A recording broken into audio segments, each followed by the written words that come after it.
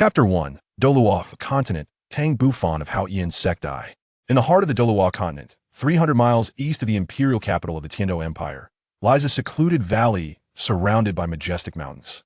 The gray stone edifices, resembling formidable castles, seamlessly blend with the peaks dominating the landscape.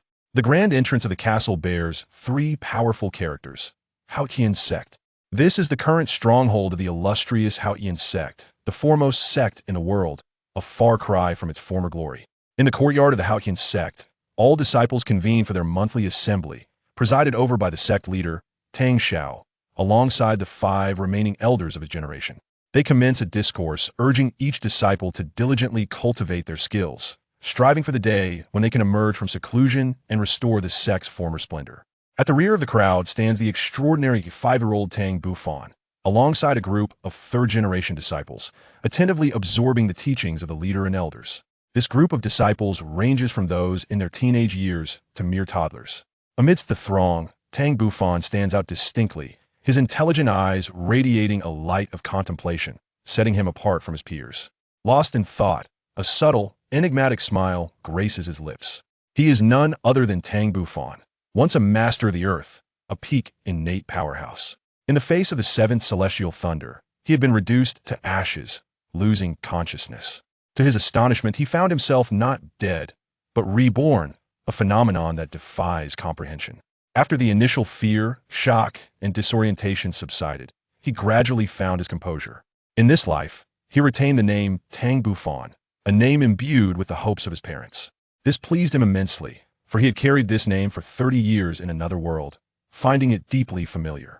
He learned the language of this continent at the tender age of 1, displaying remarkable agility and strength. He had never lost a skirmish against his older cousins, earning the title of king of the children, as none under 6 could best him, much to his parents' delight. Through diligent reading and study, he quickly gained a foundational understanding of this continent. This realm is called Douluo Continent, starkly different from his previous Earth. Here, individuals cultivate an energy known as soul power, which manifests in myriad forms. It is said that those who reach the pinnacle of cultivation can ascend to godhood and attain immortality. Upon encountering this account, he was filled with exhilaration, pondering whether the unfulfilled aspirations of his past life might find realization in this one. Moreover, unlike Earth, which languished in an age of spiritual decline, nearly everyone here possesses the potential to cultivate. Thus, Tang Bufan secretly commenced the practice of his former lives' techniques. Whether it was due to his rebirth or the culmination of his previous lives' spiritual essence, his soul in this life was remarkably potent, even manifesting mental energy at birth. Though still in its nascent stage, he could already turn his gaze inward. From the age of 1, he began sleeping apart from his parents. During the day, he refrained from overt displays of prowess, dedicating himself to acquiring knowledge and poring over sect literature, indulging in mischief only occasionally by sparring with his cousins. At night, he diligently practiced the techniques of his former life. Perhaps due to his superior physical constitution compared to his past life, his progress in cultivation far surpassed that of his previous existence. He had named the internal cultivation technique from his past life Great Zhou Tian Hunyuan Gong, which comprises 9 levels. Attaining the 9th level would signify the same realm he reached previously, peak innate level. Each level necessitates the unblocking of the 12 meridians within his body, totaling 108 meridians to be opened. Ultimately, he would be capable of traversing the heavens and the earth. In his prior existence, he had already achieved transient flight thanks to his robust internal energy, akin to a celestial being. He deduced that breaking through the innate realm would enable him to truly soar through the air, riding the winds. As he pondered this, he felt a deep yearning. Though only 5 years old, he had already mastered the 1st level of Great Zhou Tian Hunyuan Gong, with a surging internal energy coursing through the 12 delicate meridians, forming a miniature cycle of energy. However, despite his relentless efforts, he found himself unable to break through the pinnacle of the 1st level, which perplexed him, as he had encountered no such bottleneck when he reached the 6th level in his previous life. Upon reflection, he speculated that the unique cultivation civilization of this world, including martial spirits and soul rings, might be the cause of his stagnation. In Douluo Continent, every individual possesses a martial spirit, which varies greatly in form. Some are animal spirits, others plant spirits, and some even weapon spirits. The disciples of the Haotian sect possess an exceptional weapon spirit, known as the Haotian hammer. It was through this hammer that the ancestors of the Haotian sect established their unrivaled reputation as the foremost sect in the world. Soul rings, on the other hand, are formed from the concentrated energy of slain soul beasts. A soul master at a bottleneck can ascend in rank simply by absorbing a soul ring, equivalent to breaking through a barrier. This knowledge was gleaned from books, and he had confirmed it with his parents in this life. Thus, he concluded that the inability to advance in his great Zhou Tian Hunyuan Gong was likely linked to martial spirits and soul rings. However, martial spirits do not awaken until the age of 6, and he still had to wait a year for his own awakening. At that moment, the sect leader and the 5 elders concluded their speeches, and the assembly dispersed. The disciples of the Haotian sect scattered in every direction, the young children eagerly returning to their parents. As they passed by Tang Bufan, their expressions were quite complex. Some hid behind their parents, casting fearful glances at Tang Bufan. These were the ones he had bested in their youth, leaving them with lasting shadows. Others, slightly older, felt a surge of indignation and even contemplated confrontation, though the sect forbade such actions.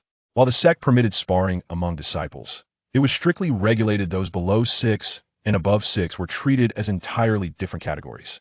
Those above 6 had awakened their martial spirits, and since the Haotian hammer is a top-tier weapon spirit, disciples of the Haotian sect typically awaken with innate soul power of level 4 or higher, with exceptional individuals reaching levels 8 or 9, and occasionally, even full innate soul power.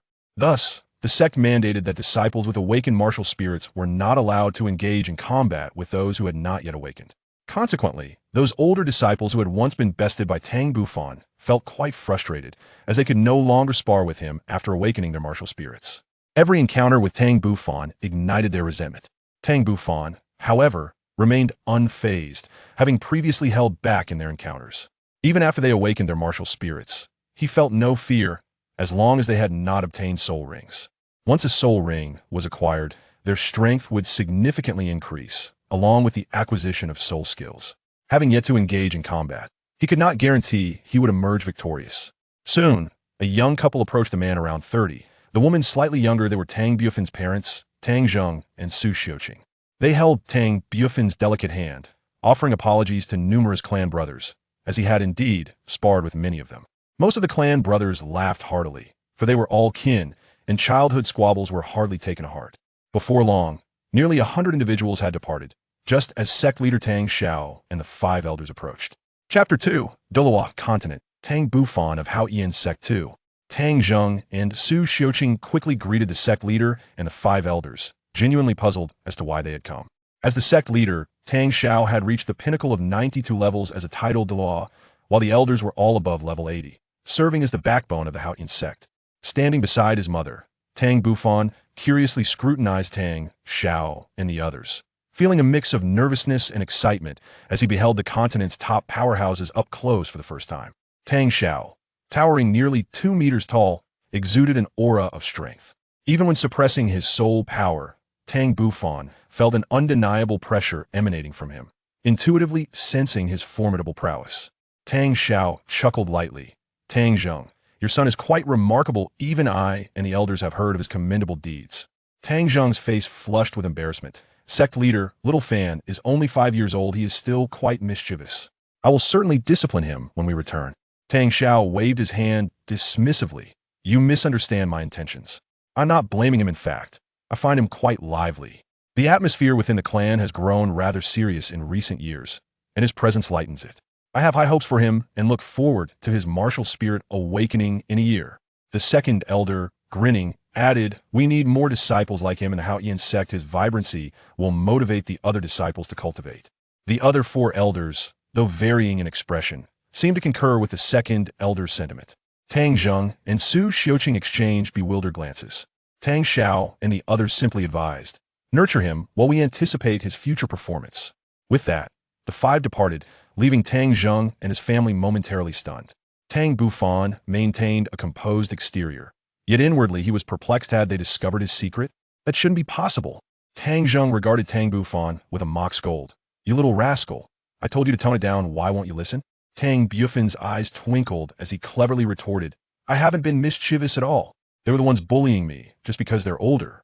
Besides, neither the sect leader nor the elders blamed me. What? You little brat. You're using the sect leader and elders to pressure me? Just wait and see how I handle you. Tang Zheng exclaimed, though the smile tugging at his lips betrayed him. Tang Bufan would certainly not submit easily. Instead, he swiftly turned and made his way home, leaving Tang Zheng in pursuit behind him. Nearby, Xue Qinghe observed the playful interaction between father and son, a smile of happiness gracing her face. She had no choice but to follow the two back home. Within the Qian sect's castle resided the second generation of disciples, as well as the elder generation of the sect. The third and fourth generation disciples lived in stone houses constructed behind the castle. At merely 5 years of age, Tang Bufan still resided with his parents. However, once he turned 6 and underwent his martial soul awakening, he too would move into the stone houses alongside the third generation disciples. He had long expressed a desire to live in the stone houses, yet his mother insisted that he must wait until he turned 6. Upon returning to the castle, Tang Bufan headed to the study to peruse books, delving into soul, bistro, and the comprehensive history of Douluo Continent. He read everything he could find, as his remarkable memory allowed him to recall everything he encountered. His parents busied themselves in the kitchen, and the warmth of such a life was truly comforting. As spring transitioned to autumn, a year passed in this manner. At last, Tang Bufan turned 6, reaching the age for martial soul awakening. During this past year, his cultivation had not ceased. Even if he could not break through, his internal energy seemed to have become more robust and refined. In the study, Tang Bufan extended his right hand, revealing a sword-shaped birthmark on his palm. This sword-shaped birthmark bore a striking resemblance to the sword-shaped ornament that had hung around his neck in his previous life, leaving him to ponder whether there was a connection between the two. Having spent 6 years in the Douluo Continent, he remained perplexed about how he had survived under the heavenly thunder. Yet, gazing at this sword-shaped birthmark, a chilling suspicion began to brew within him. Quickly, he shook his head, dismissing thoughts of his rebirth. As for Earth, he seemed to have no lingering attachments, for in his previous life, he had been an orphan raised by his master, who had passed away many years ago. On a fine morning, all disciples of the Qian sect gathered once more in the front courtyard. Aside from the necessary assembly, they would also conduct martial soul awakenings for the younger disciples. The Qian sect held awakening ceremonies every 6 months, and today, 3 individuals were set to awaken their martial souls: Tang Bufan, Tang Feng, and Tang Ming. The numerous clan members quickly dispersed, leaving the space for the 3 of them. Sect Master Tang Xiao and the 5 elders looked on expectantly at the 3 children, particularly focusing on Tang Bufan. In the next moment, Tang Xiao stepped forward, intending to personally assist the 3 in awakening their martial souls. Tang Bufan felt a twinge of surprise, for this was the sect master of the Qian sect, one of the few titled Douluo on the continent. With a slight smile, Tang Xiao retrieved the prepared soul stones and soul power crystal ball. Soon, a hexagonal shape emerged on the ground, with 6 black soul stones positioned at each corner. As disciples of the Qian sect, they were not unfamiliar with this scene. Tang Bufan exchanged glances with Tang Feng and Tang Ming, ultimately prompting Tang Ming to step into the hexagonal formation first.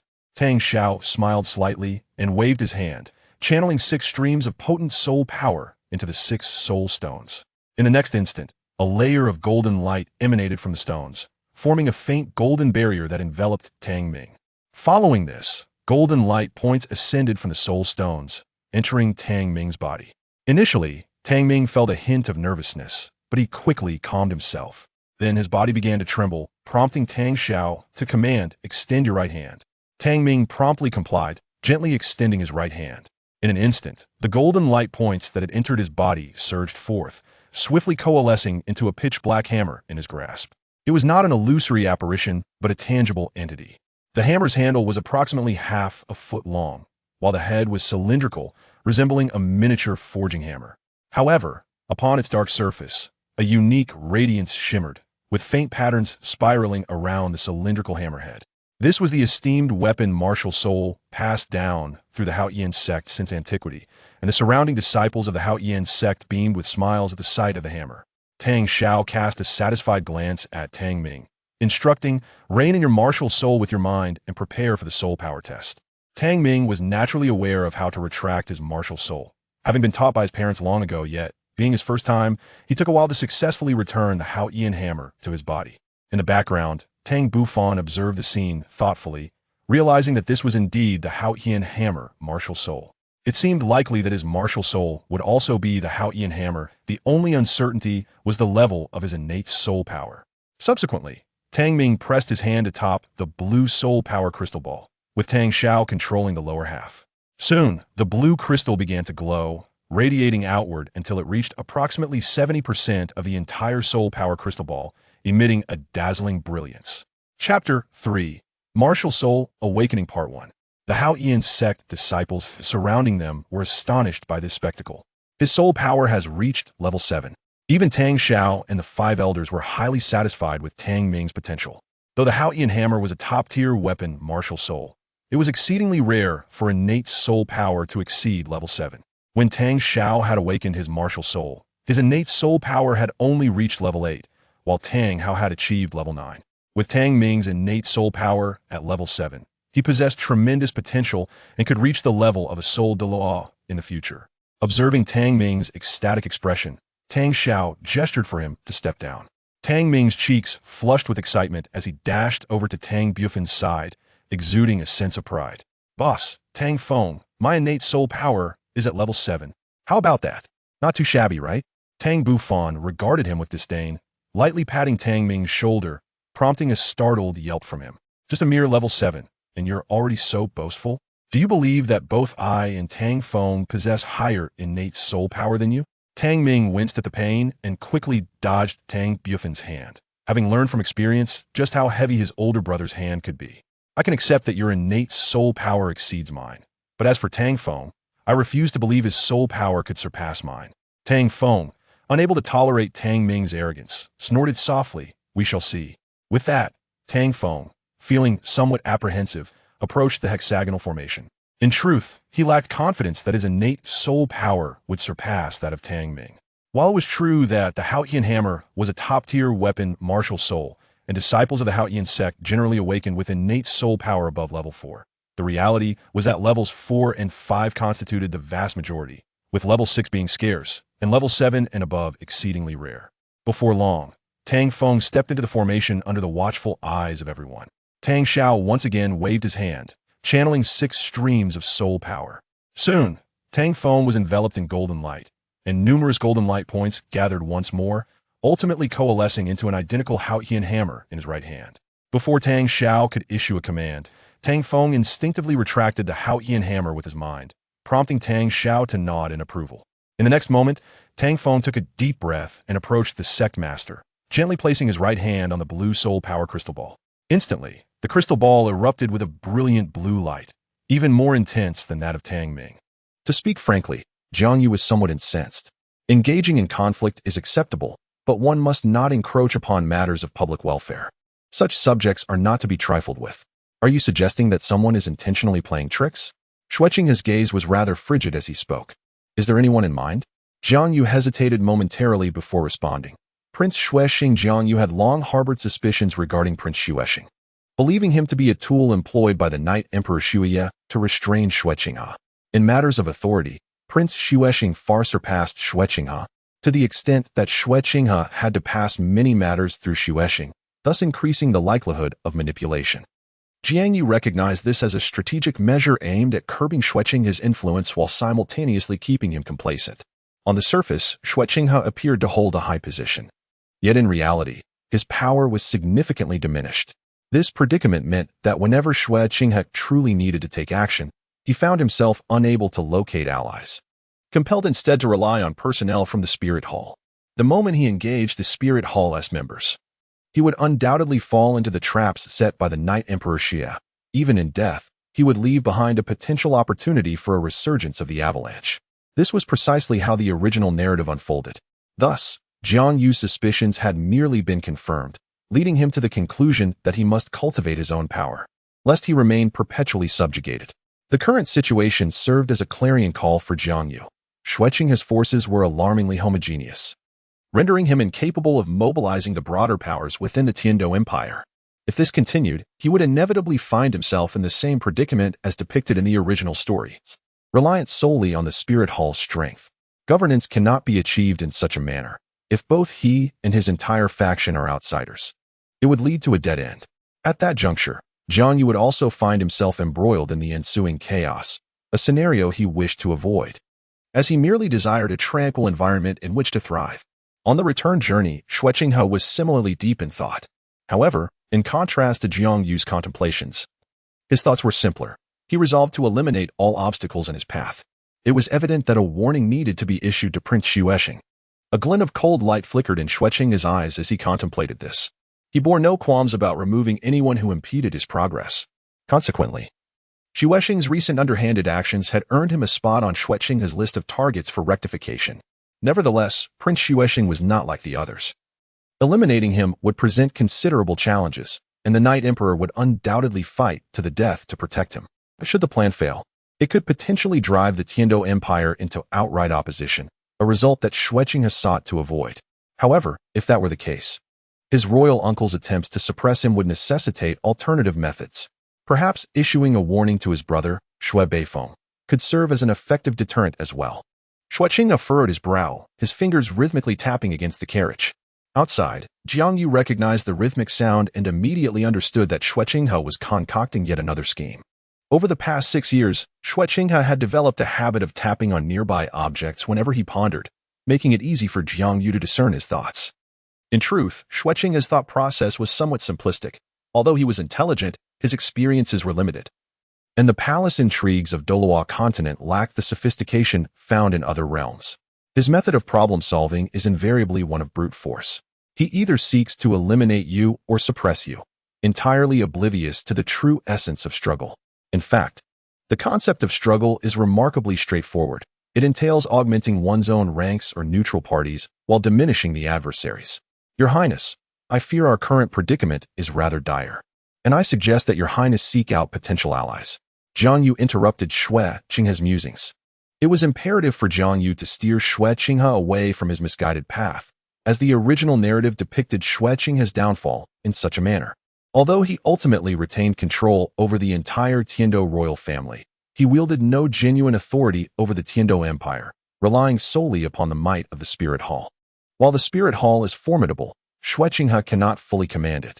The Tiandou Empire, despite its shortcomings compared to the Spirit Hall, possesses immense potential inherent to its status as an empire. To relinquish it would be a grievous error.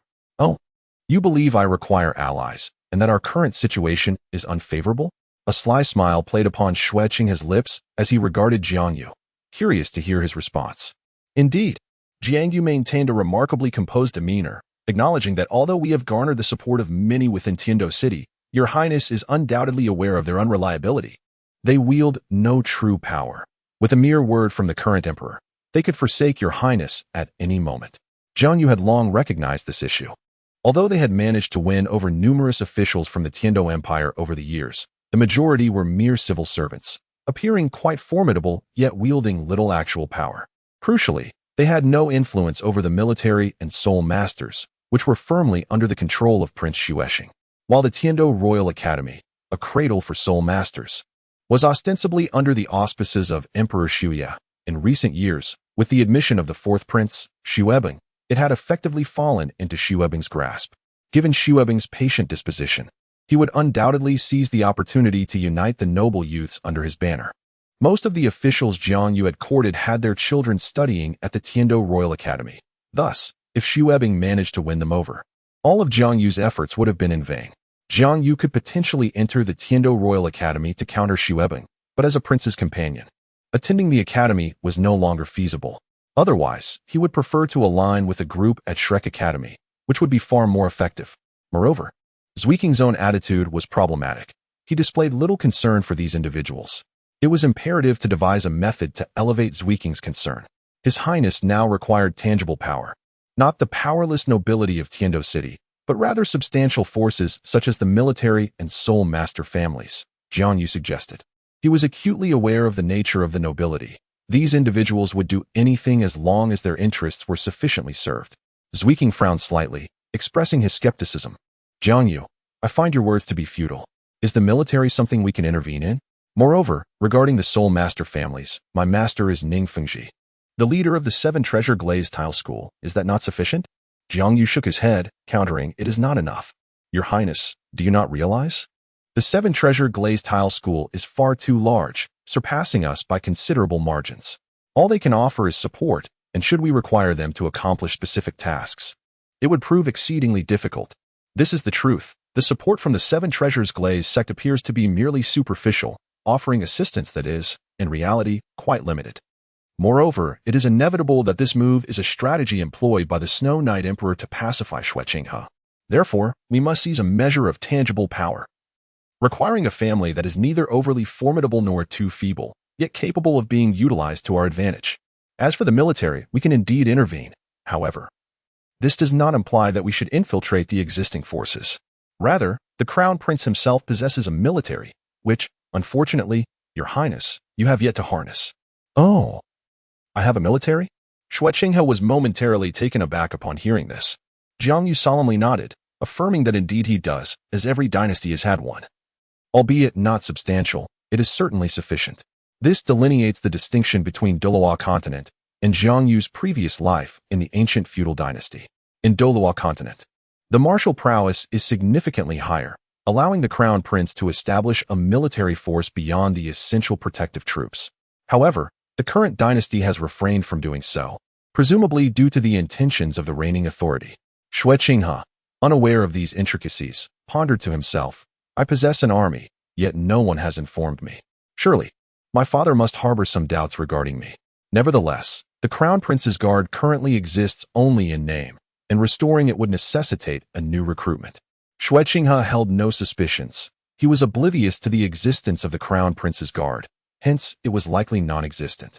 This, however, is not my immediate concern. My focus lies on the Soul Master families. How shall we navigate this? Surely, there are no suitable families within Tiandou City? Yet, since you mention it, there must be candidates in your mind, Xue Qinghe inquired with curiosity. He indeed possessed some intelligence on the matter. Jiang Yu articulated a valid point. He indeed required some tangible power at his disposal.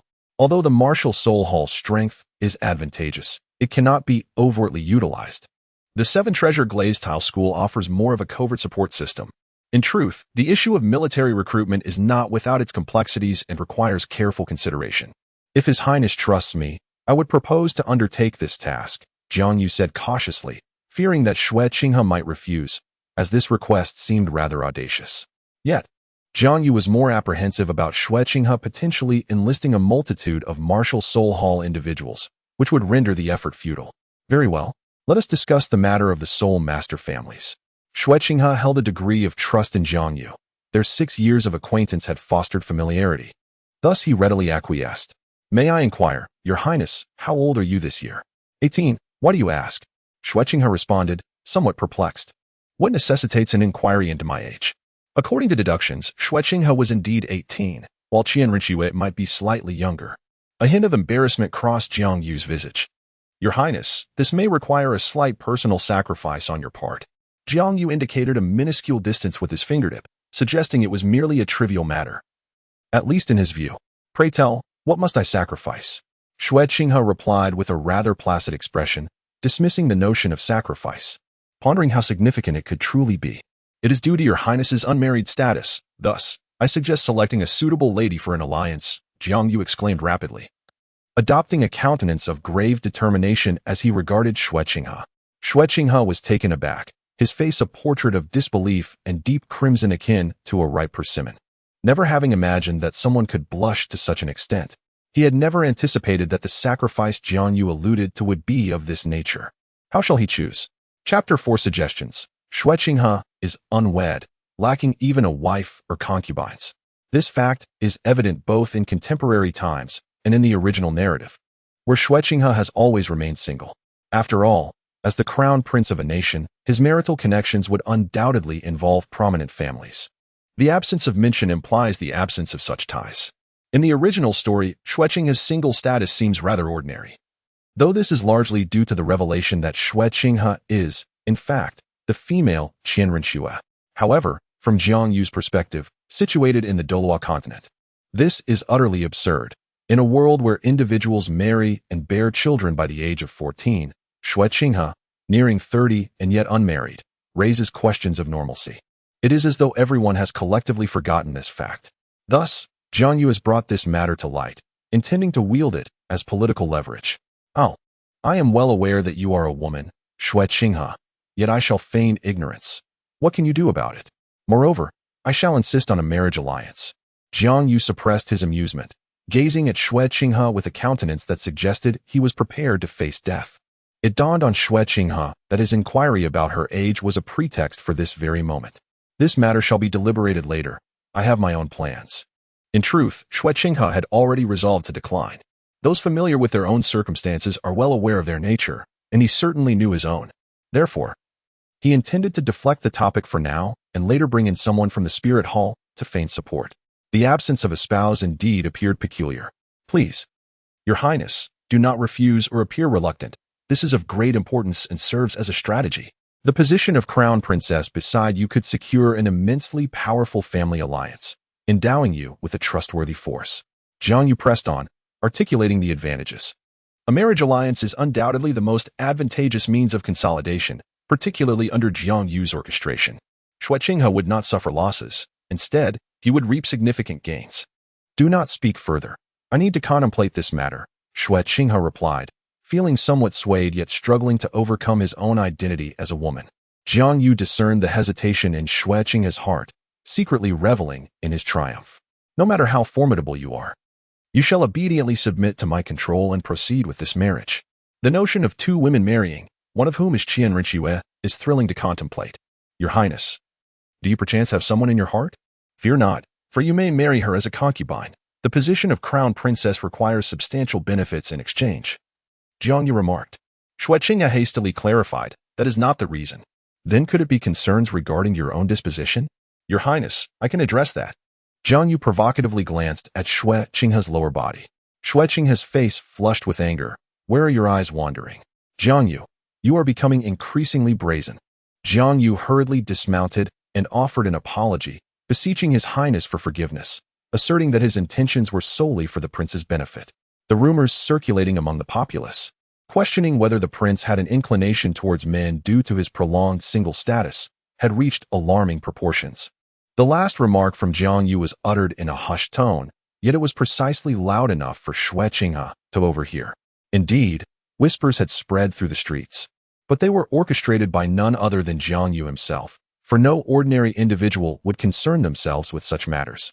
It was merely a strategic maneuver by Jiang Yu for future arrangements. Xue Qinghe fell silent, astonished to find himself portrayed in such a light. He gazed intently at Jiang Yu, contemplating that had this been anyone else, he would have swiftly made them understand the consequences of their words. Very well. I shall pardon you this time, for your heart was in the right place, Xue Qinghe spoke wearily. And what of my marriage? Jiang Yu inquired. Xue Qinghe shot him a sharp glance, but ultimately replied, I consent. Now, tell me, whom should I choose to maximize our interests? You must have some insight on this matter. Resignation settled in. There was no point in futile struggling. A flicker of excitement crossed Jiang Yu's face as he suggested. I recommend Bai Qinxiang, the granddaughter of the leader of the Mingji clan. It is said that she possesses unparalleled beauty and exceptional cultivation talent, making her a most suitable choice for the position of crown princess. He paused momentarily before continuing. Her grandfather, Bai He, is a formidable soldat, which would serve as a significant advantage for your highness. Although the Mingji clan's martial spirits suffer from considerable limitations, this connection could help forge alliances with the other three clans, whose influence should not be underestimated. While these clans would eventually become pivotal to the protagonist Tang San's strength, and Bai Qinxiang would ultimately marry Ma Hongjun, Jiang Yu harbored no reservations, thinking, what of it if I am undermining you? There will be no repercussions, and as long as I do not bring about your downfall, that is satisfactory. However, Jiang Yu's proposal elicited a grim expression from Xue Qinghe, who had not anticipated that Jiang Yu would recommend such a family, the Mingji clan, known to him as the subordinates of his father's murderers. Give me a reason. Xue Qinghe's voice was cold. Despite the Mingji clan boasting a sole Douluo among their ranks, they had faced dire circumstances in recent years. The Haotian sect's enmity with the Spirit Hall had led to their suppression, and as a subsidiary clan, the Mingji had suffered greatly as a result. Abandoned by the Haotian sect, they had endured a dismal existence, their formidable strength rendered powerless against persistent oppression. Should His Highness extend a hand during this critical juncture by marrying the granddaughter of the clan leader and restoring their status and wealth, the Mingji would undoubtedly express profound gratitude and loyalty towards him. With such a bond established, His Highness could also rally the support of the other three clans. thereby regaining the strength reminiscent of the four major subsidiary clans of the Haotian sect, solidifying his unassailable position. Jiang Yu spoke earnestly, casting a meaningful glance at Xue Qinghe. This was a strategy he had contemplated long ago. If one were to consider which formidable factions within the Douluo Continent could be most easily swayed, undoubtedly, the four major clans of single attributes would top the list. They possess considerable strength and unwavering loyalty, rendering them pliable. It is perplexing that these families, which are home to sole Douluos, have fallen to such depths. Rather than allowing Tang San to benefit in the future, it would be far more advantageous to favor Jiang Yu and Xue Qinghe now. Although he shares a bloodline with Tang San, it holds little significance. Once Xue Qinghe marries Qinxiang, that connection will be rendered trivial, especially considering the betrayal they suffered at the hands of Tang Hao. Xue Qinghe found himself swayed. Jiang Yu's proposal was indeed tempting. Setting aside the historical grievances with Haotian sect, the four major clans have committed no transgressions. Should he successfully bring these four clans under his banner, his foundation would be firmly established. However, he remained somewhat apprehensive about their potential allegiance to Haotian sect in the future. Jiang Yu reassured him, stating that they would never defect to Haotian sect. A cold smile crossed Jiang Yu's lips. While an alliance with Tang San was conceivable, joining Haotian sect was out of the question, particularly since he had taken the initiative, making it impossible for Tang San to act. The prince might not be fully aware of the events from years past. Haotian sect's cowardly retreat had led to dire consequences for all its subordinate clans, resulting in countless casualties.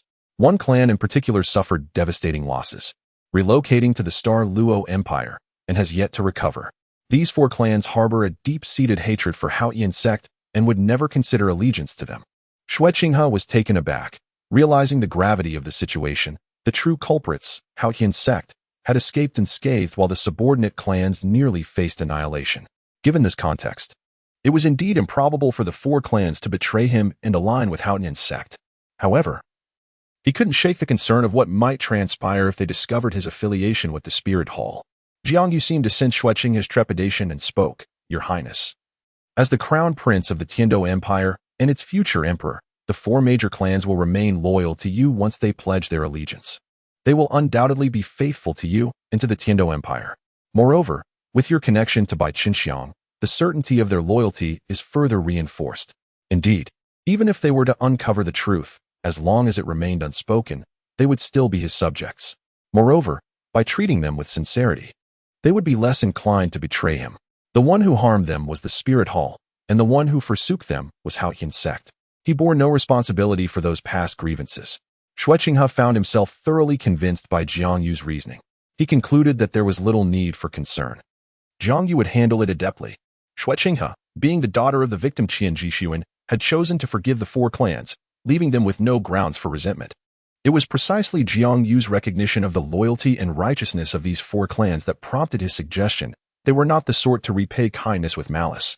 "I entrust this matter to your capable hands," Xue Qinghe declared with satisfaction. "Rest assured, Your Highness, I shall see to it," Jiang Yu replied confidently. A faint smile graced Jiang Yu's face, marking another step closer to his aspirations. Chapter 5. The Min Clan. Now that Xue Qinghe has been dealt with, the only remaining task is to address the Min Clan. The original text does not mention the whereabouts of the Min Clan's residents, likely due to their impoverished circumstances. The Min Clan presumably leads a nomadic existence. If Jiang Yu were to search for it, he would undoubtedly find it quite challenging. Fortunately, Jiang Yu has alternative means to locate the Min family, namely through the Li family. By connecting with the Li family, he can certainly discover the whereabouts of the Min Clan. Sighing, he reflects that persuading Xue Qinghe was merely the beginning of his troubles. As he strolls through the streets of Tiandou City, his spirits are notably low. Several days have passed since he experienced the local customs, and now, having secured Xue Qinghe's approval, he is on his way to the Li family's residence. His enthusiasm wanes as he travels. When he convinced Xue Qinghe, there was a hint of bravado in his words. He merely offered a suggestion, lacking substantial confidence in its success. The Li family is fiercely loyal. The Min family is haughty, and the Pa family is indifferent, while the Yu family is somewhat easier to persuade. However, the Yu family enjoys a close relationship with the Li family, necessitating that Jiang Yu first win over the Li family to sway them. Convincing Xue Qinghe has never posed a challenge for Jiang Yu. given their 6 years of shared study and a deep familiarity with each other's characters. However, persuading the 4 major clans, each with its singular attribute, is indeed a daunting task for him. Young master, we have arrived at the territory of the Li family. The servant leading the way reminds him, interrupting Jiang Yu's troubled thoughts. These servants are merely common folk, procured by the Jiang family, who, being of modest means, cannot afford the luxury of guards and thus resort to hiring ordinary individuals. Jiang Yu does not particularly favor this feudal arrangement, yet he finds it rather convenient. Please go and announce my arrival, stating that it is Jiang Yu, a close associate of His Highness, the Crown Prince, Xue Qinghe, who has come to pay a visit. Jiang Yu said calmly. A few days ago, Xue Qinghe conferred a position upon Jiang Yu. Without such a title, Jiang Yu would possess little authority to engage in these matters.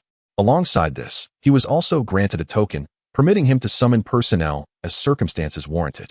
Jiang Yu understood that this was a precautionary measure from Xue Qinghe, meant to safeguard him from potential peril. And the individuals he could summon were likely from the Spirit Hall. It was prudent to refrain from utilizing this power unless absolutely necessary. Soon, a servant returned with news that the Li family had consented to Jiang Yu's visit, which prompted a sigh of relief from him. Let us proceed. He instructed the servant as they entered. He had brought only a few companions, merely 2 or 3 individuals. The Li family's residence sprawled over an expansive area. Its understated yet elegant decor exuded an air of grandeur, with imposing doors that appeared remarkably substantial. Indeed, they are quite affluent, Jiang Yu mused, acknowledging that the Li family was the wealthiest among all single-attribute clans. Ha ha ha, the Li family cannot bear such flattery from a young friend. Compared to His Highness the Crown Prince, our wealth is but a drop in the ocean, a tall elder strode forth. His robust physique rendering Jiang Yu seemingly diminutive in comparison, his sinewy muscles radiating explosive strength. Jiang Yu had come in the name of the Crown Prince. Thus the elder referred to him with the weight of that authority. He must be Titan, the patriarch of the Li family, Jiang Yu thought. I have come to pay my respects to Patriarch Titan of the Li family. I apologize for any presumptuousness in my sudden visit and hope for your understanding. Jiang Yu said, bowing respectfully. Titan's face broke into a rugged smile, yet his gaze remained remarkably tranquil as he scrutinized Jiang Yu, contemplating the young man's identity. Lord Jiang, you are too courteous. However, I am curious about the purpose of your visit. I am rather straightforward, so I shall ask directly. Please do not take offense, Titan remarked. This statement appears quite courteous, yet it subtly conveys a sense of estrangement. You are the official, and I am the common citizen. Should you require our cooperation? We shall certainly oblige. However, if you perceive us as easy prey, I regret to inform you that we are not so easily bullied. Indeed, the situation is rather complex. Jiang Yu mused to himself.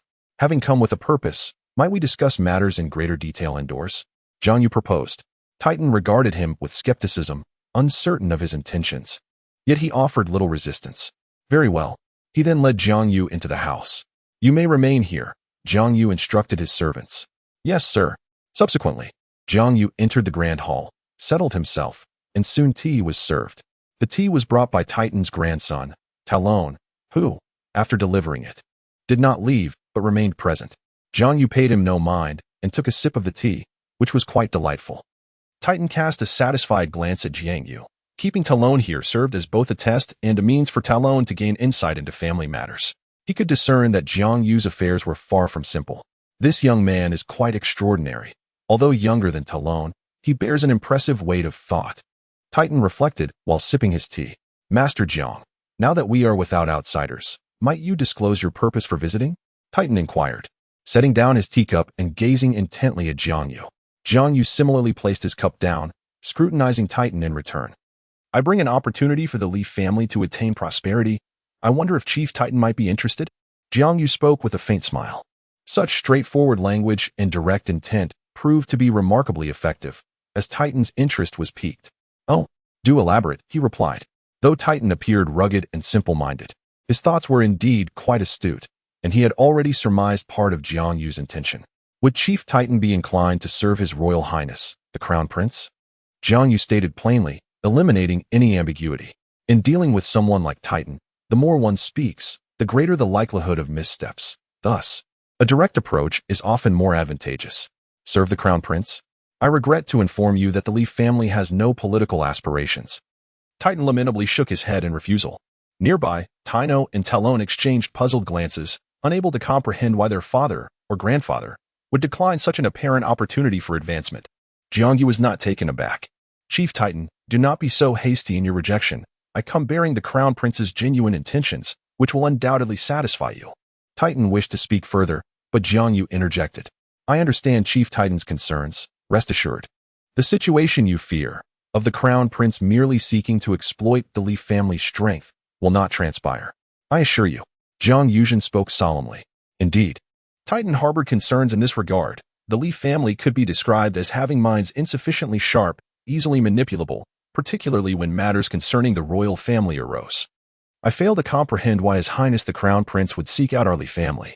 Jiang Yu smiled slightly, clarifying that the Crown Prince did not exclusively target your Li family, but rather had his sights set on your 4 major clans of singular attributes. As for the omission of others, it is simply because your 4 major clans are the most suitable. A flicker of surprise crossed Titan's eyes. He had not anticipated Xue Qinghe's grand ambition to encompass their 4 clans. Does His Highness the Crown Prince know that we were once a subordinate clan of the Haotian sect, and that we have offended the Spirit Hall? Titan inquired in a low voice. He is aware, Jiang Yu replied with a gaze that betrayed little emotion. Then why does His Highness still extend an invitation? This is no trivial matter. If the Li family decides to align themselves with His Highness the Crown Prince, it would signify a breach with both the Spirit Hall and the Haotian clan. The Crown Prince harbors grand ambitions and requires a multitude of like-minded allies to bolster his cause. Jiang Yu's tone was calm, yet resolute, as though imbued with an immense belief. Chapter 6. The choice of the Li family. Since I stand before you today to extend this invitation, it signifies that His Highness is already aware of your past and is willing to shoulder the burdens you carry. Although the Spirit Hall is formidable, our Tiandou Empire is equally resilient. Should they attempt to suppress us as they have with you, they ought to reconsider their own weight. Jiang Yu asserted firmly. In truth, there exists no deep-seated animosity between the Spirit Hall and the 4 great clans. The conflicts of yore were largely the result of individual pride. It was merely a fear of the Haotian clan that led to their downfall. Over the years, the Spirit Hall has only imposed limitations upon them in terms of status, without resorting to any extreme measures. Otherwise, their clans would have been annihilated long ago.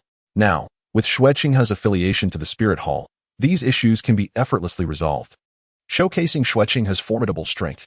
As for the Haotian clan, a hint of disdain flickered across Jiang Yu's face. If offending them were indeed a significant concern, it would be an egregious underestimation of our Tiandou Empire. The Haotian clan is merely a pack of wasteful curs, having fled without a fight in the past, leaving their subordinate clans to bear the consequences. How can they still flaunt their power now? It is truly contemptible in the eyes of the Crown Prince. Though the Haotian clan is strong, their inner weakness is lamentable.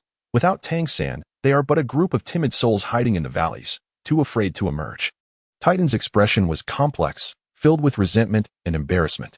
This was due to his lingering loyalty to Tang Hao, and Jiang Yu's words inevitably stirred awkward memories, provoking his grievances towards the Haotian clan's actions in the past. Nonetheless, Titan was still captivated by the presence of Xue Qinghe as described by Jiang Yu. Such charisma indeed befits a wise ruler. Might I request a moment to ponder this opportunity? Titan asked, feeling a stirring of hope. Of course, Jiang Yu replied, unhurried. With Tang San yet to arrive, there was no immediate concern of opposition. In fact, Jiang Yu had timed this moment with consideration, even factoring in Tang Hao's whereabouts. He calculated that since he and Tang San were born in the same year, Tang San was likely en route to Shrek Academy, meaning Tang Hao would still be with him and unable to intervene. Thus, it appears that the 2 individuals who could potentially intercept the situation have yet to arrive. Once this period has elapsed, even if Tang San and Tang Hao were to arrive simultaneously, they would be unable to seize the opportunity from my hands. Even if Titan still harbors lingering feelings, he would not permit himself to falter repeatedly. By that time, it is likely that few would trust the Li Ji clan again. Bidding farewell to Jiang Yu, Titan summoned his son and grandson to the rear, clearly indicating that this matter required further deliberation. In the back hall, Titan, seated in the principal position with his eyes gently closed, addressed them. Speak your minds. What are your thoughts on this matter? My father, began Taino. I believe Lord John's proposal is quite commendable. Our clan, the Li Ji, has endured considerable hardship over the years due to the actions of the Spirit Hall. Aligning ourselves with His Highness the Crown Prince would significantly enhance our circumstances. Moreover, Do not dwell on the Haotian sect any longer. They abandoned us in our time of need, and our bond has long since been severed. As for the Haotian Douluo, who has not made an appearance in years, he may well be deceased. If he still lives, why has he not come to check on us? After subjecting us to such suffering, does he not feel a shred of remorse? Taino's words were laced with animosity, for he too had lived through that harrowing event. The events of 12 years ago remained vivid in his memory. He had witnessed many friends and family perish in that battle. Thus, he was wholly in favor of aligning with the Tiandou royal family, for the Haotian sect had transformed their bonds into enmity. Titan sighed, taken aback by the profound impact this matter had on his son's heart. Many from the Li Jie clan had also perished in that conflict. Who does not possess family and friends? Who harbors no resentment? He too felt such emotions. Yet, the passage of years had accustomed Titan to the Haotian sect, making it difficult for him to move past it. You must understand, he cautioned, if we were to ally with His Highness the Crown Prince, we may very well become entangled in the royal factional disputes of the future. Are you prepared to face such a scenario? This utterly perplexed Taino, for he had not contemplated the matter deeply. He merely perceived the immediate benefits. Titan was a man of understanding, yet his son and grandson were not, which was precisely Titan's concern. To rashly plunge into the vortex of the throne was destined to result in calamity. He held confidence in preserving the family legacy. But did his son and grandson share that confidence? They did not. He was aging and could not protect them for a lifetime. However, father, I still do not wish to concede. Taino spoke, lowering his gaze, his voice steady. Although he pondered little, he saw clearly that the Li clan, despite enjoying wealth over the years, had to play the subordinate role within the spirit master realm, when in truth they were not weak. They were on par with the 4 major clans of singular attributes. Titan sighed. I understand. Long, what are your thoughts? Huh? Tai Long was momentarily taken aback. Wasn't I just here to listen? Why are you asking me? Well, I heed my father's counsel, he replied. All right, I understand. With his son and grandson having made their decisions, Titan too arrived at a resolution. The future ultimately belonged to the youth, and the fortunes of the descendants would be their own. In the hall, Jiang Yu languidly sipped his tea, mentally calculating the time. Half an hour had already passed, and they ought to emerge soon. Indeed, shortly thereafter, Titan appeared alongside the two. Jiang Yu promptly rose to his feet. Patriarch Titan, he began, but Titan interjected, Lord Jiang, our Li clan is willing to serve His Highness the Crown Prince from this point forward. Splendid. A flicker of joy crossed Jiang Yu's face. On behalf of His Highness the Crown Prince, I extend a warm welcome to the Li clan's joining. Patriarch Titan, we shall henceforth be colleagues, Jiang Yu stated solemnly. Recognizing this as a significant breakthrough, Titan's demeanor grew serious. Lord Jiang, since our Li clan has resolved to join His Highness the Crown Prince, we will not waver in our commitment. Therefore, I kindly request that you inform me of the tasks we shall undertake moving forward. Truly, one grows wise with age. Jiang Yu mused inwardly.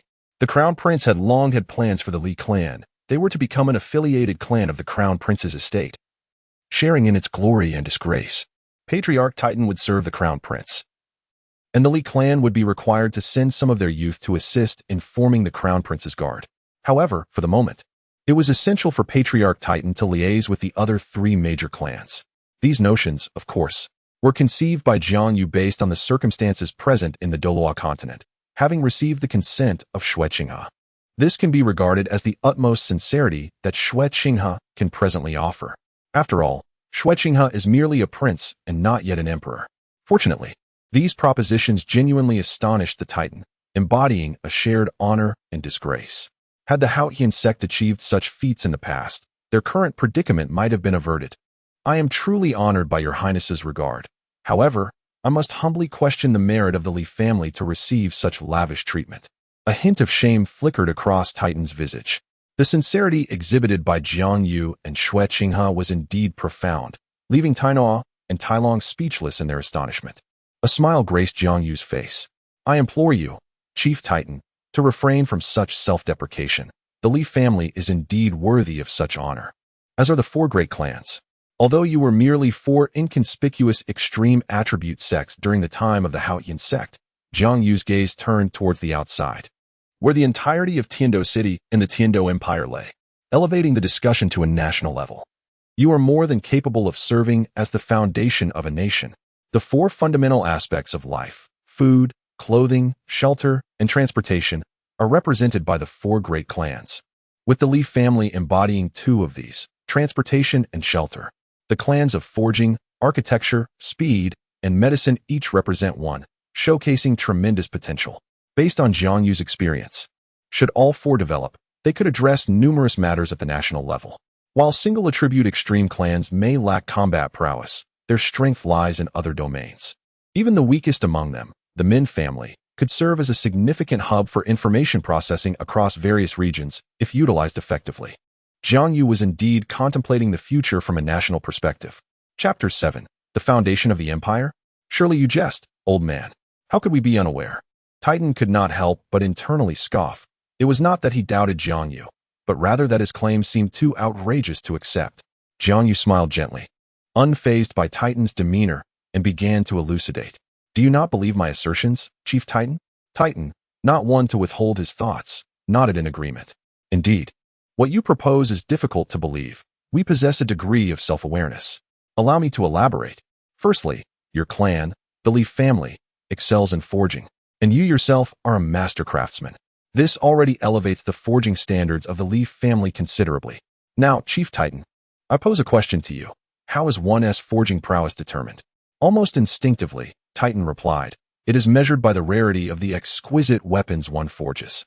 This is the ultimate test of one's ability. I beg to differ. And how do you perceive it? Jiang Yu locked his gaze onto Titan's eyes and stated, I believe a person's forging skill is best assessed by their creativity and accessibility. These are the most crucial factors. Crafting extraordinary weapons from rare materials does not necessarily indicate exceptional skill, but creating remarkable weapons from commonplace materials certainly does. Only those who can transform a collection of ordinary materials into extraordinary treasures may be considered master craftsmen.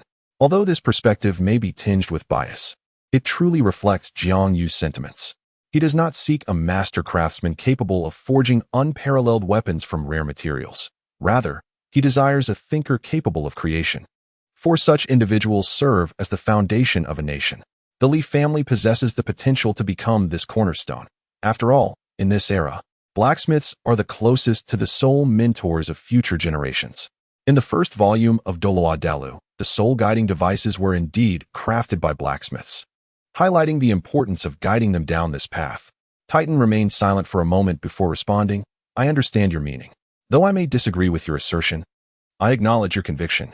Nevertheless, the Li family shall strive toward this goal.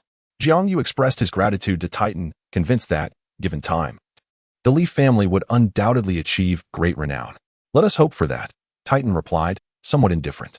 Jiang Yu continued, the Yu family excels in architecture and can construct buildings that connect the nation. The Min family, though lacking in combat prowess, possesses the speed to facilitate swift communication across regions. The Pa family's medical expertise can also be significantly advanced once medicine is thoroughly developed in the future. Ordinary people will be able to seek treatment without the need for soul masters, a monumental benefit for both the nation and its citizens. At this point, Titan found himself captivated by Jiang Yu's insights. He had never realized the immense value of his own abilities and those of his brethren to the nation. Haha. My brothers would surely be overjoyed to hear such praise from you, Lord Jiang, Titan chuckled, though a wave of melancholy soon washed over him. They had not strayed from the right path in the past. They had merely applied their talents in the wrong contexts. Jiang Yu laughed as well, understanding that to win someone over, one must not only offer incentives but also help them recognize their own worth. Thus, he urged Titan to swiftly reach out to the other three families, assuring him on behalf of the Crown Prince that they would not be neglected. On the road ahead, you will undoubtedly realize your own value. The contributions of the Li and Yu families would be of paramount importance to the nation. And although the Pa family currently specializes in toxicology, their shift to pharmacology would render them equally vital. Only the Min family might face complete decline with the passage of time. While Jiang Yu's previous assertions about their roles were somewhat tenuous and likely to fade with time, he surely had alternative plans for the future of the Min family. He was not one to be callous, possessing a far-reaching vision. There was no reason to forsake the family of Xue Qinghe's wife. He would strive to ensure their continuity and gratitude for their current assistance. In Jiang Yu's future plans, the Min family would likely come to oversee the domain of information. At their current pace, the future holds concealed attributes. The reporters are remarkably formidable. It can be stated that if the four great clans were to ally themselves with Jiang Yu and adhere to his vision, even a millennium later, the legendary Tang sect narrative could very well persist, thriving rather than vanishing as depicted in the original tale. I shall promptly inform them. And I will also endeavor to persuade them, expressing gratitude to His Highness for his regard and trust in us, Titan solemnly declared. I appreciate your efforts, Chief Titan. Jiang Yu replied. Thus, the negotiations were successfully concluded. Subsequently, Titan graciously escorted Jiang Yu to the door, and Jiang Yu bid a respectful farewell. Having accomplished his mission for the day, once Jiang Yu had completely departed, Taino and Tai Long erupted with excitement. Tai Long, brimming with enthusiasm, exclaimed, Grandfather, will we be able to ascend like those nobles, elevated and untouchable? Slap. Before he could finish his sentence, Titan struck Tai Long down to the ground. You insufferable wretch. I warn you, our clan must never emulate those nobles. We must remain steadfast in our current manner, as we shall be in the future.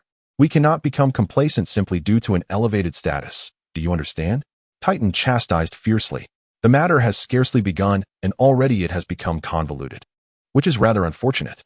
I understand, Grandfather, Tyrone said with a hint of grievance. Titan then turned to Taino beside him, and you as well.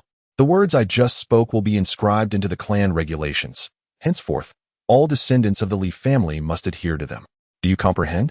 Taino immediately appeared tense as he replied, Yes, Father. Titan nodded with satisfaction, glancing towards the direction where Jiang Yu had departed, a faint smile gracing his lips.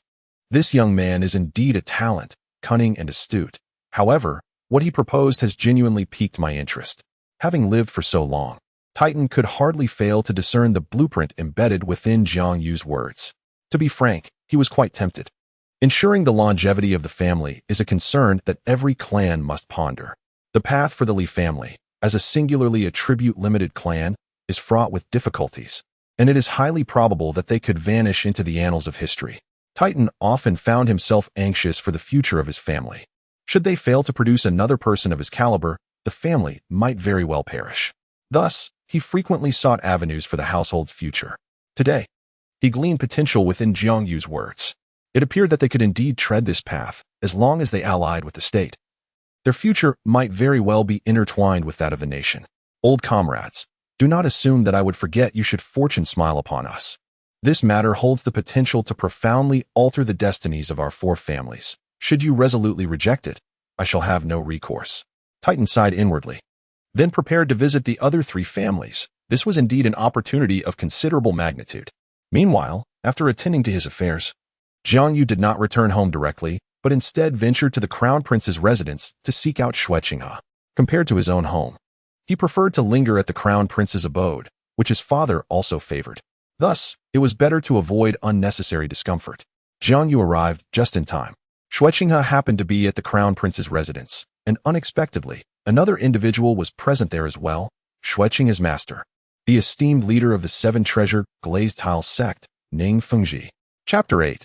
Ning Fengji. Upon entering the guest hall of the Crown Prince's residence, Jiang Yu was greeted by the sight of Xue Qinghe and Ning Fengji engaged in cheerful conversation, which surprised him momentarily. Noticing Jiang Yu's arrival, Xue Qinghe smiled and introduced him to Ning Fengji. Master, this is Jiang Yu, my capable assistant. Ning Fengji responded with a smile. Indeed, a remarkable young talent. Ning Fengji had long been aware of Jiang Yu, as the events surrounding Jiang Yu's father had caused quite a stir in the past, even reaching his ears. Moreover, as Xue Qinghe's mentor, it was impossible for him to be uninformed. However, despite this knowledge, they had never met formally until now. Similarly, Jiang Yu had only seen Ning Fengji from a distance, recognizing him as the leader of the sect and having encountered the Crown Prince. Jiang Yu dared not act rashly. He originally came to seek commendation and share good news, but now he could only wait until Ning Fengji departed to speak further. Xue Qinghe had merely invited Jiang Yu to stand by his side, and Ning Fengji smiled at Jiang Yu, who returned the gesture with a respectful nod. Master, may I inquire as to the purpose of your visit? Xue Qinghe inquired with a smile. Typically, Ning Fengji would not visit the Crown Prince's residence, as their meetings were usually arranged in Tiandou City. The fact that he had come in person indicated that the matter was of great significance. I have heard that you are to be wed, so I came to see for myself, Ning Fengji replied with a smile. Ah, so you are already aware, Master. I intended to inform you in a few days, but the arrangements are not yet finalized. I feared you might laugh at me if it fell through. Xue Qinghe responded gently. In their exchange, both were seasoned strategists, skillfully navigating the conversation without casting blame upon one another. Ning Fengji chuckled lightly. I wonder which fortunate girl has captured your heart, prompting you to prepare for marriage in silence. A smile blossomed on Xue Qinghe's face, unhidden. For this was indeed news he wished to share with Ning Fengji. It is by Qinxiang, granddaughter of the Mingji clan. Ning Fengji's expression momentarily stiffened before returning to normal. The Mingji clan? Qinghe, do you understand the background of this family? Ning Fengji had always expected that if Xue Qinghe were to form an alliance, he would choose a sect closely associated with the Seven Treasures Glazed Tile sect, or perhaps even marry a disciple from there. It was unexpected that Xue Qinghe would select someone with no ties to the Seven Treasures Glazed Tile sect, leaving Ning Fengji somewhat taken aback. After all, he had invested considerable thought into Xue Qinghe's future, and now it seemed the union had circumvented him entirely. It appeared that someone had guided him in this direction. Was it Jiang Yu? Ning Fengji's gaze lingered on Jiang Yu for a moment, his subconscious leading him to suspect that Jiang Yu had been the one to suggest this path. It seemed he would need to keep a closer watch on him in the future. Indeed, the Mingji clan was once a subordinate family of the Haoyan sect. But so what? Even if I marry the daughter of the Mingji clan, do they dare to cause me trouble? And if they do come, what is there to fear? For Qinxiang, I would not hesitate to challenge even the Haoyan sect. Forgive my boldness, but upon first sight of Bai Qinxiang, I was captivated. I could not envision marrying another. A glimmer of deep affection and determination flashed in Xue Qinghe's eyes, his resolute words unmistakably conveying his unwavering commitment. Jiang Yu, standing nearby, was taken aback. Had he not read the original text, he might have believed Xue Qinghe's performance. Well done, Your Highness, your acting skills are impressive, he mused. Ning Fengji was equally astonished. It seemed he was witnessing a side of this disciple's determination for the first time, as if this were the true essence of Xue Qinghe. How remarkable! I never anticipated, Qinghe, that you possess such resolve. That girl is indeed fortunate to have inspired such commitment in you. I wish you both a lifetime of happiness. After the initial surprise, Ning Fengji smiled and offered his blessings to Xue Qinghe. Although there was a tinge of regret, the thought that Xue Qinghe was still his disciple made it much more palatable. It is a bit unfortunate. I had noticed your romantic affairs and was planning to introduce you to a suitable young lady. I never anticipated that you already had found true love. The Min family is indeed a commendable choice, Ning Fengji jested. Are you truly considering introducing me to a lady, master? Could it be your daughter, Rongrong? Xue Qinghe replied with a chuckle. Haha, that is not entirely out of the question. If you manage to win Rongrong's heart, I would approve. However, I do hope she will make her own decisions regarding her marriage. There was a glimmer of indulgence in Ning Fengji's eyes. In truth, if Ning Fengji were willing to marry his daughter Ning Rongrong to Xue Qinghe, it would undoubtedly lead to a successful union, alleviating any future concerns. Even if Xue Qinghe's true identity were to be revealed, Ning Fengji would steadfastly support him in claiming the throne, ensuring a significant status for the Seven Treasure Glazed Tile School. After all, Ning Rongrong's identity is not that of an ordinary individual, should they form an alliance. Xue Qinghe would not easily sever that bond, undoubtedly bringing the Seven Treasure Glazed Tile School into the fold. Such a development might transform the landscape of the Douluo Continent. Yet, Ning Fengji was reluctant to part with his daughter, allowing her the freedom to choose her own path. That is somewhat regrettable, as I already have someone I cherish. Xue Qinghe lamented, smiling at Ning Fengji. Ning Fengji smiled in response, and both remained silent, fully aware that such a possibility was far-fetched. Had it been feasible, it would have already been settled. They then casually discussed various matters, primarily concerning Xue Qinghe's cultivation. Ning Fengji did not linger for long, and soon took his leave. Xue Qinghe humorously escorted him to the door, only to return and find Jiang Yu languishing in a chair, appearing utterly exhausted. You rascal! Do you still remember your position as the crown prince? Are you unaware that your current demeanor is somewhat unbecoming? Xue Qinghe teased, knowing well the state Jiang Yu had been in over the years. Your Highness, I am quite fatigued, Jiang Yu replied. After running around endlessly and then having to stand for so long, I truly am worn out. I was obliged to stand earlier due to the overwhelming difference in our statuses. Very well, do as you please. How did the matters I entrusted to you unfold? Xue Qinghe inquired, taking a seat in the spot previously occupied by Ning Fengji. Jiang Yu straightened his posture. Everything has been arranged. I have successfully persuaded the Li family. Your Highness may send someone for initial negotiations shortly, and all you need to prepare for are the forthcoming marriage arrangements. Just ensure they feel valued. Your attitude is paramount. The success of securing these 4 families hinges on this endeavor. I have already laid out the subsequent arrangements. You simply need to follow through. After finishing, Jiang Yu handed Xue Qinghe a detailed plan, outlining the subsequent arrangements for the 4 clans of singular attributes. Xue Qinghe set the plan aside without reading it, deciding that since Jiang Yu was managing these affairs, he could trust him with the follow-up actions. Jiang Yu solemnly responded, "Then I shall humbly comply." He did not refuse, but accepted the order, as he felt uneasy delegating this task to others. Next, the topic turned to matters of marriage. At this point, Xue Qinghe wore a look of embarrassment, feeling akin to a bride stepping into a sedan chair for the first time. Although he had mentally prepared himself, he found himself at a loss when faced with the reality of the situation, his heart racing with anxiety. Jiang Yu, too, felt somewhat at a loss. Who could he turn to for answers? Having been single in his previous life, this was a novel experience for him as well. In Chapter 9, Ning Fengji's good intentions came to light. Jiang Yu, drawing from his experiences across 2 lifetimes, offered a suggestion. Your Highness, you might consider inquiring within the palace, seeking officials who specialize in such matters to assist with the arrangements. After all, you are to marry the crown princess, and the protocols must be meticulously observed. It would also be prudent to inform His Majesty. I understand. Xue Qinghe nodded solemnly, a flicker of anticipation igniting within him. He had never contemplated marriage before, and the sudden prospect of a wife felt quite strange. Oh, and Your Highness, Jiang Yu added, you could have someone spread word of your conversation with Master Ning today. It would be best if it became widely known, reaching the ears of the 4 great clans, as this would aid the Li clan in persuading the other 3. Is it truly necessary to go to such lengths? Xue Qinghe questioned, somewhat unwilling. This is also to create an impression of deep affection for you in the eyes of the public, thereby garnering you a wave of popularity. Jiang Yu replied with a smile. This is a commonly employed tactic from a previous life, utilizing public opinion and gossip to deepen the impression in the minds of the masses, compared to accomplishments such as political achievements. The allure of gossip can more effectively pique public curiosity, prompting individuals to seek out the true nature of Xue Qinghe, thereby significantly amplifying his influence. If the teacher inquires, how should I respond? Xue Qinghe hesitated slightly.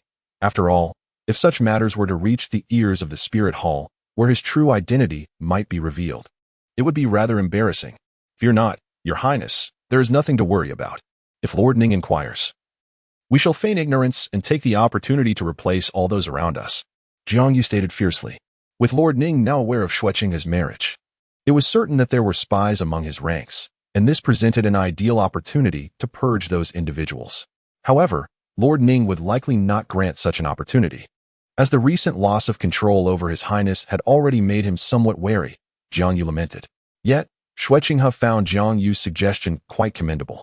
If Lord Ning were to inquire, he could conveniently remove those pawns from his side, and the rationale would be entirely justifiable. Let us proceed as you suggest. Yes, Your Highness, Jiang Yu replied.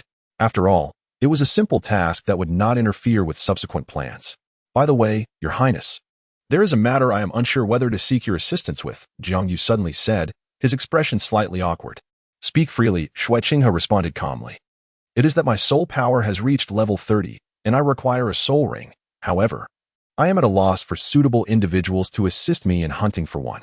I wonder if there are any capable individuals within your circle who could aid me in this endeavor, Jiang Yu stated candidly. Jiang Yu himself had already reached a critical point in his soul power. After several days of diligent effort, he had unknowingly surpassed the threshold. Had it not been for unfinished business, he would have already set out to hunt a soul beast. After all, while plotting is important, one must not overlook the enhancement of strength in a world where power reigns supreme.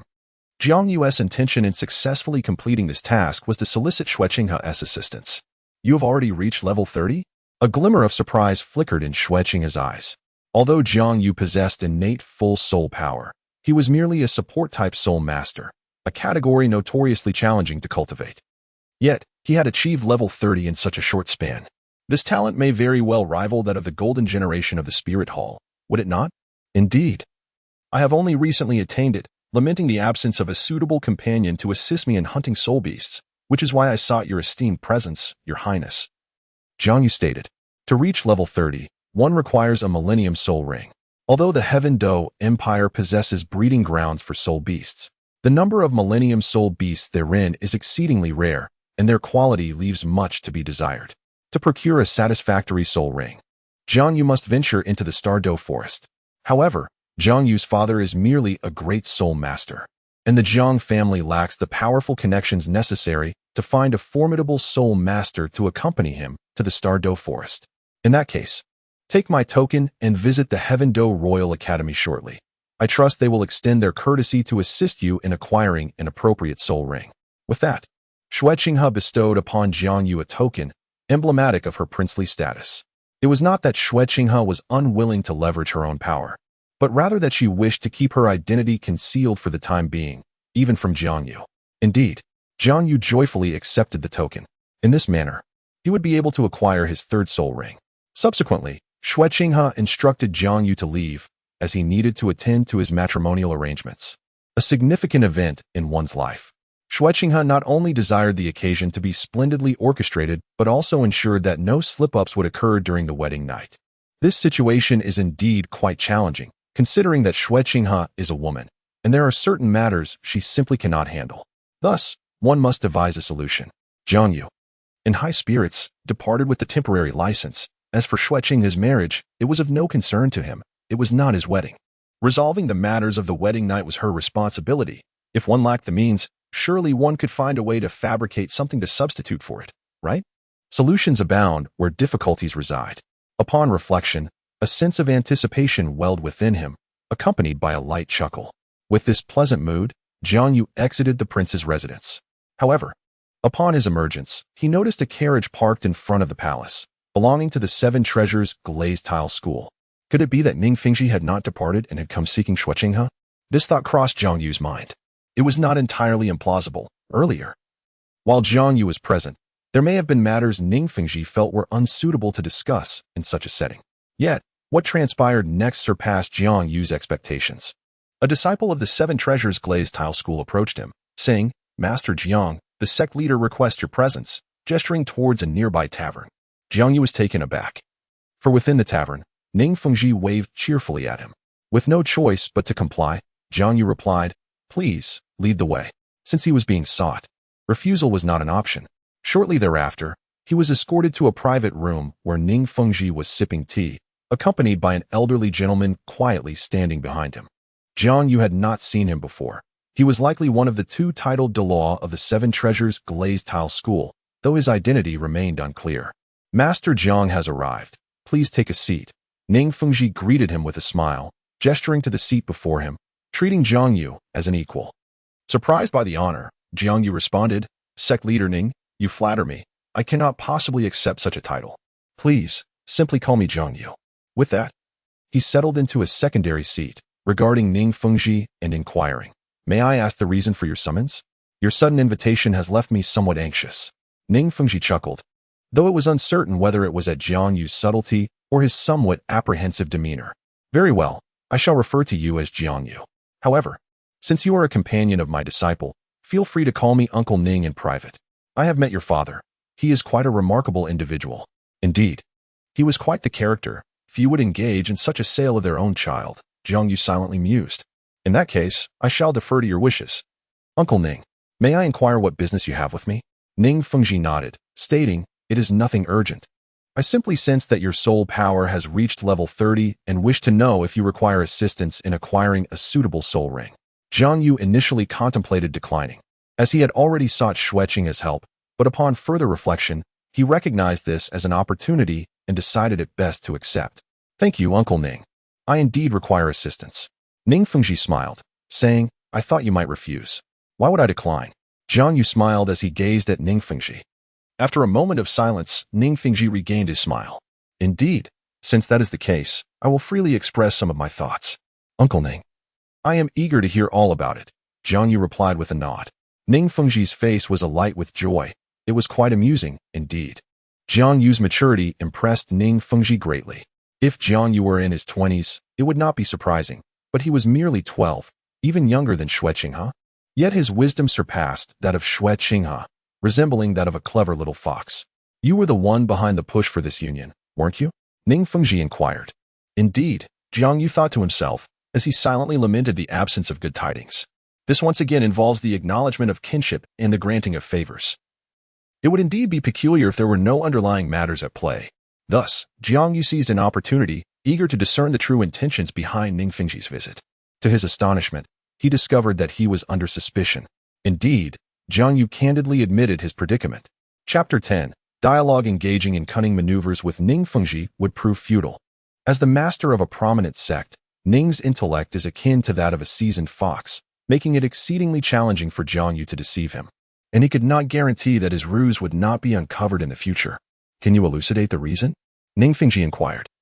A smile gracing his lips as he gently tapped the table, his gaze fixed upon Jiang Yu, imbued with a palpable sense of pressure.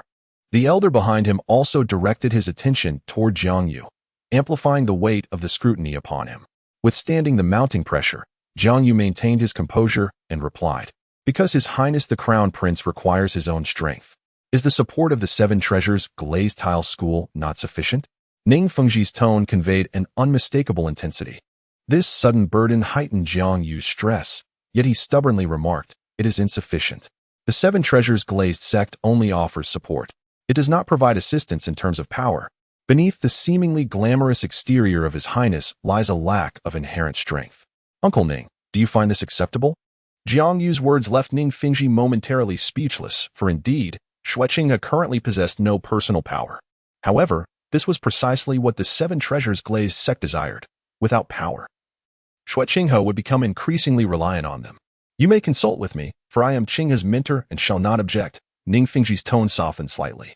As Xue Qinghe's teacher, he naturally wished for the best for him, yet he felt a touch of resentment towards Qinghe's current actions. These matters were not beyond negotiation.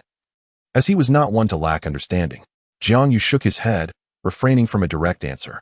Instead, he posed an unrelated question. "Uncle Ning, do you support His Highness due to the decision of the Seven Treasures glazed sect, or at the behest of His Majesty? Perhaps it is a blend of both. Are you suggesting that His Majesty does not trust Qinghe? Why might that be?" Ning Fengji's brow furrowed as realization dawned upon him. Jiang Yu smiled. "Uncle Ning, I have said nothing. These are merely your conjectures." Through his dialogue with Ning Fengji, Jiang Yu discerned a crucial fact. Ning Fengji was unaware of the truth. He too had fallen victim to the machinations of the Snow Knight Emperor. What needed to be done now was to muddy the waters of Tiandou City, instilling fear in all so that they would refrain from taking action, allowing him to develop before meticulously calculating his next moves. "Indeed, these are my speculations," Ning Fengji acknowledged with a light chuckle. As for the veracity of these conjectures, only Ning Fengji himself could ascertain, for some matters could not be openly stated. The events of recent years surged to the forefront of Ning Fengji's mind, revealing some underlying issues. "Therefore, I must request your understanding, Uncle Ning. As the heir to the Empire, His Highness requires a certain level of strength to ensure his safety," Jiang Yu said earnestly. "Of course, I understand. However, the Seven Treasures glazed sect is also capable of addressing these matters," Ning Fengji pressed on. "Regardless, investing in Xue Qinghe was a decision made by the Seven Treasures glazed sect, and they could not simply abandon it. It is feasible. But what can His Highness offer you in return?" "What?" Ning Fengji was taken aback, perplexed by Jiang Yu's implication. Unconditional assistance does not foster security. Only mutual needs can solidify their relationship. To the Crown Prince, the current actions of the Seven Treasures glazed sect already seemed quite substantial. Should they grow any more significant, it would surely cause unease in His Highness, which I presume is not what you desire, Uncle Ning. Hence, I humbly request that you wait until we can provide benefits sufficient for your assistance. How does that sound?" Jiang Yu maintained a composed demeanor as he regarded Ning Fengji. Ning Fengji, equally composed, returned Jiang Yu's gaze, his usual smile absent, replaced with a grave expression. "Very well." Jiang Yu exhaled in relief. "Thank you, Uncle Ning. I am deeply intrigued by the price that Qinghe will demand of me, and when it shall be paid." Ning Fengji smiled anew, as if the earlier events had left no mark on him. "A benefit that Uncle Ning cannot refuse, and that shall arrive swiftly," remarked Jiang Yu with meaningful intent. "The Chiliwa tulip, indeed, is something you cannot possibly decline. The duality of ice and fire must be secured. It must not be left to Tang's San. I find myself anticipating it greatly, truly worthy of expectation." The two exchanged knowing smiles, their understanding unspoken. Ning Fengji chuckled softly. "I am now even more curious. Who do you pledge your loyalty to? This is indeed a most intriguing question, akin to feigning ignorance, yet undeniably genuine. Undoubtedly, it is His Highness the Crown Prince. If this empire must have an emperor, I fervently wish for it to be him. As for the fourth prince, he is unsuitable, excessively reserved, and fearful of authority without possessing virtue. Thus, he is not an ideal candidate.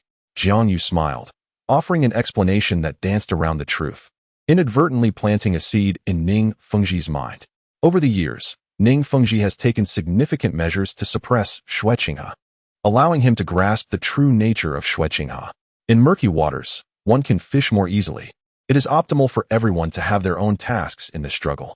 Indeed, a fleeting glimmer of contemplation crossed Ning Fengji's eyes before vanishing. Swordmaster, I entrust you with Jiang Yu's matters. Please assist him in acquiring a suitable soul ring from the Tiandou forest.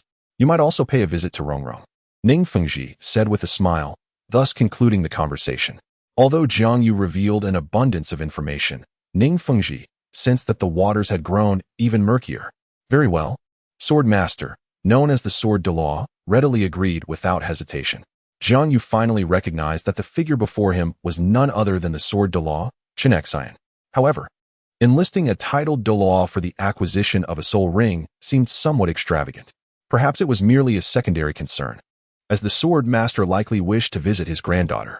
Jiang Yu quickly understood. In the original narrative, the Sword Douluo was exceedingly fond of Ning Rongrong, and this opportunity to see his granddaughter, who had left home, would certainly be welcomed. The reasons were readily apparent. Jiang Yu had met Ning Rongrong, though their interactions had been limited to mere greetings. Having not faced the trials of Shrek Academy, Ning Rongrong indeed possessed a prideful disposition akin to a little sorceress. It is imperative to strategize extensively. The current efforts are insufficient. With a smile illuminating his face and a depth in his gaze, Jiang Yu arranged a time with Ning Fengji and then took his leave. The delightful conversation concluded entirely. The following day marked the date they had previously arranged. Jiang Yu arrived early at the gates of Tiandou City, yet he was still a tad late, as Jian Douluo had been waiting at the designated spot for some time. Upon meeting the esteemed Jiang Yu stepped forward and respectfully bowed. Jian Douluo Qinshin glanced at Jiang Yu, seemingly confirming his identity. Very well, let us set off, he stated. Indeed, senior, I have prepared the carriage, and it shall arrive shortly, Jiang Yu proposed. The Tiandou forest was not in close proximity to Tiandou City. The journey on foot would take an extensive amount of time, spanning several days. Traveling by carriage, however, would significantly alleviate the burden, as Jiang Yu did not require such exertion. No need for that, Qinshin replied, extending his hand to grasp the collar of Jiang Yu. Before Jiang Yu could fully comprehend the situation, Qinshin vanished in an instant. Jiang Yu felt the surrounding air suddenly compress into a tremendous gust of wind, enveloping him tightly. Unable to utter a word, as he attempted to halt Qinshin's actions, a rush of cold air surged into his mouth, causing his lips to sting painfully. Clearly, Qinshin was indifferent to Jiang Yu's discomfort. In his eyes, as long as Jiang Yu remained alive, he was fit to bear such trifling hardships, or else he could hardly call himself a soul master. At this moment, Jiang Yu felt an indescribable bitterness in his heart. Had he known better, he would have never accepted Ning Fengji's kind offer, which had only served to complicate matters and bring him suffering. Initially, with the token that Xue Qinghe had bestowed upon him, Jiang Yu could have comfortably sought out the Tiandou Royal Academy to obtain a soul ring, without the need to endure hardships here. Yet, this was merely a fleeting thought. Jiang Yu was well aware of the situation. The Tiandou Royal Academy was, after all, the territory of Xue Bang and his associates, and venturing there recklessly would only lead to his own detriment. It was essential to first clip their wings before taking action. It seemed he would need to find an opportunity to make contact with Du Gubo. Jiang Yu pondered silently, knowing that resolving matters with Du Gubo would clarify the situation in the Tiandou Empire significantly. Chapter 11. A chance encounter. It must be said that being accompanied by a formidable titled Douluo, the speed at which they traveled was nothing short of astonishing. In just a single day, Qian Renxue had brought Jiang Yu to a small town near the Tiandou forest. Had it not been for the consideration of Jiang Yu's insufficient strength to endure such a long journey, Qian Renxue would have likely hastened their progress into the Tiandou forest for a swift resolution. This is a town dedicated to the service of soul masters. Although modest in size, it boasts a complete array of facilities and entertainment. Jiang Yu recalls from the original text that Tang Sen also visited here when he acquired his third soul skill. However, it remains uncertain whether it is the same town. The town is ablaze with lights and offers everything one might desire. Many soul masters, upon returning from the Tiandou forest, typically seek merriment here to alleviate the pressures of their adventures. A diverse array of individuals engages in various pursuits. Meanwhile, Jiang Yu and Sword Douluo strolled through the streets in silence, resembling strangers walking together, as their relationship was still unfamiliar, and there was little chance of forming a bond. Interestingly, Jiang Yu and Xue Qinghe reached a tacit agreement on one matter. Neither mentioned the Sunset Forest. As one of the three major gathering places for soul beasts and closer to Heaven-Do City, it would seem more logical for Jiang Yu to seek soul rings there. Yet, he opted for the Tiandou Forest instead. The reason lies in the fact that the Sunset Forest plays a minor role in the original narrative, where Jiang Yu would merely obtain a soul ring without further opportunities. In contrast, the Tiandou Forest offers a wealth of narrative and prospects. Moreover, the timing is crucial. The school has already commenced, and Tang San and his companions are now at the stage of acquiring their soul rings. It is a universal truth that protagonists encounter fortuitous opportunities along their journey. Jiang Yu mused about the possibility of a serendipitous encounter here, hoping to subtly influence and connect with the group. He also considered whether he could seize a fragment of fortune from Tang San and his friends. While he could not hope to sway Tang San and Xiao Wu, the other five held considerable value. You seem preoccupied. Are you contemplating what kind of soul ring you will acquire next? Xue Qinghe's voice broke the silence that had enveloped them. Indeed, I am filled with anticipation about the type of soul ring I might obtain, Jiang Yu replied, momentarily taken aback, his response somewhat hasty and unguarded. Xue Qinghe observed Jiang Yu in silence, realizing that Feng Zhi's assessment was accurate. This young man was quite astute, concealing his true thoughts. Reveal your martial soul to me. I shall offer you some guidance, Xue Qinghe stated calmly, refraining from inquiring about Jiang Yu's earlier thoughts. There must be a reason for his choice of the Tiandou Forest. Otherwise, he would have insisted on going to the Sunset Forest. Xue Qinghe's task was solely to assist Jiang Yu in acquiring his third soul ring, and he preferred to complete it expeditiously. Jiang Yu was taken aback. He had not anticipated that Xue Qinghe would be so agreeable, voluntarily offering to provide guidance. It was indeed a pleasant surprise, perhaps a result of Ning Fengzhi's special instructions. Without further ado, Jiang Yu unleashed his martial soul and introduced his soul skill. Senior, this is my martial soul, 100 herps. In Jiang Yu's grasp emerged a soul that resembled grass, neither entirely grass nor entirely something else. Upon this soul, one could observe various plants, entirely dependent on one's perception. Hence, Jiang Yu classified it as a conceptual soul. To be candid, the younger generation finds it perplexing to categorize their own soul, thus labeling it as conceptual. A conceptual soul? This was the first time Xue Qinghe had heard of such a thing. Jiang Yu offered no further explanation, for he too was in the dark. Perhaps only the esteemed master Yu Shaojing might possess the knowledge. This is my first soul skill, the spirit of all herbs, Jiang Yu declared, manifesting his inaugural soul skill. The spirit of all herbs, which he acquired from a plant soul beast. Although he did not gain the abilities of the beast, he did obtain a conceptual soul skill known as the spirit of all herbs. This is my second soul skill, the spirit of the four seasons. Jiang Yu proceeded to demonstrate his second soul skill, the spirit of the four seasons. Like the first, it was also a conceptual soul skill, capable of altering the climate within a certain vicinity, transforming the battlefield into an advantageous combat zone. The spirit of all herbs allows control over surrounding flora, exerting both suppressive and enhancing effects on plant-type soul masters. Meanwhile, the spirit of the four seasons can create diverse environmental conditions, capable of suppressing the abilities of different attribute soul masters while simultaneously augmenting others. Jiang Yu provided a brief explanation of his two soul skills. Xue Qinghe listened intently, brows furrowed. Indeed, Jiang Yu's soul was peculiar, and so were his soul skills, leaving one at a loss as to how to develop them further. Do you have any thoughts on this? Although these are all specialized soul skills, from Qinshin's perspective, their amplification is rather feeble, and they possess certain targeted attributes, which is somewhat regrettable.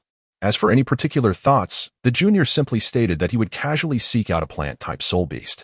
Jiang Yu said nonchalantly. Over the years, Jiang Yu has come to understand himself. Relying solely on his own strength to navigate this world seems somewhat unrealistic. He possesses combat prowess. yet it is insufficient for true battle. However, when it comes to farming, his two soul abilities prove quite advantageous. Jiang Yu muses that with a bit of effort, he might just become the Shinnong of this realm. Noticing that Jiang Yu is unconcerned, Qian Renxue refrains from further commentary, having fulfilled his obligations. Suddenly, Qian Renxue's gaze shifts from Jiang Yu to a trio of individuals nearby. Does the senior perceive something amiss? Jiang Yu, turning his head as well, finds the crowd overwhelming. Lacking Qian Renxue's keen perception, he discerns nothing unusual. Qian Renxue, however, has spotted a formidable individual, a faint smile of intrigue gracing his lips. Perhaps Qian Renxue's smile caught their attention, as the elder among them turned and was momentarily taken aback before hastening over. Honored to meet Sir Douluo, Meng Shu respectfully greeted. Ah, it is Lord Long, Qian Renxue acknowledged with a smile. The name of Long Gong and Snake Lady holds some renown on the Douluo Continent, and Qian Renxue had certainly heard of them. Encountering them here is quite unexpected. No need for such reverence, Meng Shu quickly demurred, aware that his own reputation pales in comparison to that of the esteemed title Douluo. Meanwhile, the Snake Lady, Tian Xiang, and Meng Yiran hastily paid their respects. After all, a title Douluo is a rare sight to behold. Jiang Yu, however, was taken aback. So, it is Meng Yiran and Lord Long. This implies that Tang San and the others have already arrived here. He wonders if Meng Yiran possesses a soul ring. Since they have met, Qian Renxue adopts a casual demeanor and addresses Meng Yiran, inquiring, "Are you here as well to procure soul rings for your juniors? Could it be that Sir Douluo is also involved?" Meng Shu's face brightened at this serendipitous encounter. "This is my granddaughter, Meng Yiran. She is now 15 and possesses a soul power of level 30. We have come to acquire her third soul ring." Meng Shu humbly referred to himself as a junior, thereby granting Qian Renxue due respect. Indeed, somewhat, Qian Renxue replied nonchalantly. "Would the esteemed senior be willing to accompany us to the Tiandou Forest to obtain soul rings? If the soul beast is suitable for both parties, we could allow Sir Douluo's descendant to absorb it first," Meng Shu proposed.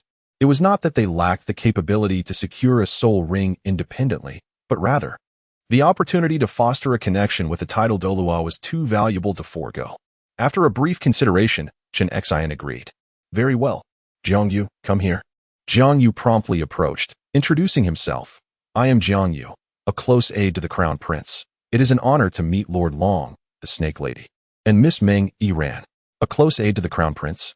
Long Gong and Xipa never imagined that the individuals before them were not descendants of the Seven Treasures glazed sect, but rather representatives of the Crown Prince. Meng Shu Chao Tianxiang noticed that there was not a trace of dissatisfaction on Qian Renxue's face, which stirred a peculiar feeling within her. It seemed that the Seven Treasures glazed sect had wholly aligned itself with His Royal Highness, the Crown Prince of the Heavenly Douluo Empire. Was it the infatuated Crown Prince? His Highness Xue Qinghe? Meng Yiran's interest was markedly different. Ah, indeed. Jiang Yu felt a wave of exasperation. He had not anticipated that Meng Yiran was also aware of Xue Qinghe's tale, and it had only been a short while since then. It was evident that Xue Qinghe had undoubtedly employed the intelligence apparatus of the Spirit Hall. However, this presented an opportunity. Jiang Yu contemplated silently, recognizing a chance to foster a closer relationship between the parties involved, hoping to win over the formidable Long Gong and Xipa. A soul Douluo would indeed serve as a significant asset for Jiang Yu at present, albeit merely as a muscle. Chapter 12. Invitation 1 cannot help but remark on the scarcity of spiritual entertainment on the Douluo Continent. Jiang Yu, relying solely on a few anecdotes and some fancifully concocted tales of romance between Xue Qinghe and Bai Qinxiang, successfully forged a commendable rapport with Meng Yiran. Of course, this was not a romantic connection, but rather a gossipy camaraderie, as the two had become acquainted through the intrigues surrounding Xue Qinghe. The process unfolded with an unexpected smoothness, a development that took Jiang Yu by surprise. This further solidified his resolve to realize his vision of advancing the Douluo Continent and establishing a thriving spiritual civilization, ultimately leading to a life of leisure. The emptiness is indeed somewhat agonizing. Aside from training, there is little else to occupy one's time. Meanwhile, Meng Shuchao and Tianxiang observed the increasingly close relationship between Jiang Yu and Meng Yiran without much comment. In fact, they seemed to relish the development. They had gleaned information about Jiang Yu from Qian Renxue, a 12-year-old 30-soul master, an undeniable prodigy. Furthermore, Despite not being a disciple of the Seven Treasures glazed tile school, his status as a close attendant to the prince was not insignificant. Should the two unite, it could indeed prove advantageous. However, they were unaware that Meng Yiran's affections were far from Jiang Yu. Her heart was wholly consumed by the intrigues and emotional entanglements surrounding Xue Qinghe. Perhaps this is the nature of women, instinctively drawn to such matters. Since Miss Meng is so concerned about His Highness the Prince, why not attend the grand wedding ceremony in Tiandou City? Jiang Yu suggested with a charming smile, a perfectly timed proposal. Really? That would be delightful, Meng Yiran exclaimed, her face lighting up with excitement. Of course, if Miss Meng were to bless His Highness, he would undoubtedly be most pleased. I can send you an invitation. You need only come. Without any other concerns, Jiang Yu enticed her, akin to a cunning wolf coaxing Little Red Riding Hood to open the door. All right. It's a promise, then. You mustn't go back on your word. Meng Yiran replied joyfully, her desire to meet Xue Qinghe growing stronger. I assure you, there will be no turning back. A conspiratorial smile flickered across Jiang Yu's face, though he kept it hidden from others. He then turned to Meng Shu and Tianxiang, requesting, I hope both of you will grace us with your presence at the prince's wedding. Meng Shu and Tianxiang nodded in agreement, smiling. Thus, the matter was resolved. When the time comes, I shall persuade Xue Qinghe to graciously recruit these two. It is highly likely that they will succeed. Jiang Yu pondered within himself. Should I compose a book specifically for His Highness the Crown Prince? This strategy seems quite effective and could easily deceive numerous young maidens. I shall consult with His Highness upon my return, for this is ultimately for his grand enterprise and reputation. A small sacrifice is inconsequential. In due time, I shall also publish a collection of unofficial histories. How much more intriguing this will become. Jiang Yu chuckled inwardly while maintaining a facade of gentleness. Qian Renxue observed Jiang Yu from the side, feeling somewhat astonished. They had only just met, and yet they were already invited to partake in the crown prince's wedding. Moreover, he was a sole Douluo. Senior, is there something you wish to discuss, as you have been gazing at me for quite some time? Jiang Yu inquired, as Qian Renxue had been fixated on him. I merely find you quite remarkable. No wonder Feng Zhi refers to you as a little fox. Even he must remain cautious around you, Qian Renxue replied candidly, showing no regard for Jiang Yu's feelings. Jiang Yu felt somewhat speechless. What does it mean to be called a little fox? One should rather commend intelligence. Next, we must procure your soul ring. Have you decided which soul beast you wish to hunt? Qian Renxue inquired, disregarding the previous exchange. Upon hearing Qian Renxue's words, Jiang Yu felt a pang of helplessness. The situation had unfolded rather unexpectedly. Meng Yiran had acquired a soul ring, and it was none other than the windtail coxcomb snake. Who could have anticipated that the windtail coxcomb snake, which had eluded capture in the original tale, would meet such a fate? This completely disrupted Jiang Yu's plans. However, this was to be expected as their party now included a titled Douluo. Should this Millennium Soul beast escape, Qian Renxue would surely face utter disgrace. Jiang Yu had initially hoped to encounter Tang San and his companions during this chance meeting. As for whether Qian Renxue might uncover Xiao Wu's true identity, that was not a consideration for Jiang Yu. Thus, it seems unlikely that Jiang Yu will encounter Tang San and his companions. Prolonging this endeavor would merely squander time. Perhaps it would be best to seek a plant-type soul beast. After pondering for a moment, Jiang Yu expressed that, given his martial spirit is the 100 herbs, acquiring a soul ring from a plant-type beast is certainly reasonable. He had no further demands, only that the soul beast be at least a millennium old. Very well. Qian Renxue agreed, finding Jiang Yu's modest request advantageous for saving time. Let us set forth at once. Senior, please wait. Jiang Yu called to the group, then knelt down. Summoning his martial spirit, the 100 herbs, which manifested alongside 2 soul rings. Spirit of the 100 herbs, he declared, and as the yellow soul ring illuminated, he activated his first soul skill. Instantly, all surrounding flora fell under his command, allowing him to perceive the feedback they provided. Turning his gaze to the left, Jiang Yu sensed a powerful life force emanating from that direction. Senior, allow me to lead the way, he said earnestly to Qian Renxue. Furrowing his brow, Qian Renxue regarded Jiang Yu, contemplating the peculiar behavior he had just exhibited. Are you able to sense the aura of soul beasts? Indeed, Jiang Yu replied calmly. But I can specifically perceive the presence of plant-type soul beasts. The Titan Great Ape had manifested, and considering the current timing, it would take several more days. He could not afford to delay for such an extended period. It seemed he must relinquish the hope of meeting the protagonist, Tang San. A twinge of regret washed over him, for he had come with the intention of encountering the main cast. Jiang Yu sighed inwardly, yet maintained a facade of tranquility. Observing Jiang Yu's composed demeanor, Qian Renxue felt a flicker of curiosity arise within him. Is this little fellow truly as I perceive him, or is he concealing something? And is his martial soul genuinely what it appears to be? After all, he possesses innate, full soul power. One would assume that such a being would not harbor a worthless martial soul. Qian Renxue's heart brimmed with confusion as he sought to understand Jiang Yu, not merely as an individual, but also in regard to his martial soul and the purpose of his presence in the Tiandou Forest. These inquiries were among the tasks entrusted to him by Ning Fengji before his arrival. Unfortunately, he could not resort to force. Based solely on their interactions over the past 2 days, even Qian Renxue could not ascertain Jiang Yu's character or the reasons behind his presence here. The fog of mystery surrounding Jiang Yu seemed to deepen. Nevertheless, it appeared that his objectives had met with failure. Qian Renxue mused silently. Then lead the way, he said calmly, refraining from questioning Jiang Yu about his previous inaction. Very well, Jiang Yu replied, a relaxed smile returning to his face, suggesting that the perceived failure of his plans had not perturbed him. Meanwhile, Meng Shu and his grandchildren stood by, utterly bewildered, unable to comprehend the dynamics between Jiang Yu and Qian Renxue. Without hesitation, Jiang Yu proceeded toward the direction he knew, and every obstructive weed and thicket parted before him, as though they were in the presence of royalty. What an extraordinary ability! A flicker of astonishment passed through the eyes of Qian Renxue and Meng Shu simultaneously. After all, they had never witnessed Jiang Yu's soul skill before. They had only gained a cursory understanding of it. Yet, it was becoming evident that this soul skill was far from weak. Within the forest, it was his domain. As they traveled unimpeded, Jiang Yu and his companions soon reached their destination.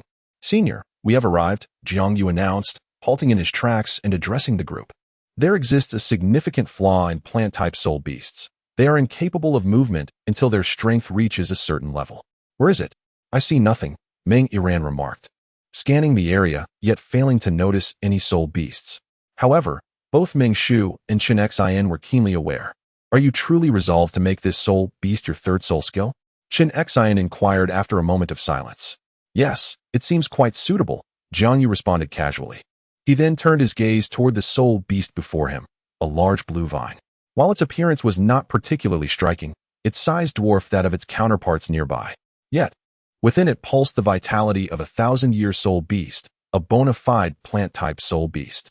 The reason for Qian Renxue's hesitant warning to Jiang Yu stemmed from the fact that this soul beast was none other than the most common weed on the Douluo Continent, the blue silvergrass. Chapter 13. The third soul skill, enhancement of agricultural abilities. The blue silvergrass is not incapable of evolving into a soul beast. After all, with its vast numbers, there are bound to be a few with extraordinary talents. For instance, Tang San's mother, the blue silver emperor, who existed for 100,000 years. And the 5,000-year-old blue silver king mentioned in the original text, alongside this 1,000-year-old blue silvergrass before us. However, for blue silvergrass to cultivate, it requires vital nutrients.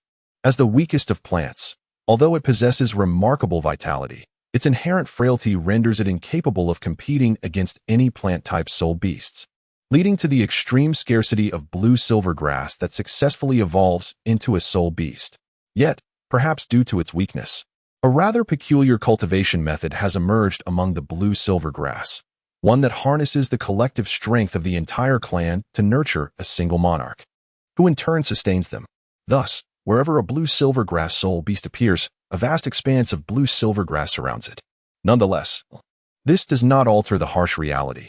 Blue silvergrass is exceedingly weak, and almost no one shows any interest in it. Senior, I believe it has its merits.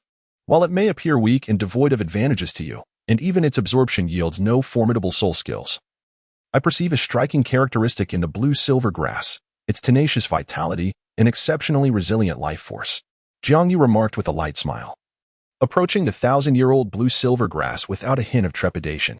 Danger, Meng Iran exclaimed involuntarily. Having realized that the plant-type soul beast Jiang Yu referred to was indeed the blue silvergrass before them, Jiang Yu's direct approach could lead to injury. For even if it is merely blue silvergrass, it is still a 1,000-year-old soul beast. Iran, worry not, he will be fine. Just watch, interjected Meng Shu, his gaze stern as he observed Jiang Yu.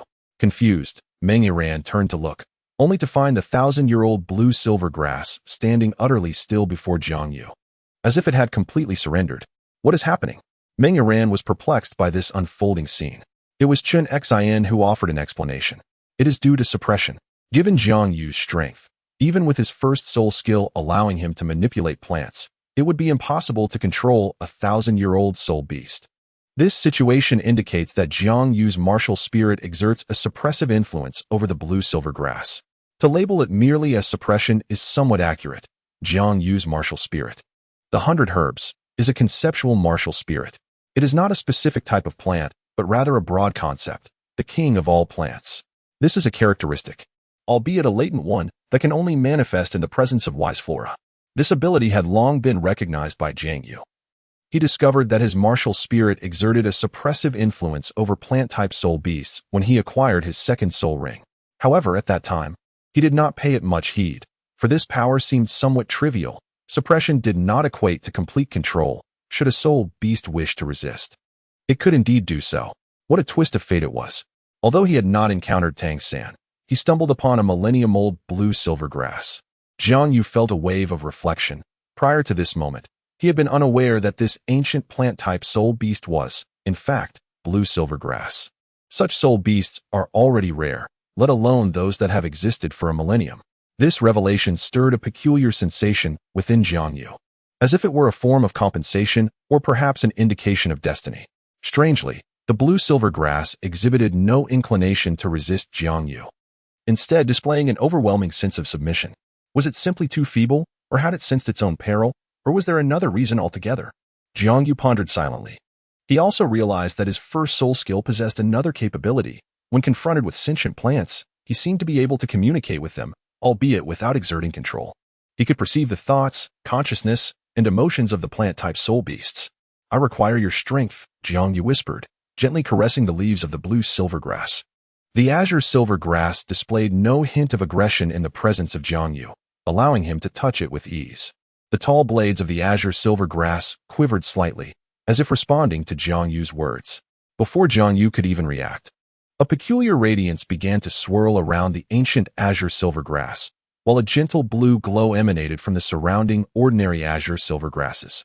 The blue light coalesced into a luminous column, enveloping Jiang Yu entirely. In that moment, he felt as though he were immersed in a warm ocean, a comforting sensation rendering him almost immobile. This ethereal blue glow represented the life force of the azure-silver grass, which now poured forth into Jiang Yu, nourishing him. The blue luminescence gathered around him, forming a radiant blue ring, followed by the gradual emergence of a purple soul ring, succeeded by 2 yellow soul rings. What is happening? The 4 onlookers gasped in astonishment, their mouths agape. Even the well-versed Qian Renxue was taken aback, having never witnessed such a phenomenon, gaining soul rings without the need to hunt soul beasts. Who is this young man? And how is it possible for him to absorb soul rings without slaying soul beasts? Qian Renxue pondered silently. At this moment, Qian even began to doubt whether Jiang Yu was a soul beast of 100,000 years. However, if Jiang Yu were indeed such a being, it would be impossible for him to conceal it from her. From this perspective, it seems that Jiang Yu harbors a secret. Yet, at this moment, Jiang Yu himself is in a state of utter confusion. When he spoke of needing her strength, he actually meant, let me slay you later. He never anticipated such a situation. Though Jiang Yu had never encountered such a situation, it was reminiscent of events depicted in the original narrative, where Tang San acquired his 5th soul skill from the Blue-Silver King. To Jiang Yu's astonishment, he too was able to obtain this particular soul skill from a millennium-old blue-silver grass. Could this be a manifestation of the inherent abilities of the blue-silver grass? Jiang Yu pondered. The possibility was not entirely implausible, as the original work had illustrated similar occurrences. However, Jiang Yu had always believed that this capability resided solely within the blue-silver grass, exclusive to its own kind, and that Tang San, being of the bloodline of the Blue-Silver Emperor, could wield it. He had not anticipated that it could be utilized by outsiders. As the cerulean glow gradually faded, a deep purple soul ring materialized around Jiang Yu, unmistakably a millennium class. He could feel his soul power ascend by a level. With an expression of bewilderment, Jiang Yu gazed at the now withered blue-silver grass before him, including the previous millennium blue-silver grass. All of them appeared drooping. as if they had exhausted themselves in excessive indulgence, with the vitality of the millennium blue-silver grass significantly diminished.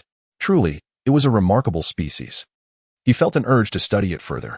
Jiang Yu murmured quietly, but, upon witnessing the blue-silver grass's sacrifice for him, felt reluctant to exploit it. Since you have aided me, I shall extend my assistance in return. As Jiang Yu grasped the essence of his newly acquired third soul skill, he realized its extraordinary nature and formidable power, as if it were destined to manifest. This skill intertwined with his previous two soul skills. He named this newfound ability Spirit of Life. Like the earlier two, it was a domain-type skill, designed to absorb the vitality of surrounding flora to replenish himself, while simultaneously enabling him to convert his own soul power into life force, which he could then channel back into the plants he chose to nurture. In essence, with this soul skill at his disposal, Jiang Yu could rapidly cultivate plants and command them to assist him in battle. Yet, curiously, his first thought was not of combat, but rather of the prospect of farming. It appears that my agricultural skills have indeed strengthened, does it not? This is no ordinary feat in the realm of cultivation. It is akin to a divine skill, one that may eventually lead to the creation of extraordinary seeds. If the blue-silver grass can evolve into a spirit beast, why not my rice? Cultivating a rice spirit beast that has existed for a century or even a millennium seems plausible. Though I wonder if such a transformation would allow for nurturing, provided that harvesting the grains does not lead to its demise, thus enabling sustainable development. Jiang Yu's thoughts flowed freely, and the more he pondered, the more feasible it appeared. Fortunately, this vitality could also be shared with others, possessing remarkable healing properties. Jiang Yu was not entirely consigned to a life of farming. Surrounded by blue-silver grass, he found no suitable objects to absorb and could only convert his soul power into vitality. As the third thousand-year soul ring illuminated, a pearlescent light radiated from Jiang Yu, transforming his inner soul power into life force. When the time was right, under Jiang Yu's control, the white light suddenly shattered, dispersing into shimmering particles that fell upon the surrounding blue-silver grass, particularly the thousand-year specimen. In an instant, the previously wilted blue-silver grass revived with vigor. Chapter 14. Mutation. It seems that these blue-silver grasses have undergone some transformation, or perhaps they were always like this. After releasing his soul technique, Jiang Yu gazed anew at the blue-silver grass before him and immediately noticed the differences. The once crystalline blue-silver grass now appeared even more translucent, resembling brilliant sapphires in their dazzling clarity. The thousand-year blue-silver grass exhibited even more pronounced changes, as a silvery thread emerged within its radiant form, gleaming brightly and running through its entire being, imbuing it with a weightier presence. Although it remained a millennia-old specimen, its aura had transformed drastically. There was no doubt. The blue-silver grass before him had undeniably mutated, and Jiang Yu was certain of it. This thousand-year blue-silver grass was proof enough, all brought about by his influence. Could my soul technique truly be that powerful, capable of inducing mutations in plants? Even as joy surged within him, Jiang Yu recognized that while there was little enhancement to his combat prowess, his agricultural capabilities were indeed formidable. Blast! Why do I keep thinking about farming? Jiang Yu scowled, wishing to set aside thoughts of agriculture. He simply yearned to relax and avoid the life of a farmer. Sensing the joy emanating from the thousand-year blue-silver grass, Jiang Yu smiled faintly, gently caressing its leaves. The blue-silver grass responded with a slight tremor before he returned to Qian Renxue's side. Upon seeing Jiang Yu approach, Qian Renxue hesitated for a moment before inquiring, "Your soul ring?" Returning to my esteemed senior, it is all well now. If you wish to know how I accomplished this, I cannot say. I can only attribute it to the capabilities of that blue-silver grass, not my own, Jiang Yu replied with a hint of helplessness in his tone. Understanding Qian Renxue's curiosity, but aware that some mysteries are best left unexplained. Is that so? Qian Renxue cast a deep glance at Jiang Yu. Indeed, Jiang Yu shrugged helplessly, stating that if you do not believe, there is little he can do. However, this newfound ability might be worth exploring in the future.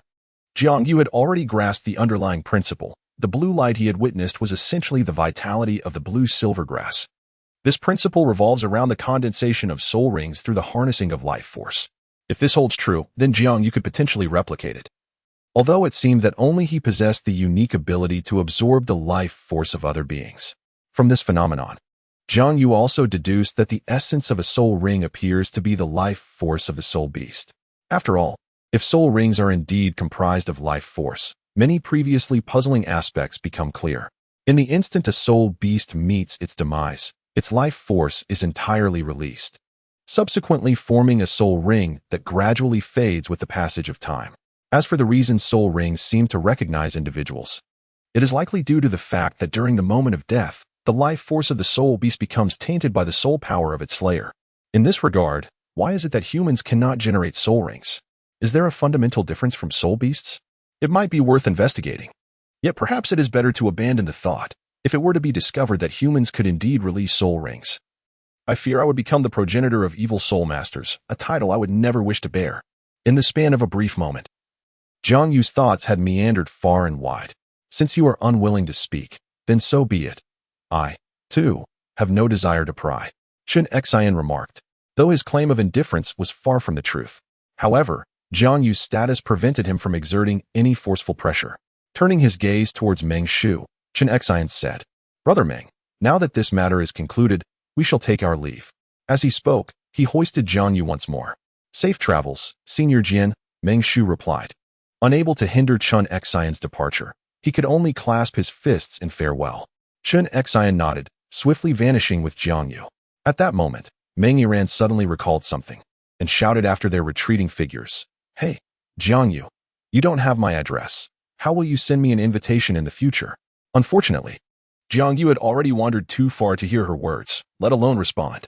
Witnessing this, Zhao Tianxiang chuckled and remarked, "If you wish to find him, you could always visit Tiandou City after some time."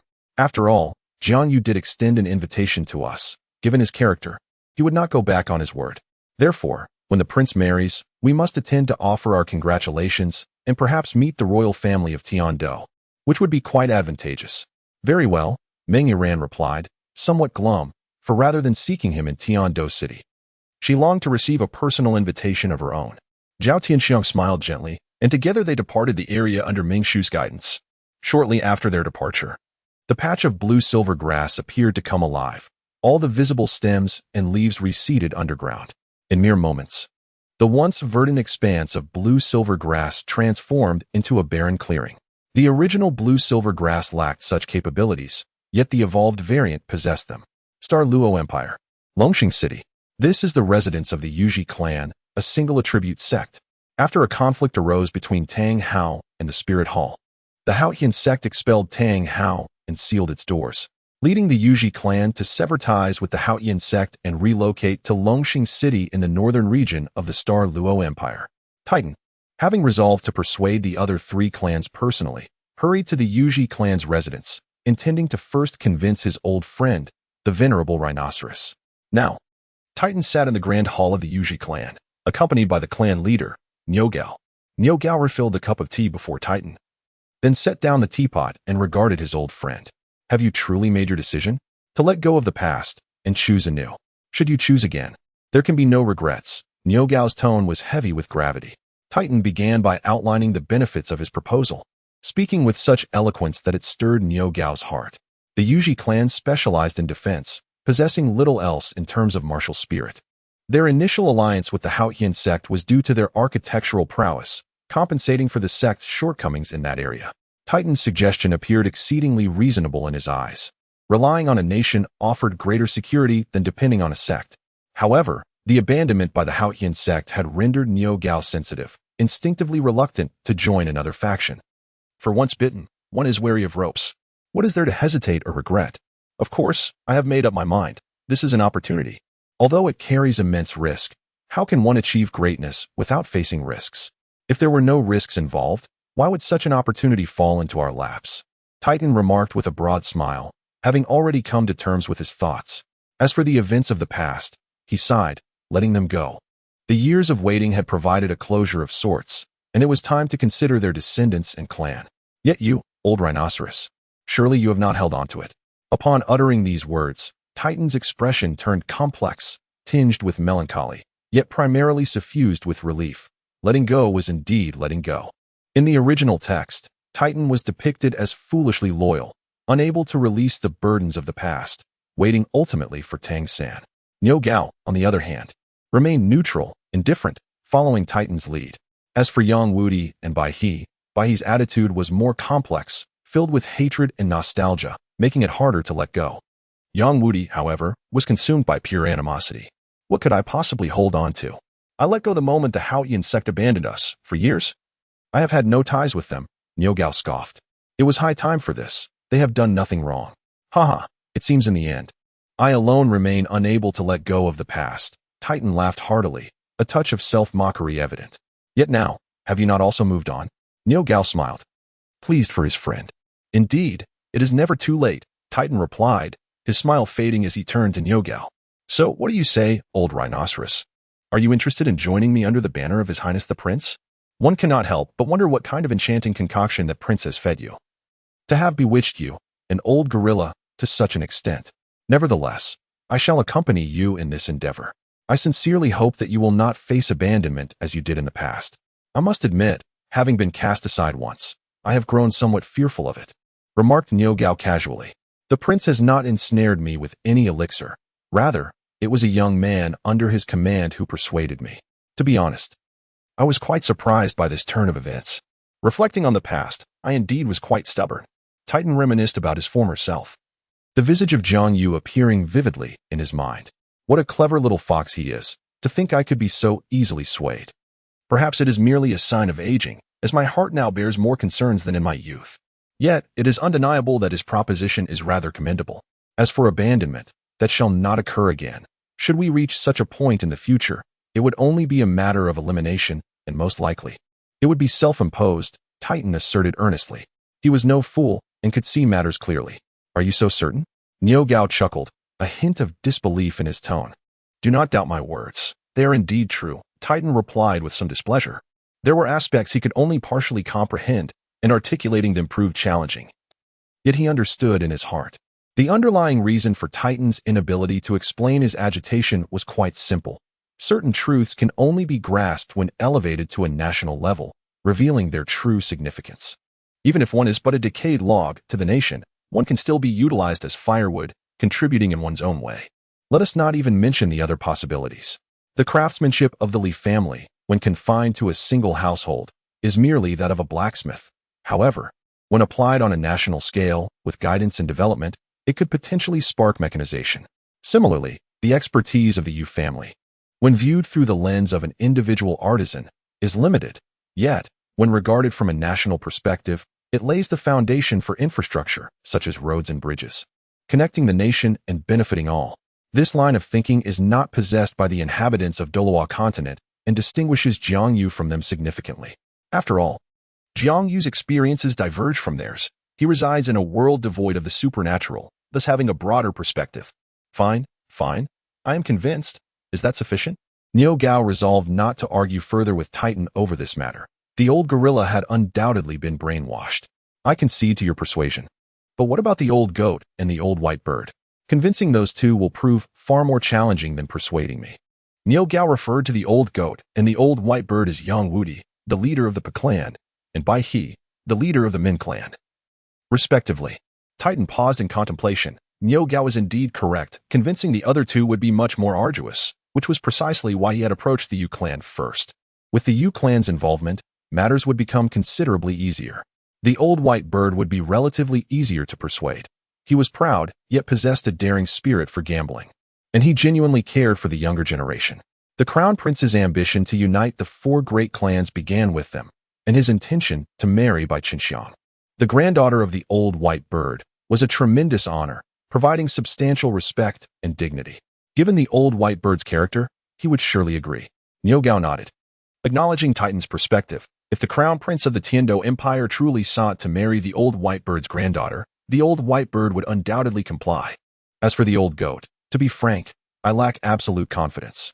However, once we persuade the old white bird, the three of us can take him to the Tiandou Empire.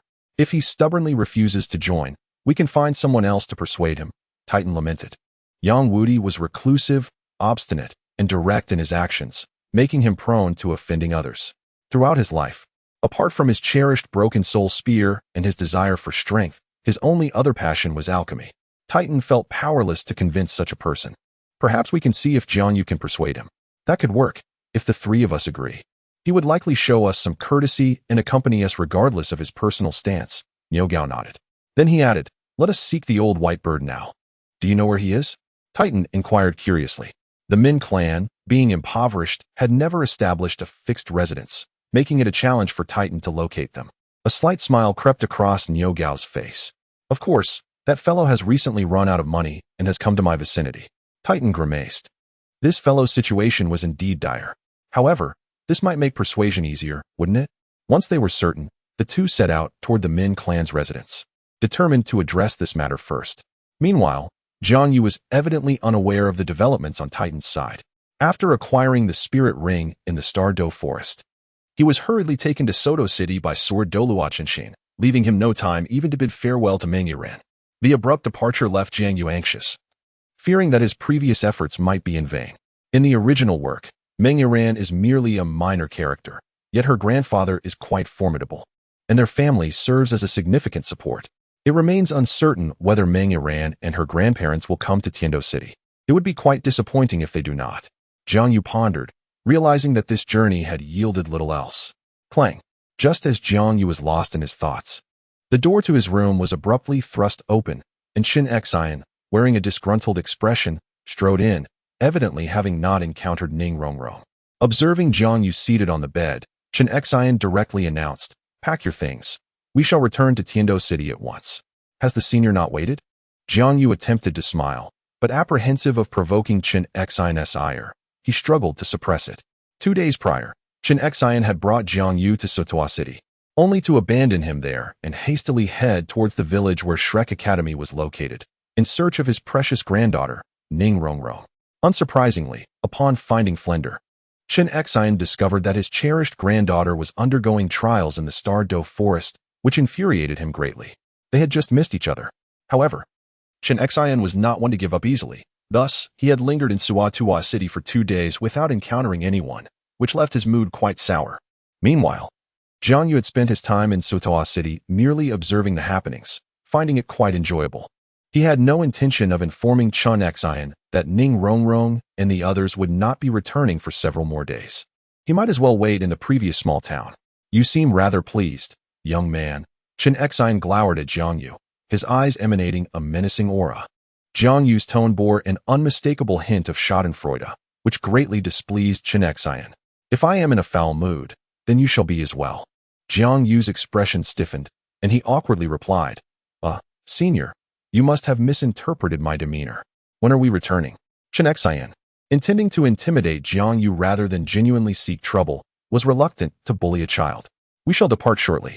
Must we leave so soon? Does the senior not wish to wait a little longer? Jiang Yu inquired, somewhat surprised. Xue Qinghe cast a disinterested glance at Jiang Yu. Wait for what? I do not possess an abundance of time. I need to return to Tiandou City promptly to attend to certain matters. Is that so? Surely the title Douluo of the 7-treasure glazed tile school is not so busy? Aren't they merely tasked with protecting Ningfengji? However, Jiang Yu dared not press further, as these matters were evidently the secrets of the 7-treasure glazed tile school. Perhaps the senior could wait a bit longer. Rongrong might arrive shortly, Jiang Yu suggested with a grin, knowing full well that once Xue Qinghe made a decision, he would not retract it. As anticipated, Xue Qinghe declined. Be silent, you insolent brat. Xue Qinghe's tone was decidedly irritable. If it were not for you, would I be in such a hurry to return? It was indeed due to Jiang Yu's recent endeavor in the Tiandou forest to acquire a soul ring that Xue Qinghe felt compelled to return early and confer with Ning Fengji and the others. Otherwise, he might have lingered a few more days, and perhaps even encountered Ning Rongrong. The matter concerning Jiang Yu was of utmost significance. The prospect of absorbing a soul ring without the need to hunt soul beasts was previously unheard of. Should the 7-treasure glazed tile school manage to unravel this mystery, it would undoubtedly have profound implications. Furthermore, they needed to reassess Jiang Yu's potential and bolster their leverage in the prince's favor, for this young man was certainly extraordinary. With a resigned gesture, Jiang Yu chose not to elaborate further. During his 2 days of respite in Soto City, free from mundane distractions, he found the opportunity to reflect. After considerable contemplation, he realized that this was not an opportune moment to meet the principal characters, particularly with Xue Qinghe in tow. Should Xiao's identity be revealed, Xue Qinghe would attempt to apprehend her, and Tang Xin would undoubtedly fight with all his might, inevitably triggering subsequent upheavals. This period is indeed a rare moment of tranquility. What I must do now is to keep Tang San as long as possible within Shrek, preferably preventing him from coming to Heaven-Do City. At present, Jiang Yu has only just begun to intervene in Heaven-Do City. Many matters remain unstable and unorganized. It would be best to avoid any unforeseen circumstances. It is preferable that Tang San does not come here. After all, Jiang Yu believes that this world might be better off without the protagonist Tang San. In a fleeting moment of distraction, a hand seized his collar. It was a familiar grip, a familiar scent, and the same sense of despair washed over him. Jiang Yu hastily returned to Heaven-Do City, wishing he could take his time. He felt somewhat dizzy and nauseous. Chapter 16. Probing upon returning to Heaven-Do City. Xue Qinghe unceremoniously dropped Jiang Yu at the gates of the prince's residence and promptly informed Xue Qinghe before departing. The reason for not returning Jiang Yu to his own home lies with his father, Jiang Yu, who is perhaps the only father uninterested in having his son at home, intent instead on sending Jiang Yu to the prince's residence. Xue Qinghe was evidently aware of this, thus opting to leave Jiang Yu at the prince's residence for convenience. Poor Jiang Yu, in his current dazed state, arrived at the prince's residence without even realizing it. He sat on the ground, retching. Xue Qinghe returned much quicker than expected, and Jiang Yu was momentarily unprepared for the reaction his body was having. Where am I? Jiang Yu gazed at the familiar surroundings, momentarily unable to comprehend his location. You are at the prince's residence. A familiar voice echoed. Jiang Yu turned to see. Ah, your highness, what are you doing here? Ugh. Upon seeing a familiar face, Jiang Yu could not hold back any longer. The meal he had consumed surged up his throat and escaped, releasing a wave of acrid odor that filled the air. He narrowly avoided soiling himself and Xue Qinghe, thus preserving his dignity. As for Xue Qinghe, his previously pleasant demeanor froze upon witnessing Jiang Yu's return. Initially pleased to see Jiang Yu, he had intended to inquire about his situation. Instead, he found himself confronted with the sight of Jiang Yu vomiting. What do you mean by this? Noticing the anger in Xue Qinghe's expression, Jiang Yu hastily explained, Your Highness, please let me explain. It was not my intention to be sick. As is well known, once the first bout of nausea occurs, the second follows with greater ease. Jiang Yu could not contain himself and retched once more. Xue Qinghe's expression darkened significantly. Disregarding Jiang Yu's circumstances, he commanded, Bring him inside. The sight of the crown prince's vomit drew the attention of several onlookers, as this transpired before the gates of the crown prince's residence. The events of the past 2 days had certainly stirred gossip, and Xue Qinghe was determined to avoid any loss of face. Yes, replied the guards promptly. As for Jiang Yu, he felt even more compelled to submit. Though he was merely dizzy and not intoxicated, he understood that should this incident spread, it would undoubtedly lead to negative repercussions. Thus, he allowed himself to be unceremoniously dragged inside. This would undoubtedly be deemed a breach of decorum for an ordinary individual. Upon entering the prince's residence, Xue Qinghe appeared less irate, as if preoccupied with some unspoken worries, displaying a lack of mental clarity. He instructed someone to assist Jiang Yu in regaining his composure before leading him to the main hall. It must be acknowledged that the prince's abode is home to many talented individuals of various kinds, though it is unfortunate that they all belong to the spirit hall. These individuals must be entirely replaced or reassigned with new identities in the future, otherwise, it may easily raise suspicions. The crown prince must unequivocally be the crown prince of the Tiandou Empire, devoid of any other affiliations. After receiving treatment, Jiang Yu sat for a while and gradually regained his composure. Xue Qinghe, seated in the principal position, gazed at Jiang Yu with a cold smile and inquired about the earlier incident. If you fail to provide an explanation, you may as well tend to the fields, as you seem quite interested in that endeavor. Cold sweat immediately broke out on Jiang Yu's forehead. This individual was indeed formidable, and he was a person of his word. Reluctantly, Jiang Yu recounted the events of the past 2 days to Xue Qinghe. Your Highness, that is essentially what transpired. It was truly not my fault. The sword Douluo's speed was too swift, and I felt dizzy, unable to withstand it. Jiang Yu spoke with a bitter expression, as he truly did not wish for such a predicament. It was exceedingly embarrassing. I never anticipated that you would accompany the sword Douluo in hunting for soul rings. Do you find my assistance lacking? Xue Qinghe continued to sneer. Of course not. Both thunder and rain are bestowed by your majesty. How could I entertain such thoughts? Jiang Yu asserted earnestly. It was solely out of consideration for your highness that I reluctantly accepted the goodwill of sect master Ning. Otherwise, I would never have agreed. Then, how do you consider this beneficial for me? Xue Qinghe pressed on relentlessly.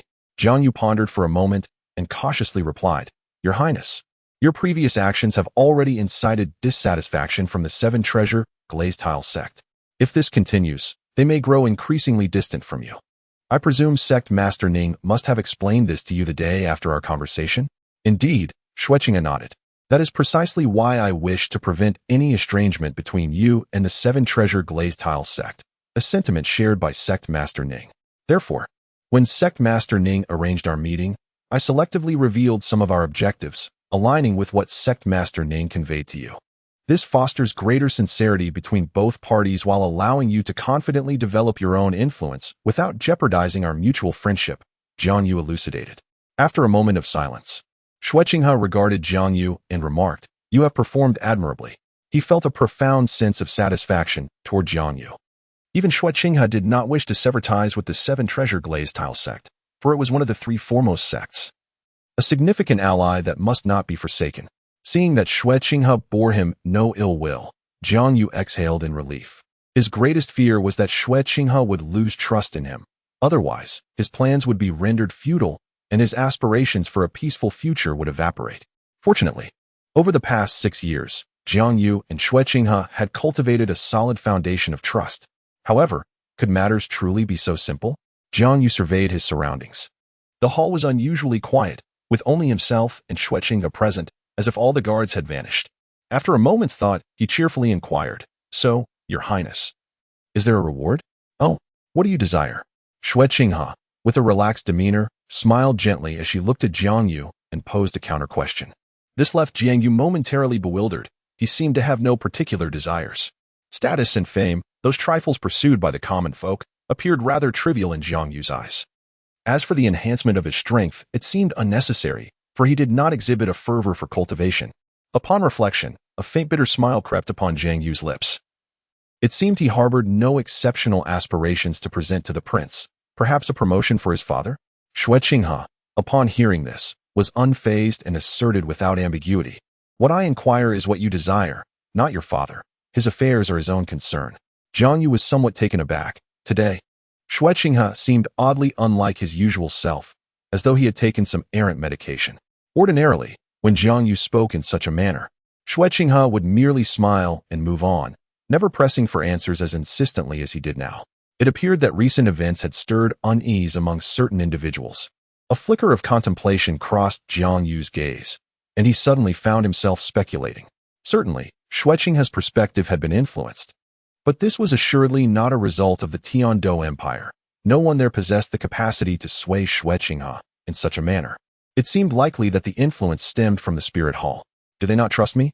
Indeed, in the past, I merely provided guidance, never suggesting grand endeavors like I do now, which even led to a rift with the Seven Treasures Glazed Tile School. They fear Xue Qinghe's exposure, thus seeking to test my intentions. In an instant, Jiang Yu grasped the situation. His recent actions had indeed been rather conspicuous. Your Highness, what I desire is immense, so vast that I have yet to behold it. Jiang Yu bowed and spoke, no longer concealing his thoughts as he resolved to articulate some of his innermost aspirations. Oh, is that so? Status, fame, wealth, or perhaps beauty and power? Xue Qinghe replied with a tone that bore little fluctuation, markedly different from his usual demeanor. None of those. Acquiring such things poses little challenge for me. What I seek is far greater, for instance, a flourishing era, a splendid age for the world. Jiang Yu's voice resonated with a hint of anticipation. This indeed reflects his lifelong pursuit, for only in this manner can he find solace. Xue Qinghe was somewhat taken aback. As this response was entirely unexpected, he had never imagined that anyone would yearn for such a thing. This revelation certainly caught me off guard as well. Jiang Yu offered a faint smile, sharing his innermost thoughts.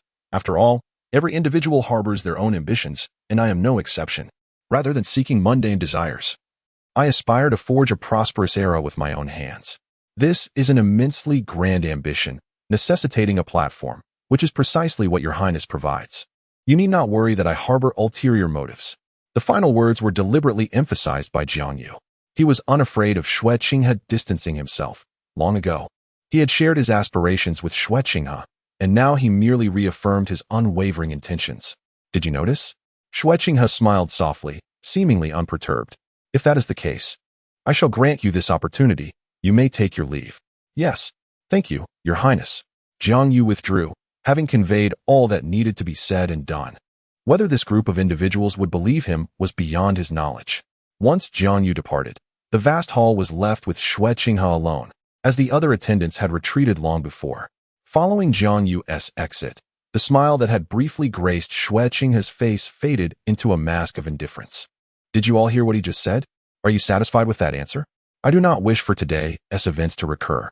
Xue Qinghe's tone was laced with fury.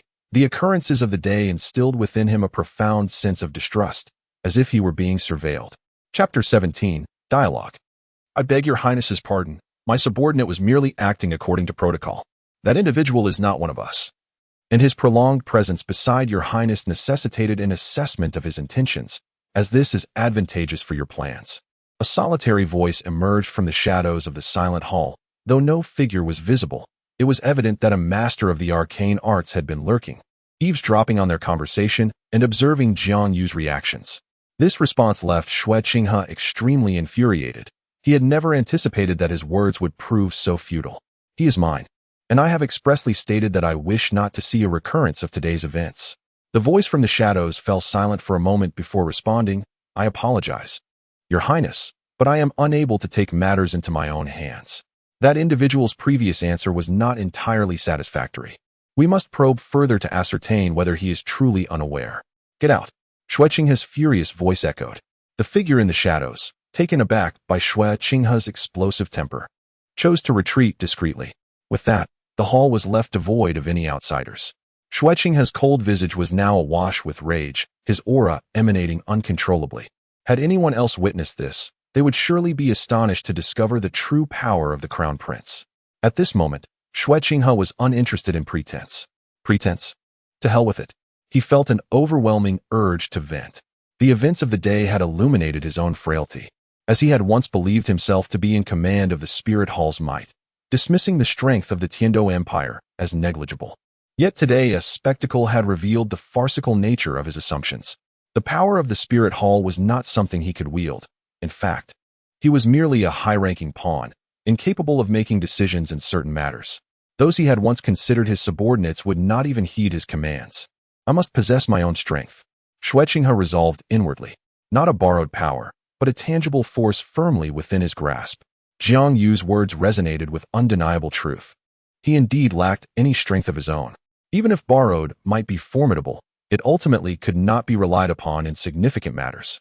Outside the Crown Prince's residence, Jiang Yu stepped out and immediately felt a wave of relief wash over him. His perceptual abilities were not particularly keen, and he had not sensed the presence of others in the hall aside from Xue Qinghe and himself.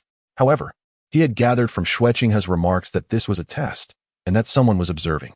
Thus, Jiang Yu had experienced considerable pressure throughout their exchange. The individuals probing Xue Qinghe through him could undoubtedly be associated with the Spirit Hall, and this development posed complications. A hint of resignation crossed Jiang Yu's features. "Your Highness, you have truly put me in a difficult position." Throughout their dialogue, Jiang Yu had been carefully testing the waters, gauging Xue Qinghe's shifting demeanor to ascertain the surrounding environment. He had begun to harbor doubts, especially given the recent upheavals. If the Spirit Hall still valued Xue Qinghe, they would certainly not allow an unpredictable variable like him to remain close to the Crown Prince without scrutiny.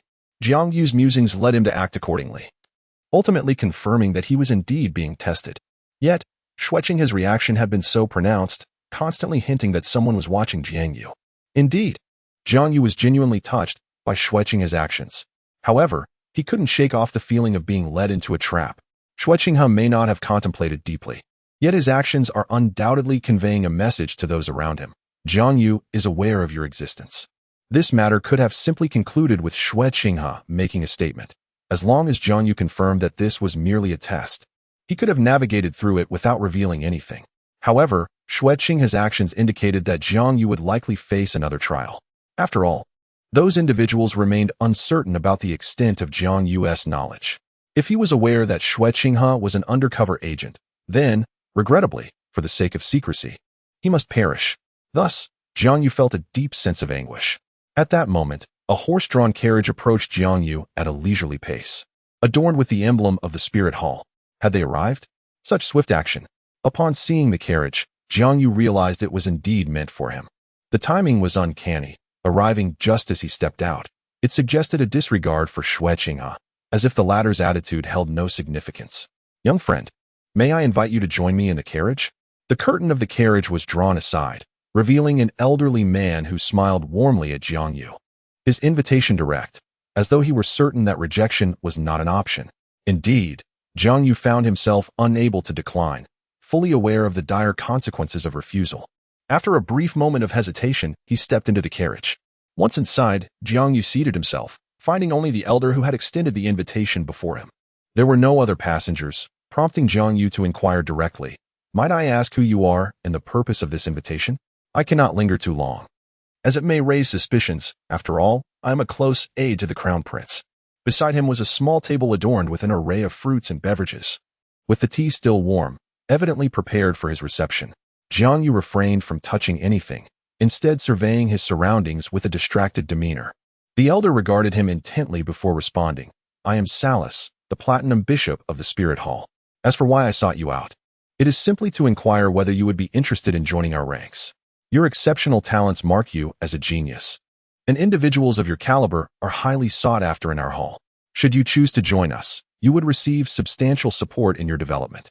A subtle smile graced Salus's face as he scrutinized Jiang Yu, his hands hidden within his sleeves, betraying no movement. This scrutiny weighed heavily on Jiang Yu, who sensed an undercurrent of tension. Casting a sidelong glance at Salus, Jiang Yu replied, "Bishop Salus, I must apologize, but I harbor no interest in your proposal." Unsurprisingly, Salus pressed on, "Might I ask for a reason?" Jiang Yu's tone remained notably even. "Must I provide a reason for not joining your spirit hall?" "Surely, Bishop Salus. You need not be so insistent."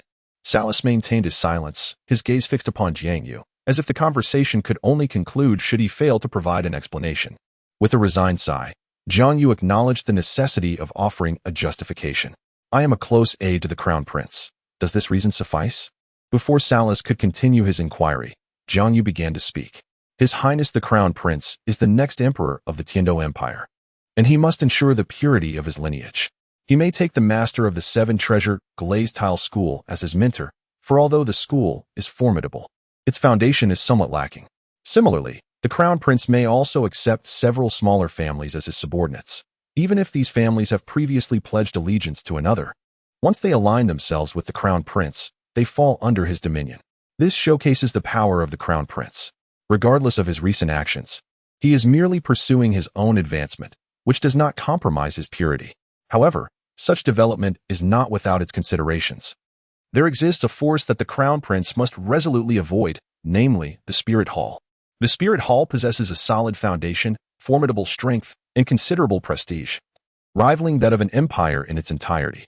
Its influence far exceeds that of the Crown Prince, and should he engage with them, he would inevitably be branded with the Spirit Hall's mark, thereby losing his inherent purity.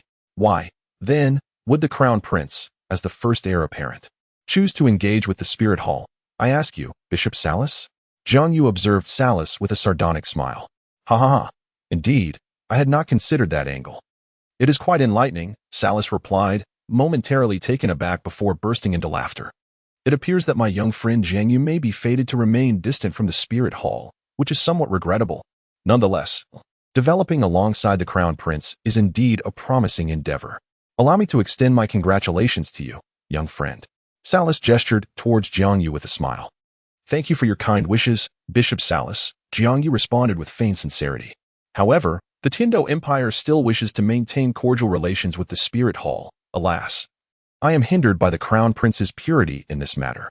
Should you wish to foster goodwill with our Tiandou Empire, I would be pleased to recommend a suitable candidate. Jiang Yu said with a smile. Oh, and who might that be?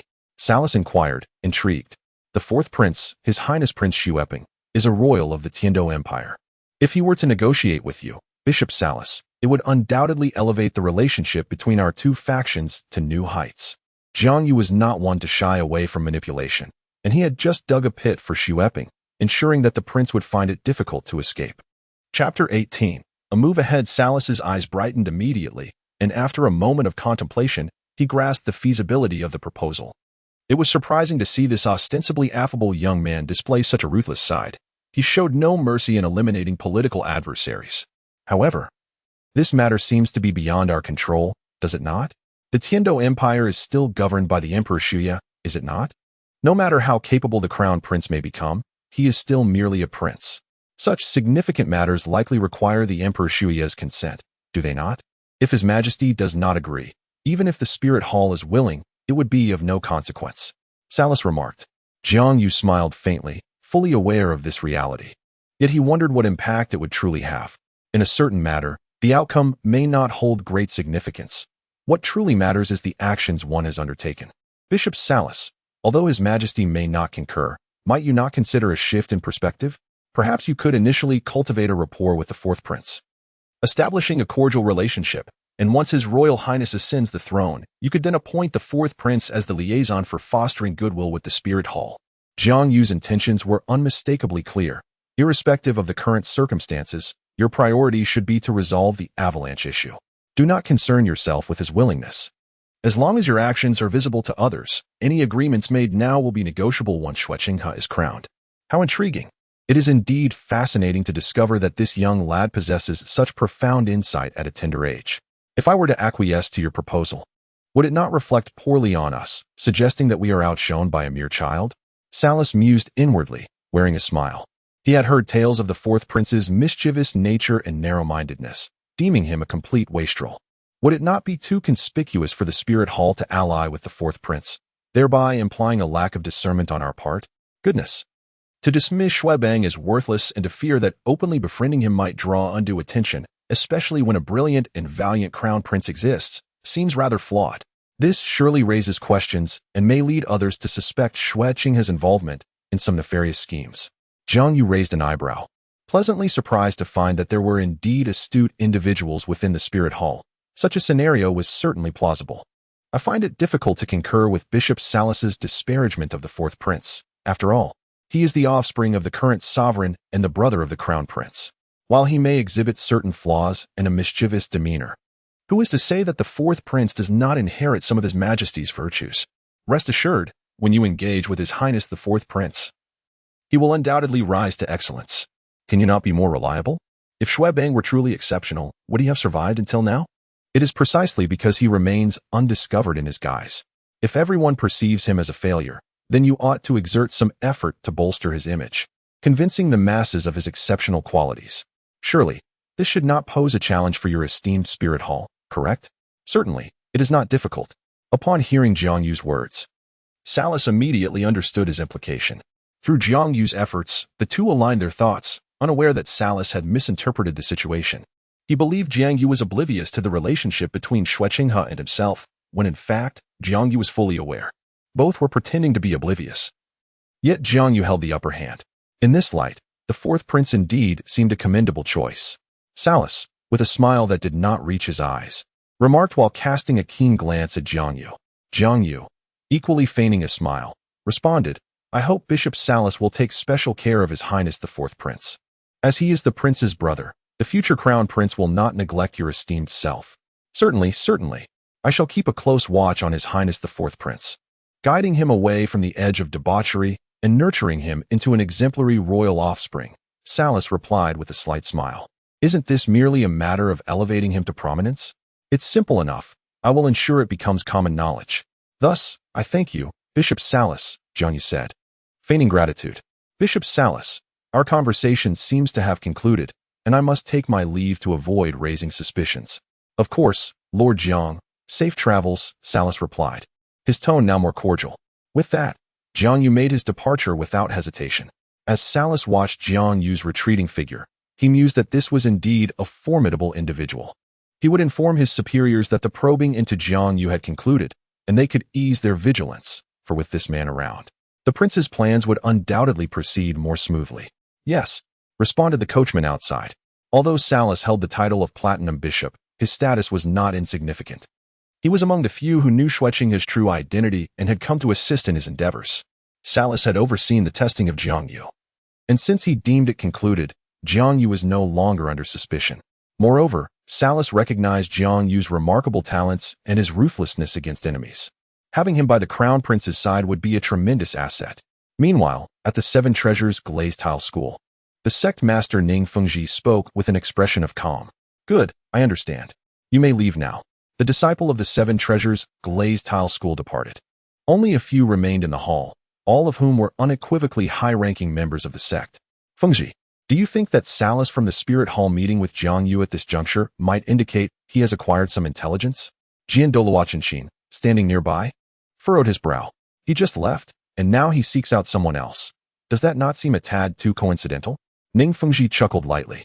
Uncle Jian, you worry too much. How many can truly surveil you under your very nose? This is likely a coincidence. Jiang Yu's unique nature should not have been revealed. Beside them, the Bon Douluo Rong nodded in agreement, acknowledging that monitoring these tidal Douluo powerhouses was virtually impossible. Even those of the same rank must master the art of concealment. What could it mean for Salas to meet Jiang Yu at this particular moment? Ning Fengji's gaze flickered with uncertainty, as he too was perplexed by the implications. The people from the Spirit Hall could not possibly be unaware of Xue Qinghe's circumstances, yet they so brazenly chose to encounter Jiang Yu at this time. Could it be that the Spirit Hall had truly recognized Jiang Yu's extraordinary talent and sought to recruit him? That seemed unlikely, given Jiang Yu's unique identity. Such actions would undoubtedly offend Xue Qinghe. Or perhaps Xue Qinghe, in his eagerness for success, had engaged with the Spirit Hall, with Jiang Yu acting as his representative? That too seemed implausible, as Qinghe was not one to act so naively. Thus, what was the true purpose of their meeting, and why was it so overt? Doubt stirred within Ning Fengji's heart. The previously clear situation now appeared enshrouded in mystery due to Jiang Yu's actions, complicating the dynamics among all parties involved. This matter could be set aside for now. The reason for their meeting would eventually come to light. Ning Fengji shook his head, dismissing his concerns. Jiang Yu was no fool. On the contrary, he was a remarkably astute little fox, aware of what actions were permissible and which were not. More intelligence was essential to comprehend the current situation. Swordmaster, please elaborate on Jiang Yu's circumstances. Is it truly possible for him to obtain a spirit ring without slaying spirit beasts? Indeed, Qian Renxue replied resolutely. Then recounted in detail what he had witnessed, how Jiang Yu had acquired a spirit ring from a millennium-old blue-silver grass. Although it seemed incredible, based on my observations. That young man indeed possesses the ability to obtain spirit rings without harming spirit beasts. Could he be a 100,000-year spirit beast transformed into human form? Gu Rong inquired. His brow furrowed. Such a remarkable phenomenon was beyond his experience.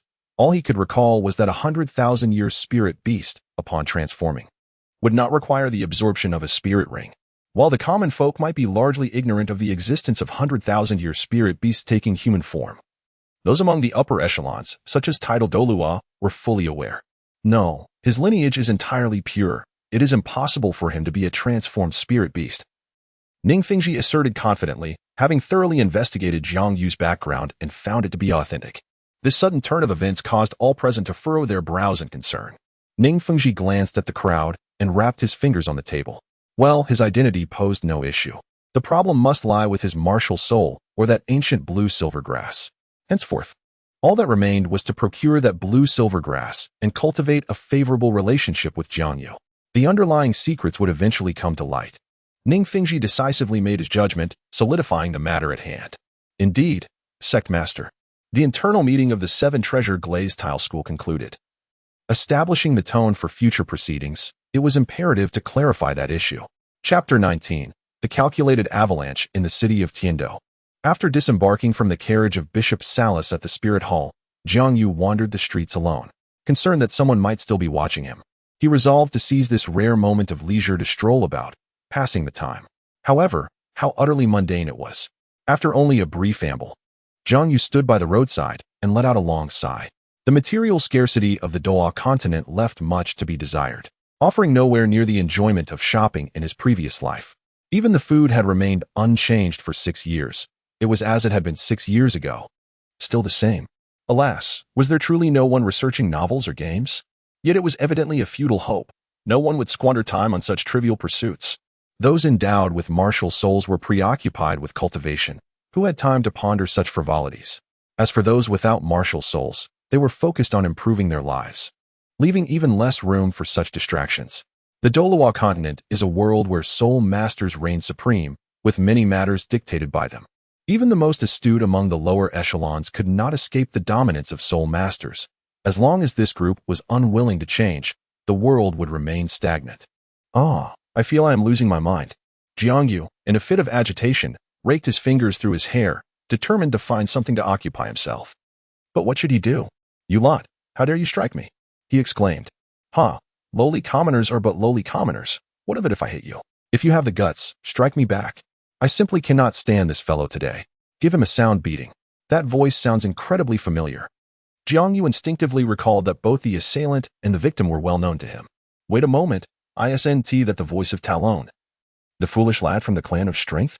And the one delivering the blows seems to be Avalanche. Has he come to stir up trouble? Ha! It appears I finally have something to occupy my time. Rather than feeling irritated by Avalanche's harassment of his associates, Jiang Yu felt a surge of excitement, for at last, there was an opportunity for action. He swiftly made his way towards the scene of the commotion, navigating through the dense crowd. Upon reaching the front, Jiang Yu observed the two opposing groups, one comprised of over 10 individuals, while the other was just Talon standing alone. It was perplexing that Talon, despite being outnumbered, chose not to retaliate. Nearby, Avalanche coldly surveyed the unfolding drama, a glimmer of malice and satisfaction flickering in his eyes. Stop this at once, Jiang Yu commanded. Recognizing that Talon was enduring the assault, clearly stronger than his adversaries, yet refraining from fighting back. It seemed that Talon's change in status had transformed him considerably. He had gained a modicum of sense and understood that his aggressors were deliberately provoking him. Jiang Yu's authoritative voice caused the assailants to halt their actions, turning their attention towards him. Seizing the moment, Jiang Yu maneuvered through the throng to stand beside Talon, locking eyes with Avalanche. Your Highness, the Fourth Prince, may I inquire what grievance Talon has caused to provoke such a violent response from your Highness? Jiang Yu remarked, his tone laced with nonchalance. This was his first direct conversation with Avalanche. Although he had seen Avalanche before, the latter had always avoided him out of fear of Xue Qinghe. Jiang Yu had never engaged in a straightforward dialogue with this ninja turtle from Douluo. Lord Jiang, Talon exclaimed, his face lit with surprise at Jiang Yu's unexpected appearance. He had initially planned to endure the situation a little longer. You have done exceptionally well, Jiang Yu acknowledged with commendation. Talon chuckled and replied, this is all thanks to my grandfather. He advised me to avoid trouble during this time, even if someone were to slap me across the face. Those individuals are merely looking to provoke me for their own ends, hoping to gather some leverage against me. So, I followed his advice. Upon hearing this, Jiang Yu couldn't help but sigh inwardly. Indeed, wisdom comes with age. He had not anticipated that Titan would foresee this. It appeared that he was truly an astute individual. However, it was evident that Talon had undergone significant changes as well. Nonsense. It was this brat who insulted me. Avalanche retorted, his face flushed with anger. This cannot be construed as intentional. I acted only because Talon had insulted me. Oh, is that so? Talon, what did you say to the Fourth Prince? Jiang Yu inquired nonchalantly. Was it merely a few disparaging words? Is that truly enough to provoke such a reaction? If I do not take you down a peg, it would be an affront to the conditions you have created. Talon scratched his head, looking somewhat sheepish. I didn't insult the Fourth Prince. I merely remarked that he is a spoiled young master. Jiang Yu cast a surprised glance at Talon, whose eyes briefly sparkled with a hint of cunning. Damn, this rascal is doing it on purpose. In an instant, Jiang Yu comprehended the situation. He had not anticipated that this fellow would so brazenly expose the truth, indeed suggesting a sense of awakening. Talon had cleverly orchestrated a scheme, providing Avalanche with a pretext to instigate trouble. In reality, even if Jiang Yu had not appeared, the events would have unfolded regardless, serving as a potential gateway for attacking Avalanche. It was undeniably a brilliant strategy. It appeared that the Li family was not solely reliant on Titan's intellect. Talon, too, possessed great promise for the future. Jiang Yu gazed at Avalanche with a touch of pity, realizing that this fool had been outmaneuvered. How unworthy of a ninja turtle. What you said is correct. Your Highness the Fourth Prince, your long-standing image has indeed been that of a debauched youth. Or is that not the true you? Jiang Yu remarked with a smile. Avalanche's expression shifted dramatically as he shouted, What do you mean, Jiang Yu? Nothing much, just suddenly realizing that your Highness the Fourth Prince is not a simple character. You even resort to schemes of discord, quite a deep ploy. Who does not know that the Li family has already pledged allegiance to His Highness the Crown Prince? Albeit without formal declaration? Choosing this moment for such antics, if Talon cannot restrain himself and strikes you, will you not demand the Emperor to punish the Li family severely? This would jeopardize their allegiance to the Crown Prince, stunning His Highness's influence while simultaneously bolstering your adversaries. "You are indeed formidable, Your Highness the Fourth Prince," Jiang Yu praised. Upon hearing Jiang Yu's explanation, the onlookers suddenly understood, their gazes towards Avalanche transforming. Could it be that for all these years, Avalanche had been masquerading, secretly refusing to relinquish his claim to the throne? I have always wondered how such a wise and capable emperor could bear such a worthless offspring. It turns out it was all an act. Indeed, such scheming is truly alarming, having concealed his intentions for so long, while secretly plotting against the crown prince. How despicable to conspire against a ruler of such brilliance and valor. Avalanche's face turned ashen with rage, yet he found himself at a loss for words, as the crowd seemed to have chosen to believe Jiang Yu. After all this time, Jiang Yu's efforts had finally borne fruit. At that moment, the citizens of Tiandou City stood unanimously with Xue Qinghe, hardly anyone doubting Jiang Yu's words. With a beaming smile, Jiang Yu looked at Avalanche. "Your Highness the Fourth Prince, you need not resort to such underhanded tactics. His Highness the Crown Prince possesses a remarkably broad mind and would not mind competing with you openly." Avalanche's countenance turned pale. As realization dawned upon him, he finally understood that everything that had transpired today was a trap. Jiang Yu was scheming against him. Otherwise, why would he appear here at this particular moment? Yet, how could he discern my disguise? Or is he merely testing me? Snow's originally pale visage suddenly succumbed to tears, flowing forth in a cascade of unutterable grievances, as she pointed at Jiang Yu and Talon. In a voice choked with sobs, she lamented, "I did not. I truly did not. You are bullying me. You are bullying me." The scene unfolded with astonishing abruptness. None could have anticipated that Xue Qinghe would weep. Overcome by mere words, he was reduced to tears. Jiang Yu's expression stiffened. What audacity! To resort to such a tactic to mask one's own actions. It appears one must not underestimate him. Allow me to play my part. A performance requires cooperation from all involved. A flicker of doubt crossed Jiang Yu's eyes as he spoke sternly.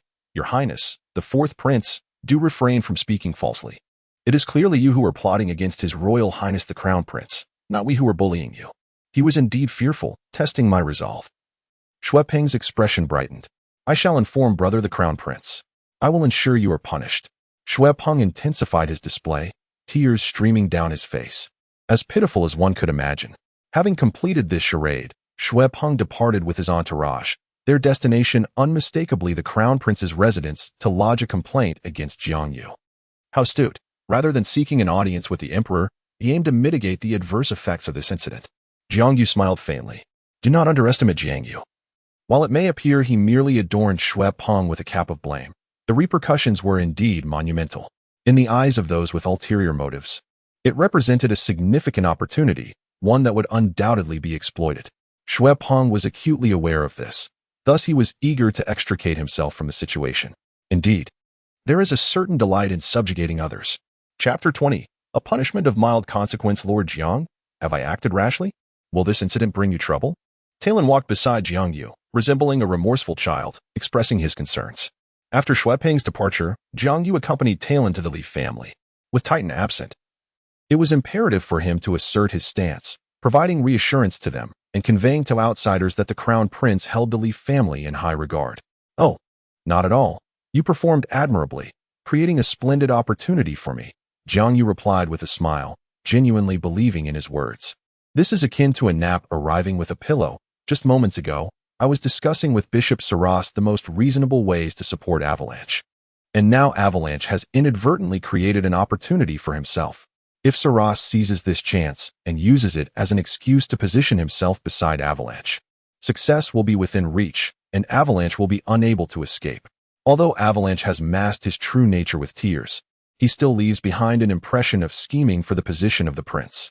No one is foolish. They all understand the implications. Your objections are futile. However, I seem to have caused trouble for Lord Jiang. It is likely that he will face inquiries regarding this matter," expressed Talon with a hint of worry. "Inquiries, you say?" Jiang Yu pondered for a moment and replied, "Indeed, that may happen. Yet, the Fourth Prince would hesitate to escalate the situation. He fears that it might solidify the accusations against him. Thus, the consequences will likely be minor, a mere reprimand rather than anything severe." Jiang Yu spoke with a nonchalant expression. There are many intelligent individuals in Tiandou City, and whether it be Avalanche, Prince Xue, or Emperor Xie, they will tacitly choose to assist Avalanche in clearing Jiang Yu's name. They will not impose harsh penalties on Jiang Yu. as that would tarnish Avalanche's reputation as a purger of dissent. After all, Avalanche must maintain his low-profile persona. Being too ostentatious would be detrimental. Besides, the gravity of Jiang Yu's situation is contingent upon Emperor Xue's perspective and whether he genuinely cares for his son. Talon evidently did not grasp the underlying dynamics and remained perplexed, yet observing Jiang Yu's unwavering confidence instilled a sense of relief within him. I had thought I could accomplish something significant, but it seems my intellect pales in comparison to those above me. I possess merely a modicum of cleverness. I earnestly hope that Lord Jiang will permit me to accompany him and assist in his endeavors. I am willing to serve with utmost dedication. Talon respectfully addressed Jiang Yu. Jiang Yu fell silent for a moment, taking in Talon's imposing figure, and found himself somewhat speechless. Who taught you to speak like this? These are my own thoughts. Talon replied, his demeanor suggesting sincerity. Jiang Yu was convinced, but could not refrain from saying, do you not realize that your words are in stark contrast to your appearance? Did you not have any inkling of your ability to scheme against the fourth prince? Although you performed admirably this time, which surprised me, it is still far from sufficient. You seem to have grown a little overconfident. However, Talon wished to explain further, but was interrupted by Jiang Yu. I understand what you wish to convey. Working alongside me is not a prudent choice. I am currently under scrutiny from many, and must tread carefully with every action and word. There are matters I comprehend that you do not, and ignorance could lead to calamity. Therefore, it would be best for you to remain at the academy and continue your studies. It truly is an excellent place for you to gain practical experience and become the person you aspire to be, Jiang Yu stated softly. He would not keep Talon by his side, as it would not benefit either of them. At present, Talon is utterly focused on the immediate, devoid of deeper contemplation. After a brief silence, Talon felt that Jiang Yu's words held an unspoken meaning, yet he refrained from elucidating it. Lord Jiang, I understand, Talon stated, learning quite rapidly. Are we? Jiang Yu mused silently. It is good that you comprehend. Should you have any uncertainties, consult your grandfather. He shall enlighten you. Yes. Subsequently, Jiang Yu ceased further discourse and proceeded towards the residence of the Strength clan. Talon's transformation filled him with delight. It seemed that Jiang Yu might soon possess an admirable asset. Thus, it was imperative for Talon to remain at the academy. He hoped that Talon would grasp this truth and take meaningful action. The following day, at the prince's residence. Your Highness, I am truly wronged. I did not bully the fourth prince in the slightest. I did not lay a finger on him. I assure you, every word is sincere. And if I utter a falsehood, may thunder strike me. Early in the morning, Jiang Yu arrived at the prince's residence to report, lamenting to Xue Qinghe. Although his punishment was not particularly severe, a proper expression of contrition was still necessary. Xue Qinghe rubbed his forehead, feeling somewhat exasperated. While he felt a sense of joy at Jiang Yu having passed the test, the absence of outsiders rendered Jiang Yu's theatrical display rather unnecessary. Who are you performing for? Certainly not me. I have no desire to witness such theatrics. Enough of your protests. If you truly believe you are wronged, go speak to His Majesty yourself and see if he will believe you. Jiang Yu immediately ceased his lamentations, somewhat disgruntled as he replied, perhaps that is best avoided. As a mere insignificant figure, how could I trouble His Majesty? In that case, do not linger here in complaint. Be prompt in reporting to the Heavenly Royal Academy tomorrow. Xue Qinghe insisted impatiently. The decision regarding Jiang Yu's punishment was swift. Just as he had anticipated, it was quite lenient, merely categorized as childish mischief. He was instructed to attend the Tiandou Academy for further studies, with the admonition to learn the principles of hierarchy and respect, and to cease his frivolous antics. To Jiang Yu's surprise, he did not anticipate that the Emperor of the Snowy Night would divert his attention from Xue Qinghe and encroach upon his territory. Was it surveillance? It seemed somewhat unlikely. However, as a subject and companion to His Highness the Crown Prince, would it be appropriate for him to enter the Royal Academy of Tiandou in such a manner? Though still youthful, he felt a duty to alleviate the burdens of the Crown Prince and the Tiandou Empire. Jiang Yu's eyes gleamed as he spoke. Upon hearing this, Xue Qinghe smiled knowingly. Rest assured, I have discussed this matter with my father, and he agrees that my feelings should not be disregarded. Therefore, he has graciously bestowed upon you a token, which will allow you unrestricted access to the academy whenever I require your presence. Xue Qinghe handed Jiang Yu a token inscribed with the character for snow, symbolizing the Tiandou royal family, signifying it was far more than a mere pass. Thank you, Your Majesty. Thank you, Your Highness. Jiang Yu immediately expressed his gratitude. Xue Qinghe nodded in satisfaction, for this royal token was hard-won and not easily obtained. In the past, he would never have taken such a step. But recent events had enlightened him to discern who his true allies were. Having concluded this matter, Xue Qinghe continued, "Now, let us examine this letter. It is from Titan, the chieftain of the Li family." He then tossed a letter to Jiang Yu. "Is this concerning the Pa family?" Jiang Yu inquired with curiosity. "Indeed. See if you can persuade the Pa family to join us," Xue Qinghe responded, unfazed, for he understood that these schemes were orchestrated by Jiang Yu, who was undoubtedly most familiar with them. After reading the letter, Jiang Yu closed his eyes, contemplating a strategy. The letter contained little more than a singular message. The Pa family had rejected the invitation to join the crown prince's residence, and the other three families were at a loss regarding the situation. From Xue Qinghe's demeanor, it appeared he was reluctant to relinquish the influence of the Pa family. Yet persuading them was indeed a formidable challenge. Jiang Yu steeled himself for the possibility of conceding. However, since Xue Qinghe had requested his assistance, he resolved to exert his utmost effort. The chieftain of the Pa family, Yang Wudi, was notoriously difficult, known for his foul temperament. Even in the original narrative, Tang Xin had expended considerable effort to convince Yang Wudi. Initially, he had to defeat Yang Wudi in his area of confidence, his strength, and subsequently win him over with the exquisite and rare treasures of the ethereal realm. Unfortunately, given Xue Qinghe's current capabilities, he was unable to best Yang Wudi outright. Moreover, the alluring treasures that could entice Yang Wudi were still housed within the medicinal garden of Douluo. Jiang Yu quickly grasped the situation, and after dismissing numerous alternatives, he retrieved a book from his soul guide device. "Your Highness, you may present this book to Yang Wudi through Titan, the chieftain of the Li family. I believe he will find it intriguing." Xue Qinghe accepted the book, his curiosity piqued. "What is this book?" "It is a compilation of my unique insights on philosophy. In the hands of those knowledgeable, it should hold considerable value," Jiang Yu replied. Jiang Yu solemnly remarked, "This should be of considerable value, for this book encapsulates significant knowledge derived from my recollections of a past life over the years. It is essential to clarify that the term the study of principles here does not refer to Confucianism, but rather to a comprehensive understanding of various disciplines." Chapter 21. What a perplexing situation. As a modern individual, Jiang Yu is acutely aware of the paramount importance of knowledge. Thus, even in a world where martial spirits reign supreme, he has diligently compiled and recorded crucial insights from his previous existence into this tome over the years. This treatise on natural philosophy can be regarded as one of the most significant works, chronicling Jiang Yu's understanding of physics, chemistry, and biology from a previous life, along with several pivotal insights. In a world devoid of the seeds of scientific inquiry, this book serves as a foundational text. Is this book truly beneficial? Xue Qinghe flipped through the pages Jiang Yu had handed over, feeling somewhat dizzy. While he recognized each character, the collective meaning eluded him. "It should be useful," Jiang Yu remarked with a hint of uncertainty. Yang Wudi, a connoisseur of poisons, a field that falls under chemistry, undoubtedly possesses a certain level of interdisciplinary knowledge. Thus, this book should hold some allure for him. Likewise, it also bears a degree of attraction for Titan. However, it is regrettable that Jiang Yu has not devoted his thoughts to this aspect over the years.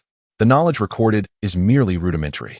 Xue Qinghe, somewhat exasperated, questioned the reliability of the text.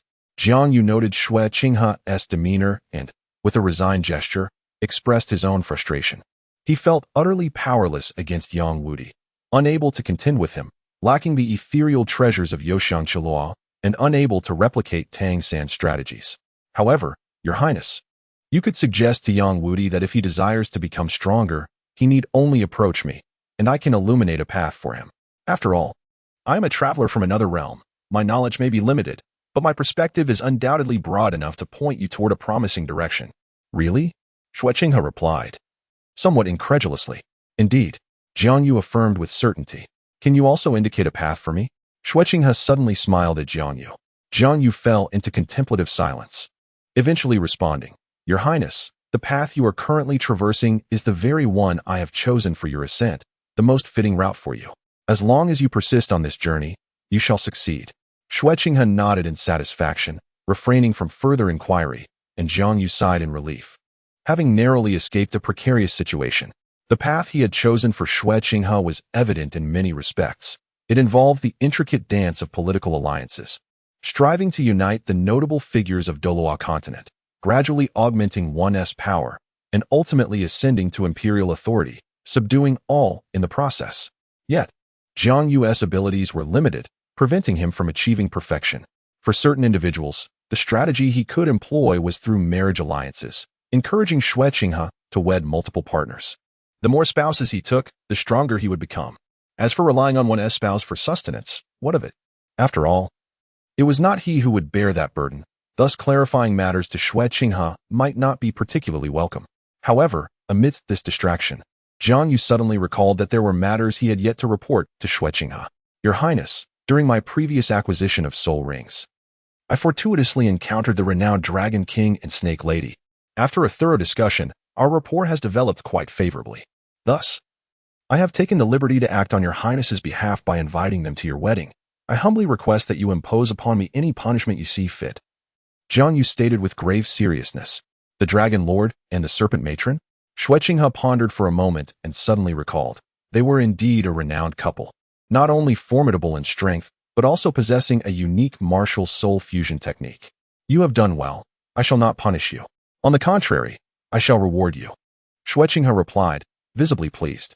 Although Jiang Yu's actions had made him somewhat uncomfortable by leveraging his wedding as a means to an end, the prospect of befriending two powerful individuals alleviated that discomfort considerably.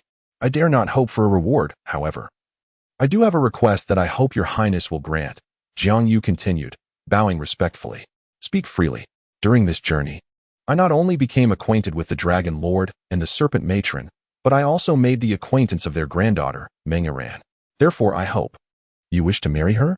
Xue Qinghe's interest was piqued. It is not I who wishes to marry her, Jiang Yu replied quietly. If not you, then who? Xue Qinghe suddenly contemplated a possibility, falling into silence. Could it be me?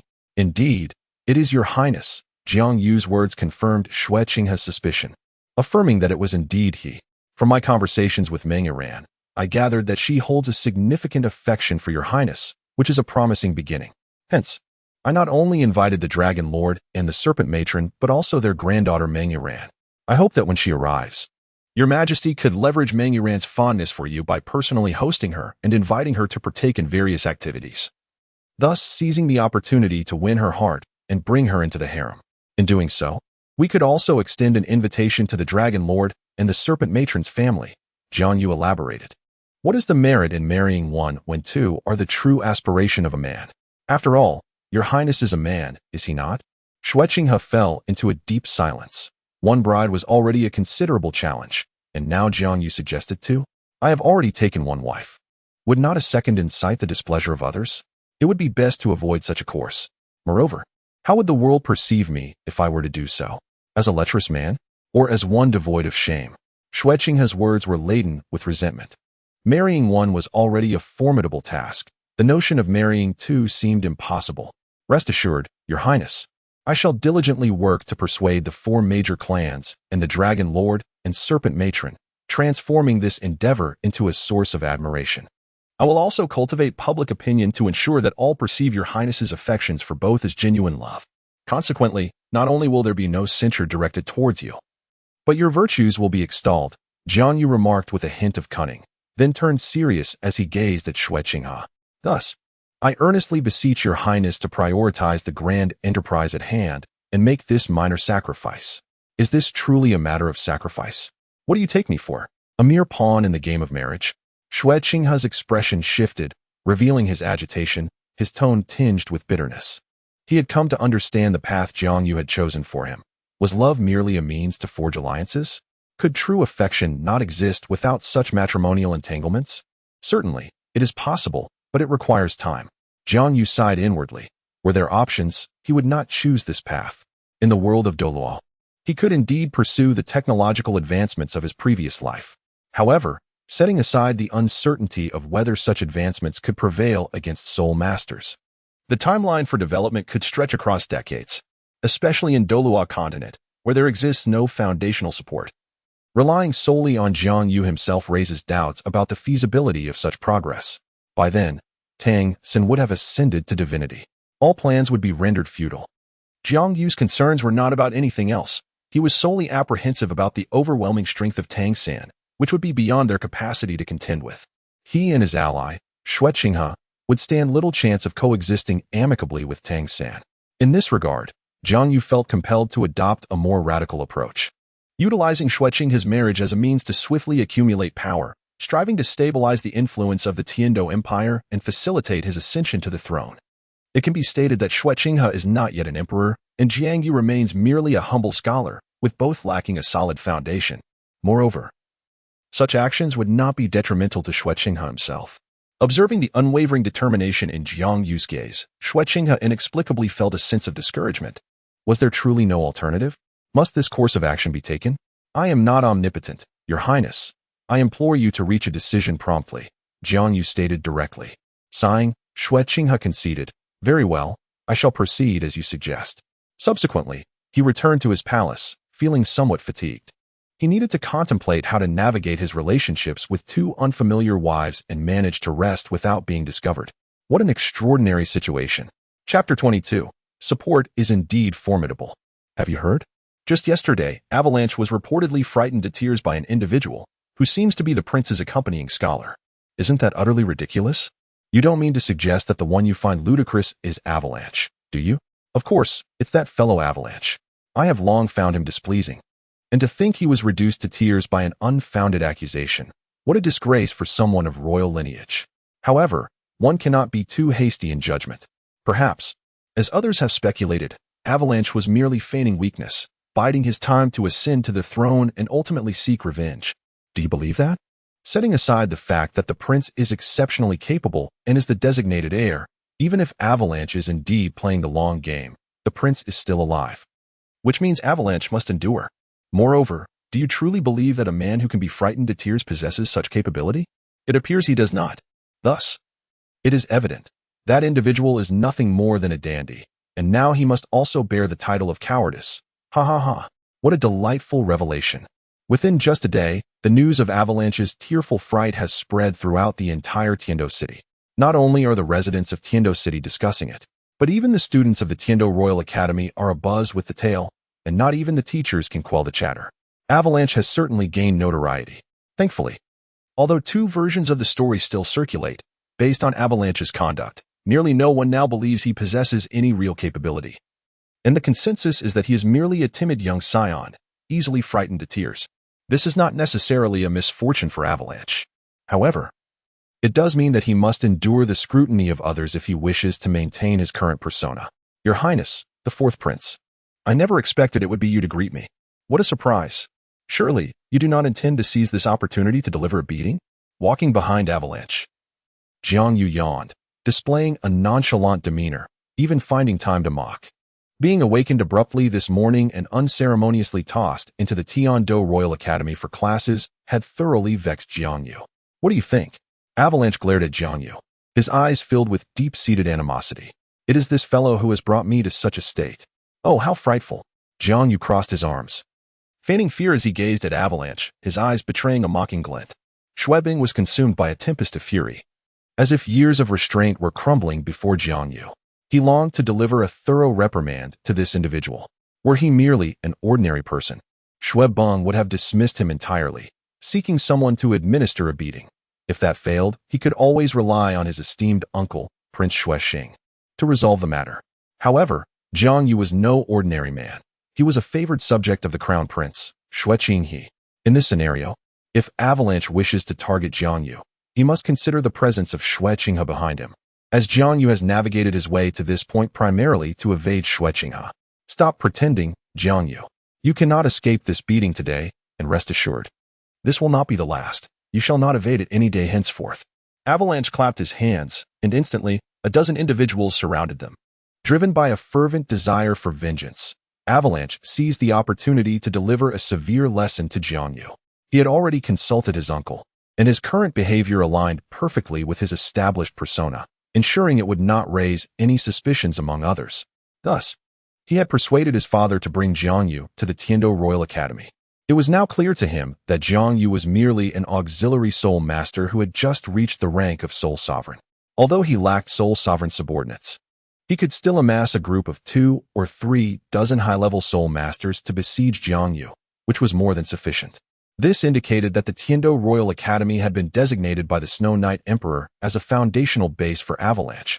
However, over the years, he had failed to gather a competent following, only managing to assemble a motley crew of inept individuals.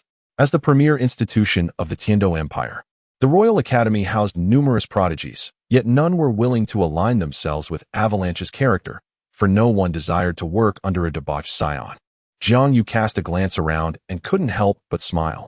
Those surrounding him were all offspring of officials from the Tiandou Empire. Prior to his arrival, he had conducted thorough research and was well aware that many of them had parents close to Xue Qinghe. Indeed, pursuing an official route proved to be a grave error. This nation still belonged to the Snow Knight Emperor, who could possibly bypass him to recruit his followers. Do you truly believe you can teach me a lesson with these individuals? Jiang Yu's gaze was laden with disdain. The Tiandou Empire graciously permitted the offspring of officials to attend the Royal Academy as a form of privilege. The group before him consisted merely of those reaping the benefits granted by the state, their true capabilities insufficient to gain entry into the prestigious institution. Jiang Yu felt no fear. Although his own strength was not formidable, dealing with this pampered lot was well within his capacity. His words not only incensed Avalanche, but also ignited indignation among some of those encircling him. Who do you think you are? We have more than enough to deal with you. Attack him, and give him a thorough beating.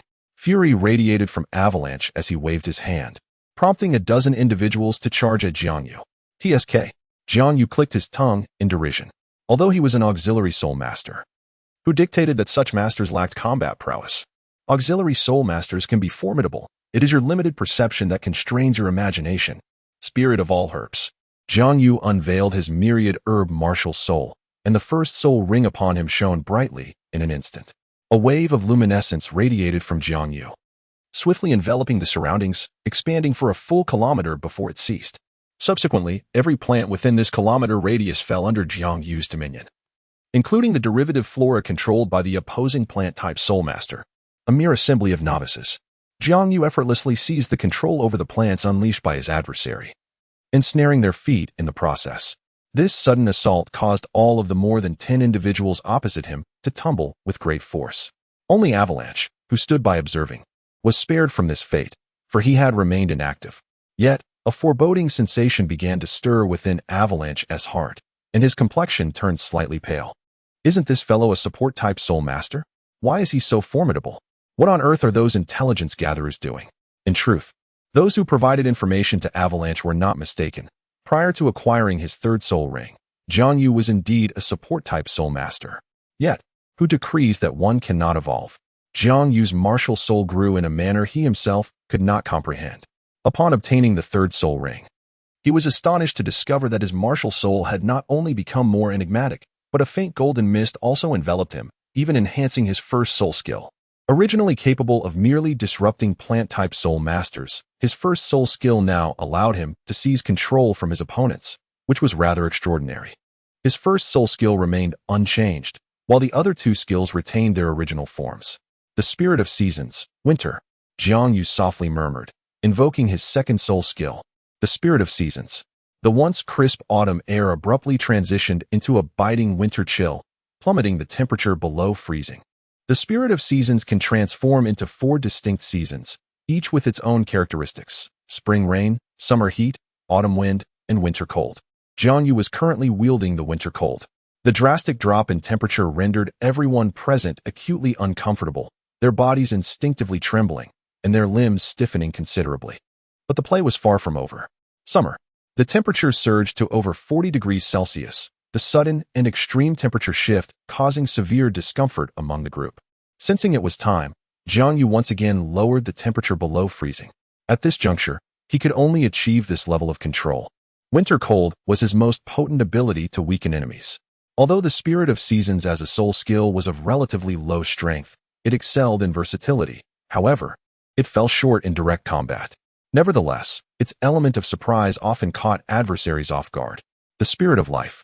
The 1,000-year soul ring adorning Jiang Yu glowed with a deep purple light, radiating more power than the average soul ring. The moment Jiang Yu activated his third soul skill, all plant-type soul masters' martial soul manifestations in the vicinity vanished instantaneously, transforming into vitality that Jiang Yu siphoned away, while flora within a kilometer radius wilted significantly. This is Jiang Yu's ability, which seizes and harnesses the vital energy of plants. Subsequently, he channeled all this life force into several nearby vines. In an instant, the aura of these vines surged to a level comparable to that of soul beasts centuries old, their forms expanding several-fold as if inflated like balloons. "It's over," Jiang Yu remarked with a hint of boredom. Under his command, the vines swept away the group of individuals who had just risen from the ground, sending them flying in the direction of an avalanche, leaving them to curse in pain and dismay. This marks Jiang Yu's inaugural battle, where he triumphs over 10 adversaries with resounding success. Chapter 23. The Nemesis of Plant-Type Soul Masters. Yet, despite his victory, Jiang Yu exhibits little in the way of exuberance. This battle, when examined through the lens of its achievements, appears formidable. However, upon closer scrutiny, it becomes evident that Jiang Yu's victory was primarily a stroke of fortune. Firstly, the opponents, a dozen or so individuals, were woefully inexperienced, much like Jiang Yu himself, as they had seldom encountered real combat. Their privileged upbringing had resulted in a fragile will, which faltered at the first sign of adversity, leaving them vulnerable and granting Jiang Yu ample time to capitalize on their disarray. Secondly, Jiang Yu's soul skills were remarkably well suited to the situation. The picturesque surroundings of the Tiandou Royal Academy, adorned with flowering plants and a substantial forest, provided an ideal arena for him to unleash his potential. His first and third soul skills could only be activated in the presence of flora or when facing opponents who possessed plant-based soul masters. Should these conditions be absent, Jiang Yu would find himself significantly handicapped, relying solely on his second soul skill, which rendered him a mere auxiliary soul master of limited capability. The effects of his second skill were indiscriminate. While he remained unaffected, all others were subjected to its influence. Thus, this victory was indeed a matter of luck, although others remained oblivious to this fact, allowing Jiang Yu to bask in the glory of his triumph. "Your Highness, the fourth prince. It seems the individuals you've summoned are rather lacking in skill, perhaps a tad too inept," Jiang Yu remarked with a mocking smile. The life force-infused vines had diminished, reverting to ordinary plants, albeit still robust and of considerable size, an unusual transformation, to say the least. Jiang Yu harbored no apprehension about avalanche seeking retribution. The abundance of trees and grass within the Tiandou Royal Academy ensured that his combat prowess would not fall short of that of a typical soul master, particularly against plant-based opponents. As for any underhanded tactics, it was not Jiang Yu who should be concerned, but rather Avalanche.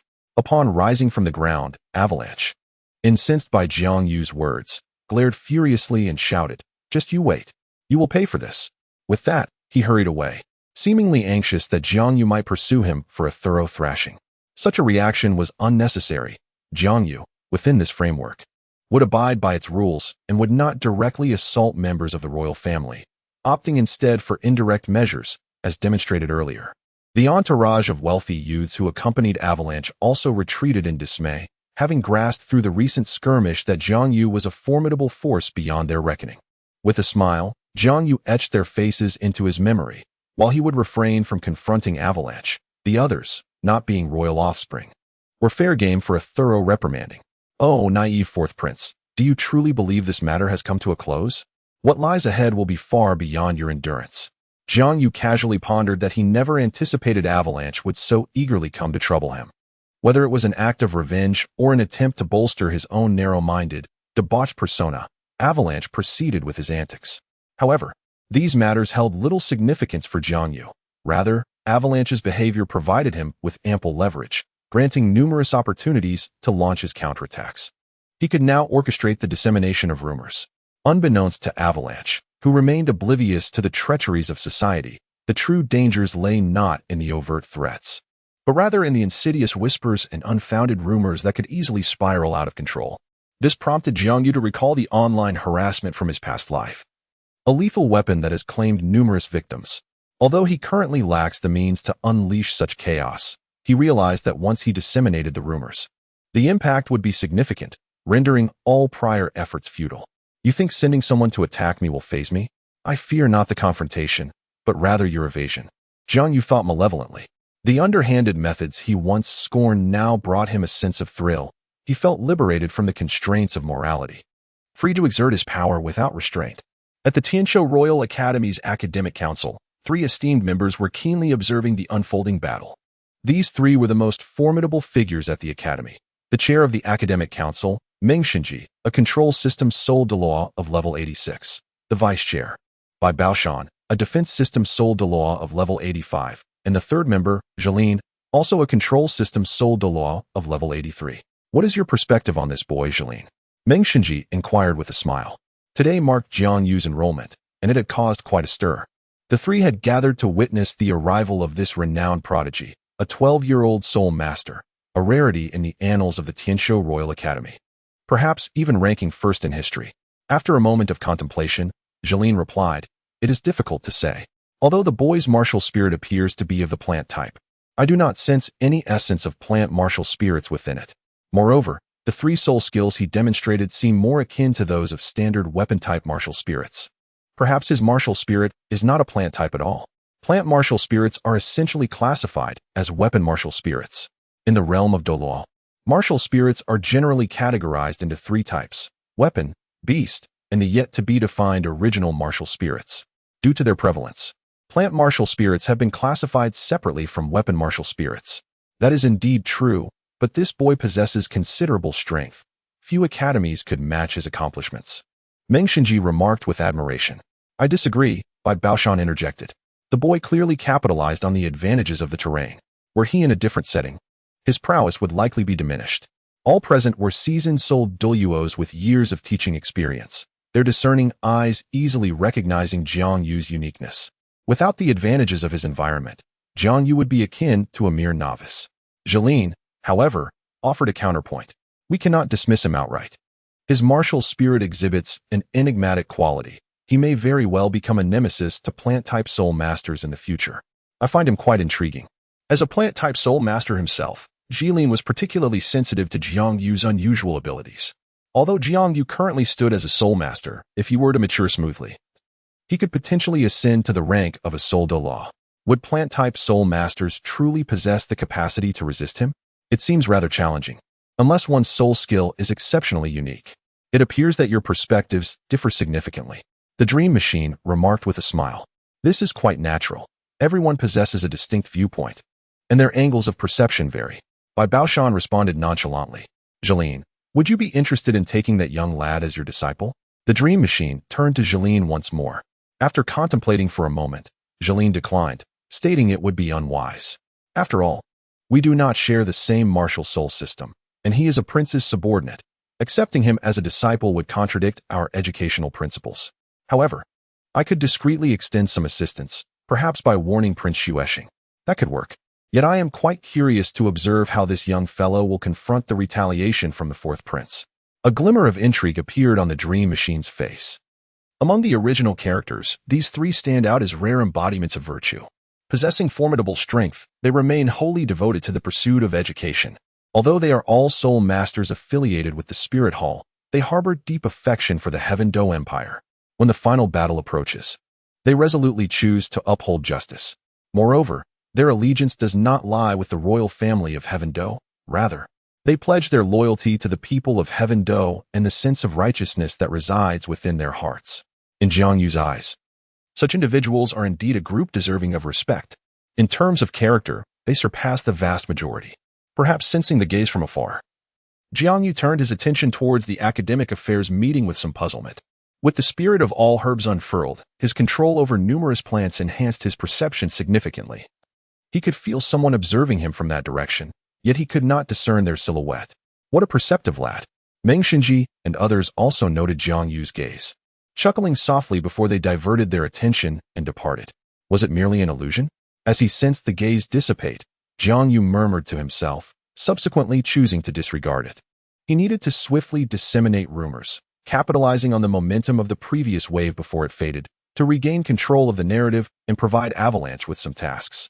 He could not allow Avalanche to continuously bother him. Although he was at the Tiandou Royal Academy, he still had obligations to fulfill. Chapter 24. The Troubles of Avalanche Uncle.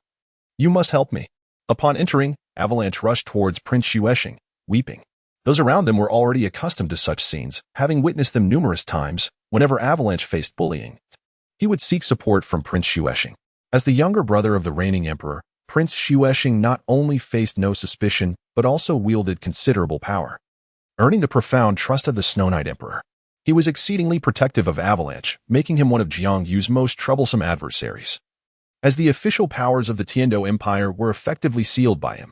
Consequently, Xue Qinghe's authority was rendered impotent, stalling many of Jiang Yu's plans. What is it, Avalanche? Has someone bullied you again? A hint of indulgence flickered in Prince Xue Qinghe's eyes as he gestured for everyone else to step back. The attendants departed one by one, and once the door closed, the room was left with only Avalanche and Prince Xue Qinghe. After the others left, Avalanche seemed to shed his usual facade, adopting a calm demeanor that was strikingly different from his usual self, a sight that would surely astonish outsiders. Prince Xue Qinghe was not surprised. Such a demeanor from Avalanche would only be displayed in his presence, free from external eyes. Now, tell me what exactly is happening. Isn't today supposed to be your day of retribution? It's all because of that Jiang Yu. Uncle, I lost face this time. Avalanche gritted his teeth, his hatred for Jiang Yu soaring to unprecedented heights. He then recounted the events that had just transpired to Prince Xue Qinghe. Prince Xue Qinghe frowned upon hearing the account, and then looked at Avalanche. Are you saying he single-handedly defeated over a dozen people? How is that possible? Isn't he a support-type soul master? I have my doubts as well, but the power he displayed was far from that of a mere support-type soul master. At this point, Avalanche felt increasingly frustrated. Jiang Yu's strength rendered him powerless. Uncle, do you think we could? Avalanche suggested darkly, his tone laden with malice. No. Haven't you learned enough from the last lesson? If we truly eliminate him, your various actions will be laid bare before the world, arousing suspicion from others. This is not worthwhile. Your safety must take precedence. Prince Xue Qinghe, without a moment's hesitation, declined the notion, prioritizing the safety of the Avalanche. If Jiang Yu were to be removed, the true nature of the Avalanche would be exposed, potentially leading to a fate akin to that of previous princes who met untimely ends without clarity. He may be the sole heir of his brother. Prince Xue Qinghe has always harbored doubts regarding Xue Qinghe's identity. Uncle, what should we do? Are we to allow him to bully me? Avalanche's face was filled with resentment. He yearned to teach Jiang Yu a lesson, to vent his frustrations. It was Jiang Yu who had led to his current predicament. Prince Xue Qinghe sighed. Nephew, I understand your heart is heavy with grievance, but for the greater good, we must endure for now. He is favored by the Crown Prince, and even I find myself powerless against him. The Crown Prince will not remain indifferent. Avalanche remained discontent. If we cannot take action ourselves, can we not enlist someone else to issue a warning? Perhaps the poisoned Douluo? A figure flashed through Avalanche's mind. The esteemed poisoned Douluo of the Tiandou Empire. Absolutely not. Prince Xue Qinghe swiftly rejected the idea, then hesitated before adding, the poisoned Douluo is not one of us. Requesting his aid would require a significant exchange of favors. Although I once saved him, our debts of gratitude have nearly been exhausted over the years. We must not trouble him for such a trivial matter. He further elaborated, moreover, this incident ultimately involves the imperial family, and the poisoned Douluo would not act impulsively. Years ago, while Prince Xue Qinghe had saved Douluo's life, Douluo had long since repaid that debt, becoming a guest elder of the Tiandou Empire. Their relationship now consisted solely of camaraderie, but such bonds can also be depleted. Douluo had assisted Prince Xue Qinghe on numerous occasions over the years. It is possible that their goodwill is now exhausted, and Prince Xue Qinghe hesitated to invoke it. Furthermore, a mere warning would be insufficient. It might inadvertently entangle Xue Qinghe. As a guest elder of the Tiandou Empire, Douluo might merely lean in favor of him, rendering any such favor utterly meaningless. Uncle, is there truly no solution? Avalanche seethed. As long as this fellow remains, I shall find no peace. Jiang Yu was adept at manipulating emotions. Avalanche knew that if he could not subdue Jiang Yu this time, his future would be fraught with difficulties. At this stage, we lack effective strategies. He is favored by the Crown Prince, and as long as he does not err, it will be exceedingly challenging for us to strike against him. Given his temperament, he will undoubtedly avoid mistakes. Prince Xue Qinghe sighed and remarked. They were all part of the Tiandou Empire's system, yet due to their affiliations with divergent factions, Jiang Yu enjoyed the protection of Xue Qinghe. As long as Xue Qinghe remained unscathed, it would be exceedingly challenging for them to suppress Jiang Yu. Over the years, the Avalanche faction had to develop discreetly, lacking substantial strength. Otherwise, subduing a figure like Jiang Yu would have been rather effortless. I shall personally issue him a warning. Should he dare to disregard my caution, it will provide me with the perfect justification. A glimmer of cold light flickered in Prince Xue Qinghe's eyes. As long as Jiang Yu dared to act recklessly in his presence, he would have ample reason to intervene, something even Xue Qinghe could not prevent, provided he acted swiftly. However, this could potentially escalate the conflict into the open. Very well, I entrust this matter to you, uncle. Avalanche expressed his delight, for he felt utterly powerless against Jiang Yu. He had initially believed that enrolling Jiang Yu in the Tiandou Royal Academy would render him a pliable pawn, only to find himself outmaneuvered. Prince Xue Qinghe waved his hand, dismissing the matter, as it was indeed his responsibility, just as Prince Xue Qinghe and Avalanche settled their plans. The words from the 3 committee members of the Tiandou Royal Academy fortuitously reached Prince Xue Qinghe, darkening his countenance. These 3 were not individuals one could afford to offend lightly. The situation was indeed deteriorating further. Simultaneously, the rumors disseminated by Jiang Yu began to take effect, inciting fury in both Prince Xue Qinghe and Avalanche. As they felt as though they were beset by relentless waves of turmoil, Jiang Yu's matters would have to be set aside for the moment. At the Tiandou Royal Academy, Jiang Yu arrived at the dormitory to which he had been assigned, preparing his daily necessities. The academy operated under a semi-closed system where students typically resided and dined within its confines, only allowed to return home during holidays. Jiang Yu was no exception, though he possessed the privilege of leaving for urgent matters. After completing these tasks, he sat on his bed, awaiting someone. Shortly thereafter, a plump boy stealthily entered Jiang Yu's room and, upon seeing him seated, promptly bowed respectfully. "Greetings, Lord Jiang. This is a school, no need for such formalities. I did not expect only you to arrive. It seems they have violated their initial oath." Jiang Yu replied with an expression of calm indifference, somewhat surprised, yet relieved that at least one person had come. The boy before him, named Lu Yang, was an operative Jiang Yu had developed a few years prior. He had been sent to the Tiandou Royal Academy through connections in his family's official channels as an insider and intelligence gatherer. This is, in essence, a mere idle move. When Jiang Yu initially undertook this endeavor, he did so without much diligence. Yet he managed to recruit those who were closely related to this Weeking family.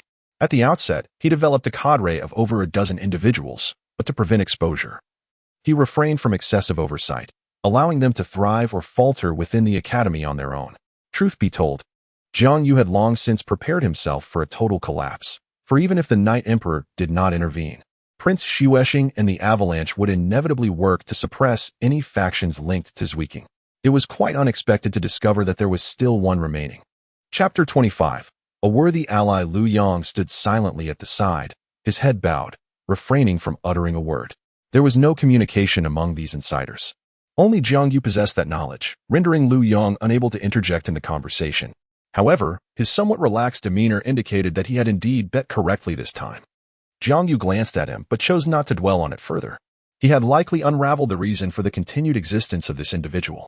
Firstly, the family of this young man was not particularly formidable, and among those who had fostered ties with Zwiking, he was a rather inconsequential figure. Secondly, the portly lad bore numerous scars, both fresh and old. If Jiang Yu's assumptions held true, this Lu Yang must have joined the Avalanche's ranks, albeit as a lowly member, often bullied by others.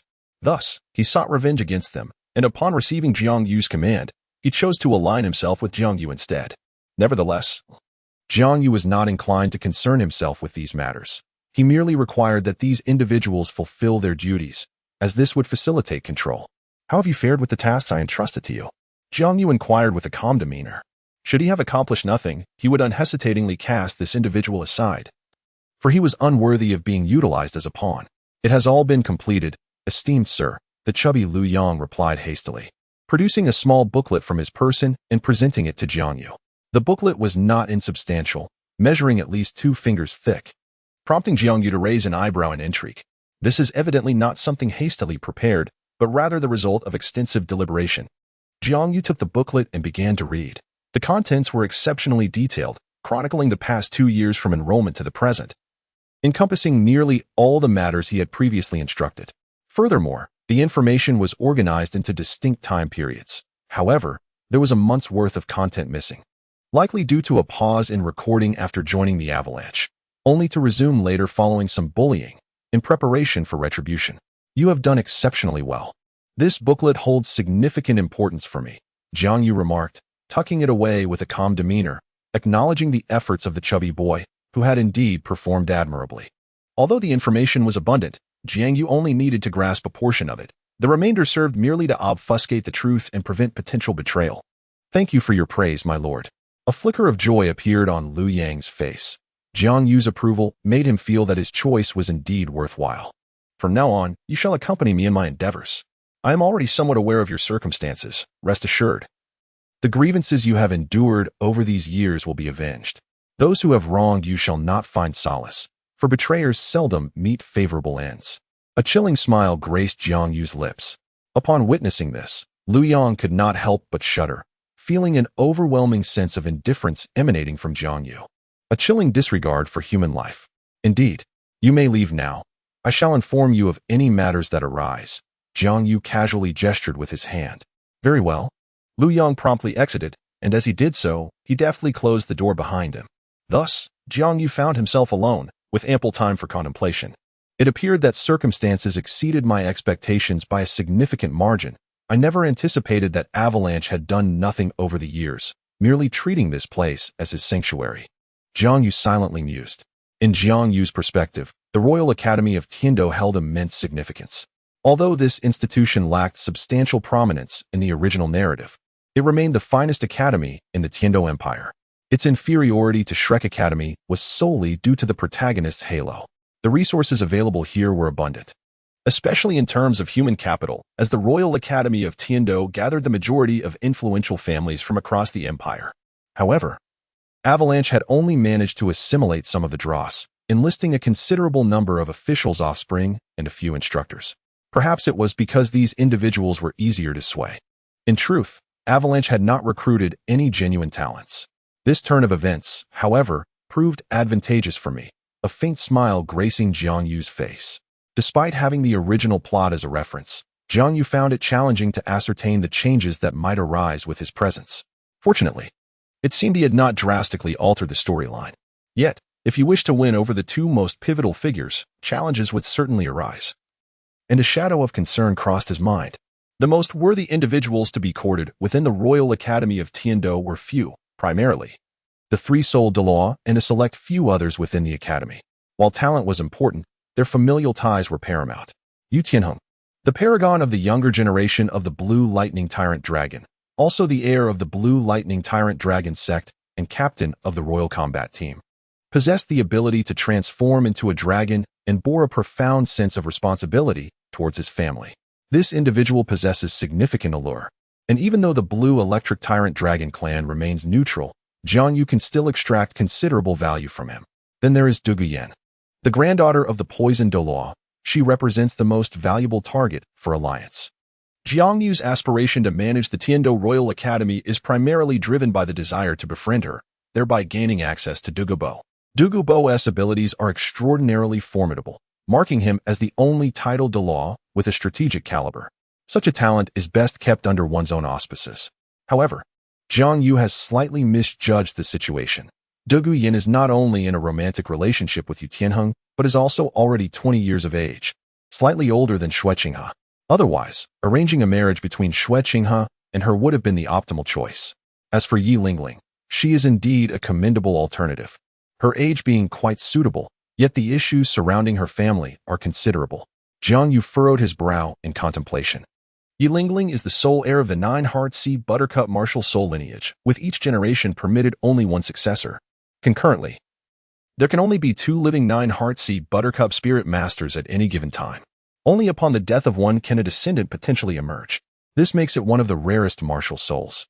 To outsiders, this appears to be a miraculous phenomenon. However, from Jiang Yu's perspective, grounded in the knowledge of his past life, it reveals a certain cruelty. If one were to regard martial souls as akin to genes, then the fact that a gene can only be inherited through such means indicates a lack of hereditary nature. Typically, even if a gene cannot be passed down through every generation, it can still manifest in alternate generations. The Nine-Heart Begonia martial soul lacks such a characteristic, thus signifying that this martial soul is merely a transient occurrence, devoid of hereditary essence.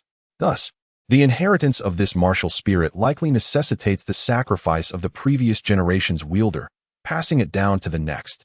Furthermore, according to Jiang Yu's conjecture, this must be a case of intergenerational inheritance. The first generation's possessor, through a unique method, divides a portion of their martial spirit to their descendants. akin to the duality of yin and yang, transmitting the yang aspect to the offspring to ensure the stable emergence of an imperfect nine-heart begonia martial spirit, while retaining the yin aspect to maintain their own strength. Subsequently, by practicing secret techniques, when their descendants give birth, they sacrifice themselves to pass on the martial spirit to their progeny, who then transmits this portion to their own offspring. Thus, a system resembling the complementary nature of yin and yang in inheritance emerges, ensuring that each generation will invariably possess two nine-heart begonia martial spirits. However, according to Jiang Yu's speculation, this method can only be executed by females, and each nine-heart begonia martial spirit will be incomplete, the mother embodying the yang aspect, while the daughter represents the yin. Only when the two are united do they form a complete nine-heart begonia martial spirit. Although Jiang Yu lacks detailed information about this family, his conjectures are likely close to the truth. This concept mirrors what he learned in genetics during his previous life. Therefore, while it is indeed a miracle, it is also exceedingly cruel. For the sake of this so-called inheritance, the lineage of Yi Lingling will ultimately lose its essence, existing solely for this legacy. Perhaps I can exploit this aspect as an entry point to approach Yi Lingling, yet I am uncertain of her thoughts. Will she accept my proposal, considering it would lead to her betraying her clan? Jiang Yu pondered, stroking his chin. His intentions were straightforward: to persuade Yi Lingling to betray her family and join the forces of Xue Qinghe. In return, Jiang Yu would find a way to perfect her martial spirit, liberating her from such a tragic fate. As the prince of the Tiandou Empire, confronting a family like the nine-heart begonia should not pose a significant challenge, although this family is shrouded in mystery. Jiang Yu does not believe they possess a title Douluo. At most, they might have a soul Douluo, which is not a substantial obstacle. The only pressing concern is that Jiang Yu's assumptions must hold true.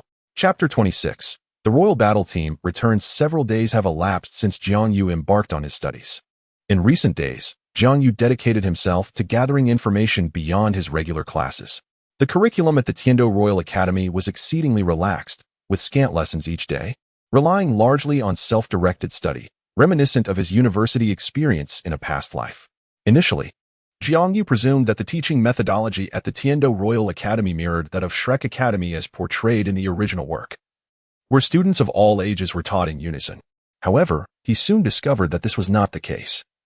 The reason behind Xue's unique approach was simply their limited number of students. Typically, schools are divided by grade, and Jiang Yu found himself assigned to the first year. "My lord, is there anything I can do for you?" Lu Yang approached Jiang Yu, speaking in a hushed tone, his eyes brimming with obsequiousness. Jiang Yu merely cast a cursory glance at Lu Yang. "No, just focus on your current responsibilities. You need not concern yourself with anything else." Lu Yang's excessive attentiveness in recent days fueled Jiang Yu's suspicions, prompting him to assign Lu Yang a trivial task, to suppress those who had previously bullied him. With Lu Yang's backing, those individuals dared not harass him further. "That is unacceptable. Alleviating your burdens is my duty," Lu Yang insisted. Clearly reluctant to abandon his previous endeavors and eager to remain close to Jiang Yu. Jiang Yu's demeanor shifted, his gaze towards Lu Yang now imbued with deeper scrutiny. He had no desire for anyone to monitor his actions. Sensing Jiang Yu's change, Lu Yang quickly apologized. "Forgive me, my lord. I overstepped." "Depart," Jiang Yu replied, his tone remarkably flat, choosing not to pursue the matter further. Realizing he had no choice, Lu Yang retreated, visibly disheartened. Too hasty. Or perhaps he harbors ulterior motives. Could he be a spy? Jiang Yu pondered silently as he observed Lu Yang's departing figure. Indeed, the behavior of this corpulent individual had raised doubts in Jiang Yu's mind. He had not placed his trust in anyone at the Tiandou Royal Academy, save for the targets he had already intended to cultivate. To him, everyone else was potentially susceptible to bribery by Prince Xue Qinghe. Navigating this situation with caution proved cumbersome. Perhaps it was best to find an opportunity to eliminate this complication. Jiang Yu contemplated the unfortunate reality that his previous arrangements had yielded yet another suspect. Therefore, regardless of whether Lu Yang was indeed a spy, Jiang Yu resolved not to utilize him further. He need not concern himself with the reactions from Xue Qinghe's side. For both parties, this was merely a trivial maneuver. Ultimately, he realized, reliance on oneself was paramount. Scanning his surroundings revealed a dearth of trustworthy individuals, which was indeed disheartening. For Jiang Yu, a subordinate of the crown prince of the Tiandou Empire, it is indeed a peculiar irony that within the realm of the Tiandou Empire, Only the individuals from the spirit hall can be trusted. According to the original narrative, in a few months, the royal fighting team, comprising figures like Yu Tianheng, will journey to Sodo City, where Tang San and his companions will inevitably encounter them and detect the poison afflicting Du Guyan. This will prompt them to issue a warning, thereby catching the attention of Du Gubo. Consequently, time is of the essence for me. Jiang Yu contemplated the unfolding plot in his mind. The impending expedition of the royal fighting team to Sodo City in a few months is something I cannot prevent, as the Heavendo Royal Academy does not operate under my or Xue Qinghe's authority. Therefore, it is imperative for Jiang Yu to expedite his plans over the next few months, as time is rather pressing. I wonder if my recent actions have drawn their attention. If so, they will likely seek me out in the coming days. During my enrollment a few days ago, Yu Tianheng and the others were engaged in rigorous practical training at the Great Soul Arena in Heavendo City, as mandated by their instructor, Qin Ming, which has become a tradition for Shrek Academy. Consequently, I missed the opportunity to meet them. I have heard that they have returned recently, and I presume they will come to make contact. Jiang Yu believed his own talents to be commendable, and he suspected they would not overlook him. Furthermore, based on his investigations over the past few days, he had gained insight into their personalities, which closely resembled those depicted in the original story. Yi Lingling, as he had surmised, was indeed enigmatic, rarely interacting with others and having almost no friends. Although such individuals may outwardly appear to be exceedingly aloof, it is likely that their inner world is steeped in profound solitude, rendering them quite approachable. Henceforth, all that remains is to wait. After a thorough analysis, a faint smile of relief graced Jiang Yu's countenance. Despite the fact that returning to school had always been his cherished aspiration, he found it to be exceedingly tedious, lacking the vibrant joy he once experienced during his university days. Boss, do take a look. While we were away from the academy a few days ago, a prodigious soul master has enrolled, a 12-year-old soul respect. Good heavens, how extraordinarily talented must he be. The boss was never this formidable at that age. And to top it off, he remarkably defeated over a dozen opponents of the Grand Soul Master rank in a single battle. Within the conference room, the group from the Royal Duel, having just returned from off-campus, was preparing to convene a meeting to reflect upon their recent combat experiences, when they were suddenly greeted by Yufeng, who rushed into the room, his face alight with astonishment, clutching a sheet of paper in his hand. This parchment was procured by Yufeng, containing the details of a newly enrolled student. Is this for real? Du Guyan inquired skeptically, not out of disbelief, but due to the sheer audacity of the claim. A 12-year-old soul master, a rarity not seen in many years, who single-handedly defeated over 10 formidable soul masters. Indeed, the information on this paper has been compiled by the Academy's instructors. If you doubt it, take a look for yourself. Boss, Yufeng replied. Yu Tianheng furrowed his brow as he examined the parchment, noting the Academy's emblem, which confirmed the authenticity of the information. The details aligned closely with Yufeng's account, and in fact, were even more astonishing. An auxiliary-type soul master? At this moment, even the other team members could not help but turn their heads, and a flicker of astonishment passed through Yi Lingling's cool gaze from her corner. Tianheng, are you certain? That individual is indeed a support-type soul master? Du Guyan exclaimed in surprise. Yu Tianheng remained silent, instead handing a note containing information about Jiang Yu to Du Guyan. Upon receiving the note, Du Guyan glanced at it, confirming that Jiang Yu was indeed classified as a support-type soul master, a designation personally verified by 3 esteemed committee members of the Academy. The note even detailed Jiang Yu's 3 soul abilities. The first, an enhancement and countermeasure for plant-type soul masters. The second, an enhancement and countermeasure for attribute soul masters. And the third, a group healing ability. While the information was not exceedingly detailed, it was largely accurate. Yufeng, where did you acquire this information? Du Guyan inquired, turning to Yufeng. At this point, Yufeng found it difficult to disclose the source of his knowledge and could only respond candidly. It was provided to me by Teacher Qin Ming. This indeed confirms the accuracy of the intelligence. Did Teacher Qin mention anything else? Yu Tianheng inquired with a furrowed brow, for he knew that if it were Teacher Qin Ming, he would not merely suggest a casual acquaintance. Yufeng hesitated briefly before responding. Teacher Qin's intention is for us to first familiarize ourselves with this individual, to ascertain whether he is suitable for our battle team before making a final decision. The intelligence indicated that Jiang Yu's soul abilities were unimpressive, even somewhat lacking, yet his battle record was astonishingly remarkable, which caused Yufeng some concern. If Jiang Yu were to pass their evaluation and join their team, it would inevitably result in someone being relegated to the bench. I understand. Let us meet this individual shortly, Yu Tianheng remarked nonchalantly, his expression revealing little. Although Teacher Qin merely suggested a preliminary encounter and hinted that if Jiang Yu proved competent, he could be incorporated into the team. He had granted Yu Tianheng a veto power. Should he object, Jiang Yu would never join their royal battle team. Given Yu Tianheng's disposition, it was clear he would not permit Jiang Yu's inclusion, for after all, Jiang Yu was merely a newcomer, incomparable to the teammates with whom he had shared countless moments. Chapter 27. The Test, the Battle on the Other Side. Jiang Yu did not anticipate such a swift encounter. He had only received news of the royal battle team's return that very day, and now, in the afternoon, they were at his doorstep, and not just one or two, but the entire team. Observing Yu Tianheng and Du Guyan, along with others from the royal battle team, Jiang Yu was momentarily taken aback. So soon?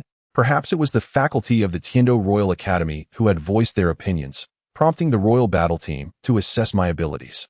In an instant, Jiang Yu comprehended the situation. There was surely a faculty member advocating for him, for otherwise, individuals like Yu Tianheng would not have arrived so promptly. Perhaps the intentions of the three committee members lay behind this development. In recent days, Jiang Yu had not encountered the three members of the Education Committee. While this might seem ordinary, it was rather unusual. After all, Jiang Yu was an exceptional transfer student, having entered due to a significant incident. It was only fitting that he should meet them, particularly given his genius status. It appeared they wished to assess his capabilities first, which suited Jiang Yu just fine. Yu Tianheng? Jiang Yu looked up at Yu Tianheng, who was now 20 years old, a full 8 years his senior. The height difference was notable, requiring Jiang Yu to tilt his head to see Yu Tianheng's face, a fact that irked him slightly. You know me? Yu Tianheng was momentarily taken aback, having anticipated a more tense atmosphere. To his surprise, Jiang Yu's expression remained remarkably calm. Yes, I am quite familiar with your information. However, you are likely unaware of mine. Jiang Yu replied, a slight smile gracing his lips as he extended his right hand. Allow me to introduce myself.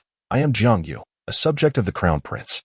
Jiang Yu did not always emphasize this, but his obscurity necessitated such introductions to ensure others recognized who he was.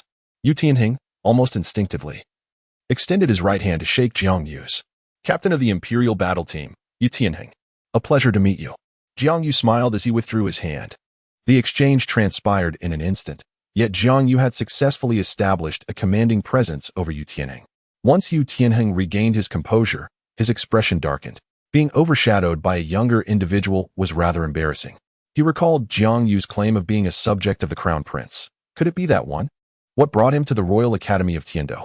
Clearly, Jiang Yu's identity had left an impression on Yu Tianheng, indicating just how sensational the events of the past had been, marking Jiang Yu's rise to notoriety.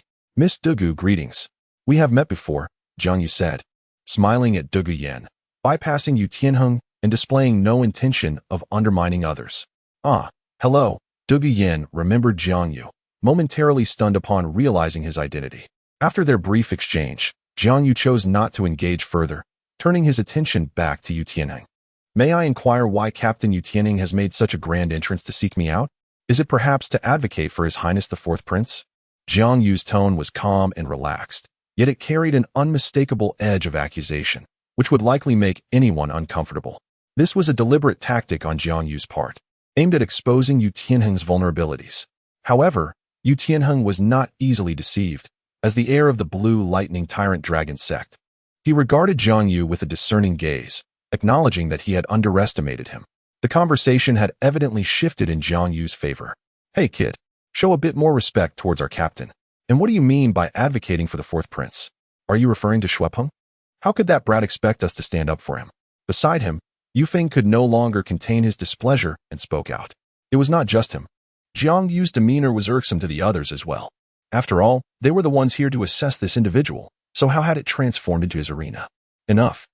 Yu Feng, be silent, Yu Tianheng admonished, then turned his serious gaze toward Jiang Yu. I fail to comprehend your intent. Why make such a statement? Jiang Yu's implication was unmistakable, suggesting their involvement in the royal factional strife. Thus, Yu Tianheng felt a twinge of irritation, being born into the blue electric Tyrannosaurus Rex family and serving as its heir. He understood the importance of maintaining neutrality. I apologize. I merely sought to clarify whether you have pledged allegiance to the Fourth Prince. Jiang Yu remarked, scratching his cheek. However, it appears that you have not. If that is the case, would you be interested in collaborating with His Highness the Crown Prince? It might prove to be quite beneficial for you in the future. Jiang Yu's assertion was not made lightly. If the blue electric Tyrannosaurus Rex family were to ally with Xue Qinghe, it was conceivable that Bibidong might spare their lineage, considering Qian Renxue's influence. The direct solicitation caught Yu Tianheng off guard for a moment, and then he shook his head, politely declining Jiang Yu. I am afraid this matter is beyond my authority. If you are genuinely interested, you may consult with the elders of my clan. Jiang Yu felt a tinge of regret. It was evident from this exchange that Yu Tianheng was resolute in his stance, unwilling to concede under any circumstances. If an agreement could be reached with the Blue Lightning Tyrant Dragon clan, Jiang Yu would not have sought out Yu Tianheng. The possibility with Yu Tianheng was still somewhat viable, but with the Blue Lightning Tyrant Dragon clan, there was no hope whatsoever. Now, let us discuss our affairs. Yu Tianheng began. You may proceed, Jiang Yu replied. The purpose of our visit, I presume you have some inkling, is to assess you. Should you pass the assessment, you would be eligible to join our Imperial fighting team. Jiang Yu raised an eyebrow slightly. I must apologize, but I hold no interest in joining the Imperial fighting team. After all, this is merely child's play. Although the rewards for the upcoming Continental Elite Soul Master competition are indeed appealing, I am well aware of my own limitations.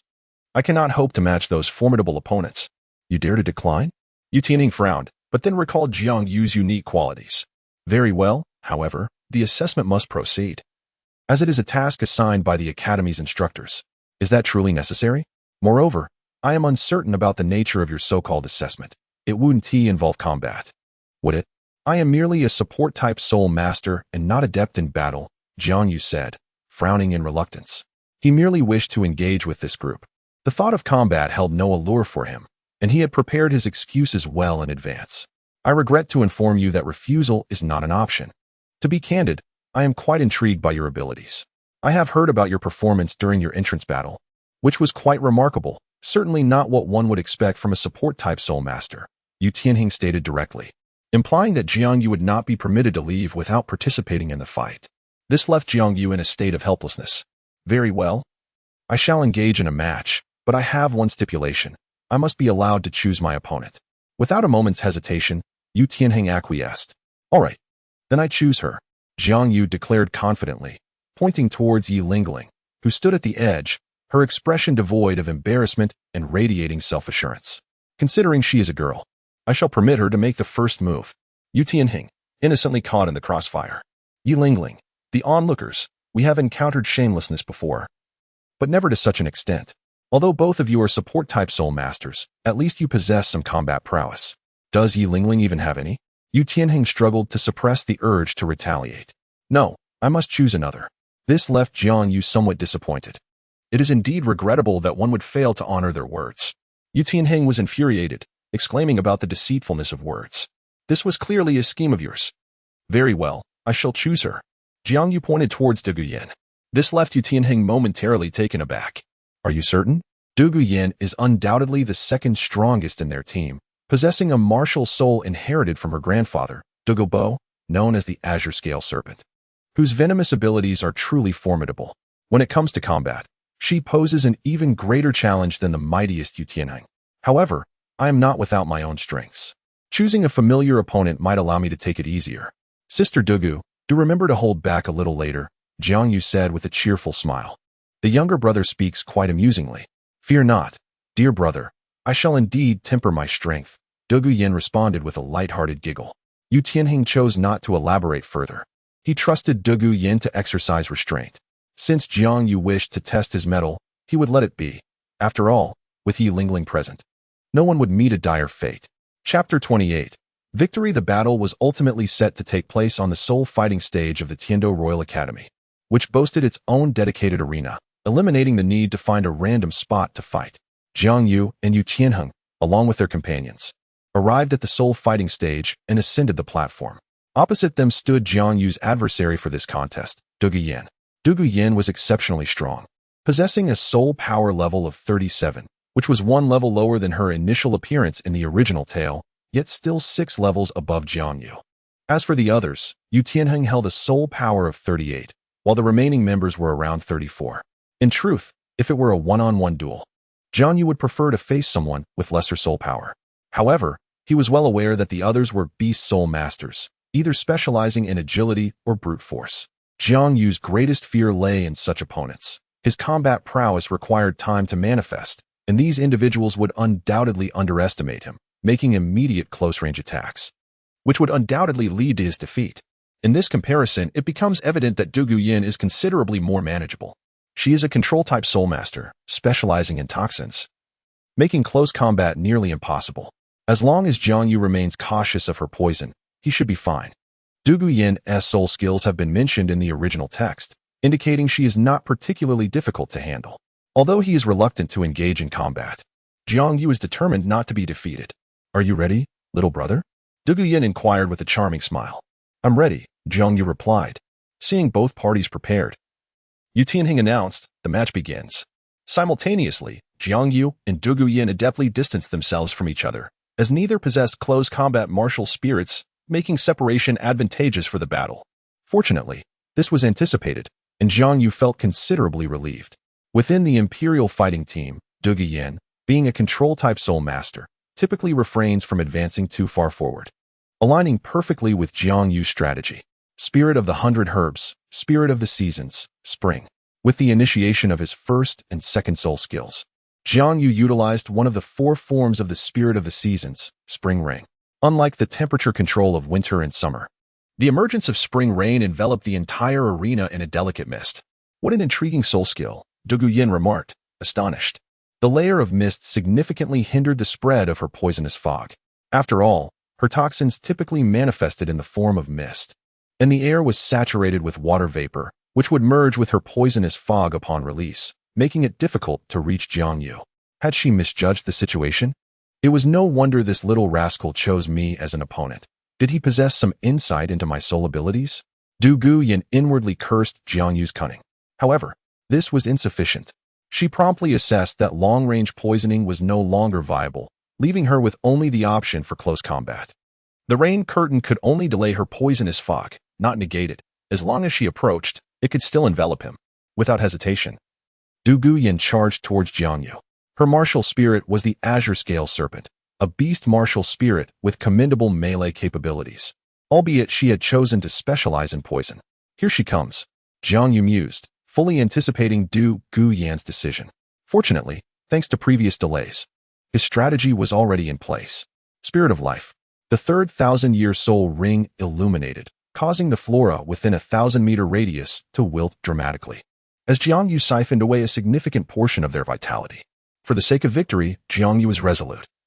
Although he did not completely strip the plants of their life force, he had certainly diminished it substantially, necessitating a long recovery time. A brilliant white light enveloped Jiang Yu, emanating from the vitality of the plants. He refrained from immediately channeling this energy into the flora, choosing instead to keep it close at hand. Du Guyan's poison was exceptionally potent, and ordinary plants struggled to withstand such a fierce toxin, perishing almost instantaneously. Jiang Yu needed to contemplate his next move. However, time was of the essence. As Du Guyan was closing in, he had to thwart her, lest he fall victim to her toxins himself. "Go," Jiang Yu resolved, selecting a cluster of blue silver grass and infusing it with a substantial amount of life force. The reason for choosing blue silver grass lay in its remarkable resilience. Shortly after obtaining his soul ring, Jiang Yu had diligently studied the properties of blue silver grass. It could be said that blue silver grass possessed infinite potential, with its robust vitality enabling various evolutions and growth in diverse environments. The only limitation was its innate quality. High-quality blue silver grass was exceedingly rare, and even fewer could thrive. This contributed to its classification as a waste martial spirit. Yet, with proper nurturing, it could achieve the level of Tang San. In the beginning, Tang San had not awakened the blue-silver bloodline, his martial spirit being merely the basic blue-silver grass. Thus, such a transformation was indeed plausible. Jiang Yu's soul ability fundamentally revolved around controlling plants, which were not immune to toxins. Therefore, his current strategy involved leveraging his soul abilities to see if he could cultivate a strain of blue-silver grass with toxin resistance, which would be pivotal for his victory. A large cluster of blue-silver grass surged forth, growing rapidly, and under Jiang Yu's command, it plunged fearlessly into Du Guyan's poisonous mist. The vast majority of the blue-silver grass withered immediately upon contact with the toxic mist. However, a small portion remained resilient. Jiang Yu extracted the life force from the withered blue-silver grass and infused it into the surviving ones, aiding their endurance and simultaneously catalyzing their evolution. Jiang Yu had long harbored doubts about the evolutionary capacity inherent in his soul abilities, suspecting it was not guaranteed. This moment presented a perfect opportunity for experimentation. Douluo, witnessing this scene, was taken aback. How was he able to withstand her toxins? Puzzled, she did not let this hinder her from amplifying the potency of her poison. Douluo possessed 3 soul abilities: the Crimson Phosphor Toxin of Euphoria, which heightened attack power and speed by 20, the Blue Phosphor Toxin of Paralysis, which nullified pain and increased defense by 30, and finally, the Purple Scaled Toxin. Although the first 2 abilities appeared to be mere auxiliary skills, they were, in fact, formidable toxins, perhaps better understood as neurotoxins and hemotoxins. Previously, Douluo had only unleashed 2 less potent toxins. Now, she was prepared to unleash her full might. For losing due to negligence would be a disgrace. Douluo's emerald eyes transformed entirely to a deep purple. Even the green scales on her serpentine tail were enveloped in a faint violet glow. She opened her mouth, releasing a dense plume of purple mist that swiftly spread through the air, surging toward Jiang Yu. The formidable toxin even stained the rain with a purple hue, creating the illusion of a violet curtain. The spectators below instinctively recoiled, not wishing to come into contact with such venom. The blue-silver grass previously obstructing Douluo was almost entirely corroded within moments. Only a few resilient strands remained upright, but they too could not endure for long. The grim scene caused Jiang Yu's complexion to pale, for this toxin exceeded all his prior knowledge of poisons. His understanding was still rooted in his past life, where he believed that any toxin capable of corroding matter was acidic. Truly terrifying. Without hesitation, Jiang Yu activated his soul ability, seizing the opportunity to infuse life force into the surviving blue-silver grass before it perished completely. Perhaps due to the timeliness of his actions, one blue-silver grass indeed survived, and it appeared to have undergone an evolution. How could this be? Why had this singular blue-silver grass not succumbed? How could it resist her toxins? Douluo was incredulous, unable to comprehend how such a humble blade of grass could withstand her poison. Now, the plant standing before Jiang Yu and Douluo could hardly be termed blue-silver grass. Its appearance had undergone a remarkable transformation. The immense size induced by Jiang Yu's soul technique had dwindled, leaving only a slender purple stem, elegant and resilient, radiating a mysterious black luminescence. The purple mist in the air had lost its effect on it. Astonishingly, with each breath, this peculiar blue-silver grass began to absorb the purple toxin into its being. What on earth have I cultivated? Jiang Yu's lips twitched, a hint of exasperation evident on his face. This is no longer the blue-silver grass, is it? With no time to ponder, Jiang Yu commanded the blue-silver grass to continue its battle. At that moment, the strength of the blue-silver grass surpassed its previous capabilities. Meanwhile, Douluo, having been momentarily stunned by the dispelling of her poison, was swiftly cast off the soul-fighting platform by the blue-silver grass under Jiang Yu's control. Thus, the competition concluded, and Jiang Yu emerged victorious. Chapter 29. Loss of control. This fellow truly achieved victory. Below the stage, Yu Feng and others murmured in disbelief at Jiang Yu's triumph over Douluo. Although it was ultimately due to Douluo's momentary distraction that Jiang Yu seized the opportunity to cast her off the platform, the contest had effectively ended the moment Jiang Yu neutralized Douluo's poison. After all, her poison was her strongest weapon. Once it was undone, she had no further means to contend. Thus, Jiang Yu's victory was devoid of any doubt. None present harbored confidence in escaping unscathed from Douluo's toxic miasma. Beside them, Yu Tianheng stood in stunned silence, unable to fathom that Jiang Yu had indeed vanquished Douluo. Initially contemplating saving her, he now found it unnecessary. His expression a mix of emotions. Perhaps this is the essence of genius. Should I reconsider and allow him to join the Imperial battle team? With his inclusion, the team might indeed grow stronger. Yu Tianheng stepped forward to assist the fallen Douluo, who remained in a daze. On the stage, Jiang Yu wiped the sweat from his brow and, with a hint of trepidation, remarked, "Fortunately, I nearly lost. Had it not been for the resilience of a single blue-silver grass, I would have truly faced defeat. After all, apart from this maneuver, I possess no other means of attack." Should Duguyan have eradicated this cluster of blue-silver grass, I would have had no vitality left to summon another. Thus, Jiang Yu found himself devoid of any winning strategies, while Duguyan's toxic mist could swiftly dispatch him with even the slightest application. One could assert that Duguyan could afford numerous mistakes, whereas Jiang Yu could not permit even a single error. Fortunately, he ultimately placed his bets correctly. Speaking of which, what exactly is my third soul skill?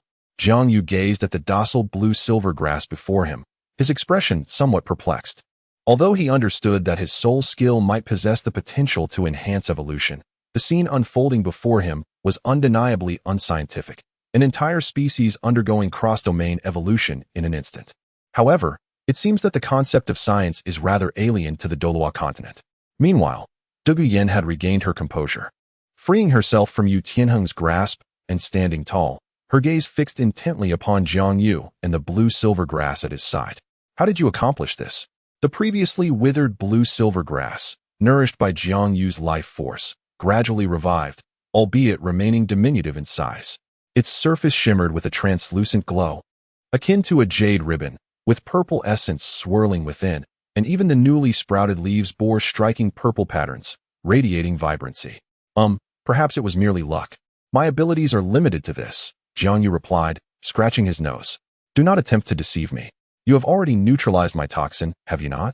Since this blue-silver grass can disregard my poison, it must possess detoxifying properties, Duguyan asserted, acutely aware of the stark transformation that had occurred.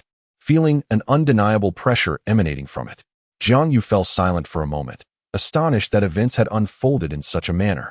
Indeed, this blue-silver grass did possess detoxifying capabilities, having originated within Duguyan's toxic mist and capable of absorbing her poison. Upon observing Jiang Yu's expression, Duguyan let out a bitter smile, realizing the truth. Her poison had genuinely been unraveled by another. While this was indeed the case, it was merely an isolated incident.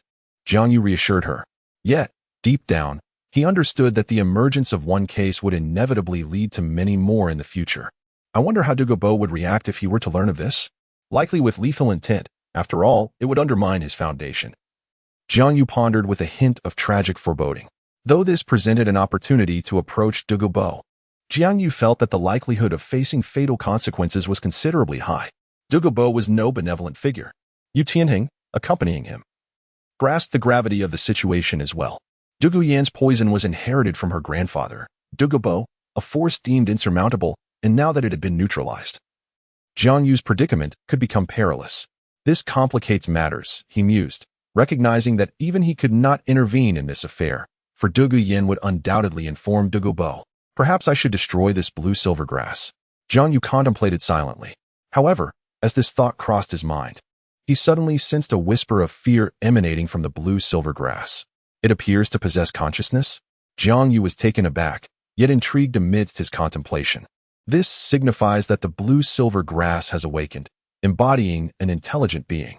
This revelation left Jiang Yu feeling somewhat hesitant.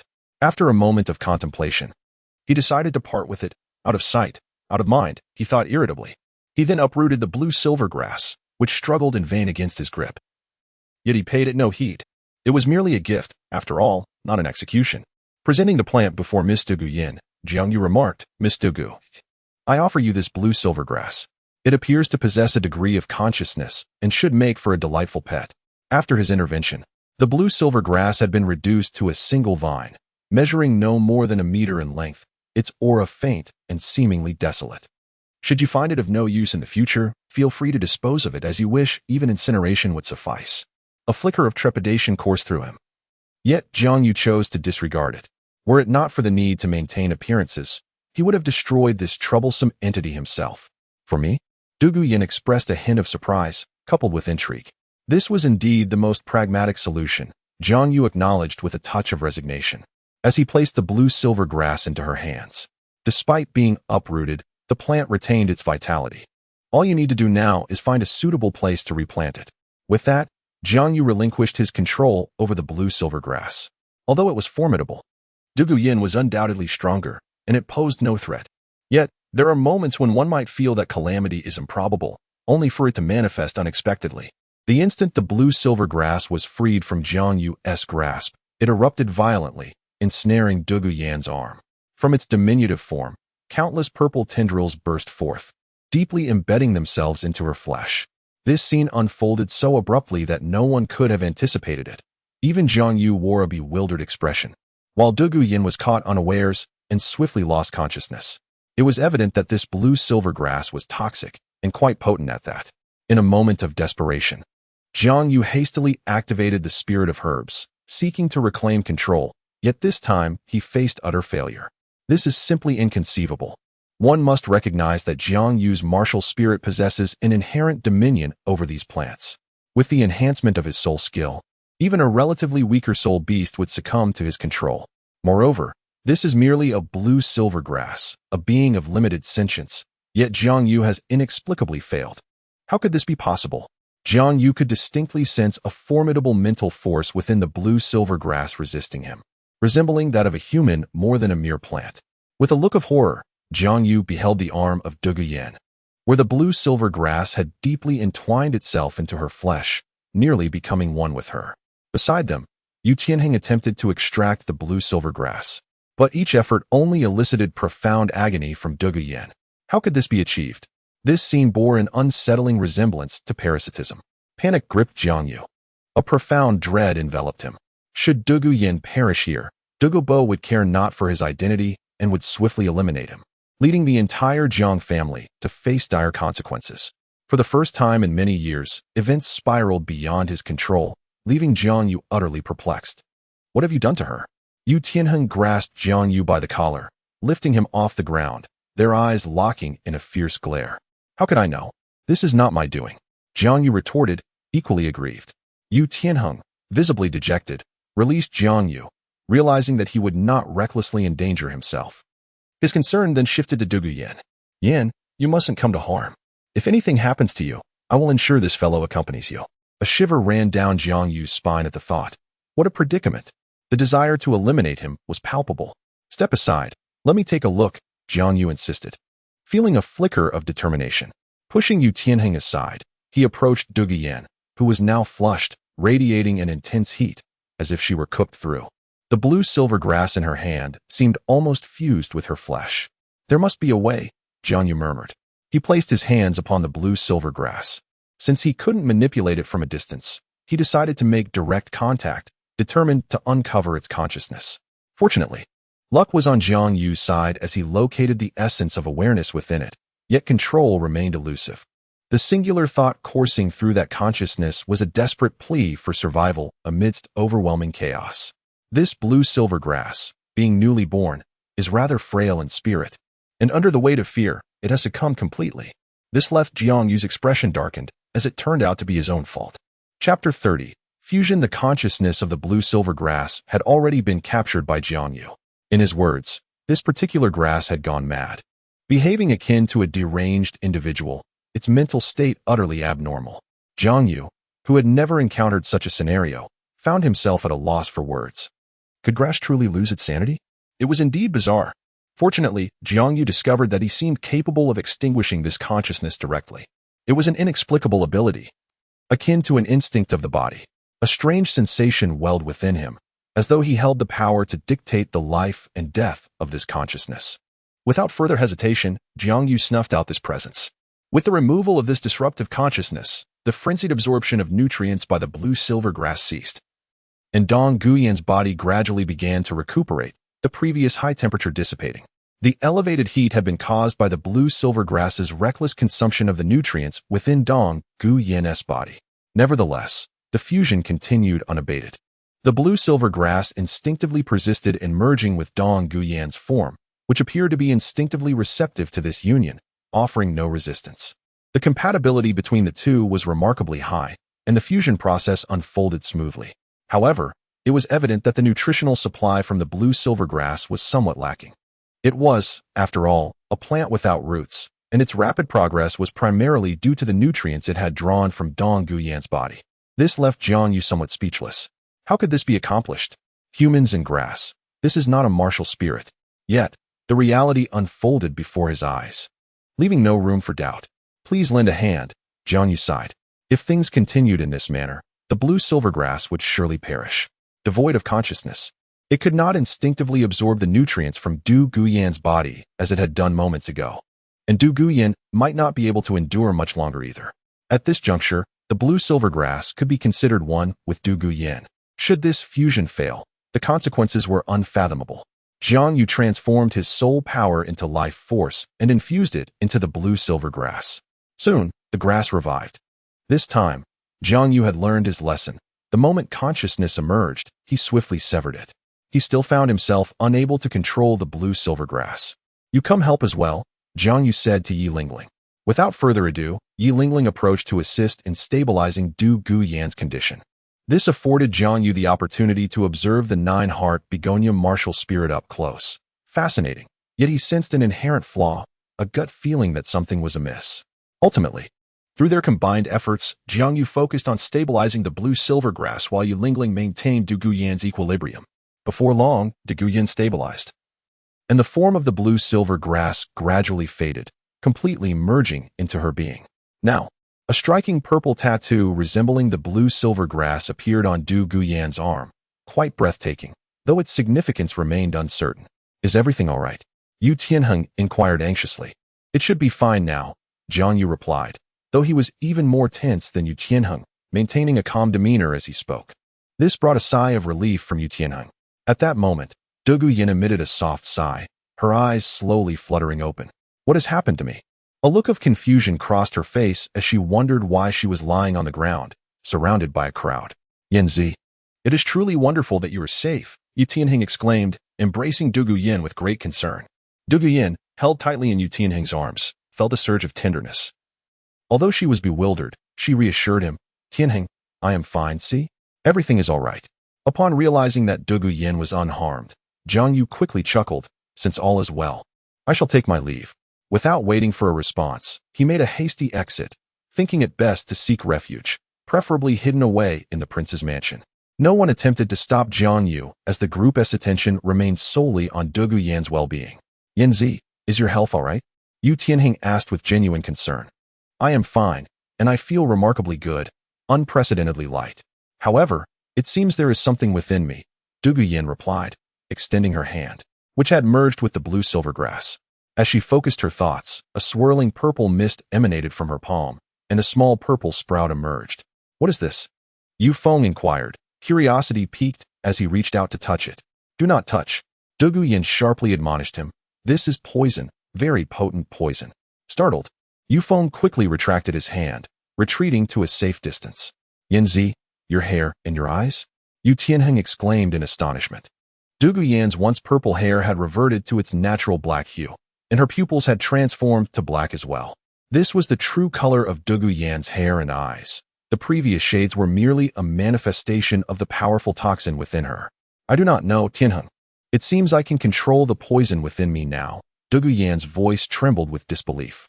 The toxin had always posed a significant issue, present since birth. Uncontrollable and ever-increasing in severity with age and cultivation, looming like a specter of death. Yet now, she could distinctly sense her newfound ability to command the poison. It was not gone, but rather fully under her control. "I must share this news with Grandpa." Du Guyan's eyes sparkled with excitement. The years of living under the shadow of death had not only dissipated, but her strength had also experienced a remarkable enhancement. She could feel her poison becoming more potent, easier to control, and devoid of any backlash, as all the retaliatory toxins had been absorbed by the sprout. The original blue-silver grass had undergone a complete transformation, no longer retaining its previous form. "Very well, let us inform Elder Duga shortly," Yu Tianheng replied, feeling reassured. As for Jiang Yu's fate, Yu Tianheng was indifferent, considering it a fitting consequence for the harm he had caused Du Guyan, even if fortune had favored him in the end. Yet Yu Tianheng still sought to cause trouble for Jiang Yu, and this time, the opportunity presented itself perfectly. "Your Highness, save me." Jiang Yu's anguished cries reverberated throughout the prince's residence. Utilizing a token, he hastened out of the Tiandou Royal Academy and made his way back to the prince's residence without pause. In the study, Xue Qinghe was startled by the sudden scream, causing his book to fall to the ground. He had just been contemplating how unaccustomed he was to the absence of Jiang Yu these past few days, and now he was hearing his voice again, albeit under rather dire circumstances. Leaving the study, Xue Qinghe swiftly approached the hall. where he immediately spotted the visibly distressed Jiang Yu pacing anxiously. For a moment, he was taken aback. He had never seen Jiang Yu display such a countenance. Was something truly amiss? With a serious expression, he approached Jiang Yu. What has happened?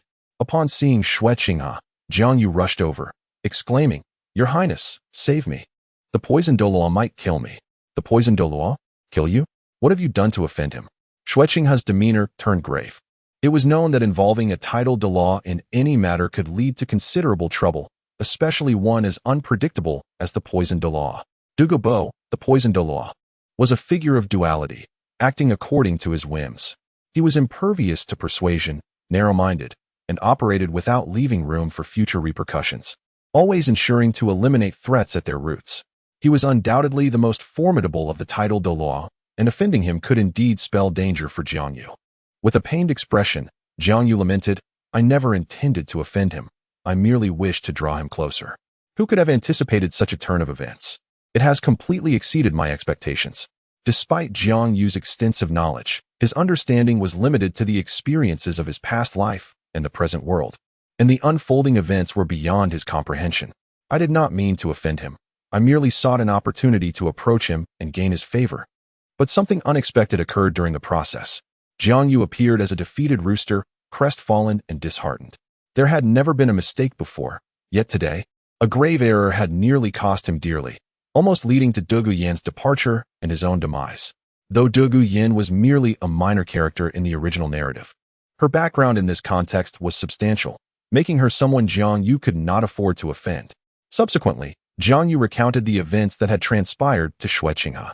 Upon hearing the explanation, Xue Qinghe breathed a sigh of relief, realizing that Douluo Yin was unharmed. As long as she was alive, there remained a possibility for resolution. Xue Qinghe then shifted his focus to other matters. Chapter 31. Douluo arrives. You say you gave Douluo Yin a blue silver grass, which then penetrated her body and fused with her essence. How could this be? Where did this blue silver grass originate? Xue Qinghe, intrigued by the concept of the consciousness sword, inquired with great interest. To be frank, he had felt a spark of curiosity from the very moment Jiang Yu began his narrative. However, he had restrained himself out of consideration for Jiang Yu's feelings. It was only after confirming that Jiang Yu faced no significant issues that Xue Qinghe felt liberated to speak. Although Jiang Yu's situation was described as severe, it was, in reality, not particularly troubling. Douluo Yin had not perished, nor had she sustained any considerable injuries. The matter did not necessitate the involvement of the spirit hall. Xue Qinghe's own capabilities were sufficient to resolve it. Your Highness, could we perhaps prioritize resolving my matter before discussing other issues? Jiang Yu said with a resigned smile. He was genuinely apprehensive, for this was Douluo, one of the few individuals with whom reason could not be easily negotiated. Others might at least lend an ear to reason. Douluo would simply deliver a lethal dose of poison, sending one into a euphoric state before bidding farewell. Your situation is not grave. I can merely explain it to the poison Douluo later, as it was merely an accident and not an intentional act. Besides, his granddaughter is unharmed, Xue Qinghe remarked casually. Very well, if you believe it to be inconsequential, then I shall defer to your judgment. Jiang Yu found himself devoid of any allies capable of addressing Douluo's predicament and thus chose to place his trust in Xue Qinghe. If your Highness wishes to comprehend the nature of that blue silver, I am at a loss, for I too am unaware of its emergence. The blue silver grass was merely a coincidence, and I do not understand how it came to be, Jiang Yu lamented, raising his hands in exasperation. He had conducted several experiments, having surmised that his soul skill might facilitate evolution. However, the outcomes were far from satisfactory, failing to meet his expectations and proving entirely irrelevant. Consequently, Jiang Yu remained in the dark regarding the matter, unless granted ample time to conduct extensive experimentation and gather sufficient data to formulate a reliable theory. Yet, he was not foolish. Given the limited time at his disposal, to squander it on such fruitless research would be sheer folly. Thus, he had shelved the research, leaving any potential results to the whims of chance. I ought to carve out some time for research. Otherwise, I risk repeating my previous near-fatal mistakes. Jiang Yu mused with a hint of weariness. How could you not know? Did you not create it? Xue Qinghe furrowed his brow, unperturbed by Jiang Yu's words. While he might suspect Jiang Yu of fabricating tales before others, he was confident that Jiang Yu would not deceive him regarding such a trivial matter. If Jiang Yu claimed ignorance, then he must indeed be unaware. It is true that I created it. However, it is due to the nature of my third soul skill. The specific reason lies in the fact that my third soul skill possesses the ability to promote plant evolution. Yet, my time with this third soul skill has been brief, and I have yet to grasp its underlying principles, which necessitate extensive validation over a considerable period, Jiang Yu elucidated in detail. Therefore, if your highness desires me to replicate such a plant, it need not be limited to blue-silver grass. I can endeavor to create other plants as well. These ministers are capable of handling it, but it requires a stroke of luck. With favorable fortune, one might swiftly achieve results that align with their desires. However, without such luck, it is likely that nothing will come of it at all, Jiang Yu said with a helpless gesture. Whether it was a stroke of good fortune or misfortune remains uncertain. The outcome was indeed surprising, albeit rather disheartening. Perhaps the fervent desire for victory clouded one's judgment, leading to a belief in the improbable. After all, Jiang Yu once inhabited a realm governed solely by scientific principles. Here, in Douluo, science holds no sway, nor does theology. What truly governs this world remains an enigma to Jiang Yu. Such is the nature of things. A hint of resignation tinged Xue Qinghe's voice as he pondered this reliance on luck. It is indeed perplexing. Jiang Yu's assertion that time could lead to conclusions was summarily dismissed by Xue Qinghe. Jiang Yu's talents, at this juncture, could not be applied in that manner, for it would be a considerable waste. Thus, this matter shall be postponed. Now is not the time for such endeavors. Although the peculiar plant Jiang Yu had cultivated was quite remarkable, the timing was regrettably inopportune. Indeed, Your Highness, Jiang Yu replied. For the time being, take refuge here and lay low until this tumult subsides. Eventually, you must attend classes at the Tiandou Royal Academy as per the Emperor's decree. To defy such an order would be tantamount to rebellion, and even I would find it challenging to shield you from the consequences, Xue Qinghe remarked after a moment's hesitation. Thank you, Your Highness. Jiang Yu expressed his gratitude, fully aware that this was the utmost extent of Xue Qinghe's capabilities. He remained the crown prince of the Tiandou Empire, and as long as the Night Emperor stood firm, he could not disobey the Emperor's commands. Just then, a guard rushed in, urgency etched across his face, accompanied by a palpable sense of dread. This instinctively instilled a sense of foreboding in Jiang Yu. Your Highness, the poisoned Douluo seeks an audience outside, announced the guard, his tone somewhat verbose. Were it not for the presence of Xue Qinghe, he might have found his words more eloquent. Must this be the manner in which I am treated? Surely, Donggu Yin is well by now. Could it be that after my departure, she encountered further troubles? What am I to do? Jiang Yu had only left after confirming Donggu Yan's recovery, and she appeared to be in good health. How could it be that Donggu Bo was summoned so swiftly? A flicker of uncertainty crossed Xue Qinghe's eyes. Donggu Bo's actions were remarkably prompt. However, rather than refusing the meeting, he stated, "Please, come in." There was no evading this situation. I must invite him in to assess the matter. The fact that Donggu Bo was able to locate my residence so quickly indicates he was certain Jiang Yu was present here. Both Jiang Yu and Xue Qinghe were acutely aware of this. Indeed, the guard responded, then withdrew. Shortly thereafter, an elderly man clad in a green robe entered the hall. Jiang Yu immediately recognized him as the poisoned Douluo.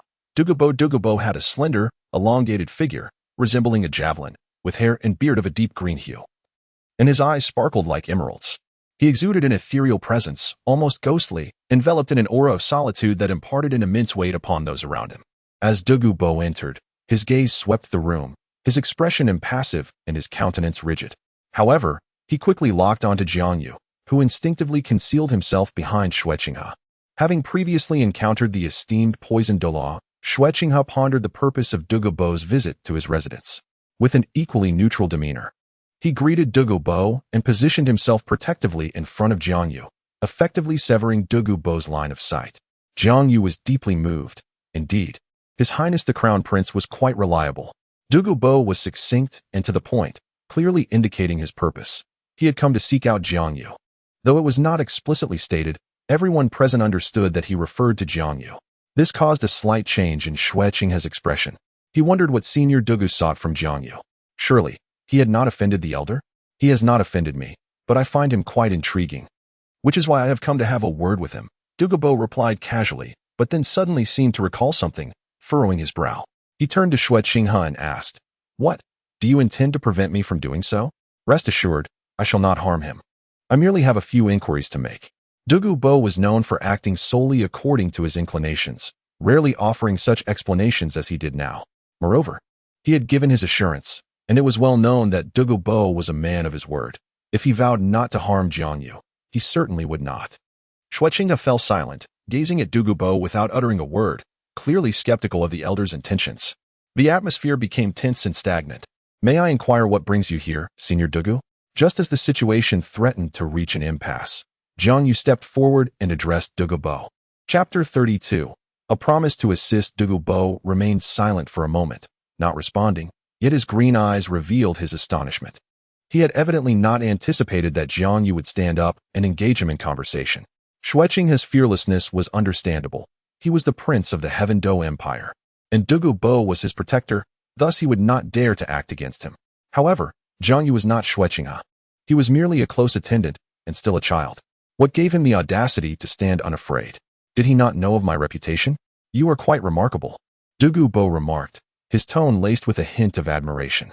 This is not mere politeness, but rather a genuine commendation. In the eyes of Douluo Bo, Jiang Yu's character is indeed formidable, and his previous performance has demonstrated considerable cleverness, having made a prudent move. Had Jiang Yu chosen to conceal himself within the confines of the Tiandou Royal Academy following this incident, it would have been of no consequence. For even the three aged committee members would not be regarded highly by Douluo Bo. A mere declaration would suffice for him to take Jiang Yu away. However, the situation is markedly different within the prince's residence. Although Prince Xue Qinghe may not possess great strength, this is not a domain where he can act with impunity, as an empire stands behind him. I appreciate your kind words, esteemed Douluo, Jiang Yu replied respectfully, though I am uncertain as to why you have sought me. Should there be any way I can assist, I shall do my utmost. To Jiang Yu, this represented an opportunity, a splendid chance to draw closer to Douluo Bo. He could perceive that Douluo Bo harbored no ill will towards him, suggesting that he had not wronged the elder. Thus, the reason for Douluo Bo's visit must pertain to a matter of significance. You should be aware of the purpose behind my visit, Douluo Bo stated calmly. Xue Qinghe, taken aback, could not comprehend the sudden shift in their respective attitudes, and thus stepped aside, granting Jiang Yu a modicum of space. This junior is unaware of the reasons. I departed when Douluo Yin awakened, and I am uninformed of the subsequent events, Jiang Yu admitted, awkwardly rubbing his nose. Could he confess that he had been overwhelmed by fear at that moment, hastily seeking refuge by rushing to Xue Qinghe without a backward glance? Douluo Bo mused inwardly. What a reckless young man he is, though such behavior was quite fitting for his age. Your mutated blue-silver grass has enabled Yin'er to successfully control the toxins within her body. Henceforth, she need not fear an excess of toxins leading to uncontrollable consequences that endanger her safety. Furthermore, as it is control rather than elimination, her strength has consequently increased. Therefore, I extend my gratitude to you. Douluo Bo's tone was imbued with 3 parts reassurance, 6 parts joy, and 1 part gratitude. As for why only a single part of gratitude, well, he is not Tang San, after all. Esteemed Douluo, there is no need for such gratitude. I merely stumbled upon a solution for your granddaughter's issue. It can only be deemed fate, and I played but a minor role, Jiang Yu humbly replied, unwilling to claim undue credit. This was indeed a stroke of luck, and he could not guarantee a similar outcome should the situation arise again. However, Jiang Yu soon realized why Douluo Bo had come to seek him so promptly. It must pertain to the toxins afflicting him. Could it be that esteemed Douluo requires my assistance in resolving your own toxin issue? Jiang Yu inquired. Douluo Bo's gaze shifted, becoming inscrutable as he regarded Jiang Yu and remarked, It seems you possess quite a bit of knowledge, young man. Jiang Yu felt a wave of embarrassment. Having spoken without considering the implications of revealing what should have remained a secret belonging to Douluo Bo fortunately. Douluo Bo seemed unconcerned about how Jiang Yu had come by this knowledge. In his eyes, Jiang Yu appeared to possess a certain level of capability. Thus, he casually remarked, Indeed, I have come not only to express my gratitude but also to seek your assistance in addressing the toxins afflicting me. Rest assured, I shall not ask for your help without recompense. I will grant you 3 requests, and I shall fulfill them to the best of my ability. Douluo Bo's words astonished Xue Qinghe. It was remarkable that he, too, was afflicted by poison, an utterly astonishing revelation. Furthermore, the weight of such a promise was considerable. Hastily, she glanced at Jiang Yu, her eyes fervently urging him to agree. Jiang Yu's expression darkened. He yearned to acquiesce, but the task at hand seemed daunting. He felt somewhat incapable. Yet, He understood that refusal was not an option. He resolved to exert every effort. Very well, I shall do my utmost. Douluo, feeling a great deal of relief, responded, this is not the appropriate location. I require your cooperation, so I kindly ask that we find a quiet and suitable place. After a moment of contemplation, Jiang Yu replied, that is simple. My residence is quite tranquil and the surroundings are pleasant. You may accompany me there. Douluo said with a hearty demeanor. This is precisely what Jiang Yu desired. Subsequently, he turned his gaze towards Xue Qinghe, who signaled him to be at ease, before looking at Douluo Senior Douluo. I can agree to let Jiang Yu accompany you, but you must ensure his safety. Should any misfortune befall him, believe me, you will not emerge unscathed. Xue Qinghe stated with utmost seriousness, a glimmer of coldness evident in his eyes. It was clear that if Douluo dared to harm Jiang Yu, Xue Qinghe would resort to other measures. Douluo was merely troublesome, not formidable. Xue Qinghe's demeanor took Douluo aback. This prince was indeed impressive and might one day become a worthy emperor. Rest assured, Your Highness, I will guarantee his safety, Douluo replied solemnly. That is for the best. Jiang Yu, you may proceed. Xue Qinghe nodded, seemingly convinced by Douluo's words. Both parties were satisfied with this arrangement, and Jiang Yu prepared to accompany Douluo to his residence. Douluo's estate lay within the Sunset Forest, home to the renowned ice and fire Yin-Yang, famed throughout the Douluo Continent for harboring countless rare treasures, which had once aided the likes of Tang San in achieving divinity. However, surrounding Douluo's estate were toxic formations he had established, and within a certain radius of the ice and fire Yin-Yang, these toxic arrays acted as guardians. Without a soul power exceeding level 70, stepping into them would result in certain death. Even soul beasts of over 10,000 years would not dare to breach such boundaries. Lacking this level of power, Jiang Yu could only contemplate the prospect of approaching Douluo. Yet, the opportunity had arrived. He finally had the chance to behold this extraordinary artifact. Douluo swiftly led Jiang Yu out of Heavendo City and across the Sunset Forest, ultimately arriving at his estate. Upon their arrival, Douluo set Jiang Yu down and cautioned, do not wander aimlessly here. Although the surroundings may appear similar to other places, they are all protected by my toxic formations. With your current strength, any contact would lead to certain demise. Should you wish to explore any specific area, please inform me. I understand, Senior Douluo, Jiang Yu replied respectfully, fully aware that Douluo's domain was not a place for casual exploration. Seeing that Jiang Yu had no intention of wandering, Douluo felt reassured. After a moment of silence, he softly spoke to Jiang Yu. Thank you. The environment was quite tranquil, allowing Jiang Yu to clearly hear Douluo's words. There is no need for further gratitude, Senior. You have already expressed your thanks, Jiang Yu replied. Douluo, rarely earnest, stated, one matter must be distinguished from another. Jiang Yu chuckled softly. It seemed that Douluo possessed a certain charm. The original text reveals that Douluo is, at heart, not a malevolent individual. His willingness to adhere to his promises to such an extent suggests he is not exceptionally wicked. However, his unique martial spirit and solitary disposition have led others to misinterpret him. In truth, upon deeper acquaintance, one would discover that Douluo is a man capable of ruthlessness, sparing no one if it meant achieving his ends. Fortunately, he does possess some redeeming qualities. Chapter 33. The method. Allow me to take you to the medicinal garden. All my herbs are cultivated there. It contains a variety of poisons and tonics, and I am certain you will find something of use, Douluo said, somewhat uneasily. The smile on Jiang Yu's face made Douluo exceedingly uncomfortable. He would have struck anyone else without hesitation, but Jiang Yu was different. Douluo's life had been marked by solitude, yet he did not fear loneliness. What he truly dreaded was the restriction of his freedom. Although, after becoming a titled Douluo, nothing could constrain him, he ultimately found himself bound by familial ties. Douluo, who had spent his life mastering the art of poison, met a tragic end as a victim of his own craft. His descendants were similarly afflicted. His son and daughter-in-law perished due to their toxic legacy, leaving behind only a young granddaughter, also deeply affected by the poison. As she aged and grew in strength, her life remained perilously at risk. From that moment, Douluo was constrained by the bonds of kinship and thus regarded his sole remaining family member with great importance. Jiang Yu's ability to alleviate the toxins plaguing Douluo's granddaughter was a tremendous favor, prompting Douluo to express his gratitude repeatedly. Prior to this, upon learning that the poison in his granddaughter had been contained and finding no adverse effects upon inspection, Douluo had hurried to seek out Jiang Yu, somewhat impulsively. Douluo harbored no ulterior motives. His sole desire was to enlist Jiang Yu's assistance in ridding himself of his own poison, coupled with a sense of gratitude for resolving a long-standing worry. As for whether Jiang Yu could assist him in detoxification, Douluo was indifferent. He was keenly aware of his own condition. As a titled Douluo, few in the world could remedy the poison he bore. Thus, I must trouble you, Senior Douluo, Jiang Yu said, suppressing his excitement. The Eye of Ice and Fire had long captivated his interest. I wonder what kind of scenery awaits there. Will it be lush with celestial herbs? Perhaps he was indulging in fanciful thoughts. Very well, come with me, Douluo replied.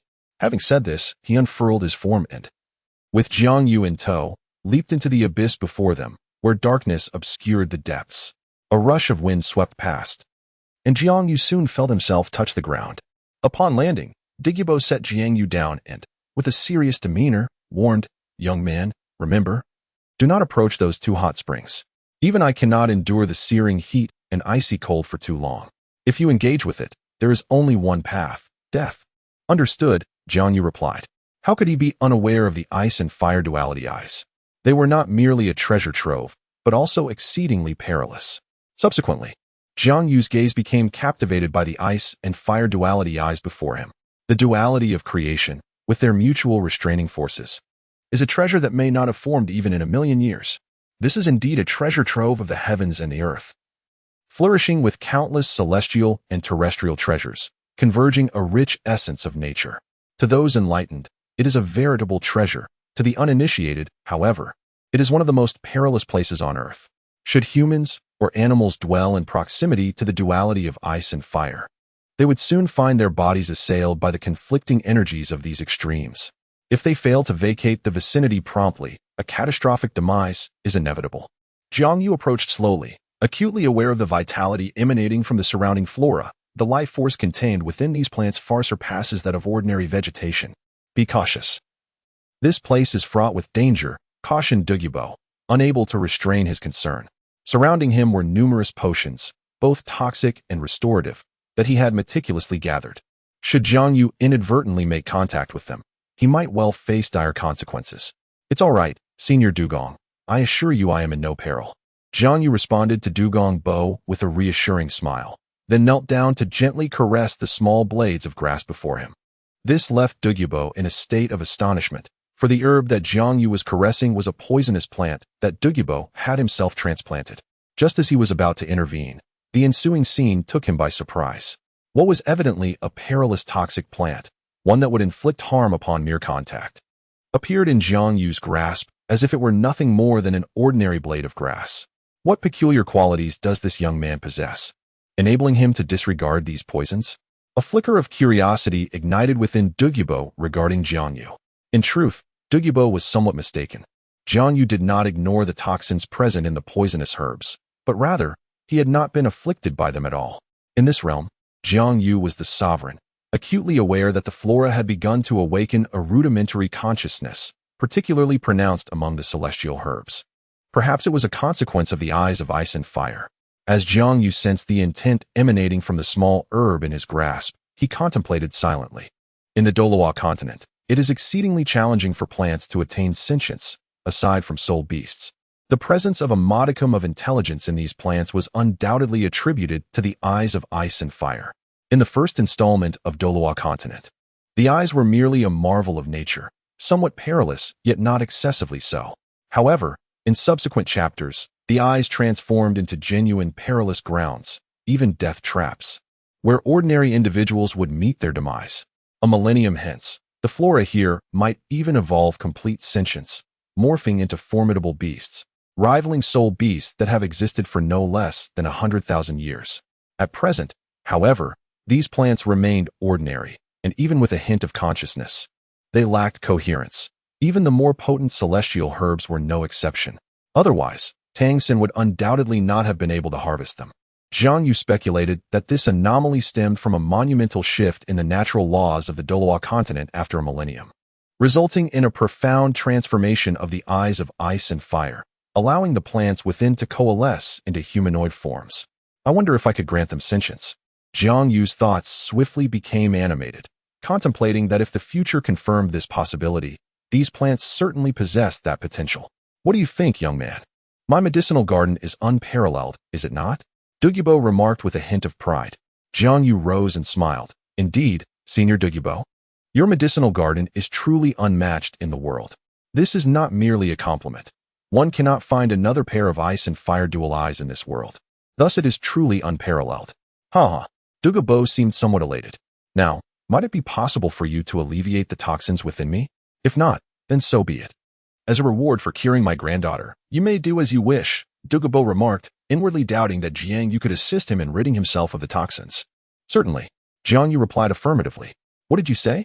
Douluo inquired, momentarily taken aback, evidently having not grasped Jiang Yu's words. I said it is possible, but I will require some time to conduct my experiments, Jiang Yu stated earnestly. If before my arrival there was merely a possibility, now it has transformed into a likelihood. While not a guarantee, there is a 70% chance. A look of astonishment spread across Douluo's face, as he found it hard to believe. Could it truly be possible? Are you certain? Douluo asked, his voice trembling. I am reasonably confident, Jiang Yu replied, stroking his chin. 70% is merely an approximation, and experimentation is necessary. That is sufficient.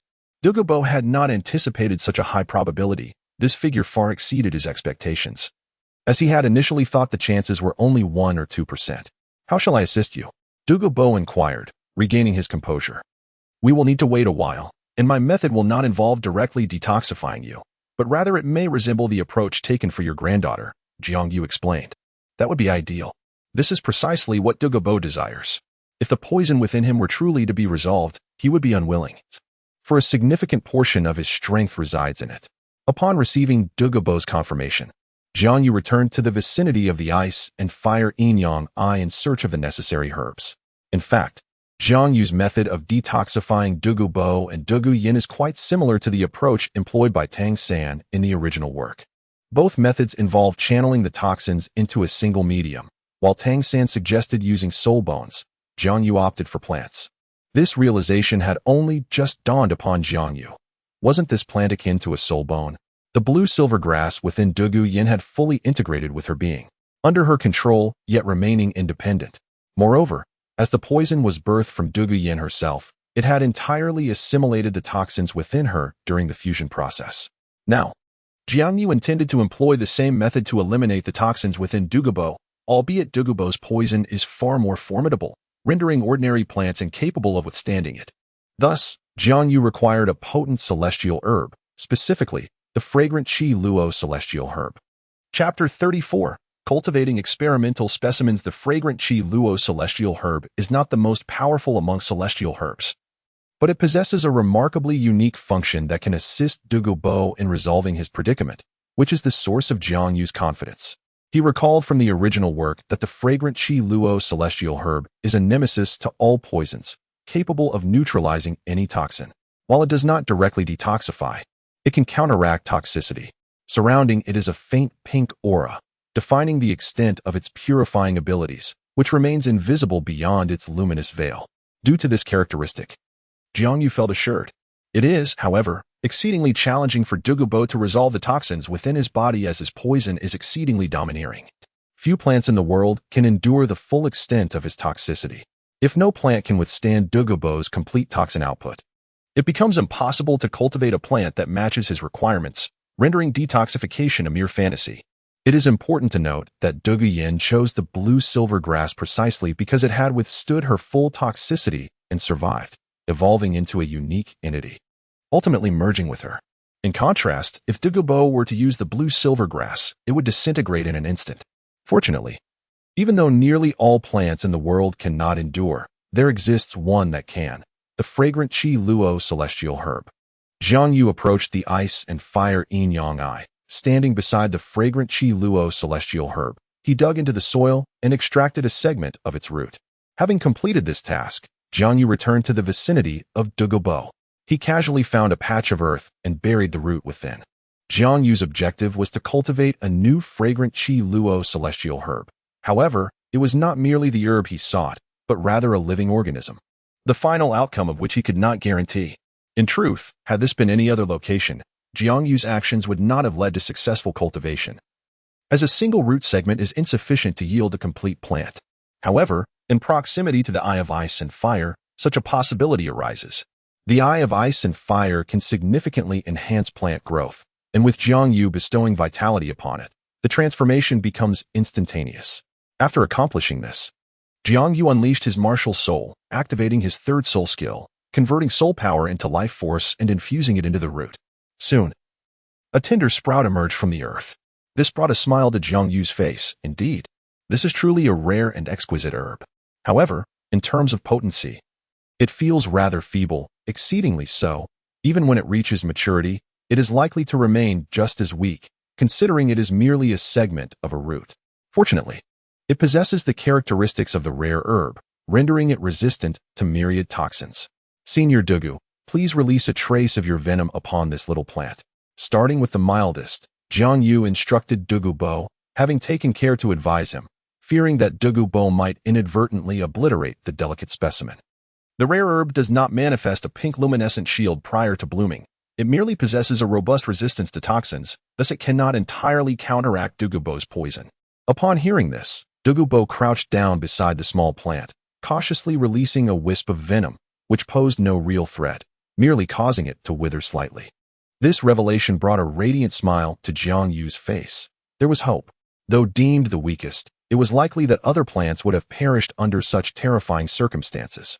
Subsequently, Jiang Yu intensified the infusion of life force, causing the exquisite sprout of the fragrant Luo celestial herb to flourish once more. Senior, please increase the strength a bit more and continue until I call for a halt, Jiang Yu instructed. Douluo complied, albeit with a hint of confusion in his tone. Little one, is this truly sufficient? His voice was laced with skepticism. Of course not. It must grow a bit larger. And it must thrive in the environment permeated by your poisonous mist, continuing to mature until it can withstand your most potent toxin, Jiang Yu elucidated. I see. If we are to allow it to reach maturity, why not simply procure a fully grown specimen? Douluo inquired. Because a mature one may not succumb to your poison. Jiang Yu replied casually. This flower is remarkably unique. It is known as the fragrant Luo celestial herb. While it possesses no toxicity itself and cannot detoxify, it indeed has the ability to counteract all poisons. Your toxin would also be neutralized, preventing it from developing any resistance, which contradicts its inherent characteristics. However, in its juvenile stage, it cannot counteract all poisons, but does possess some resistance, necessitating its cultivation from a young age. Douluo's face displayed disbelief, prompting him to test the assertion. He casually released a wisp of poison towards the fragrant Luo celestial herb, only to witness it dissipate before it could draw near, leaving him utterly astonished. Jiang Yu, observing this, struggled to suppress a smile. His skepticism had been swiftly quelled. Indeed, such extraordinary flora exist in this world, he mused. Ignoring Jiang Yu's expression, Douluo considered the irony of his own ignorance regarding such a wondrous treasure in his possession. Are there no other viable plants? He turned to Jiang Yu, seeking further clarification. Certainly, but they must first withstand your poison and must be in their juvenile state, as plants before maturity exhibit commendable growth potential. Moreover, even if others exist, they may not be particularly suitable. The fragrant Luo celestial herb, aside from counteracting all poisons, possesses no other characteristics more fitting for your experimental needs, Jiang Yu replied thoughtfully. The first requirement alone eliminated the majority of plants, rendering the second nearly insurmountable. Nevertheless, Douluo realized that the fragrant Luo celestial herb was indeed the true antidote to his poison, and he felt no trepidation, confident that such a rarity was not abundant, especially since this one was already in his possession. Unexpected. You, a mere child, possess such profound knowledge, Douluo remarked in admiration. Jiang Yu's reasoning was irrefutable, resonating with profound logic. Moreover, Jiang Yu was indeed quite young, merely 12 years old, still just a child. In the eyes of Douluo, Jiang Yu is nothing short of extraordinary. He reflects on his own childhood, realizing he lacked the understanding that Jiang Yu possesses at such a tender age. In the world of Douluo, children exhibit remarkable maturity. For instance, in the original narrative, Ma Hongjun was already aware of his need to find someone to quell his flames at the age of 12, and Oscar's father had him when he was merely 14, illustrating just how absurdly precocious the youth of Douluo truly are. However, while early maturity is common, few truly knowledgeable youths exist. With the notable exceptions of Jiang Yu and the yet unseen Tang San, which is precisely why Douluo is astounded. Is it many? Perhaps so. Yet I feel there remains much I do not comprehend. Your perception is merely a reflection of what I happen to know, Jiang Yu mused, his gaze fixed on the delicate seedling before him. There are many things I too do not understand, yet I am aware that ignorance should not deter one from action, as it prevents foolish endeavors that might render one foolish in the eyes of others. In truth, my current actions are primarily for the benefit of others. The essence of my true self is likely known only to me. The greatest fear for a person is to live as a version of themselves they do not recognize. Douluo chuckled lightly, dismissing Jiang Yu's words as jest. The fragrant and exquisite seedling had already reached an inch in height, bearing several signs of corrosion on its surface. Yet it remained steadfast with Jiang Yu's support. That will suffice for now, Senior Douluo, Jiang Yu declared. His soul power was nearly depleted, necessitating a brief respite for recovery. One must commend the quality of the celestial product. Although extracting the stems was inherently challenging, the considerable expenditure of his soul power had only resulted in a modest growth. Had it been ordinary weeds, they might have already flourished to several meters. Douluo slowly retracted the toxic mist, and Jiang Yu utilized his final reserves of soul power to mend its injuries. That should be enough for now. Let it rest, Jiang Yu said, visibly relieved after the taxing endeavor. Senior Douluo, shall we ascend? He suggested as he rose. Will you not remain below to study further? Douluo inquired. Having noticed the keen interest in Jiang Yu's eyes regarding his medicinal garden, I shall return another time. I trust Senior Douluo would not deny such a modest request from me, Jiang Yu replied nonchalantly, spreading his hands in a gesture of indifference. Of course not. Douluo responded with a hint of a smile. Ugh, Jiang Yu expressed with a touch of disdain. It must be said that Douluo's smile was rather unappealing. Chapter 35. The uncontrolled rumor. Meanwhile, the news of Jiang Yu being taken by the poisoned Douluo was not widely known. After all, despite his status as a close aide to the crown prince, his youth rendered him largely inconspicuous. However, some individuals did catch wind of this development, particularly those concerned about Jiang Yu's well-being, such as Xue Qinghe. What did you say? Jiang Yu was taken by the poisoned Douluo in the residence of Prince Xue Qinghe.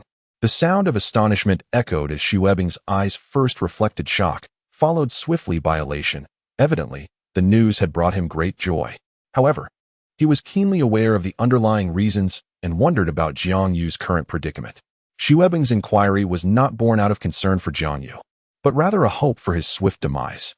As someone who had persistently troubled Xue Qinghe, the latter harbored an intense loathing for Jiang Yu. The subordinate, kneeling on the ground, expressed his helplessness.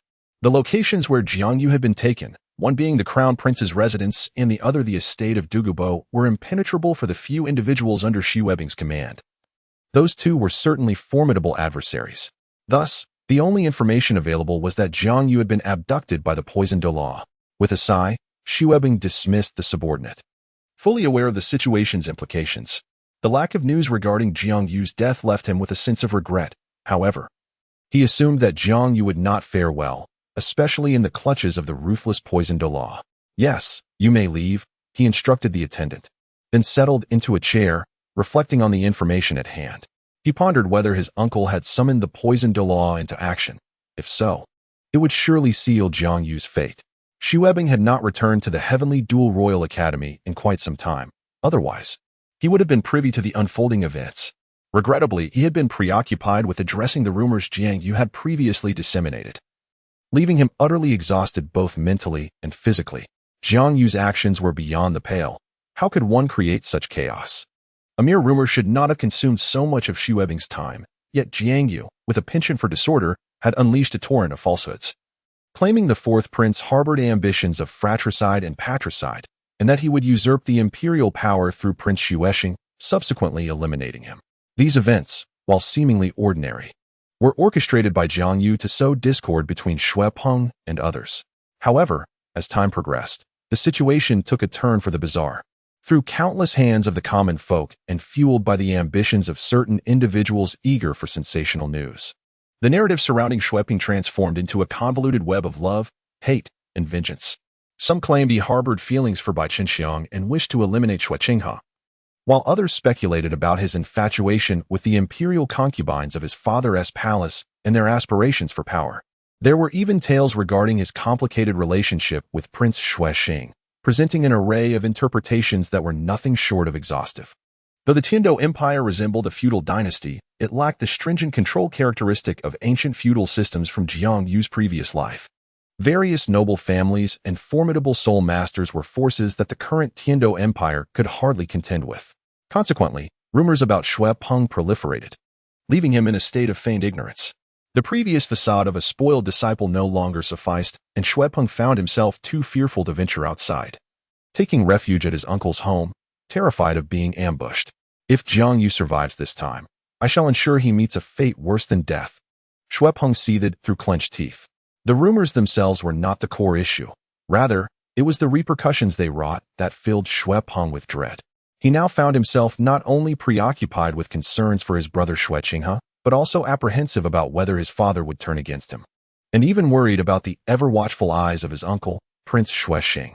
Moreover, Xue Qinghe was also likely troubled by the potential retribution from the prominent noble families. In recent days, the tumult of rumors has made Xue Qinghe acutely aware of the trepidation that public opinion can evoke. The latest whispers suggest that Xue Qinghe has entangled himself with the noble daughters of illustrious families, with tales ranging from marriages to unwed liaisons, from the living to the deceased, and from the young to the old, as if in this moment he were connected to every notable woman across the realm. The populace of Tiandou, deprived of spiritual entertainment, has erupted with fervor over these matters, raising concerns about what might transpire if this frenzy remains unchecked. Yet, Xue Qinghe finds himself in a state of despair, questioning whether he can endure such relentless scrutiny. At the Qibao Liuli sect, the situation escalated. Early one morning, Ning Fengji, his face a mask of fury, cast a dossier onto the ground. The exposed side of the document detailed information regarding his daughter, Ning Rongrong. The source of his ire was not an incident concerning her, but rather the scandalous rumors surrounding her. The narrative unfolded thusly. The little princess of the Qibao Liuli sect refused her father's arrangement for her to wed Xue Qinghe, ultimately leaving home in a fit of rage. For her heart belonged to the fourth prince, Xue Qinghe. The tale was crafted with convincing logic and vivid imagery, and the imperfect conclusion sparked boundless speculation. After perusing the story, Ning Fengji was incensed, appalled by the portrayal of himself as a tyrannical father coercing his daughter. Did these storytellers not seek to understand the truth? Yet, what did truth matter to those who penned the tale? Their sole responsibility was to write. The public perception of Ning Fengji began to spiral into absurdity, labeling him a refined scoundrel, polished on the surface while engaging in unsavory deeds behind closed doors. It could be said that the situation had escalated to the point where numerous opportunists had entered the fray, intent on tarnishing their adversaries' reputations. And Ning Fengji found himself caught in the crossfire. Have you traced the origin of these rumors? Ning Fengji coldly inquired of the informant from the Qibao Liuli sect, who knelt before him, beads of sweat glistening on his brow. Well, sect master, the informant stammered, we have yet to ascertain the source of the rumors concerning our sect. There are too many origins, and they stem from the common folk, making it difficult to identify the mastermind. However, we have determined that the initial instigator is one of His Highness the Crown Prince's subordinates, Jiang Yu. This answer left Ning Feng stunned. His brow furrowed as he inquired about the matter at hand. Indeed, initially there were no such rumors. It all began with the news released by Jiang Yu regarding the Avalanche Prince, which seemed to aim at sowing discord between the Avalanche Prince, the Snow Knight Emperor, and Prince Xue Qinghe. However, once this information reached Tiandou City, it gradually took on a different flavor. Through the whispers of the populace, it ultimately transformed into its current form. The intelligence officer whispered. This response left Ning Fengji somewhat troubled. If this is indeed the case, it poses quite a dilemma. The rumors have escalated to a point where there seems to be no true puppet master behind the scenes. Rather, these so-called orchestrators are merely common folk, which complicates matters significantly. To what extent have these rumors affected various factions? Quite extensively, it seems. They have implicated the Heavenly Douluo Imperial family, the Blue Lightning Tyrant Dragon clan, the Seven Treasure Glazed Tile School, the Wind Sword sect, the Elephant Armor sect, the Fire Leopard sect, the Star Luo Imperial family, and the Spirit Hall, all entangled in a web of love and enmity involving the female members of these prominent powers and the fourth prince, Xue Qinghe. The intelligence officer awkwardly remarked. This is quite absurd. Almost all major powers have been affected. Ning Fengji gasped in astonishment. It seems that it is not just our seven-treasure glazed tile school that is embroiled in this turmoil, but nearly every faction on the continent has suffered. Is the fourth prince truly so audacious? He has offended nearly all the significant forces across the land, with the sole exception of the reclusive Haotian school. Ning Fengji felt a twinge of pity for Xue Qinghe, who must be in a desperate predicament. Little did he know, Xue Qinghe had already become too afraid to venture outside, fearing for his life. Yet, what of Jiang Yu? Ning Fengji pondered. Jiang Yu does not strike him as one who would court disaster. The information accessible to the seven-treasure glazed tile school must also be available to others. But where's Jiang Yu? He had been taken by the poisoned Douluo shortly after news of the situation had spread a little over 10 days ago. Reportedly brought to the poisoned Douluo's residence, and there has been no word from him since. Ning Fengji sighed. It seems Jiang Yu too is unaware of the gravity of the situation, but he cannot entirely escape culpability, for he is the instigator. It is time to inform Uncle Jian and Uncle Gu and prepare a rescue operation. If this matter remains unresolved, Ning Fengji has a foreboding that a significant issue will inevitably arise. Therefore, it is imperative to swiftly identify the instigator and address the problem at hand. The Douluo Continent, which had been untouched by the onslaught of the information age, found itself utterly bewildered by this unexpected turn of events. Chapter 36, Successful Fusion. At this moment, Jiang Yu remained unaware of the considerable commotion occurring at the Tiandou arena. He was wholly focused on cultivating the plant suitable for Douluo Bo's fusion. Nearing the final stages with only one last step remaining. All right, Senior Douluo, this plant has been successfully cultivated. We just need to proceed with the fusion, Jiang Yu declared, gazing proudly at the peculiar vine before him. After half a month of diligent effort, he had finally completed the task. This plant was capable of withstanding Douluo Bo's most potent toxins and possessed its own lethal venom, rendering it utterly fearsome. Is this truly complete? Are you certain this thing will work? Douluo Bo expressed deep skepticism, noting that the plant bore no resemblance to the original Yuxiang celestial product he had previously encountered. The original Yuxiang was adorned with a magnificent, large flower, strikingly beautiful, whereas Jiang Yu's creation was devoid of any blossoms, even the tiniest leaf, appearing entirely bare and rather unsightly. Measuring about a meter in length, it was entirely black, save for some minute hairs. In Jiang Yu's words, since he was cultivating a specimen suited for Douluo Bo rather than the Yuxiang, he saw no need for ornamental features. During the cultivation process, he had deliberately pruned away any extraneous elements, retaining only the essential roots and stems. Consequently, this creation bore no resemblance to the Yuxiang whatsoever. The ability to counteract toxins remained, albeit expressed in a different form. You must surpass Douluo Bo in terms of toxicity, he explained. The venom contained within this experimental specimen was nearly on par with Douluo Bo's own. In another sense, it already exhibited a counteracting quality. Of course, Senior Douluo, come and give it a try. Rest assured, it has lost all consciousness. Together, we will surely succeed. Excitement gleamed in Jiang Yu's eyes as he envisioned a historic moment. Upon success, he could cultivate other specimens in the future. Douluo Bo replied, "It's not your experiment, so of course, you feel at ease. Your enthusiasm does not inspire my confidence. Shall we conduct another test?" Douluo Bo suggested with a hint of concern. It wasn't that he lacked courage. Anyone in his position would feel anxious. He had been involved in the cultivation process and knew just how outrageous this plant was. Such a creation would never arise in a normal natural environment. What do you have to fear, Senior? The toxicity of this plant is akin to your own, so there is no cause for alarm. Moreover, if we delay, I'm worried that something may go awry with this plant, which would be quite unfortunate. Jiang Yu expressed with a hint of dissatisfaction. Given that you were once a poisoned Douluo, you seem rather timid about your own poison. Douluo Bo fell silent for a moment. Very well, let us proceed with the test. Douluo Bo harbored a tinge of apprehension that after today, this plant might undergo unforeseen changes.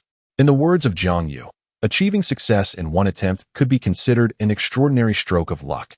Under normal circumstances, it would be improbable for the experimental subject to survive even a dozen trials, and there was always the possibility of an erroneous evolutionary direction, necessitating a complete recultivation. Douluo Bo was acutely aware that he could not afford to squander this opportunity.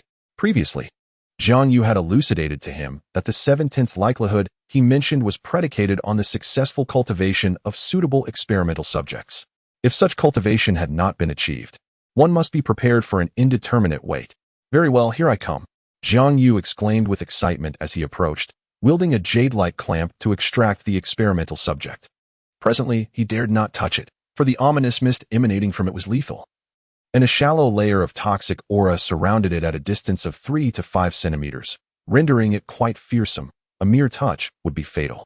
Nevertheless, this was the sole remnant of the ethereal fragrance of the celestial product. The process unfolded smoothly. Jiang Yu had anticipated the current circumstances, and the roots of this experimental subject were shallow, allowing for easy extraction. Furthermore, the jade clamp was resistant to corrosion, although its front had been stained black. It remained intact. With the experimental subject in hand, Jiang Yu approached Douluo Bo, placing it gently on his arm despite Douluo Bo's evident concern. Subsequently, a glimmer of determination sparkled in Jiang Yu's eyes as he focused entirely on controlling the experimental subject. The soft fuzz on the surface of the experimental subject began to morph into sharp, minute spines, viciously penetrating Douluo Bo's body. Humph! Douluo Bo could not suppress a soft grunt of discomfort. The pain was intense, for it was his own poison, and thus bore his toxic attributes, leaving him no chance of immunity. Senior Douluo, concentrate your mind and swiftly control this experimental subject, Jiang Yu instructed. His task was singular: to establish a connection between the plant of the experimental subject and Douluo Bo's nerves, after which the remainder would be up to Douluo Bo to manage. Jiang Yu needed to ensure the vitality of the experimental subject throughout this process, until Douluo Bo could sustain its life force on his own. Jiang Yu had previously discussed with Douluo Bo that this fusion step should be akin to the merging with a soul bone. While Douluo Bo was curious about how Jiang Yu had managed to create such a plant reminiscent of a soul bone, he refrained from probing further. In their conjectures, the special plant experimental subject cultivated by Jiang Yu was essentially similar to a soul bone, albeit not derived from any part of the human body. Moreover, while soul bones are lifeless, this plant experimental subject was alive. Hence, its vitality must be preserved for a successful fusion, or else failure was inevitable. Senior Douluo, do not entertain unhelpful thoughts. Absorb this as you would a soul bone, merging your toxins with the experimental subject, Jiang Yu urged. Jiang Yu offered a reminder from the sidelines. At this moment, he had lost control over the experimental subject, entrusting it entirely to Douluo Bo. Based on what he had previously observed within the body of Douluo, Jiang Yu provided guidance to Douluo Bo. Douluo had not yet integrated the toxin within her body with the blue-silver grass, for prior to that, the blue-silver grass had already completed the fusion with the toxins present in Douluo's body. Jiang Yu's subsequent actions merely addressed the rampant consciousness within the blue-silver grass. Everything else was instinctual behavior exhibited by Douluo. Thus, both past and present actions were essentially conjectures on Jiang Yu's part, yet they appeared to be quite reliable. Now, the experimental subject had become a completely unconscious plant, rendering the step of autonomous fusion unattainable. Fortunately, Douluo Bo had assumed control over the experimental subject, and it was now solely up to him to proceed. This step is of utmost significance, determining whether Douluo Bo can ultimately purify the toxins within his body. Jiang Yu silently retreated a considerable distance. Distancing himself from Douluo Bo, he certainly did not wish to be poisoned by him. At this moment, Douluo Bo's condition was far from optimal. Dark, intricate lines emanated from the experimental hand of Douluo Bo, spreading across his entire being, densely covering him. These were not orderly patterns, but rather a chaotic network akin to the roots of plants, intricately entwined throughout Douluo Bo's form. To the untrained eye, it appeared exceedingly terrifying, as though Douluo Bo's body had transformed into a petri dish. This passage describes the remarkable transformation of Douluo Bo as he purges the poison from his body, merging with plant experimental elements. The poison had permeated every part of his being, rendering him quite formidable. Drink! Douluo Bo roared, and immediately, the black tendrils that enveloped him swiftly retreated to their previous location on his arm, gradually forming a black vine that coiled around him like a venomous serpent. Although his appearance remained largely unchanged, his vitality surged dramatically, and his aura grew significantly stronger. Jiang Yu felt a surge of joy within him. The absence of a toxic eruption brought him relief. He stepped forward slowly, knowing instinctively that Douluo Bo had succeeded. Chapter 37. Gaining Douluo Bo's favor. Congratulations, Senior Douluo Bo, on finally realizing your long-held ambition today. Jiang Yu found himself at a loss for words, ultimately offering this sentiment, which he hoped conveyed his meaning adequately. Knowing Douluo would not be overly concerned with the specifics, Douluo, seated in meditation, slowly opened his eyes, and in that moment, the entire estate grew markedly quieter. A chilling wind cutting through fabric and flesh, sending sharp pangs through the bones. Jiang Yu involuntarily shivered. Remembering Jiang Yu's presence, Douluo hastily reined in his formidable aura. The icy wind had been a manifestation of his power. Not only had he eradicated the poison within, but he had also ascended a level, now a 92nd ranked title Douluo. As he contained his previously uncontrollable aura, warmth enveloped the space, easing Jiang Yu's chill.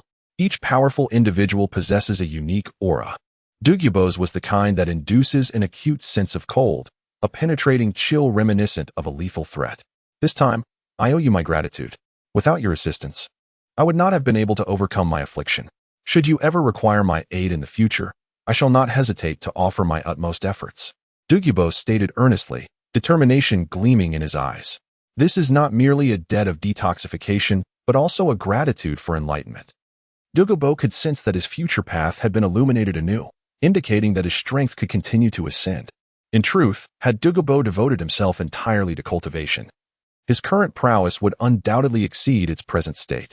Unfortunately, he could not elevate his power at will, for his body had previously reached its limit in terms of capacity. Any reckless enhancement of his abilities would only result in the toxins within him spiraling out of control. The stronger Douluo became, the more potent the toxins would grow. Prior to this, he had struggled to contain the poisons within, relying on various methods to maintain equilibrium while enduring excruciating pain daily. Now, with Jiang Yu's assistance, Douluo had resolved this dilemma. It was a remarkable sensation. Douluo could distinctly feel the toxins still circulating within him, yet unlike before, they were no longer unmanageable. He had gained complete control over these toxins, and even as his strength increased, he could master them effortlessly. The toxins that once permeated his entire being had, through the fusion with that plant, transformed into a conduit akin to meridians under Douluo's command. He no longer had to fear self-harm, and in fact, controlling them had become easier, allowing him to harness greater power. Previously, Douluo faced another challenge. Whenever he exerted his full strength, the toxins within him would deepen, ultimately leading to an incurable state. Ha, Senior Douluo, while part of the credit belongs to me, the majority is still yours. Had you not sought my help, you would not have been able to detoxify. Moreover, without the involvement of your granddaughter, none of this would have transpired. It seems this is fate. Destiny unfolds as such. Jiang Yu commented with a smile. Consistently, Jiang Yu refrained from claiming all the accolades for himself. His words left Douluo feeling somewhat restrained. Yet he did not concur entirely with Jiang Yu's perspective. Your reasoning is sound, but ultimately, it was your abilities that resolved my predicament. So the greatest credit still belongs to you. As you said, without you, none of this would have occurred. Upon hearing this, Jiang Yu merely smiled, choosing not to elaborate further. In his heart, he shared the same sentiment. Everything felt too coincidental. Had those events not unfolded, he would still be grappling with how to connect with Douluo rather than nearly having established a solid rapport with him now. Speak. What do you need my assistance with? In my life, I seldom owe debts. Having received such significant aid from you, I must assist you in resolving some matters. Douluo declared with openness. He believed that even debts owed to others should be repaid swiftly, much like the life-saving grace he owed to Prince Xue Qinghe, which led him to become a revered figure in the Tiandou Empire. This time, Jiang Yu rendered a significant service to him, prompting Douluo to contemplate how he could reciprocate, believing that even a hearty laugh would lighten his own spirit. In truth, one should not underestimate Jiang Yu's benevolence towards Douluo. Not only did Jiang Yu assist Douluo in eradicating the poison within him, but he also provided a flawless solution for Douluo. Consequently, both Douluo and Douluo are now capable of mastering the toxins within their bodies. This signifies that their poison shall no longer be passed down to the next generation as it once was, a legacy of benevolence spanning countless generations. Upon hearing Douluo's words, Jiang Yu was momentarily taken aback, astonished by Douluo's unexpected integrity. After a brief contemplation, Jiang Yu articulated a matter of utmost importance. I wish to request that you, esteemed Douluo, assume the role of a senior advisor in the Crown Prince's residence. Douluo furrowed his brow upon hearing this unusual request. Your proposition is rather peculiar. I am already a revered advisor to the Heavenly Empire. Whether I take on the role in the Crown Prince's residence is inconsequential. It is indeed of great significance. Jiang Yu replied earnestly, countering Douluo Bo's assertion.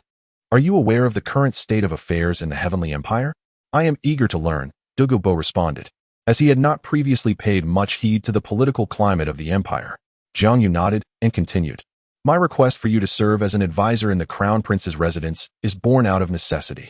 Although His Highness the Crown Prince appears to be in a position of prominence, he lacks the requisite strength internally. If this continues, his position may become precarious, potentially leading to a crisis of succession. That is unacceptable, Douluo Bo exclaimed in disbelief. How could the Emperor of the Heavenly Empire be so absurd? I observe no harshness towards the Crown Prince. Rather, he is enveloped in favor and affection. How could his position be unstable? Douluo Bo's astonishment was understandable. Anyone would find it implausible to perceive any instability in Xue Qinghe's claim to the title of Crown Prince. The current emperor indeed holds the Crown Prince in high regard. However, this regard is fleeting and could vanish at any moment. I too find it hard to believe, yet it is the truth, Jiang Yu asserted. The most powerful minister under His Majesty, Prince Xue Qinghe, does not cultivate a close relationship with the Crown Prince. Instead, he remains by the side of the fourth prince, Xue Bong, acting as his regent. The emperor is well aware of this, yet he allows it to unfold unchecked, resulting in the Crown Prince's position being far from secure. This is but one point. Secondly, while it may appear that the emperor has kept the Crown Prince close and entrusted him with significant affairs, in reality, he remains perpetually in a secondary position. People will remember the emperor, and only then might they recall the Crown Prince. This offers him no advantage. He possesses neither actual power nor the ability to garner acclaim, merely creating an impression. Thirdly, the Crown Prince wields no real authority, lacks personal guards, and has no forces of his own. I ask you, esteemed Douluo, is this normal? A Crown Prince devoid of power, influence, and supporters. When faced with the emperor's decision to abolish his title, will he have any strength to resist? Jiang Yu spoke with grave seriousness. Douluo Bo's countenance grew considerably more somber. Though he felt there was something peculiar about Jiang Yu's assertions, the reality presented itself starkly. Should the decision to depose Xue Qinghe be made, he would indeed possess no means of resistance. However, that does not necessarily imply that the emperor would choose to abolish the Crown Prince. He has no reason to do so, as the current Crown Prince bears no blemish on his record, Douluo Bo countered. Is that truly necessary? Moreover, do not these 3 points elucidate the emperor's sentiments? Beneath the seemingly tranquil surface, there are already tumultuous undercurrents. A hint of derision flickered across Jiang Yu's serious expression, as if he were mocking those who present one facade while concealing another. Douluo Bo felt a twinge of discomfort. Jiang Yu was discussing the very subject he detested most, politics. Had he known, he would have refrained from inquiring. Did you not say you would have me serve at the prince's residence? I have consented to your request, Douluo Bo said irritably, choosing to terminate the conversation. Although he harbored a certain curiosity regarding such gossip, Jiang Yu's half-revealed, half-concealed manner of speaking was indeed exasperating. Furthermore, Douluo Bo believed it prudent to remain blissfully ignorant of royal secrets. Thus, I express my gratitude to you, Senior Douluo Bo, on behalf of His Highness the Prince. Rest assured, His Highness shall never disappoint you, Jiang Yu remarked with a sigh of relief. Now, the prince's residence openly possesses the strength of a titled Douluo, which facilitates many matters considerably. Chapter 38. Thoughts. Speak. What further requests do you have? Since I am in a good mood, you may express them all at once to avoid future discussions, Douluo Bo declared with pride. After all, the previous request seemed exceedingly simple to Douluo Bo, and moreover, it pertained to assisting the Crown Prince. Douluo Bo's promise was to help Jiang Yu fulfill his requirements, not to aid the Crown Prince. It was rather difficult to refuse. And after some contemplation, Jiang Yu spoke. Then, Senior Douluo, may I request your permission to utilize or take some of the medicinal herbs from your garden? That's quite simple. Whenever you require something, just inform me, and I shall accompany you, or I can escort you there shortly. Feel free to do as you wish, replied Douluo Bo generously. Thank you, Senior. I have no further requests, Jiang Yu said, his face brimming with joy. Being able to do as I please is splendid. You are indeed a peculiar lad, such a marvelous opportunity, and yet you hesitate. You should be aware that my temper is not always so accommodating. Should you present a request during a less favorable moment, I may very well decline, Douluo Bo chided with a laugh. Though the senior had permitted him to make requests, Jiang Yu felt it best to wait. After all, He had yet to conceive any specific needs, despite having numerous tasks ahead. He believed Douluo could assist him in few of them. He merely stated a fact, harboring no disdain for Douluo, absolutely none. Rascal, do you dare look down upon me? Surely there is something you wish to request. Do share, Douluo responded, intrigued. How about having His Highness ascend the throne right now? Jiang Yu suggested tentatively. You truly are audacious. Are you capable of handling the consequences? Douluo retorted. Then, perhaps, develop an advanced soul guide device? That is beyond my capabilities. Alternatively, could you devise a dish I've never tasted? Do you think I'm a chef? Would you even dare to consume what I create? That won't do, then. How about assisting me in becoming a bit stronger? Just slightly weaker than you would suffice. Douluo was about to agree, but Jiang Yu's next remark left him taken aback. Act like a person, will you? All right. I was merely jesting, Senior Douluo. Your current assistance is already considerable, saving me much trouble, Jiang Yu said with a smile. Truthfully, Douluo's expression of bewilderment mixed with playful exasperation struck Jiang Yu as quite amusing. Fine, I acknowledge your prowess. I shall refrain from broaching this topic again. However, my offer still stands. Should you ever require my assistance, do not hesitate to ask, and I shall not refuse you outright, Douluo said with a resigned sigh. Thank you, Senior Douluo. Now, if you could kindly escort me to your herb garden, Jiang Yu said cheerfully. With an eye roll, Douluo chose not to say more and swiftly took Jiang Yu with him, plunging downwards until they arrived at the location of the ice and fire Yangyin Eye. Upon landing, Douluo keenly sensed a powerful presence intruding upon his poison formation. I have matters to attend to, so study here with caution, he advised. Douluo furrowed his brow and spoke. Very well.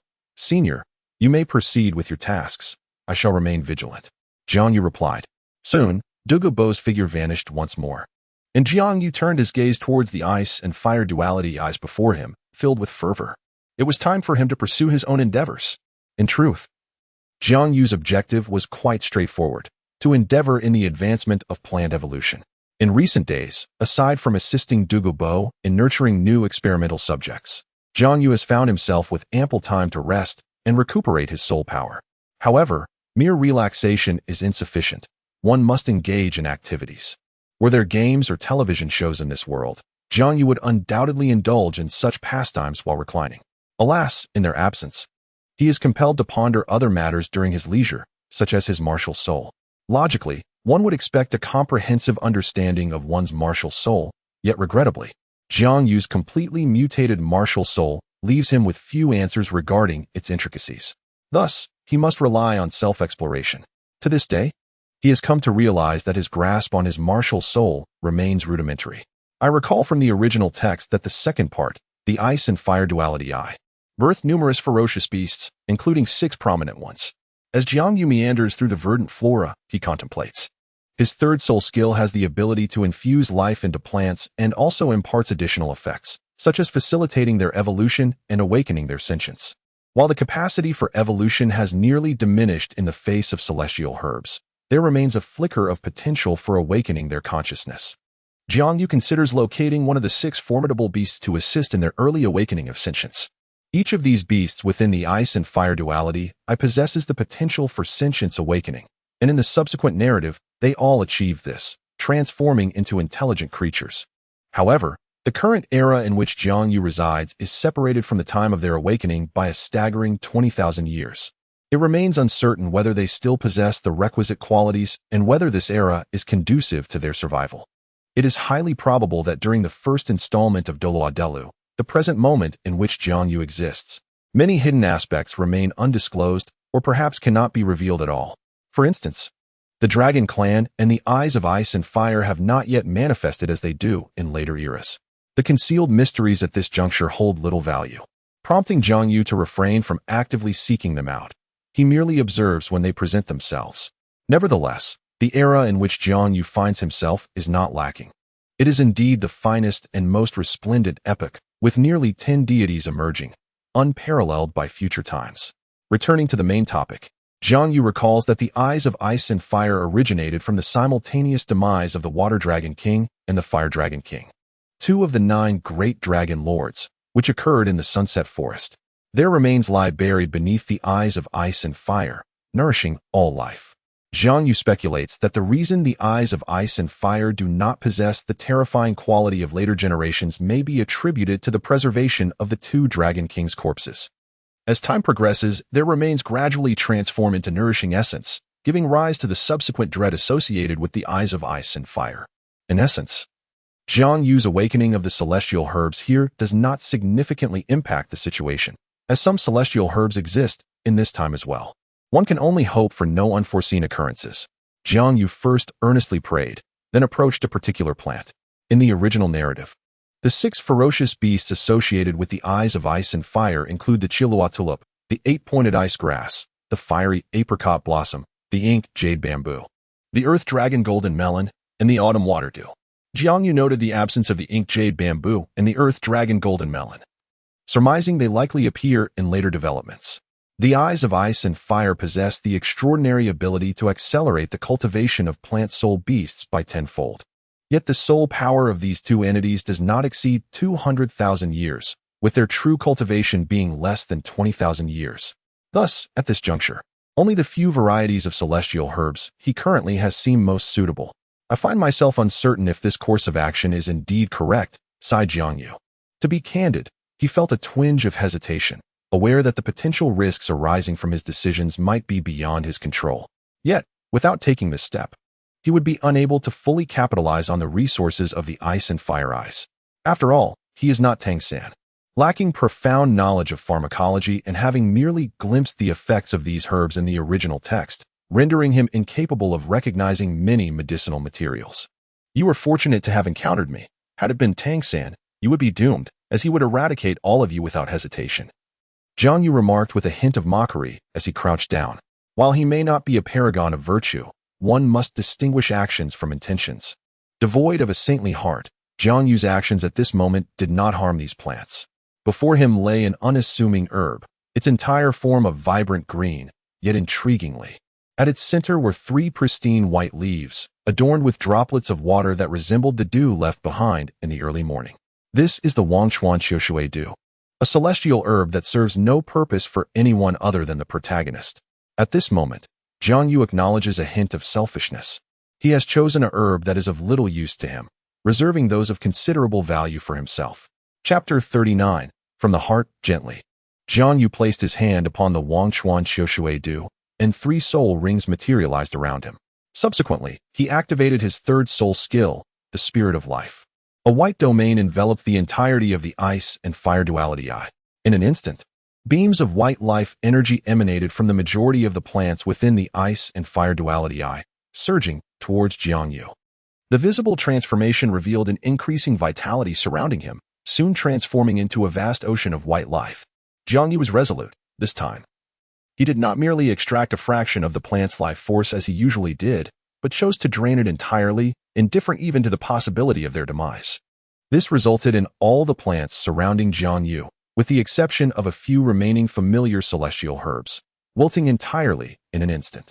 This marks the first time in history that the ice and fire duality has experienced such desolation, all of which is a consequence of Jiang Yu's actions. It is also the first occasion for Jiang Yu to comprehend the sheer dominance of his 3rd soul skill, surpassing even his own expectations. Any plant devoid of consciousness finds it exceedingly difficult to resist the extraction of its life force. It must succeed, Jiang Yu roared, attempting to enhance the probability of success through sheer willpower. However, the reality proved to be rather ineffective. For soul beasts, their lifespan equates to their life force. The definitions of centuries or millennia are not merely determined by the passage of time, but rather by the intensity of the life force within the soul beast. The stronger the life force, the longer the lifespan. This assertion stems from Jiang Yu's deductions based on the original text. Although it may seem implausible, the original narrative does not explicitly state this conclusion, yet upon reflection, it becomes evident. As for plant-type soul beasts, living for 100,000 years is conceivable, given that plants lack cognition. However, for animal-type soul beasts, a lifespan of 100,000 years is utterly impossible. It would not be an exaggeration to say that even a pig could attain the status of a celestial marshal after such an extensive period. Thus, Jiang Yu's current method of directly infusing life force is essentially aiding the enhancement of the Wangchuan Qiushui dew's cultivation. The flora surrounding the ice and fire duality eye.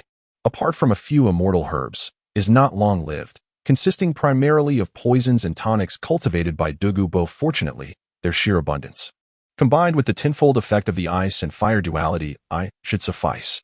To his astonishment, Jiang Yu discovered that the Wanchuan was completely absorbing the life force he was infusing. Typically, this direct method of irrigation is rather impractical, as it results in considerable loss. A successful absorption rate of 50% would be commendable, with the remainder wasted in the process. Yet, in this instance, the Wanchuan wasted not a single trace, which was highly unusual. Was it the fault of the Wanchuan, or was it his own? Jiang Yu briefly marveled before delving into contemplation. Previously, he had not noticed this phenomenon, as he had not paid attention to such behavior, and the duration of infusion had been exceedingly brief, unlike the present where he possessed an abundance of life force to continuously impart.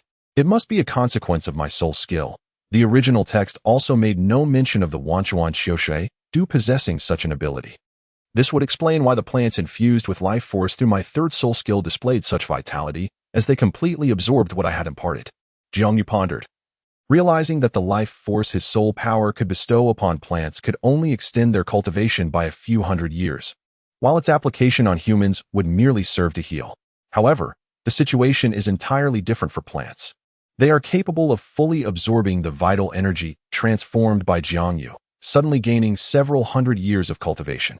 For ordinary plants, this constitutes a significant leap in their life cycle, making evolution or mutation a perfectly natural occurrence. If that is the case, then wouldn't it imply that all ordinary plants could undergo such mutations? Why then did my previous experiments yield failure? Jiang Yu furrowed his brow in confusion.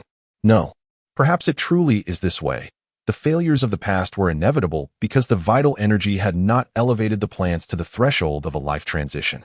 Jiang Yu recalled that the life force he previously infused into the plants was not derived from his own soul power transformation, but rather extracted from nearby flora, and he had only taken a minuscule portion. The majority of ordinary plants are annuals, and extracting merely a fraction would hardly suffice.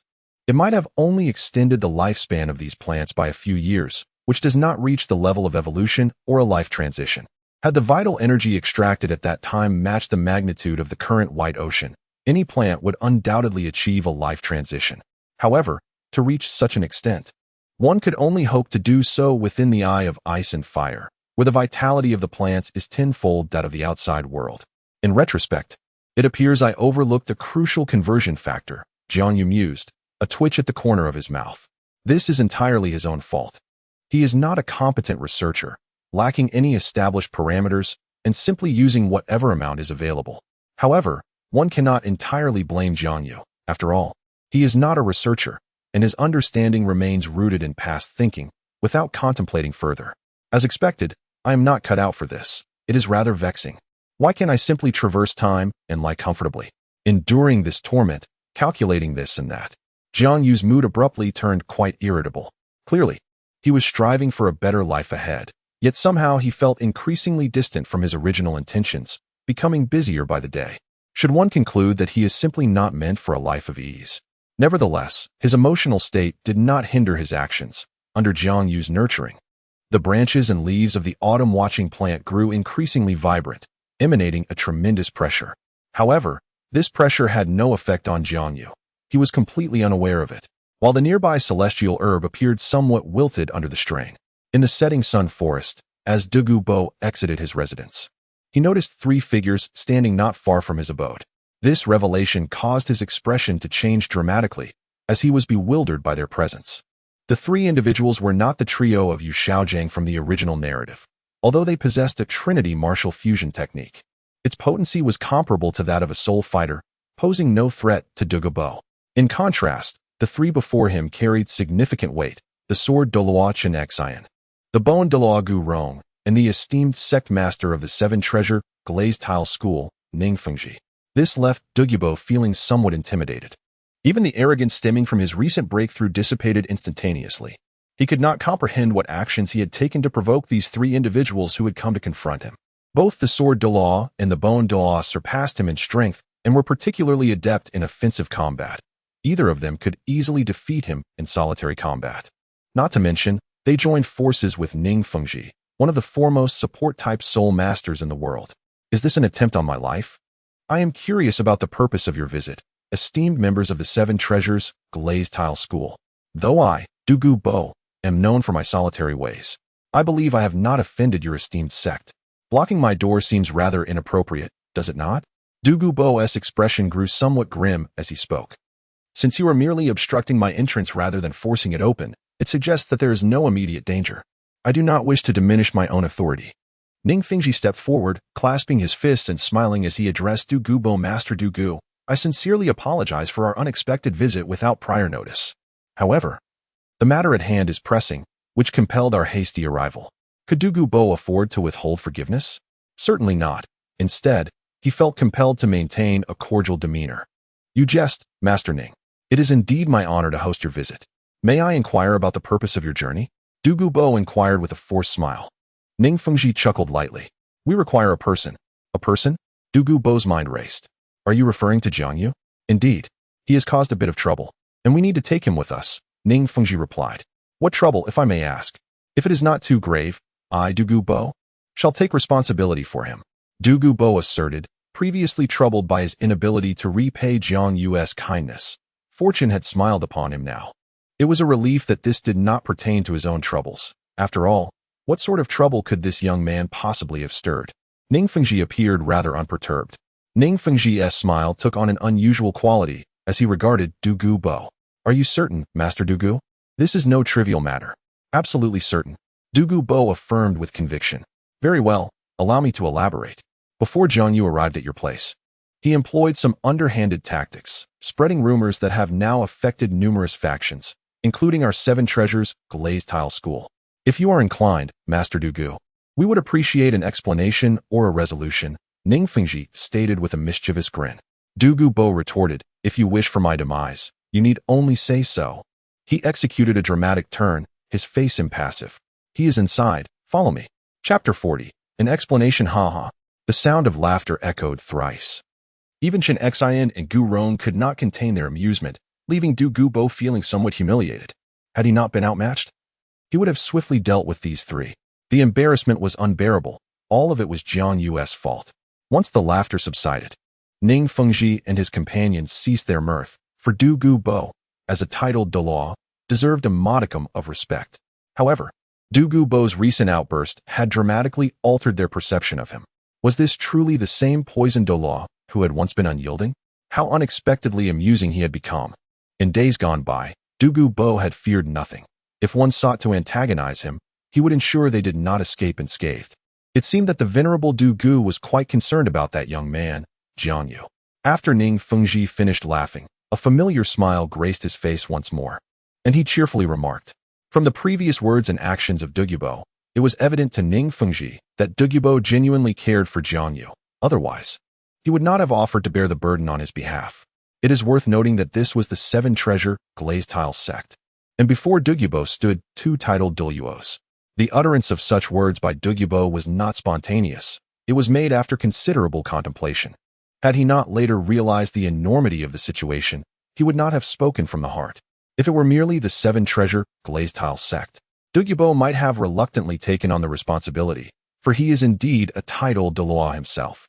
However, with dozens of formidable factions involved, each formidable in its own right, including the Seven Treasure Glazed Tile sect, and other powers such as the Spirit Hall, it was a matter of grave concern. Douluo Bo truly refrains from boasting. For the matter at hand is indeed perilous. Well, one cannot claim to be indifferent. That young man has rendered me a significant favor.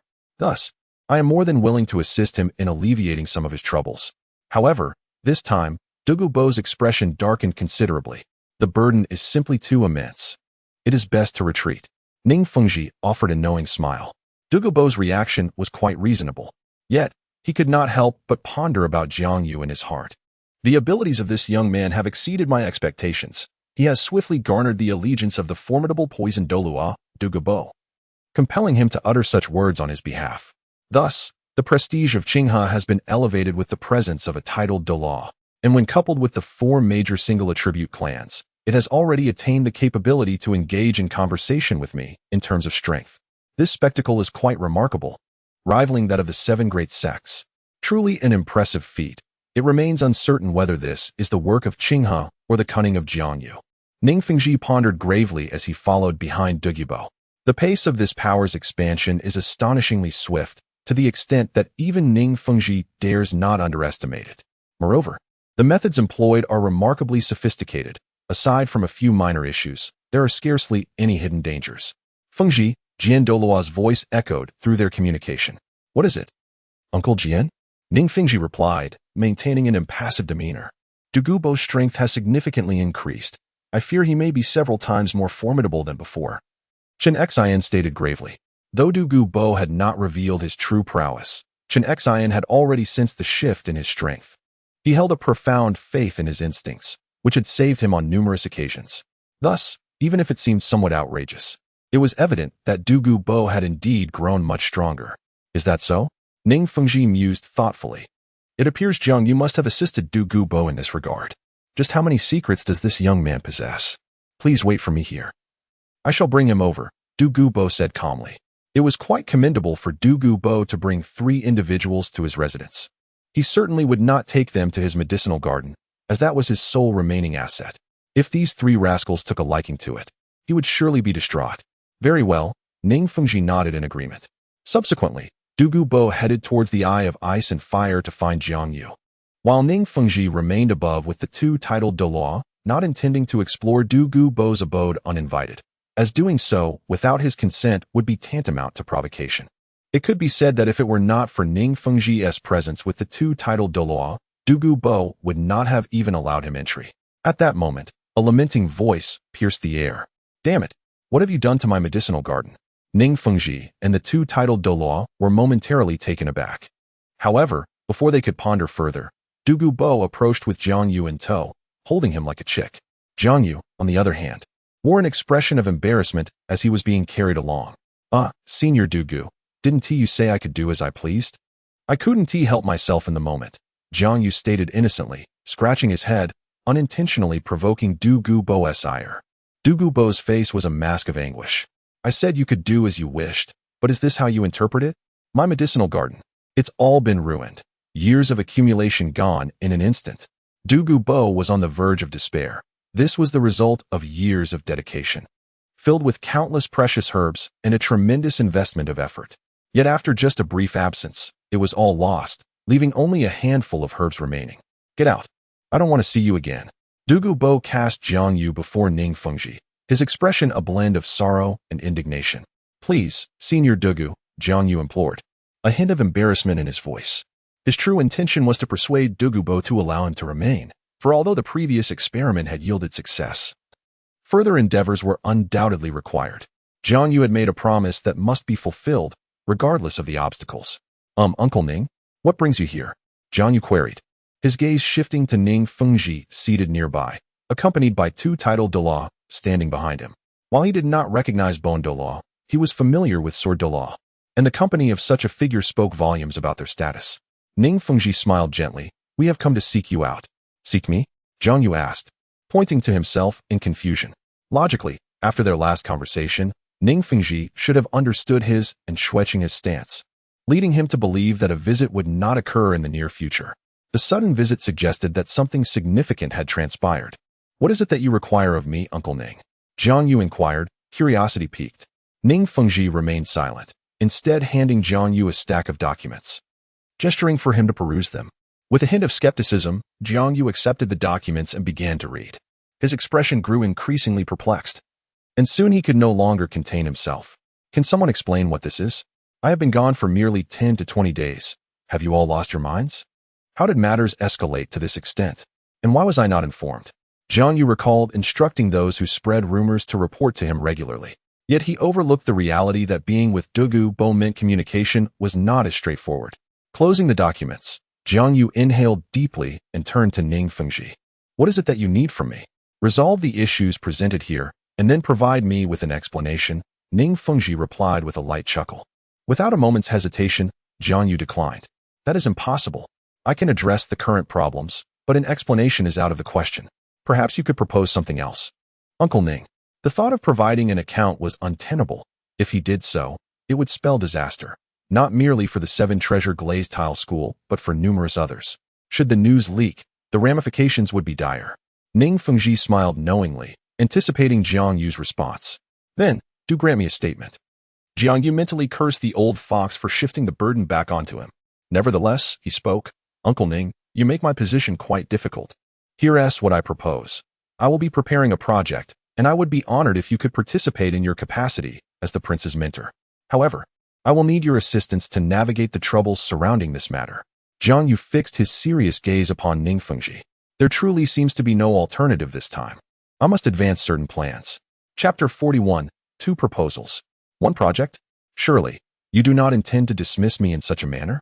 Furthermore, you expect me to shield you from the subsequent troubles this matter may incur. Ning Fengji remarked with a smile, though his dissatisfaction was evident. It was a matter open to negotiation. He then turned to the side and addressed Douluo, inquiring whether the esteemed Douluo might temporarily withdraw, as we may need to discuss some confidential matters. Douluo felt a surge of indignation. It was utterly outrageous to be dismissed in his own home. Yet, confronted by the watchful gazes of Sword Douluo and Bone Douluo, he had no choice but to relent. Just as Douluo was about to depart, Jiang Yu interjected, asserting, Senior Douluo is a revered guest of my royal estate. There is no need to exclude him from this discussion. This left Douluo somewhat moved, instilling him with newfound confidence. He stood behind Jiang Yu, gazing at the Sword Douluo and Bone Douluo with a face full of provocation. Ning Fengji was also somewhat surprised. He had become a patron of the Crown Princess residence. It was uncertain how His Majesty would perceive this news. Jiang Yu continued the previous discussion, stating, Uncle Ning, I believe this has gone on long enough. This project involves vast ramifications.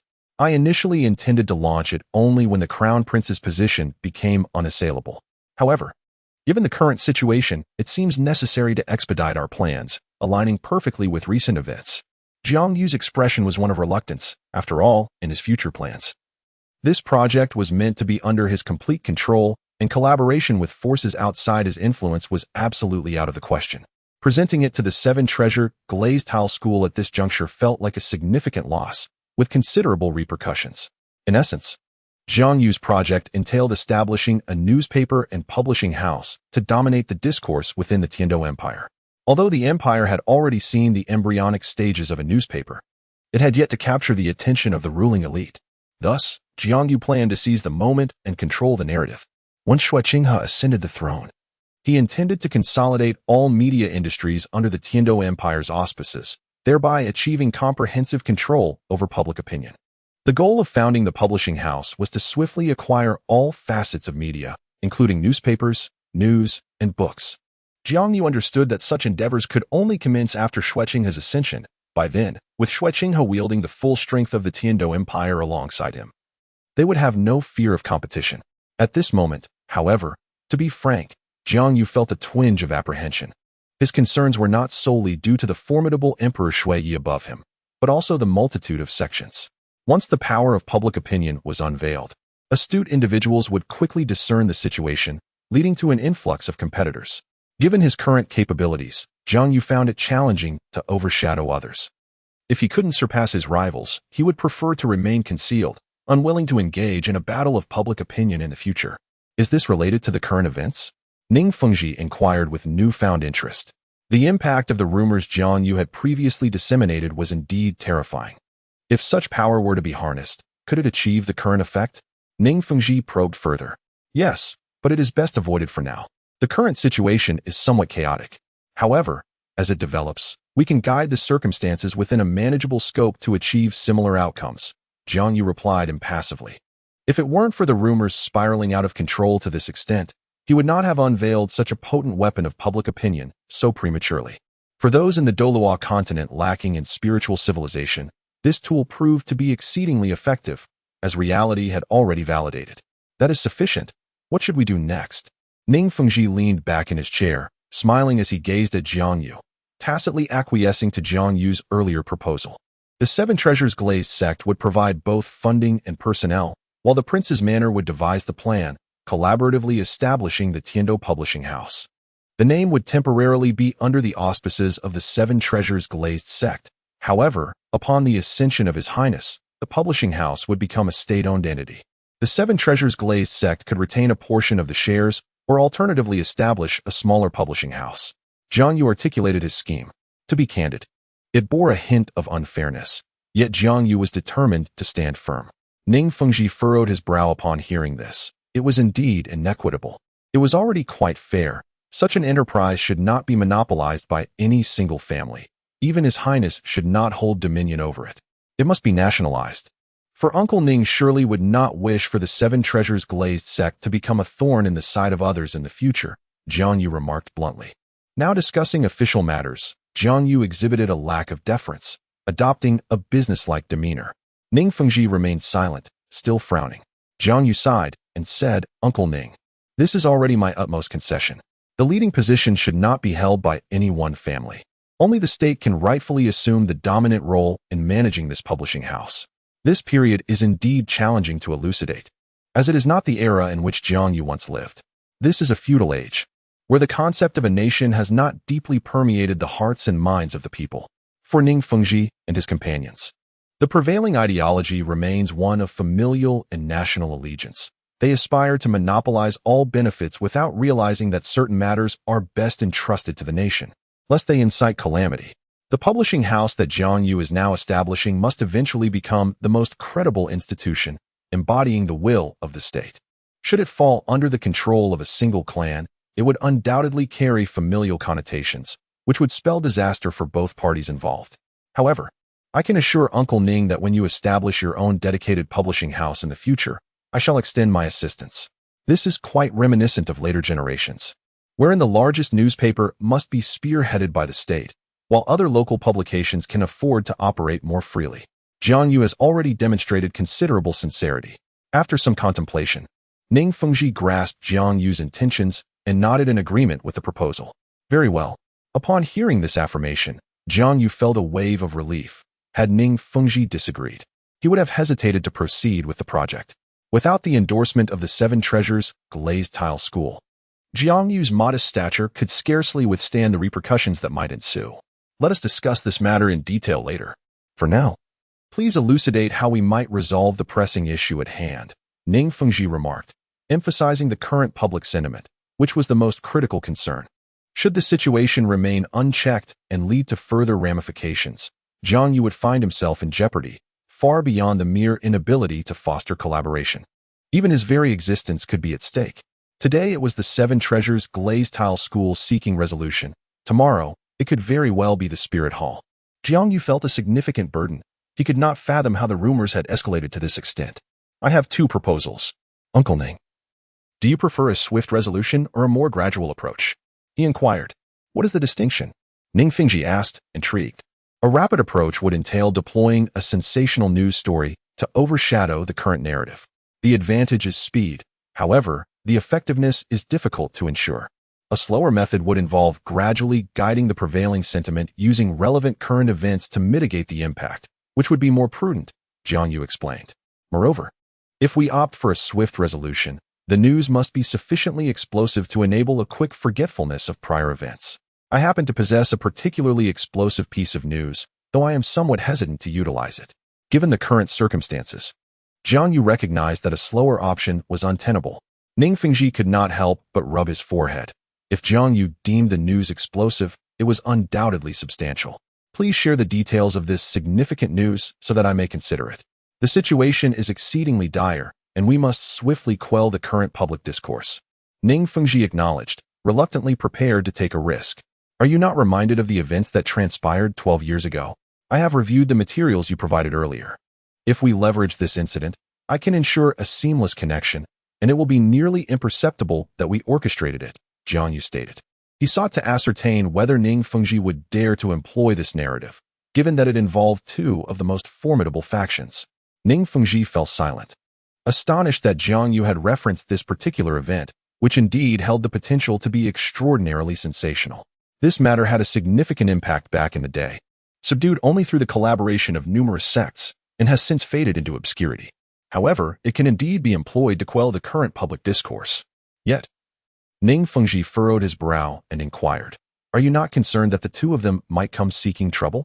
This is truly the Spirit Hall and the Qian sect. Either of them is an existence that Jiang Yu cannot provoke. Even the Tiandou Empire dares not offend both simultaneously. Of course, I am afraid. But may I not lean slightly towards one side? Jiang Yu said with a cheerful smile. To claim that I am unafraid would be disingenuous, however. As long as I lean towards the spirit hall, I shall not fear the Haotian sect's troubles. Chapter 42. Stance. Ning Fengji suddenly felt that Jiang Yu was particularly brazen, uttering such words and contemplating how to curry favor with one side. Nevertheless, this could indeed minimize his own troubles, but could it truly suffice? Even Ning Fengji understood that Jiang Yu intended to lean towards the spirit hall. As long as the spirit hall remains unscathed, the Haotian sect would not dare to emerge. Provided that the reputation of the spirit hall remains intact, they would not trouble Jiang Yu, but rather, they would welcome him. In truth, to say I am leaning is not entirely accurate. I merely need to analyze the events of that year objectively, and the spirit hall will not seek trouble with me. Jiang Yu remarked nonchalantly. And what of the Haotian sect? Ning Fengji inquired. Why would they trouble me? I speak the truth. If they are dissatisfied, they should approach the spirit hall, not me.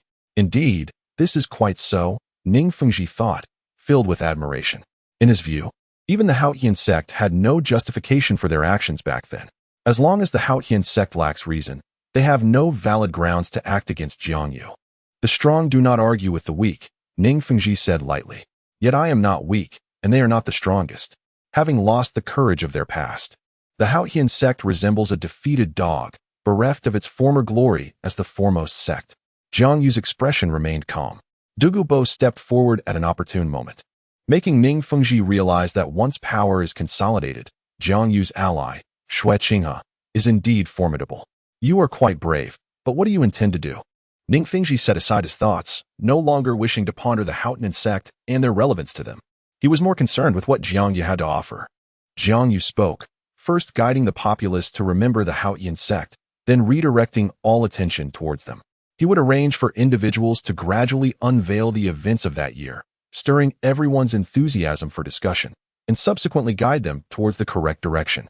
The matter at hand is rather straightforward. One should not underestimate the sensational nature of events from that year, which certainly piqued the curiosity of others. These were merely trivial occurrences, yet with the right promotional strategies, Jiang Yu could easily elevate them to prominence. After all, having grown accustomed to such an environment, Jiang Yu is quite adept at this. Would those individuals truly adhere to your intentions? Ning Fengji pondered. Indeed, Jiang Yu replied with certainty. What a grand spectacle it is. Even he could not resist the temptation to partake, so how could others possibly abstain? As for the spirit hall, while you may steer public opinion in their direction, how can you assure its efficacy? Ning Fengji regarded Jiang Yu intently. It is imperative to establish an accurate plan, as the Seven Treasures glazed sect will soon stand before Jiang Yu, confronting the spirit hall directly. There is no need for bias. One must merely speak the truth. Jiang Yu had just articulated this notion, and now a detailed explanation is warranted. The conflict between the spirit hall and the Haotian sect stemmed from the death of the former pope at the hands of the Haotian Douluo. In retaliation, the spirit hall struck back, while the Haotian sect withdrew from the world. I shall delineate this matter in 3 stages, Jiang Yu proclaimed. Being well versed in the narrative, Jiang Yu understood that it was, in fact, Bibi Dong who had caused the demise of the former pope. The Haotian sect merely bore the blame. However, such knowledge is scarce, rendering its disclosure unnecessary, as Jiang Yu wished to avoid trouble. Should anyone dare to reveal the truth, Jiang Yu would feel compelled to suppress it. The first stage involves the origin of the battle between the former pope and the Haotian Douluo, where the former pope pursued the wife of the Haotian Douluo, for she was a 100,000-year-old soul beast, leading to the latter's retaliation and the pope's demise. It is essential to affirm that the former pope's actions were not unjust, while also recognizing the Haotian Douluo's profound love. While this perspective may seem to offend neither party, once articulated, the opinions of the listeners will undoubtedly vary. Given the prevailing societal context, many still support the former pope, particularly in light of subsequent events. The second stage addresses the spirit hall's revenge. Analyzing the stances of both sides and comparing their strengths will elucidate why the spirit hall sought retribution against the Haotian sect. We may even need to reframe the concept of revenge. Retribution and vengeance are fundamentally distinct notions. Despite their similar meanings, retribution lacks moral justification. The third stage concerns the Haotian sect's seclusion. It is vital to clarify the actions taken by the spirit hall and the reasons behind their eventual cessation. After elucidating these 3 stages, Jiang Yu maintained a serene expression as he regarded Ning Fengji. Meanwhile, Ning Fengji frowned, contemplating Jiang Yu's proposal. It was feasible, yet it appeared to serve the purpose of exonerating the Spirit Hall. Jiang Yu's discourse bore no inclination towards the Spirit Hall. He merely recounted historical facts. Nevertheless, even from an observer's standpoint, the events of that time seemed to favor the Spirit Hall, with only the perspective of the Haotian sect rendering their choices seemingly justifiable. Ning Fengji was reluctant to assist in the Spirit Hall's absolution in such a manner. Over the years, under Bibi Dong's leadership, the Spirit Hall had grown increasingly powerful, exerting greater pressure on the various sections. This was precisely why all sects endeavored to obscure the details of that incident, allowing the outside world to perceive the Spirit Hall's actions as oppressing the Haotian sect into seclusion, thereby misrepresenting the Spirit Hall's conduct as that of a bully exploiting the weak.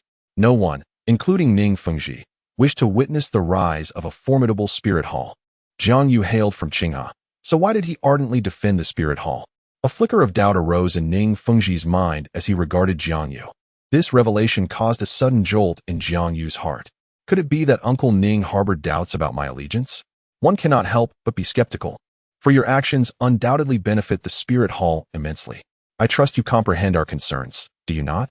A formidable Spirit Hall is not a vision that all would endorse. Ning Fengji remarked candidly as he gazed at Jiang Yu. I certainly grasped that, yet I had not contemplated it deeply. Jiang Yu thought rapidly, seeking an excuse to deflect the conversation. He had indeed overlooked this aspect. In truth, at present, everyone remains wary of the Spirit Hall. Bibi Dong's ambitions loom vast, instilling fear in all. However, Ning Fengji was not one to be easily misled. Even though Jiang Yu was aware of the original narrative and the events that followed, he could not simply turn the truth on its head.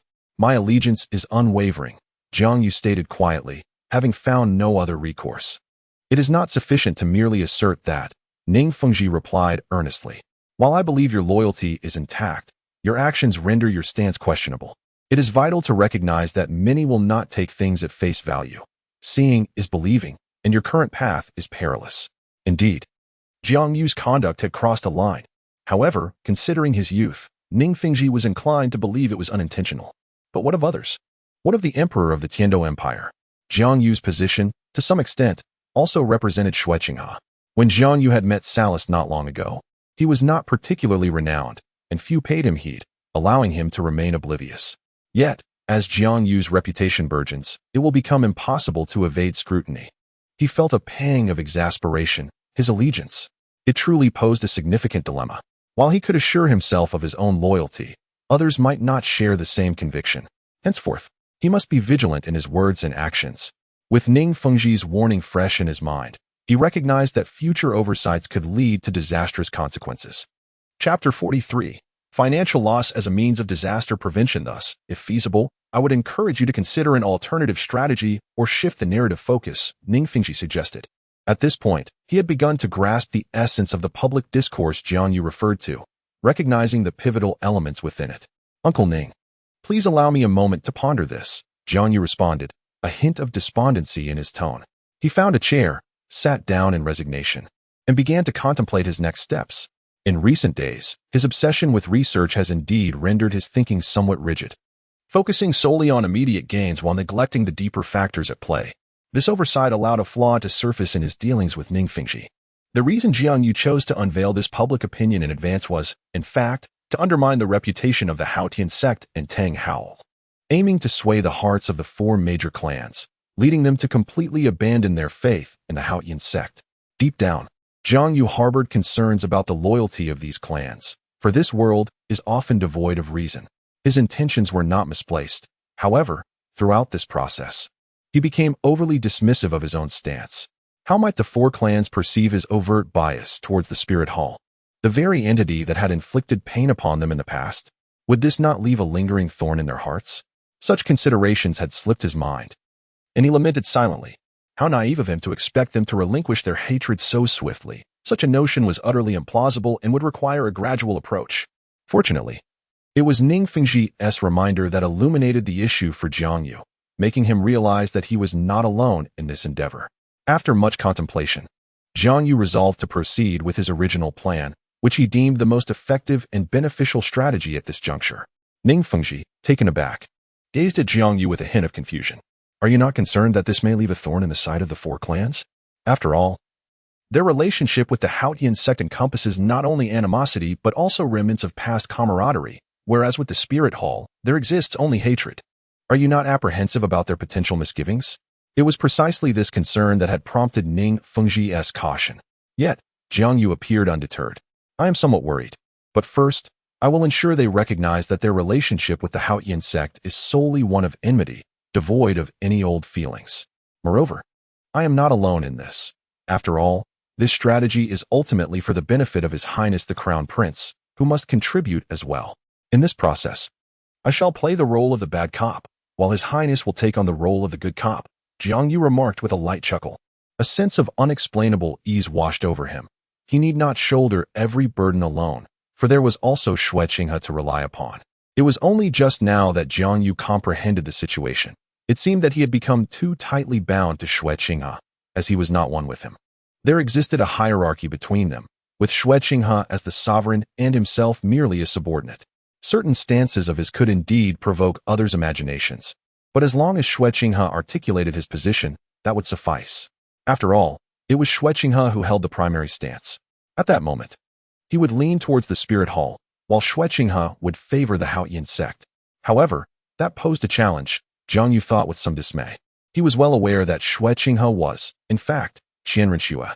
Perhaps, should Xue Qinghe be the one to reproach the Spirit Hall? Ning Fengzhi had not anticipated Jiang Yu would voice such a notion, but upon reflection, it seemed accurate. Jiang Yu was merely a minister, and it was he who had presumptively intertwined Jiang Yu with Xue Qinghe. Outsiders were oblivious to Jiang Yu's significance within the Tiandou Empire's prince, perceiving him merely as an ordinary official and questioning the relevance of having a subordinate who leaned towards the Spirit Hall.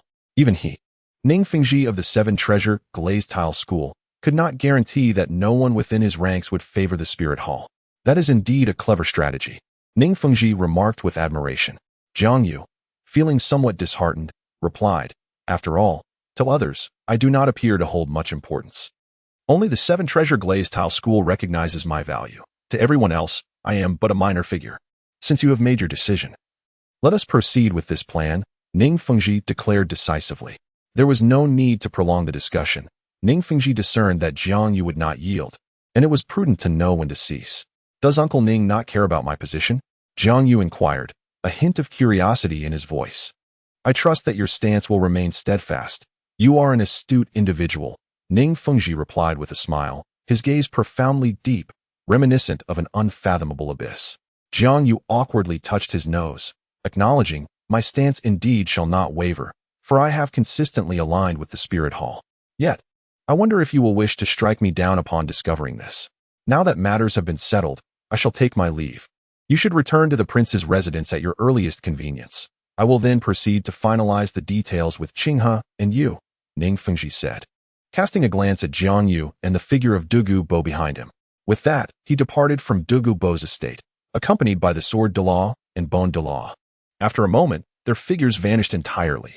Douluo Bo then remarked, They have left. Upon hearing this, Jiang Yu finally collapsed onto the ground in exhaustion. Damn. That nearly drained me. That old fox, Ning Fengzhi, has managed to extract so many benefits from me. What a loss. Jiang Yu lamented with a look of resentment.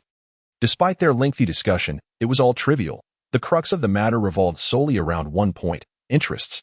Ning Fengzhi was incessantly seeking to extract more benefits from Jiang Yu, subtly suggesting numerous times, all of which Jiang Yu had disregarded, lest he suffer further losses.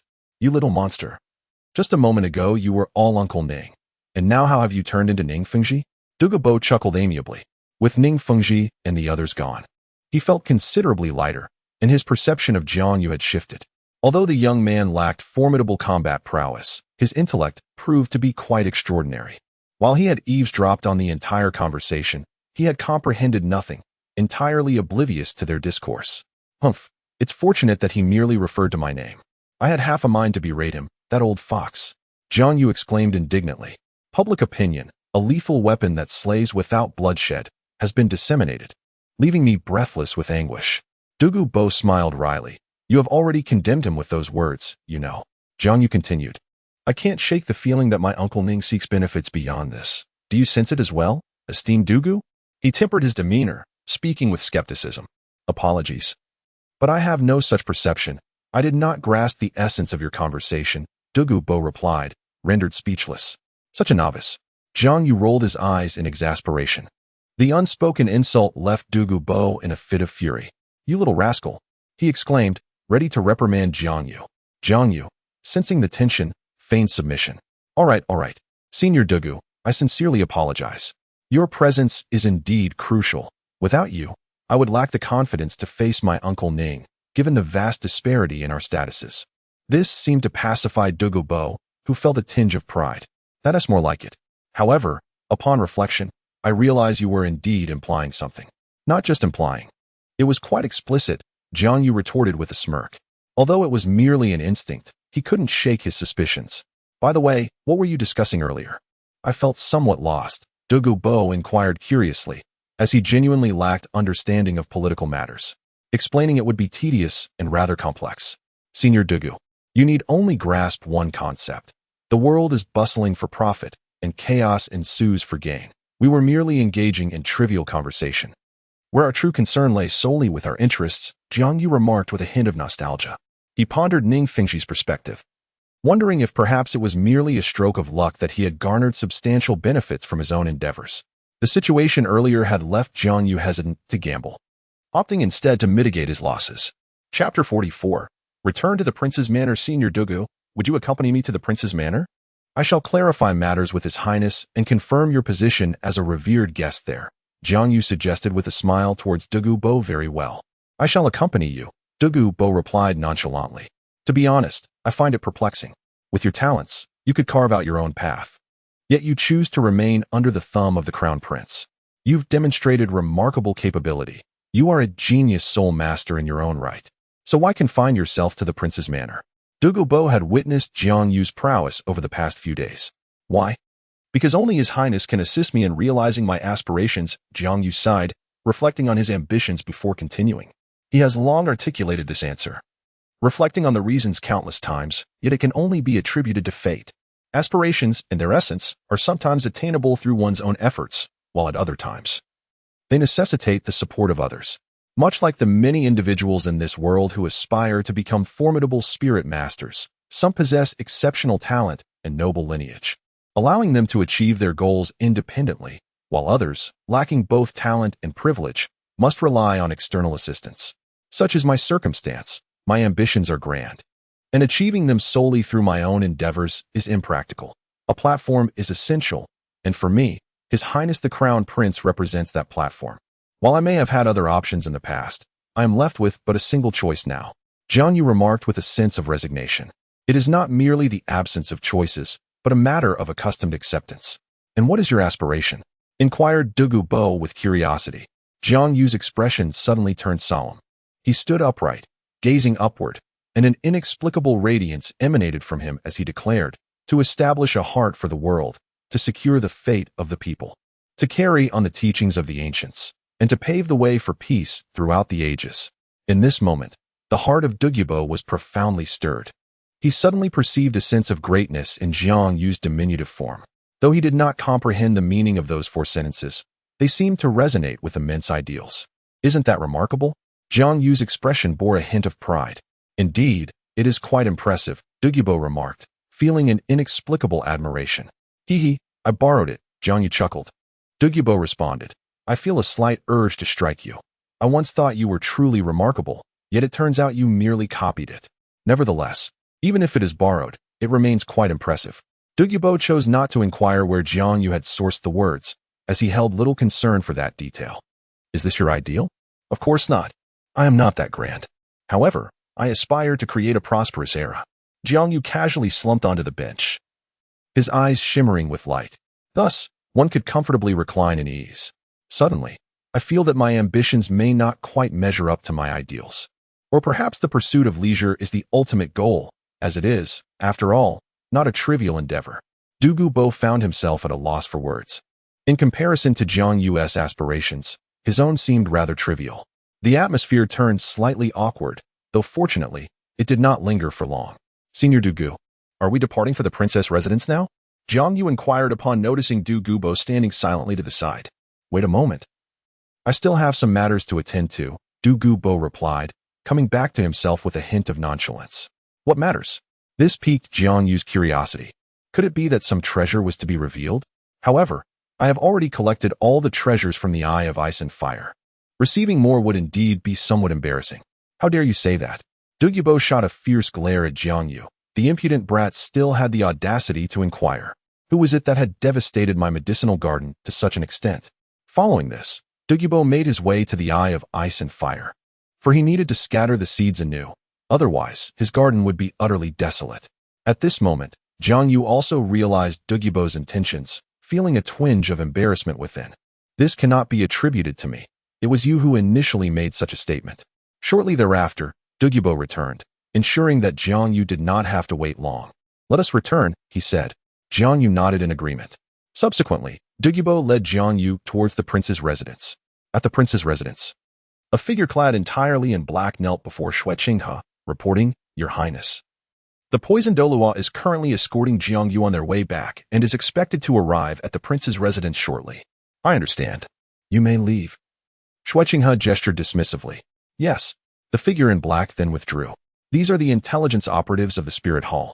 Prolonged presence in the prince's residence may lead to exposure, subsequently arousing suspicion. Xue Qinghe has been utilizing this less frequently. However, it is challenging to alter ingrained habits. At long last, I have returned. Had I not, I would have reached my limit. Xue Qinghe rubbed his temples and spoke, slightly pained. In recent days, Xue Qinghe has faced considerable challenges, as the rumors circulating outside have significantly affected him. The rumors initially spread by Jiang Yu not only impacted the avalanche, but also had a secondary effect on Xue Qinghe. Although these influences were not as detrimental as those concerning the avalanche, they were nonetheless bothersome. Lately, Xue Qinghe has been hearing about his own sensational news, which he cannot suppress. He mused with irritation that once Jiang Yu returns, he will certainly take measures to address the situation. Had he not known that Jiang Yu was with Douluo, he would have sought someone out long ago. Initially, Jiang Yu did not convey the matter to him clearly. He merely suggested that Xue Ping be given some tasks to occupy himself. As a result, he now finds himself in a rather awkward predicament. The reputation of the entire Tiandou royal family has significantly diminished, leading to considerable repercussions. Fortunately, his status as the crown prince offers some protection. Yet numerous individuals from the Spirit Hall are eager to create trouble for Jiang Yu. Ultimately, it was Xue Qinghe who managed to suppress these threats. The intelligence network of the Spirit Hall is far superior to that of the Seven Treasure Glazed Tile School, and they were well aware that the blame lay with Jiang Yu. Had it not been for Xue Qinghe's intervention, they would have already come knocking at his door, rather than allowing the situation to remain so manageable. This situation greatly troubles Xue Qinghe, as it involves not only his own lineage, but also that of Bibi Dong. That woman, Xue Qinghe feels a hint of displeasure within. At this moment, Your Highness, outside the door, Douluo and Jiang Yu seek an audience. A guard entered to report from outside. These are the guards of the Crown Prince's residence, not the personnel of the Spirit Hall. The guards address Jiang Yu not by his title, but by his given name. Although Jiang Yu often claims to be a close aide to the Crown Prince, he holds no official position. Any such title must be sanctioned by the Emperor Xue, a fact that even Xue Qinghe cannot alter. Please let them in, Xue Qinghe said calmly, his expression returning to its usual warmth. Moments later, Jiang Yu and Douluo were ushered into the main hall. We pay our respects to His Highness the Crown Prince, they both intoned, bowing in unison. Xue Qinghe stood from his seat, a smile gracing his lips, his hands gesturing in a manner that indicated no need for excessive formalities. However, there was a hint of confusion in Xue Qinghe's gaze directed at Jiang Yu, as he found Douluo's demeanor rather overly cordial. It is worth noting that aside from the formalities he observes with Emperor Xue, Douluo is quite unrestrained with others. He has never shown such courtesy even to the Crown Prince himself. Jiang Yu, feeling somewhat awkward, raised his head and absent-mindedly touched his nose before responding earnestly. In reply to Your Highness, after extensive discussions with Senior Douluo, he has graciously agreed to assume the role of a patron for the Tiandou Empire once again, in addition to his duties at the Crown Prince's residence. In truth, Jiang Yu was aware that his actions were somewhat unconventional. Beside him, Douluo rolled his eyes but did not refute the statement, tacitly acknowledging Jiang Yu's assertion. This revelation left Xue Qinghe utterly astounded. What could this possibly mean? How is it that after merely 10 or 20 days, Jiang Yu has been replaced by the esteemed Douluo within the prince's residence? Senior Douluo, is this truly the case? Xue Qinghe's voice trembled with barely contained astonishment. Indeed, it is true. I hope His Highness will not regard my advanced age with disdain. Douluo humbly replied. To be candid, who would look down upon a titled Douluo? Certainly not I. It is a tremendous honor for me to welcome Senior Douluo as a member of the prince's household. Xue Qinghe expressed, his excitement palpable. He soon realized he had lost his composure and quickly adopted a more solemn demeanor. The initial urge to reprimand Jiang Yu had vanished completely. Compared to Jiang Yu's earlier indiscretions, the significance of Douluo's inclusion was of far greater importance to Xue Qinghe. Chapter 45. The issue of mindset. Douluo's status is indeed paramount. As a titled Douluo, he serves not only as a formidable force, but also as a revered elder of the Tiandou Empire. This is a position of utmost significance. The Heavenly Empire currently possesses but one guardian of the titled Douluo level. Although Xue Qinghe does not comprehend the means by which Jiang Yu persuaded Douluo, he is acutely aware that the dynamics of the situation have indeed transformed. The presence of the poisoned Douluo, representing the pinnacle of the Heavenly Empire's martial prowess, aligning himself with Xue Qinghe will undoubtedly influence the perceptions of others. It is only natural for them to conclude that the path ahead is clear, with Xue Qinghe being the de facto next emperor. Indeed, such a belief is not unfounded. At present, the superficial political landscape of the Heavenly Empire appears remarkably balanced. No faction holds a distinct advantage, with the exception of the Snow Knight Emperor, who wields the greatest authority. Beneath him, the apparent power of all factions seems equal. For instance, while Xue Qinghe may not possess substantial influence, he occupies a position of legitimacy and renown. Conversely, Xue Bing, though lacking in reputation, is accompanied by the powerful Prince Xue Qinghe. This dynamic illustrates the exceptional capability of the Snow Knight Emperor, as he maintains a delicate equilibrium within the realm. It is precisely this balance that renders it challenging for the subordinates to make choices. While Xue Qinghe's prospects seem promising, those with discernment recognize that it is merely superficial. The true measure lies in the ultimate outcome. However, this equilibrium has now been disrupted by Jiang Yu. With the inclusion of the four major single-attribute clans and Douluo, Xue Qinghe's influence is poised to eclipse that of Xue Bing, potentially even allowing him to rival the Snow Knight Emperor himself. The situation has become increasingly clear, and as time progresses, it will undoubtedly become even more evident. Those who possess understanding know precisely how to make their choices. The words of Xue Qinghe elicited a subtle smile from Douluo, who responded, Your Highness, it is indeed my honor to be included. Although his participation was primarily due to his regard for Jiang Yu, it must be acknowledged that Xue Qinghe possesses a remarkable charm. Otherwise, Douluo would not have so readily acquiesced. No, it is my privilege to join, Senior Douluo, Xue Qinghe responded with a smile. In that moment, the atmosphere was one of shared joy.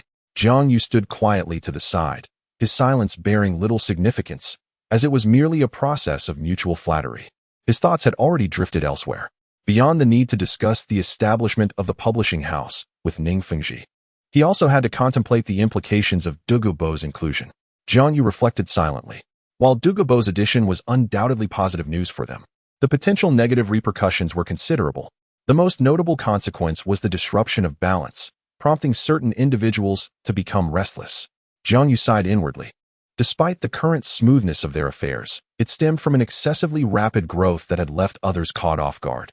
The Emperor of the Snowy Night likely did not anticipate that Xue Qinghe's influence would so drastically upset the equilibrium, to the extent that before he could intervene, Xue Qinghe's power had already gained momentum.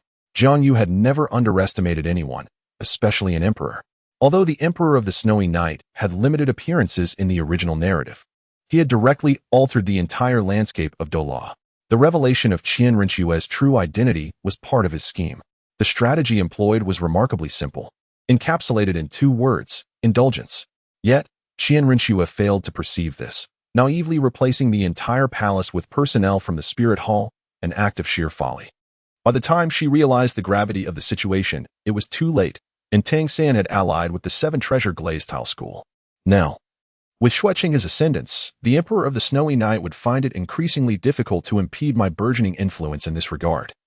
Thus, he could only thwart my entry into the political arena while simultaneously bolstering the advantages of Xue Bing. Jiang Yu contemplated. Your Highness, Jiang Yu interjected. interrupting the conversation between Xue Qinghe and Douluo. Is there something amiss? Xue Qinghe inquired, perplexed. In his view, with Douluo's inclusion, his position had become exceedingly stable. There was no longer a need for the sacrifices of the past, as any minor effort would yield victory. He was already invincible within the Tiandou Empire. Observing Xue Qinghe's demeanor, Jiang Yu silently rolled his eyes, realizing that the young prince had become rather inflated with pride. Your Highness, soon Master Ning will arrive to discuss the forthcoming collaborative projects between the prince's residence and the Seven Treasure Glazed Tile School. If this endeavor is executed well, we shall secure greater support from the Seven Treasure Glazed Tile School, Jiang Yu stated, gazing intently into Xue Qinghe's eyes. Thus, it would be prudent for your Highness to familiarize yourself further with these matters. In collaboration with the Seven Treasures Glazed sect, how was I unaware? Xue Qinghe evaded Jiang Yu's gaze, feeling somewhat guilty as he retorted. You know nothing at all. With your attitude towards work, how could you possibly be informed? It is solely I who am laboring here, and I am utterly exhausted. Jiang Yu clarified. This matter was discussed earlier with sect leader Ning at the residence of Senior Douluo, who was also present. Indeed, this is the case. Douluo nodded in agreement. What kind of collaboration is it? Xue Qinghe inquired, suddenly realizing and refraining from questioning why Ning Fengji bypassed him to discuss directly with Jiang Yu. Jiang Yu pondered how to articulate his thoughts. Due to my oversight, the rumors spiraled out of control. Sect leader Ning discovered they originated from me, and thus approached me to address the situation. After considerable reflection, I proposed that we collaborate to establish a publishing house. A publishing house? What is that? Xue Qinghe asked. It is an entity capable of managing the current rumors, Jiang Yu replied in a hushed tone. Xue Qinghe's expression shifted dramatically, becoming piercing and grave, as he recalled that Jiang Yu had mentioned a matter of great significance long ago. Why did you not consult me about such an important issue? Although Xue Qinghe was unsure of the exact significance of a publishing house, he could discern its importance from Jiang Yu's past remarks and the current ramifications. If it were indeed feasible to fabricate rumors of such magnitude at will, even he could not disregard it. Jiang Yu fell silent for a moment, but eventually spoke. There wasn't time to confer with your Highness. Admittedly, I relinquished some benefits, yet I believe this presents an opportunity. With the support of the Seven Treasures Glazed sect and the influence of the publishing house, your Highness's position will be even more secure. More secure? Is my position not already stable with Senior Douluo's backing? Is your intervention truly necessary? Xue Qinghe furrowed his brow. To be honest, he did not fully grasp why Jiang Yu felt compelled to be so cautious. Was the current situation insufficient to ascertain the stability of affairs? In truth, Xue Qinghe bore no resentment towards Jiang Yu. He merely wished for him to avoid placing himself in perilous circumstances. Despite Jiang Yu's apparent well-being, had it not been for Xue Qinghe's intervention, he would have faced considerable trouble from numerous individuals, with the Seven Treasures Glazed sect being a prime example. Jiang Yu shook his head. Your Highness, what do you believe constitutes the modules of a nation? Jiang Yu was unclear about Xue Qinghe's thoughts and did not directly respond to his inquiry. Instead, he posed a question, recognizing that Xue Qinghe had become increasingly arrogant, making direct communication ineffective. It was essential for him to comprehend the situation. To be honest, Jiang Yu felt somewhat fatigued, as Xue Qinghe was ill-suited to be a sovereign.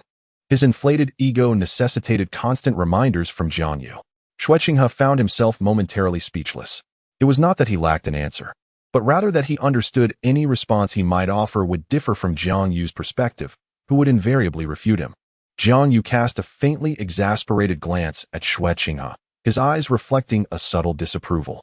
The fundamental components of a nation consist, first and foremost, of its land, followed by its populace, then its culture, and subsequently the officials responsible for establishing stable societal institutions. Soul masters represent merely a segment of the people, with powerful soul masters constituting an even smaller fraction. How significant did His Highness believe his role was within this framework? It was as though a bucket of cold water had been poured over Xue Qinghe from head to toe, instantly awakening him. He realized that his current strength constituted merely a minuscule fraction within the heavenly Dou Empire. The reigning emperor held dominion over all, and even the fourth prince, Xue Lang, commanded a portion of the officials. Only recently had His Highness begun to garner a small segment of the Soul Master's power. Although formidable Soul Masters could sway numerous matters, particularly those of the caliber of the esteemed Douluo, what if the emperor were to take action? Do you believe, Your Highness, that you would remain secure? Thus, Your Highness, it is time for you to awaken. We are far from possessing the ability to dictate the situation. Jiang Yu remarked with profound significance. Xue Qinghe found himself somewhat pained by Jiang Yu's words, pressing his temples and inquiring, will Father Emperor take action? Who knows? Jiang Yu's gaze drifted elsewhere as he nonchalantly replied, it depends on whether he wishes for you to ascend to the throne and inherit the empire. If he does not, he will undoubtedly intervene, and I assure you, his methods will be utterly inscrutable, perhaps even to me. This is why Jiang Yu never indulged in empty rhetoric. He preferred to hold power close at hand. As long as he firmly grasped the core of this pivotal point, no matter how many schemes were devised against him, they could be effortlessly unraveled. Chapter 46. A shift in mindset. Jiang Yu's words plunged Xue Qinghe into a profound silence, his countenance darkening. Beside them, Douluo suddenly expressed his displeasure, saying, you little monster, does that mean I appear utterly useless in your eyes? I never stated such a thing, Senior Douluo. Jiang Yu hastily distanced himself from the implication. Senior Douluo is of utmost importance. You must understand that the news of your joining the Crown Prince's residence will astonish many, drastically altering their perspectives. This is also a significant reason why Jiang Yu extended an invitation to Douluo, as it serves as a formidable weapon capable of altering the current situation. Why did you express that sentiment earlier? Douluo inquired, gesturing towards the visibly displeased Xue Qinghe. In truth, it was Douluo's keen perception of Xue Qinghe's discontent that prompted him to intervene, considering he had only recently pledged his allegiance. If word were to spread that his allegiance had caused Xue Qinghe to feel discontent, would he not be left clinging on with no hope? Jiang Yu instantly recognized that Douluo was attempting to ease the tension. Calculating in his mind, he resolved to expose certain truths, for Xue Qinghe's mindset was indeed troubling. The emperor would inevitably intervene. One must consider that the current situation is a delicate balance maintained by His Majesty over the years, ensuring that the strengths of the Crown Prince and the Fourth Prince remain comparably matched. After all, the emperor is aging and unlikely to have more heirs. The recent deaths of the second and third princes have likely made him more sensitive, not wishing to witness any faction grow too powerful, leading to disastrous conflicts. Thus, the emperor would surely act to curtail the Crown Prince's burgeoning power, which has significantly disrupted this equilibrium. Upon finishing his thoughts, Jiang Yu cast a sidelong glance at Xue Qinghe. A flicker of alarm, astonishment, and gloom crossed Xue Qinghe's eyes upon hearing Jiang Yu's words. Have I been suspected? He pondered. If it were not for Jiang Yu's reminder, he might have remained oblivious to this nuance. Douluo also appeared somewhat taken aback. Jiang Yu interjected, Senior Douluo, I understand what you wish to convey, but this is a necessary course of action. The struggle for the throne has never been predetermined. It must be contested.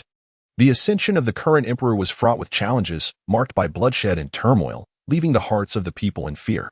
I comprehend the emperor's intentions. He desires to prevent his successors from engaging in reckless competition for the throne. Yet, does this not seem somewhat biased? What tangible assets does the Crown Prince possess beyond his reputation and public favor? I struggle to envision what the future Crown Prince will wield in this contest. Jiang Yu expressed with evident frustration. This marks the first instance of him expressing his discontent, albeit feigned. In the original narrative, without the backing of the Spirit Hall, the prospect of Xue Qinghe triumphing based solely on this hand is utterly ludicrous.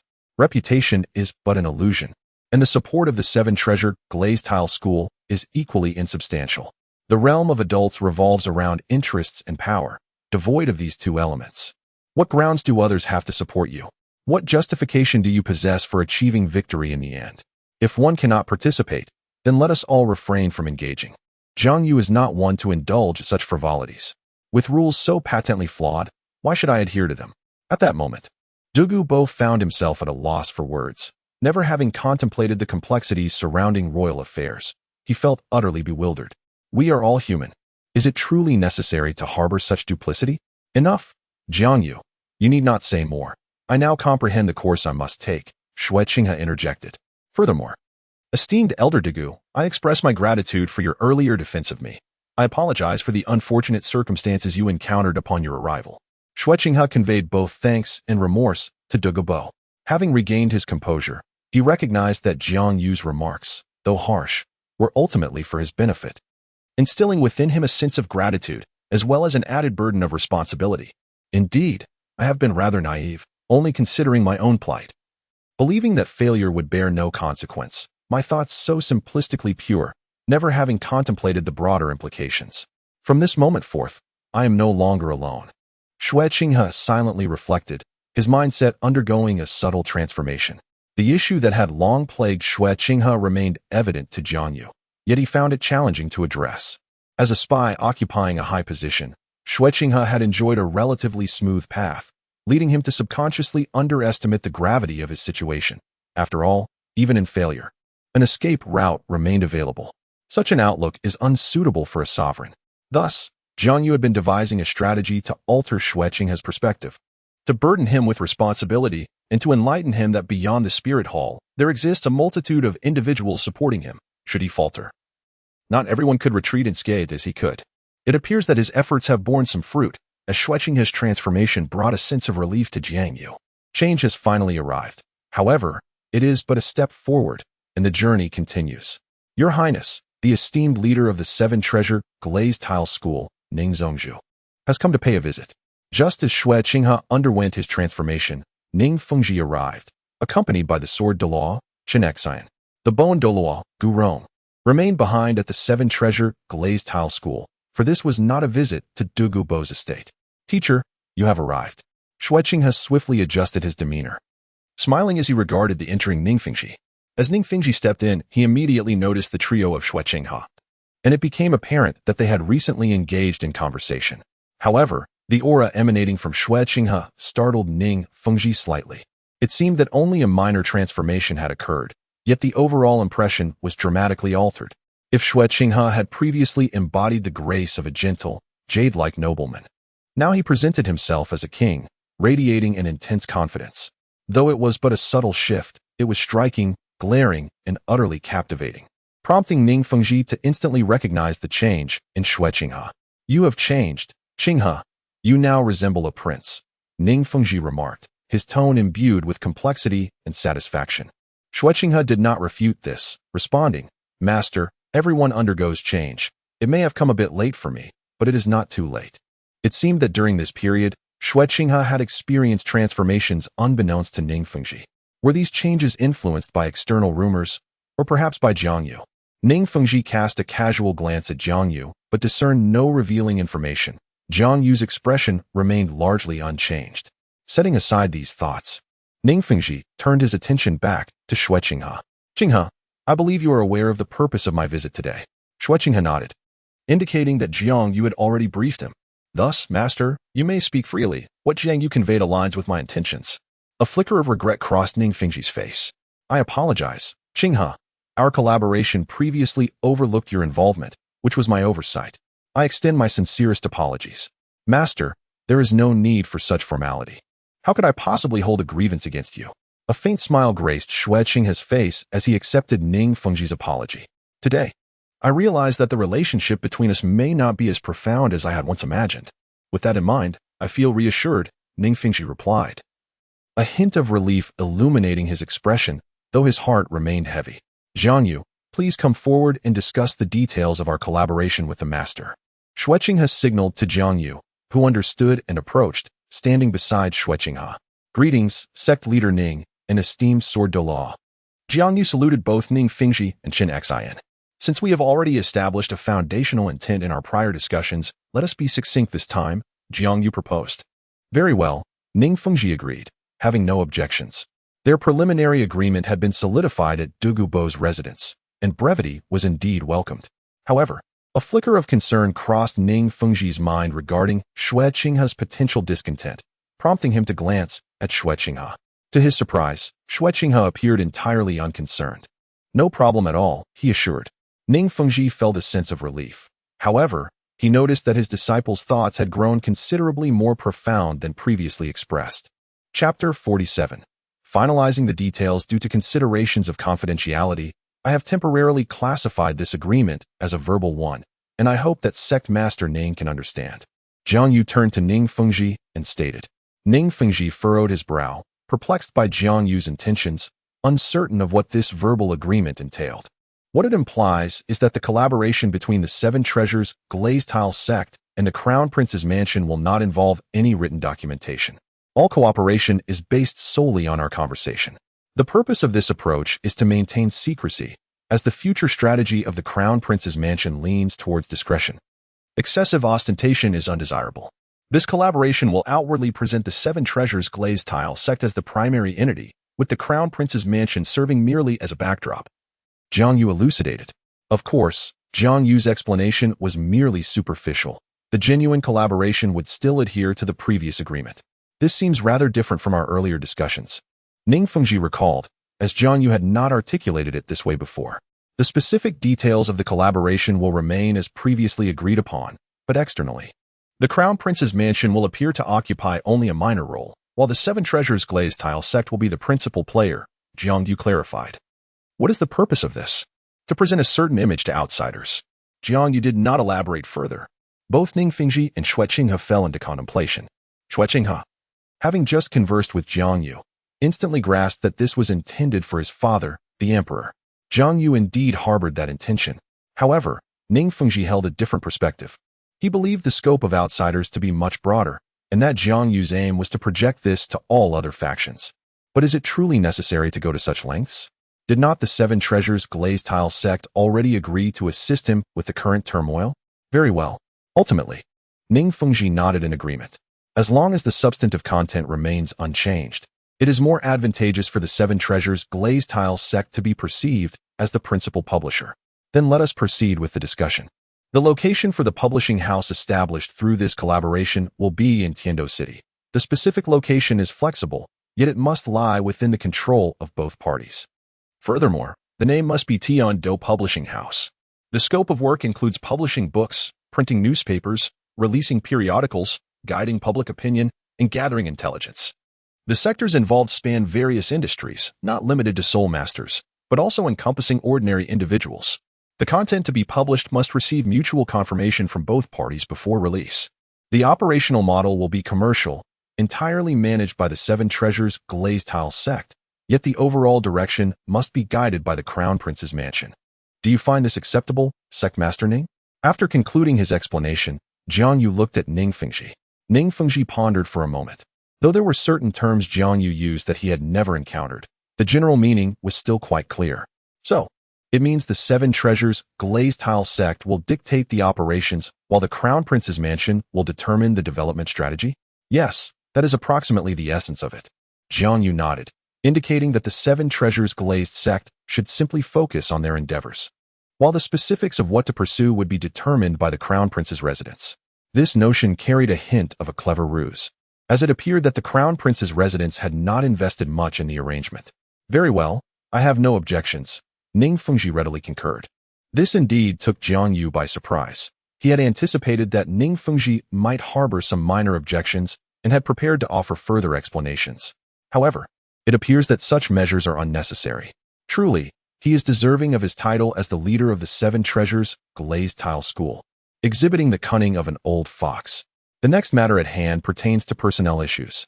Those recruited by the Tiandou Publishing House must be affiliated with the Tiandou Publishing House, Jiang Yu remarked. This aspect is primarily to prevent a division between the two parties. It is essential to maintain unity for the time being, and we shall address future circumstances as they arise. Is there any specific requirement for the recruits? Ning Fengji inquired. Requirements? Proficiency in writing is essential. Even ordinary individuals who are not soul masters may apply, Jiang Yu contemplated before responding. In the Douluo Continent, a hierarchy of discrimination undeniably exists, as ordinary people possess negligible presence, a fact evident from the original work, where they are scarcely depicted. Only Tang Yuehua can be considered somewhat ordinary, though she possesses her own domain and is a direct disciple of the Haotian sect, with two titled Douluo brothers. To label her as ordinary would be a misnomer. She is the sole openly acknowledged disciple of the Haotian sect, perhaps due to her perceived weakness. She has not attracted the ire of others. However, Jiang Yu felt a tinge of curiosity regarding her forthcoming reactions to the impending actions. Surely, Ning Fengji must also be aware of Tang Yuehua's existence. Jiang Yu mused silently. It is certainly known, yet remains unspoken. The quality of writing must be exceptional, which posed a dilemma for Ning Fengji. He pondered that although he possessed numerous connections, finding individuals with superior writing skills proved somewhat challenging. Even if locating suitable soul masters was feasible, Did the sect master of Ning truly believe such individuals were difficult to find? In truth, this notion was unfounded. Such talents were readily available.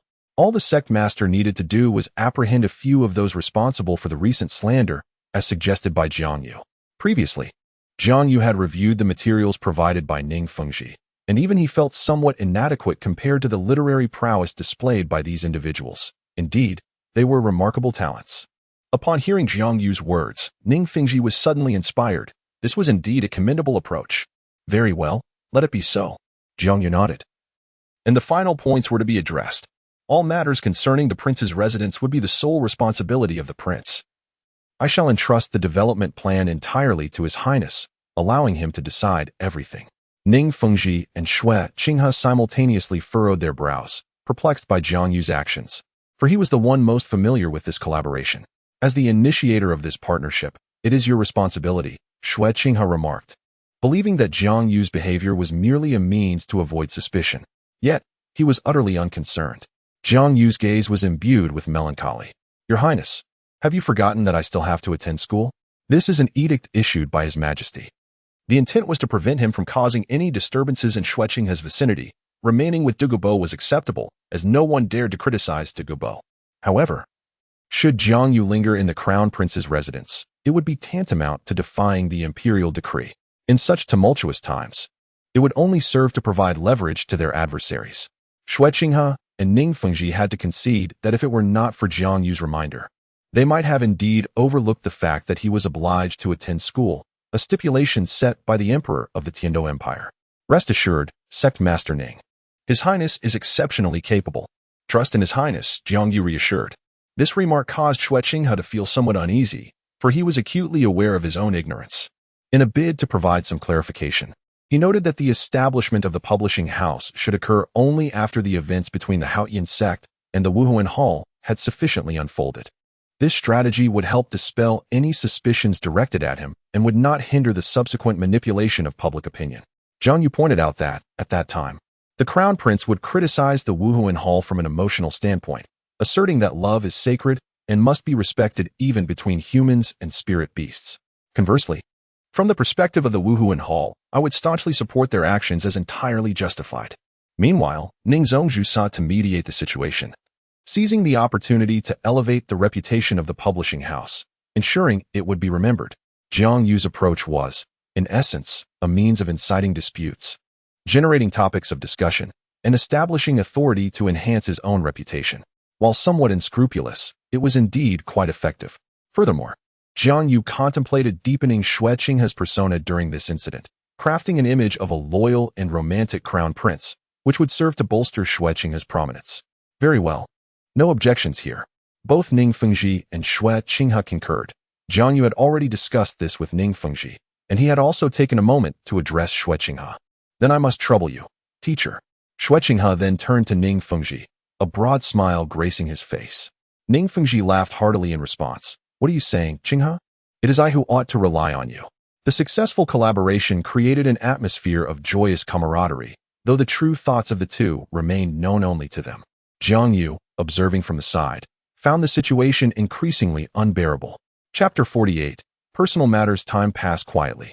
The details of the collaboration had gradually been refined through discussions between the two parties, and the final agreement was soon established. Ning Fengji then rose to take his leave. Now that our collaboration is confirmed, I too must take my leave. Qinghe, this marks our first collaboration as master and disciple, does it not? Ning Fengji said. Smiling at Xue Qinghe, he was genuinely pleased with the outcome of this partnership. Indeed, teacher, I hope this collaboration will not affect the bond between us, Xue Qinghe replied. Standing as well. Haha, it certainly will not, Ning Fengji assured him.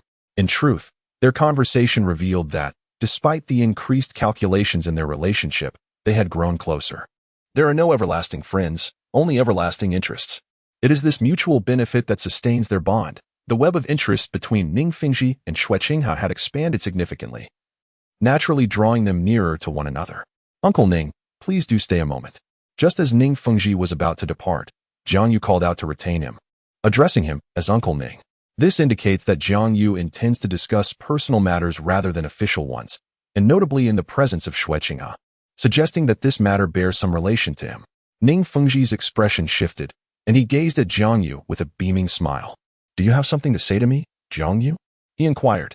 "Indeed, I would appreciate it if Uncle Ning could spare a moment," Jiang Yu replied, a hint of hesitation veiling his demeanor. This did not escape the notice of everyone present. It was far too evident. Therefore, Ning Fengji was exceedingly curious about what Jiang Yu wished to discuss with him. "Do you recall what I mentioned during our first conversation?" Jiang Yu inquired. This transpired merely a month ago, and Ning Fengji certainly recalls it. Of course, he does remember. But wait, could it be that you? A flicker of surprise crossed Ning Fengji's gaze. He recalled that Jiang Yu had mentioned seeking his assistance once the appropriate interests were in place. Could it be that Jiang Yu has already acquired the compelling interests to entice him? "Indeed, I possess the suitable interests in my hands," Jiang Yu stated plainly, without any circumlocution. "Moreover, I can assure you that this is a condition that you, Uncle Ning, will find utterly irresistible." Jiang Yu was not one to make baseless claims. He undoubtedly held something of significance, yet what could it be? "What exactly do you refer to?" Ning Fengji inquired. "That cannot be disclosed just yet. Until our relationship reaches a certain threshold, I can only assert that Uncle Ning will certainly find it impossible to decline." Jiang Yu's expression was resolute. In truth, he too felt a tinge of hesitation, yet for the sake of his plan, he resolved to proceed. "What degree of relationship must be attained?" "That depends on what you, Uncle Ning, deem to be the requisite level." A subtle smile graced Jiang Yu's face. This elicited a faint smile from Ning Fengji. "Ah, little one, speak your mind freely. There is no need for obfuscation or circumlocution." Jiang Yu returned the smile. "Then I shall be candid. The Seven Treasures Glazed Tile School and the prince's residence are to become in-laws." As soon as Jiang Yu's words fell, the entire hall was enveloped in an instantaneous silence. The smile on Ning Fengji's face faded entirely, his expression turning remarkably placid as he regarded Jiang Yu. "My daughter will not be wed as a secondary consort to Qinghe." Ning Fengji comprehended that Jiang Yu's intent was to have him marry his daughter to Xue Qinghe, rather than himself. Only in this manner could they become in-laws to the prince's residence. Yet, such a prospect was evidently impossible. Not to mention, it was merely a preliminary condition. Could Jiang Yu truly offer such substantial benefits? "I understand, but without this, I find it difficult to be at ease," Jiang Yu replied, his smile replaced by a neutral demeanor as he gazed back at Ning Fengji. The two parties remained resolute, and the atmosphere once again descended into silence. Only Xue Qinghe, with a darkened expression, thought this matter would primarily concern Jiang Yu. He had expected merely to listen, yet what did this mean? "Are your private affairs now my concern? Do you not consider my feelings?" Xue Qinghe's tone carried a hint of grievance, striving to interject without truly wanting to disrupt the conversation. To discuss his marriage in front of him while sidelining him was intolerable. "I must say, you are being excessive." Yet, at that moment, it appeared as though neither of them heard Xue Qinghe's words. If the benefits were indeed so considerable, then Xue Qinghe's opinion was rendered moot. A realization he came to terms with. "My daughter's marriage should be her own decision. Thus, I will not interfere with her choice," Ning Fengji stated, locking his gaze with Jiang Yu, enunciating each word deliberately. "However, parental considerations must also be taken into account. Feelings can be cultivated, and this does not infringe upon her autonomy. His Highness the Prince shall not disappoint Uncle Ning in this regard," Jiang Yu countered, equally unyielding. The wills of both parties were formidable and unshakable, yet Jiang Yu bore a certain audacity. It mattered not if they could not reach an agreement this time. He was merely testing the waters. Ning Fengji scrutinized Jiang Yu's eyes, seeking to fathom his inner thoughts, yet found only an imperturbable surface. "The Seven Treasures Glazed Tile School is one of the top 3 sects. My daughter must be the principal wife." Ning Fengji's words hinted at a slight concession. This left everyone present in a state of astonishment, including Xue Qinghe, who never anticipated that his mentor would relent. The wife of the crown prince holds no hierarchical distinction. All are regarded as the principal consort. This is a matter the crown prince will manage adeptly, Jiang Yu continued. With this remark, Ning Fengji found himself in considerable doubt. After much contemplation, he finally spoke. "I need to ponder this further. Of course, even if it does not come to fruition, it will not affect our collaboration. Uncle Ning can simply regard it as a jest from my end," Jiang Yu said, his smile radiant. He spoke as if this matter bore no significance. Yet Jiang Yu understood its weight for the Seven Treasures Glazed Tile School. Ning Fengji sensed this as well. Otherwise, he would not have hesitated. Ultimately, Ning Fengji cast a profound glance at Jiang Yu, refrained from further dialogue, and departed with the sword de law. Jiang Yu watched them leave until their figures vanished from the hall, at which point a sincere smile graced his face. It appeared that a consensus had been reached. If Ning Fengji had harbored any initial reluctance, that notion had dissipated by the end. While he spoke of consideration, he had, in truth, acquiesced. After all, the Seven Treasures Glazed Tile School is a noble lineage. Despite Ning Fengji's evident affection for Ning Rongrong, he would still make choices when the stakes were sufficiently high. Ultimately, it might entail sacrificing his daughter's happiness, yet if the benefits are substantial enough, all would be deemed worthwhile. Jiang Yu possessed a profound understanding of the mindset of these noble families, where profit reigns supreme. Even in the realm of Douluo Continent, this is inescapable. However, I find myself pondering the extent of the repercussions my actions may have in the future, which is rather vexing. The voice of Xue Qinghe interrupted Jiang Yu's train of thought. Your Highness, how? Before Jiang Yu could finish his sentence, a fist the size of a cooking pot came crashing towards his face. The slender hand formed into a fist, which appeared to grow larger in Jiang Yu's eyes, ultimately striking him forcefully on the eye socket. Bang! Jiang Yu's body was propelled backward and fell heavily to the ground. Confused and bewildered, thoughts raced through Jiang Yu's mind. Who am I? Where am I? What has happened to me? Fortunately, amidst the remnants of his consciousness, Jiang Yu realized that he had indeed been struck by Xue Qinghe, and quite audaciously across the face. Is this the first time? A question suddenly sprang to Jiang Yu's mind. You rascal, I asked you to talk nonsense about fate, to utter ridiculous claims. Do you think that would resolve anything? Will you not be disappointed? Can you handle this? If you are so capable, why don't you take charge? At that moment, Xue Qinghe's emotions spiraled out of control, exploding completely after Ning Fengji's departure. With a single punch, he knocked Jiang Yu down, and in his fury, he kicked him several times. He never anticipated that Ning Fengji would waver. What kind of situation is this? I am a woman. A woman. Do you understand what it means to be a woman? Women cannot marry wives. You have made me marry three. How am I supposed to face them in the future? Meanwhile, Douluo silently turned away, plugging his ears. I have seen and heard nothing. Xue Qinghe's behavior once again reshaped Douluo's perception of him. Meanwhile, Jiang Yu lay quietly on the ground, cradling his head, allowing Xue Qinghe to vent his emotions. Admittedly, he had miscalculated. He had not foreseen the intensity of Xue Qinghe's response. So what if he had married 3 wives? Do you know how many men dream of such a thing? It's not as if you were made to marry hideous creatures. All 3 are beauties, and they also come with substantial political resources. If this were to fall upon the avalanche, he might laugh like a fool. At last, Xue Qinghe ceased his assault, granting Jiang Yu the opportunity to speak. That Prince and Master Ning have not yet departed, he implied, suggesting that such actions could easily be overheard. Initially, Xue Qinghe had intended to relent, but upon hearing Jiang Yu's words, his anger flared, and he retaliated with even greater force. At this moment, Jiang Yu could no longer contain his cries, overwhelmed by pain. Chapter 49, Resolution. Outside the door, Ning Fengji and Sword de la Qian Renxue exchanged glances, both somewhat speechless. As formidable soul masters, they were well within earshot of the commotion. Frankly, they had not anticipated such an emotional outburst from Xue Qinghe. Was Jiang Yu being somewhat excessive? Perhaps so. After all, Ning Fengji, having been Xue Qinghe's mentor for quite some time, was quite familiar with his disciple, who had shown little interest in romantic pursuits. Yet, under Jiang Yu's manipulations over the past month, Xue Qinghe appeared to have transformed into a ravenous specter of desire, marrying several individuals in quick succession, which indeed seemed rather burdensome. However, one could argue that another might find joy in such political alliances. A subtle smile crept onto Ning Fengji's face as he found the situation somewhat amusing. Choosing not to linger on the farce, Ning Fengji led Qian Renxue back to the 7 Treasure Glazed Tile School, where it was evident that Qian Renxue had much to express. Upon their return, Qian Renxue's impatience was palpable as he grasped Ning Fengji's arm and inquired, Fengji, are you truly intending to betroth Rongrong to the prince? Wouldn't that undermine her own wishes? Qian Renxue's concern drew the attention of Gu Rong, who upon hearing Qian Renxue's words, furrowed his brow in dismay. Fengji, is this true? Both elders cherished Ning Rongrong as if she were their granddaughter, and naturally, they wished to prevent any imposition of external desires upon her. It seemed that Ning Fengji's expression bore a hint of melancholy as he gazed at the ceiling, his thoughts intricate and turbulent. The 2 elders, having accompanied Ning Fengji for many years, could discern from his words that he had likely acquiesced to the arrangement. Otherwise, he would have outright rejected it.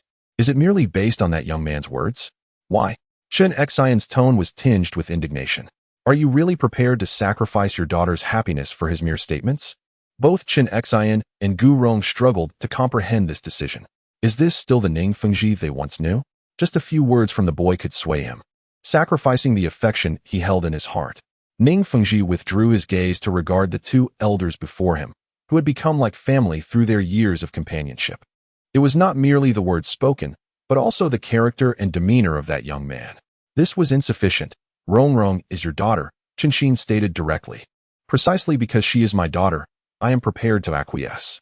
For the sake of that so-called condition I cannot refuse, I have resolved to take a gamble for Rong. Ning Fengji's voice was profoundly resonant, yet imbued with an unwavering determination, leaving no room for alteration. If Jiang Yu's assertions were false, then it would be inconsequential. But what if they were true? Ning Fengji sensed that Jiang Yu's words and his demeanor were exceedingly peculiar, as if he were not genuinely inclined to hand over that item to the Seven Treasures glazed tile school. Despite knowing that fulfilling that condition would be exceedingly difficult, Jiang Yu still resolutely presented it as a prerequisite. This implied that without reaching that level of connection, they would be left in ignorance. A condition I cannot refuse, indeed. I, Ning Fengji, am eager to discover what else in this world I cannot decline. As the leader of the Seven Treasures glazed tile school, he must prioritize the sect above all else. Qinxin and Gu Rong fell into a contemplative silence. Ultimately, Ning Fengji was first and foremost the leader of the Seven Treasures glazed tile school and then the father of Ning Rong. Thus, he held the ultimate authority in such matters. Fengji, could we not negotiate alternative terms? Or perhaps we could simply capture him? Gu Rong proposed, a glint of ruthlessness flashing in his eyes. Ning Fengji shook his head in refusal. It is exceedingly difficult. As he stated, he cannot trust us, which is why he has chosen this course of action. Moreover, we are currently engaged in cooperation. Capturing him is not an option, as it would jeopardize our subsequent collaboration, which is of paramount importance to the Seven Treasures glazed tile school. He then turned to Qinxin. And, Sword Master, do you recall that blue silvergrass? Indeed. You mentioned retrieving that blue silvergrass. Yes, but the personnel who undertook the mission returned yesterday, and the blue silvergrass has vanished. The traces at the scene indicate it was moved from below. A grave expression flickered across Ning Fengji's face. How could this be possible? Qinxin exclaimed, his astonishment palpable. Plant-type soul beasts cannot be relocated without a certain level of power. Nothing is impossible. That boy is exceedingly enigmatic, and even his abilities and knowledge are shrouded in mystery. Just like this time, he is able to offer such substantial benefits for collaboration, Ning Fengji stated solemnly. This is also the reason why Ning Fengji consented. For he could not ascertain whether Jiang Yu possessed something he could not refuse. What if he did? Moreover, the Seven Treasures glazed sect was not afraid that Jiang Yu would deceive them. This was something Jiang Yu undoubtedly understood as well. Thus, it was highly probable that he held something that could sway Ning Fengji. Swordmaster, please take a trip and bring Rong back. I owe her this. I initially wished for her to enjoy a carefree childhood, but it seems that is no longer possible. It is time to shoulder the responsibilities of the family. Ning Fengji stated with remarkable calmness. Xue Qinghe fell into silence for a moment, then replied, very well. Subsequently, Douluo Continent departed from the Seven Treasures glazed sect. Making his way towards Shrek Academy, Ning Fengji slowly approached the window he often frequented, gazing out at the Seven Treasures glazed sect, his expression deep in thought. Jiang Yu, what exactly are you plotting? Why do you seek to strengthen the bond between Qinghe and me in this manner? Thoughts swirled in Ning Fengji's mind. Yet he remained perplexed by Jiang Yu's true intentions. A condition he could not refuse, whatever it may be, could yield greater benefits from the Seven Treasures glazed sect, bestowing the Crown Prince's residence with even stronger support. Yet Jiang Yu chose to wield it this way. Ning Fengji was certain that his aim was to enhance the relationship between the two parties. However, a married daughter is akin to spilled water. Jiang Yu must understand this principle. So what exactly is he scheming? Fengji, you appear to be quite troubled, Douluo remarked. Having taken on the responsibility of protecting Ning Fengji after Douluo's departure. Uncle Bone, that is indeed the case, Ning Fengji admitted. I am pondering what that young man is truly up to. Perhaps he is not plotting anything at all. You may simply be overthinking it, considering his youth. Gu Rong observed, having met Jiang Yu only once. He felt no significant impression, merely regarding him as a prodigious youth. Ning Fengji shook his head. Uncle Bone, you do not comprehend. From the very first moment I laid eyes upon him, I knew he must not be regarded as a mere child. His thoughts are far too profound. No one knows what he truly contemplates, not even Qinghe. Thus, his actions must be calculated. Gu Rong remained silent, while Ning Fengji continued unabated. Regrettably, I cannot decipher it. The situation in Tiandou City grows increasingly chaotic. Since this young man entered the fray, many matters have become shrouded in ambiguity. More and more individuals are being drawn into the fray, even His Majesty has waded in. Numerous factions stir within this small pool, rendering it increasingly murky, with truth and falsehood intertwined. I know that young man aims to fish in troubled waters, and I even understand the particular fish he seeks. However, I am uncertain of the methods he intends to employ to achieve this, and that is what concerns me most. Many of his actions elude my understanding, yet the outcomes have exceeded my expectations. With a solemn expression, posed a question, is he an enemy? Gu Rong inquired. Not exactly, yet neither is he a friend. Ning Fengji replied. Despite Jiang Yu's efforts to foster a closer relationship between them, Ning Fengji sensed that they were not friends, but rather collaborators bound by mutual interests. If he is not a friend, then that suffices. Let us await Rongrong's return to discern his true intentions, he suggested. Uncle Gu, do you not oppose this? Ning Fengji suddenly smiled. What good would opposition do? After all, you are Rongrong's father, Gu Rong remarked with resignation. The two shared a knowing smile, choosing to say no more. Meanwhile, Qian Renxue, traveling swiftly, arrived at Soto City and reached Shrek Academy in a short span of time. Seated in his office, Flander immediately sensed a formidable presence approaching, his expression shifting to one of alarm as he rushed outside to investigate, only to find the sword Douluo, whom he had encountered before. He promptly approached to pay his respects. I have met the sword Douluo. May I inquire what brings you here today? Flander asked. I am here to find Rongrong. Please bring her to me, Qian Renxue replied coolly. A hint of unease crossed Flander's face. What? Have they gone out again? He questioned. Not quite. Rongrong is currently engaged in training and may not be able to come. Might I ask the sword Douluo to wait a moment? Flander said apologetically, as he had previously agreed with the master not to interfere with the training. That will not suffice. Bring her to me now. Qian Renxue's voice brooked no argument. Although surprised, Flander dared not defy him and hurried off to find Ning Rongrong at her training site. Watching Flander depart, Qian Renxue sighed inwardly. Chapter 50. Ning Rongrong's departure. It did not take long for Flander to return with Ning Rongrong. At that moment, she was drenched in perspiration, her complexion somewhat pale, and she bore a large basket on her back, filled with heavy stones. Nevertheless, her spirit was vibrant, radiating energy and vitality. Witnessing this scene, Qian Renxue felt a pang of sympathy in his heart. How could his little princess have ever endured such hardship? Meanwhile, Ning Rongrong remained perplexed about why Flander had brought her here. However, upon catching sight of Qian Renxue, her heart brimmed with delight, and she rushed towards him. Grandpa Jian, what brings you here? Are you here to see Rongrong? She playfully inquired. Qian Renxue gently patted Ning Rongrong's head, his eyes radiating kindness. Yet, her question rendered him momentarily speechless. Hesitating, he finally asked, Rongrong, how have you been here? Have you been bullied?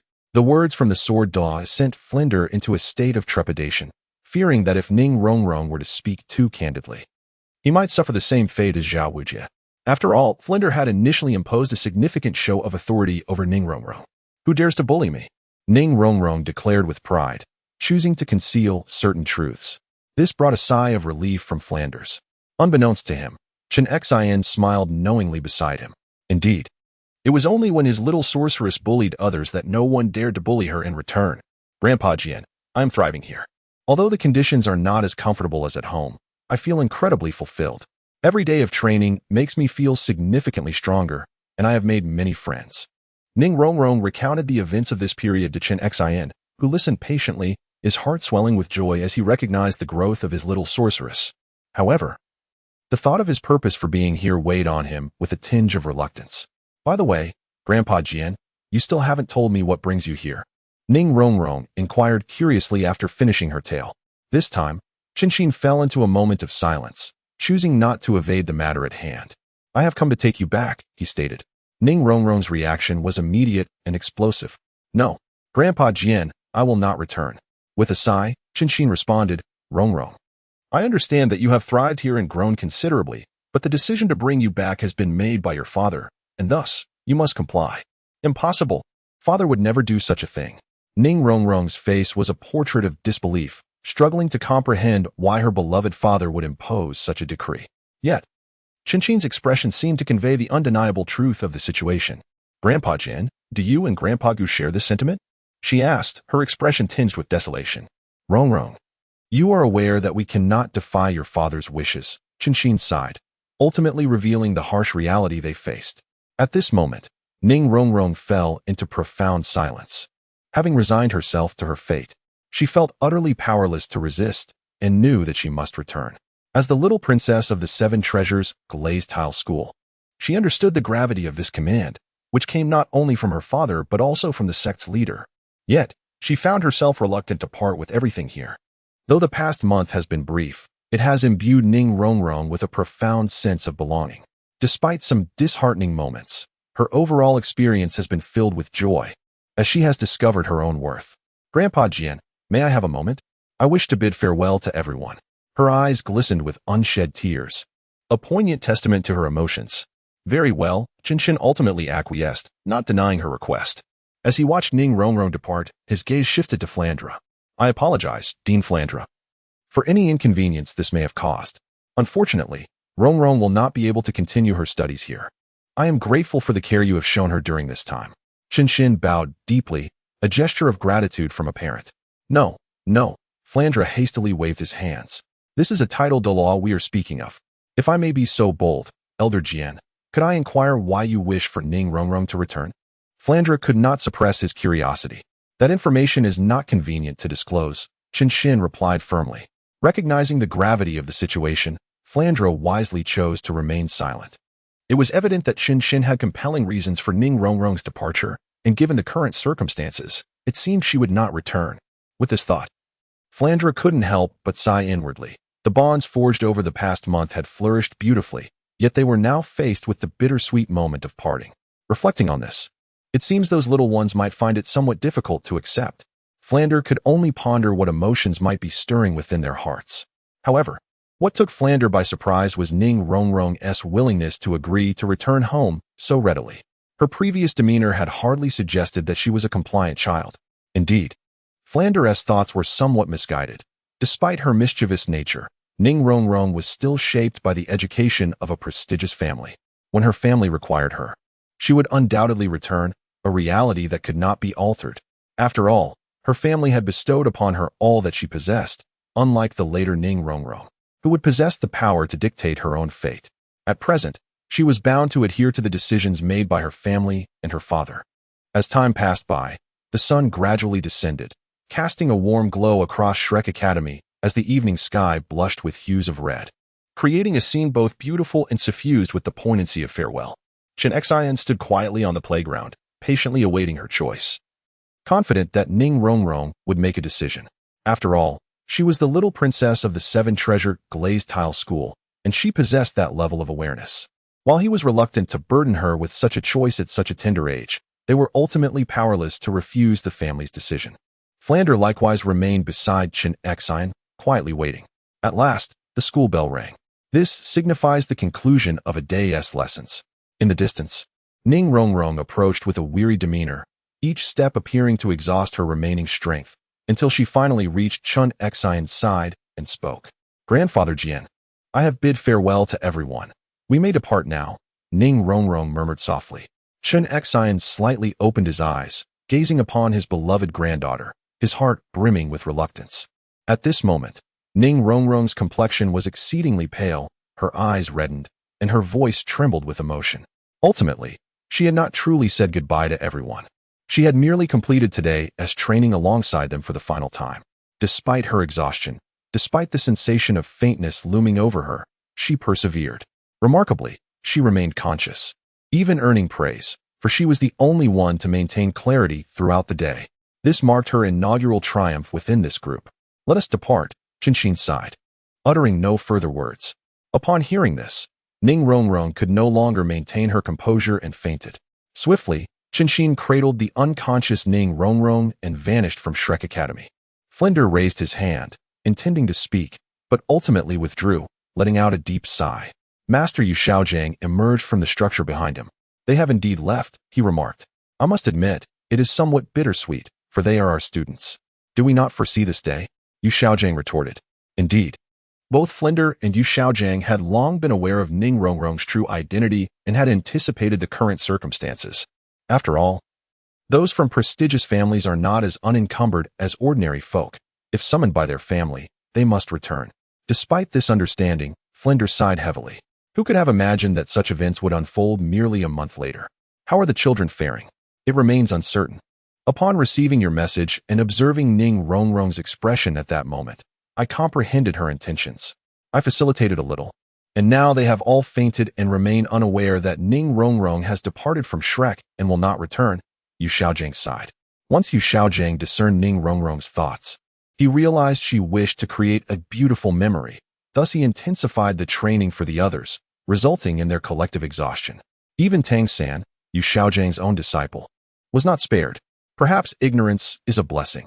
I truly fear they might act irrationally, Flinder exhaled. Over the past month, he has frequently kept an eye on his students, naturally aware that their bond is quite strong. Should they learn of Ning Rongrong's departure, one cannot predict what actions they might take. However, it won't remain a secret for long. By tomorrow at the latest, the truth will emerge. Yu Xiaojiang's mood is also far from pleasant. Following Ning Rongrong's departure, the team, which he once deemed flawless, now exhibits a significant flaw, and this is certainly disheartening. He is uncertain of the repercussions that may arise. Chapter 51. Measures on the other side. At the Tiandou Royal Academy, Jiang Yu walked along the corridors, continuously caressing his cheek, occasionally letting out a small wince. The pain is excruciating. This marks the most severe injury Jiang Yu has ever sustained. Not only does he bear 2 prominent dark circles beneath his eyes, but his face is also swollen, mottled with bruises of varying shades. Every part of his body is in agony. One wonders what has possessed Xue Qinghe to strike him with such ferocity this time. Is it truly the case that the first encounter must leave such a profound impact? Jiang Yu harbors some grievances, yet he recalls his prior actions and feels a sense of trepidation. A beating of this nature could be considered mild. Had Xue Qinghe been aware of his willful misconduct, the consequences would likely extend beyond mere physical punishment. Consequently, Jiang Yu has developed a slight fear of Xue Qinghe, especially since he received word yesterday that Ning Rongrong has been returned to the 7 Treasure Glazed Tile School for recuperation and will soon be heading to the prince's residence. This signifies that the arduous days for Xue Qinghe are swiftly approaching. Upon receiving this news, Xue Qinghe's expression darkened, for he had long regarded Ning Rongrong as a sister. Now he was expected to treat her as a wife. Was this some sort of jest? Consequently, his temper had been rather volatile of late. Jiang Yu, sensing the need to steer clear of any potential trouble, decided it prudent to report to the Tiandou Royal Academy, especially since his recent schemes were nearing completion. In truth, Jiang Yu was reluctant to come. His injuries were not fully healed, and his appearance was far from presentable. Who knows what sort of power Xue Qinghe had employed to hinder his recovery. Nevertheless, for the sake of his own safety, Jiang Yu resolved to swallow his pride. Oh, is that not Jiang Yu? What a pitiful sight. Who has bested you? As Jiang Yu touched his face to alleviate the pain, a mocking voice seized his attention. Turning to investigate, he was surprised to find a familiar face. I thought it was someone significant. It's merely the 4th prince, Jiang Yu sneered, unwilling to yield. Before him stood the long-absent 4th prince, Xue Bing. Given the rampant rumors surrounding him, Xue Bing had been reluctant to venture outside, knowing that any appearance could invite trouble. For quite some time, he had remained hidden within the estate of Prince Xue, too fearful to even approach the royal palace. Recently, to mitigate the impact of the rumors surrounding him, Jiang Yu began to steer public sentiment toward the Haotian sect. Although he had not fully emerged from the shadows, the buzz surrounding the Haotian sect was already beginning to intensify. As a result, the fervor surrounding the avalanche rumors naturally dwindled. The populace had grown weary, and the whispers of the avalanche now scarcely piqued their interest. It seems the avalanche itself has realized the fading of its rumors, which granted it the audacity to venture out for school. Jiang Yu could be deemed the foremost contributor to this turn of events, regrettably. The avalanche appears to be unappreciative of his efforts. This fellow has become rather complacent. There will surely be repercussions for him in the future. The avalanche, with a countenance as dark as a stormy sky, glared at Jiang Yu with unbridled fury. This past month can be regarded as the darkest chapter of his life thus far, naturally inciting an immense resentment towards the culprit, Jiang Yu. Will I have any good fortune to savor? Jiang Yu chuckled lightly, and then an involuntary analysis began to unfold within his mind. The avalanche had descended with alarming haste. The rumors had scarcely dissipated before new ones emerged, revealing an impatience that was palpable. This is certainly not a mere visit to seek me out. There must be some ulterior motive at play, Jiang Yu mused quietly. It seems that the Emperor of the Snowy Night has indeed taken some action, though it remains unclear whether he intends to undermine the strength of Xue Qinghe or bolster that of Xue Bang. Although Xue Bang's outburst may seem impulsive, Jiang Yu found himself contemplating many possibilities during this critical juncture. He needed to assess the current state of Xue Bang to discern the prevailing circumstances and deduce their intentions. It is true that both the Emperor of the Snowy Night and Xue Bang are far from foolish. They would not easily reveal their strategies or thoughts. However, Xue Bang, in his quest to maintain the facade of a reckless young master, would inevitably allow certain crucial information to slip inadvertently, and extracting such intelligence is Jiang Yu's task. It appears that the intention is indeed to strengthen Xue Bang's power. Though the Tiandou Empire is formidable and the Emperor of the Snowy Night holds a prestigious position, the influence he wields is ultimately limited and cannot extend to the realms of the Soul Master clans. Jiang Yu cast a glance at Xue Bang, pondering the source of his confidence. His sudden appearance before Jiang Yu surely denoted a certain assurance that compelled him to act in such a manner. It is a person's instinct that one only dares to undertake what they previously feared once they possess the requisite confidence. It seems that the fourth prince has been living rather comfortably lately. The winds of change have barely settled, and yet he eagerly seeks me out. Has he received some news? Jiang Yu's tone shifted as he gazed at Xue Peng with a smile. What news? What are you referring to? Xue Peng's expression subtly altered, while his mind raced to decipher the news Jiang Yu had mentioned. Little did he know that Jiang Yu's intentions were twofold. He was both testing and deceiving him, aware that Xue Peng's nerves were likely frayed, and he sought to observe his reaction. Nothing significant, merely that the fourth prince appears quite assured. I was curious to see the source of your confidence. Jiang Yu chuckled heartily. Xue Peng's demeanor reassured Jiang Yu. Indeed, he was completely unaware. The countenance of Avalanche turned a shade of green with fury. Jiang Yu, are you seeking death? Avalanche's gaze was fixed on Jiang Yu, brimming with an intense malice that was far from feigned. It was the most genuine expression of his emotions. He truly wished to eliminate Jiang Yu. Nevertheless, Avalanche ultimately restrained himself. This was not the opportune moment. You wait, I shall exact my revenge, he declared, before departing with his entourage. At that moment, Jiang Yu noticed a subtle detail. The group behind Avalanche was unfamiliar to him, and their imposing demeanor and measured strides suggested that they were not merely for show, but rather possessed considerable strength. It seemed that some recent events had transpired. Jiang Yu pondered silently, then retrieved a stack of documents to peruse. These events have recently unfolded. As Jiang Yu must swiftly address the current rumors, his entire focus is devoted to establishing the publishing house and resolving the gossip, leaving him oblivious to the external circumstances. However, the recently overlooked information has been compiled here.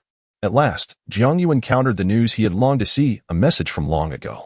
Back when he was still with Dongwu Bo, the Emperor of the Snowy Night had opened the gates of the heavenly dual royal academy, inviting talented youths from across the nation to enroll. Upon reading this, Jiang Yu could not help but sigh. Indeed, it is a clever stratagem. One can discern the Emperor of the Snowy Night's remarkable acumen, as he intends to significantly enhance the control of the Avalanche over the nation without raising suspicion. This also illustrates the Emperor's formidable ambition and resolute determination. The recruitment of students serves merely as a facade. The Emperor's true intention is to expedite the establishment of Avalanche's own sphere of influence by enrolling the sons of loyal and influential border officials, thereby fostering connections for Avalanche. The recruitment is primarily aimed at the progeny of these individuals. This serves as a means of negotiation, as well as an implication and a favor. Thus, although the ministers expressed discontent with such subservience, they could not ignore the subtle hints given by the Snow Knight Emperor. They had to contemplate the possibility that if Avalanche were to ascend as the Emperor of the Tiandou Empire, he would certainly possess the merit of support, securing a prosperous future for the next generation. It is evident that if the Snow Knight Emperor meticulously orchestrated his plans, those who failed to grasp the underlying rationale would remain oblivious to his true intentions, mistakenly believing that his schemes lay elsewhere, particularly in the Douluo realm. Should Avalanche indeed follow his father's directives, he would then possess the means to contend with Xue Qinghe, potentially fracturing the Tiandou Empire and splitting the world in two. While soul masters are the mainstream in this world, they essentially remain part of the populace. Should Avalanche gain momentum, he would command vast territories and a substantial populace, thereby acquiring the necessary capital to rival others. However, the crux of this matter lies in ensuring that everything proceeds smoothly, without anyone discerning the underlying intentions and causing disruption. A smile crept across Jiang Yu's face. Regardless of the veracity of this speculation, he would not allow Avalanche to advance unimpeded. After years of effort, Xue Qinghe's influence had remained confined to the vicinity of Tiandou City, failing to extend to further realms. Thus, even if there existed a mere 1% chance, he would thwart Avalanche's smooth progression. Should Avalanche truly manage to sway local authorities and military forces, he would become exceedingly difficult to contend with. The Tiandou Empire is not weak, it is remarkably strong, appearing feeble only due to its inability to achieve political cohesion. Once this issue is resolved, the Tiandou Empire would possess the capital to dominate the entire world. Chapter 52. Encounter with Yi Lingling. Thank you for your assistance, Yi Lingling, Jiang Yu said earnestly at the training grounds of the Tiandou Royal Academy. It's no trouble, Yi Lingling replied coolly.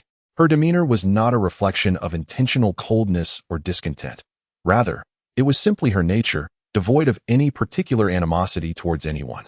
Subsequently, Yi Lingling retracted her martial soul and fell silent, preparing to depart.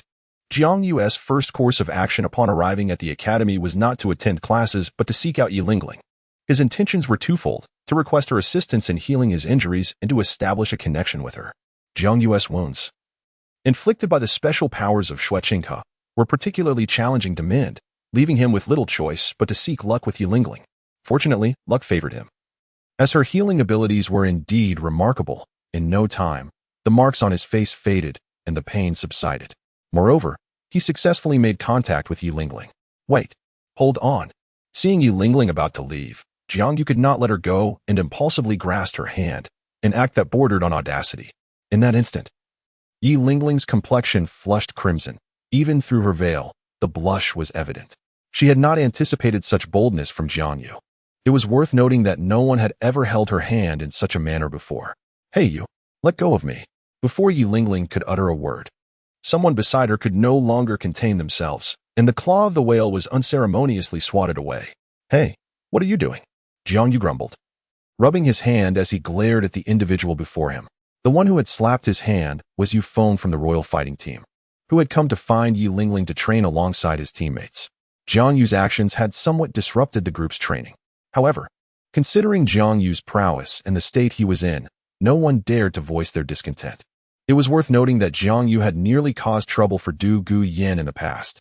Although his actions ultimately benefited Du Guyan significantly, they did little to alter the perceptions of others, and the members of the royal fighting team still regarded Jiang Yu with disdain. Thus, when Jiang Yu grasped Yi Lingling's hand, it was indeed perceived as excessive. What do you think you're doing? I should be the one asking you what your intentions are. Are you unaware of the propriety between men and women? Keep your hands at a distance, Yu Feng retorted bluntly. This left Jiang Yu somewhat speechless, as he regarded the matter as entirely normal. It did not pertain to any gender issues. After all, he was still just a child. Humph. I can't be bothered with you, he scoffed, raising a finger in disdain. Unfortunately, Yu Feng did not comprehend the international gesture. Yet he sensed that Jiang Yu's intent was disrespectful. Enraged, Yu Feng retorted, Are you looking for a fight?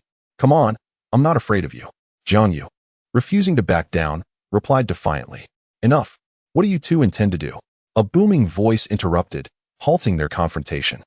Just as the situation between Jiang Yu and Yu Feng escalated, Yu Tianhing arrived to intervene. What brings you here? Yu Tianhing inquired, casting a displeased glance at Jiang Yu. He had just stepped out and returned to find this irksome individual. I came for treatment, Jiang Yu asserted boldly. Well, you've been treated, you can leave now. Yu Tianheng replied coldly. Internally, Yu Tianheng felt quite irritated with Jiang Yu. Had it not been for the resolution of the Dugu Yin issue, he might have engaged Jiang Yu in a true battle of manhood. Ha ha ha, I actually have a matter to discuss with Yi Lingling. To be honest, I find her martial soul quite intriguing and wish to invite her to collaborate on some research. Jiang Yu chuckled, clearly reluctant to depart. He was not oblivious to the discontent radiating from those around him. so he opted for a straightforward approach. Next time he visited, he would lack a suitable excuse otherwise. For now, he could at least articulate his purpose without it being stillborn. Yu Tianheng frowned at Jiang Yu, genuinely scoffing at his rationale. Who in the world was he fascinated by Yi Lingling's martial soul? It was the most powerful healing support martial soul, without question. However, a thought suddenly struck Yu Tianheng. He recalled the intelligence received from home, which advised him to pay attention to Jiang Yu. This sparked a flicker of curiosity within him. Your words are meaningless. My opinion doesn't matter. You must consult Yi Lingling. If she consents, I have no objections. However, should you attempt to coerce her, I shall not be so courteous, Yu Tianheng stated coldly, yet he did not dismiss Jiang Yu. This left everyone present momentarily stunned, including the ever-familiar Douluo Yen, whose eyes revealed a flicker of confusion. Jiang Yu did not anticipate that Yu Tianheng would choose not to dismiss anyone, which genuinely took him by surprise. However, seizing the opportunity, Jiang Yu turned to Yi Lingling and inquired, "Might Miss Yi be willing to cooperate with me?" He assured her that there would be no danger involved, and perhaps it would even be beneficial for her. A glimmer of hesitation crossed Yi Lingling's gaze. She did not know Jiang Yu well, having only encountered him once before. And while his strength was commendable, it was not enough to compel her immediate agreement. "What do you require my cooperation for, and what is your objective?" Yi Lingling asked, fixing her eyes on Jiang Yu. Jiang Yu surveyed the onlookers around him, who were clearly intrigued by his intentions, before turning back to Yi Lingling. "It may be somewhat inconvenient to discuss this now. Perhaps we could find a private place to converse, as this matter involves a degree of secrecy." His expression was earnest, prompting Yi Lingling to question the authenticity of his words. "Very well," she replied, her voice cool and succinct. Her acquiescence was unexpected, raising a wave of surprise among the spectators. Lingling, Douluo Yen expressed her concern with a worried glance towards Yi Lingling. "Don't worry, I'm merely curious." Yi Lingling softly reassured her, as if the situation were utterly mundane. Yet Douluo Yen understood that such behavior was far from normal, having spent time with Yi Lingling. She knew that curiosity was not a trait that defined her. "Excellent. In that case, let us find a quieter location," Jiang Yu said with a relaxed demeanor. "Follow me." With that, Yi Lingling turned and walked away, evidently determined to choose the venue herself. Jiang Yu had no objections and followed closely behind her. "Captain." The remaining members of the Royal Combat Team expressed their unease, contemplating whether to follow, but Yu Tianheng intervened. "There is no need to pursue them. This is Miss Ye's choice." Unlike the others, Yu Tianheng had some knowledge of Yi Lingling's family, which he deemed peculiar. Perhaps she sensed something regarding family intel. Jiang Yu might indeed be someone extraordinary. Yu Tianheng's mind flickered with thoughts, as he had been apprised of significant events that had transpired lately, all seemingly linked to Jiang Yu. Perhaps this is why the family desires me to engage with him. Following Yi Lingling, Jiang Yu found himself meandering until they arrived before a dormitory, specifically a female residence. He was taken aback that Yi Lingling would bring him here. "I truly did not expect you to lead me to this place. Are you not afraid?" Jiang Yu remarked with an amused smile. Yi Lingling's expression remained unperturbed. "Should I be? Do not pose such questions, for you cannot afford the stakes." Jiang Yu casually remarked. Of course he wouldn't, but what about others? Yi Lingling seemed to have discerned Jiang Yu's thoughts, and continued, "Rest assured, I have only brought you here over the years. Well, it seems I am indeed extraordinarily fortunate." Jiang Yu teased. However, Yi Lingling did not respond. She merely walked on, her veiled face obscuring her expression from Jiang Yu. With a helpless shrug, Jiang Yu followed closely behind her as they entered the dormitory. After ascending several flights of stairs, Yi Lingling led Jiang Yu to a rather secluded dorm room. This is Yi Lingling's dormitory, though it bears no number. Upon entering, one finds only a single bed and an array of items unique to young women, all neatly arranged and devoid of any unpleasant odors. Instead, a subtle fragrance of blossoms lingers in the air. Jiang Yu is unable to discern it, but finds it quite intriguing. Chapter 53. My guess. As she closed the door, Yi Lingling beckoned to Jiang Yu. "Would you like something to drink?" Stepping into the dormitory, she appeared to relax considerably, as if she had returned to her own home, her demeanor softening from its previous aloofness. "A cup of tea would be lovely," Jiang Yu replied, surveying the space before locating a table, pulling out a chair, and settling down casually. At that moment, Jiang Yu suddenly noticed a rather extraordinary bracelet on the table. Its overall hue resembled a deep crimson, encasing a delicate pink begonia flower, composed of white and pink petals. The begonia was strikingly vibrant, its form graceful, exuding a unique sense of melancholic beauty. As he held it in his hand, an unusual sensation surged within him, as if the bracelet, cradling the begonia, pulsed like flowing blood, filled with the sighs of longing. However, the casual manner in which the bracelet was left here implied that its owner did not hold it in high regard. "Is this yours?" Jiang Yu couldn't help but toy with it. Admittedly, handling someone else's belongings so carelessly was rather impolite, yet he found himself unable to restrain his hands. Yi Lingling glanced over, her gaze briefly resting on the bracelet in Jiang Yu's hand, yet she did not chastise him for touching her possession. She approached with 2 cups of tea, placing one in front of Jiang Yu and the other before herself. "This was left to me by my mother during her lifetime."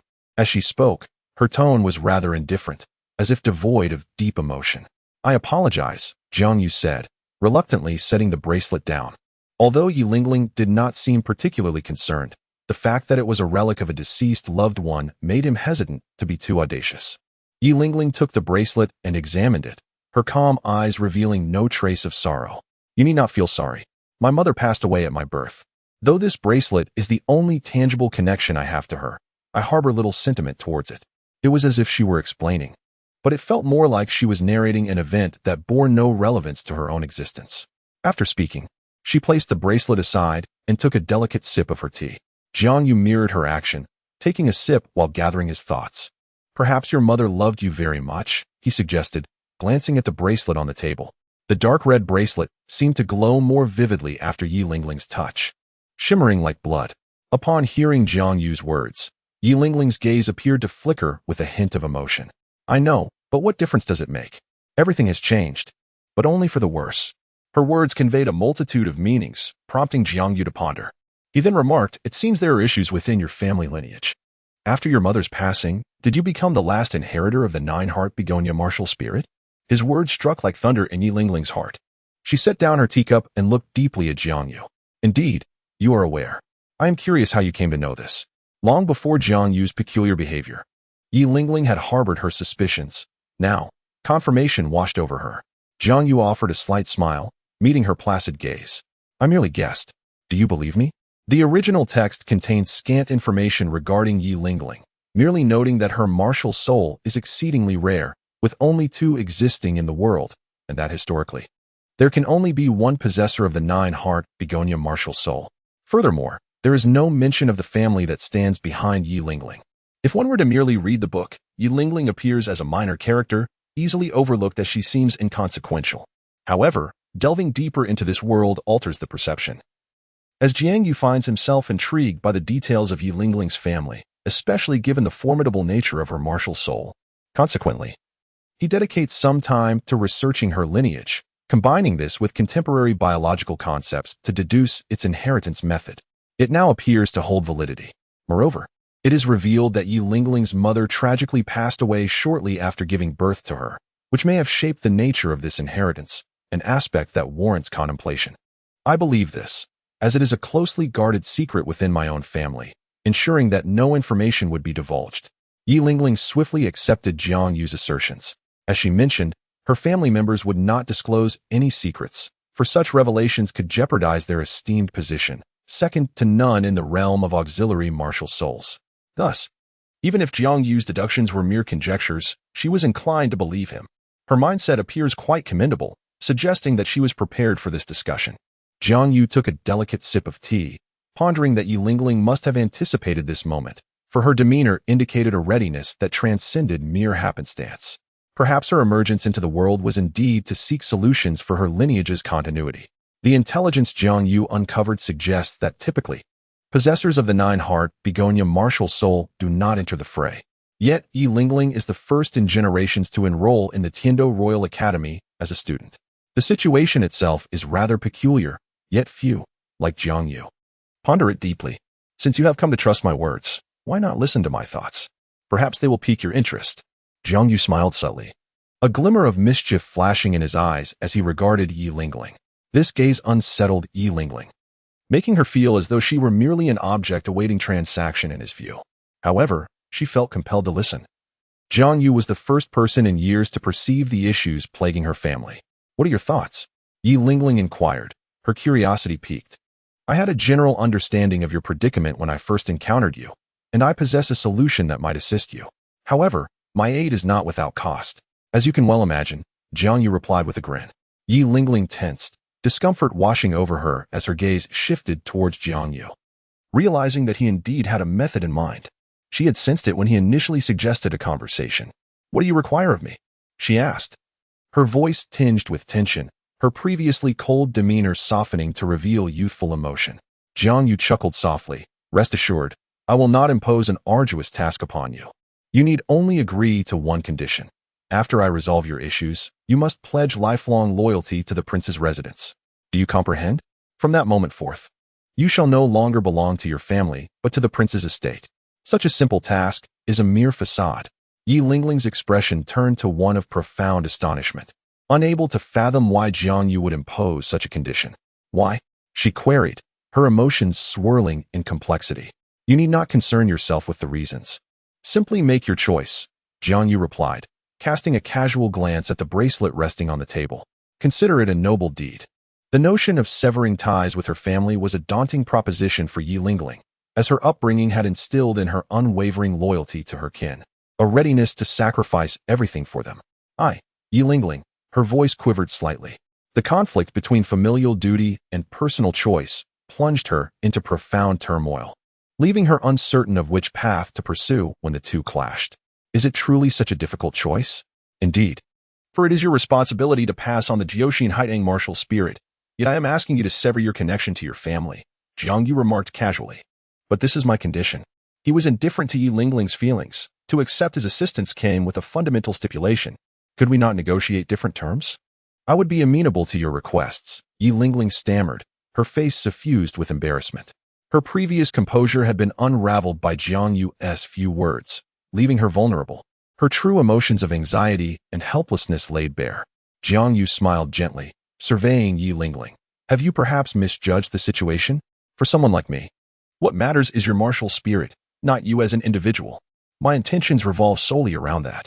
Jiang Yu's words struck like a heavy hammer, rendering Yi Lingling's face pale in an instant. It was only today that she comprehended the harshness of reality. Jiang Yu had illuminated this truth for her, yet he was powerless to alter it. Rising from his seat, Jiang Yu felt that the conversation had reached its natural conclusion. Yi Lingling was not as formidable as he had anticipated. In essence, she was merely a shy young girl, and he realized that he may have been somewhat overbearing. "I hope you can make your own choice in our discussion today, without relying on your family to decide for you. While it may not significantly alter my circumstances, trust me when I say that your own decision will be the best one for you. 3 days from now, I hope to receive your answer, whatever it may be, as long as it is your own choice." With that, Jiang Yu spoke softly and prepared to leave. However, upon noticing the bracelet on the table, he turned back, took it, and gently placed it on Yi Lingling's wrist, saying, "Wear it well. She truly loves you." With those meaningful words, he departed. Yi Lingling gazed at the bracelet adorning her wrist, her heart a tumult of emotions. Chapter 54. A conversation with Yu Tianheng outside the dormitory building. Jiang Yu thought he would face considerable difficulty, yet it turned out to be rather simple. It seemed he had overestimated the situation. Whistling a tune that did not belong to this world, he strolled out of the dormitory with a relaxed demeanor. Despite his earlier conversation with Yi Lingling, he had felt a twinge of worry, fearing she might propose some insurmountable condition. But was that all? Just a familial constraint making her hesitate? Yi Lingling's thoughts were incredibly straightforward. When Jiang Yu offered to assist her with her predicament, her mind was solely focused on that. Entirely oblivious to Jiang Yu's true intentions or the reasons he sought her out to negotiate terms. Jiang Yu had presented his conditions firmly, yet he was open to discussion. After all, one haggles even when purchasing goods. He was prepared for Yi Lingling to propose her own terms. To his surprise, she had not contemplated this at all, failing to grasp that Jiang Yu's interest in her was driven by his own needs. "Alas, this makes me appear quite villainous," Jiang Yu mused, shaking his head. Perhaps his previous encounters with cunning individuals had led him to unconsciously project that mindset onto this situation, with extravagant demands met with immediate negotiations. He found himself bewildered when faced with the actual terms. Setting aside his thoughts, Jiang Yu resolved to wait the 3 days to see how Yu Lingling would choose. If she opted to report back to her family, he would need to reconsider his approach, for he was not fond of dealing with such individuals. "Jiang Yu, you are indeed here." In the distance, Du Guyan and Yu Tianheng approached, calling out to Jiang Yu, who was on the verge of departing. Do you two have something to discuss with me? Jiang Yu, recognizing Douluo Yin and Yu Tianheng, inquired with a hint of curiosity. It seems they are here to seek my audience. There is indeed a matter at hand, but I wish to express my gratitude for your assistance in purging the toxins from my body. Last time, you left in haste, and I have been preoccupied since then, failing to convey my thanks in person. Thank you for your help, Douluo Yin stated earnestly, bowing slightly. There is no need for such formalities. What occurred last time was merely an accident, and I am relieved that you emerged unscathed. Otherwise, I would have borne the burden of blame. As for gratitude, your grandfather has already expressed his thanks, so you need not feel obliged, Jiang Yu replied, slightly embarrassed. Though the outcome was favorable, the uncontrollable events remained a source of responsibility for Jiang Yu. That is not the same. My grandfather is my grandfather. I am myself. You aided me directly, and for that, I must personally thank you, Douluo Yin asserted, holding Yu Tianheng's hand with sincerity. Jiang Yu, contemplating their intertwined hands, grasped the underlying significance. Very well. I accept your gratitude. Now, may I inquire what brings you here? Stepping forward, Yu Tianheng interjected, it pertains to Yi Lingling. While I am unaware of your discussions, I must advise you to exercise caution in the near future. Yu Tianheng harbored a disdain for Jiang Yu, yet acknowledged his genuine assistance to Douluo Yin. Thus his feelings towards Jiang Yu remained neutral and confined to their personal interactions. This warning was likely an act of reciprocity. What should I be wary of concerning Yi Lingling? Jiang Yu asked, intrigued. You may not be well versed in Yi Lingling's family and its connections, Yu Tianheng replied. Indeed. Jiang Yu nodded, conceding. He had conducted inquiries into Yi Lingling's lineage, but his own limitations and the family's enigmatic nature left him with scant information. Yi Lingling hailed from the Jiaoxin Haiteng family, possessing only 2 individuals with the Jiaoxin Haiteng martial soul, while the other members typically bore the Haiteng flower martial soul. The Haiteng flower martial soul is an auxiliary type, endowed with certain control capabilities. However, its powers are relatively feeble and not widely recognized on the Douluo Continent. Thus, the family's prominence relies heavily on the Jiaoxin Haiteng martial soul. Should they lose it, their downfall would be inevitable. This was the extent of Jiang Yu's understanding, as he had not delved deeper. Yu Tianheng nodded before continuing. Yi Lingling's family is also an auxiliary martial soul lineage, albeit their capabilities are somewhat inferior. Nevertheless, due to the prestige of the Jiaoxin Haiteng martial soul, their affiliated strength remains formidable. This is the aspect I urge you to remain vigilant about. Yi Lingling's father is a formidable soul de law. To put it simply, he holds an immense affection for and offers unwavering protection to Yi Lingling. Throughout the years, anyone who has dared to harbor designs on her has been soundly reprimanded by him. Engaging in conversation with Yi Lingling inevitably brings this figure to mind. Yu Tianheng spoke with great delicacy, hinting that one should be cautious lest they attract the ire of Yi Lingling's father. Jiang Yu's lips twitched. This was indeed troubling news. The fact that Yi Lingling's father is a soul de law is utterly absurd. It is no wonder that in the original narrative, she appears solitary, devoid of suitors. While Yi Lingling may not possess breathtaking beauty, she is certainly an attractive young woman, and when one considers her poise and martial spirit, it is evident that many would be drawn to her. However, it appears that her overprotective father has thwarted any romantic pursuits. Jiang Yu felt a slight headache coming on. Thank you for the heads up. I will exercise caution. He realized that when he meets her in 3 days, it would likely not just be Yi Lingling, but also her father, a development he had not anticipated. He had expected perhaps a member of her family to come, but instead, it would be her father, which changes the dynamic significantly. Jiang Yu knew he needed to choose his words carefully. It's no trouble, it's only right. Yu Tianheng replied with a hint of a smile. He did not intend to put Jiang Yu in a difficult position. He had merely forgotten about this detail. However, it seemed to be turning out quite well. By the way, Jiang Yu, there is something I need to discuss with you. Yu Tianheng's smile faded, and his expression grew serious. Speak, Jiang Yu responded naturally. You previously inquired whether the Blue Lightning Tyrant Dragon clan would join the prince's estate, correct? I have relayed your question to the family. So, does this mean you have received their consent? Jiang Yu's eyes widened in surprise, as he had approached the matter with a trial-and-error mindset.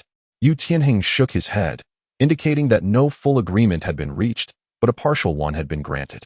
A partial agreement? What does that entail? The Blue Lightning Tyrant Dragon clan will allocate a portion of its power to join the prince's estate. Yu Tianheng stated with a neutral expression.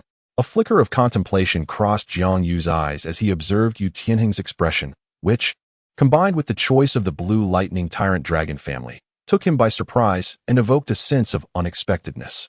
While it was not entirely incomprehensible, it indeed appeared to be a rather opportunistic maneuver. The blue lightning tyrant dragon family must have recently received news regarding the rising influence of Xue Qinghe.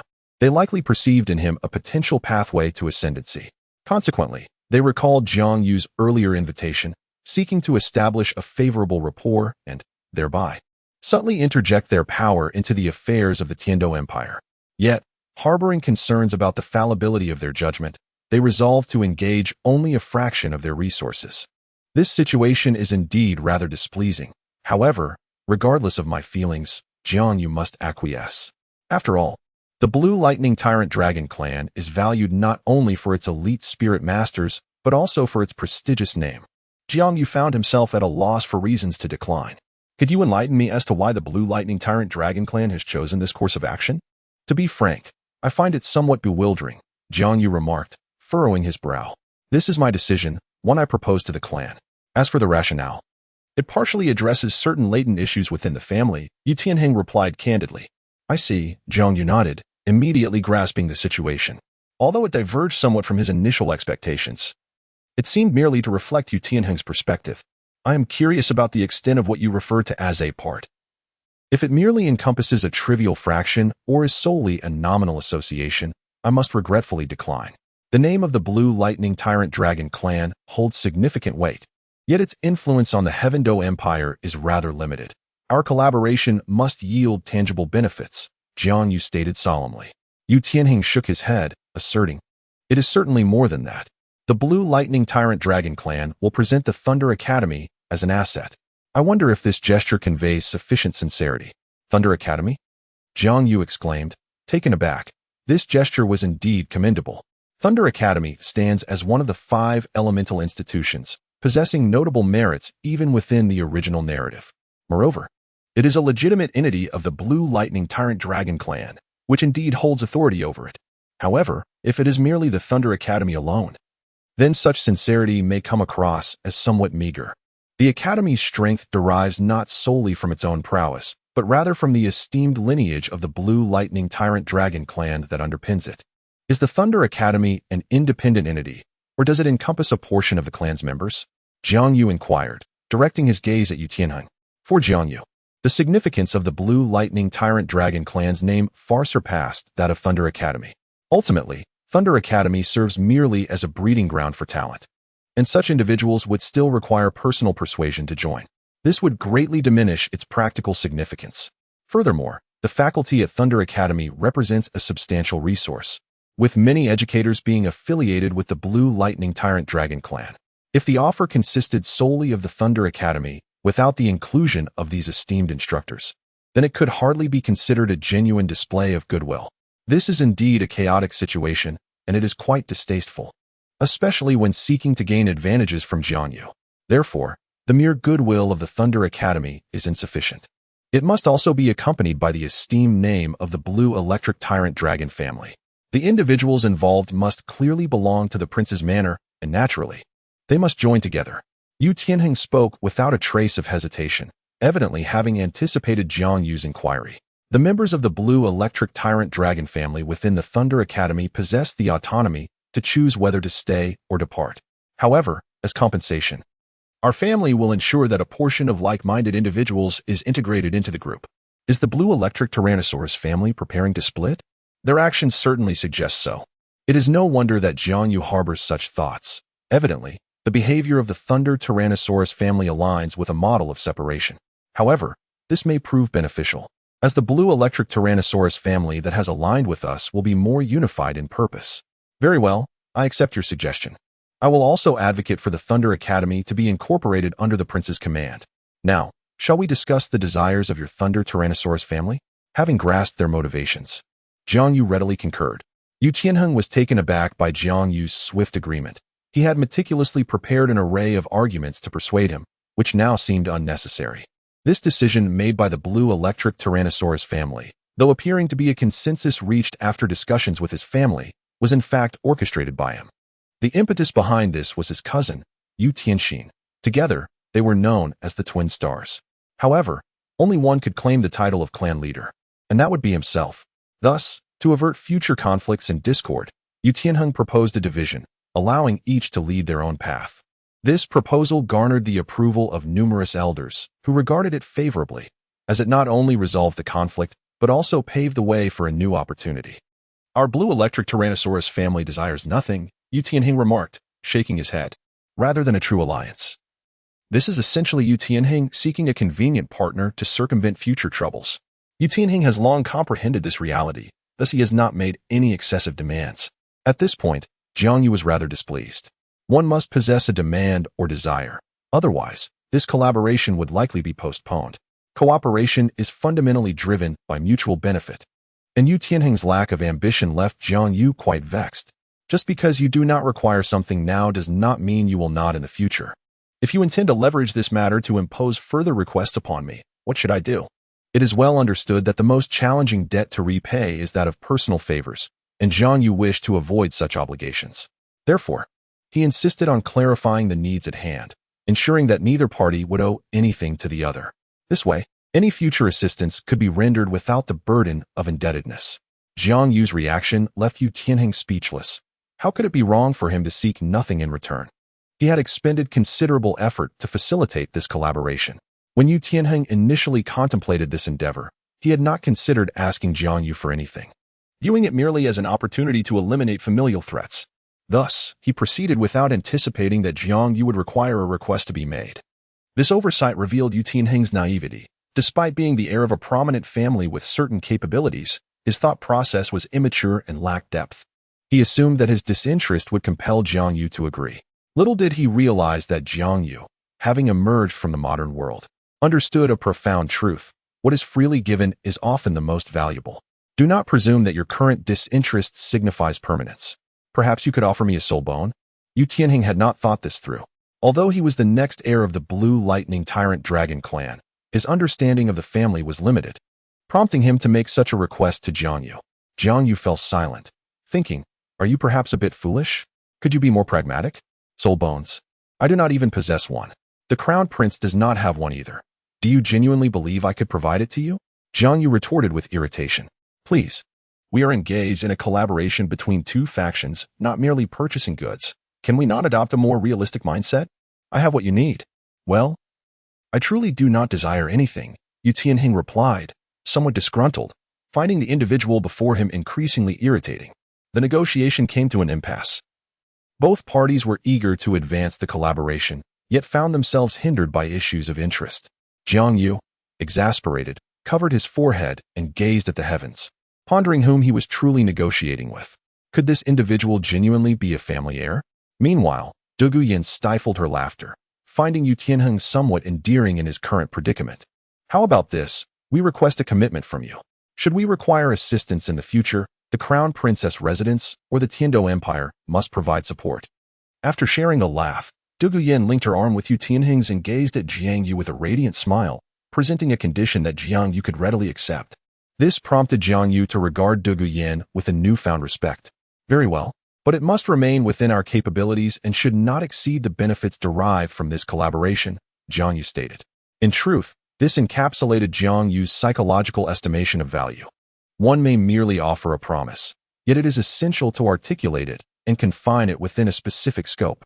Thus, when Yu Tianheng seeks assistance in the future, having established this scope now provides both parties with a benchmark price in their minds. However, this request should not be articulated by Jiang Yu. It must come from Yu Tianheng himself, lest there be a risk of denial. Yet, Yu Tianheng is somewhat naive. Fortunately, Douluo Yin, being astute, comprehended Jiang Yu's intentions. Otherwise, Jiang Yu would have had to postpone this collaboration. Regardless of the other party's sincerity, he could not accept a benefit lacking solid backing. Under Douluo Yin's subtle suggestion, Yu Tianheng swiftly agreed, affirming that they would proceed as discussed. Upon hearing this, Jiang Yu exhaled in relief and extended his hand to shake Yu Tianheng's. Thus, their hands clasped together, symbolizing that the preliminary discussions for this partnership had been successfully concluded. Are you truly the heir of the blue electric Tyrannosaurus Rex family? Jiang Yu inquired with a skeptical expression as he released his grip, gazing intently at Yu Tianheng. This left Yu Tianheng quite displeased. Are you questioning my abilities? He retorted. Not at all, Jiang Yu replied. I merely find your intellect rather simplistic. A leader of a formidable faction requires not only strength, but also wisdom. This is a lesson you would do well to learn. Otherwise, conversing with you becomes quite exhausting. He wore a somewhat provoking expression. Yu Tianheng, infuriated, was on the verge of lashing out, but was fortunately restrained by the nearby Duguyan. Jiang Yu, however, remained unfazed. Since our collaboration has been established, once you finalize your discussions, we shall proceed with the handover, Miss Dugu stated before taking her leave. Jiang Yu offered a respectful gesture towards Duguyan, deliberately disregarding Yu Tianheng. Duguyan linked her arm with Yu Tianheng's and covered her mouth with a light laugh. Farewell, Lord Jiang. Following this, Jiang Yu departed without acknowledging Yu Tianheng any further. He still needed to report to Xue Qinghe. Although he held the authority to negotiate collaborations, the final decision rested with Xue Qinghe. Chapter 56. Ning Fengji's troubles. Though a report to Xue Qinghe was necessary, Jiang Yu was currently reluctant to visit the prince's residence, as Xue Qinghe was still in a foul mood. Returning now would only seem like inviting trouble. Thus, even with pressing matters at hand, Jiang Yu opted not to go. Eventually, he arrived at the Seven Treasures glazed tile school. Uncle Ning, your nephew has come to see you. With the token provided by Ning Fengji, Jiang Yu easily gained access to the inner sanctum of the Seven Treasures glazed tile school. Upon learning that Ning Fengji was occupied with affairs in his office, he made his way there directly. Before even stepping through the door, Jiang Yu's voice resonated within. Inside, Ning Fengji, with a resigned expression, set aside the document he was perusing and turned his gaze towards the entrance.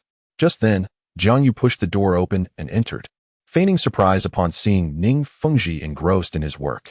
Uncle Ning, are you busy with official matters? I hope I'm not interrupting, he remarked, before casually taking a seat on the sofa, his claim of interruption clearly being mere formality. A flicker of exasperation crossed Ning Fengji's face. You truly have no qualms, do you? Speak, what brings you here?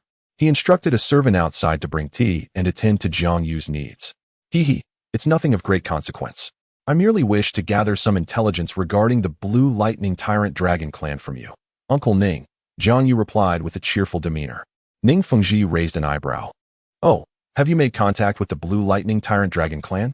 Aren't you supposed to be at the Heavendou Royal Academy today? Why is it that you're involved with Yu Tianheng? The fact that Yu Tianheng was studying at the Heavendou Royal Academy was no secret, and Ning Fengji quickly associated Jiang Yu's interest in the Blue Lightning Tyrant Dragon clan with him. Indeed, Uncle Ning, your insight is remarkable. It is indeed Yu Tianheng. Today, I discussed a minor collaboration with him, which is why I sought your perspective on the Blue Lightning Tyrant Dragon clan, Jiang Yu said nonchalantly. I see. Ning Fengji mused thoughtfully. The situation concerning the Blue Lightning Tyrant Dragon clan is somewhat intricate. How about this? Once I finish my official duties, we can discuss it in greater detail?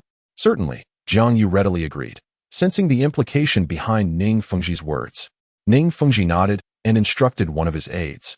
Show him around the Seven Treasure glazed tile school. Yes, sect master. Following this, a disciple of the Seven Treasure glazed tile school escorted Jiang Yu away. Alone in his office, Ning Fengji rubbed his temples and let out a gentle sigh before returning to his paperwork. At the Seven Treasure glazed tile school, Jiang Yu, with keen interest, inquired, Dear friend, does your esteemed school have any remarkable features worth noting?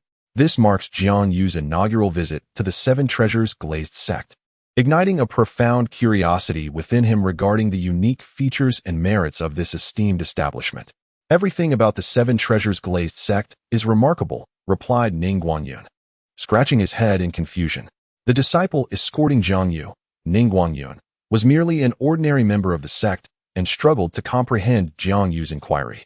Do not be so naive. Otherwise, you will make me appear foolish, Jiang Yu remarked. Setting aside that discussion, it was undeniable that the Seven Treasures glazed sect boasted breathtaking scenery, exuding a subtle opulence.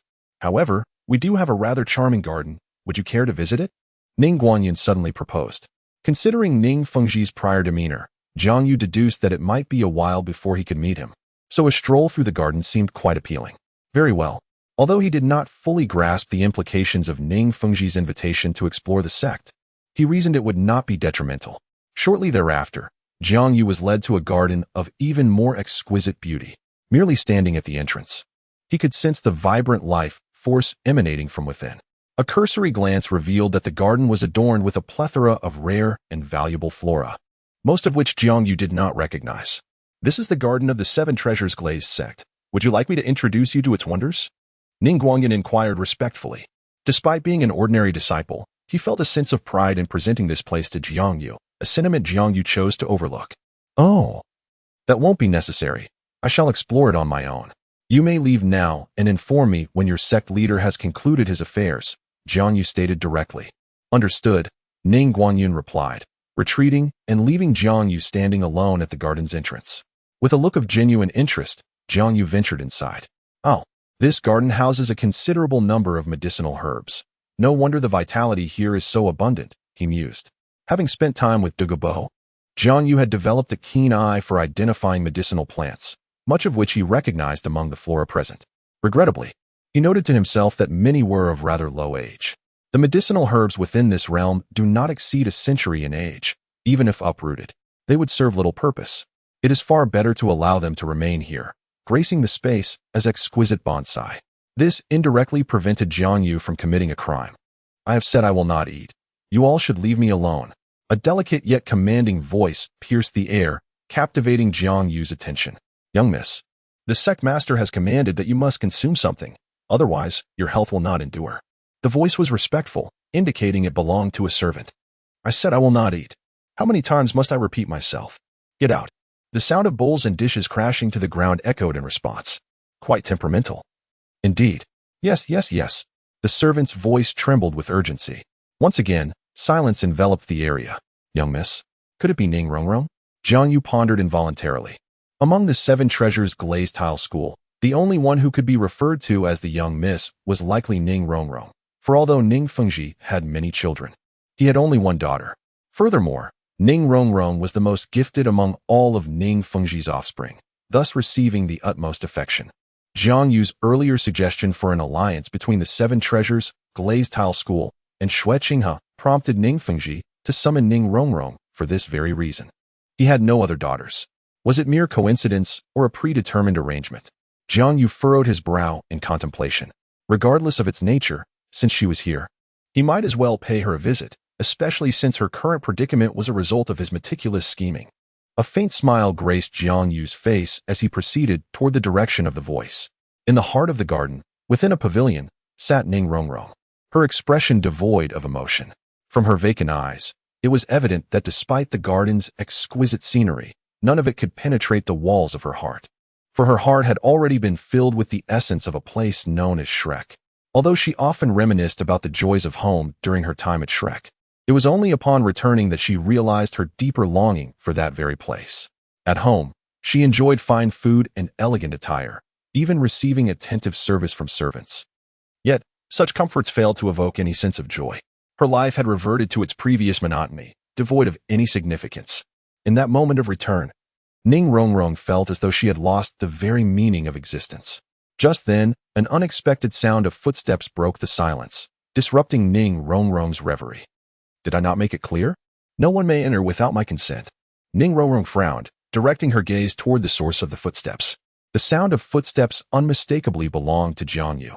He had already sensed it when Ning Rongrong uttered those words. Everything is orchestrated by Ning Fengji. The pretext of handling official business is merely a ruse. Unable to persuade his daughter, he sent Jiang Yu instead. How amusing it is that Miss Ning possesses such a formidable temperament, prepared to dismiss someone before even meeting them, Jiang Yu remarked with a hint of sarcasm. Is it you? Ning Rongrong's brows knitted deeper as she gazed at Jiang Yu. She was familiar with him, having heard of his existence even if they had never met. Chapter 57. Inescapable circumstances. I never anticipated that I, such an inconsequential figure, would leave an impression on Miss Ning. It is indeed an honor. Jiang Yu sat down directly opposite her, delivering his words with a touch of mockery. He then poured himself a cup of tea from the teapot on the table. What exquisite tea! The amber hue and delicate floral fragrance indicated that this brew was exceptional, likely a rare variety among floral teas. What brings you here? Ning Rongrong asked, her expression tinged with displeasure. It was fortunate that her temperament had tempered somewhat after over a month of study at Shrek Academy. Otherwise, her initial inquiry would have been replaced by an outright demand for him to leave. Jiang Yu took his time to respond. savoring a sip of tea and narrowing his eyes in contentment. I have come to discuss certain matters with the sect master Ning. Ah, since you seek my father. How did you end up here? Ning Rongrong retorted with a cold smile, skeptical of Jiang Yu's words, convinced he had come to find her instead. Well, sect master Ning has matters to attend to, so he suggested I explore the area, which led me to encounter you here. It is said that seeing is believing. Miss Ning, your temperament is far more amiable than the rumors I've heard, Jiang Yu replied, setting down his teacup with a smile. Ning Rongrong fell silent, acknowledging the truth in his words, a testament to her personal growth during her time at Shrek. What business do you have with my father? Though she had her suspicions about Jiang Yu's presence, she was well aware of his connection to Xue Qinghe. Rest assured, it does not concern you. It pertains to other matters. Your situation has long been settled, and the parties have reached an agreement, Jiang Yu said, discerning her thoughts with ease. A knowing glint in his eyes. How could he not perceive her desire to extract information from him? In light of this, what harm would there be in divulging a few details? You. Ning Rongrong stood abruptly, her gaze fixed intently on Jiang Yu. Miss Ning, please take a seat. Standing can be tiring. Even in your anger, what can it achieve? The decision rests with your father, not with me. I merely offered a minor suggestion, Jiang Yu responded, his smile fading as he spoke calmly. He had no doubt that Ning Rongrong understood the extent of his influence over her current predicament, as it was inescapably linked to him. What exactly have you offered my father that he would pledge my hand to Xue Qinghe? Ning Rongrong demanded through clenched teeth. Do you wish to know? Jiang Yu regarded Ning Rongrong with a playful expression. Finish these treats first, and then I shall divulge my proposition, he said, nudging the delectable pastries towards her. Though she had accidentally spilled some food earlier, the table still brimmed with an abundance of delightful confections. However, Ning Rongrong, in a foul mood, had yet to touch a single morsel. She stared at Jiang Yu, perplexed by his intentions. Rest assured, I mean no harm, Jiang Yu clarified. I am merely assisting your father by ensuring his precious daughter consumes something. Once you have finished, I will, of course, reveal the nature of my offer, a rather enticing one. I assure you. Noticing that Ning Rongrong appeared noticeably slimmer than he remembered, Jiang Yu deduced that she had not been eating properly of late, thus grasping her father's motivation for sending her here. Ning Rongrong shot him a resentful glare before sitting down to devour the food voraciously, her demeanor far from ladylike. Rather unabashed, Jiang Yu was indifferent. After all, she was not his wife but rather Xue Qinghe's, so her behavior was of no concern to him.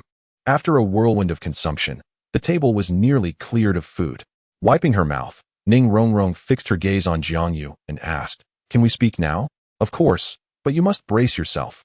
I have not even disclosed this to your father, Jiang Yu replied with a broad smile. Ning Rongrong was not interested in anything else. Her sole desire was to uncover the price that had compelled her father to sell her. Jiang Yu began to elaborate leisurely.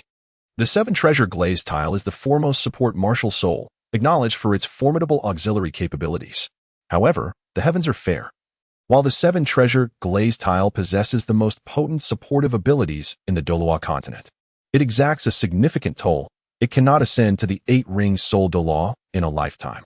This presents a considerable drawback, as the 7-treasure glazed tile has only 7 tiers, capping its wielder at level 79 unless one could transform it into the legendary 9-treasure glazed tile. Yet, legends remain mere tales. Despite the 7-treasure glazed sect's diligent efforts over the years, no solution has been found. Therefore, the price I have proposed to your father is to elevate your 7-treasure glazed sect to the 9-treasure glazed sect. With a mischievous glint in his eye, Jiang Yu inquired, What say you, Miss Ning? Is this price sufficient? That's impossible.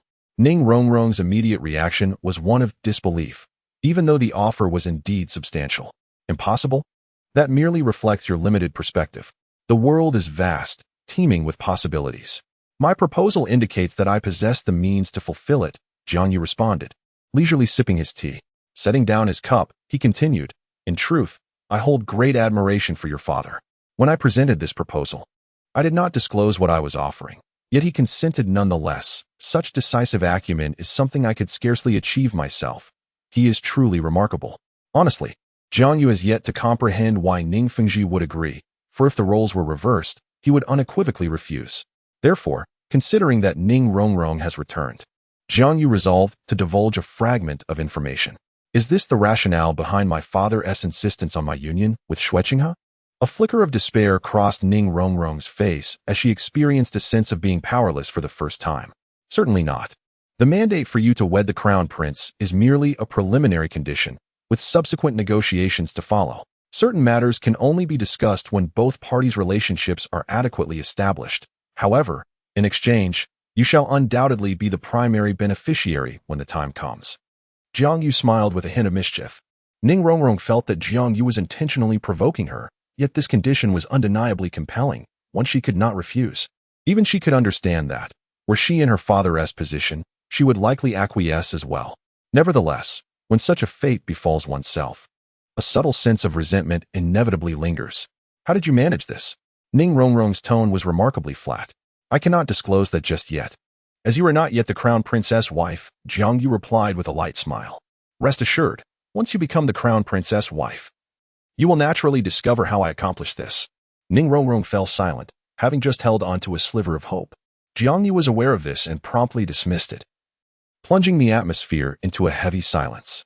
To be frank, I struggle to understand why, after merely a month, you place such significance on this matter, even defying your father's wishes and resorting to a hunger strike.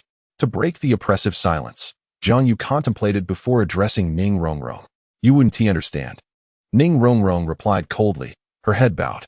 Now that she grasped the conditions Jiang Yu presented, she realized that resistance was utterly futile. Whether for the 7-treasure glazed tile school or for her own sake, she had to concede. This was a pivotal opportunity for their sect. I wouldn't understand. Huh. How can you presume to know what I comprehend?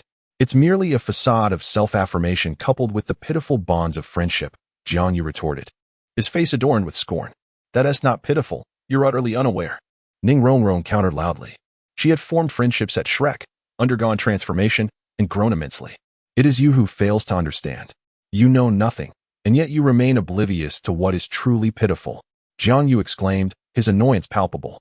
Have you still not realized that your heart is already strayed? Chapter 58. Ning Fengzhi's Fury. Moreover, aligning oneself with Tang San is indeed a source of sorrow for the 7-treasure glazed tile school. Jiang Yu mused that no matter how reckless or calculating he might be, he would only seek personal gain without causing harm to others. But what of Tang San? After the final divine battle concluded, the world was irrevocably reshaped, excluding the Shrek 7 monsters. Only 2 major sects and 2 great empires remained formidable, the Tang sect and the Haotian sect, along with the Douluo Empire and the Tiandou Empire. These were remnants of Tang San's legacy. Meanwhile, the 7-treasure glazed tile sect, once among the top 3 sects, had lost 2 titled Douluo pillars and had fallen into the ranks of second-rate powers. Although at that time, the sect still had Ning Rongrong and Oscar. Both were essentially under Tang San's influence.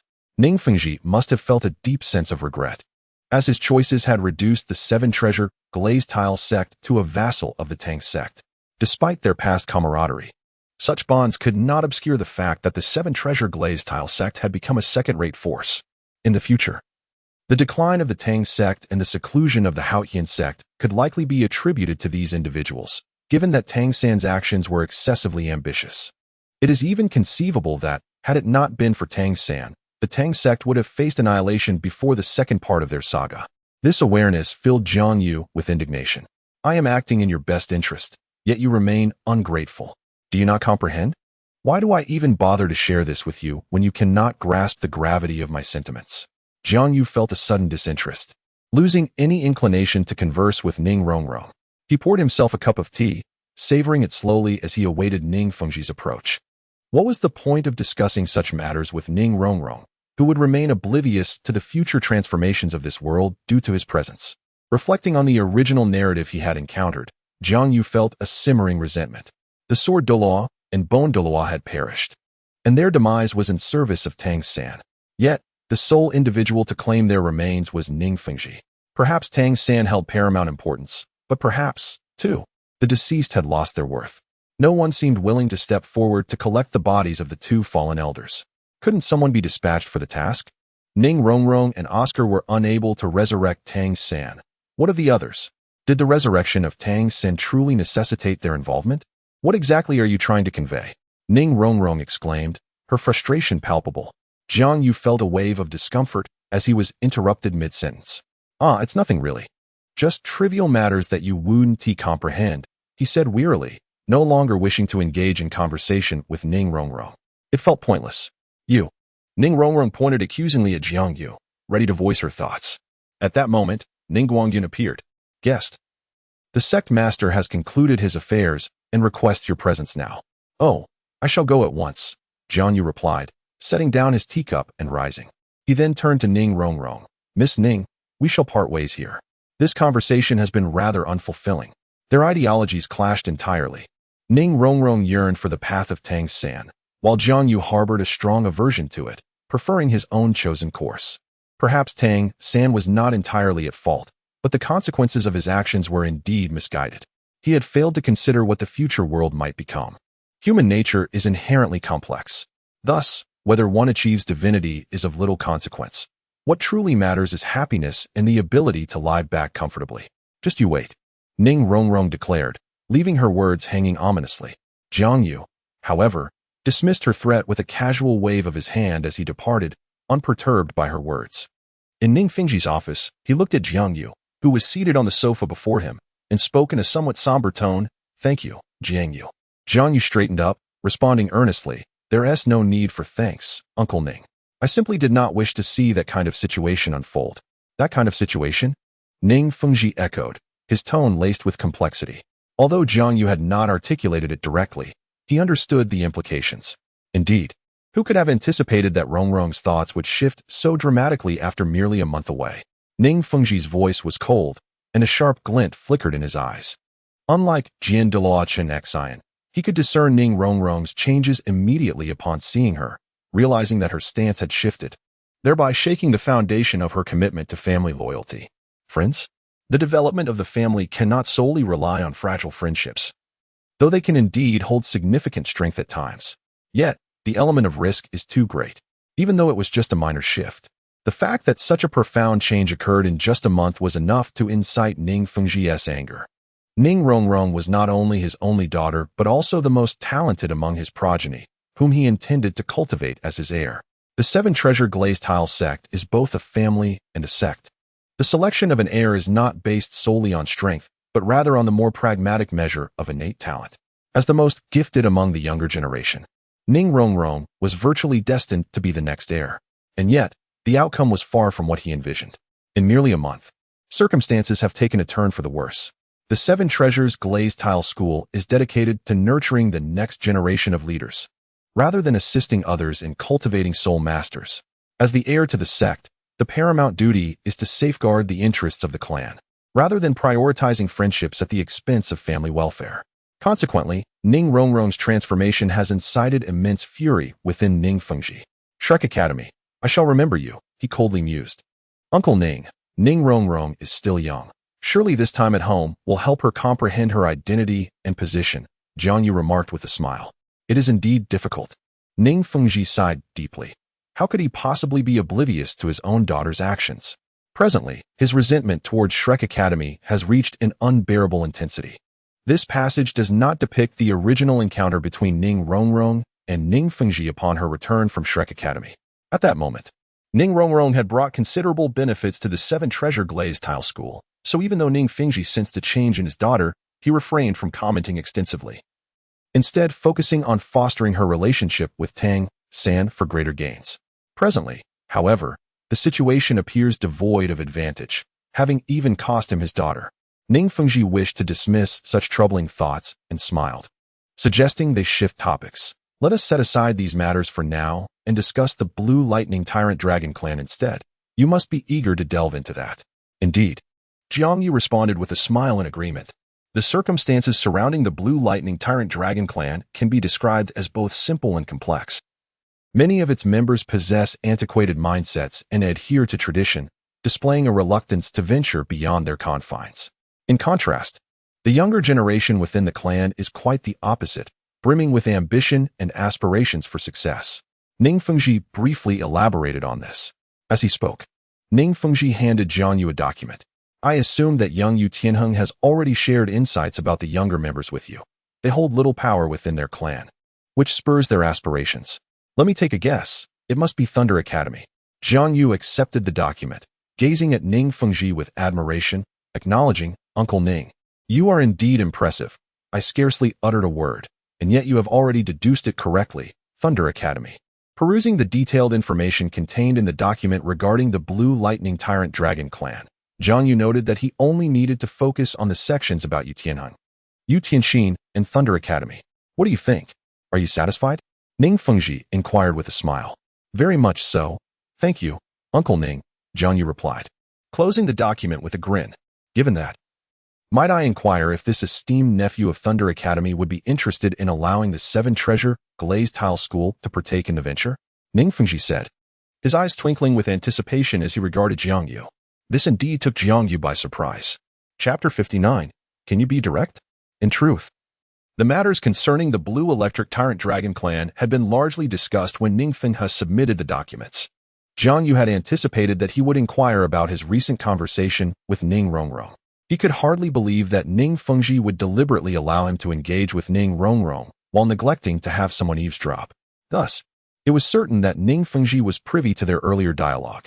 Now, to shift the topic away from that and delve into this instead. How intriguing. Does Uncle Ning comprehend the implications of this? Jiang Yu regarded Ning Fengji with a knowing smile. This is not a trivial collaboration. Thunder Academy represents an agreement reached between Jiang Yu and Yu Tianheng. Yu Tianheng, the heir of the Blue Electric Tyrannosaurus Rex family, signifies the inaugural partnership between the Blue Electric Tyrannosaurus Rex clan and the Prince's Mansion. In future interactions, one will also encounter Yu Tianheng's cousin, Yu Tianxin. What this implies is undoubtedly known to Ning Fengji. Once the Seven Treasures Glazed Tile School joins in, it signifies their willingness to stand in support of Prince Xue Qinghe, indicating that they will wholeheartedly back him. This is not a mere show of strength or a petty display. It genuinely involves the full extent of the Seven Treasures Glazed Tile School's power and influence. Of course, I am aware of this. It is just that my daughter has become unreliable, and I must seek to secure a foundation for our clan's future, Ning Fengji replied with a smile. Yet, there was an unspoken weariness in his words, leaving one to ponder whether it was feigned or genuine. However, in Jiang Yu's eyes, Ning Fengji's sentiments seemed to be a blend of emotions. "Uncle Ning, there is no need for such concern, no matter how much changes. Ning Rongrong will always be your daughter and a member of the Seven Treasures Glazed Tile School in the future. This fact will remain unchanged, so you need not worry," Jiang Yu said with a smile, gazing into Ning Fengji's eyes. He did not believe that Ning Fengji was expressing heartfelt emotions, even if he truly felt that way. The words were more for his own reassurance.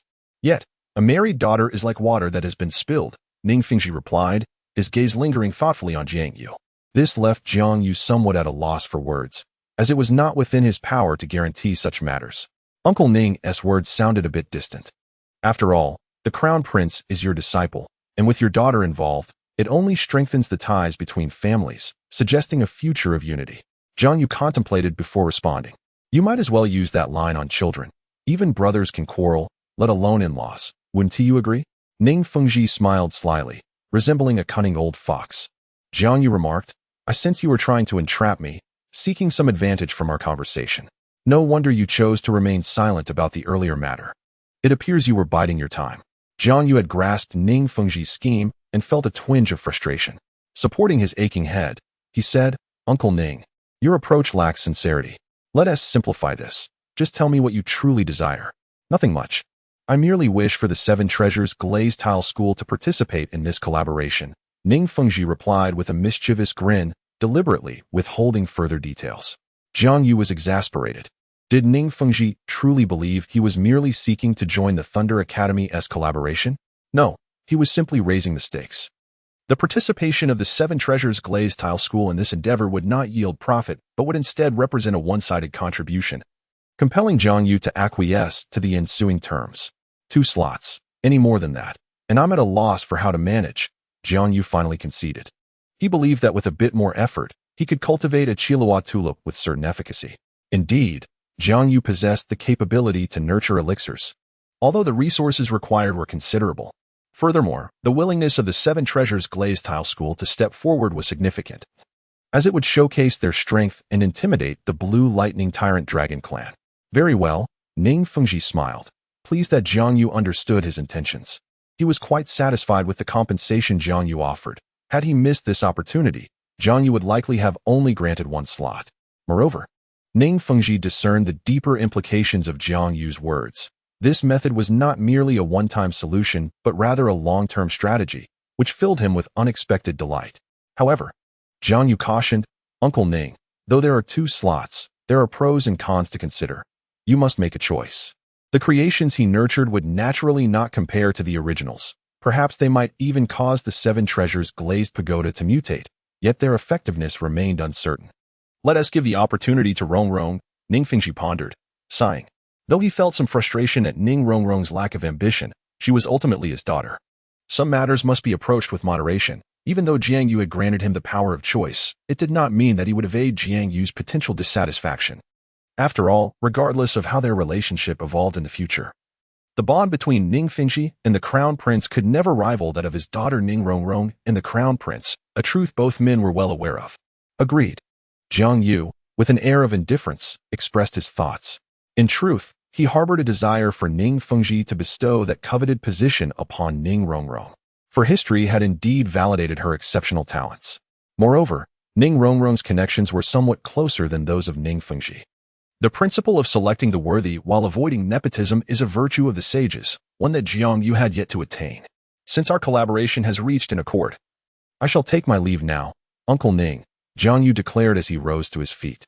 In reality, his initial intention was merely to acquire some intelligence regarding the Blue Lightning Tyrant Dragon clan from Ning Fengji, without the desire to engage in extensive discussions. However, having entered into dialogue, Jiang Yu resolved to adhere to his commitments. As long as the benefits were substantial, he held no objections to the arrangement. Yet, he harbored a slight concern that his recent actions had grown increasingly audacious, with no discernible reaction from the Snow Knight Emperor, which left Jiang Yu feeling somewhat anxious. The decree bestowed upon him by the Snow Knight Emperor, while not entirely dismissed, had been largely disregarded. Such blatant disregard for the Emperor's authority could not possibly go unnoticed by the Snow Knight Emperor, suggesting that he was poised for a more significant course of action. This is not the later part of the original work. Xue Qinghe had directly poisoned the Snow Knight Emperor, resulting in his demise. Presently, however, the Snow Knight Emperor remains in robust health, his vitality undiminished, though it is uncertain whether Xue Qinghe has commenced his nefarious deeds. The current Snow Knight Emperor undoubtedly embodies the essence of a true sovereign. Well then, allow me to see you off. Do visit often whenever you have the chance. Ning Fengji remarked with a smile, rising to escort Jiang Yu. He was exceedingly pleased with the collaboration, a delightful surprise that prompted him to express his gratitude in some manner. "Please, Uncle Ning, there's no need for such formality. I can see myself out. Just consider me a mere insignificant figure," Jiang Yu replied, a look of urgency crossing his face. "You are placing me in a precarious position. What would others think if they witnessed this? While we often treat His Majesty as if he were inconsequential, he is not truly without significance. They might not take issue with you, but I am in a different situation.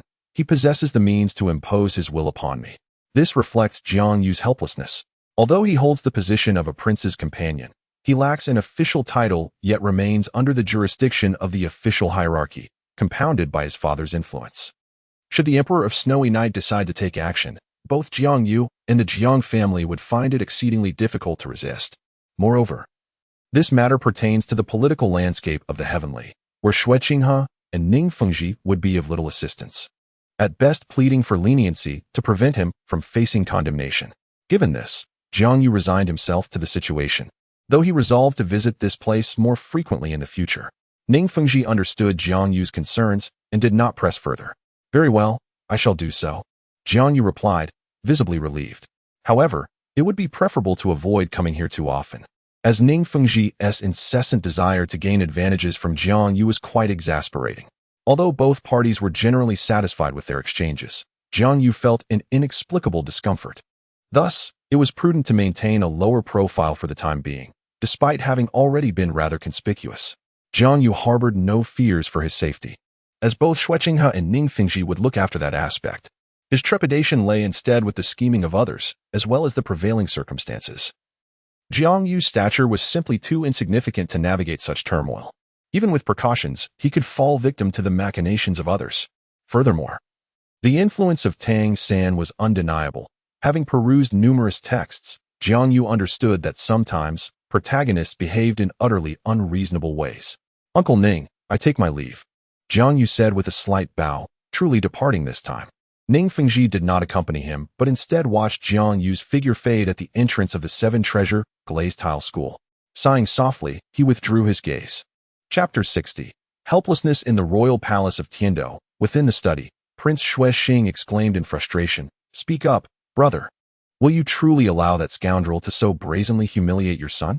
Before him sat the most powerful figure in the Tiandou Empire, the Emperor of Snowy Night. "Now is not the time," the Emperor replied, his voice heavy with contemplation, as he sat silently at his desk.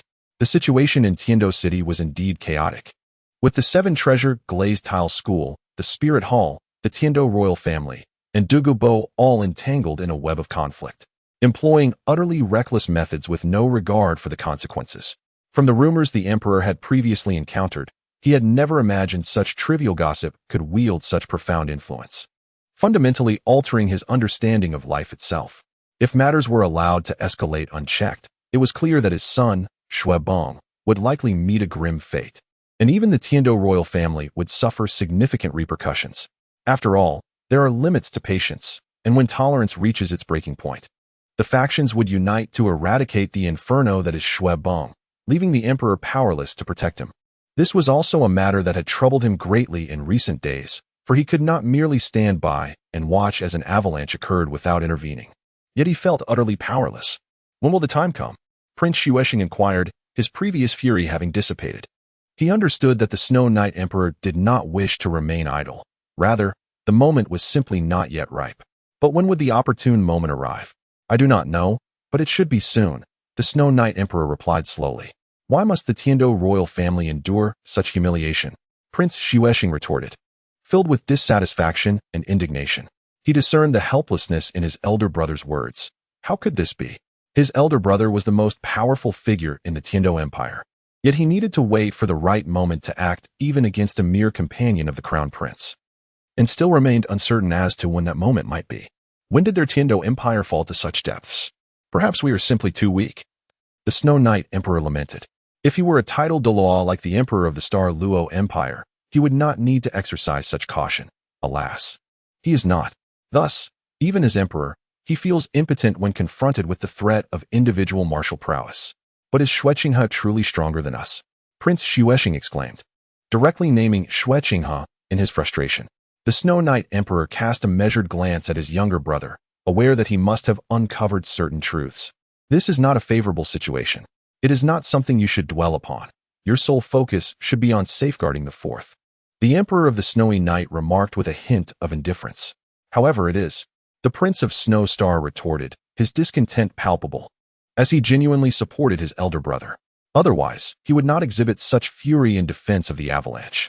Alas, I hope you do not hold it against me, and I trust you will comprehend my position. The current predicament has transcended my control. Though I hold the title of emperor, my actions within this tumultuous landscape are limited. Certain matters cannot be dictated by mere will, and the forces at play must be approached with caution. The Emperor of the Snowy Night spoke wearily. Did he not wish to resolve the issue with Jiang Yu? Indeed, he yearned to, for eliminating Jiang Yu would curtail the advancement of Xue Qinghe, steering everything back to its original course. How could he not perceive that a significant portion of Xue Qinghe's foundation was acquired through Jiang Yu's machinations? All laid bare for observation. With such power at Xue Qinghe's disposal, they could wield even greater influence. Long ago, he recognized Jiang Yu's crucial role within Xue Qinghe. As Jiang Yu gradually unleashed the potential of Xue Qinghe, it is difficult to assert that Jiang Yu is unaware of Xue Qinghe's identity. Yet, even if he is not fully cognizant, it matters little, for he remains Xue Qinghe's most trusted subordinate. However, the Emperor of the Snowy Night could not act against Jiang Yu, or more realistically, he found himself unable to eliminate him. The more he observed, the clearer it became that Jiang Yu had established ties with numerous factions. The Spirit Hall and the Seven Treasures glazed tile school would not stand idly by as Jiang Yu faced peril. Thus, any action taken by the Emperor could only serve to constrain Jiang Yu. Without the removal of Jiang Yu, such efforts would bear little significance. On the contrary, they would expose his own strength, potentially alarming others. Jiang Yu, too, harbored concerns about the Emperor of the Snowy Night, who possessed an extraordinary capacity for patience. One could hardly fathom his hidden strategies. Snow Star. In that moment, The emperor's tone brimmed with an inexplicable resolve. The Prince of Snow Star, taken aback, replied, "Your servant is here.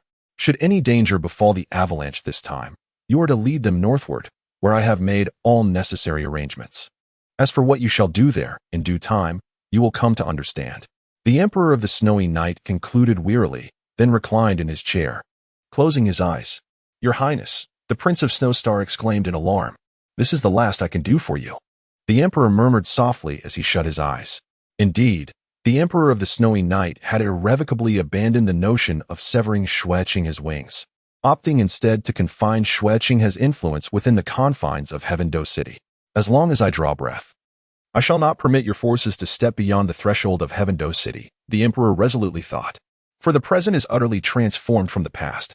Unlike Xue Qinghe, the avalanche could feign ignorance, allowing others to overlook their presence, thus ensuring their survival while clandestinely expanding their own power. As for Jiang Yu, one could only wonder what manner of child could possess such ruthlessness at such a tender age. He will undoubtedly eliminate the avalanche. His current restraint is merely due to a lack of opportunity and his own considerations. If a genuine chance were to arise, he would certainly seize it with ease." The Snow Knight Emperor was acutely aware of the situation. With an unwavering clarity, he knew that Jiang Yu would undoubtedly act in such a manner, for he himself would have done the same. The Crown Prince, Prince Xue Qinghe, opened his mouth, the words lodged in his throat like a fishbone. Yet he could not voice them. The crisis had escalated to such an extent that he questioned whether even their combined efforts could shield against the impending avalanche. "Depart now," the Snow Knight Emperor wearily gestured. "Yes," Prince Xue Qinghe replied softly, subsequently exiting the study. He cast a lingering glance at his elder brother seated in the chair, the twilight of day unmistakably evident. In the distance, the sun descended, its crimson hues gradually fading from the horizon as night enveloped the Tiandou Empire in a shroud of dusk. "Is it the Spirit Hall?" "The Tiandou Empire is not to be trifled with," the Snow Knight Emperor murmured after Prince Xue Qinghe's departure. Even a ruler nearing the twilight of his reign retains a formidable arsenal of strategies. It could only be said that the Spirit Hall had executed its move regarding Xue Qinghe with remarkable finesse. Even the Snow Knight Emperor, in the absence of tangible evidence, could not turn against his eldest son. "Your Majesty, the Crown Prince has heard of your ill health and has personally brought medicinal soup to visit you," a somewhat sharp voice announced from outside the study, bearing news of Xue Qinghe's arrival. "Is that so? My son displays such filial piety. Please invite him in swiftly." The Snow Knight Emperor's face broke into a smile, though the weariness remained indelible. Each individual carries their own burdens, and this was the Snow Knight Emperor's cross to bear. At the Crown Prince's residence, it was not until the moon reached its zenith that Xue Qinghe leisurely returned. Having engaged in conversation with his father after delivering the medicinal soup, the day had unfolded more smoothly than Xue Qinghe had anticipated. "Ah, Jiang Yu, what brings you here?" Upon his return, he was somewhat surprised to find Jiang Yu seated in the hall, sipping tea, a slight itch for confrontation rising within him. As Jiang Yu appeared rather infuriating. "I have matters to report." Jiang Yu promptly stood, his demeanor turning serious. He had no desire to endure an indiscriminate beating from Xue Qinghe. This visit was not one he had wished to undertake. "In that case, sit over there and speak." Xue Qinghe decided to spare Jiang Yu, recognizing his earnestness. However, Jiang Yu noticed the medicine box that Xue Qinghe held, faint traces of herbal fragrance wafting from within. This surprised Jiang Yu, prompting a more serious demeanor. Chapter 61, Swiftly Cutting Through the Tangled Threads. "Your Highness, are you delivering medicine to someone? Could it be His Majesty? Has His Majesty been unwell these past few days?" Jiang Yu spoke with a heavy heart. This inevitably aroused Jiang Yu's vigilance. In the original narrative, the Snow Knight Emperor met his demise at the hands of Xue Qinghe, employing the very means of poisoning. Xue Qinghe's current actions align perfectly with the plot of the original text. Although they have now allied with Douluo, it is likely that the Snow Knight Emperor will find it exceedingly difficult to counteract the poison, perhaps not even surviving until that moment. However, this is not the crux of the matter. The focal point is that this incident was orchestrated by Xue Qinghe.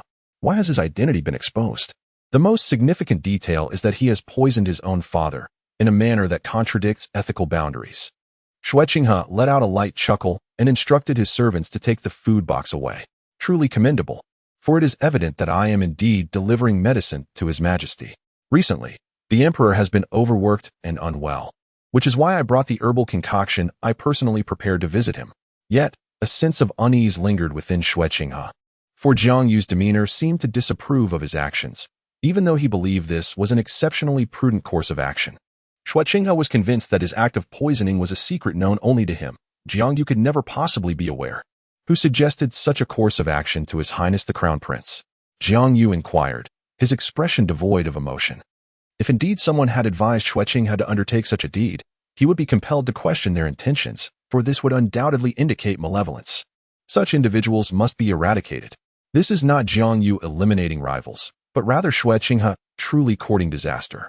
No, this is entirely my own concern, Xue Qinghe said, a hint of panic in his voice, sensing Jiang Yu's displeasure. In the past, Jiang Yu had always been timid, never displaying anger in his presence, leading Xue Qinghe to believe that he would never become enraged.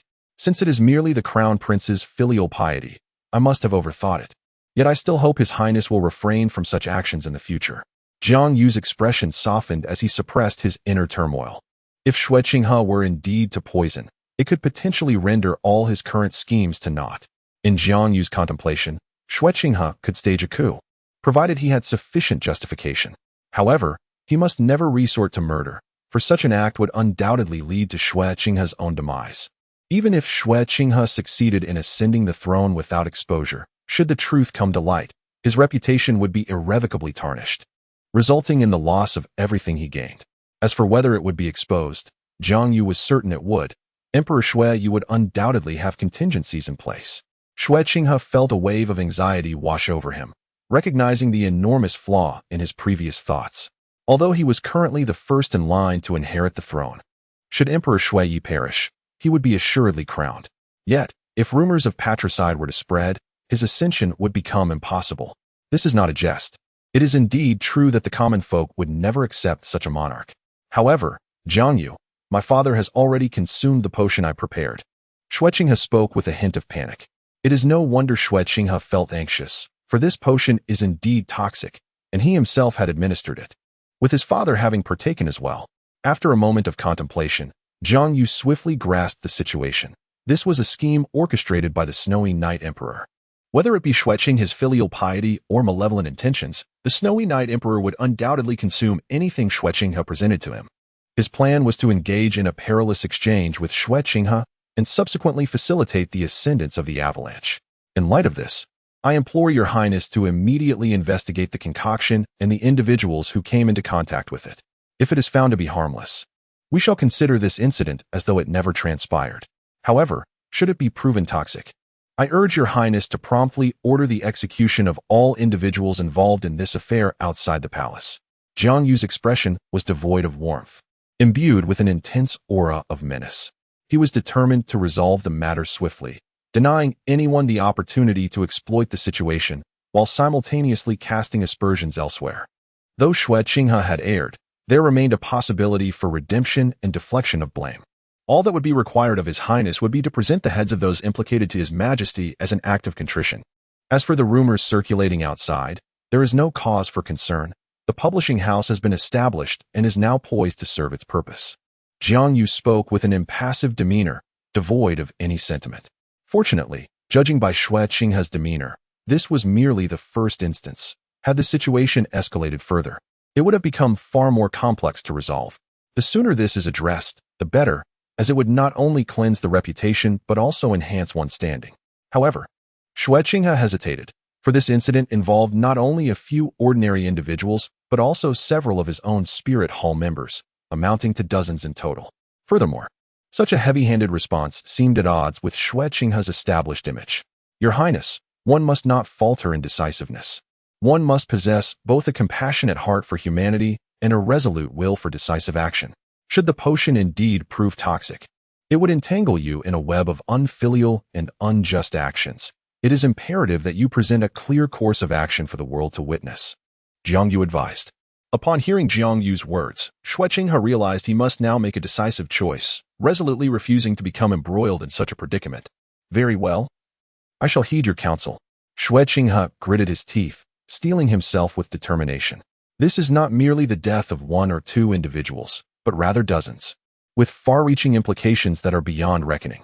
This is the most ruthless act that Xue Qinghe has committed in a long time. and it is executed under the entire identity of the crown prince. Go forth, your highness. I shall take care of the rest. Jiang Yu nodded and replied. The recent events have undeniably imposed a certain degree of pressure upon him. After all, it was his suggestion that determined the fate of dozens of lives with merely a few spoken words, an endeavor that cannot be devoid of strain. Nevertheless, despite the mounting pressure, he is resolute in his actions. For, should Xue Qinghe falter, the consequences would transcend mere discomfort and lead to a state of irrevocable rigidity. This night at the prince's residence is destined to be one of sleeplessness, with a sanguine aura emanating from within. Even the moon in the sky seems to be tainted with the hue of crimson. The following day, Xue Qinghe, with a grim visage, pushed open the gates of the prince's residence, accompanied by Douluo and a procession of severed heads, making his way towards the Tiandou Imperial Palace, marching forth with an air of undeniable grandeur, leaving no semblance of concealment in their wake. This was a directive from Jiang Yu, emphasizing that if one must act, it should be done on a grand scale, ensuring that the entire city becomes aware. As for the reason behind the mere handful of severed heads, it was ultimately due to Xue Qinghe's deep-seated reluctance to cross a moral threshold. He only executed a select few closely associated individuals, sparing the majority. Jiang Yu concurred and even advised Xue Qinghe to clarify the matter, promising to treat their families with kindness, thereby garnering public support. After all, the concoction truly contained poison. Not mere deception. Should others intervene, the consequences would extend beyond the deaths of a few, impacting entire families. Unimpeded, Xue Qinghe made his way into the imperial palace. With no one daring to obstruct him, the severed heads trailing behind him spoke volumes of the gravity of the situation. Soon, his figure graced the imperial court. Within the palace, the Emperor Xue Yi sat high upon his throne, momentarily taken aback upon witnessing his son enter, bearing the grim tokens. Hastily, he inquired, "What is the meaning of this, my son?" Xue Qinghe promptly knelt, bowing his head as he implored, "I beseech you, father, to mete out punishment upon me. Yesterday, as I prepared medicine for you, nefarious individuals administered a slow-acting poison. By the time I discovered it, it was too late. The mastermind had vanished. Nevertheless, I have executed all those involved in this treachery. I am aware that my actions may have been rash, perhaps resulting in the wrongful demise of innocents. Yet your health is paramount in my heart, compelling me to act. Therefore, I humbly request, in light of the fact that those implicated have already met their end, that you spare their families from blame. All transgressions shall rest solely upon my shoulders." With these words, Xue Qinghe remained prostrate. The court erupted into chaos, astonished that someone could exploit the prince's filial piety to poison the emperor. The cruelty of this act was unfathomable. The emperor, observing his son kneeling in silence, bore a gaze of profound depth. Such ruthlessness was staggering. Even with his suspicions regarding Xue Qinghe's potential actions, he had not anticipated Jiang Yu's swift maneuvering. Within a day, the matter was resolved, with the sacrifice of several lives. Indeed, Emperor Xue Yu was aware that this course of action had been instigated by Jiang Yu. After all, he had been Xue Qinghe's father for over a decade, and he understood his son's character. Thus, he had deliberately orchestrated this scenario to test whether Xue Qinghe would fall into the trap. The result was that he had indeed taken the bait. Yet before the emperor could fully comprehend the implications, the situation had been decisively addressed. "My son, do not burden yourself with guilt. Your intentions were noble, though you were manipulated, and for that, you bear no fault. Let this serve as a lesson. As for those who have already been dealt with, let us move on. Justice shall focus solely on the instigator." With these words, Emperor Xue Yi drew the curtain on the matter. "Thank you, father." Xue Qinghe raised his voice and then stood up, positioning himself to the side. The heads of the fallen on the ground were turned to ashes with a mere wave of Douluo's sword. The Emperor of the Snowy Night observed this scene in silence, his heart filled with complex emotions. It appears imperative that Shaoxi departs from Heavendou City at the earliest, for he cannot contend with them. Chapter 62. Discussion. While Xue Qinghe was attending the court assembly, 3 individuals occupied a private room in a luxurious tavern within Heavendou City. Among them was Jiang Yu, accompanied by Ning Fengji, the leader of the 7 Treasure Glazed Tile School, and Qin Renxue, the Sword Douluo. "Ning uncle, what brings you here?" Jiang Yu inquired with a smile, his expression devoid of any surprise. "Given the gravity of the situation, how could I refrain from coming to see?" Ning Fengji replied with a playful reprimand. At that moment, as Xue Qinghe was engaged in the court assembly, Jiang Yu and Ning Fengji were unable to attend. Thus, Ning Fengji sought out Jiang Yu to ascertain the details of the events that had transpired. Jiang Yu's awareness was evident, as Ning Fengji quickly discerned that the decisive actions were indeed Jiang Yu's doing, for his disciple lacked such ruthlessness. To be honest, Ning Fengji was somewhat taken aback. In his recollection, Jiang Yu was not typically so merciless. After all, Ning Uncle is the master of the Crown Prince. Jiang Yu remarked with a sip of tea and a smile. Do enlighten me. What truly transpired? Why did Qinghe resort to such drastic measures? This is uncharacteristic of him. Even if you suggested it, he would not act so, Ning Fengji said gravely. Jiang Yu set down his teacup and regarded Ning Fengji with a cool demeanor, stating, How many? It is already quite few. It was originally dozens. However, Ning Uncle is not entirely mistaken. This is indeed not the Crown Prince's style. It was my counsel. For this matter could not be resolved without some bloodshed, and I hope you can understand. Nevertheless, even so, the Crown Prince has only claimed a mere dozen lives. That is indeed merciful. Jiang Yu's words furrowed Ning Fengji's brow, signaling to him that a significant incident had occurred. What exactly has transpired? There was poison introduced into the medicine the Crown Prince was preparing for His Majesty. Ning Uncle, you understand what this implies, do you not? Jiang Yu stated with an expression of utmost seriousness. At this moment, Ning Feng's body was enveloped in an overwhelming fury. He was acutely aware of the implications. A single misstep could lead to Xue Qinghe being branded with the infamous title of patricide. In such an eventuality, not only would his status be jeopardized, but the very alliance forged by their princely estate would also face imminent collapse. This is precisely the occurrence that Ning Fengji utterly wishes to avoid. Who could be responsible for this? His tone is imbued with the terrifying intent to kill. In that moment, he too felt the urge to take a life. Thus, he could comprehend why Jiang Yu advised Xue Qinghe to eliminate so many individuals without delay. Jiang Yu shook his head. The matter remained unclear. Yet it undoubtedly bore significant implications. I even suspect that the trouble may not stem from the prince's residence, but rather from the imperial palace itself. Nevertheless, it is imperative that a number of lives must be sacrificed from the prince's household. If the issue lies within the prince's residence, it is inevitable that there would be fatalities. Moreover, this matter is unlikely to be unraveled, for it was indeed orchestrated by Xue Qinghe. Though no one could have anticipated such a turn of events, Ning Fengji pondered for a moment. Could it be the spirit hall? It did not seem plausible. After all, poisoning the emperor would not serve the interests of the spirit hall. Instead, it would greatly benefit the crown prince, as he is the first in line to inherit the throne. Should the emperor perish, the crown prince would ascend to the throne. Jiang Yu executed a countermaneuver. Yet this was predicated on the condition that the affair remained concealed. Should it come to light, once the emperor passed, Qinghe would become the primary suspect, perhaps even branded as the murderer. Ning Fengji spoke in a low voice, fully aware of this, which led him to dismiss the notion of Xue Qinghe's involvement from his mind. Jiang Yu nodded. This was precisely what he desired. Indeed. Although I uncovered the truth early on, it seemed the puppeteer had been well prepared. The prince's residence left no traces. Even the deceased bore no signs that could be traced back. Perhaps they too were innocent. Yet at this juncture, even the innocent must meet their demise. Jiang Yu sighed, expressing a hint of regret. Ning Fengji did not perceive Jiang Yu's sentiments as feigned, for the reality was as such. He too would opt for the same course of action, even if it meant sacrificing the innocent. However, this also attested to Xue Qinghe's compassion. He had refrained from excessive bloodshed, instead eliminating only a handful of those closely involved, thereby shouldering all the blame and ensuring the safety of others' families. This point even garnered the admiration of Ning Fengji. Given this, from the perspective of the beneficiaries, only a handful have truly gained. Could it be an avalanche? Ning Fengji mused. The fourth prince, perhaps? This possibility indeed exists. However, Uncle Ning, this is not a matter for us to discuss, Jiang Yu remarked quietly, indicating that they should cease this line of conversation. Despite being a close aide to the crown prince, Ning Fengji served as the crown prince's mentor. Yet, once the royal family is involved, their hands are tied, leaving the judgment entirely to the snowy night emperor.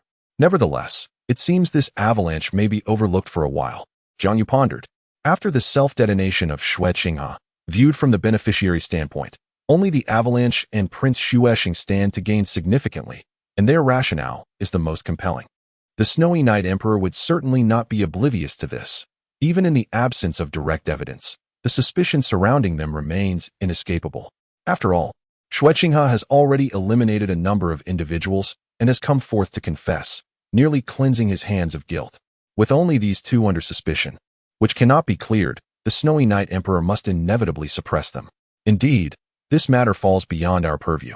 Ning Fengji comprehended Jiang Yu's intent. Given that it pertains to the royal family, outsiders like themselves should refrain from meddling, making discussion futile. Let us turn our attention to the matter of the publishing house. Uncle Ning, Jiang Yu proposed, suggesting that the publishing house must have been established by now, although only a few days have passed. Considering the efficiency of the Seven Treasures glazed tile school, the publishing house is surely ready.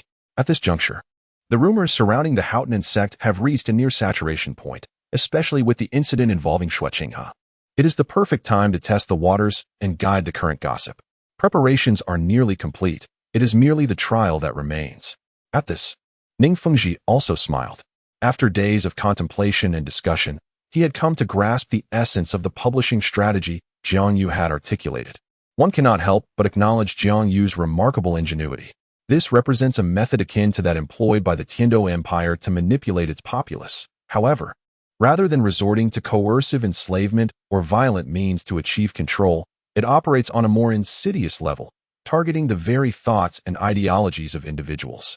It is no wonder that possession of such an instrument is prohibited, for it is tantamount to wielding a weapon of state governance. Ning Fengji pondered silently while holding his teacup. Such matters, when entrusted to individuals, indeed spell disaster. Without the need for experimentation, Uncle Ning immediately commenced. I shall execute a demonstration, utilizing the recent affair involving His Highness the Crown Prince as a practice. Jiang Yu remarked. He was utterly indifferent to whether Ning Fengji understood the operations. The weapon of public opinion was not as formidable as it was often perceived. It necessitated a conducive environment and considerable strength as its foundation. A favorable environment allows one to express oneself freely without the fear of retribution, while immense power engenders acceptance of one's words, safeguarding one from dire consequences. This is akin to Jiang Yu's earlier trepidation, stemming from the anxiety of being discovered and swiftly dealt with. This is not a previous life, in a past existence. As long as one does not harm the interests of the nation, one could fabricate freely. Public accounts and marketing entities operate under such a premise. However, in the realm of Douluo Continent, even stating the truth requires careful consideration of potential repercussions. After all, the soul's masters wield absolute power in this world. Is this not a bit hasty? Qinghe's incident has only recently transpired, Ning Fengji remarked, his brow furrowed. He did not quite agree with Jiang Yu's approach. Many people are still unaware of the events surrounding the Crown Prince today, indicating that there is no substantial public foundation for this matter. There's no rush. This level of urgency is just right. We can approach it differently, Jiang Yu replied languidly.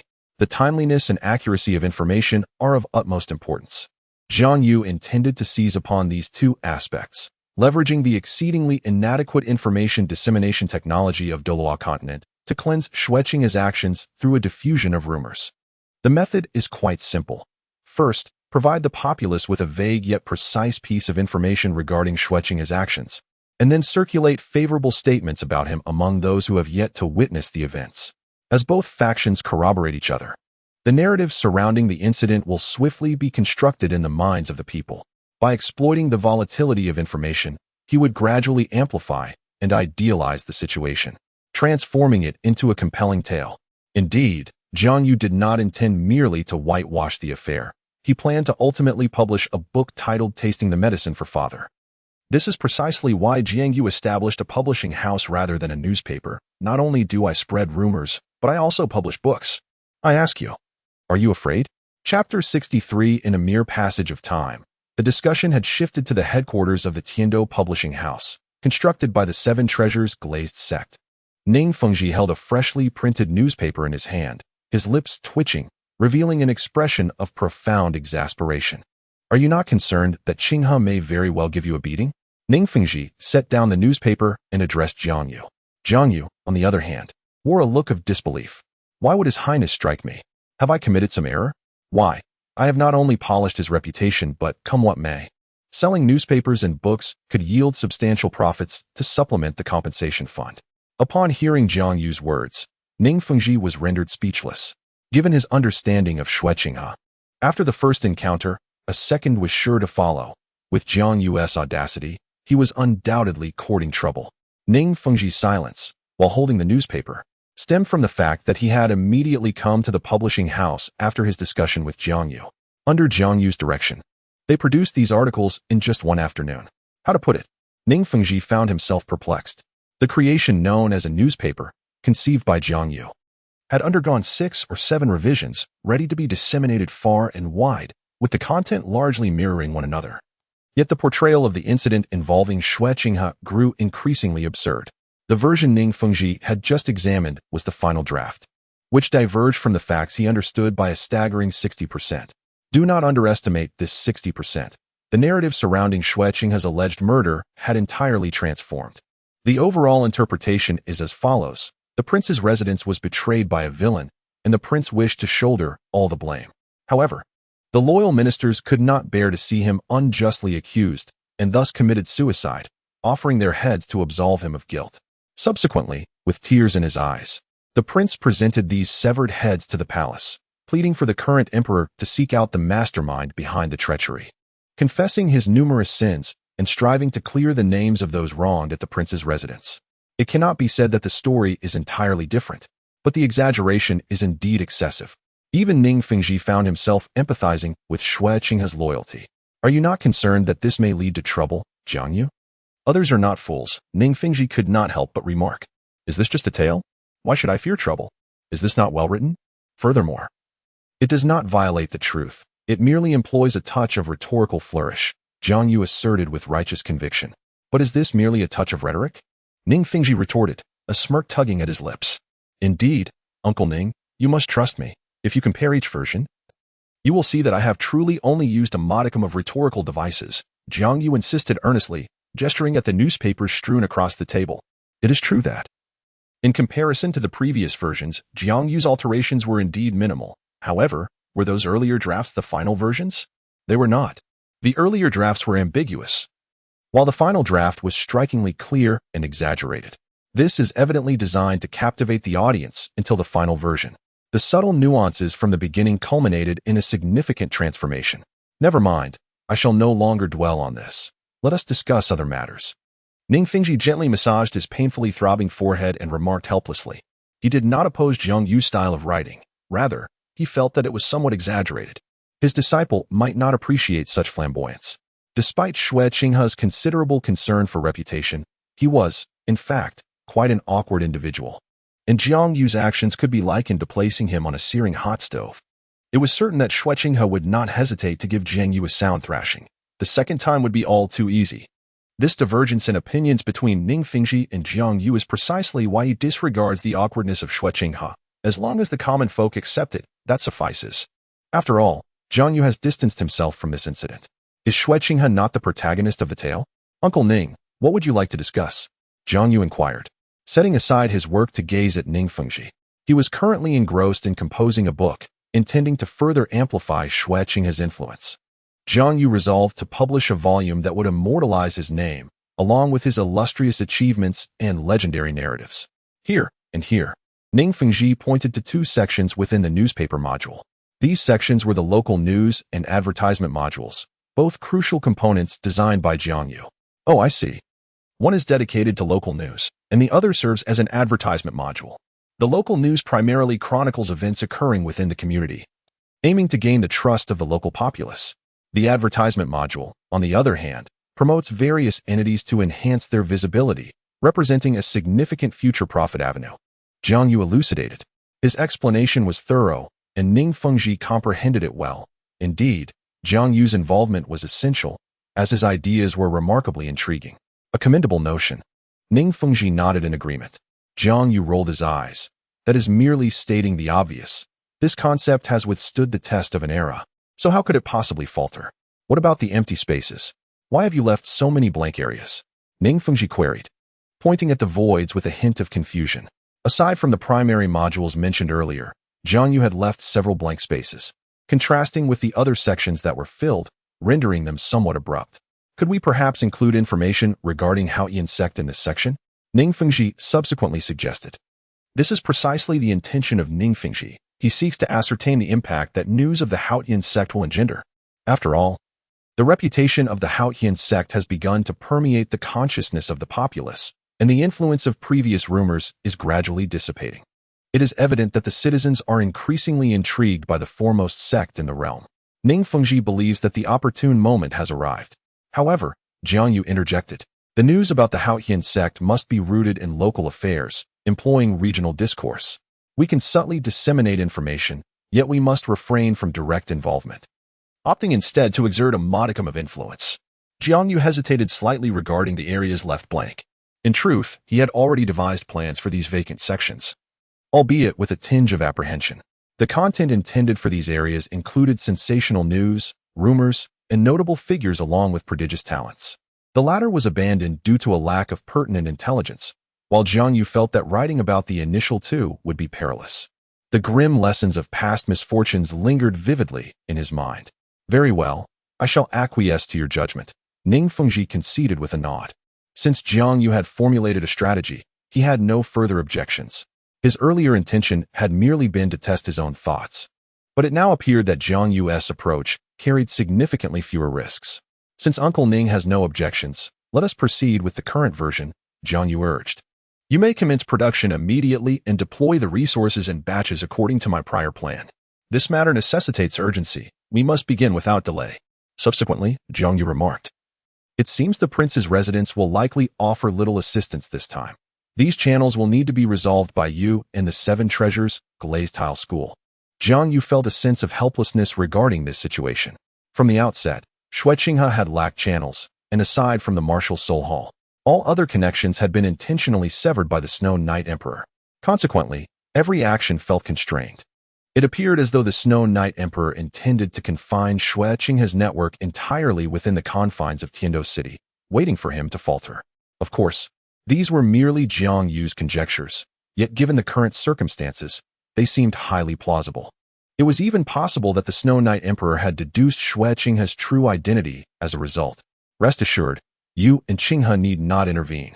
Leave this to me and the Seven Treasures Glazed Tile School, Ning Fengji assured with a smile and a nod. These experiences have accumulated a wealth of practical knowledge for the Seven Treasures Glazed sect as it endeavors to establish its own publishing house. Jiang Yu cast a casual glance at Ning Fengji, fully aware of the old fox's intentions, merely seeking to learn the current model for future imitation. Yet, even if one were to acquire such knowledge, what value would it hold? The information you have gathered is but a fraction of what I have intentionally released. Jiang Yu had no intention of resorting to underhanded tactics. If one wishes to make a horse run, one must provide it with fodder. What I have revealed is genuine, yet it constitutes only a portion of my capabilities. Chapter 64. Everything is quite well now. 2 days later, rumors regarding Xue Qinghe began to proliferate, unfolding precisely as Jiang Yu had anticipated, igniting extensive discussions among the populace. The rumors surrounding Haotian sect reached a further climax, attracting considerable attention, all awaiting the emergence of sensational news. At this juncture, Tiandou Publishing House achieved remarkable success, its reputation firmly entrenched in the public consciousness. Furthermore, the prominent name Tiandou naturally led many to subconsciously perceive this as an official announcement, indicating that Jiang Yu had astutely chosen his entry point, garnering an excellent response among the common folk. That avalanche prince is truly despicable, daring to conspire against his own father by manipulating the crown prince, attempting to frame his highness. Indeed, I have long heard of the fourth prince's nefarious intentions. For years he has masqueraded as a frivolous dandy, only to reveal himself recently as a patricide and fratricide, willing to forsake family for the sake of a throne, more beast than man. The speakers are merely two ordinary citizens, not agents of Jiang Yu or the Seven Treasures Glazed Pagoda disseminating these rumors. Such individuals are exceedingly numerous, populating every corner of the streets. The reputation of Avalanche has been irrevocably tarnished, and no one is willing to place their trust in him any longer. Furthermore, the discourse surrounding Avalanche, including previously suppressed rumors, has emerged solely from spontaneous public discussion, with no external interference in the matter. It can be asserted that Jiang Yu's actions have decisively cast Avalanche into the abyss. Although Jiang Yu refrains from disparaging anyone or mentioning Avalanche in the newspapers that aim to vindicate Xue Qinghe, the entirety of his narrative glorifies the greatness of Xue Qinghe. What is particularly remarkable is that, Despite refraining from any underhanded tactics, he consistently provokes contemplation. Why would one seek to frame Xue Qinghe? What advantages could this bring to the orchestrators behind the scenes? And who stands to gain the most? The myriad of questions posed did not explicitly reveal the answers. Yet they granted the populace an expansive realm for contemplation, leading to the gradual elimination of possibilities and the emergence of revelations. The specter of the natural avalanche resurfaced in the minds of all, and in conjunction with prior rumors, the public arrived at a consensus in their hearts. The fourth prince, Avalanche, had been the true mastermind behind this affair from the outset. No one had slandered him, as the entirety of this was indeed factual, save for the sensational gossip. In an effort to prevent the resurgence of the previous outburst of uncontrolled rumors, Jiang Yu subtly disseminated a minor rumor, which bore a semblance of truth, suggesting that Avalanche was lacking in certain aspects. The public harbored no doubts, even believing it to be genuine. Avalanche, in a bid to mask his shortcomings and satiate his inner vanity, had concocted a plethora of frivolous stories. Thus, a scapegoat was found in Avalanche, allowing Xue Qinghe to emerge unscathed from the ordeal, amassing considerable renown in the process. However, amidst the manipulation of rumors by the Haotian sect, a minor miscalculation unfolded, surpassing Jiang Yu's expectations. Someone leaked the details of the Haotian sect's past dealings with the Wuhuan Hall before Jiang Yu could take action. This disclosure leaned heavily towards discrediting the Haotian sect. Although a few individuals did rise to defend the sect, their efforts proved largely ineffectual, as the number of those denigrating or discussing the facts was overwhelming. Jiang Yu had provided them with a platform, and they began to express themselves freely, leading to a one-sided situation. Unless the Haotian sect intervened with a show of strength, the tide could not be halted. Jiang Yu has also clarified the two factions involved in this conflict. One group, responsible for the smear campaign, comprises the victims of the incident from years ago, while the other, voicing their opinions, hails from the Tiandou royal family.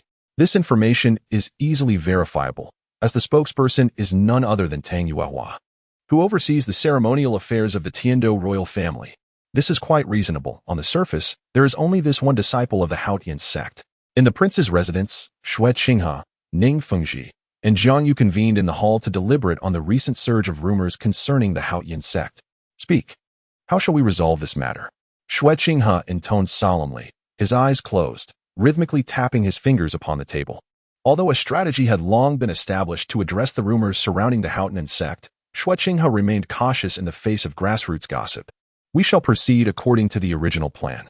While unexpected developments have arisen, the influence of the populace remains paramount and will not alter the outcome.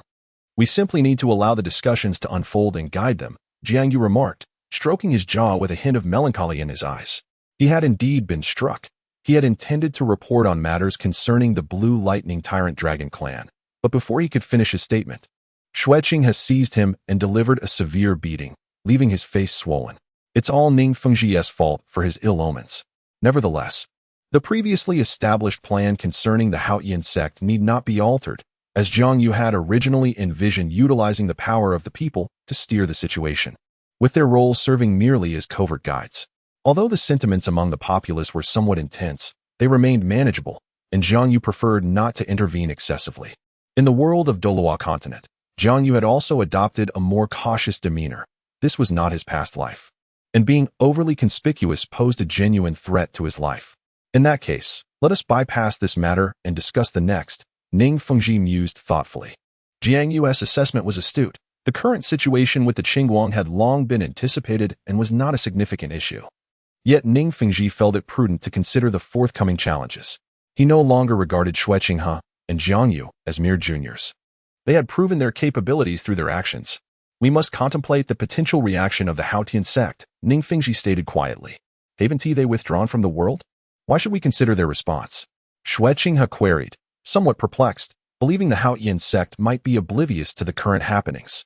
Jiang Yu quickly interjected with the information at his disposal. They have not completely withdrawn. There are still disciples of the Haotian sect in the mundane world, and their connections run deep.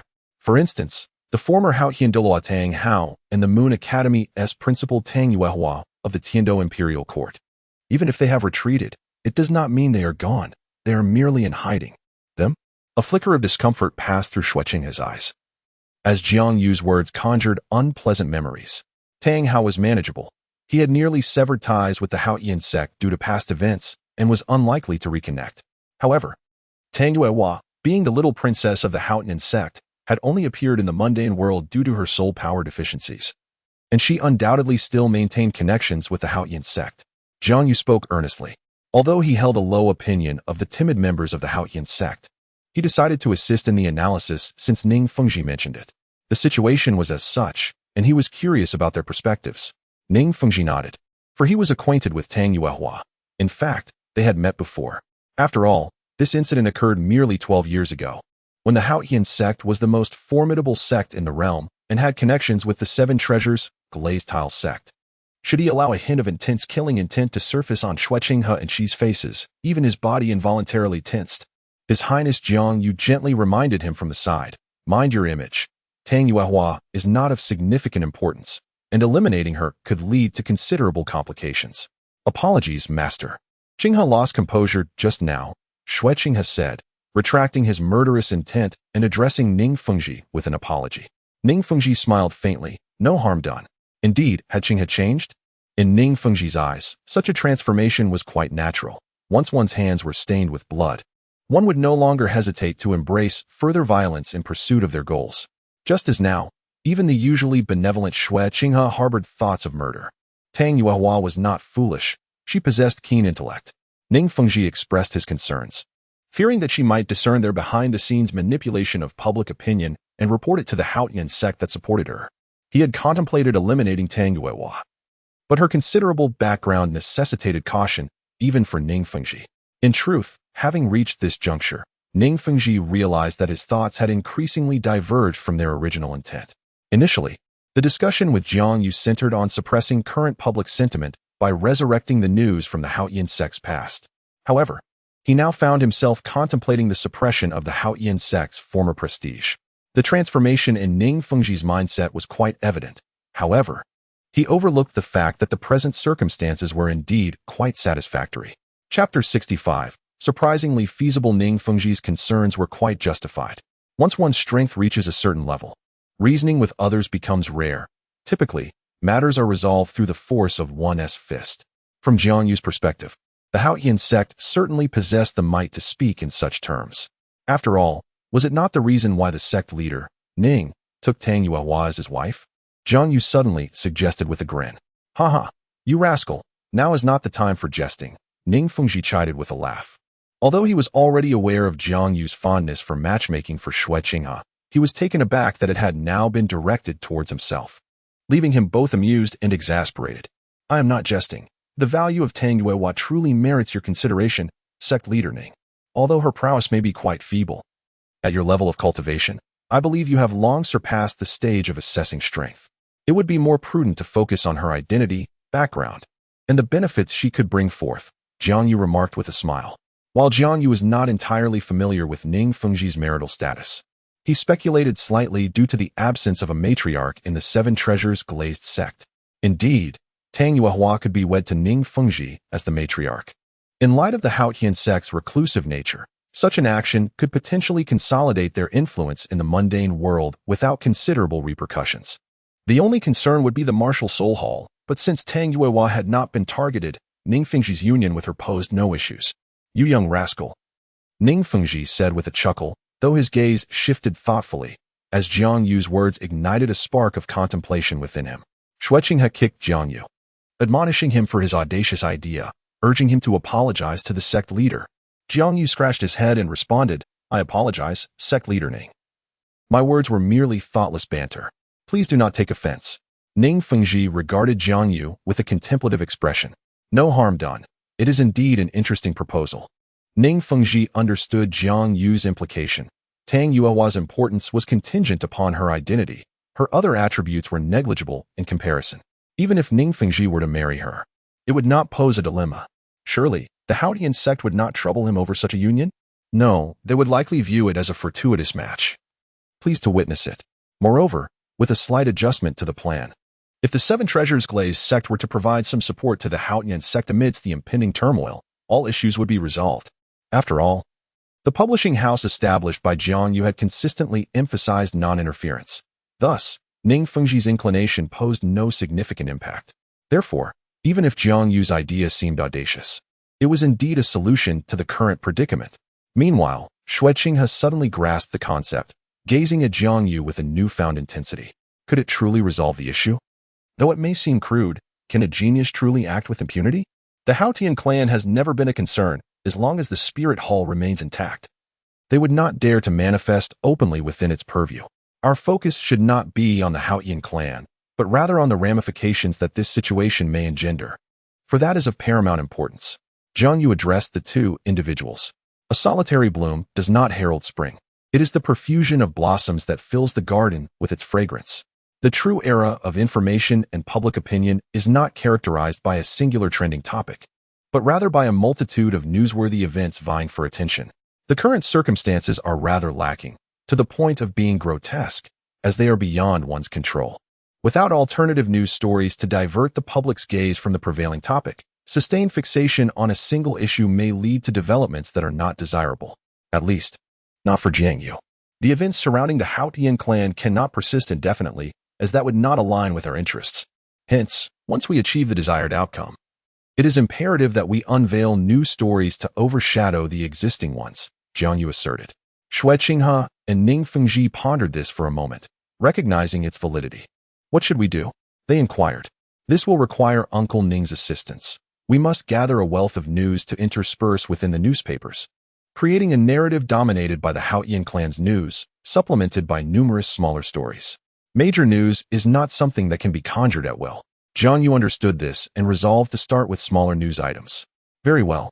Leave it to me, Ning Fengji nodded, committing Jiang Yu's words to memory, ready to find an opportune moment to fulfill this task. The urgent meeting has finally come to a close. What lies ahead are mere trifles, and thus Jiang Yu finds himself devoid of any desire for discussion, allowing Xue Qinghe and Ning Fengji to engage in dialogue throughout.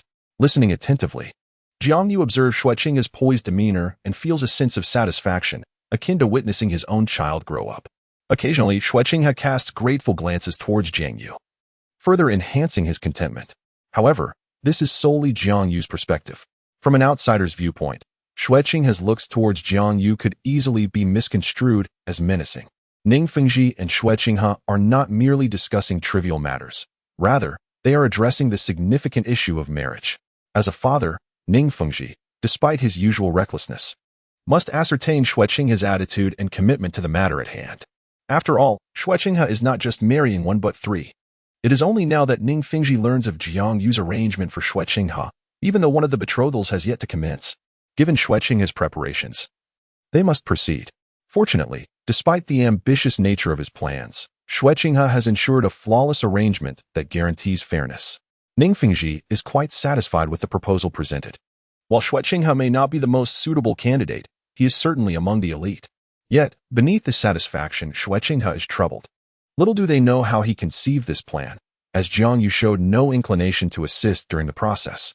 Observing Jiang Yu's detached amusement, Xue Qinghe feels a surge of frustration. For marriage is merely the beginning. The true challenge lies in the everyday life that follows. Ning Fengji, amused by the unfolding drama, smiles and suggests, Qinghe, why not accompany me to the Qibao Yili sect to visit Rongrong? Consider it an opportunity to foster your relationship. Xue Qinghe senses an undercurrent of mischief in his mentor's words, but replies, very well, since you invite me, I shall comply. It has indeed been quite a while, and I have missed her. He feels the need to take his mentor's suggestion seriously. Ha ha ha, I'm sure Rongrong will be delighted to learn of your visit. Ning Fengji adds cheerfully. Meanwhile, Jiang Yu observes the jovial exchange between them, fully aware that both are speaking disingenuously, cloaked in empty pleasantries. However, this does not concern him. Soon enough, Ning Fengji and Xue Qinghe depart for the Qibao Yuli sect. Left with nothing to do, Jiang Yu leisurely sips tea and nibbles on snacks, thoroughly enjoying his idle time. Yet, a thought lingers, have I forgotten something? Jiang Yu, an unremarkable figure, soon cast aside his fleeting thoughts, deeming them insignificant. Meanwhile, at the Tiandou Royal Academy, Yi Lingling awaited Jiang Yu's arrival, accompanied by a cadre of family elders.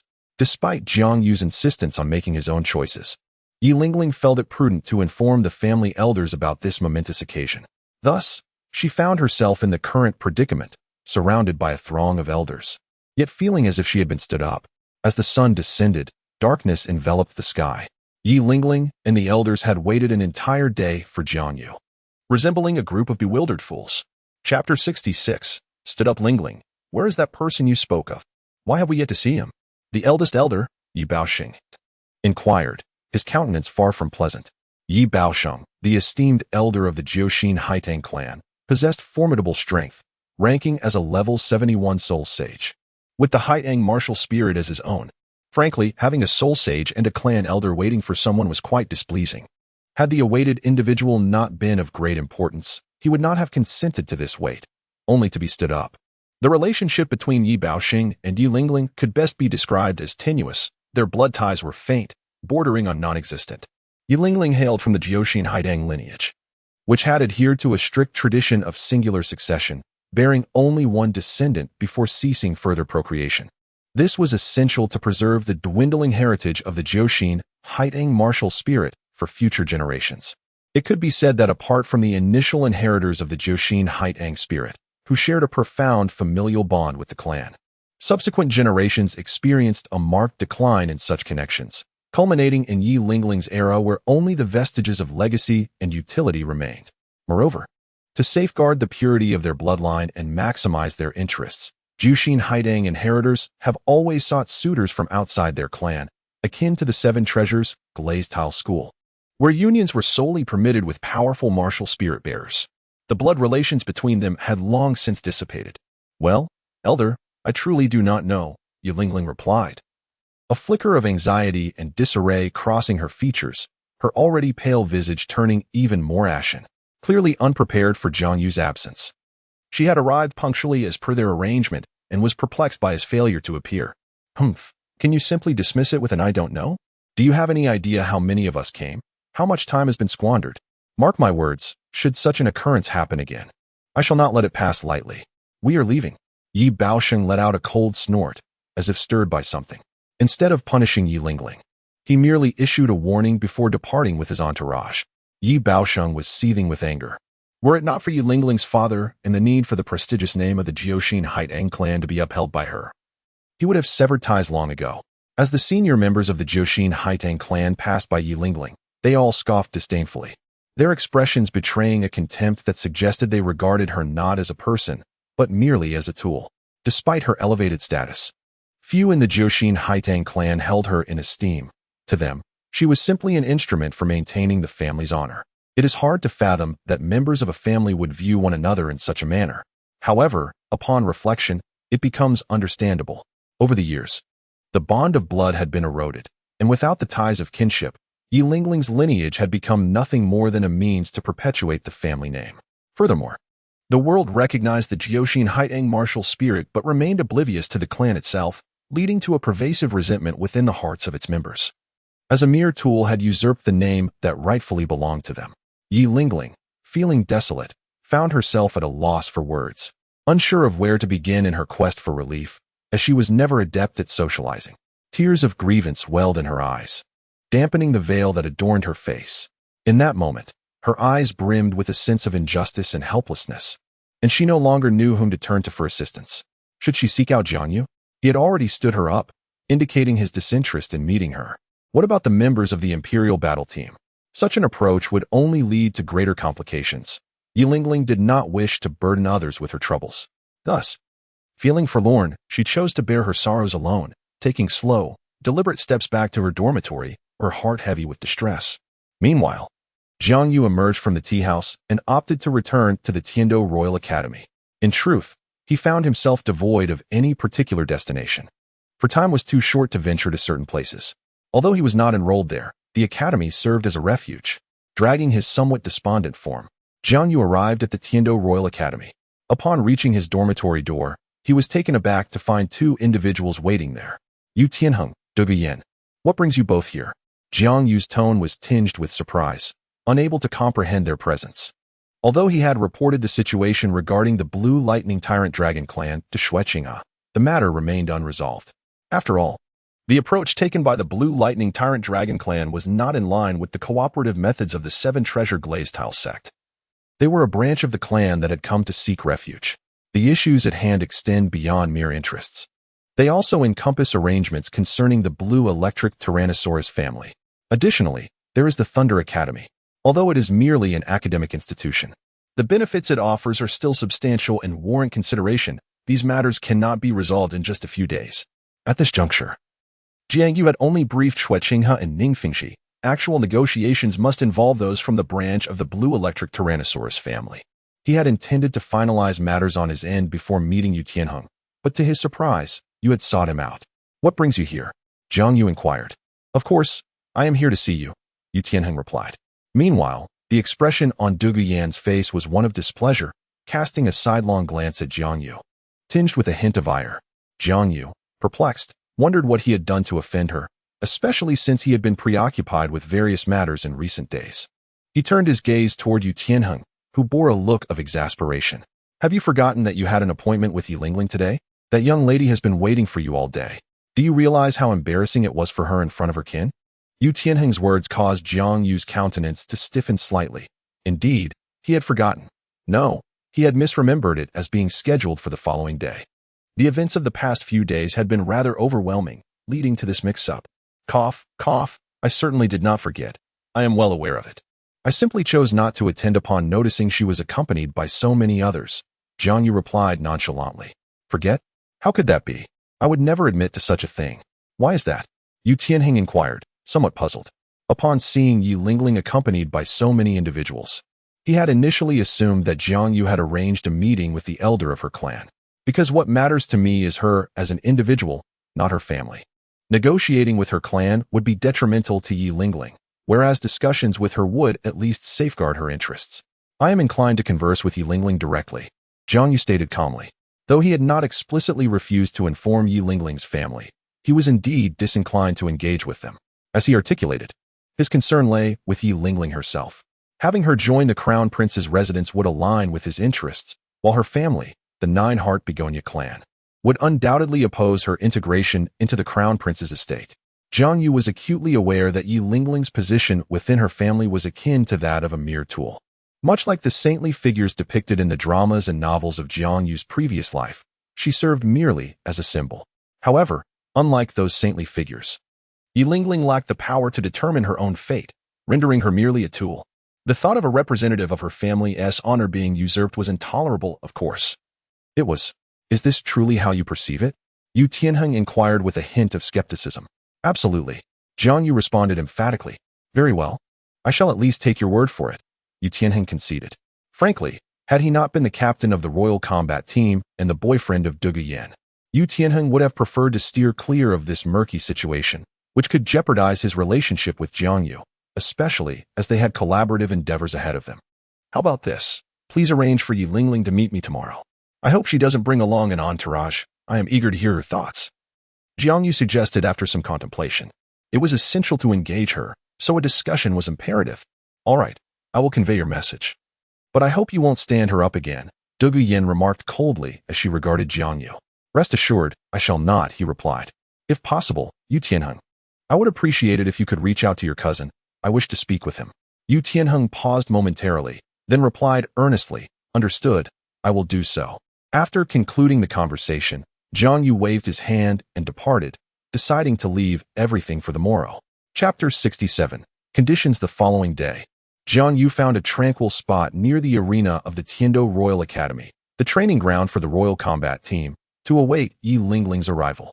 Pouring himself a cup of morning tea and savoring some pastries, he adjusted his demeanor in preparation for their impending dialogue.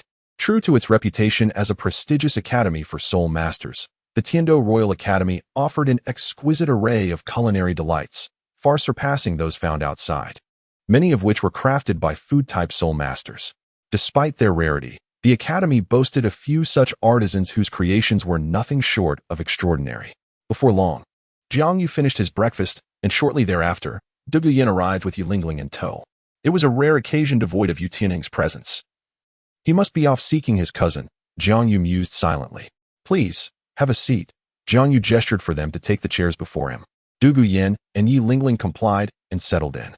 Once they were seated, Jiang Yu poured them both a cup of tea, and after serving, he began to speak. "First and foremost, I apologize for not notifying you yesterday. It was my oversight to leave you waiting. Secondly, I still stand by my previous sentiment. I am keen to understand your own choices. Jiang Yu spoke sternly to Yi Lingling, his presence slightly elevated, exuding an air of authority. Yi Lingling felt somewhat at a loss for words, unsure of how to respond to Jiang Yu's remarks. Meanwhile, Douluo Yin coldly interjected. Do not speak to Lingling in such a tone. Simply state what you wish to discuss. Although Douluo Yin harbored a degree of appreciation for Jiang Yu's ability to alleviate her own toxins, she was profoundly angered by his bullying of Yi Lingling. It is worth noting that due to her solitary nature at the Heaven-Do Royal Academy, Yi Lingling had only Douluo Yin as a confidant, prompting Douluo Yin to often stand up for her. Oh, my apologies, that was my oversight. Jiang Yu responded with a calm smile, naturally conceding and retracting his imposing demeanor. His gaze inadvertently flickered to the bracelet adorning Yi Lingling's wrist. Let me be frank, I harbor no ill intentions towards Yi Lingling. On the contrary, my concern for her surpasses that of her so-called kin. I hope you can comprehend this, Jiang Yu stated with a light chuckle. Your words hold little weight. Douluo Yin replied coolly, embodying a protective stance for Yi Lingling. Jiang Yu bore no objection to Yi Lingling relinquishing the conversational reins to Douluo Yin. After all, she was astute, capable of grasping his meaning, unlike Yi Lingling, who seemed oblivious. I am aware of this, which is precisely why I wish to negotiate. My minimum demand is that if Yi Lingling accepts my assistance, she must join the Crown Prince's residence. This condition is non-negotiable. Upon uttering this, Jiang Yu cast a glance at Yi Lingling, who had her eyes cast downwards, avoiding his gaze. Jiang Yu chuckled softly, no longer engaging with her, and turned his attention to Douluo Yin to hear her response. Douluo Yin furrowed her brows and queried, why must Lingling join the Crown Prince's residence?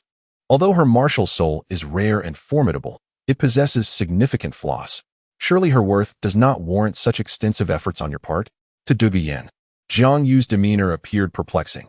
While Yi Lingling's martial soul was impressive and held value, it paled in comparison to the collaboration Jiang Yu previously discussed with Yu Tianning. Douluo Yin could not fathom Jiang Yu's motivations for such a grand undertaking. And what if I could rectify her martial soul's flaws? Jiang Yu took a sip of tea, placing the cup down with a faint smile. What? Douluo Yin exclaimed, rising in astonishment as she stared at Jiang Yu, clearly taken aback by this revelation. Evidently, Yi Lingling had not disclosed this information to her. Lingling, is this true? Douluo Yin turned to Yi Lingling, seeking confirmation. I do not know, but he claims he can. Yi Lingling replied softly. Jiang Yu spread his hands and remarked with a smile. You see, I can indeed address her martial soul's deficiencies. But it comes at a great cost.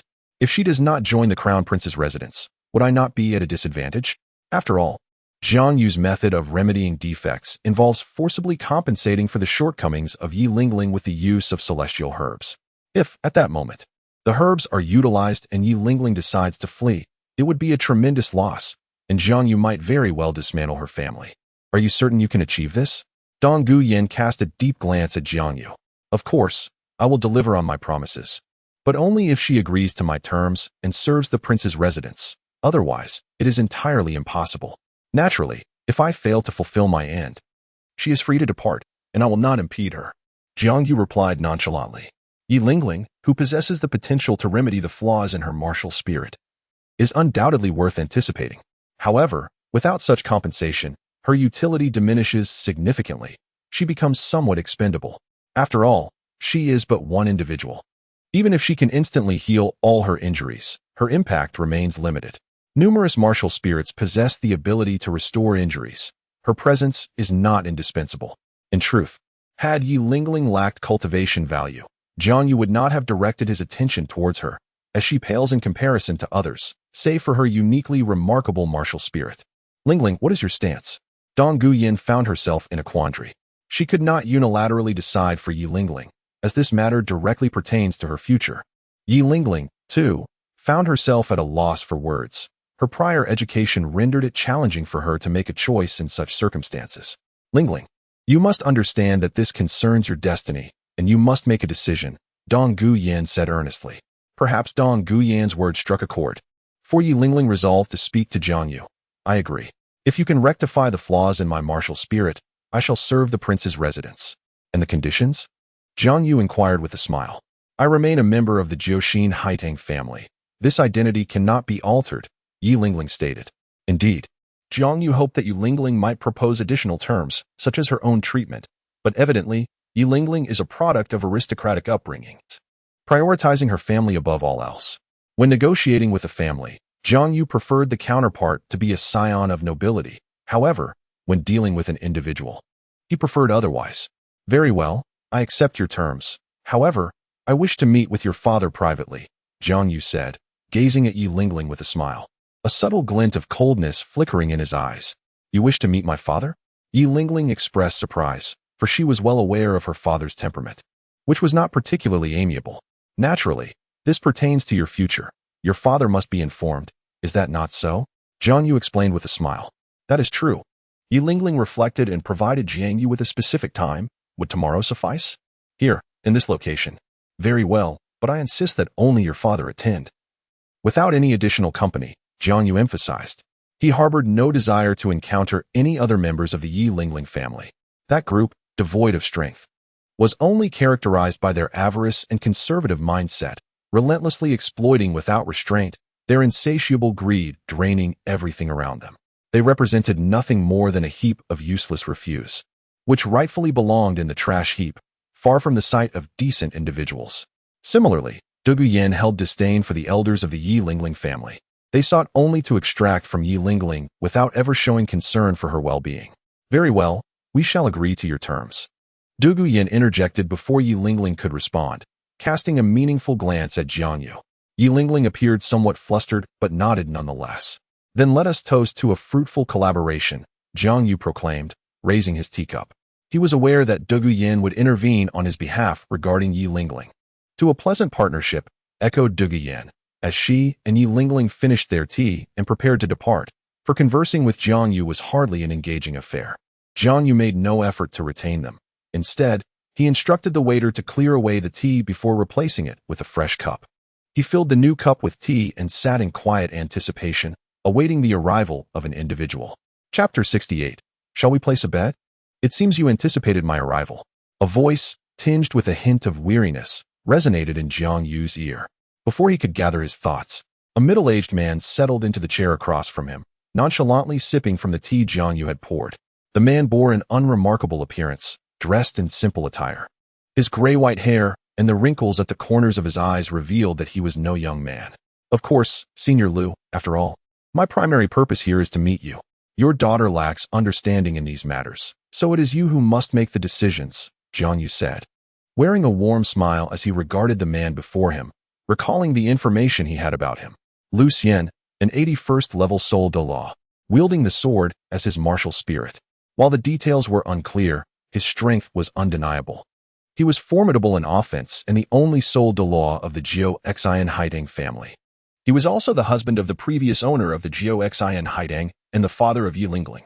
In his 60s, it could be said that he was an older father, having fathered Yi Lingling later in life, not due to any shortcomings, but rather out of deep affection for his wife. They had loved each other for many years and eventually decided to have a child in their 40s, resulting in Yi Lingling's birth. His love for her was evident, especially following the death of Yi Lingling's mother.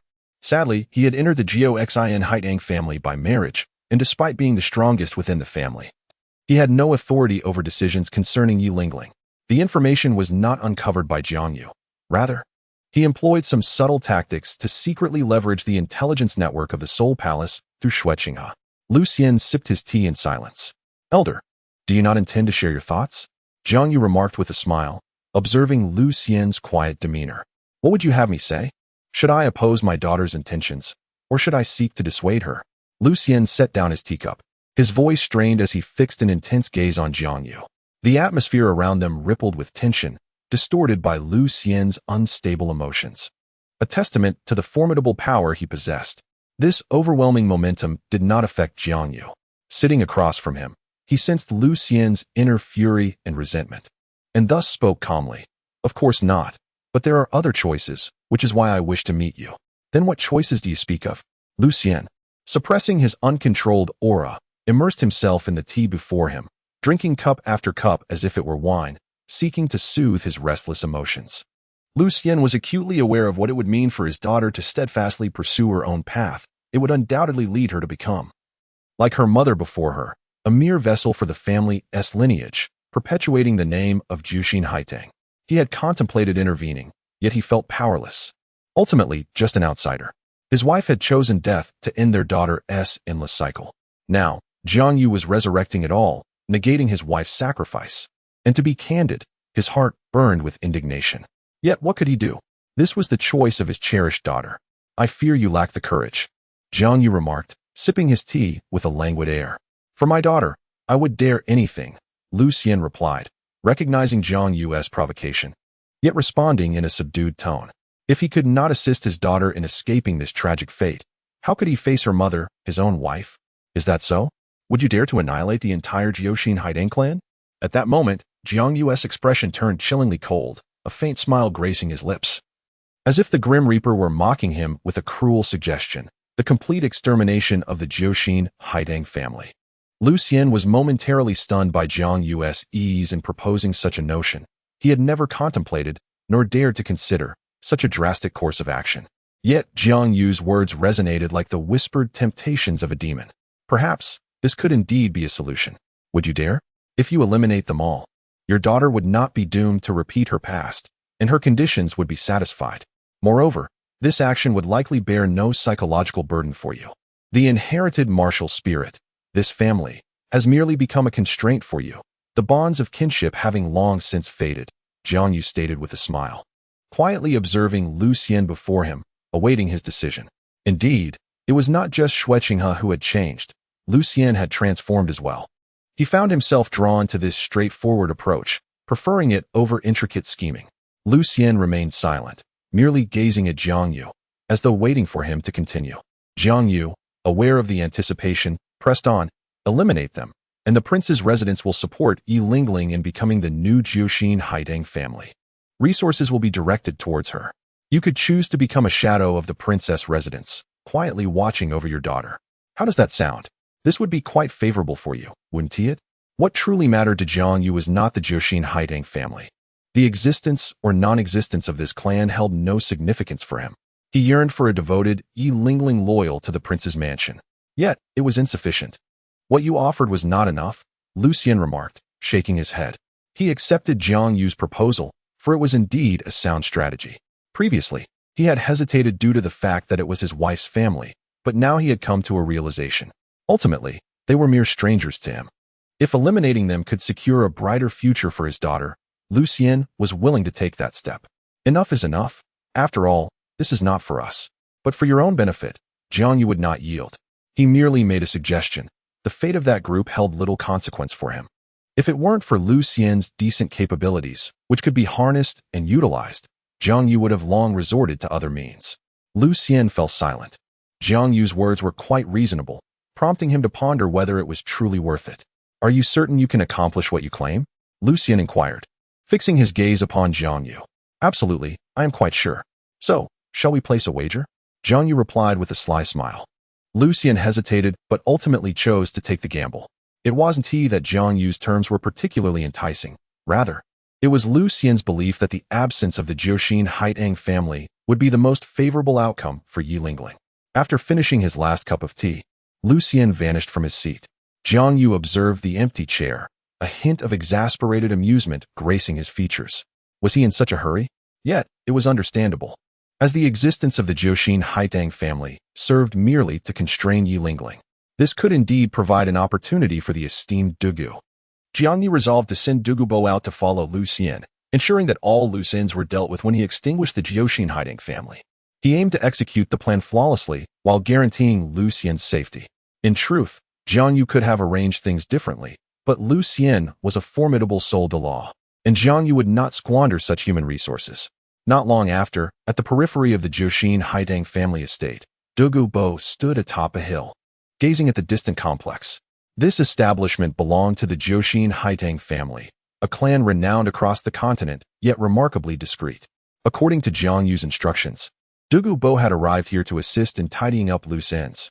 No wonder there is so little information about this family in the mortal realm. They have concealed themselves deep within the mountains, Dugu Bo remarked, seemingly in jest. Only 2 living possessors of the Jiuxin Haidang martial spirits remained, boasting the second most prestigious support-type martial spirit in the world. What an impressive claim. However, not everyone is a fool. People clearly understood that these individuals must have employed some extraordinary means. Thus, Many were intrigued by such methods. Douluo Bo had once shared that curiosity, but regrettably, he had not found anyone to pursue it further. Ironically, he now found himself on the brink of witnessing their annihilation.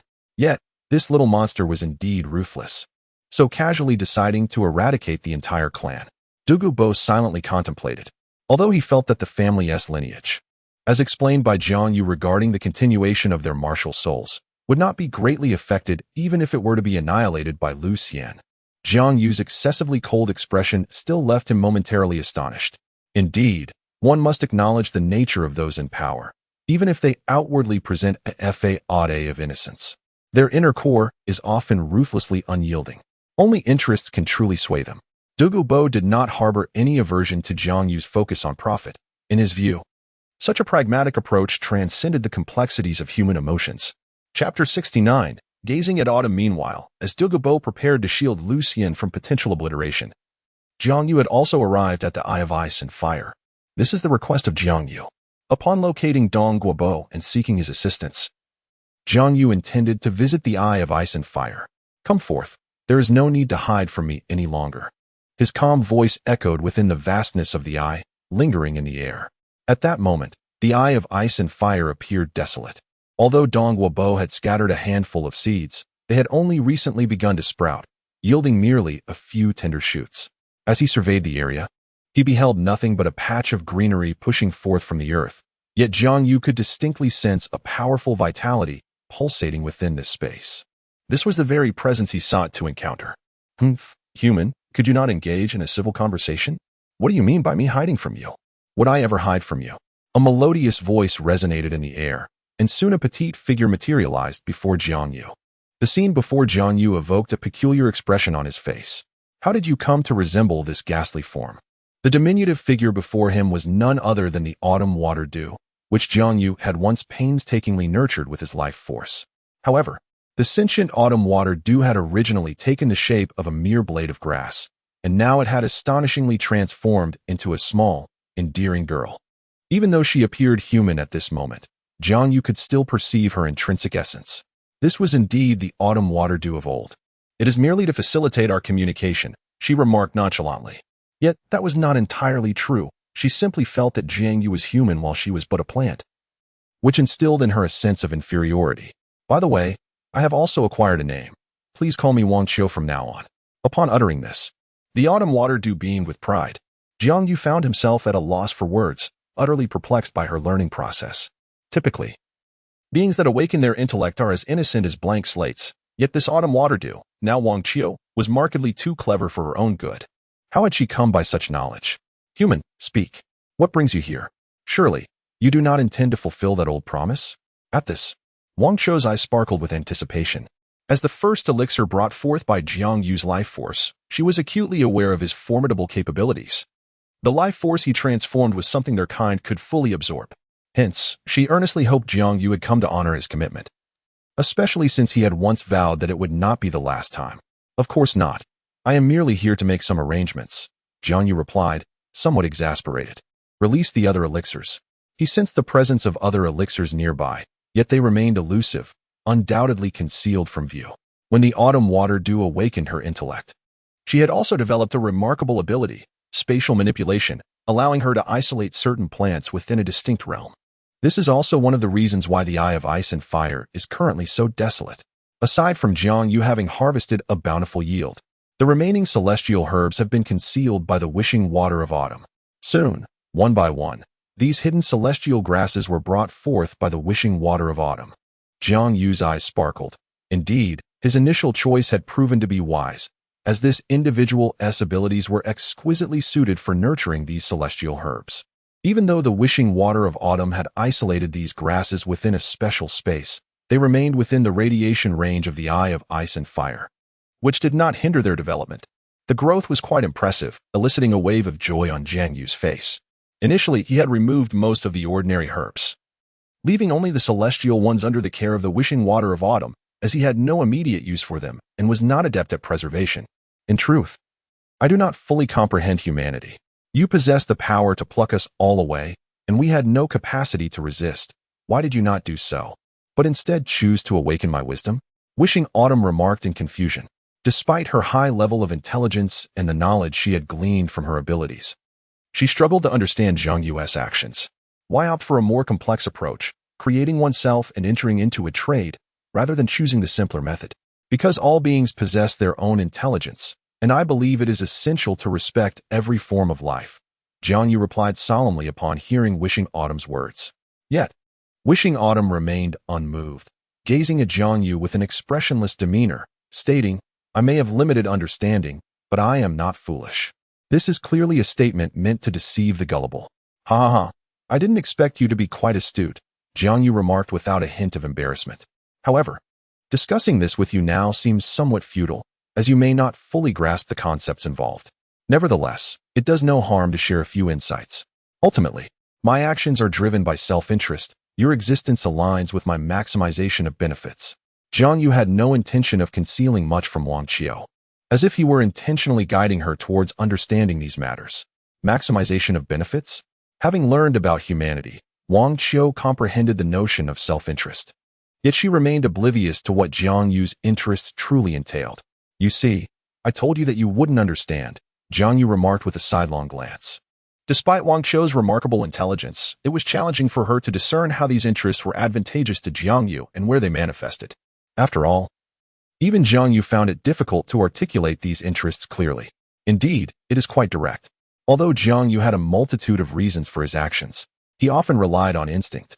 However, this instinct was not purely instinctive. It was grounded in Jiang Yu's vast reservoir of knowledge. At times, individuals struggle to comprehend their own behaviors, as if acting solely on instinct. In truth, while instinct may seem intuitive, it is invariably rooted in one's accumulated knowledge. This wealth of knowledge is not easily organized in a fleeting moment, thus giving rise to what is commonly referred to as instinct. Hey, what are you doing? Stop that right now. Though the conversation was flowing smoothly, Wang Qiu suddenly shouted. Following her gaze, it became evident that Jiang Yu was, in fact, harvesting celestial herbs. Rest assured, it is merely a matter of appropriate gathering. While it may incur some losses for them, it will not jeopardize the roots. This was inherently part of the agreement we initially established, Jiang Yu stated nonchalantly, casting a glance at the approaching Wang Qiu.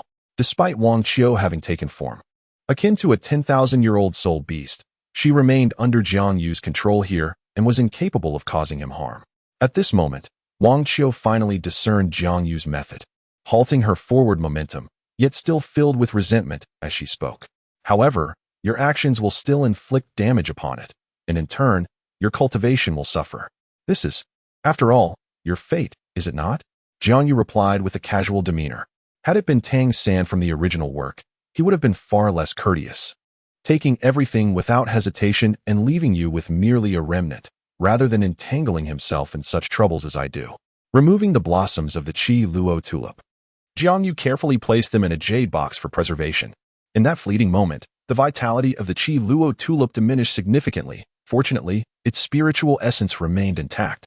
In today's world, it seems only Jiang Yu possesses the capability to achieve such a feat, as he could distinctly sense the spirit within the plant and draw it to a specific location for safekeeping, preventing its dissipation.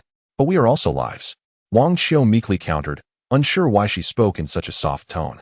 Perhaps she recognized that, without Jiang Yu, a different fate awaited them, one far more tragic.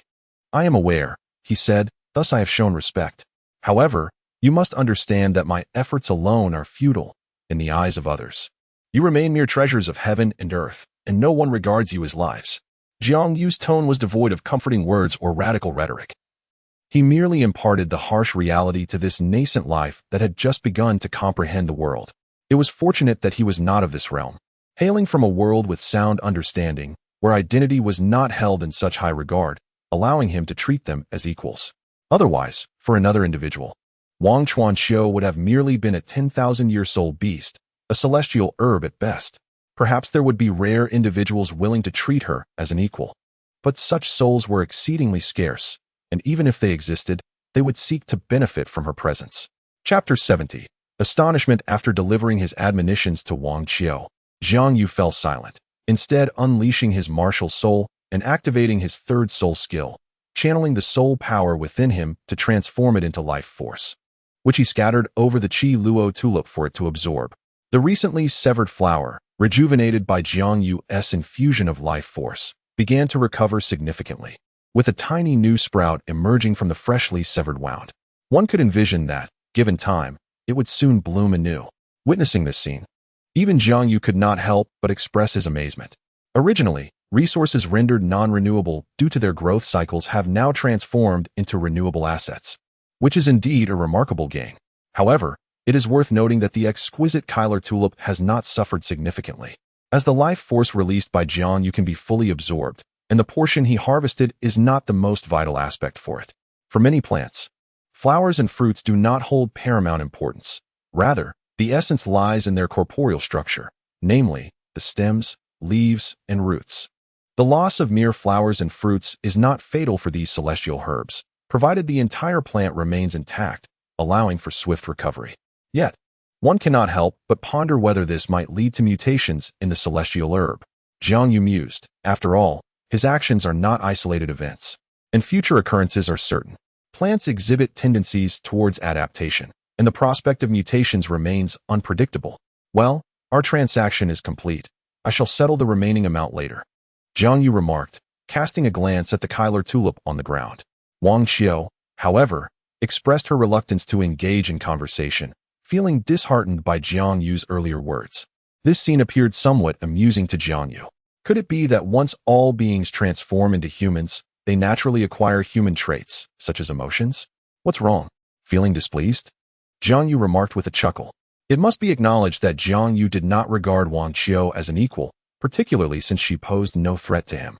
He perceived her merely as a child. After all, she had scarcely been alive for a year and still bore the semblance of a young one. Jiang Yu considered it quite generous to regard her as a child, although he tended to view her more as a tool, akin to a rudimentary artificial intelligence. Yes, I am indeed displeased. Wang Xiao pouted, expressing her irritation. Even Jiang Yu had to concede that her demeanor was somewhat endearing. But your displeasure is of no consequence. You cannot harm me. He spread his hands and continued to prick her heart. Ah, you will regret this. Just wait, I shall make you pay. Wang Qiu exclaimed in a fit of rage. Despite her undeniable strength, it seemed utterly futile against Jiang Yu, driving her to the brink of madness. Jiang Yu chuckled at her frantic display. Indeed, he had not changed. He relished such scenes. Even if you are angry, what can you do? You have no power over me. Ha ha ha. All right, I shan't tease you any further. Use your abilities to explore the human world, and you will soon understand. This is not merely your helplessness, but the helplessness of the times.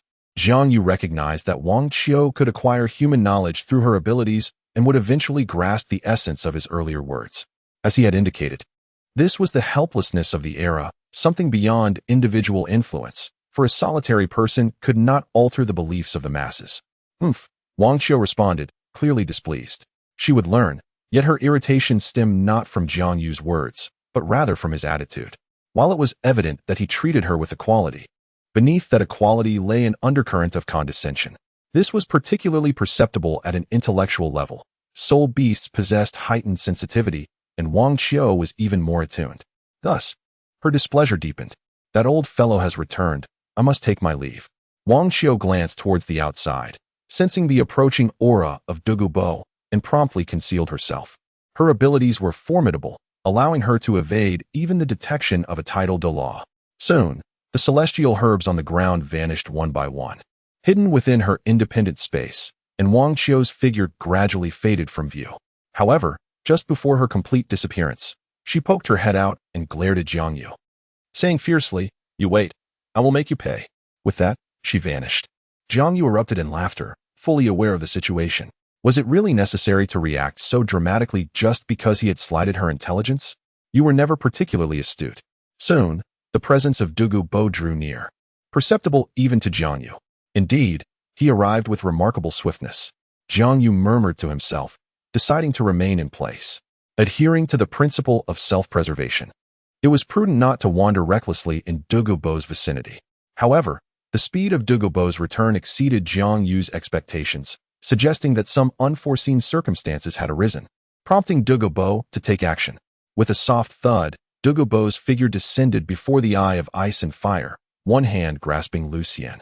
Jiang Yu cast a glance, and, upon seeing that Lu Xian was still alive, felt a sense of relief. Though his condition was far from favorable, his complexion was ashen. His arms hung limply, and, without a doubt, they were likely broken, adorned with several wounds. These were not particularly striking. It was hard to fathom that Lucien, an 81st level soul Douluo with a sword as his martial spirit, had been so thoroughly bested that both his arms were rendered useless. This signified that Lucien had lost his capacity to resist. A swordsman without hands, regardless of prowess, could not wield their craft. Senior Douluo. It seems the process was not as smooth as anticipated, Jiang Yu remarked with a light chuckle as he approached Douluo. Indeed, this lad nearly met his demise. Douluo replied, tossing Lucien aside, his expression slightly easing. At that moment, as Jiang Yu approached Douluo, he noticed, with a hint of surprise in his eyes, that Douluo's robe had been marred. Douluo, aware of Jiang Yu's astonishment, explained, "It is quite normal. After all, a death blow from a soul Douluo-level powerhouse is not easily deflected." The damage to Douluo's attire was a result of his hasty intervention to shield Lucien from a lethal strike, for without his aid, the incapacitated Lucien would have faced certain demise. I must say, little monster, did you foresee the formidable nature of the Jiang Haidang clan? TSK. Although they lack a title Douluo, their alliance, including Lucien, boasts 3 soul Douluos, which certainly qualifies them as a significant force. Douluo remarked with a trace of resentment.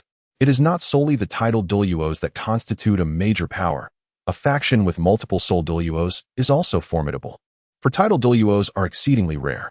Indeed, being a renowned family for many years, it is improbable they would possess only a single newly ascended soul Douluo. They must have other adept warriors. However, the audacity of this individual to challenge 2 opponents? Jiang Yu observed the astonishment reflected in Lucien's eyes. This fellow is indeed ruthless, willing to risk his life to eliminate the 2 of them. Douluo expressed a hint of admiration in his tone. Logically, Lucien alone could not triumph over 2 soul Douluos, as he was merely a newly promoted soul Douluo, lacking the extensive experience of his seasoned counterparts. Yet, in life and death confrontations, it is not merely a matter of whose superficial strength prevails, but rather who possesses the greater will to survive. The 2 soul Douluos, fearing for their lives, were ultimately outmaneuvered by the fearless Lucien, achieving the seemingly impossible counterattack. Indeed, it was not in vain that I urged you to intervene on his behalf. At the very least, his actions have validated his worth. Jiang Yu nodded in satisfaction. By the way, Senior, are there any living souls remaining in the Jiang Haidang clan stronghold? Jiang Yu inquired nonchalantly. Douluo pondered for a moment before responding. None remain. To ensure that area was devoid of life, Douluo had enveloped it entirely in his toxic mists, which would linger for several days to come. If there are still living souls left, then the title of Poison Douluo that belongs to Douluo could very well be relinquished. Chapter 71. Persuasion. When it came to Douluo's undertakings, Jiang Yu was undoubtedly at ease. After further inquiries with Douluo, he fell silent. His gaze fixed upon Lucien, who lay unconscious on the ground, as thoughts began to swirl in his mind. To be frank, after listening to Douluo's narrative, Jiang Yu found himself somewhat hesitant. Lucien's performance was remarkably flawless, even surpassing Jiang Yu's expectations. He had not anticipated that Lucien would reach such heights. Not only did he execute the members of the Jiang Haidang family with an impassive demeanor, but he also showed no hesitation in dispatching even the children of that clan, perfectly fulfilling Jiang Yu's mandate for their annihilation. The Jiang Haidang family, hidden deep within the mountains, had been nearly eradicated, with this strike resembling a complete extermination. Even if some scattered members remained outside, they would pose no significant threat, especially with Lucien still alive, who would undoubtedly eliminate any future dangers. Thus, Lucien's actions left Jiang Yu feeling somewhat uneasy. Jiang Yu had sent Douluo not only to carry out the task but also to observe Lucien's conduct. Despite frequently discussing extermination, Jiang Yu understood that words and actions are distinct realms. Some matters, though spoken lightly, can become burdensome when faced with action. Jiang Yu had but one requirement of Lucien, to execute his suggestions. However, Lucien harbored no reservations and exhibited a certain ruthlessness, unleashing his pent-up emotions at that moment, transforming into a bloodied blade that severed the throats of sin. Are you having some second thoughts? Douluo approached Jiang Yu and inquired. He could discern that Jiang Yu had hesitated after recounting Lucien's performance. Such feelings were natural, as Lucien's cold-bloodedness seemed excessive in his eyes. Indeed, there is some hesitation. After all, I am human. While I may articulate certain things, I find that I cannot act upon them as he has. Therefore, he is a remarkably sharp and effective tool. Yet one misstep could result in self-harm, Jiang Yu replied. Troubled. Despite orchestrating everything, he hesitated when it came to reaping the results. In that case, do not continuously place your hopes upon others. Why not hasten your training and empower yourself? True strength lies within one's own capabilities. Douluo scoffed at Jiang Yu's concerns. While he acknowledged Jiang Yu's prowess, he looked down upon his tendency to plot and scheme, only to feel dissatisfaction with the outcomes. The power derived from manipulating interests and strategies is indeed formidable, but it pales in comparison to the strength one possesses within. To Douluo, Jiang Yu appeared to possess immense potential at such a tender age.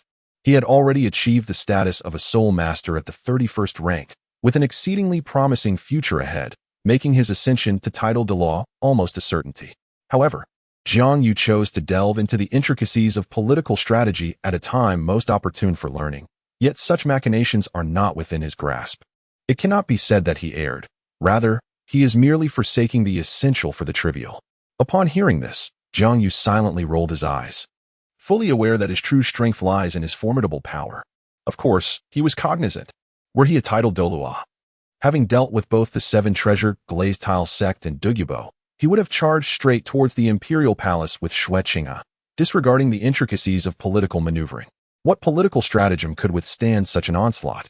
It would amount to a direct palace siege. For goodness sake, the Snow Knight Emperor is of little consequence.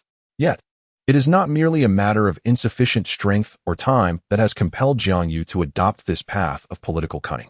One must concede that in an environment where both parties are relatively weak, such a strategy can prove effective. Though the greatest flaw of political maneuvering lies in its inherent lack of power, there exists the risk that one may find themselves outmatched by a more formidable opponent. Fortunately, Jiang Yu initially chose the right path and is now unperturbed by such mindless confrontations. Nonetheless, he remains strong in certain aspects while weaker in others, necessitating caution in various matters. Senior Douluo, it is easy for you to say, if diligent training could grant me your strength by next year, I would pursue it. But is that not a fanciful notion? Jiang Yu lamented, for he is indeed pressed for time. You must not squander your talents, Douluo admonished, furrowing his brow. It was evident that Jiang Yu had yet to entertain any thoughts of change, which irked Douluo somewhat. Waving his hand dismissively, Jiang Yu replied, Senior Douluo, there is no need for further admonition. I recognize that my actions are indeed a waste of my potential. However, the time is not ripe. Certain matters, once past a critical juncture, become exceedingly difficult to rectify. Thus, I appreciate your goodwill, yet I must pursue my own course of action. In a world of normalcy, Jiang Yu would not be so hastily plotting the grand scheme. Alas, it is not so, for Tang San's presence disrupts much of Jiang Yu's plans. He finds it challenging to anticipate the profound changes in Tiandou City and their implications for Tang San, which could lead to deviations from his strategy. By taking proactive measures now, he hopes to mitigate future discrepancies. Sighing, Douluo contemplated the situation. He had offered all the counsel he could, but if Jiang Yu chose not to heed it, there was little more he could do. This notion is not solely the product of Douluo's mind, but rather a collective sentiment shared by many, including Xue Qinghe and Ning Fengji. Although Jiang Yu is currently performing admirably, they perceive his actions as a squandering of his innate talents, which they consider rather unfortunate. After all, had Jiang Yu pursued his cultivation diligently, he would undoubtedly possess the potential to attain the title of a titled Douluo in the future. Achieving the rank of Soul Master at the tender age of 12 is no trivial feat. It signifies extraordinary talent. Yet, this perspective is somewhat narrow-minded. Were Jiang Yu to become aware of their thoughts, he would undoubtedly mock them fiercely. Do you not realize that if I abstain from these endeavors, Tang San and his cohort would ascend to godhood by their 20s? How could I contend with that? By headbutting them? Thus, I find it more prudent to sacrifice some cultivation time now, strategically outmaneuvering the Tiandou Empire, and subsequently accelerating the development of my own strength. In high-stakes confrontations, Jiang Yu may falter, but in chaotic skirmishes, he excels remarkably. The closer the opposing forces are in strength, the more formidable Jiang Yu's capabilities become. As a transmigrator, his expertise lies in growth rather than combat. Senior Douluo, please escort him for treatment. I must seek out the Crown Prince. As for subsequent arrangements, we shall decide upon his recovery. Ultimately, Jiang Yu resolved to employ Lu Xian, a rather treacherous blade. On the surface, he has numerous allies at his disposal. Yet what he truly lacks is a clandestine instrument for underhanded dealings, and in his eyes, Lucien fits the bill perfectly, so let it be. Douluo nodded, lifting Lucien from the ground before departing. Behind him, Jiang Yu let out a sigh as he observed Douluo's retreating figure. It was time for a conversation. Although unspoken, Jiang Yu discerned a hint of regret in Douluo's words regarding his own potential. However, he simply lacked the time for cultivation at present. Moreover, even if he were to achieve success in his training, what difference would it make? He was merely a support figure, not a combatant. Jiang Yu is acutely aware of his role, to assist the truly talented, as fighting is not his forte. Across 2 lifetimes, he has gained experience in brawling. Therefore, he only needs to ensure one thing, that there exists no transcendent power in this world. When the time comes for him to rise, these individuals will be insufficient to challenge him. Indeed, Jiang Yu has consistently harbored this plan. He merely needs to ascertain that his opponents lack transcendent abilities, and he can manage the rest. At the Hall of Spirits, a figure shrouded in darkness bowed his head and spoke, "Your Highness, the 9 Hearts Xue Qinghe family has been completely annihilated. All personnel we had stationed there are now lost. I understand. Have you determined who was responsible?" Bibi Dong's commanding voice resonated in the Grand Hall.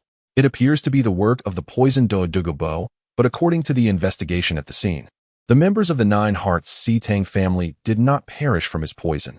Rather, they fell victim to another's hand." Douluo seems to have been merely concluding the matter. Not long ago, the Crown Prince of the Tiandou Empire, Xue Qinghe, undertook an investigation into the Jiaoxin Haitang family, leading us to suspect that he is indeed behind these actions. Although Jiang Yu's inquiries and maneuvers managed to elude everyone's notice, they could not escape the keen awareness of the Spirit Hall, the true power that governs the entirety of the Douluo Continent. "Well, you may leave for now." Bibi Dong mused, her eyes closed in contemplation. "What exactly do you intend to achieve, my daughter?" She silently pondered from her elevated position. It was impossible for Bibi Dong to remain unaware of Xue Qinghe's identity. As soon as he employed the might of the Spirit Hall, she would be fully informed. Much like this instance, although she had chosen to remain indifferent for an extended period. More than these matters, her curiosity lay in understanding her daughter's aspirations. The unfolding situation was becoming increasingly intriguing. A delicate smile graced Bibi Dong's lips, despite her uncertainty regarding her daughter's intentions. The prospect of gaining 3 future daughters-in-law was undeniably captivating. Chapter 72. Audacious Arrangements at the Crown Prince's Residence. "Ah, so you are already aware," Xue Qinghe said, awkwardly rubbing his nose. "Your Highness, it is clear that old man Douluo's words carry weight. How could I possibly be oblivious to your influence here?" Jiang Yu remarked with a hint of resignation as he sat nearby. "Whom do you look down upon? Old man Douluo is not one to meddle unnecessarily." His remarks to Jiang Yu surely reflect someone else's intentions. The only individual capable of swaying Douluo's will and meeting the necessary criteria was Xue Qinghe. Perhaps Ning Fengji had also been mentioned in Xue Qinghe's presence, but Jiang Yu understood the underlying motives all too well. "Alas, don't you feel that this is quite a waste of your talents? After all, you have previously dedicated yourself to intense training. Nowadays, whenever you meet me, it is always to discuss matters of importance, and I seldom see you practicing. Your strength has stagnated." Jiang Yu found it difficult to offer counsel, as he was fully aware of Xue Qinghe's choices. Thus, he thought of asking old man Douluo to intervene, suggesting that there was no need for such urgency.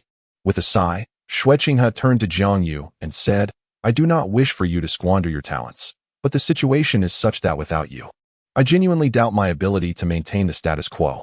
"Your Highness, this is my decision," Jiang Yu replied, at a loss for words.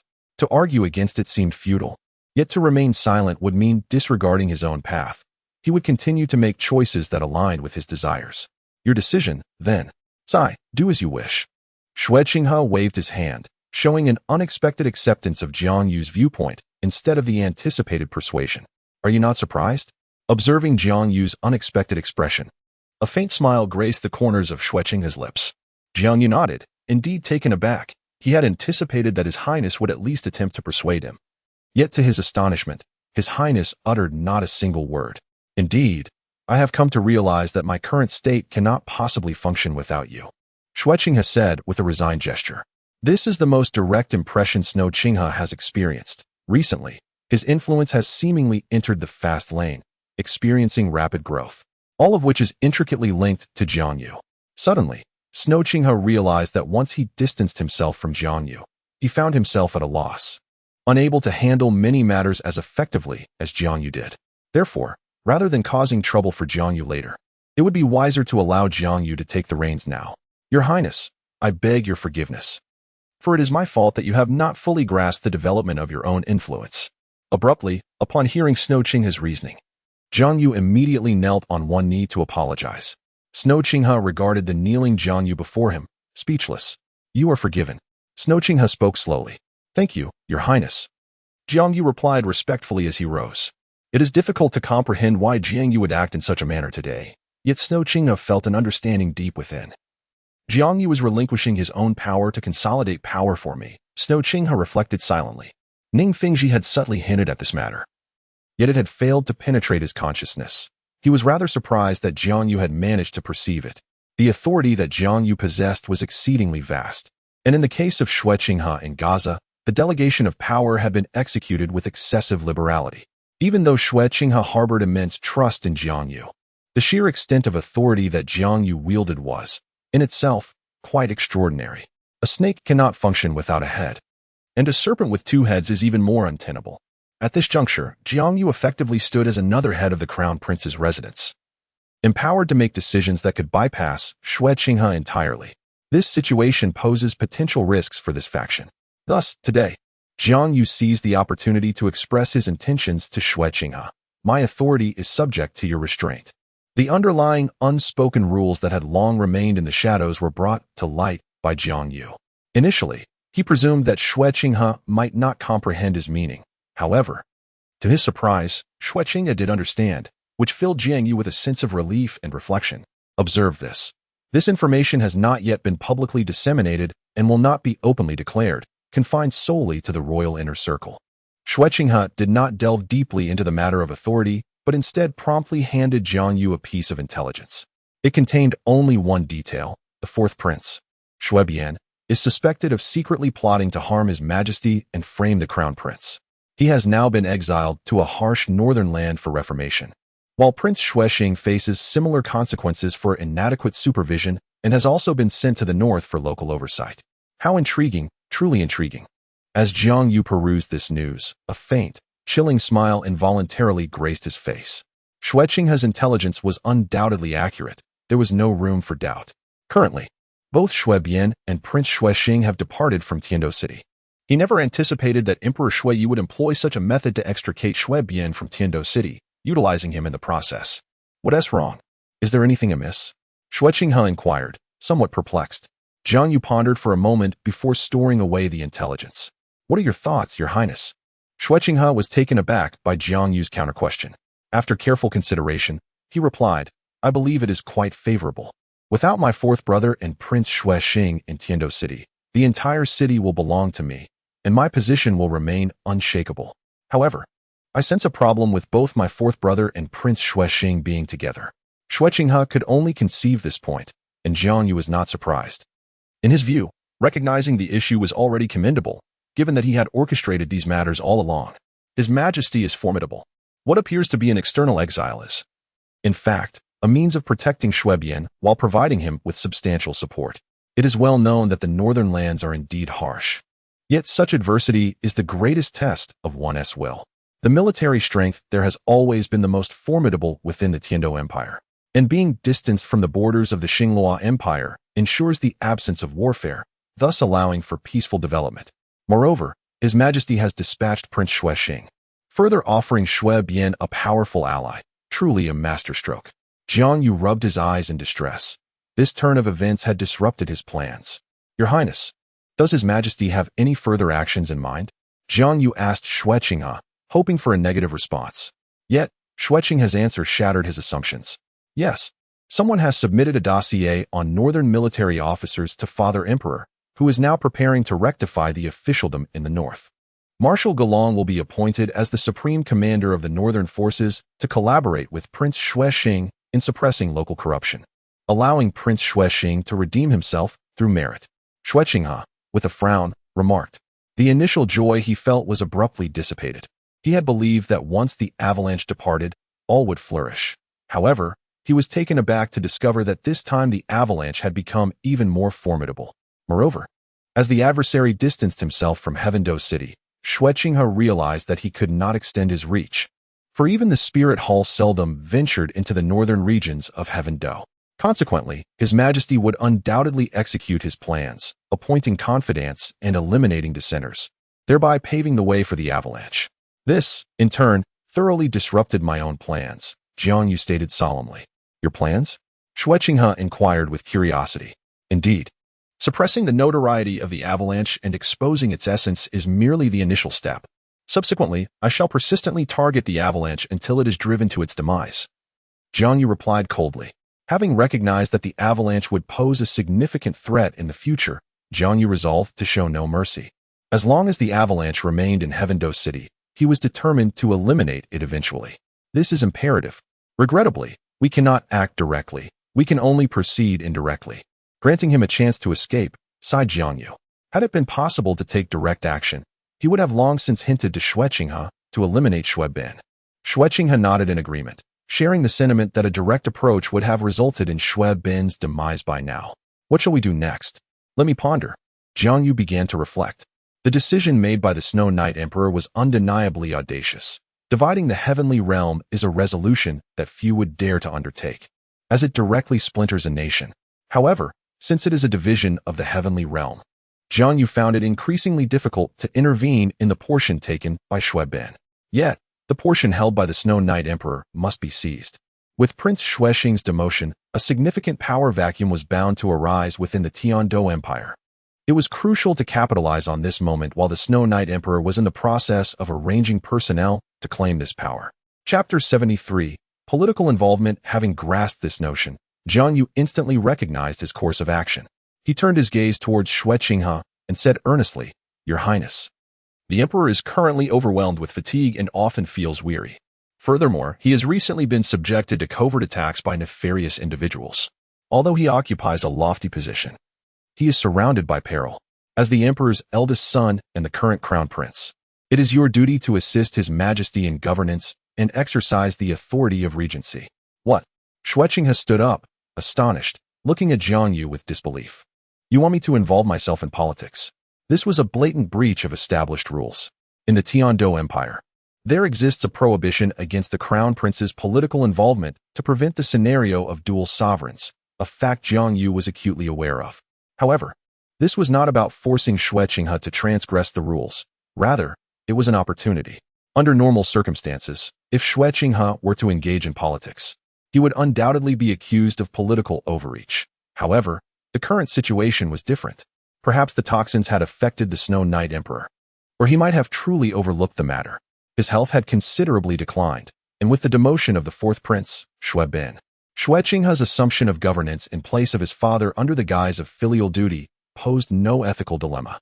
Furthermore, if Xue Qinghe disseminated certain information, the Snow Knight Emperor would have no choice but to acquiesce to this power exchange. Thus, this was indeed a fortuitous opportunity. Your Highness, do not be startled. This is an excellent opportunity. The Emperor will agree to your involvement in governance.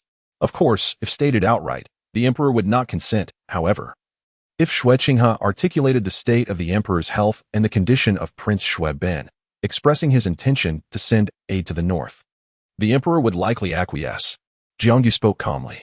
According to his conjecture, the Snow Knight Emperor was highly likely to agree, provided that Xue Qinghe indicated his awareness of Xue Bin's intentions and issued a subtle threat.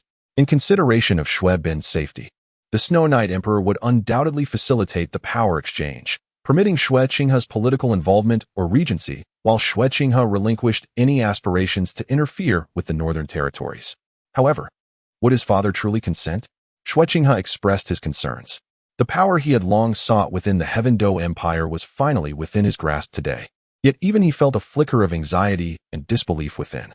Surely it would happen.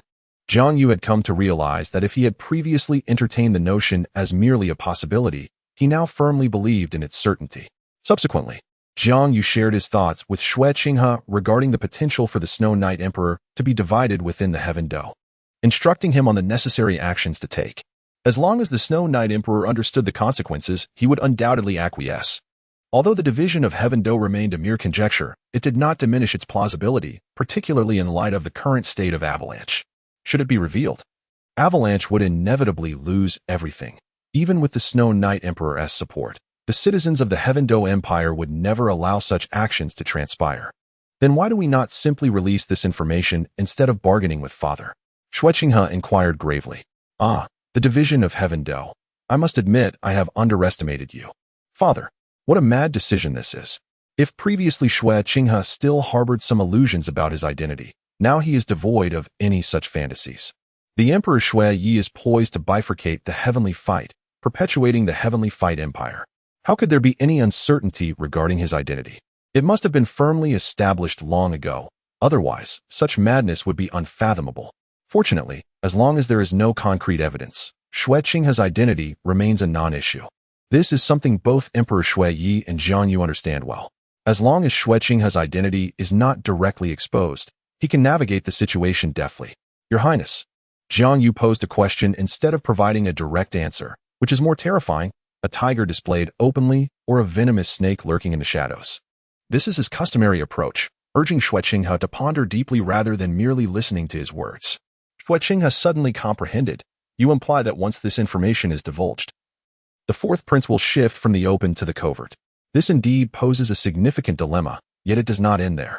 Frowning, Xue Qinghe remarked that even he could sense the complications that such actions would entail, though the specifics eluded him. Certainly, it is not merely that, for there must be a contingency set by His Majesty.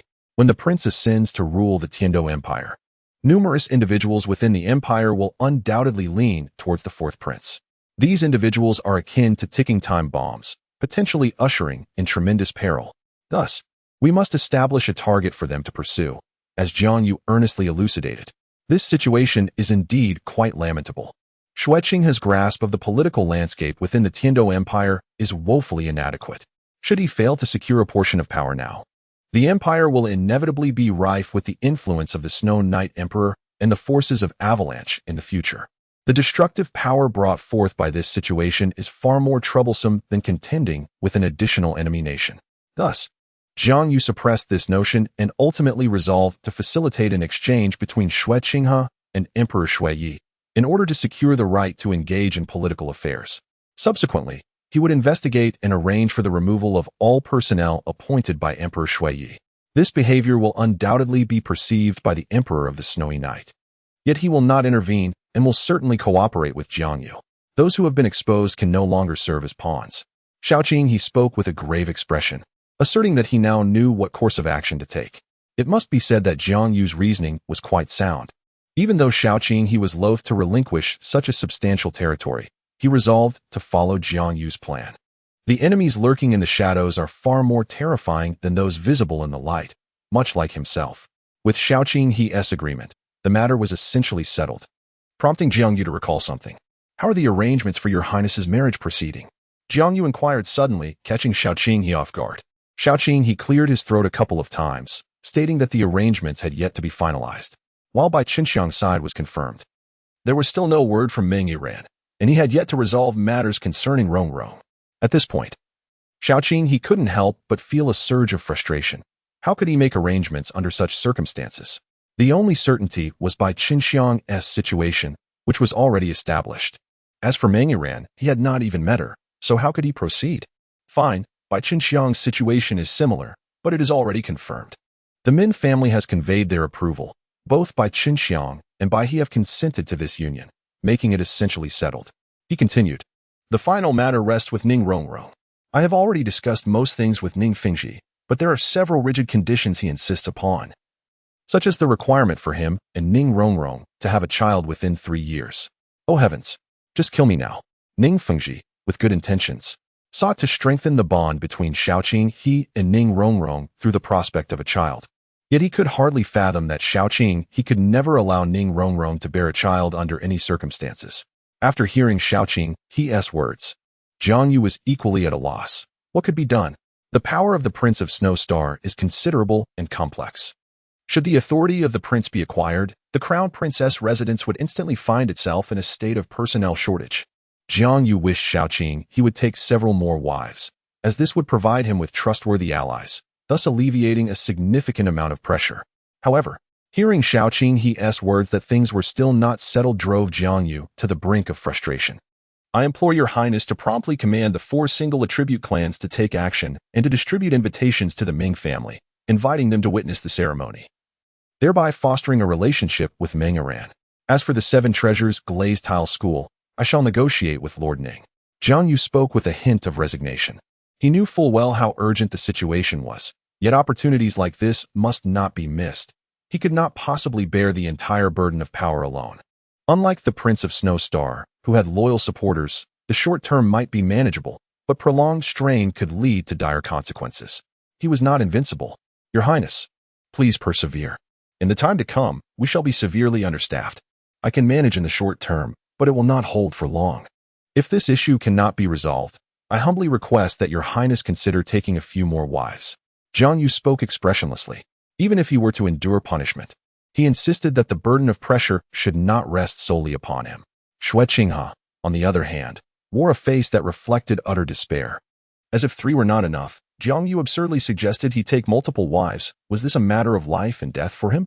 Yet, the issue of a shortage of personnel could not be ignored. As for the members of the Spirit Hall, Xue Qinghe dismissed any consideration of them.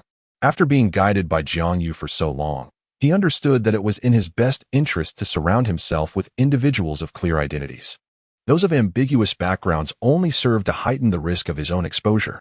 In times like these, Xue Qinghe became increasingly aware that his own identity must remain concealed. Otherwise, he would lose everything he had built. Chapter 74. Unworthy. In the ensuing months, the Empire of Tiandou witnessed a series of significant events. First, the 4th prince, Xue Bong, committed patricide and fratricide, leaving a trail of infamy in his wake. Shortly thereafter, rumors circulated that the Emperor Xue Yi had exiled both the 4th prince and the esteemed Prince Xue Qinghe to the northern territories. Far from the political epicenter of Tiandou City, the situation escalated further with explosive news. The Emperor of Tiandou publicly declared his ill health, opting to cultivate the Crown Prince and bestowing upon Crown Prince Xue Qinghe the regency powers that had become vacant due to Prince Xue Qinghe's departure. This revelation is hardly shocking to everyone. It signifies that the Emperor of the Snowy Knight's health has indeed deteriorated to the point where considerations for succession must be made. Many express profound regret, as the Emperor has performed admirably over the years and has garnered a considerable following. However, upon learning that Xue Qinghe is to take up the mantle, spirits are lifted once more. Xue Qinghe enjoys a stellar reputation among the populace, with numerous supporters placing their hopes in him. At this juncture, Xue Qinghe has effectively realized a significant portion of his ambitions. Remarkably, he has achieved this several years ahead of the timeline in the original narrative, employing methods that are neither as sordid nor perilous as those depicted in the original. Provided he avoids missteps, he is assuredly destined to become the next emperor of Tiandou. This is also the predicament of the Snow Knight Emperor, if given the choice. He would prefer to meet his demise at the hands of Xue Qinghe, as portrayed in the original narrative, for that version of Xue Qinghe would be far more manageable. It is not to say that the current situation, which forces the Snow Knight Emperor into perilous maneuvers, is any less daunting. As for the latest significant news, it pertains to Xue Qinghe's impending nuptials. The Crown Prince's inaugural act of governance is his marriage and the selection of his princess consort, a matter that has captured the attention of all. Coupled with Jiang Yu's deliberate concealment and revelations, the populace senses that Xue Qinghe is marrying not merely one individual. This has further ignited the passions of all. In an era where everyone is engrossed in discussions about the Haotian sect, this stands as a refreshing divergence. In the northern region, Xue Bong stands atop a towering edifice, braving the biting cold wind as he clutches a letter in his hand. His tightly clenched fist strikes fiercely against the city wall before him, his eyes ablaze with a cold, furious expression.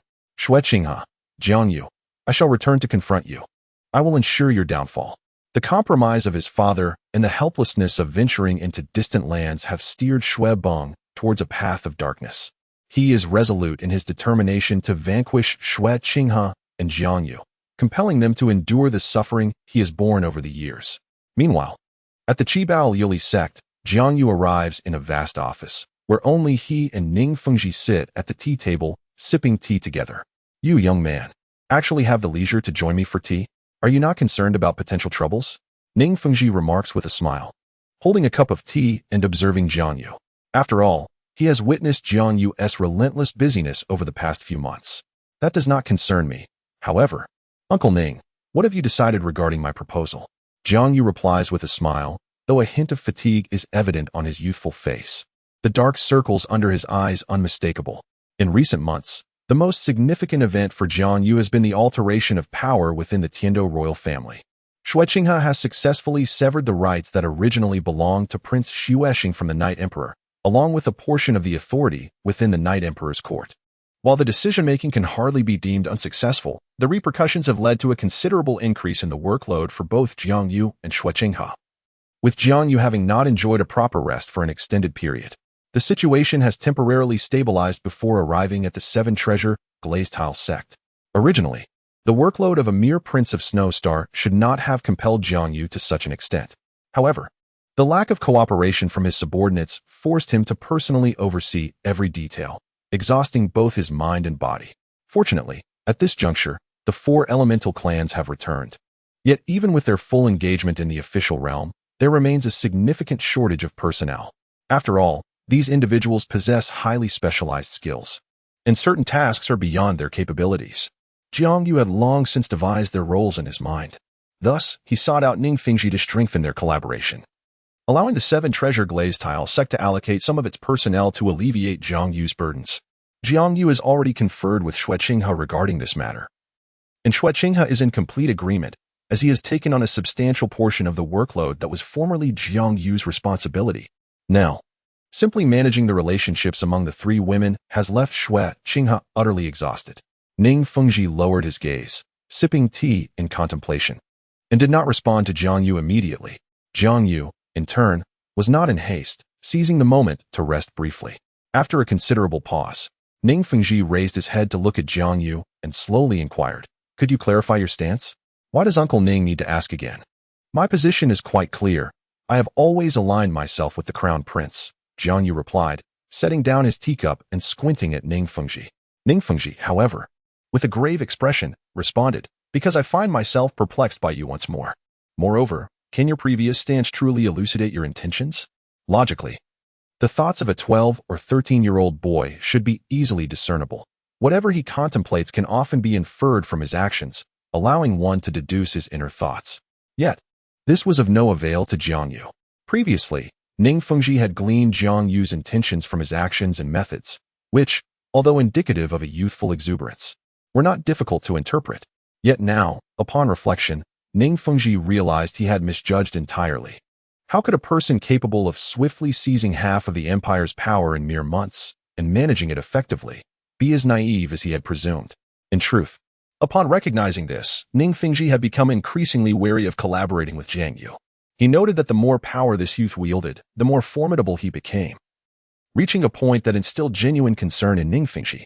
He had never truly comprehended the depths of the boy before him. Or perhaps the boy had never revealed his full self. Jiang Yu remained silent, sipping his tea, aware that Ning Fengji's trust in him had waned, and a mutual wariness had emerged. It was a regrettable situation, yet unavoidable, for with time, his true nature would inevitably come to light. It was already commendable that Ning Fengji had only begun to harbor doubts at this juncture. "Uncle Ning, we are not enemies," Jiang Yu stated earnestly as he set down his teacup. "That is not an answer." Ning Fengji shook his head. "If it were merely a matter of asserting we are not adversaries, why then is the human heart so intricate? It is precisely because of this complexity that the foundation for distrust is laid." Jiang Yu's words failed to convince Ning Fengji. He had long since outgrown the innocence of Xue Qinghe and had come to understand the treachery of human nature. "Uncle Ning may have misunderstood my intent. When I say we are not enemies, I do not mean in the conventional sense of our inability to become foes, but rather that you and your Seven Treasures Lioli sect are unworthy adversaries for me." Jiang Yu raised his hands in exasperation and spoke. "Arrogant, exceedingly arrogant," he remarked. Ning Fengji could state outright that for all these years, no one had ever dared to utter such words in his presence. The Seven Treasures Glazed Tile School surprisingly lacked even the capital to be considered a rival. For a moment, Ning Fengji was taken aback by such a declaration. A so-called opponent is one whose power is comparable to one's own, and in my view, the Seven Treasures Glazed Tile School falls woefully short. Jiang Yu explained calmly. "Oh, is that so?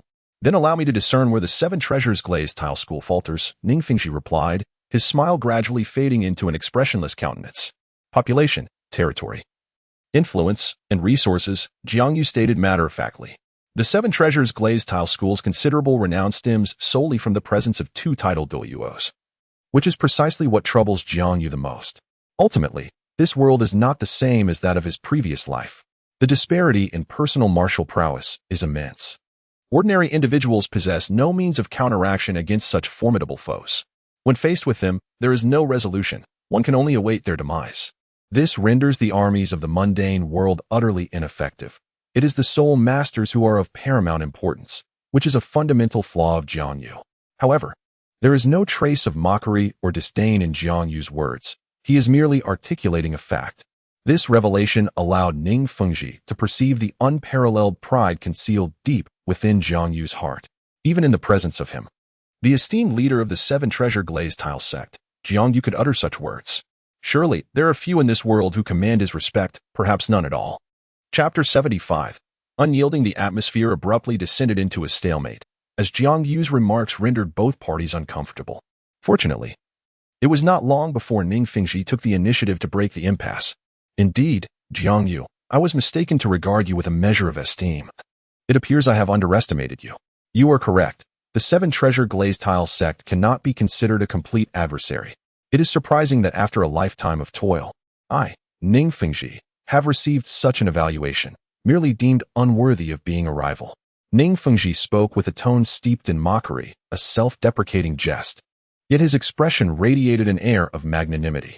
Jiang Yu's assertion was not entirely accurate. Though the seven treasure glazed tile sect may not stand as a matched opponent, it can certainly present itself as a formidable foe. However, the caliber of their enmity ultimately remains a tier lower, which is the crux of Ning Fengxi's ridicule. Moreover, the term opponent merely reflects their lack of standing on the same plane.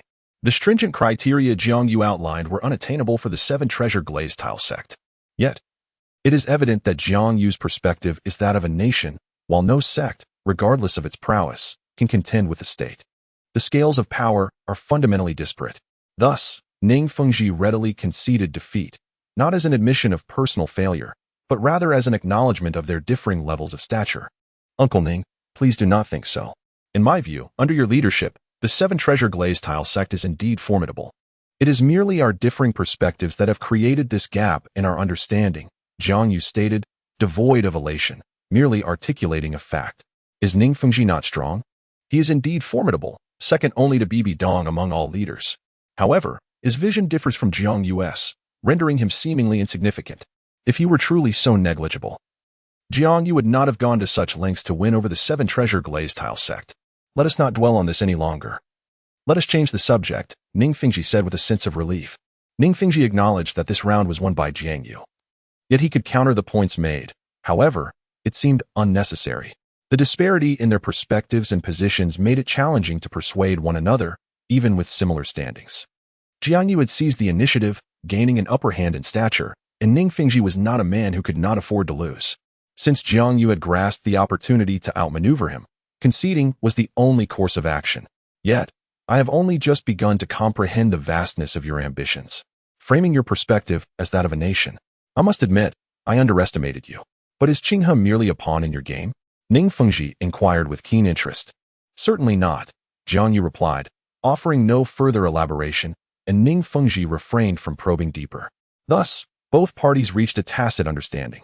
Some matters are not easily articulated, and the relationship between Jiang Yu and Xue Qinghe is indeed complex. Very well, then let us discuss your forthcoming plans, so that I may gain clarity, Ning Fengxi suggested. Ning Fengxi smiled and spoke. The essence of his words was an implicit agreement to Jiang Yu's earlier request. The Seven Treasures glazed sect was willing to extend its support, even though there was not complete trust between the two parties. Yet, driven by self-interest, Ning Fengxi readily acquiesced. However, he insisted on clarity regarding Jiang Yu's intentions. It became apparent to Ning Fengxi that Jiang Yu aspired to fulfill his previous grandiose ambitions, asserting that the Seven Treasures glazed sect could not be deemed a rival. To achieve this, he himself needed to attain an exceptionally high standard, as the current situation of the Crown Prince's residence remained somewhat lacking. The path ahead involved developing industries, enhancing technology, winning hearts, and distributing power. Securing assistance from Uncle Ning would undoubtedly simplify matters. Jiang Yu scratched his chin and remarked, albeit vaguely. As he had not devised a detailed plan, all his strategies resided solely within his mind. The first 3 tasks are imperative and can be accomplished with a slight exertion from Jiang Yu. As for the final matter concerning the division of power, that will require Ning Fengji's assistance. The reputation of the 7-treasure glazed tile school is indeed quite advantageous. You are remarkably audacious to dare disturb matters above His Majesty's head. Upon hearing these words, Ning Fengji smiled, refraining from probing further. Yet it was evident that Jiang Yu harbored grand ambitions. His Majesty has aged. Under his leadership, the entire Tiandou Empire has remained stable, albeit stagnant. Under the guidance of the Crown Prince, this nation is destined to flourish. Jiang Yu stated expressionlessly. Are you not afraid of defeat?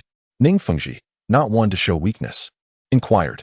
The Snowy Knight Emperor, though conservative, is still a formidable ruler. Through the years, Ning Fengji has witnessed that this sovereign is not to be underestimated. The current situation can only be attributed to Jiang Yu's overwhelming strength. I will not be defeated, Jiang Yu replied resolutely. He would not succumb to one with such a critical flaw. Jiang Yu has never underestimated the Snowy Knight Emperor, viewing him as a significant adversary due to his remarkable resolve. Regrettably, he has grown old, burdened by many concerns, and has made numerous compromises for the sake of the Avalanche and the Tiandou Empire, his fatal weakness that could lead to his downfall. Nevertheless, even so, as of today, Jiang Yu cannot move against him. A dying camel is larger than a horse. Jiang Yu's stature is simply not a match, and he can only rely on the 7-treasure glazed tile school to weaken him. You are quite confident, Ning Fengji observed, withholding any rebuttal. In his view, Jiang Yu must have prepared well if he dared to act. I kindly request Uncle Ning's unwavering support during this tumultuous period of power transition. And I will be immensely grateful, Jiang Yu said earnestly. Once this period of upheaval is past, he will have the opportunity to pursue other endeavors. Naturally, as I am Qinghe's mentor, I shall certainly lend my full support in such matters, Ning Fengji remarked with a knowing glint in his eye. Jiang Yu was momentarily taken aback, then smiled, understanding Ning Fengji's implication. In simpler terms, it was a matter of securing an official position, something easily granted. The entire Tiandou officialdom must be comprised of our own, and Ning Fengji can be considered one of us, especially since Ning Renxue is already betrothed to Xue Qinghe.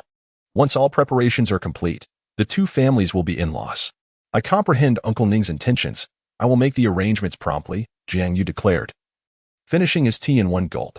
He then cupped his fist towards Ning Fengji, saying, in that case, I shall take my leave, Uncle Ning. Indeed. Please convey my regards to Qinghe, Ning Fengji replied with a smile, not attempting to retain him. I shall, Jiang Yu nodded.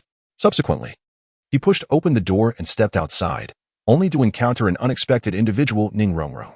Ignoring her completely, Jiang Yu brushed past Ning Renxue without uttering a word and continued on his way. This caused Ning Renxue's expression to stiffen, her demeanor becoming rather unsightly. Unfortunately, by this time, Jiang Yu had already distanced himself, leaving Ning Renxue with no choice but to angrily push open the door and enter the conference hall where Ning Fengji was located. There, she found Ning Fengji lost in thought, idly toying with the tea set, only putting it down when he sensed his daughter's approach, turning his gaze to her. Well, Renxue, what is your assessment of him? Ning Fengji inquired with a smile. He had intentionally allowed Ning Renxue to overhear their conversation, for she was destined to marry Xue Qinghe, and it was imperative that she understood the foremost general under Xue Qinghe's command. Ning Renxue, visibly displeased, huffed in response, humph, arrogant and lacking in manners. He pales in comparison to third brother. I fail to understand what you find commendable in him, father. Ah, is that all you gleaned from listening? Ning Fengji's face flickered with a hint of helplessness. He did not blame Ning Renxue. Their perspectives were too disparate for her to comprehend fully. However, though I have never encountered the so-called Tang Sin you speak of, I must assert that even if he possesses remarkable talents, he cannot compare to Jiang Yu. Ning Fengji remarked thoughtfully. It was not that he looked down upon Tang San, but rather that Jiang Yu and Tang San operated on entirely different planes. Jiang Yu's ambitions were national in scope, while Tang San was still engaged in his studies at school. The disparity was profound. But third brother's hidden weapons are formidable. Once our 7 treasures glazed tile school collaborates with him, Our disciples will be equipped with such weapons, ensuring our self-defense, Ning Rongrong countered. This was her reasoning to persuade her father, but alas, it had no effect on Ning Fengji. Are hidden weapons truly formidable? I shall concede that such weapons, referred to as hidden weapons, may indeed possess considerable power. Yet, will the third brother you speak of, Tang San, bestow them upon our 7-treasure, glazed tile school? Ning Fengji responded non-committally. Ning Rongrong longed to affirm this, but upon reflecting on how Tang San treasured the hidden weapons and his aspirations to restore his sect, she realized that he would undoubtedly refrain from sharing the production methods with the 7-treasure, glazed tile school. Without the knowledge of how to create them, their value diminished significantly. Rongrong, you are to be wed soon. It is also time for you to familiarize yourself with our sect. Do you believe that at our level, the threat to our school lies in our own combat prowess? It is not so. The greatest dangers stem from the predatory forces surrounding us, Ning Fengji remarked calmly. The greatest crisis facing the 7-treasure glazed tile school is not its own meager combat ability, but rather the formidable tigers lurking nearby. Merely enhancing combat power is insufficient to resolve the issues at hand. As long as the 7-treasure glazed tile school exists on the continent, who would dare to disregard it? The concerns regarding safety are merely rhetorical. This is also the reason why Ning Fengji values Jiang Yu. Collaborating with the Crown Prince of Tiandou truly offers a solution to the current predicament. A mere concealed weapon, no matter how formidable, serves only as a temporary remedy. Not to mention that the vital lifeline remains in another's grasp. Chapter 76. The arrangements of the 4 great clans on another front. Jiang Yu swiftly returned to the Crown Prince's residence, immediately summoning the leaders of the 4 major elemental clans. It has been some time since these 4 families returned. Yet, Jiang Yu had been unable to find the opportunity to meet with their chieftains. Instead, upon their arrival in Tiandou City, he had allocated a sum of money in the name of the Crown Prince's residence, enabling them to establish their own clan territories within the city. Now, it seems they have made considerable progress in their constructions, prompting Jiang Yu to gather them all together gradually. He intended to assign them tasks. As he did not bring them on board merely for idleness, it was time for them to share in the responsibilities. Soon, the leaders of the 4 great clans were assembled at the Crown Prince's residence. At this moment, the Crown Prince's residence was devoid of Xue Qinghe, leaving only Jiang Yu in attendance. In this regard, one could argue that Xue Qinghe was somewhat remiss in his duties as Crown Prince. However, recognizing the challenges he faced, Jiang Yu chose to silently forgive him. After all, balancing multiple allegiances is undeniably a formidable task. Before long, the leaders of the 4 great clans appeared before Jiang Yu. Having previously met these 4 patriarchs, Jiang Yu respectfully bowed in greeting. In truth, such deference was unnecessary, yet it served to convey his earnest regard for them. Lord Jiang, you are too courteous. Please, do rise. One of them, Titan, remained unmoving, while Bai He was the first to assist Jiang Yu to his feet. Given that Jiang Yu was acquainted with Titan but not the other 3, it was fitting for Titan to help him up. Nevertheless, Bai He's astuteness in understanding social nuances led him to recognize that Jiang Yu need not extend such formalities. Honoring them was, in fact, a reminder that their current standing was largely the result of Jiang Yu's influence. Bai He was also aware of his granddaughter's connection to Xue Qinghe, and thus seized the opportunity to become better acquainted with Jiang Yu, whose status was assuredly commendable. Jiang Yu was momentarily taken aback, then graciously accepted the gesture, expressing his gratitude. Thank you, Patriarch Bai, or perhaps, my future esteemed father-in-law. With a cheerful smile, he playfully bestowed upon Bai He a figurative hat. As there were no outsiders present, merely an act of flattery. Bai chuckled. Oh, not at all, Lord Jiang, you speak too soon. It was undeniable that the Min clan had been thriving of late, and as its leader, Bai He was reaping the rewards of elevated status, relishing the privileges that came with it.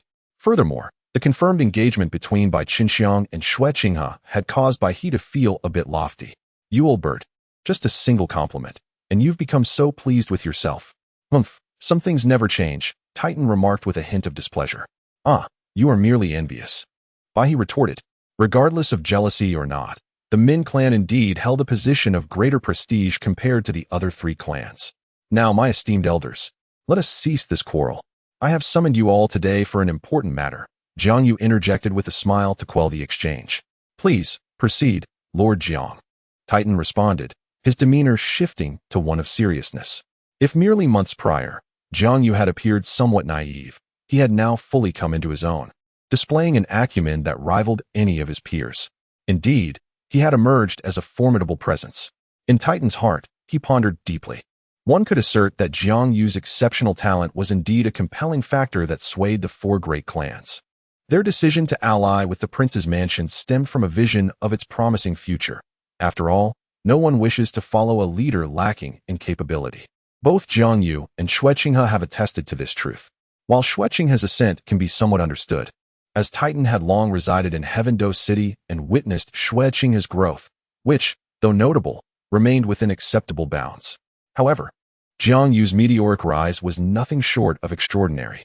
With the vigor of youth, he ascended to the helm of governance, transforming from an obscure figure to one of national renown in mere months. Admittedly, he benefited from considerable influence, particularly from the four great clans, as well as the seven treasures Glazed Tile School and Douluo. Without the support of these clans, Jiang Yu might not have achieved such remarkable heights. Nevertheless, this only underscores the extraordinary nature of Jiang Yu's abilities. He exemplifies what mere mortals cannot attain. This has indeed astonished many, with Titan being particularly affected.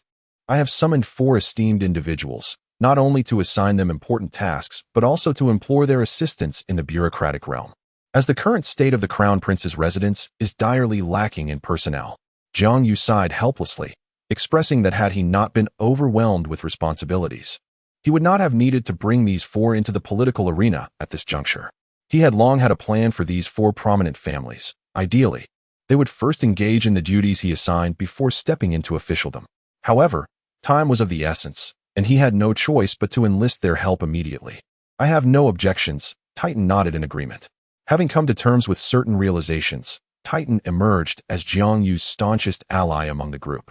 Even more so than Bai He, who was merely closer to Xue Qinghe. Titan recognized Jiang Yu's capabilities. Upon hearing Jiang Yu's words, Titan readily concurred. Well aware of the treacherous landscape of the current political arena, which Jiang Yu was shouldering alone, this revelation significantly altered Titan's perception of Jiang Yu. The predicament largely stemmed from Jiang Yu's excessive confidence, bolstered by his extensive knowledge acquired through various means in his previous life. Though managing governmental affairs was not without its challenges, he believed he could handle it effortlessly.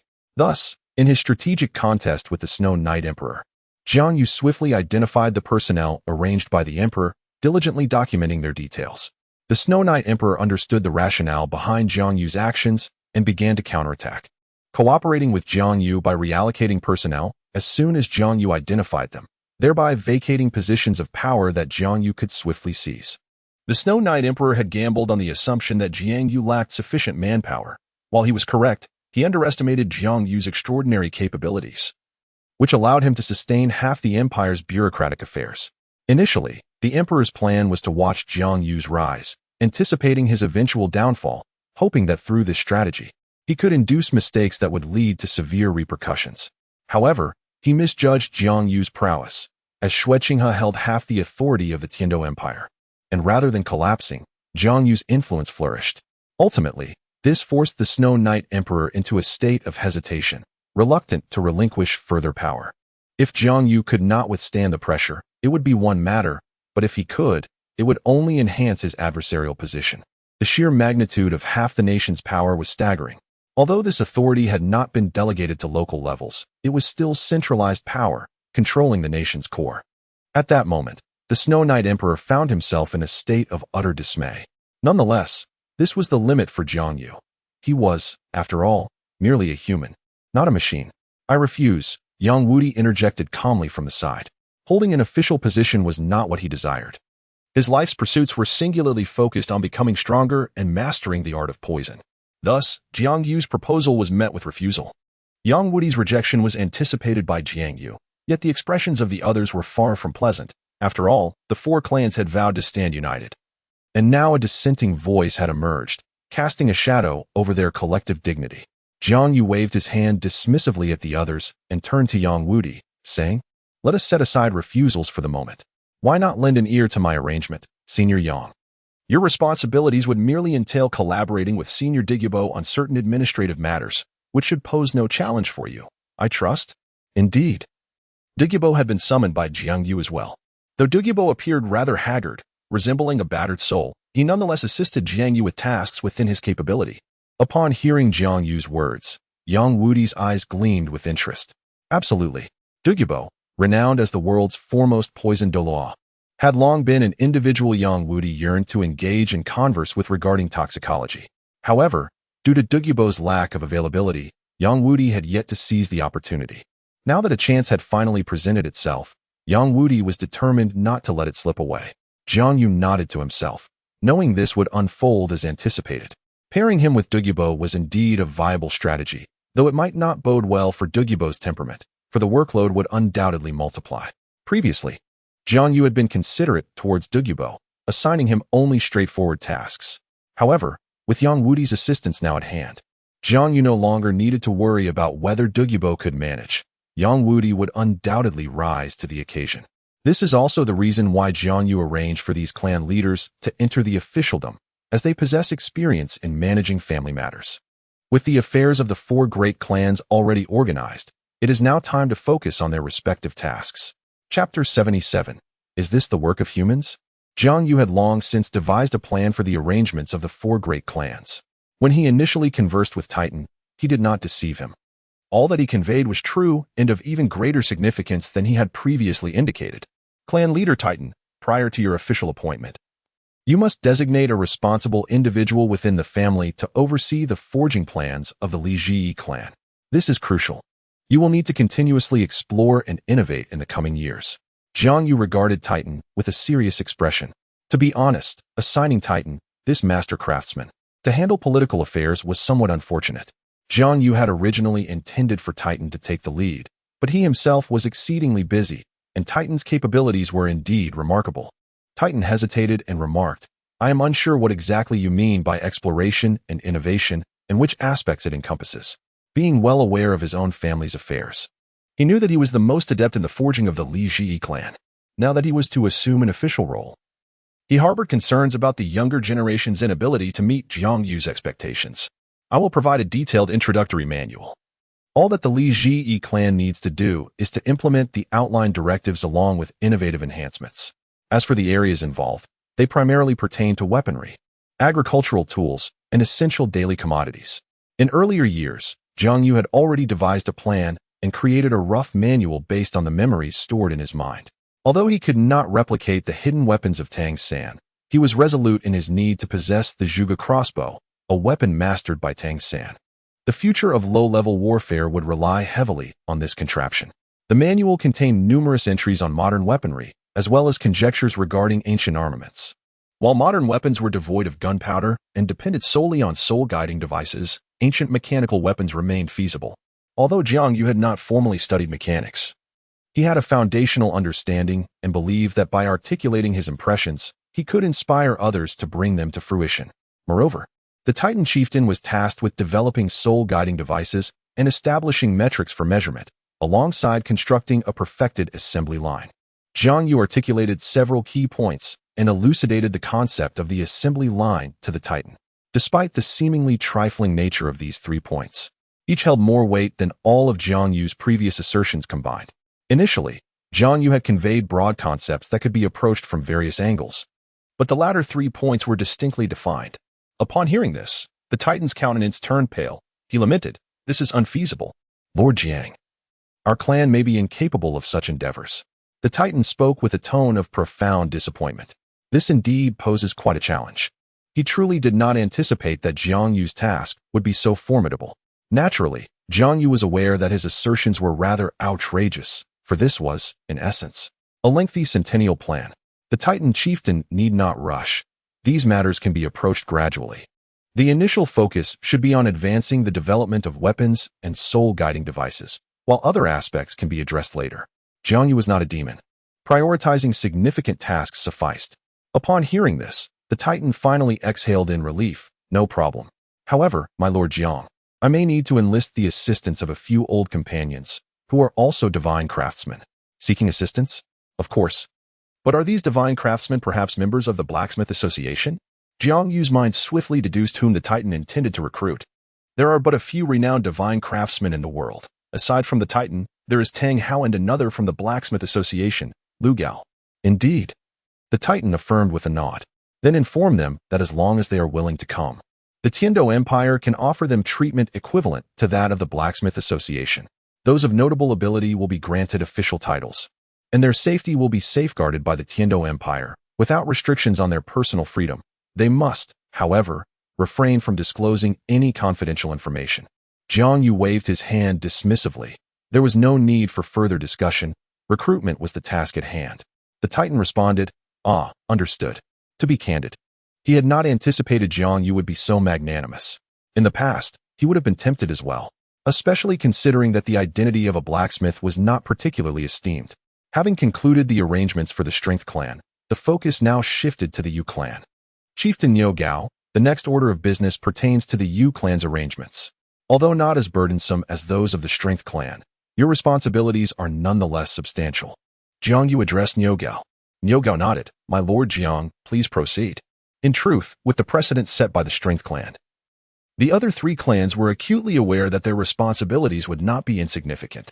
The Yu clan needed to research stronger, more cost-effective building materials with considerable production capacity. Simultaneously, the Yu clan was tasked with devising a national roadmap and determining the appropriate distances for railway tracks. If feasible, Chieftain Niu Gao could also have his clansmen explore transportation tools. At this point, Jiang Yu felt slightly embarrassed. He was essentially treating the Yu clan not merely as a construction department, but had also imposed upon them the role of a transportation department, which seemed rather inconsiderate. Niu Gao's silence was palpable, leaving the others perplexed. To them, this task did not appear overly daunting. Why did the old rhinoceros seem so troubled? What was amiss with him? This is merely due to their lack of understanding. Niu Gao comprehends this matter well and is aware of Jiang Yu's intentions. Thus, he fully grasps the nature of this undertaking. There are no issues from the initial stages to the finality. The additional projects Jiang Yu previously mentioned are all preparatory for this purpose. Although Jiang Yu did not explicitly state the need for road construction, it is undoubtedly a future necessity. Therefore, Niu Gao feels that he is destined to toil in his position until the end. Moreover, it is likely that his son and grandson will face a similar fate. Such endeavors cannot be accomplished in mere decades or even centuries. One must not presume that the nation of Jiang Yu in his past life achieved such feats in a short span. It was, in fact, due to the formidable execution capabilities of that realm. However, in the context of Douluo Continent, such execution would require at least a century. Niu Gao ultimately nodded in agreement, albeit with difficulty, expressing his intent to do his utmost. Jiang Yu, satisfied with this response, acknowledged that he did not harbor expectations for a swift completion of their objectives. Next, the focus turned to the leader of the Baihe clan. Jiang Yu addressed Baihe, who stood tall and resolute, conveying his confidence in the task at hand. In truth, Jiang Yu found the arrangement concerning the Min clan somewhat challenging, as their strengths and capabilities paled in comparison to the other three clans. Fortunately, with Xue Qinghe's marriage to Bai Qinxiang, Jiang Yu felt it necessary to involve them in this endeavor. The Min clan would collaborate with the Crown Prince to establish a nationwide intelligence network, gathering and disseminating information and news from various locales with utmost efficiency. Jiang Yu stated directly, he had entirely entrusted the publishing house to Xue Qinghe, a decision long agreed upon by the three of them, as such responsibilities needed to reside in Xue Qinghe's capable hands. Baihe, now realizing the burdens faced by Titans and Niu Gao, pondered aloud, is this truly feasible? Establishing a national intelligence network? You are asking for the impossible. Despite his elevated position, Baihe understood the enormity of the task, recognizing that even with 10 additional members from the Min clan, it would still be an insurmountable challenge. An intelligence network is not easily forged. Jiang Yu cast a sidelong glance at the disheartened Baihe and reassured him, "Fear not. The Crown Prince and the 7 Treasures Glazed Tile School will assist in this endeavor. The Min clan need not undertake this alone. You will simply need to heed the Crown Prince's directives." "That is a relief," Baihe responded, visibly easing at Jiang Yu's proposal. Choosing to refrain from further comment, he understood that while Jiang Yu spoke lightly, the task at hand was, at the very least, a nationwide undertaking that no single clan could manage alone. Finally, only the Pa clan remained. Jiang Yu turned his gaze to Yang Wudi, who, having benefited from Jiang Yu's favor, no longer treated him with the same disdain as before. "Lord Jiang, if the Pa clan is capable, we shall exert ourselves to the fullest," Yang Wudi stated with a nod. Jiang Yu sighed with relief. "Then I must trouble you, clan leader Yang.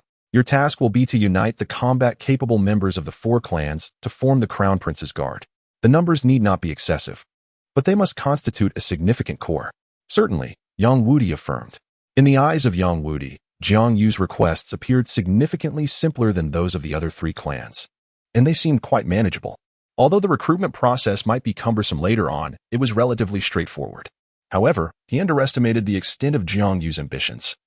It was unlikely that he would merely assign such a simplistic task. Jiang Yu was not inclined to regard the 4 major clans as mere tools for his purposes.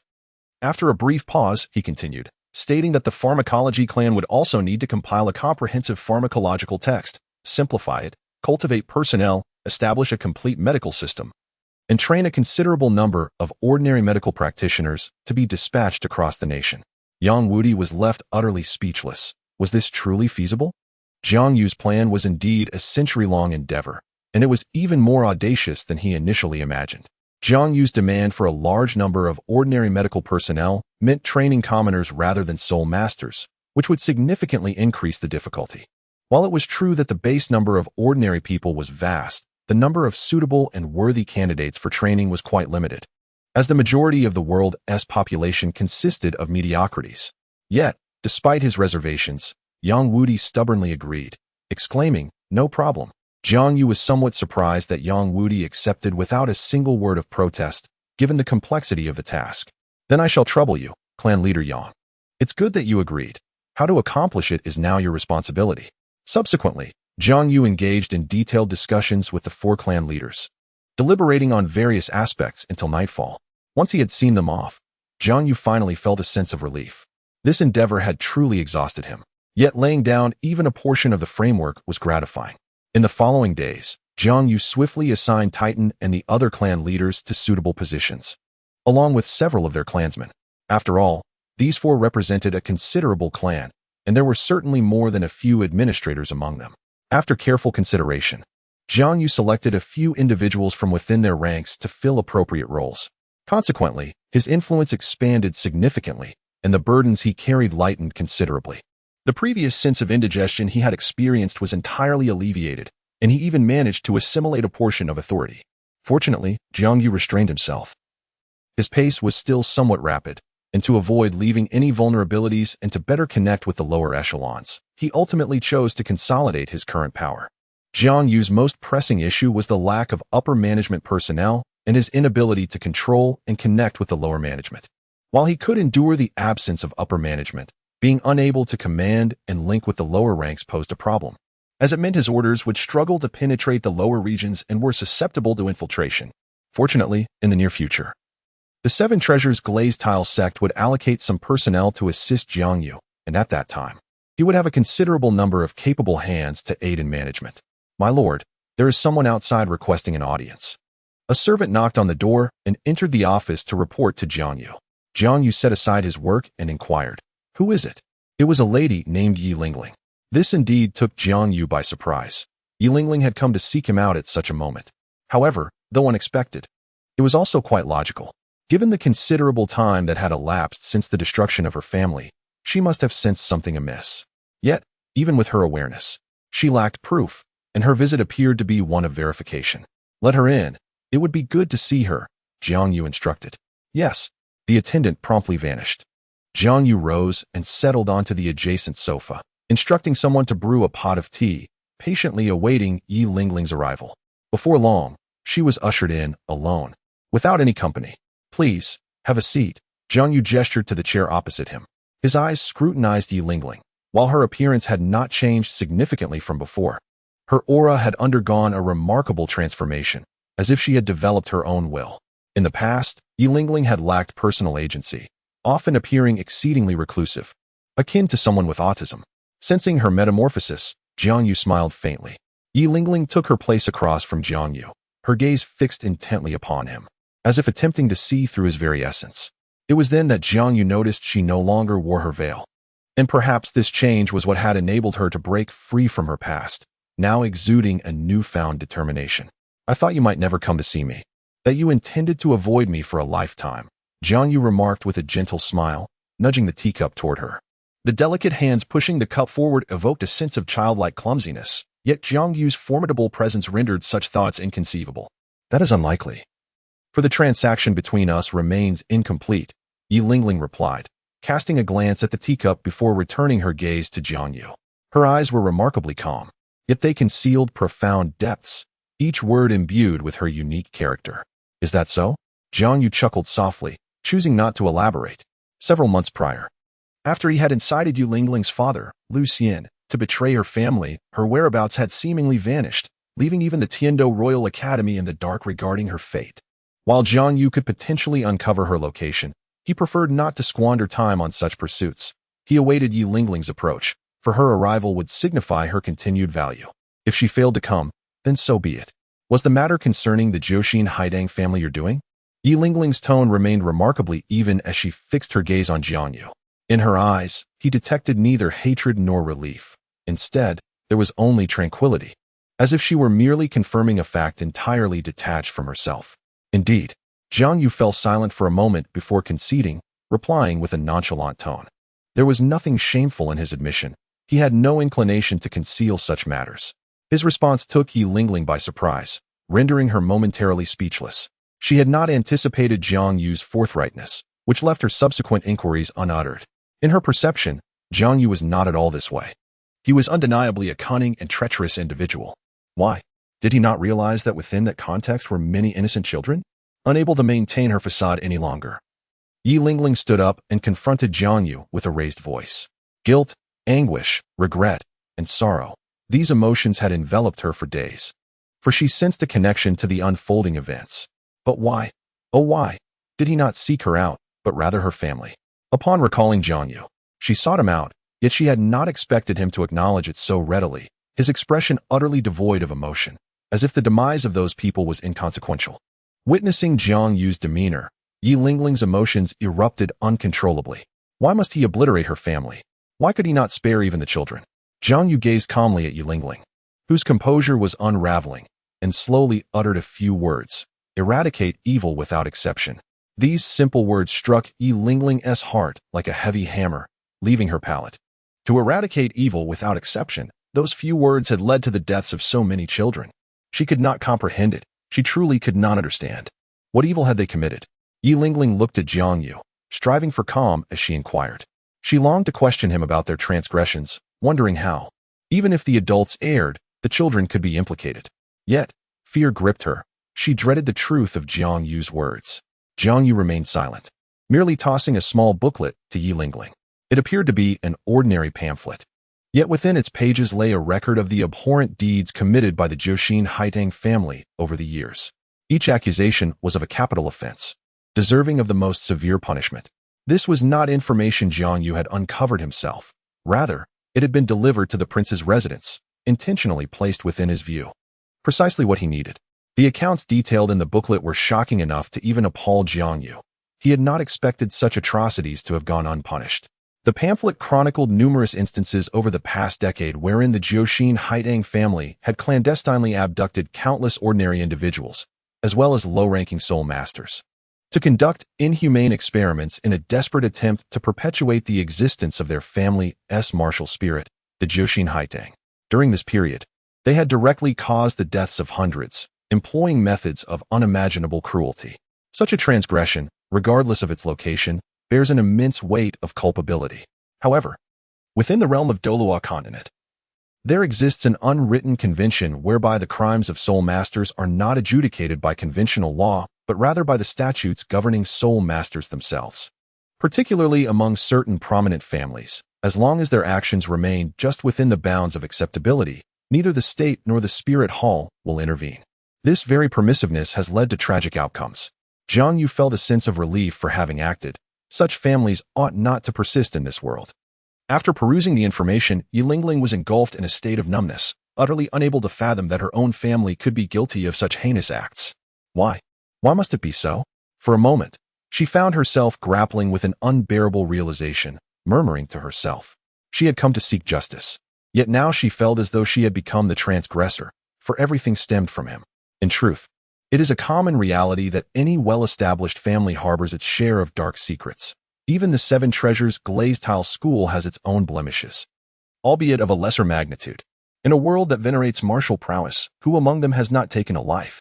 It is merely the case that ordinary individuals commit such acts less frequently.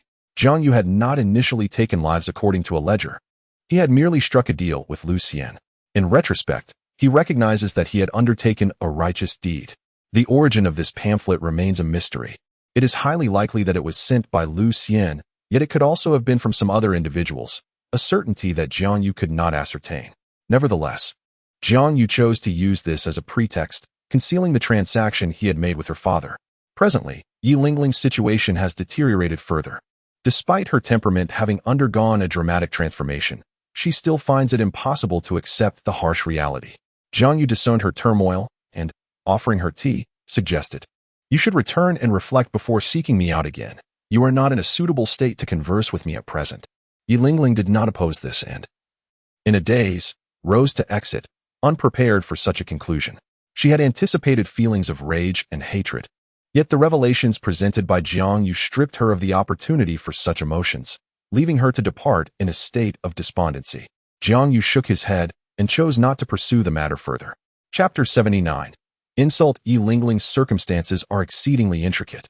Although she has endured the horrors of a massacre that claimed her family and her mindset has shifted in terms of experience and intellect, she remains much the same as before, with little alteration to her essence.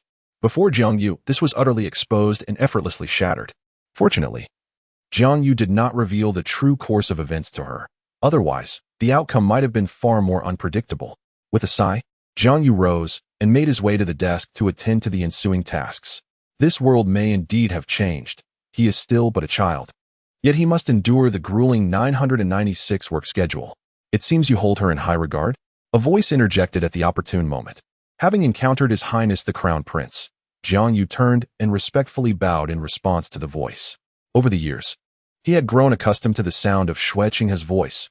Now, upon hearing it, he instinctively recognized it. There sat Xue Qinghe by the window, observing Jiang Yu with keen interest, playfully teasing him as he approached and settled comfortably onto a nearby sofa. "Well then, it is just the two of us here. There is no need for such formalities. Let us discuss that young lady, for I find myself quite intrigued," Xue Qinghe remarked with a smile. He then poured himself a cup of tea, acknowledging that he had been quite exhausted lately and required a moment of respite. However, Jiang Yu also noticed the shadow of concern that lingered in the depths of Xue Qinghe's eyes. He bore a burden of thoughts. "One must uphold propriety," Jiang Yu replied, straightening his posture and regarding Xue Qinghe with a peculiar expression. "I value her for her uniquely remarkable martial spirit. If harnessed correctly, it could yield extraordinary results. But tell me, Your Highness, are you perhaps interested in marrying her? It would not be out of the question. If you desire it, then so be it." Although her assistance may not be of great significance, Jiang Yu chuckled. Suddenly, Xue Qinghe, unable to contain himself, sputtered the tea he had just sipped. "Who said I wish to marry her? I am merely curious as to why you hold her in such high regard," he exclaimed loudly. Jiang Yu's words had genuinely vexed Xue Qinghe. The thought of marriage was nearly unbearable.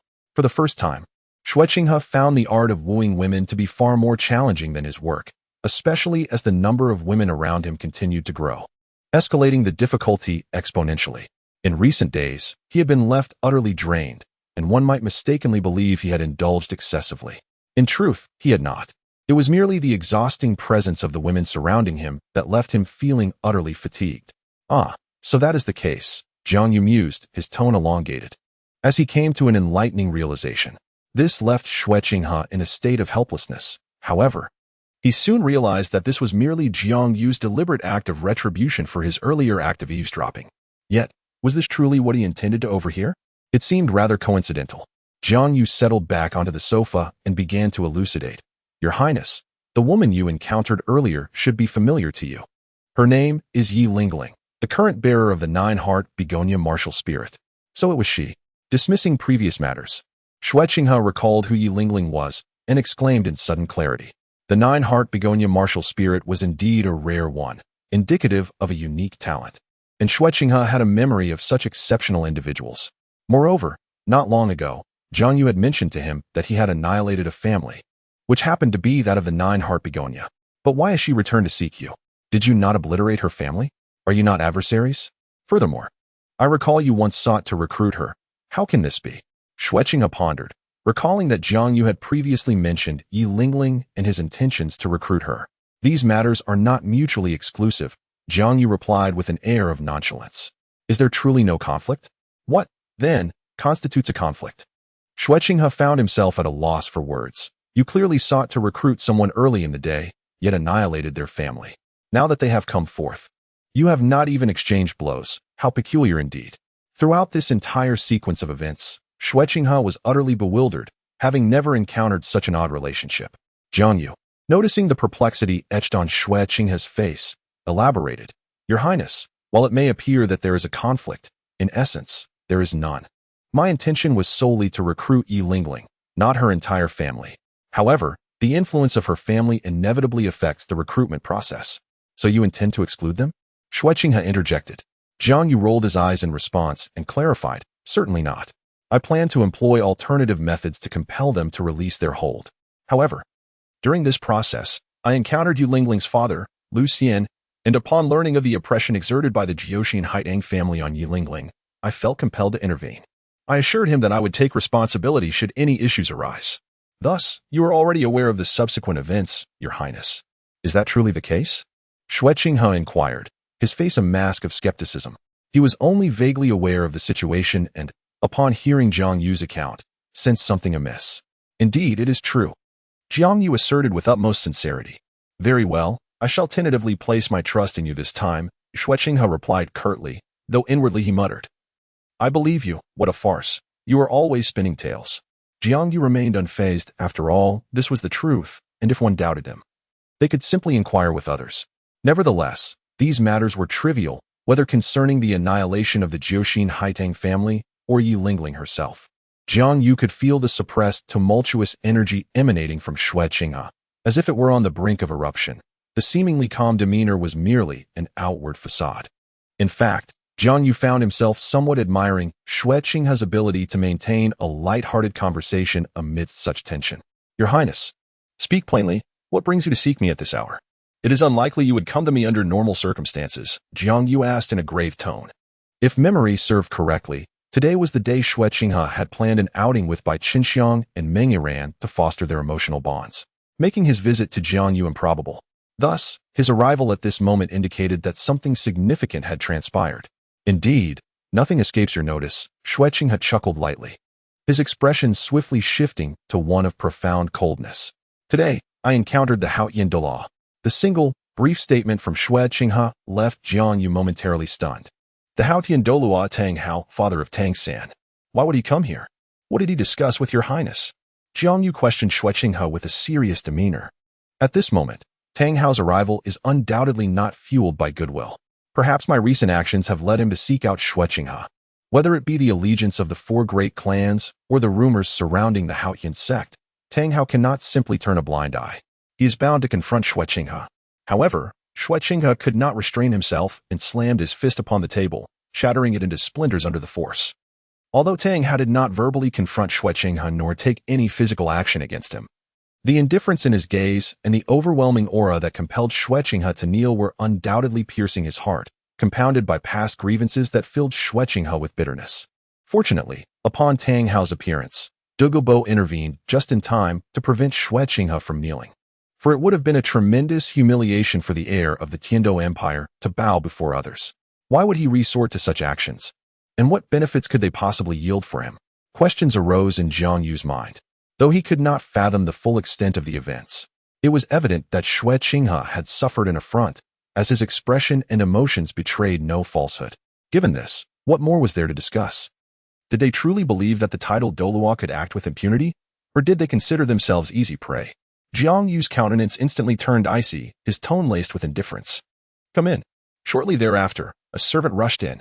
Jiang Yu coldly commanded, immediately notify the elders of the four great clans, the leader of the 7 treasure glazed tile school, the platinum bishop of the spirit hall, and Douluo to convene for a discussion. Tang Hao's actions have undeniably breached the established protocols. If he intends to wield his strength to bully others, then he should not complain when I assert my influence in return. Chapter 80. The transaction. The first to arrive were the clan leaders of the 4 great families. Even before Jiang Yu issued his command, they had already gathered downstairs. Subsequently, when Jiang Yu sent someone to fetch them, They coincidentally encountered the servant he dispatched, and thus ascended together. In the conference hall, upon witnessing their swift arrival and the grave expressions upon their faces, Jiang Yu immediately understood that something had transpired, likely related to Tang Hao. While a sense of relief washed over him, the fact that Titan and the others arrived at such a critical moment spoke volumes. However, his expression soon darkened further. It was one thing to insult my leader, but this rogue even sought to undermine me. A level 96 title Douluo is indeed formidable, yet one should not underestimate others. To be candid, Tang Hao's actions caught Jiang Yu completely off guard.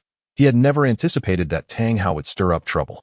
Although Tang Hao had distanced himself from Tang San in the original narrative, one would assume he would remain nearby, secretly safeguarding Tang San. Moreover, Jiang Yu had truly not expected Tang Hao to come at this moment to meet with the leaders of the four great clans, and even take out his frustrations on Xue Qinghe. Yes, it was indeed an act of venting his anger. In Tang Hao's perspective, his actions serve as a warning. However, to Xue Qinghe, they are nothing short of an insult, while Jiang Yu perceives them as an expression of frustration. It is incomprehensible for any rational individual to threaten the crown prince of a nation. Yet, Tang Hao dares to do so, as he believes that Xue Qinghe's actions are merely cunning tactics to undermine his position. This also accounts for Tang Hao's frustration after meeting with the leaders of the four prominent clans. He discerned that, while some of them still harbored sentiments from the past, they remained resolutely aligned with the crown princess residence. After departing from Tang San, Tang Hao sought out the various clans, intending to discreetly ascertain their well-being. He felt a pang of guilt regarding past events, as they were indeed the catalyst for the current situation. However, to his dismay, he soon learned that the four clans of the Haotian school had collectively pledged their allegiance to the crown prince, Xue Qinghe. Furthermore, numerous tales of the Haotian school and his own exploits had circulated among the populace, tarnishing both his and the school's reputation. Enraged and seeking clarification, Tang Hao resolved to meet with the leaders of the four clans once more. Among the four, aside from Yang Wudi, the other clan leaders still held a degree of respect for Tang Hao. Even if they were not particularly welcoming, they would not dismiss him outright. Nonetheless, the outcome was disheartening.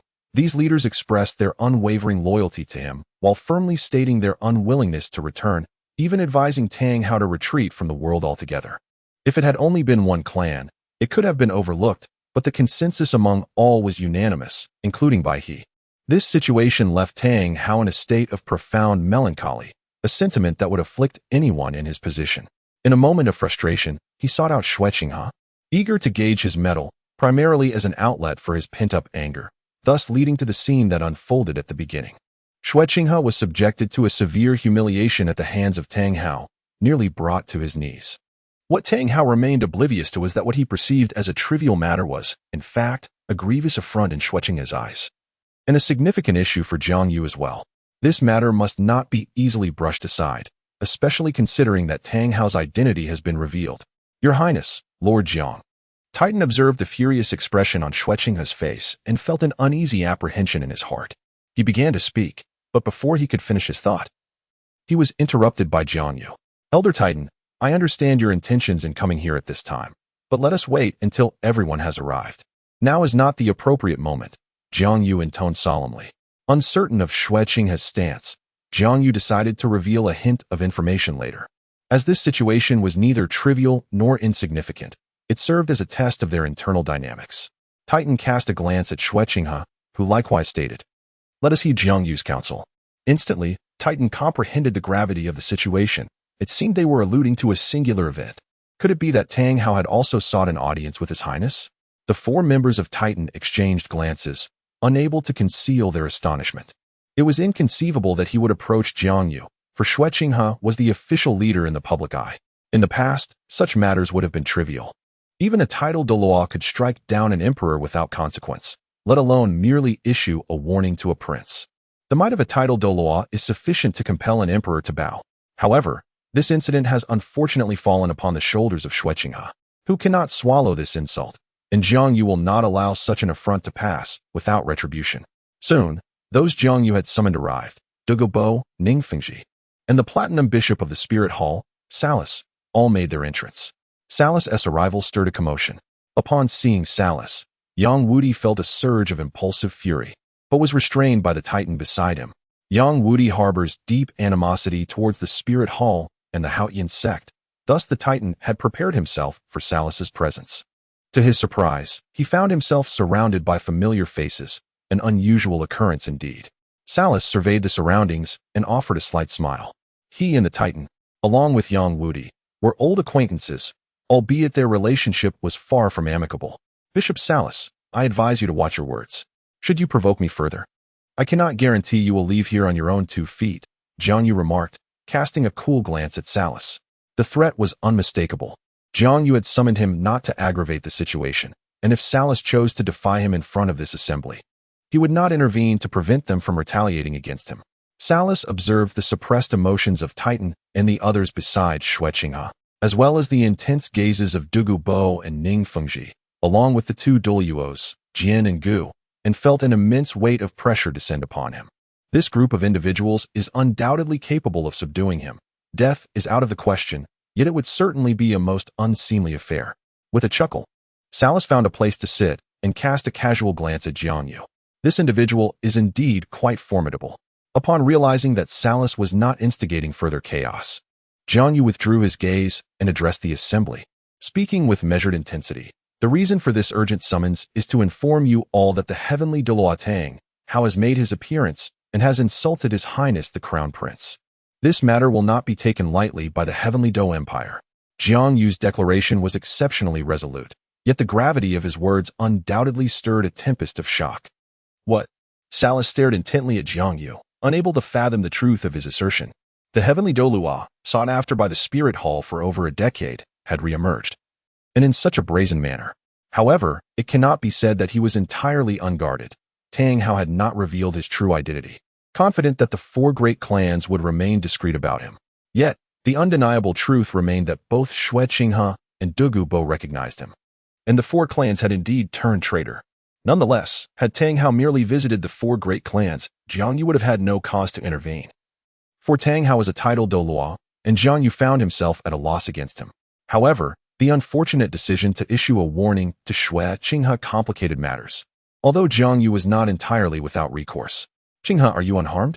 Ning Fengji, possessing a sense of social awareness, refrained from immediately focusing on the Tang Hao incident and instead inquired with concern for Xue Qinghe. Teacher, I am fine, thanks to Douluo Dugu. I merely experienced a momentary fright, Xue Qinghe replied. After sharing his experience with Jiang Yu, he had regained his composure, revealing that he had not sustained any real injury. Jiang Yu continued, Chief Titan, did the heavenly Douluo pay you a visit? This indeed serves to validate Tang Hao's identity. The Titans and others would not mistake him for anyone else. However, Xue Qinghe's expression grew noticeably somber. Titan spoke in a grave tone, affirming, indeed. He sought to persuade us to abandon the Tiandou Empire, but we rebuffed his advances. Although Tang Hao had never uttered such words, Titan could discern the underlying implications. It was once again a moment to express their stance, and Titan had no choice but to articulate it in that manner. He had not anticipated the matter would escalate to such proportions. Very well, Jiang Yu's countenance revealed no trace of elation or anger, while Xue Qinghe was ablaze with fury. The insults hurled by Tang Hao, the experiences of the 4 great clans, and his own ignorance coalesced into a tumultuous storm within Xue Qinghe's heart. Master Ning, I must trouble you with the ensuing matters. Mobilize the full capabilities of the Tiandou Publishing House to disseminate today's events, entitled, Tang Hao, the Tiandou Douluo, brazenly insults the Crown Prince of the Tiandou Empire, undermining the empire's interests. The Tiandou Empire expresses its outrage and denounces both the Tiandou sect and Tang Hao.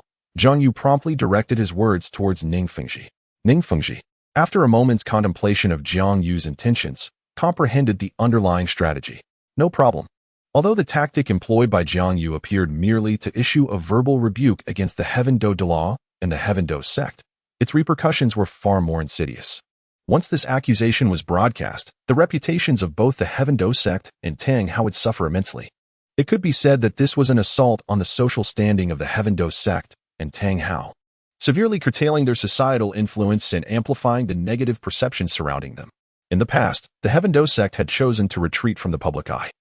While it was a cowardly move, it also proved to be a prudent one, resulting in diminished fame while preserving their essence. Moreover, as time passed and the negative impacts from that era faded, they would once again ascend as the foremost sect in the world. However, Jiang Yu had first unveiled the scandals involving the Heaven Do sect and the Spirit Hall, and now he was voicing accusations against the Heaven Do sect and Tang Hao's actions, coupled with Xue Qinghe's commendable reputation. Tang Hao's overt threats against the crown prince of the Heaven Do Empire and the detriment to the empire's interests. It was certain that the Heaven Do sect and Tang Hao would be cast in a negative light in the eyes of the empire's populace, utterly tarnishing their standing. This will utterly undermine the original plans of the Haotian sect. In the future, even if the disciples of the Haotian sect do not face universal condemnation, their reputation will be irreparably tarnished. At that time, Jiang Yu will instruct Ningfengji to disseminate further rumors. As long as the Haotian sect remains silent and does not refute these claims, whatever he states will be perceived as truth, and they will be subjected to unfounded slander. Should they dare to respond, however, Bishop Salas. Jiang Yu addressed Bishop Salas. This is precisely the reason for summoning Salas, a justifiable motive. Let us discuss the matter of trade, suggested Jiang Yu with a playful smile. Revenge need not always culminate in murder. One can also strike at the heart.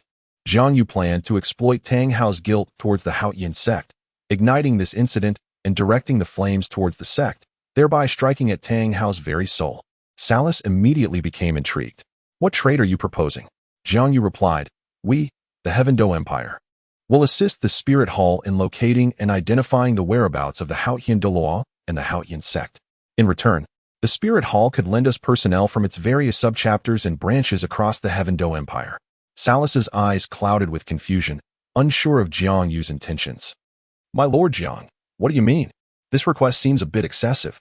I fear I may not have the authority to grant it, Salas responded with reluctance. Regardless of Salas's authority, mobilizing the entirety of the Spirit Hall's subchapters and branches from an empire is a significant matter. Simply report this incident. As for my intentions, they are not complex. I merely wish to gather statistics on officials and the populace nationwide. This is merely a transaction, while the Spirit Hall provides me with its intelligence network. The Heaven Do Empire will align its actions concerning the Haotian sect with the Spirit Hall. Currently, the Heaven Do Empire is not capable of confronting the Haotian sect alone.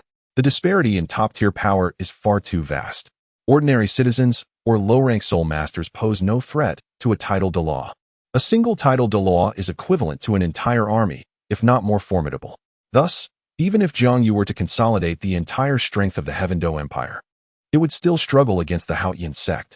However, the reason the Heaven Do Empire is regarded as an empire, the second greatest power in the realm, lies in its territory and population. To capitalize on one's strengths while circumventing weaknesses is paramount. Jiang Yu does not intend to confront the Haotian sect head-on. Leveraging civilian power alongside the Spirit Hall to suppress the Haotian sect presents an excellent strategy. As for the trade, this is a matter Jiang Yu intends to pursue, and it is prudent to negotiate it now. No problem, I can report this, Salas replied, contemplating with a smile. Is this surprising? Not at all. Salas is well aware of Xue Qinghe's identity and believes that Jiang Yu's actions are all in service of Xue Qinghe. Furthermore, he merely needs to report it and need not concern himself with the details. If that is the case, then please, esteemed bishop, expedite your report, Jiang Yu remarked, casting a deep gaze at Salas. This left Salas momentarily stunned, but he soon burst into hearty laughter, rising to address the crowd. Please, continue your conversation. I must take my leave to report. With that, he departed without a hint of reluctance, leaving everyone in a state of bewilderment.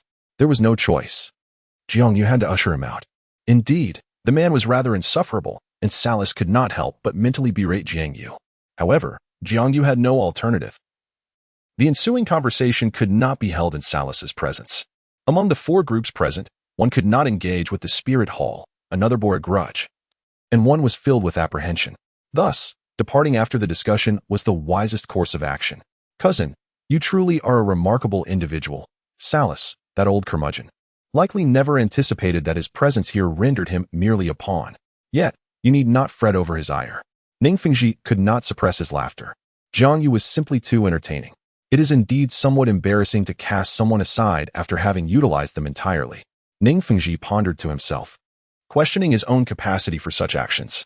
Yet, is there truly any fear? Is he not quite pleased? Jiang Yu remarked with a smile.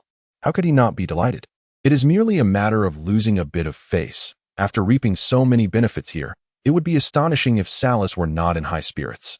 The information from Tang Hao is undeniably of paramount importance to the Haotian sect, especially coupled with the opportunity to collaborate with the heavenly Douluo Empire. Jiang Yu. Do pause for a moment, Xue Qinghe interjected, abruptly halting Jiang Yu's discourse. This left Jiang Yu momentarily taken aback, bewildered by the situation. Turning his gaze, he discovered that Xue Qinghe was not looking at him, but rather at Titan and the others. Gradually understanding the unfolding events, he let out a resigned sigh. Ning Fengji also sensed the underlying issue and ceased his conversation. At that moment, Xue Qinghe cast a gaze laden with complexity towards the four clan leaders, addressing Titan directly. Can I still place my trust in you, Titan? His tone was fraught with intricacies and hesitation. Jiang Yu, more than anyone, could comprehend the turmoil within him.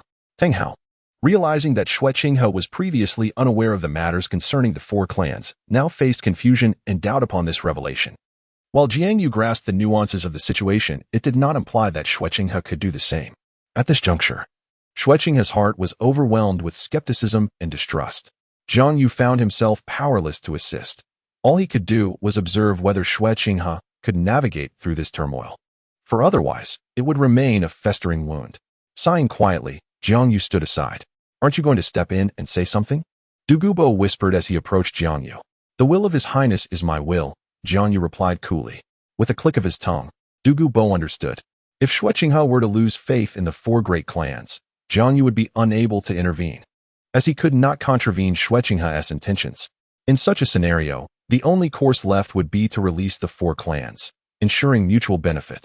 However, this would make it exceedingly difficult for Jiang Yu to replicate the current circumstances, for it was not a task he could accomplish alone. Thus, Tang Hao's recent actions had dealt a significant blow to Xue Qinghe's influence, as well as to his psychological state. Titan remained silent, kneeling before Xue Qinghe, as did the other three clan leaders.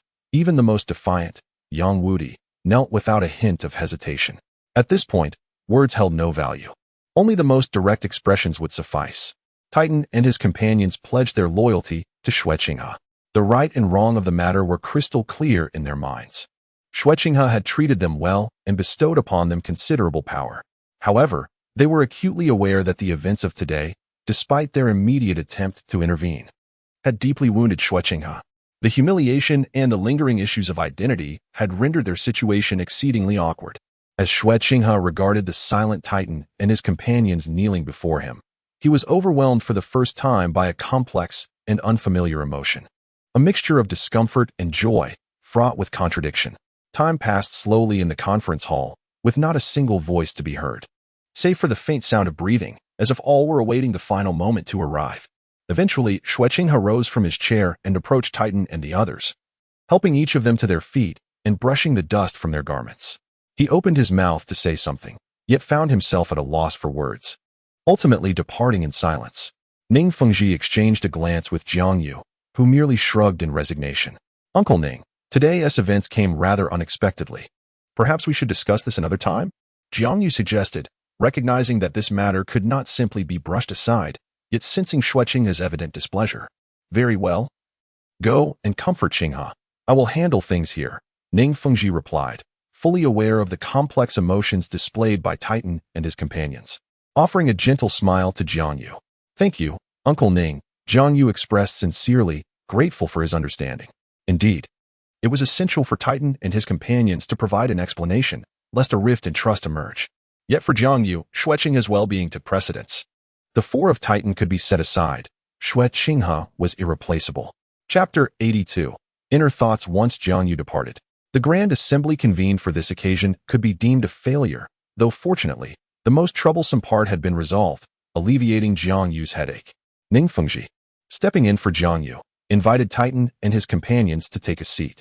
Please, have a seat, esteemed clan leaders. I am certain you have questions that need addressing. Ning Fengji said with a smile. Titan and the others exchanged glances, sharing a wry smile before taking their seats one by one. We would appreciate your guidance. Sect Master Ning, they replied. In truth, their minds were in turmoil. They could not decipher Xue Qinghe's final stance, uncertain whether he believed them or not, leaving them quite anxious.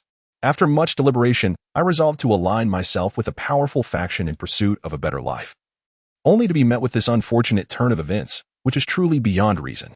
It is deeply unjust.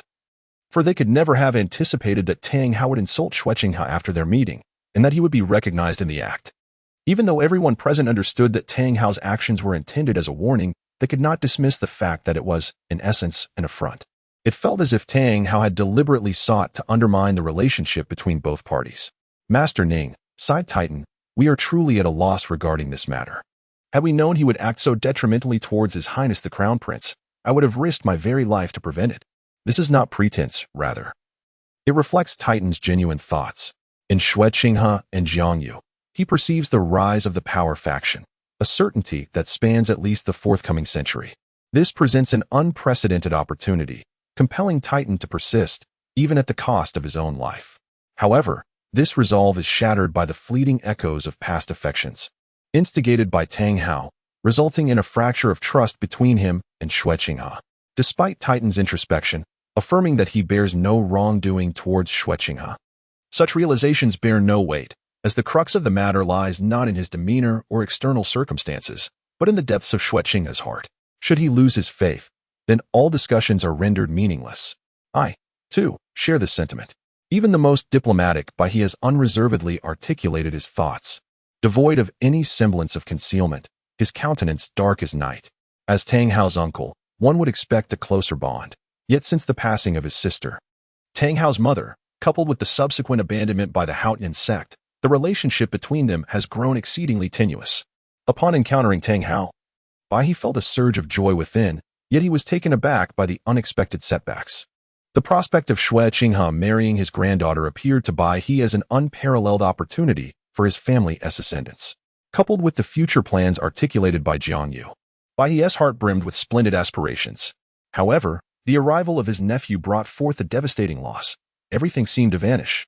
The consequence of losing trust might culminate in the departure of their 4 clans, which would be the most favorable outcome under the circumstances. Should they choose to leave now, the likelihood of encountering another such opportunity in the future appeared grim. He harbored fears that the Min clan might soon fade from the annals of history. Moreover, he felt at a loss as to how to explain the situation to his granddaughter, Qinxiang, since he perceived her genuine affection for Xue Qinghe. Alas, the remaining Niugao and Yang Wudi sighed in unison, their expressions revealing a shared sentiment with Titan and Baihe. The future envisioned by Jiang Yu is irresistibly alluring. If realized, their clan would surely be immortalized in history. The abrupt loss was indeed disheartening. Ning Fengji, observing the expressions of the 4 clan leaders, smiled gently, reassuring them that there was no need for concern. Although Qinghe had said not a word, his act of supporting them indicated his continued trust in them as before. Ning Zongzhu, is what you say truly the case? Titan inquired with eagerness, fearing Ning Fengji might be deceiving them. Indeed, it is true. I would not speak falsely on such matters. Not to mention, I am Qinghe's mentor. Even if he were to lose trust in you, Lord Jiang would certainly take action, Ning Fengji replied with a smile. He had faith that Jiang Yu would not remain idle. Nonetheless, Qinghe, you have indeed impressed your teacher. Ning Fengji mused. While he had not witnessed Jiang Yu's growth, he had consistently observed the transformation of Xue Qinghe. Previously, Ning Fengji doubted that Xue Qinghe could become an excellent emperor, perceiving him merely as a refined young gentleman adept in socializing and maintaining his image, yet lacking in understanding human nature. The most crucial trait for a leader is to comprehend the hearts of the people. Thus, Ning Fengji deemed the earlier Xue Qinghe inadequate. Presently, although Xue Qinghe had yet to achieve perfection, he had become competent.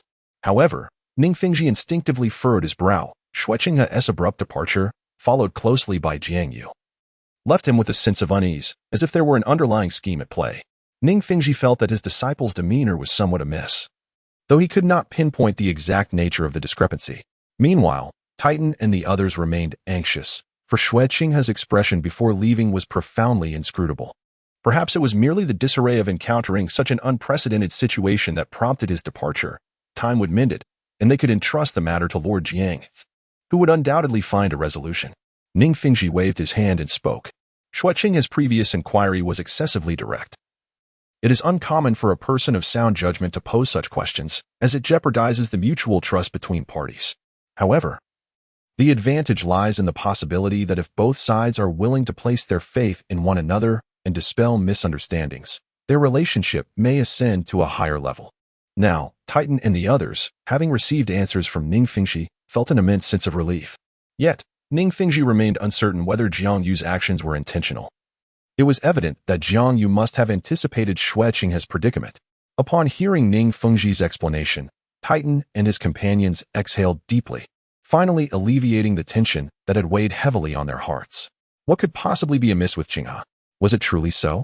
Ning Fengxi rubbed his temples, dismissing the notion as implausible, lacking any reasonable basis. Nevertheless, a flicker of concern lingered within him. It seemed Jiang Yu, too, might be oblivious to the underlying circumstances, which posed a troublesome predicament. Meanwhile, after exiting the conference room, Jiang Yu followed closely behind Xue Qinghe as they left the government office. The office served as Jiang Yu's daily workplace, conveniently located near the royal palace, allowing him to manage routine affairs. Rather than heading to the palace, Xue Qinghe strolled along the street, easily visible to Jiang Yu. Maintaining a respectful distance, Jiang Yu trailed behind Xue Qinghe, who was moving at a leisurely pace. Although Jiang Yu could easily catch up with a slight increase in speed, he refrained from doing so, sensing that Xue Qinghe's mood was not particularly buoyant, and thus chose not to intrude. As they made their way to the crown prince's residence, Jiang Yu encountered no obstacles, seamlessly following Xue Qinghe inside. Xue Qinghe trudged up to the highest point of the residence, where a splendid observation deck awaited. Jiang Yu surmised that Xue Qinghe sought to behold the scenery.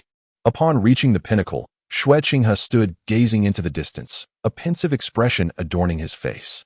Not wanting to disrupt his contemplation, Jiang Yu maintained a respectful distance behind him. Time gradually slipped away, transitioning from the zenith of the sun to the western horizon. Hours passed, yet Xue Qinghe remained motionless, entranced by the sunset casting a warm orange hue over Tiandou City. Jiang Yu, too, refrained from any activity, choosing to accompany Xue Qinghe in silent solidarity. Jiang Yu. Xue Qinghe's voice broke the stillness. "I am here, Your Highness," Jiang Yu promptly replied. Xue Qinghe had always been aware of Jiang Yu's presence. Just as Jiang Yu quietly stood watch behind him, their bond evident in their shared understanding. "Come here." Jiang Yu stepped forward to stand beside Xue Qinghe, observing him as he gazed dreamily at the sprawling Tiandou City before them. "Do you not think all of this is exceedingly beautiful?" Xue Qinghe inquired, one hand reaching out as if to grasp the entirety of Tiandou City within his palm. "Indeed, Your Highness, it is exquisite," Jiang Yu responded calmly. "Is it truly so?" Xue Qinghe smiled, and it was evident that his mood had improved significantly. Retracting his hand, he turned his gaze towards Jiang Yu. "Jiang Yu, have we ever truly engaged in a meaningful conversation?" This seemingly mundane question stirred something deep within Jiang Yu's heart. Indeed, they had never delved into a heartfelt dialogue. As Xue Qinghe posed this inquiry, Jiang Yu's mind swirled with countless reflections, revisiting the moments shared with Xue Qinghe. Although their relationship was built on mutual trust and they communicated well in daily life, they had never truly opened their hearts to one another, not once. In the past, Xue Qinghe had held disdain for such vulnerability, and being an undercover agent, it was impossible for him to genuinely connect with anyone. Jiang Yu, on the other hand, found it even more improbable, as his identity and emotions were inherently complex, making it difficult for him to share his innermost thoughts. Given this, the origins of the trust between them remained a mystery. It stemmed from the myriad of small interactions in their daily lives, trust meticulously cultivated by Jiang Yu. Yet, this trust was fragile. A single doubt could shatter it. Thus, it became clear to Jiang Yu that the prince's suspicions were not primarily directed at the four great clans, but rather at him. A grave oversight indeed. He sighed inwardly, realizing the root of Xue Qinghe's somber demeanor. This led him to ponder whether his presence was merely coincidental or if it had been anticipated. It was likely the latter. Yes, he and the prince had never had a serious conversation. He was unaware of what the prince wished to hear. Relaxing, Jiang Yu regarded Xue Qinghe with a light-hearted demeanor, shedding all burdens like a carefree traveler revealing his true self. He appeared at ease, natural, and unrestrained, as if, regardless of the uncertainty of the path ahead, he would continue his journey without faltering. Even he experienced moments of confusion. Xue Qinghe was taken aback. This was the first time he had witnessed such a side of Jiang Yu. When they first met, Jiang Yu had been youthful and exceedingly cautious, speaking with great care. In the days that followed, he became respectful and compliant, displaying an intriguing character. Recently, Jiang Yu had transformed into a figure of confidence and determination. Each phase of his demeanor was distinct. Xue Qinghe had once believed that those variations defined Jiang Yu. Yet now it was clear that the true Jiang Yu was this relaxed, slightly bewildered, yet resolute traveler. Indeed, a traveler. This is the most intuitive impression Xue Qinghe has received. From Jiang Yu, he perceives not a trace of desire. As if everything surrounding him and within himself holds no allure whatsoever. Regardless, he continues to forge ahead, observing the scenery around him with unwavering resolve. He neither pauses nor clings to the past, but rather advances incessantly toward his ultimate destination. Xue Qinghe opened his mouth, intending to inquire about something, yet found the words to be rather trivial, prompting him to smile. A genuinely joyous smile, perhaps the first time he has truly understood Jiang Yu, filling him with delight. Jiang Yu, I must admit, this is the first time I've encountered such a side of you. You've concealed yourself quite well. He mused, so be it. Whether true or false, it matters not. This is quite pleasant, and I am genuinely content, just as he appears to be. There were no accusations, no vitriol. The interaction between them resembled playful banter among friends. Jiang Yu, taken aback at first, soon relaxed into a smile, replying, Your Highness, I have never concealed myself. The person I am now is the same as I have always been, merely with a hint of difference. I assure you, I have never hidden my true self. Have I hidden anything? He asserted confidently. No, it is simply a matter of adapting to different circumstances. It is indeed difficult to discern the truth, is it not? Xue Qinghe merely smiled, refraining from uttering a word. Naturally, he could not place his trust in Jiang Yu's words, as he had never truly penetrated the depths of Jiang Yu's heart. Yet, for reasons unknown, Jiang Yu seemed to possess an uncanny understanding of him, an understanding that transcended his current identity and delved into the essence of his being. Nonetheless, he had come to terms with the fact that such insights were of little consequence. What truly mattered were the actions taken by the other party. Upon noticing Xue Qinghe's amused inquiry, Jiang Yu promptly exclaimed, Rest assured, Your Highness, my intentions are solely devoted to your well-being. Having uttered this, he wiped away non-existent beads of sweat from his forehead, adopting an expression of faint terror. The realization that Xue Qinghe harbored doubts about him sent a chill down Jiang Yu's spine. If left unaddressed, it would spell his utter downfall. He found himself in a precarious situation, unable to convince someone already skeptical of his motives. Despite the fact that every endeavor he undertook was rooted in a desire for the other's welfare. Xue Qinghe, observing Jiang Yu's theatrical display, could not help but find it amusing, yet he was assured that Jiang Yu had genuinely been unsettled moments ago. Xue Qinghe is acutely aware of this, for he understands that should he harbor any doubts about Jiang Yu, the forces represented by the Crown Prince's residence would inevitably disintegrate, collapsing into oblivion. At that juncture, both would emerge as losers, with Jiang Yu suffering a more severe defeat. Pray tell, how do you intend to deal with the Haotian sect and Tang Hao? To be frank, I find it perplexing that you harbor such animosity towards the Haotian sect. Although I have suffered an insult from Tang Hao, I do not perceive my enmity towards them to be as profound as yours. It seems you genuinely wish to obliterate them. With a somewhat relaxed tone, Xue Qinghe diverted the conversation towards the Haotian sect, unwilling to linger on the previous topic. What has transpired should be left in the past. Jiang Yu exhaled in relief, grateful that Xue Qinghe did not intend to pursue the matter further. He was genuinely apprehensive that Xue Qinghe might seek to uncover his secret. For his most significant secret is that he is a time traveler who has already read the novel Soul Land. However, Jiang Yu soon fell into a contemplative silence, as Xue Qinghe's inquiry was rather astute. Why such intense hostility towards the Haotian sect? In truth, Jiang Yu had not realized that his stance was so conspicuous to outsiders. Perhaps it stemmed from a profound distaste for the Haotian sect's demeanor and conduct, or perhaps it was a disdain for Tang San, wishing to clip his wings. Yet, none of these reasons could justify his feelings. The source of his animosity towards the Haotian sect likely lies in their title as the foremost sect in the realm. They would never become our allies. Instead, they would inevitably position themselves as adversaries. Therefore, why not eliminate them sooner rather than later? Jiang Yu spoke with calm conviction. At present, we command half the power of the Tiandou Empire, bolstered by the support of the Seven Treasure, Glazed Tile sect, and the Thunderclap Tyrannosaurus family. In addition to the formidable soul masters led by Douluo, very few entities in this world can pose a genuine challenge or threat to us. The Douluo Empire, the Spirit Hall, half of the Tiandou Empire, and ultimately, the Haotian sect remain. While the Haotian sect may not be a direct threat, They could serve as a catalyst for opposition against us, thus rendering them a potential danger. Why do we not seek to win them over? Xue Qinghe inquired with curiosity. Jiang Yu has always adhered to the principle of uniting more allies, and Xue Qinghe could not fathom that he had not considered this. Jiang Yu had indeed contemplated it, but ultimately dismissed the idea due to the complications involved and his genuine displeasure towards those individuals. They are unlikely to join us. The Haotian sect is inherently proud and would never subjugate themselves to another force, especially considering that the four great clans, once their vassals, may now hold greater status than they do. Moreover, they are excessively selfish and cowardly. I do not dare to associate with such individuals, Jiang Yu stated matter-of-factly. The latter point is indeed the crux of the matter. Regardless of how formidable the Haotian sect is portrayed in the original narrative, or how deeply they are said to value loyalty and righteousness, it does not conceal their inherent selfishness and cowardice. When dealing with outsiders, they will always prioritize their own interests. This mindset permeates the entire Haotian sect, including Tang San. Jiang Yu does not dare to associate with such people, nor does he hold them in any esteem. Is that so? It certainly appears to be. Xue Qinghe nodded in agreement. Jiang Yu's words resonated deeply with him and aligned with his impressions of the Haotian sect. Since it was evident that they could not become friends and were destined to be adversaries, it would be prudent to eradicate the threat sooner rather than later.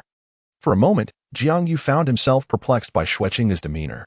He appeared to care deeply, yet his expression suggested a dispassionate indifference.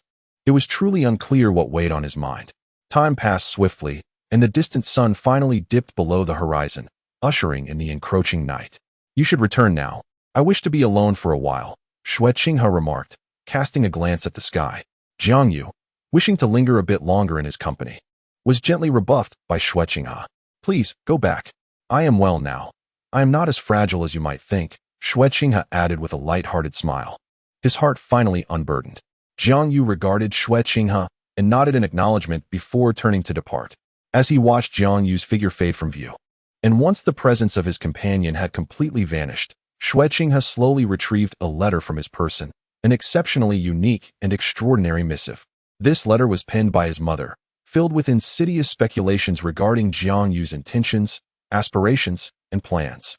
Xue Qinghe let out a cold laugh, remarking, Though I am unaware of how you came to learn of my identity, I did not expect you to resort to such measures to disturb me. I will not believe a word you say. I shall only trust what my own eyes perceive. With that, Xue Qinghe held the letter to the candle flame, igniting it before casting it outside, where it quickly transformed into a cloud of ash in the air. Jiang Yu, passing by below, noticed a flicker of fire in the sky, which swiftly vanished, leaving a few specks of ash to fall into his hands. Momentarily taken aback, Jiang Yu soon found himself speculating, a subtle smile gracing his lips. Your Highness, you truly are capricious.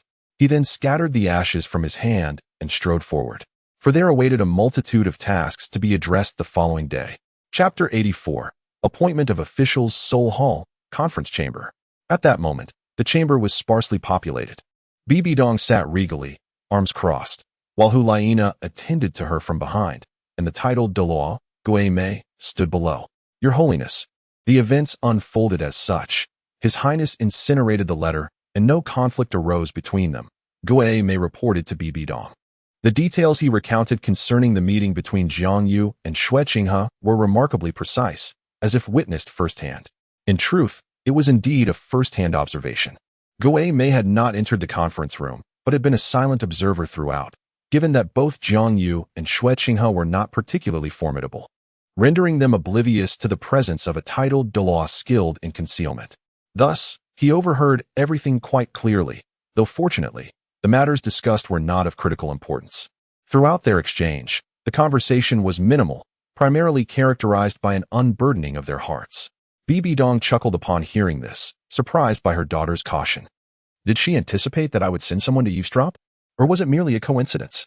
The lack of significant revelations made Bibi Dong particularly amenable to the assessment of Haotian sect, which she found quite agreeable. Continent felt a twinge of embarrassment. Despite knowing her identity, he dared not address her directly.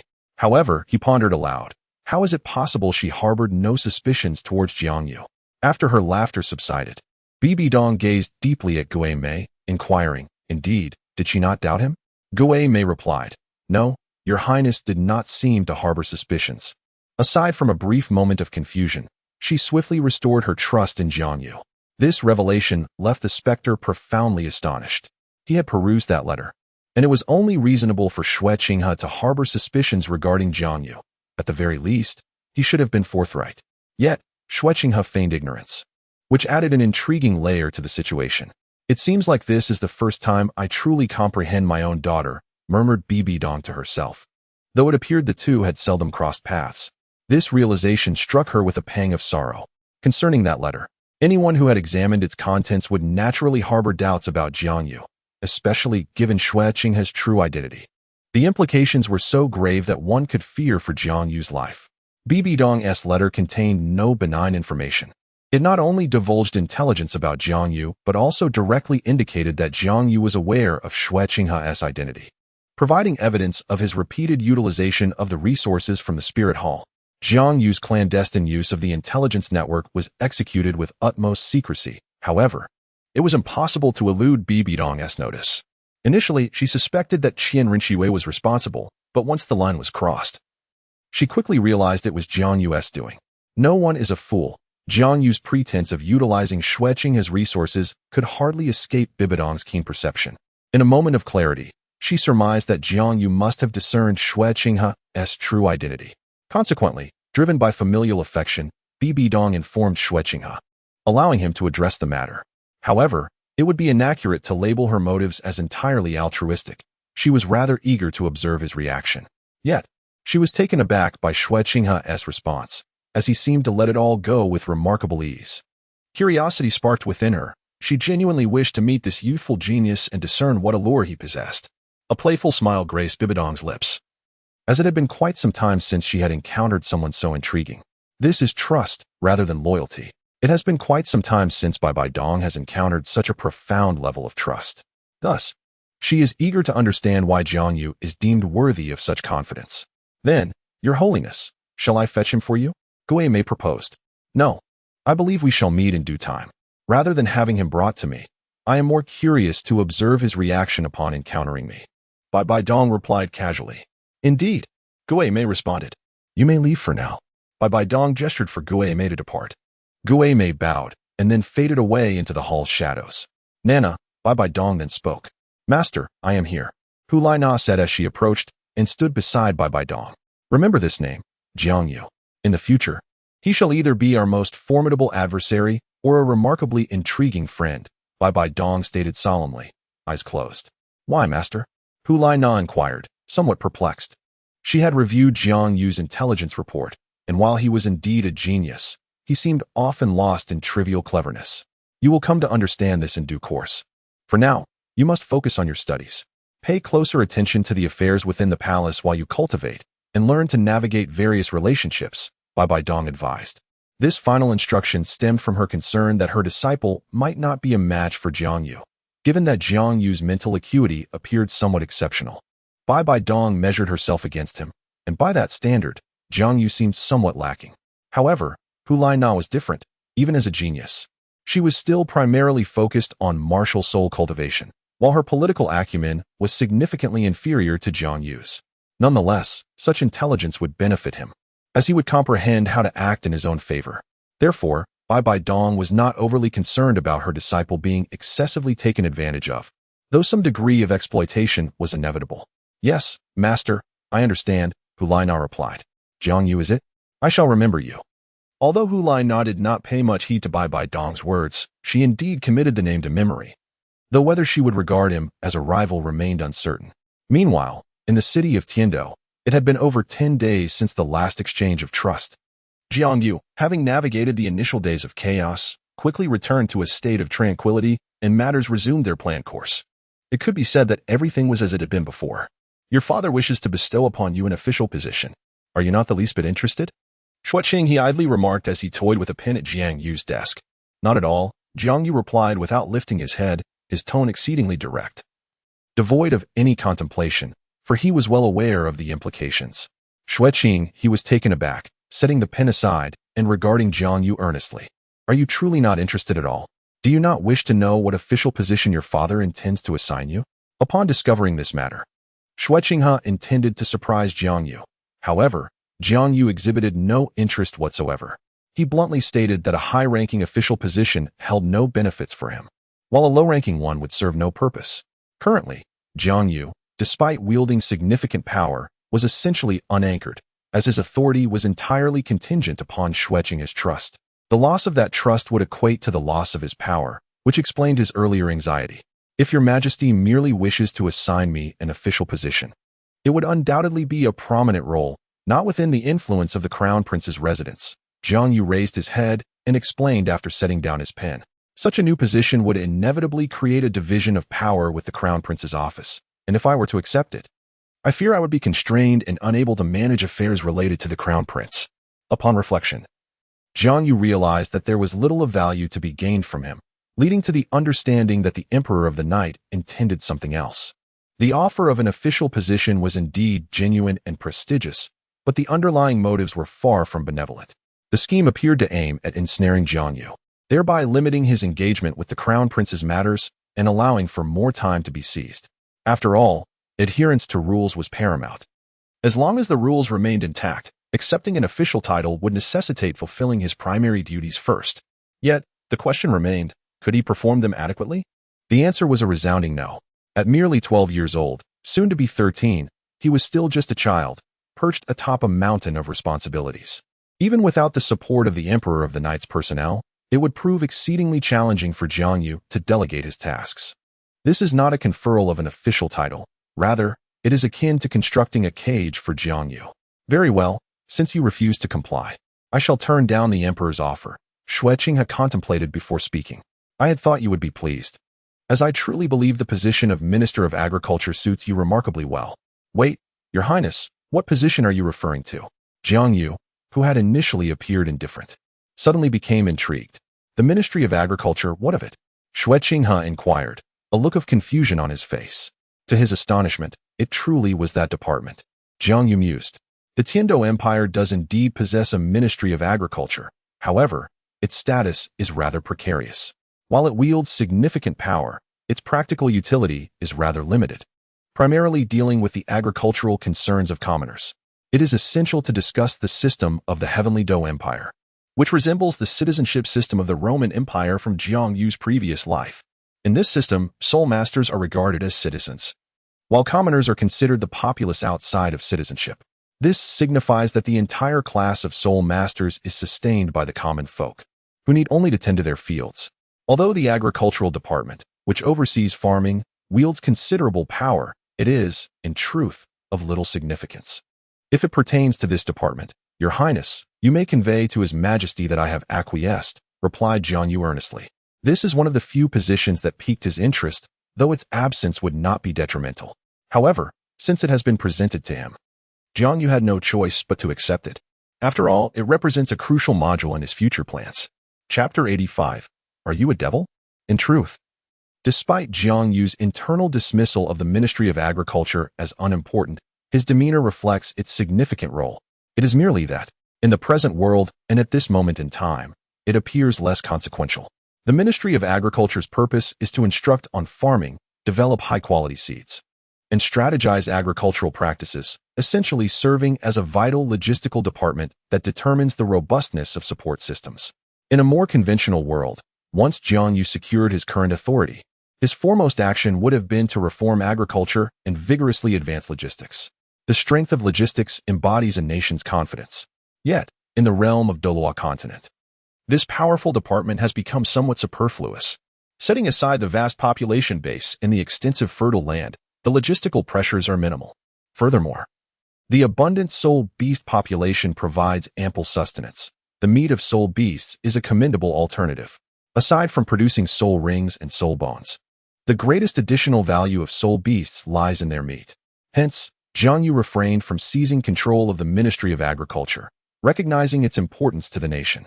Emperor Xue would not relinquish it easily, and acquiring it might yield more losses than gains. Jiang Yu's immediate priority is to assist Xue Qinghe in ascending the throne, subsequently unifying the Tiandou Empire. Following that, he must prepare for the impending warfare, with logistics posing no strain. Jiang Yu's focus will shift to enhancing military capabilities before facilitating Xue Qinghe's coronation. This presents yet another poignant dilemma.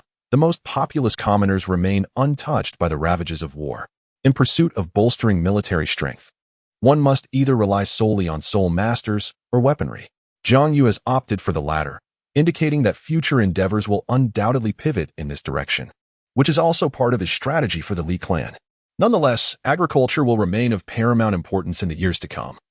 The potential transformation of the societal model of the Tiandou Empire hinges upon agricultural achievements. This is the rationale behind Jiang Yu's acceptance of an official position. It can be seen as somewhat premature, as his current plans do not encompass agriculture, which has been sidelined for now. Presently, the Douluo Continent predominantly operates under a feudal agricultural society, and the transition to an industrial society involves addressing the issue of non-agricultural labor. The term non-agricultural labor refers to the population that can be sustained outside of farming, which currently includes soul masters, officials, and merchants. The size of this non-agricultural workforce determines the strength of the industrial sector. Only with a sufficient number of these individuals can Jiang Yu foster industrial development and construct an industrial society. The significance of evolving into an industrial society is clear to many. Even on the Douluo Continent, the prowess of an industrial society can surpass that of an agricultural one, irrespective of peak combat power. What? You agreed? Xue Qinghe exclaimed in astonishment. Just moments ago, Jiang Yu had declined, yet now he had reversed his stance. A sense of foreboding crept into Xue Qinghe's mind. Considering what Jiang Yu had just stated, if he were to leave, who would oversee matters here? Isn't that quite reasonable? Did your highness not review the proposal I provided? Jiang Yu inquired, perplexed. Having recently experienced a crisis of trust, he had hastily drafted a developmental blueprint for the future of the Tiandou Empire upon returning home, subsequently sharing it with Xue Qinghe to familiarize him with his plans and arrangements. Jiang Yu has mentioned this in the proposal, highlighting it as a crucial aspect of the later stages of planning. Ahem. Xue Qinghe merely cleared his throat awkwardly. Could he confess that he had only skimmed through a portion of Jiang Yu's proposal before losing interest? After all, the document was indeed a tome. And despite his efforts to persevere, he found it increasingly difficult to continue. Each character was familiar to him. However, grasping the overarching meaning proved to be a formidable challenge. It was laden with intricate professional knowledge, future conjectures, and various contingency strategies, exceedingly complex and detailed. Xue Qinghe estimated he had perused nearly 100 pages before finally finishing the first half of the year's plan. Thus, he resolved to cease his reading. Confident in Jiang Yu's capabilities and willing to entrust the matter to him, it would be prudent for your highness to review it, as it pertains to future developments.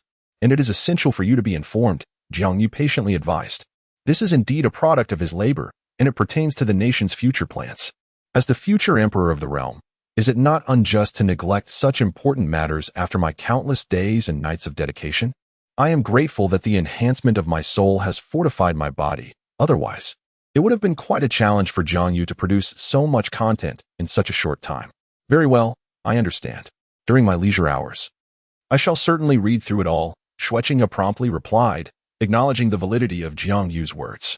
However, he was typically occupied with affairs and the pursuit of charming young ladies, leaving little time for anything else. An occasion as leisurely as sipping tea in Jiang Yu's office was a rare luxury indeed.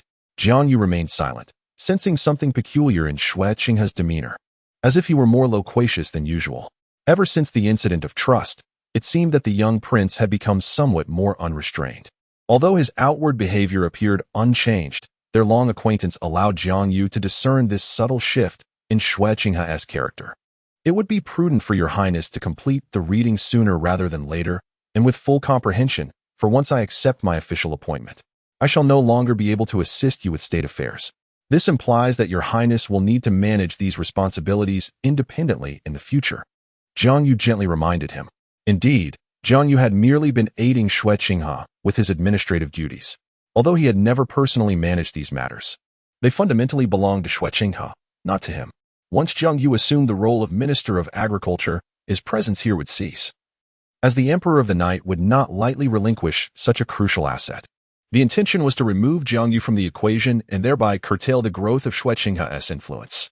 Once Jiang Yu departed, a multitude of tasks would undoubtedly await him. This simply would not do. Xue Qinghe rejected the notion without a moment's hesitation. What nonsense is this? How could I possibly take over Jiang Yu's responsibilities? Jiang Yu typically handled affairs with remarkable efficiency, yet even so, he often found himself toiling late into the night due to the sheer volume of work. His temporary bedroom was conveniently adjacent to his office, and on nights of extended labor, he would simply sleep there. Xue Qinghe had no desire to endure such a fate. The mere thought was daunting. If he were to undertake these tasks, he feared they might remain unfinished by dawn. And the most disheartening aspect was that unfinished tasks would inevitably accumulate by the next day. I have my own considerable responsibilities to manage. If accepting an official post will prevent you from addressing your own work, I must insist we decline, Xue Qinghe stated with gravity. Alas, what is there to lament? At present, Xue Qinghe's mind was consumed only by dread. Rest assured, Your Highness, I will certainly ensure everything is well arranged. Our influence has now entered a relatively stable phase. It can operate smoothly without my direct oversight, and I trust it to you. Moreover, I have considered that Your Highness's acceptance of my duties may align with your current responsibilities. In that case, Your Highness, you could enlist your wives to assist. Nurturing relationships while simultaneously attending to work, Jiang Yu said with a benevolent smile. Are you a devil? Xue Qinghe was inwardly shouting. Is this your way of assigning me work? And involving my wife? Is this how a person behaves? You have changed, Jiang Yu. You have truly changed. Indeed, Xue Qinghe was correct in his assessment. Jiang Yu had undergone a transformation. Upon recognizing the underlying trust issues between himself and Xue Qinghe, Jiang Yu began to introspect, realizing that his previous autocratic approach was flawed. Even though he felt responsible for Xue Qinghe, such behavior could incite suspicion from others. The letter that Xue Qinghe had incinerated served as the most compelling evidence, leading Jiang Yu to suspect it originated from Xue Qinghe's grandfather, Tiandou. Consequently, Jiang Yu's mindset underwent a significant shift in order to mitigate any further suspicion from the spirit hall, which could jeopardize his safety. He adopted a more lenient attitude towards power and affairs, transferring much of his authority to Xue Qinghe. The repercussions of this decision were profound, resulting in an exponential increase in Xue Qinghe's workload, which now rivaled that of a half-emperor. This overwhelming burden left Xue Qinghe feeling on the verge of madness. Previously, the ease of his responsibilities was largely due to Jiang Yu's assistance. Could one truly believe that an emperor does not toil? History has witnessed several emperors who were worked to death. Chapter 86. The decision, even with Jiang Yu's explanations, Xue Qinghe still wished to decline. Utterly perplexed as to why he now faced such a monumental workload compared to the past, if Jiang Yu could discern Xue Qinghe's thoughts, he would undoubtedly explain that this was a matter of responsibility. The greater the power one possesses, the heavier the weight of responsibility one must bear. As long as one remains within the confines of worldly power, this truth remains inescapable. Is it truly impossible to refuse? Xue Qinghe lamented, his former nonchalance and the smile that once graced his face vanishing entirely in the face of the overwhelming tasks before him. It is possible to refuse. Yet I would advise Your Highness to accept, Jiang Yu suggested. The Ministry of Agriculture pertains to future planning. While it may not seem urgent now, it is prudent to prepare in advance. Moreover, His Majesty has already made preparations. If we wish to wield such significant power in the future, the cost will be considerable. Unless Your Highness ascends the throne. Jiang Yu contemplated this for a moment before offering a thoughtful response. The development of agriculture was a matter that Jiang Yu had envisioned as either an early or a late endeavor. The possibility of a middle ground was non-existent. Should this early opportunity be missed, any subsequent development would have to wait until the climax of the original narrative, a time of peace throughout the realm. In the interim, the struggles for power and the timing of warfare rendered the pursuit of development a secondary concern. The original plan dictated that in the early stages, Xue Qinghe could only contend with the Night Emperor and would not be able to acquire this portion of power. By the time he ascended the throne, it was already too late. War was imminent, and Jiang Yu could only prepare for battle, unable to develop other matters. Thus, the current opportunity was indeed quite advantageous. One must admit that the Snowy Night Emperor had made a brilliant move, striking directly at Jiang Yu's Achilles heel. Aware it was a trap, Jiang Yu nevertheless chose to leap into it. Very well, if that is the case, go ahead, Xue Qinghe said with a resigned wave of his hand. Consenting to Jiang Yu's acceptance of the official post, he understood the distinction between what was trivial and what was significant. He merely harbored some minor frustrations regarding work. While Jiang Yu was genuinely contemplating future developments, Xue Qinghe would not sulk over such matters, even though he knew that if he withheld his agreement, Jiang Yu would certainly refrain from proceeding. However, for the sake of the future, this slight burden of work should not be overly taxing. Your Highness, you are truly wise, Jiang Yu said with a smile, offering his respectful greeting. Xue Qinghe waved his hand dismissively, remarking that there was no wisdom to speak of, merely the result of having experienced and learned much through the years. This year has truly been transformative for Xue Qinghe, as he has learned and comprehended much. You ought to consider bringing some personnel along. Have you decided who to take? Xue Qinghe inquired. He was no longer the same Xue Qinghe of the past. While he may not fully grasp the intricacies of political affairs, he possesses a clear understanding of certain nuances. The Ministry of Agriculture was previously under his father's dominion, and with Jiang Yu's abrupt appointment as minister, it was certain that the existing personnel would not cooperate. Should Jiang Yu fail to accomplish his tasks, he might find himself facing dire consequences. Although taking the blame is not overly concerning, it would undoubtedly be an unfavorable situation. I will be accompanied by Senior Douluo, Jiang Yu replied nonchalantly. He was certainly aware that his journey would not be devoid of challenges, thus he prepared a formidable strategy. In the event that reason failed to suffice, he would resort to sheer force. After all, even if he overwhelmed them all, he would still be able to uphold the entire department. Jiang Yu possesses unwavering confidence in this regard. His martial soul undoubtedly stands as the most formidable in the realm of agriculture. There is no need for concern regarding administrative matters, for Jiang Yu is fully capable of fulfilling them. Similarly, the research and development tasks are well within his abilities. As for the execution at lower levels, that is no longer his concern. Should the implementation falter, he shall simply withdraw his personnel. This illustrates the advantages of forceful suppression. In the face of absolute power and military prowess, petty maneuvers and conspiracies become inconsequential, swiftly quelled. After all, Jiang Yu is unafraid of complications. As for Douluo, it is reassuring to have him accompany you. Xue Qinghe pondered for a moment before consenting. Douluo's formidable strength means that with him by Jiang Yu's side, there is no need for concern regarding personal safety. Clearly, Xue Qinghe perceives Douluo as an exceptional bodyguard, although Jiang Yu holds a different opinion. Douluo's strength is secondary. It is primarily his ice and fire tuine eye that is a veritable boon for agriculture. While ordinary plants cannot thrive in its presence, Jiang Yu's capabilities alleviate such concerns. The ice and fire tuine eye significantly accelerates plant growth, serving as the ideal experimental ground, greatly enhancing Jiang Yu's research. As for the climate and soil issues within, Jiang Yu can simulate these using his soul skills. Furthermore, Douluo is not without merit. He excels particularly in cultivating near the ice and fire tuine eye.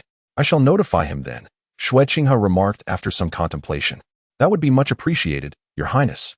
Jiang Yu replied with a nod. And what of his responsibilities? Xue Qinghe inquired curiously, realizing the implications. Should Douluo depart, his tasks would inevitably fall upon Jiang Yu's shoulders. Recently, Jiang Yu had been nearly overwhelmed with work, having enlisted Douluo to assist, but now, with the prospect of taking Douluo away, all those duties would require a proper handover. This presents a dilemma. If there is no one to take over, then the responsibility must fall to the prince's residence. What was once Jiang Yu's is now entrusted to Xue Qinghe, who is rather reluctant to undertake such duties. You need not worry about this matter, Your Highness. The tasks involving Master Douluo can be assigned to the formidable Yang Wudi of the Piji clan, as that is inherently his responsibility, Jiang Yu explained after a moment of contemplation. It could be said that had it not been necessary to appease Yang Wudi, Jiang Yu would not have placed Douluo in that position, for it was originally Jiang Yu's task to delegate to Yang Wudi. I feel reassured by that. Xue Qinghe nodded in agreement. As long as I am not the one doing the work. When does Your Majesty plan to confer my official title? Jiang Yu inquired unexpectedly. I am unsure, Xue Qinghe replied candidly. Jiang Yu found himself at a loss for words, realizing that it was a sudden thought, and that Xue Qinghe was equally uninformed. He then asked, Your Highness, will the conferment be private or public? I am not certain of that either. Xue Qinghe scratched his cheek in uncertainty. And what about the location? Jiang Yu began to piece things together. Haha, I will ask my father. Xue Qinghe awkwardly took his leave, clearly flustered despite being the bearer of the news, and his ignorance on some matters left him speechless. Jiang Yu sighed, watching Xue Qinghe's retreating figure, feeling somewhat exasperated. Oh well, change is change. It's certainly an improvement from before, he mused to himself, recalling how indifferent Xue Qinghe used to be about such matters. Thus, Jiang Yu could confidently assert that Xue Qinghe had indeed undergone a transformation. Such negligence would have been inconceivable for him in the past. To be utterly clueless?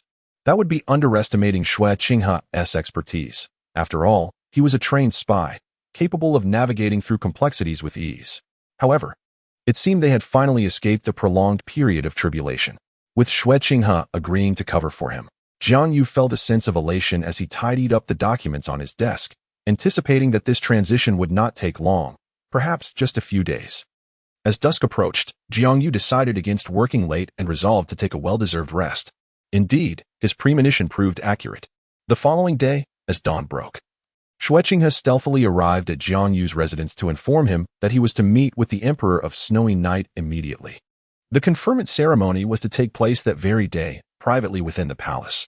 As for the reason behind the private nature of the event rather than a public one, it was due to the fact that another individual was being appointed alongside Jiang Yu, a rather enigmatic figure, of whom Xue Qinghe had not received any information.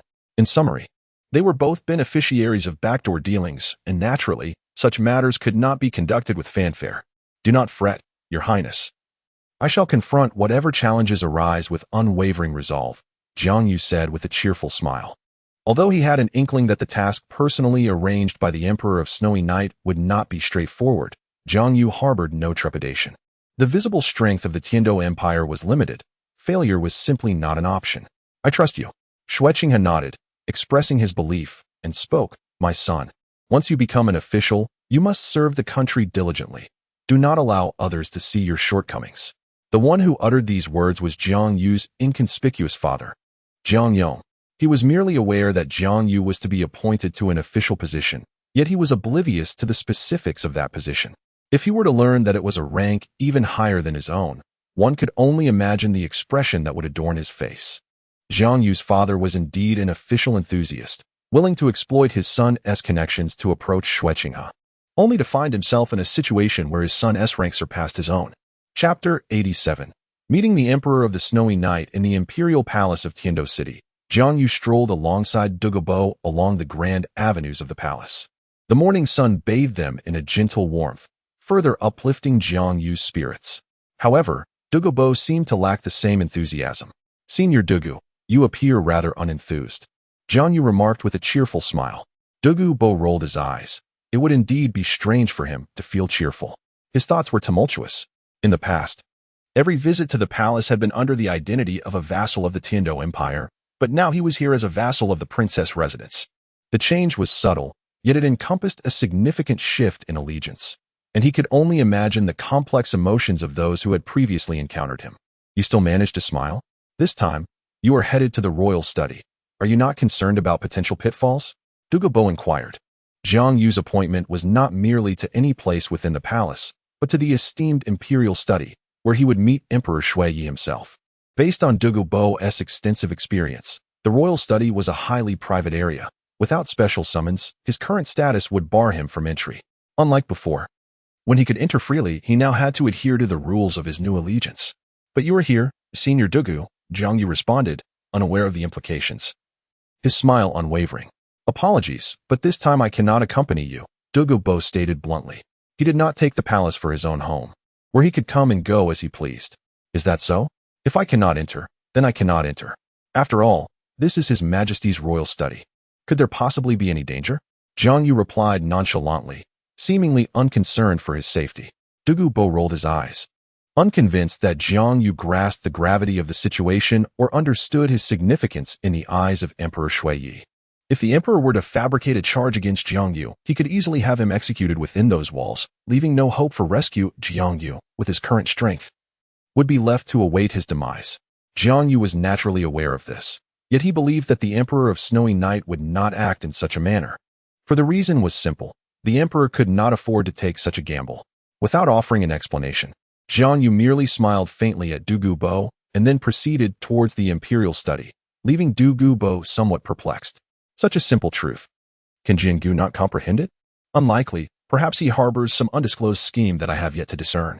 As Douluo pondered this, he found it increasingly plausible. Shortly thereafter, Jiang Yu led Douluo to the entrance of the imperial study, where soldiers promptly barred their passage. Jiang Yu produced the token bestowed upon him by Xue Qinghe that very morning, and they were granted entry. However, Douluo was halted, as he bore no such token. "Senior Douluo, please wait for me here. It is but a trivial matter," Jiang Yu reassured him. Douluo considered for a moment before nodding. "Very well, do exercise caution." "Indeed," Jiang Yu replied, stepping confidently into the imperial study. Upon entering, Jiang Yu was taken aback by the simplicity of the chamber, feeling as though he had stumbled into the wrong place. The study was remarkably unadorned. A modest room furnished with a plain desk, devoid of any distinctive features or opulence. Its sole merit lay in the multitude of books, with over a dozen shelves densely packed, each tome displaying varying degrees of wear, indicative of their owner's relentless pursuit of knowledge. This suggested that the Snowy Knight Emperor was indeed a remarkable individual. Regrettably, he was born in an era ill-suited for his capabilities, for in another time, his achievements would surely surpass the current ones. The infiltration of the spirit hall had rendered him akin to a canary trapped in a gilded cage, stifling his potential. "You have arrived," a voice, ancient yet unmistakably clear, resonated in Jiang Yu's ears.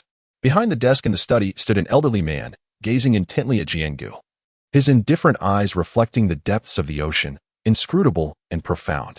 In an instant, Jiang Yu recognized the venerable figure before him and promptly bowed, declaring, "I, Jiang Yu, pay my respects to your majesty. No need for such formalities. Indeed, seeing you in person is far superior to mere hearsay." "Jiang Yu, you are truly a heroic youth," the Snowy Knight Emperor remarked, his tone laced with a hint of mirth, brimming with unwavering affirmation. Jiang Yu listened to these words. Yet he would not develop any fondness for the Snow Knight Emperor merely due to rhetoric. It was, in essence, mere pleasantries, and both parties understood the underlying meaning, acknowledging it as a trivial exchange. "Your Majesty, I am but a humble servant who has accomplished little, and to have it conveyed to such an extent is truly overwhelming." Jiang Yu bowed his head, exhibiting utmost humility. "Little accomplishments, you say?" The Snow Knight Emperor chuckled lightly, observing the bowed figure of Jiang Yu before him, a flicker of murderous intent briefly crossing his gaze. If this were merely trivial, then what of his own significance? However, the glimmer of malice soon dissipated. Jiang Yu was not in a position to act, and from Jiang Yu's demeanor, the Snow Knight Emperor gleaned a different conclusion. This was a remarkably intriguing individual, thus rendering him exceedingly important. Furthermore, the Emperor lacked the assurance to eliminate Jiang Yu. Who could have anticipated that such an inconsequential figure would ascend to such heights? If only my fourth son possessed even half of his capabilities, perhaps he would not suffer such a dismal defeat. Alas, the Snow Knight Emperor mused inwardly. This is no trifling matter. You have thoroughly demonstrated your capabilities, sufficient to rival the majority of the realm, the Emperor remarked, slightly lifting Jiang Yu's chin. Jiang Yu raised his head and smiled faintly. "Your Majesty, you flatter me. I consider my abilities rather ordinary, and I am far from being able to rival the world." Accepting the Snow Knight Emperor's words with a calm demeanor, Jiang Yu displayed little pride. In his eyes, he truly regarded himself as quite average. Yet, to the Snow Knight Emperor, this scene presented a greater challenge. A youth who had achieved fame and high office, devoid of any arrogance, bore the demeanor of a seasoned political fox. While humility in youth is commendable, excessive modesty can be detrimental. "Has Qinghe adequately explained my purpose for summoning you here?" Recognizing that his words could not sway Jiang Yu, the Snow Knight Emperor redirected the conversation back to the original topic.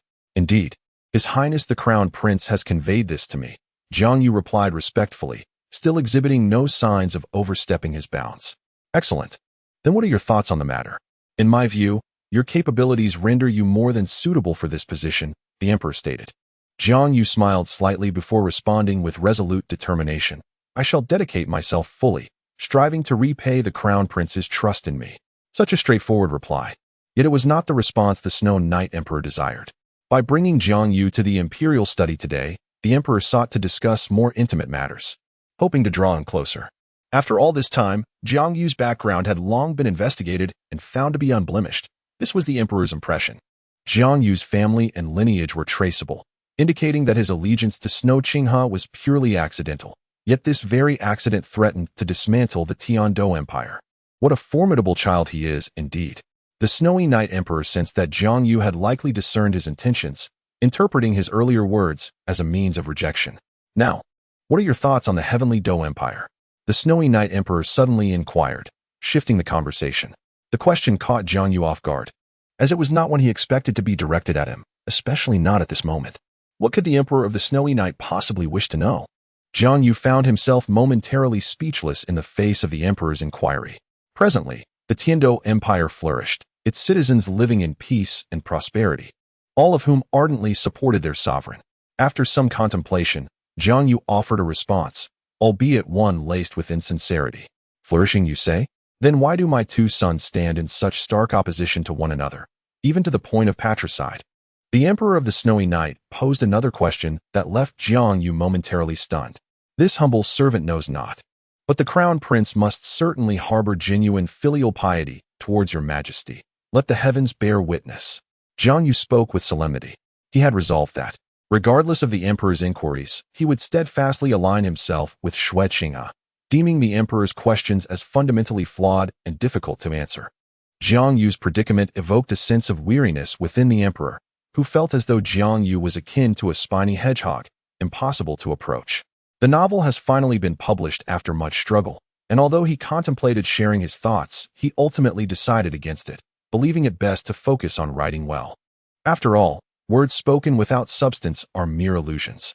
He expressed his gratitude to all the friends who had supported him during this time, especially for their generous rewards and monthly votes.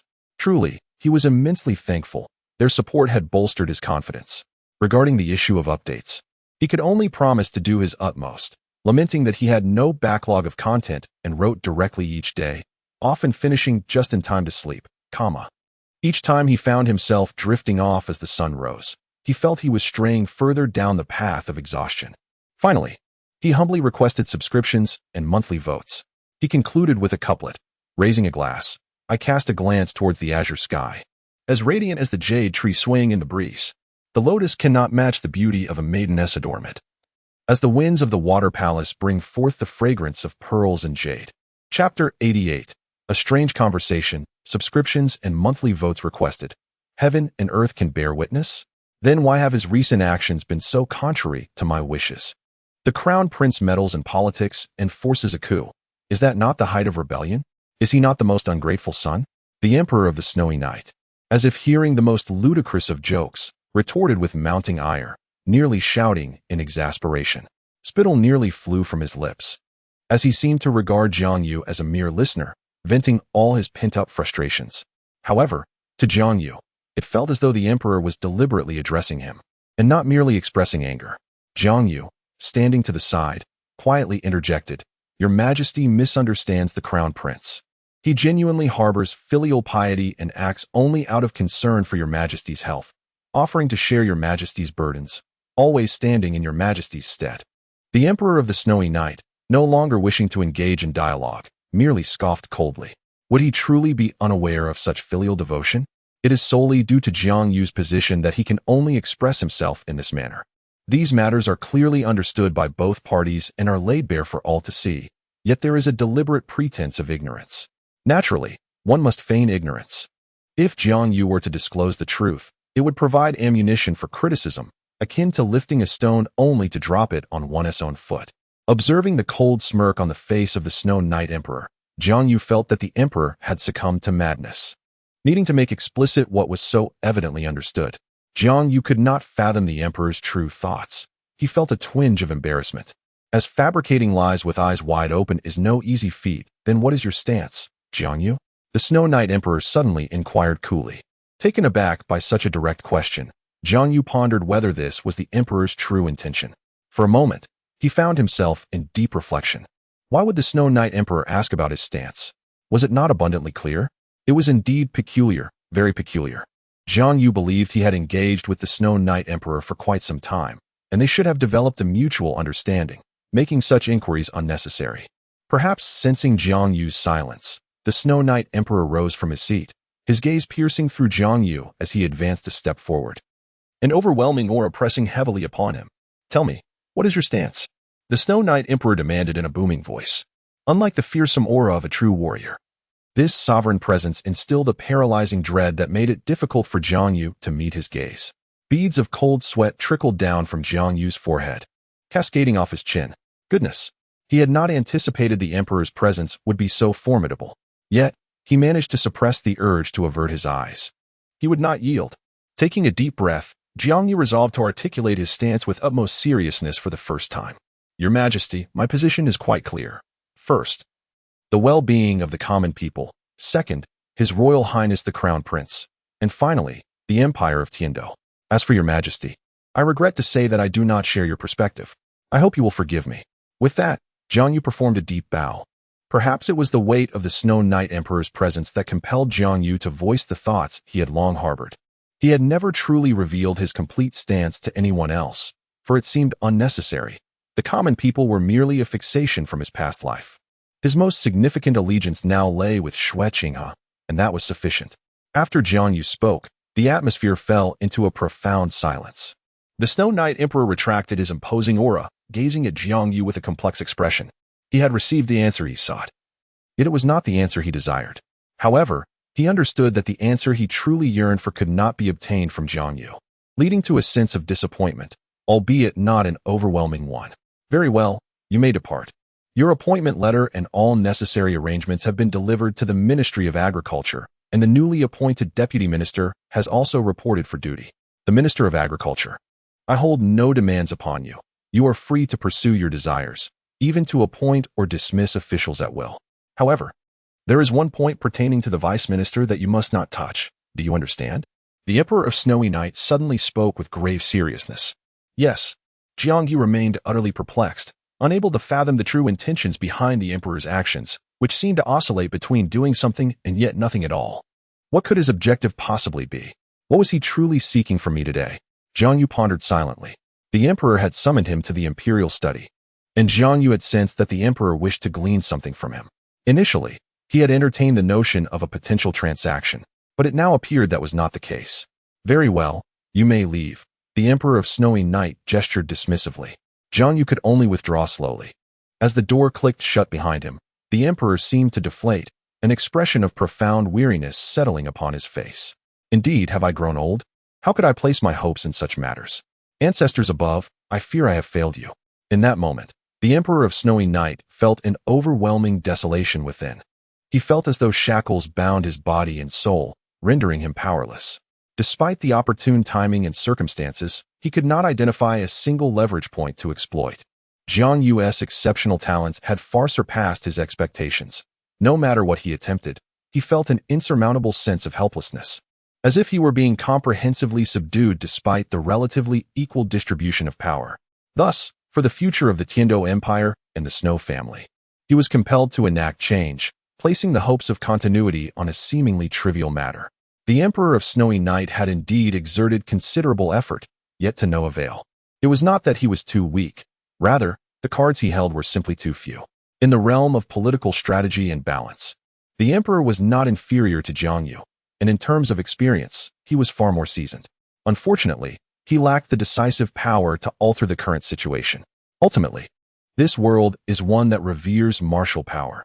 Even the royal family of an empire cannot escape this reality. Jiang Yu is acutely aware of this, which is why his initial strategy to break the deadlock was to enhance his own formidable strength. He sought alliances with the 4 great clans, befriended the enigmatic Douluo, and cultivated a relationship with the 7 treasure glazed tile school, each endeavor fortifying his own position. At this juncture, Jiang Yu has nearly ascertained the inevitability of his future triumph. It is true that the Tiandou Empire is powerful. However, the Tiandou royal family is rather feeble. Without the protection of formidable strength, they are merely a piece of meat, vulnerable to the whims of others. This is also the reason why the Spirit Hall chose the Tiandou Empire. Compared to the Douluo Empire, their royal family is significantly weaker, making them the ideal target for infiltration. Even in defeat, I shall never concede. In the time ahead, I will exhaust all my strength to forge the future I desire. The Snow Knight Emperor reignited his fighting spirit, resolutely contemplating. Even if he finds himself in dire straits again, the Snow Knight Emperor, much like in the original narrative, resolved to engage in a gamble of life and death, seeking opportunities amidst despair. Victory has become an impossibility. The Snow Knight Emperor has come to understand that Jiang Yu calculates the hearts of men, which is what he fears and yearns for. As long as he retains such thoughts, he cannot possibly triumph over Jiang Yu. This has transcended mere political strategy and has become a matter of the heart. At this juncture, he cannot alter the convictions within, thus he is lost. Meanwhile, emerging from the imperial study, Jiang Yu's expression remained notably grave. Primarily because he found himself perplexed by the Snow Knight Emperor's motives for seeking him, compounded by a torrent of bewildering remarks. Indeed, they were baffling. Others might have made similar statements, but when the Snow Knight Emperor spoke, it felt particularly nonsensical, especially in their discourse. It seemed as though he were merely venting, leaving Jiang Yu at a loss regarding his intentions. After all, they were adversaries. What troubles you so?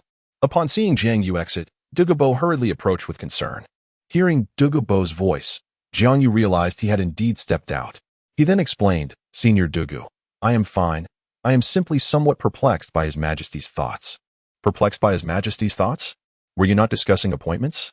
Could there be other considerations? Douluo inquired, puzzled. This exchange revealed Douluo's naivety in political matters. He was entirely unaware that their meeting was not solely about appointments.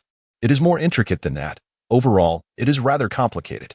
His Majesty must have other matters to discuss with me, but I am uncertain of what they are, Jiang Yu replied. This matter reveals an eerie truth. He and the Emperor of the Snowy Night do not share a conventional ruler-subject relationship, but rather that of rivals, perhaps even mortal adversaries. Both are acutely aware of this, yet during their conversation, their stances appeared aligned, with the Emperor treating him as anything but a foe. However, this is implausible. Jiang Yu's allegiance lies with Xue Qinghe, while the Emperor's allegiance rests with the imperial family, the Xue clan. Wait, perhaps I have come to an understanding. Indeed, there seems to be an underlying issue. It appears that the Emperor of the Snowy Night is unaware that I have already discerned Xue Qinghe's true identity. Jiang Yu contemplated silently. The issues at hand are significant. If the Emperor of the Snowy Night remains unaware that Jiang Yu has already discerned Xue Qinghe's true identity, then Jiang Yu, in the eyes of the Emperor, is merely a subject of the Tiandou Empire, albeit one aligned with the Crown Prince faction. Chapter 89. I truly am not a loyal minister. Absurd, isn't it? Yet this is the stark reality. Within the Emperor's mindset, although Jiang Yu is assertive and undeniably a formidable adversary, he is also perceived as a steadfast minister of the Tiandou Empire, merely misled by treacherous individuals. Upon reflecting on Jiang Yu's words, it becomes evident that the Emperor erroneously believes Jiang Yu embodies the essence of a loyal subject. Following this conclusion, Jiang Yu's mindset grows increasingly intricate. I am certainly not a loyal minister of the Tiandou Empire. Yet, it is too late to voice such truths. Jiang Yu chooses not to dispel this notion, as it serves his interests. Why the sudden complexity of emotions? The bewildered Douluo inquires beside him, utterly perplexed by Jiang Yu's thoughts, for despite his tender years, he seems to possess a multitude of schemes. Perhaps I have come to realize that, in the eyes of His Majesty, I might also be regarded as a loyal minister, worthy of trust.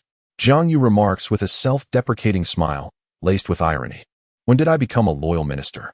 Nevertheless, this realization does not clarify the Emperor's intentions for Jiang Yu. Even if he were a loyal minister of the Tiandou Empire, he would still support Xue Qinghe. You are a loyal minister? Don't jest, Douluo responds with a bemused expression, fully aware that Jiang Yu refers to the loyal ministers of the Tiandou Empire. I simply cannot fathom your thoughts, but I have seen enough to know that if you are a loyal minister, then there are no sycophants left in this world. Ha ha ha, quite amusing indeed. Jiang Yu chuckles in agreement with Douluo's statement, opting not to elaborate. What is there to explain? Why must I clarify? Isn't this quite satisfactory? Let us proceed. Senior Douluo, to the Ministry of Agriculture, Jiang Yu says with a smile, though a fleeting shadow of heaviness crosses his eyes. I evidently remain unchanged. Perhaps this is my strength, yet it also constitutes my greatest weakness. Those adept at manipulating the hearts of others must also excel in the art of deception. Such is Jiang Yu, though he harbors a resistance to such manipulations, likely influenced by the environment of his previous life. Adhering to rules and embodying a character of relative integrity. Are we really going? I thought you might linger in your pretentiousness, Douluo mocks. To him, Jiang Yu appears to be nothing more than pretentious, a heavy-hearted old fox masquerading as a loyal minister. I am not being pretentious, I am merely stating facts. Why must the human heart be so intricate? Jiang Yu sighed, expressing his helplessness. The most comprehensible aspect of humanity is also the most perplexing. To be candid, Jiang Yu felt somewhat aggrieved by his presence in the Douluo world, for in this realm, understanding the human heart is of little consequence. Sheer strength is sufficient to shatter all obstacles. The morning sun, bright yet gentle, cascaded upon Jiang Yu, casting him in an almost ethereal light in the eyes of Douluo Bo. At that moment, Douluo Bo discerned a trace of heaviness lurking in the depths of Jiang Yu's gaze, akin to darkness beneath a luminous facade, revealing not only the brilliance of his exterior, but also the shadows of his inner turmoil. What burdens could he possibly bear at such a tender age? Douluo Bo pondered, momentarily taken aback. It dawned on him that he had never truly regarded Jiang Yu as a mere youth. Rather, he had always perceived him as an adult. The world of adults is rife with concerns. Senior Douluo, don't dawdle. You've already walked quite a distance, Jiang Yu called out, noticing that Douluo Bo was still lost in thought and had failed to keep pace. Fine, I understand. What a peculiar being, Douluo Bo muttered under his breath. Jiang Yu's demeanor certainly warranted such a description, far removed from that of a mere child. Though he was young and his strength was not particularly formidable, he had managed to excel in administrative matters, maintaining an edge over his peers, even as the gap began to close. He was increasingly difficult to label as a monster. Yet, his ruthless mindset stood out in the relatively naive Douluo Continent, marking him as a true anomaly.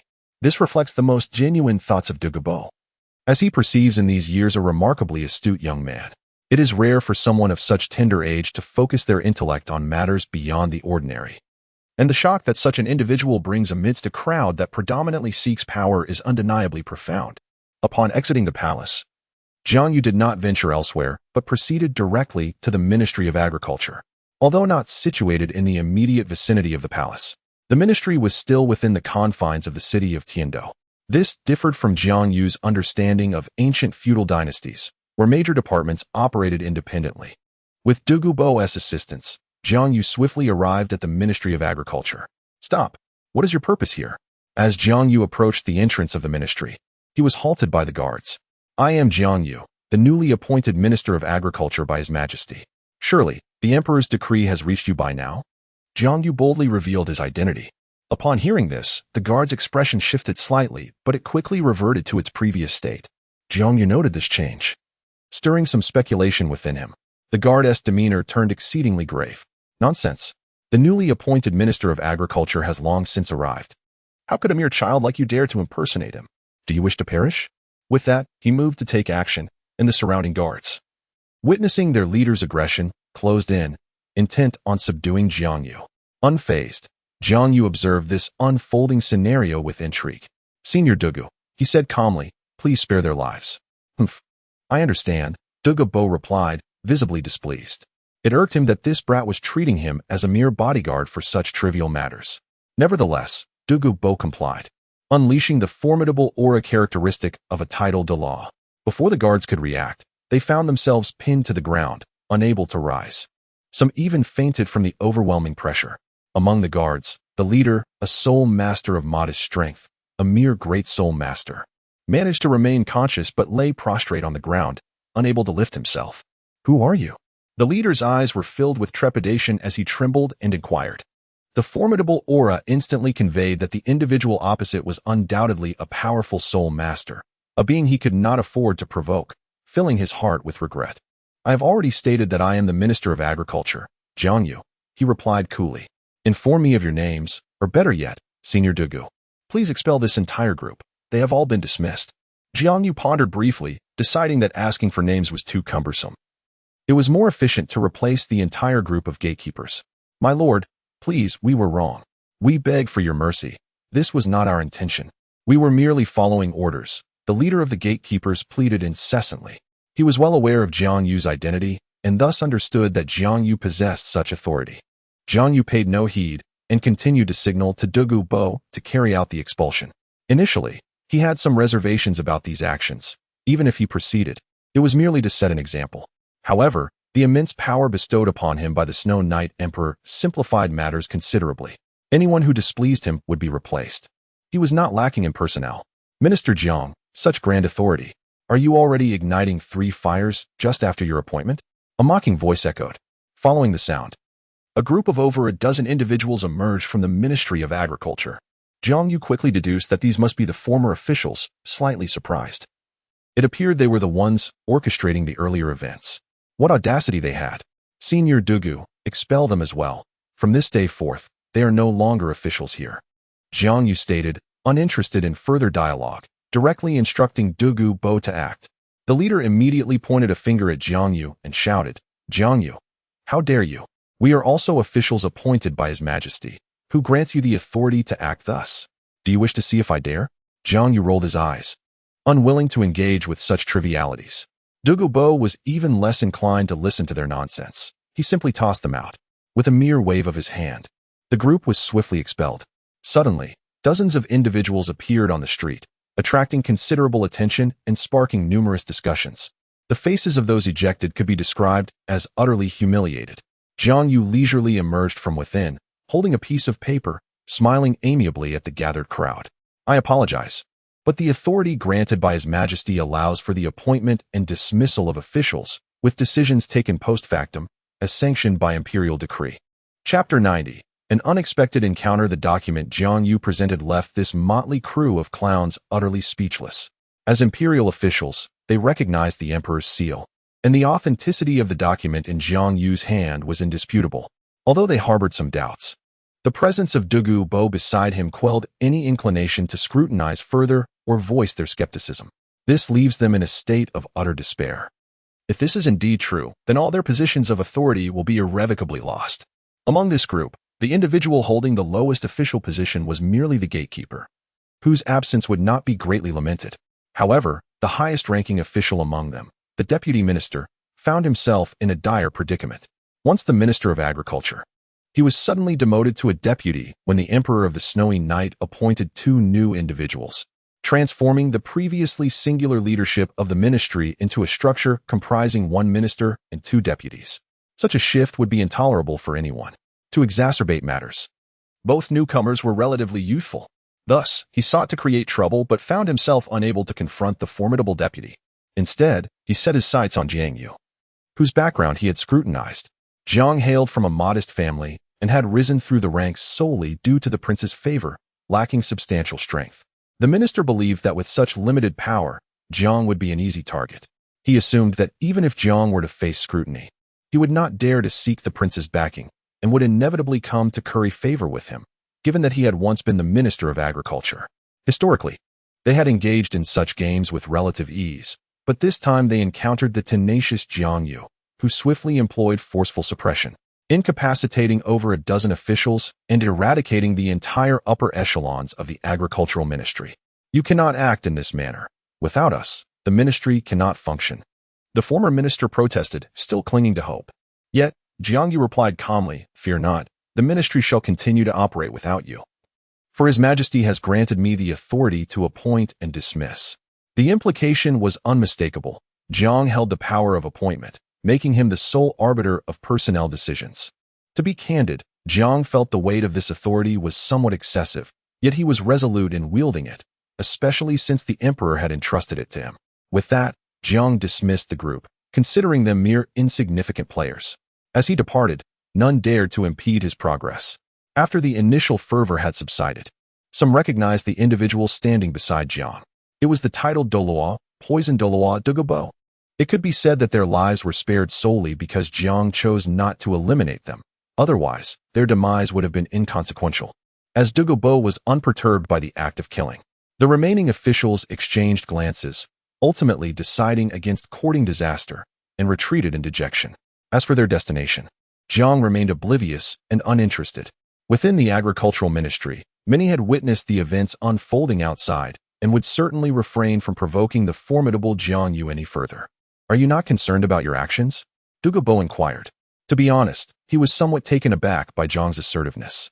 Was the political arena not one of intricate schemes and counter-schemes? Such directness was unexpected, and he questioned the authenticity of the situation. Rest assured, they will not return, for they have indeed been dismissed. Although the edict in my possession may be a forgery, His Majesty has indeed bestowed this power upon me. Jiang Yu elucidated that although the edict was counterfeit, the seal upon it was genuine. However, no one dared to scrutinize its contents. Nevertheless, the distinction between authenticity and fabrication was of little consequence, for Jiang Yu indeed possessed such authority. The emperor has granted you this power? Douluo Bo remarked with considerable surprise. During the plotting sessions between Jiang Yu and Xue Qinghe, he had not intentionally excluded Douluo. Thus he was aware of the strained relations between Jiang Yu, Xue Qinghe, and the sovereign of the Snowy Night Empire. To be honest, I find it rather astonishing as well, yet it is the truth, Jiang Yu admitted, somewhat perplexed. Ultimately, human emotions are exceedingly intricate, and Jiang Yu could not decipher them. After all, he lacked any extraordinary abilities and was not a parasitic worm residing within one's belly. Soon, Jiang Yu escorted Douluo to the office of the so-called deputy minister who had accompanied him. Upon pushing the door open and stepping inside, Jiang Yu was taken aback upon seeing the occupant. How can it be her? The individual seated within was none other than Xue Yi, the daughter of the Snowy Night Emperor and the princess of the Tiandou Empire, Xue Qinghe. This revelation took Jiang Yu by surprise, yet he still performed a respectful greeting, saying, "I have the honor of meeting your highness, the princess." "What? Are you astonished to see me?" Xue Qinghe remarked with a cheerful smile directed at Jiang Yu. "How could I not be a bit surprised? Were you not studying at Yuxian?" After the formalities, Jiang Yu pulled out a chair and sat down before Xue Qinghe. As he gazed at the young lady before him, the image of a little girl floated into his mind, gradually merging with the present figure of Xue Qinghe. Although there had been considerable changes, the faint resemblance to the girl from his memories remained. Jiang Yu and Xue Qinghe were rather acquainted, at least more so than with Xue Bing. Years ago, when Xue Qinghe was still young, she often visited the Xue Qinghe River to play. And it was during that time that Jiang Yu became familiar with her. Subsequently, Xue Qinghe went to study at Yuxian, which resulted in her infrequent visits, causing Jiang Yu's impression of her to gradually fade. After all, Xue Qinghe was not particularly significant, whether in the original narrative or in the present context. Thus, seeing her now was indeed surprising for Jiang Yu. She appeared to be a year or two older than him, now standing gracefully, having shed her previous naivety. "It's all because of my elder brother and that insufferable Haotian Douluo. Teacher Tang Yuehua has canceled classes, so I am on break." Xue Qinghe's words dripped with palpable resentment. Due to Tang Hao's return to the forefront and his offense against the crown prince of the Tiandou Empire, Tang Yuehua had been overwhelmed with work recently. Coupled with the negative press surrounding the Haotian clan, she had lost all inclination to teach, resulting in a holiday for everyone. Leaving Xue Qinghe with nothing to occupy her time, Jiang Yu quickly grasped the situation. One cannot blame the crown prince. This is entirely the consequence of Haotian Douluo's own actions. The crown prince represents the dignity of the Tiandou Empire. Having been publicly humiliated, a response is imperative. Jiang Yu stated. Xue Qinghe certainly understood the reasoning, though her frustration was primarily directed at Tang Hao, albeit with a sense of respect for her mentor. She included her brother in her grievances. "Could you perhaps speak to the crown prince on my behalf, urging teacher Yuehua to resume her classes?" she implored. "That is not feasible. This matter touches upon the very foundation of the nation. Even if the crown prince wished to forgive Haotian Douluo, I would not support such a notion. Moreover, the crown prince has not prohibited Tang Yuehua from teaching, despite her being the sister of Haotian Douluo. This matter does not implicate her," Jiang Yu firmly declined. "Teacher Yuehua is actually the sister of Haotian Douluo?" Xue Qinghe exclaimed, covering her mouth in astonishment. "You were not aware of this?" Jiang Yu inquired. "Should I have known?" Xue Qinghe asked innocently.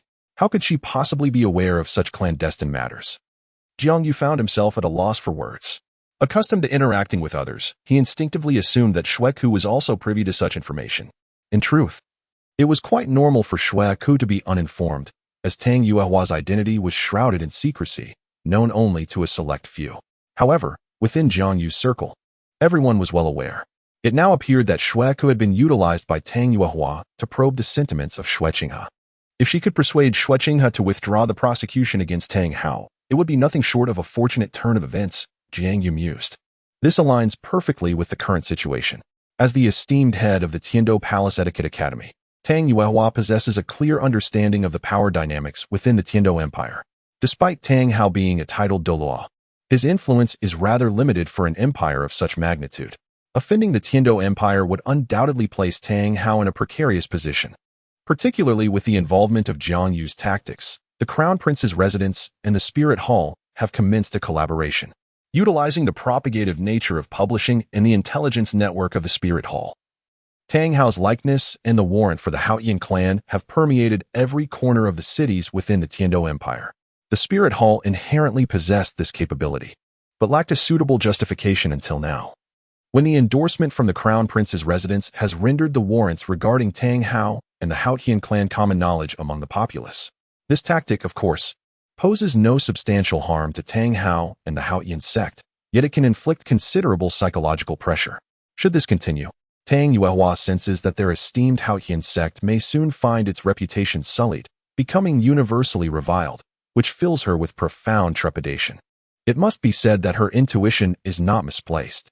For Jiang Yu indeed intends to proceed in such a manner, by incessantly applying pressure to stimulate the nerves of both Tang Hao and the Haotian sect, compelling them to err, thus ensuring a conclusive resolution. The Haotian sect is formidable, yet in the grand scheme of a nation, it comprises merely a few hundred individuals. A mere drop in the ocean compared to billions. Furthermore, with Jiang Yu leveraging the influence of the spirit hall, the prideful might of the Haotian sect becomes utterly futile. Their fate is already sealed. Either they will emerge only to be obliterated, or they shall retreat into eternal obscurity. Chapter 91.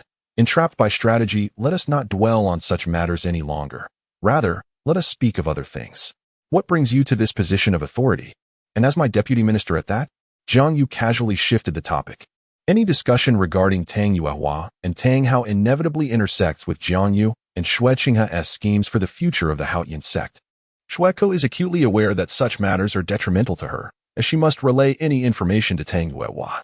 Tang Yuehua is Xue Qinghe's mentor, and it is difficult for her to refuse any request from her, thus she will undoubtedly inform her. Meanwhile, Xue Qinghe is her nominal elder brother, which complicates matters further. Therefore, it is prudent to tread lightly on this topic.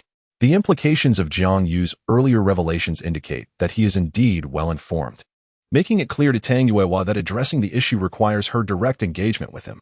Wait, I wish to know more about the audacious teacher Yuehua. Please, share more. Xue Qinghe exclaimed, rushing to Jiang Yu's side and grasping his hand, shaking it fervently in her eagerness for information. This curiosity mirrors that of students yearning to uncover the secrets of their teachers. Having endured the weight of their authority, the sudden opportunity to learn their gossip is exhilarating. Although Tang Yuehua typically does not exert pressure on Xue Qinghe, this instinct remains unchanged. The allure of Tang Yuehua's intrigue captivates Xue Qinghe. Jiang Yu found himself exasperated by the incessant shaking, as he had no desire to engage in such discussions. His sole focus was to comprehend why the Night Emperor had dispatched Xue Qinghe to this place. Is the Ministry of Agriculture merely a playground for amusement, allowing two adolescents to take charge? If Jiang Yu were not the leader, he would likely feel despair regarding the future of this ministry. It seems destined for failure. This is truly beyond your comprehension. It involves numerous issues, and knowing too much would not bode well for you, Jiang Yu replied, withdrawing his hand in resignation. While this behavior stems from Xue Qinghe's subjective response to Tang Yuehua's influence, Jiang Yu still felt it prudent to withhold certain information, as it would only complicate her situation. Had she been anyone else, he would have long instructed Douluo Bo to cast them out. Yet what of Douluo Bo? Jiang Yu suddenly came to his senses and glanced around, only to discover that Douluo Bo was standing outside the door, wearing a mocking expression as he gazed at him. This left Jiang Yu utterly speechless. What is that scoundrel thinking? Stingy, I will inquire with my elder brother and have him enlighten me, Snoke said with a disgruntled expression. To her, Jiang Yu was being deliberately provocative, speaking only half of what he intended to say in order to vex her. This particular matter is indeed difficult for Jiang Yu to elucidate, as it is prudent to remain discreet. If the Haotian sect were to discover that he was deliberately causing them trouble, would he still have a chance at survival? Rest assured, His Highness the Crown Prince will not divulge this to you, Jiang Yu stated. How can you be so certain that my elder brother will not inform me? Xue Qinghe queried, her expression laden with skepticism as she scrutinized Jiang Yu. Jiang Yu momentarily faltered. Well, this was not something that could be carelessly disclosed. It is a secret, you scoundrel. With that, Xue Qinghe, filled with indignation, was about to strike Jiang Yu. His manner of speaking was exceedingly irksome. Why could he not communicate more clearly instead of leaving his words unfinished? However, Xue Qinghe's prowess was lacking. Although she was a year or two his senior, her abilities paled in comparison to Jiang Yu's. She was merely at the level of a great soul master, significantly inferior to Jiang Yu's soul sovereign cultivation. Consequently, all her attacks were deftly evaded by Jiang Yu. After a prolonged exchange of blows, with no contact made, she soon found herself exhausted and ultimately stormed off in frustration.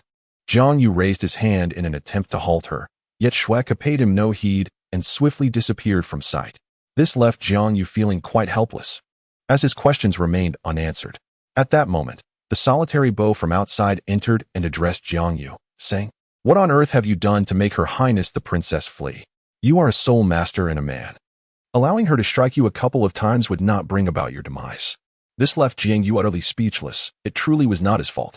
It was not merely a question of whether to allow her a few attempts, but rather the concern that she might inquire about previous matters once she was finished.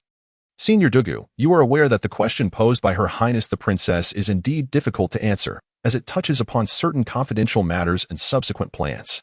Should any of this information be disclosed, it could adversely affect us," Jiang Yu explained. Although Xue Qinghe's inquiries appeared innocuous, they were rather intricate, involving significant points that rendered them challenging to address, leaving Jiang Yu feeling quite helpless. Under ordinary circumstances, he would have simply stated that it was not an easy matter to articulate. Firstly, he refrained from mentioning that Xue Qinghe was being manipulated by Tang Yuehua. To assert that would be tantamount to suggesting she was mentally ill. Secondly, there was the connection between him and Xue Qinghe. Revealing too much to Emperor Xue, he could potentially incite unforeseen complications, and Jiang Yu was not inclined to witness such a scenario unfold. Wait, perhaps I have overlooked some details. Jiang Yu pressed his fingers to his temples, feeling a headache coming on. He might have been biased in his initial impressions. His perception of Xue Qinghe had been frozen in time from several years ago, failing to recognize her considerable growth. She had consistently excelled academically over the years, undeniably a top student. Thus, it was implausible that she was entirely ignorant of the current situation. Being raised in a royal family, such awareness is instinctive. "Senior Douluo, I may have been played," Jiang Yu said wearily. To think he was outmaneuvered by a young girl was rather embarrassing, yet fortunately, he had not divulged too much. "What could be the matter?" Douluo inquired with a serious expression. "Because I have come to understand a few things." "Do you truly believe Her Highness would be completely unaware?" Jiang Yu retorted. "Are you suggesting she actually comprehends?" Douluo responded in astonishment. "Indeed. It is evident that she understands. It is merely that her access to information has limited her grasp of the current circumstances. She is remarkably intelligent," Jiang Yu remarked with a slight smile. This was intriguing, truly fascinating. The previous conclusions could be overturned if Xue Qinghe were not foolish. Her choice of inquiry indicated her lack of clarity regarding the present state of the royal family. Thus, for whom was she asking? It must be for Tang Yuehua. Xue Qinghe was not being exploited by Tang Yuehua as Jiang Yu had previously believed. Rather, she had taken the initiative to assist Tang Yuehua in her inquiries. The distinction lay in Xue Qinghe's intelligence. If she lacked cleverness, she would indeed be a pawn, but if she were astute, then her actions were decidedly proactive. Thus, she must have gone to find Tang Yuehua by now, but she will soon realize that Jiang Yu has begun to harbor suspicions about her. "She should return to seek me shortly," Jiang Yu confidently remarked. Meanwhile, as Jiang Yu had surmised, the moment Xue Qinghe dashed out was not to return to the palace, but rather to a tavern in Tiandou City, as she intended to meet Tang Yuehua. After suspending her classes, Tang Yuehua had indeed departed from Yuexin. Yet she remained in Tiandou City, establishing contact with her student Xue Qinghe in search of a solution. Xue Qinghe found it difficult to decline Tang Yuehua's offer for assistance. Thus she agreed to make inquiries. However, when she arrived at the palace to subtly question her father, she discovered that the mastermind behind the matter was none other than her elder brother, the Crown Prince Xue Qinghe. Before Xue Qinghe could approach Xue Qinghe, she was assigned a position by Emperor Xue. Xue Qinghe wished to refuse, yet the emperor's resolve was unwavering, compelling her to accept. Reluctantly, Xue Qinghe consented. It was then that she encountered Jiang Yu. To be honest, she had not anticipated his presence there, especially in the capacity of a minister, which was quite the surprise. Nevertheless, believing that Jiang Yu, being close to her brother, might possess some knowledge, she aimed to extract information from him. Yet, Jiang Yu proved to be more formidable than she had expected, evasive and cryptic in his responses, though she managed to glean some intelligence. "Teacher Yuehua, please open the door swiftly. I have returned." Xue Qinghe knocked on a door, and soon a commotion arose from within. A graceful woman opened the door, revealing Tang Yuehua, the head of Yuexin. "Xue Qinghe, you have arrived.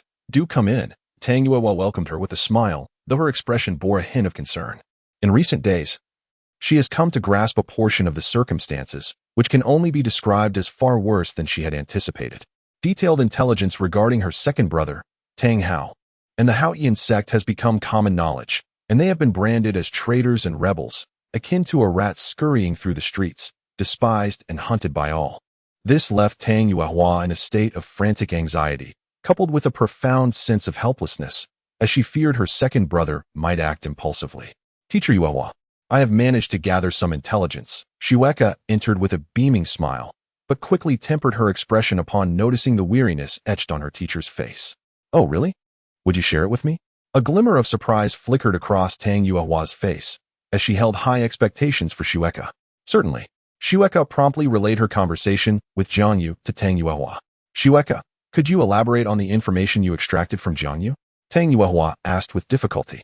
Indeed. That insufferable fellow always plays coy when asked to divulge anything.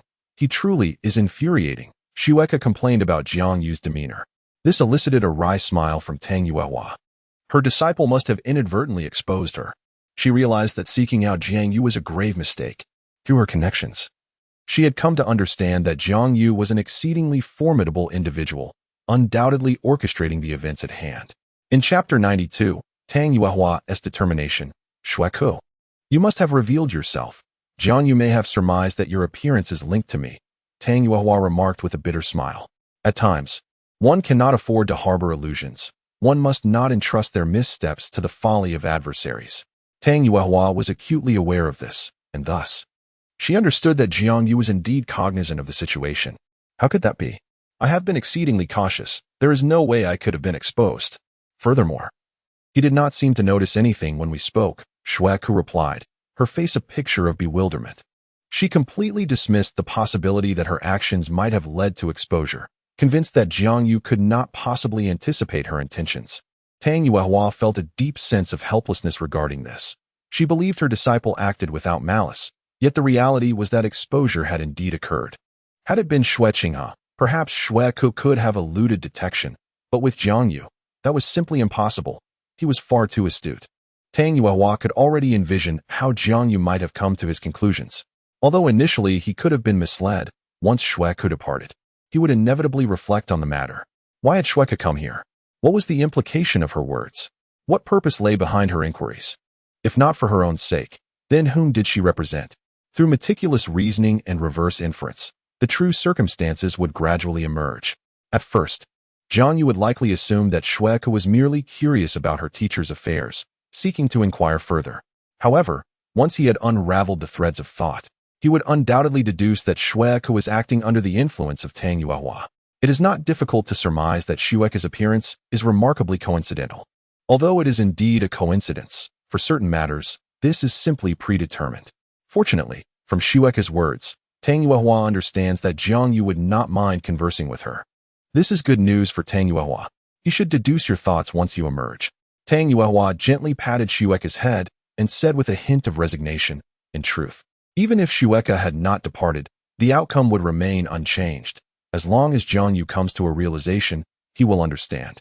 At this moment, Xue Qinghe also realized that this was indeed the case. Not only had Jiang Yu's impression of Xue Qinghe remained in the past, but Xue Qinghe's perception of Jiang Yu was also rooted in the bygone days when he was not particularly astute. It seems I should remain, but no. It would likely serve no purpose. What is destined to be revealed will inevitably come to light. Xue Qinghe harbored a premonition of impending disclosure, which is why she fled. Yet, to my astonishment, even in her absence, Jiang Yu managed to deduce the truth. I never anticipated that this fellow would become so astute. He was rather dull-witted in the past. In truth, it was not that Jiang Yu was unintelligent, but rather that he was lethargic, unwilling to engage his mind in certain matters. Then, Teacher Yuehua, what will you do?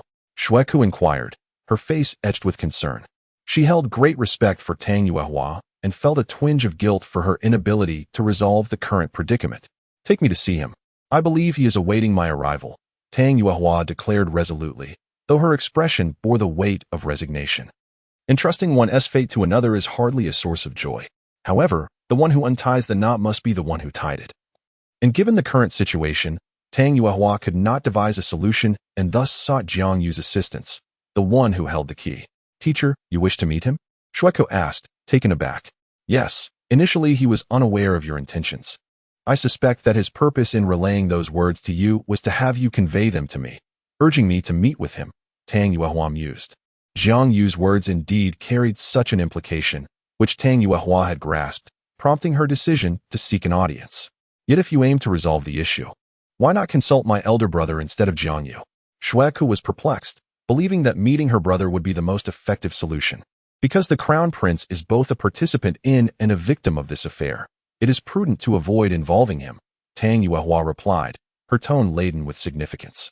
Xue Qinghe is indeed a victim and a direct participant. Should Tang Yuehua approach him, it would surely incite discontent, leading to bias during negotiations.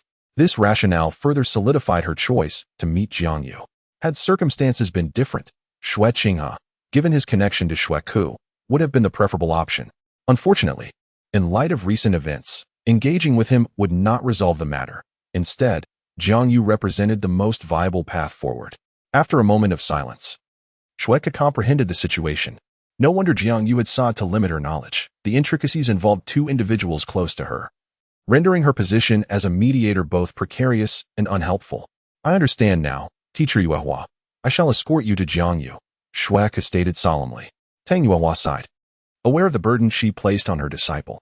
Yet, if there were any alternative, she would have pursued it. Ultimately, she found herself at an impasse. You have arrived. Albeit slightly later than I anticipated. It appears that the princess possesses merely a modicum of cleverness, Jiang Yu remarked, as he set down 2 cups of tea before Xue Qinghe and Tang Yuehua in the Ministry of Agriculture's office. Once this task was completed, he returned to his seat, holding his cup with a smile, gazing at the 2 women. This is the office recently chosen by Jiang Yu, where no attendants have yet been arranged. The only reliable person available is Douluo Bo. If he were tasked with brewing tea, it might provoke a violent reaction. Thus, Jiang Yu must personally prepare tea to receive guests. Such audacity. Do you not comprehend the gravity of your words? What do you mean by I possess only a modicum of cleverness? Xue Qinghe, incensed by Jiang Yu's remarks, felt an urge to strike him, but was restrained by Tang Yuehua beside her. Why must Lord Jing indulge in fleeting verbal triumph? Tang Yuehua remarked, gazing at Jiang Yu.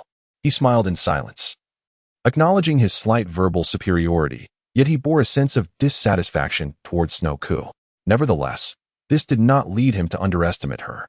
She was not merely employing trivial cleverness, but rather, there existed a disparity in information. Thus, there is no need for you to concern yourself, Master Tang.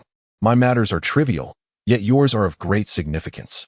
I hope such incidents do not recur, for if trouble arises, you cannot afford the consequences. Your current support is, as it stands, rather unreliable. Jiang Yu spoke with subtle implication. Tang Yuehua fell silent, acutely aware that Jiang Yu was alluding to her manipulation of Xue Qinghe. The reliability of her backing was indeed questionable. Meanwhile, Xue Qinghe remained profoundly quiet. Had Jiang Yu been her elder, she would have wished to vanish into the earth itself. After all, who would assist foes in confronting their own kin? Xue Qinghe found herself in a uniquely precarious position. In this narrative, it is conveyed that Xue Qinghe remains unaware of Xue Qinghe's true identity, thus perceiving them as a family. Xue Qinghe's actions can be interpreted as assisting outsiders in the persecution of her own kin. I have wronged her, and I am unworthy to be her teacher. Tang Yuehua muttered in a suppressed tone. The act of exploiting her own student to contravene her family's values has rendered it exceedingly challenging for Tang Yuehua to continue in her role as Xue Qinghe's mentor.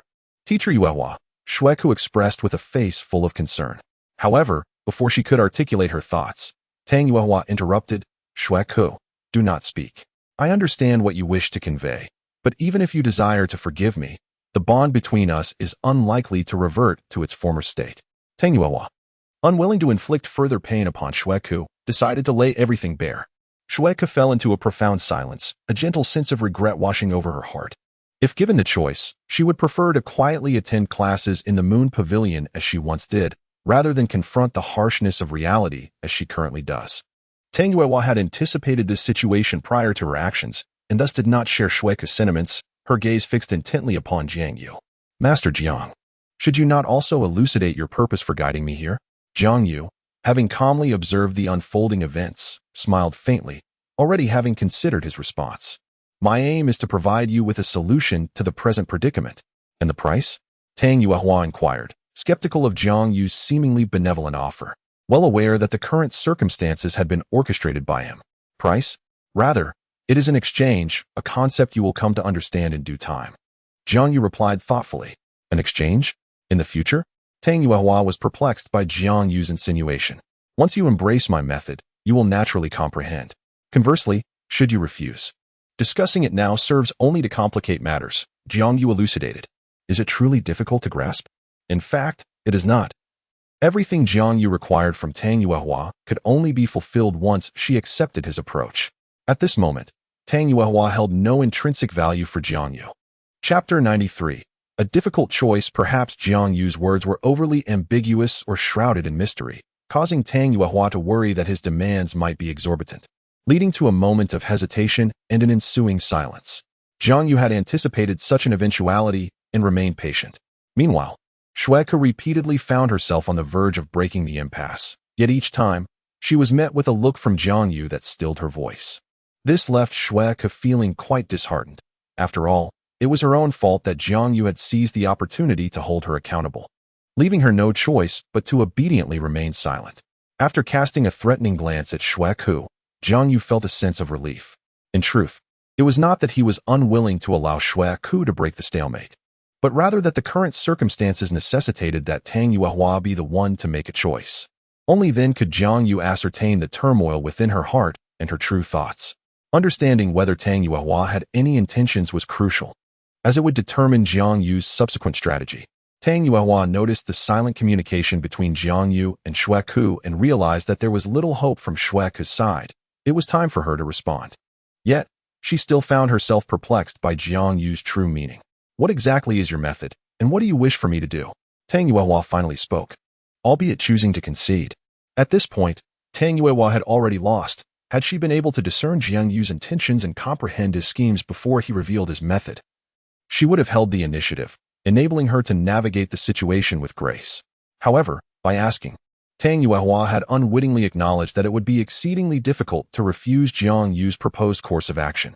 The moment she inquired, she had relinquished her position of advantage. Losing that advantage meant she had forfeited the conditions necessary for discourse. Upon hearing Tang Yuehua's words, Jiang Yu nodded in satisfaction. This was precisely the initiative he sought. Had Xue Qinghe broken the stalemate earlier, it would have inevitably allowed Tang Yuehua to infer certain things, potentially leading him to lose his advantageous position. This is a silent game, where the crux lies in who can ultimately seize the initiative. Jiang Yu smiled at Tang Yuehua, resembling a cunning fox gazing at its prey. The method is quite simple. It entirely depends on whether you, Master Tang Xian, are willing. A significant portion of the crisis facing Haotian sect and Tang Hao stems from the overwhelming media scrutiny.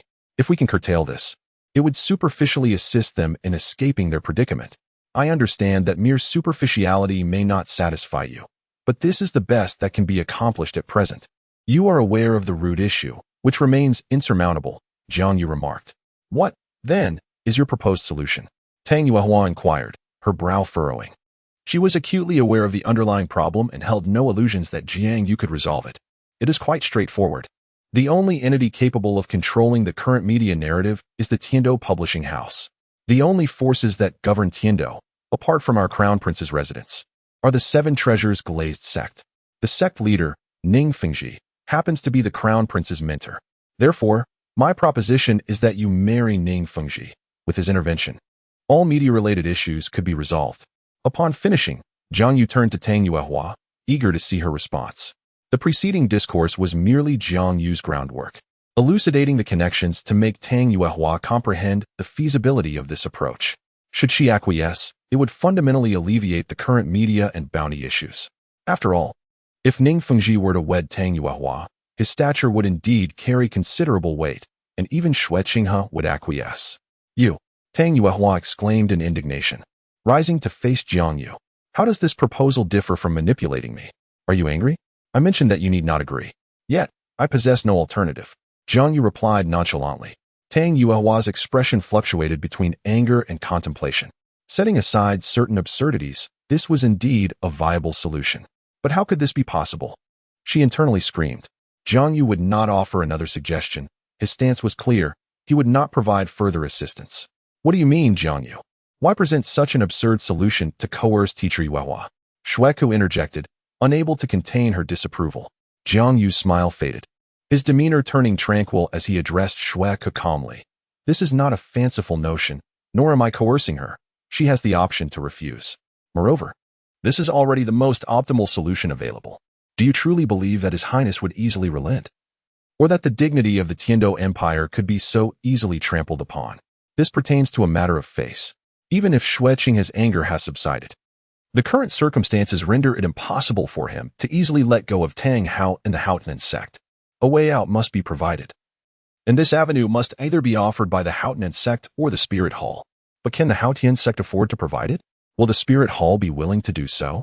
This presents a matter of steps, neither overly significant nor trivial, primarily due to the limited number of individuals capable of providing such a step. Only Tang Yuehua and Ning Fengxi can barely extend this favor. Considering one is a core disciple of the Haotian sect, and the other is the esteemed leader of the Seven Treasures, Glazed Tile School, as well as the mentor of Xue Qinghe. It is through this concession that Xue Qinghe is able to retract his previous command. Without this leverage, Xue Qinghe would not entertain the notion, nor would Jiang Yu acquiesce. Jiang Yu's remarks were not solely directed at Xue Qinghe. They were equally intended for Tang Yuehua. While Xue Qinghe may not fully grasp the underlying implications, Tang Yuehua certainly understands that without a means of descent, why should one be compelled to leap down? If one possesses the capability, then let them force me down. Indeed, after Jiang Yu's discourse, Xue Qinghe remained in a state of partial comprehension, whereas Tang Yuehua wore a countenance replete with complex emotions. This reflects the profound implications of failing to grasp the essence of the matter. She remains oblivious to the fact that it is fundamentally a question of steps. While it is true that the Tiandou Empire does not fear the Haotian sect, the presence of such an adversary outside causes some trepidation among Jiang Yu and his companions. Had she comprehended this issue earlier, the current situation would not have escalated to this extent. After all, the ability of Jiang Yu and his allies to contend with the Haotian sect fundamentally hinges on the Spirit Hall, which cannot indefinitely station numerous titled Douluos in Tiandou City to guard against the Haotian sect. Consequently, the prince's mansion is in urgent need of a way to step down. But regrettably, the situation has become too severe, and those capable of facilitating such a descent have dwindled. Xue Qinghe and the Tiandou Empire cannot afford to lose face and must maintain their stance. In fact, if this matter persists, Jiang Yu will soon need to negotiate with the Spirit Hall to find a way to ease the pressure of the bounty. It cannot remain in effect indefinitely, especially since their objectives have been achieved, and it is time for them to step back. However, with the arrival of Tang Yuehua, Jiang Yu sees an opportunity to extract some advantage from this situation. The implications have been made abundantly clear. Even if Tang Yuehua has grasped the underlying reasoning, she cannot refuse, for this was conveyed to her by Jiang Yu, and she cannot leverage this to bargain with him. Not to mention, Jiang Yu would likely reject her overtures, and she cannot ascertain whether he has ulterior motives. May I have some time to consider? Tang Yuehua said, her lips curling into a bitter smile. Unable to refuse or escape, she felt akin to a bird trapped in a cage meticulously crafted by Jiang Yu. Of course, I am quite magnanimous. Once you have come to a conclusion, you may inform me, but I shall only grant you the span of 1 hour. Jiang Yu replied with a cheerful demeanor. Reflecting on the situation with Yi Lingling, Jiang Yu realized that being overly generous was unwise. 1 hour was ample time for her to reach a decision. Presently, Yi Lingling seemed utterly indifferent to him, remaining at the Tiandou Royal Academy, which left Jiang Yu quite troubled. After all the effort and the sacrifice of reputation, this outcome was indeed disheartening. Very well, Tang Yuehua said, casting a deep glance at Jiang Yu. Subsequently, under Jiang Yu's direction, Douluo Bo escorted Tang Yuehua to the reception room, allowing her the time to contemplate. Douluo Bo felt quite displeased. He believed Jiang Yu was merely using him as a lackey. Nevertheless, witnessing Jiang Yu's beseeching expression made it difficult for him to refuse. So he complied. Jiang Yu, too, felt quite helpless. There was truly no one else available. Although there had initially been a multitude of minor officials present, Jiang Yu was unaware of their backgrounds and could not employ them. Where do you think you're going? Sit down. Jiang Yu exclaimed sharply upon noticing that Xue Qinghe intended to follow. Where I go is none of your concern, and I am a princess. You cannot command me. Xue Qinghe retorted, preparing to stride towards Tang Yuehua. But you are the Deputy Minister of Agriculture, and I am the Minister of Agriculture. While you are here, you are under my authority. Jiang Yu chuckled and remarked, do you truly believe I lack justification for this? This privilege was bestowed upon me by the Emperor of the Snowy Night. Although it prevents me from acting excessively against you, it does permit me to exercise a modicum of authority. Chapter 94. You have done enough. Upon hearing Jiang Yu's words, Xue Qinghe could only sulk in frustration as she took a seat. Jiang Yu's audacity caught Xue Qinghe off guard. She found herself perplexed by her father's decision to place her in this predicament. Faced with Jiang Yu's invocation of the bureaucratic system, all Xue Qinghe could do was acquiesce. Humph. Xue Qinghe scoffed at Jiang Yu, turning her gaze elsewhere.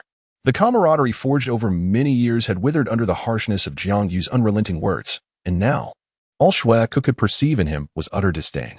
How could there be such despicable individuals in this world? Naturally, Jiang Yu remained indifferent to this matter. He paid no heed to Xue Qinghe's emotions, desiring only that she refrain from causing any disturbances.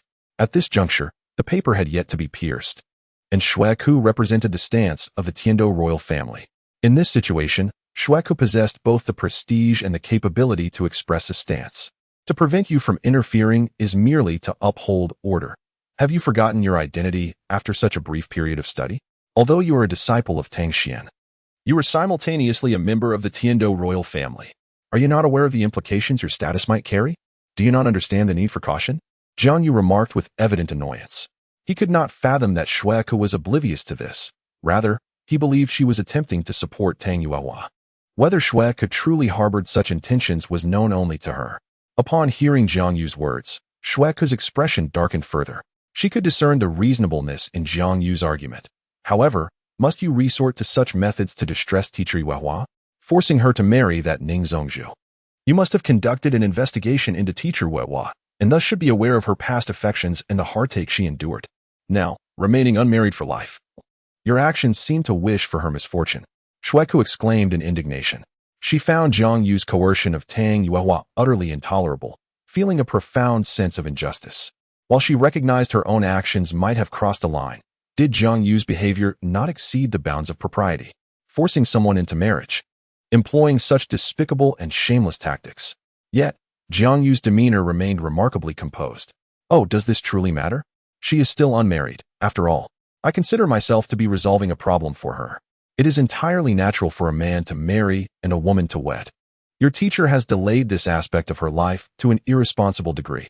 Moreover, despite any shortcomings, Ning Zongzhu is handsome, affluent, and powerful. With an age that is not significantly disparate, he is undoubtedly an exceptional individual, wholly deserving of her. Regarding Tang Yuehua's romantic affairs, Jiang Yu is indeed aware. For he retained some impressions of the original narrative, knowing well that Tang Yuehua had once been in love with someone she ought not to have. However, he was uncertain of the identity of that individual. Yet, since he did not know who it was, he would regard Tang Yuehua as yet to encounter her true soulmate. In this moment, he considered himself to be performing a noble act. But Ning Zongzhu is already married and has several children. Xue Qinghe retorted with evident displeasure. In her view, true love should not manifest in such a manner. It ought to be steadfast and unwavering, akin to her teacher, who remained unmarried for the sake of a single individual. This is the love that Xue Qinghe yearns for. Given his past life experiences, Jiang Yu should, in theory, be quite supportive. Yet, here, Jiang Yu has chosen to decline. After all, the custom of having multiple wives is the prevailing trend in this world, and I ought to adhere to it. Your elder brother is to be wed soon, and he shall marry 3 brides simultaneously, Jiang Yu quietly remarked. Xue Qinghe. The day had become untenable for conversation. Jiang Yu had sunk to such depths of treachery that he even dragged her elder brother into the fray. Was he truly intent on confronting her brother with a barrage of accusations? This could spell disaster. Xue Qinghe's actions were in essence assisting outsiders in their campaign against Xue Qinghe. If she were to speak ill of Xue Qinghe, and it came to light, she would undoubtedly face severe repercussions. Although Xue Qinghe shared a close bond with Xue Qinghe, she dared not overstep her bounds, for she was already teetering on the precipice of recklessness. You did this on purpose, didn't you? Xue Qinghe murmured softly. If there were no deliberate intentions from Jiang Yu, she would not believe it at all. How could one accuse me of being intentional? I have your best interests at heart, aiming to prevent you from becoming too deeply entangled. You must understand that you have already done quite enough. Tang Yuehua is merely your teacher, while His Royal Highness is your elder brother, Jiang Yu remarked with a smile. Xue Qinghe fell into a moment of silence, as Jiang Yu had clearly articulated his point, indicating that she had already contributed significantly, and further involvement would only complicate matters for them. I don't quite comprehend. Isn't teacher Yuehua not of great importance to you? After all, she isn't even a soul master, Xue Qinghe finally said slowly. Jiang Yu nodded, choosing to address the question directly. This is indeed the case. However, A person's worth is not solely determined by one facet. While she may not seem significant to you, we perceive her true value. Just as in your recent actions, you regard yourself merely as Tang Yuehua's student, performing tasks that a student ought to undertake. Yet, from my perspective, you are the princess of the Tiandou Empire, and your contributions have been sufficient. Any further involvement would be excessive and contrary to the interests of the Tiandou Empire. Jiang Yu's words resonated with Xue Qinghe, for the underlying reason was merely that Tang Yuehua held considerable value in their eyes. So, you deliberately schemed against teacher Yuehua? Xue Qinghe retorted. Deliberately schemed may be an overstatement.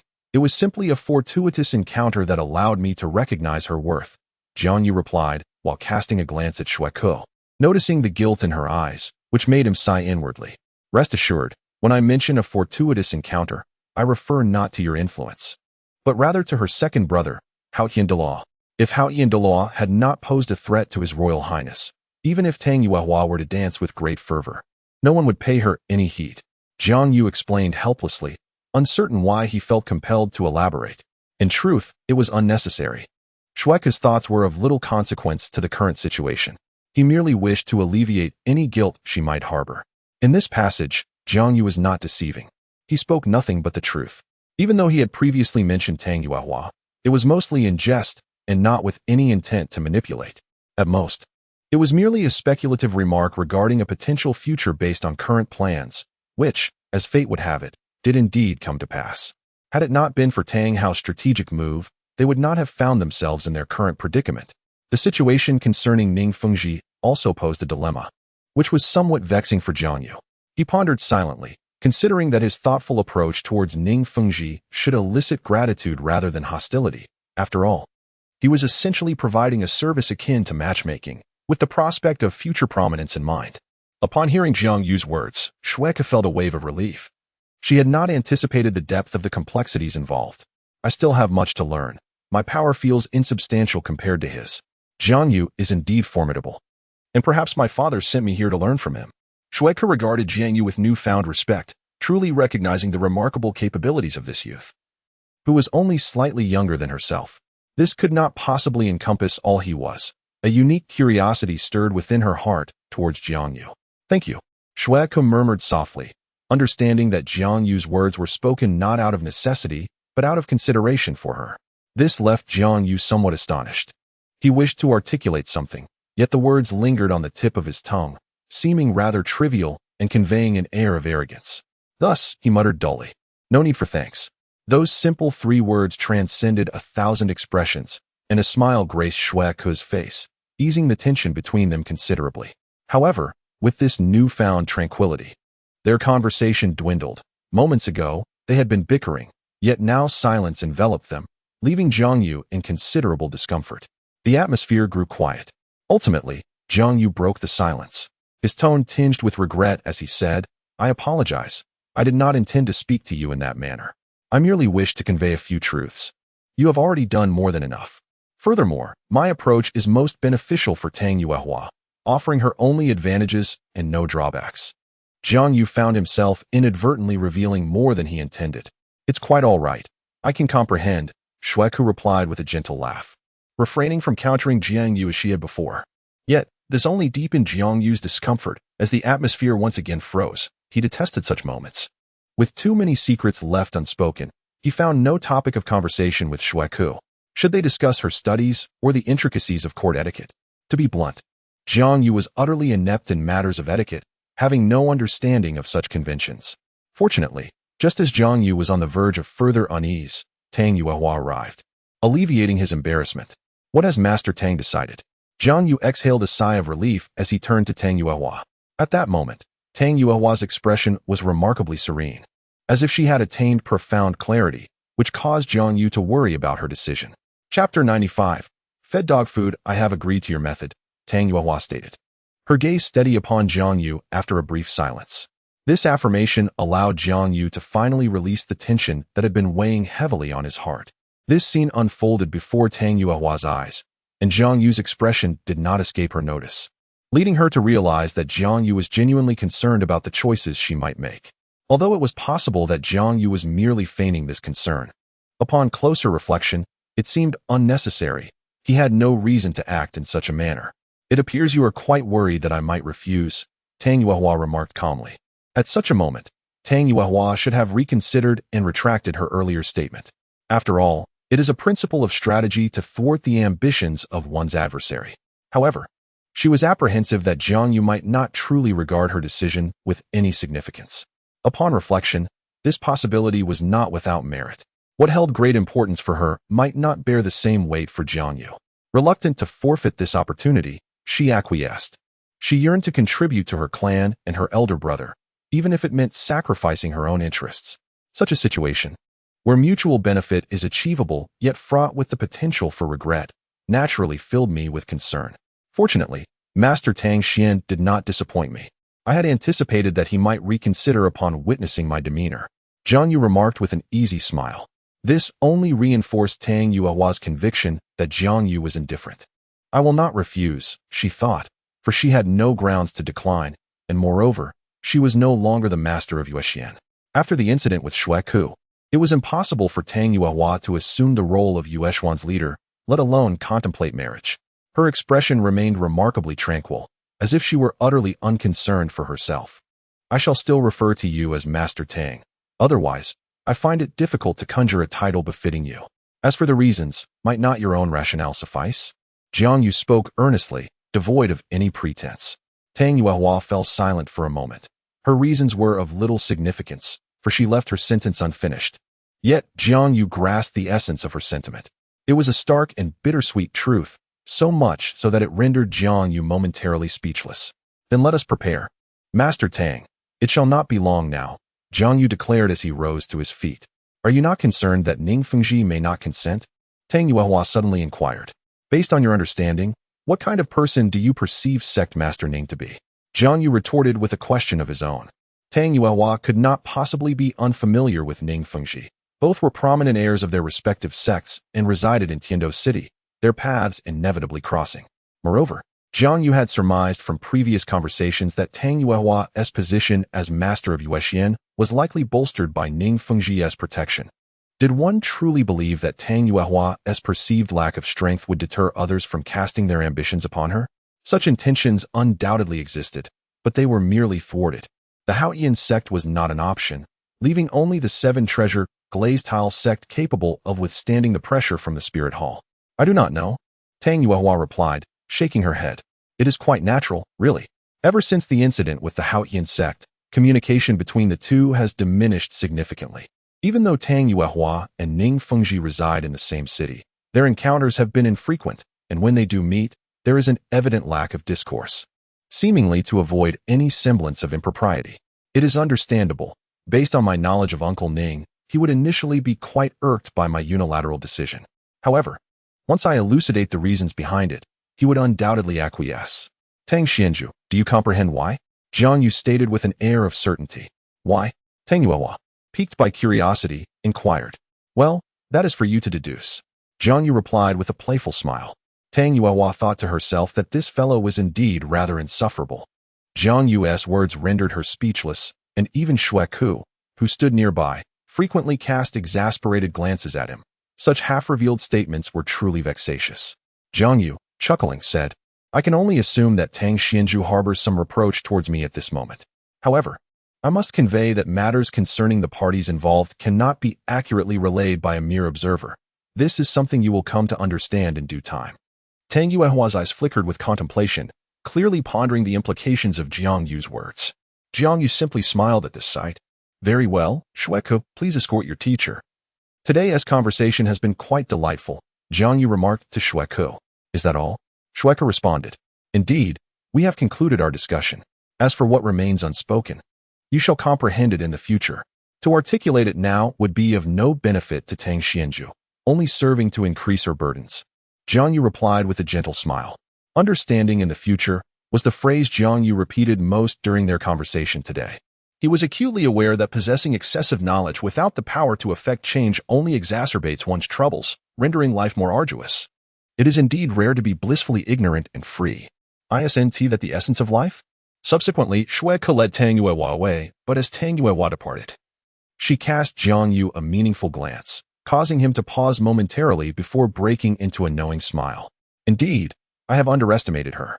Why do you bother to say so much to someone whose choices you do not truly care about? After Xue Qinghe and Tang Yuehua had left, Douluo took their seats and observed Jiang Yu. Douluo's inquiry caught Jiang Yu off guard, causing him to hesitate with his teacup. Surprised that Douluo had perceived his intentions. It's merely fortuitous. One should never be too absolute. One must always leave a glimmer of hope, don't you think? Jiang Yu replied contemplatively. That does not sound like you. Douluo shook his head, asserting that based on his understanding of Jiang Yu, he would not extend hope to his adversaries, preferring instead to annihilate them entirely. That is precisely who I am. I have merely provided an opportunity. Whether it is seized is crucial. Tang Yuehua is quite astute, far more so than I initially surmised. She has grasped it, which is why this sliver of hope exists. Jiang Yu set down his teacup and remarked, Well, it appears I have overthought this. It truly is you. His words carried a hint of arrogance. Yet they reflected the reality that the reclusive Haotian sect was, to him, akin to fish on a chopping board. Douluo, resting his forehead in exasperation, questioned, Are you truly not at all concerned about the potential dangers your actions might bring? Aren't you afraid? Jiang Yu offered no reply, instead gazing silently at Douluo. Am I afraid? Don't you have a sense of it? Days passed. On the bustling streets of Tiandou City, the vibrant thoroughfare thrived with a continuous stream of pedestrians, alive with both noise and prosperity. Xue Qinghe strolled along with several women, laughing and chatting, exuding a sense of carefree joy that drew envious glances from passers-by. Yet, not everyone shared in the merriment. Jiang Yu, trailing behind them like a shadow, bristled with resentment. For the first time, he found himself at a disadvantage, having been unwittingly fed a mouthful of dog food by his own schemes. Suddenly, Xue Qinghe, filled with enthusiasm, turned to Jiang Yu and cheerfully inquired, What is it? Jiang Yu, you finally have a day out, aren't you happy? Jiang Yu replied, almost gritting his teeth. Oh, Your Highness, I am indeed ecstatic. But don't you have official duties to attend to? He was practically seething with frustration. Who wouldn't be thrilled after a morning of being fed dog food? Xue Qinghe laughed heartily at Jiang Yu's disgruntled expression, having finally discovered a way to tease him. You need not worry about the affairs of state. I have taken care of everything. There will be no issues, he jested. In reality, Xue Qinghe had merely rearranged some matters, postponing others, to carve out time for the day. After all, he could work overtime, but his three companions could not. It was only fair to accompany them for a stroll and indulge in some joy.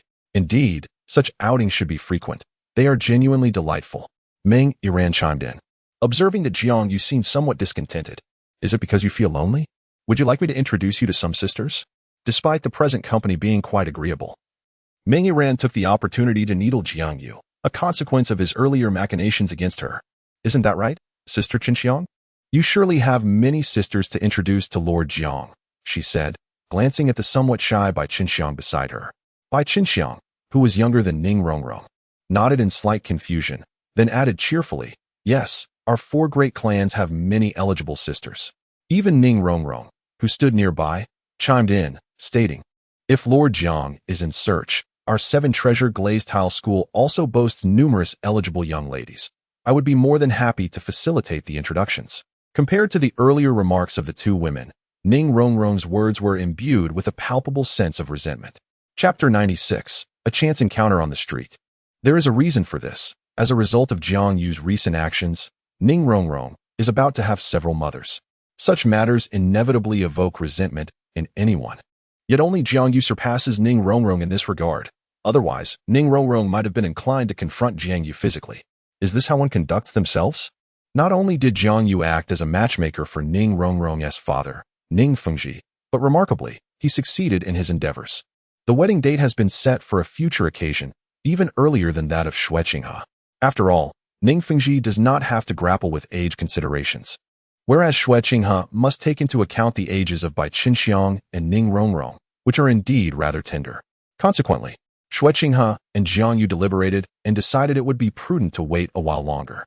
Ultimately, Xue Qinghe harbors no desire to be perceived as peculiar. The moment this incident occurred, it left Ning Rongrong in such a state of melancholy that she could not eat for several days. It is all the fault of that scoundrel, Jiang Yu. He single-handedly orchestrated not only his own wedding, but also that of her father. What is it? Is there some conflict between the 7-treasure glazed tile sect and you? Are you so unsettled that you cannot introduce us to suitable matches? Jiang Yu.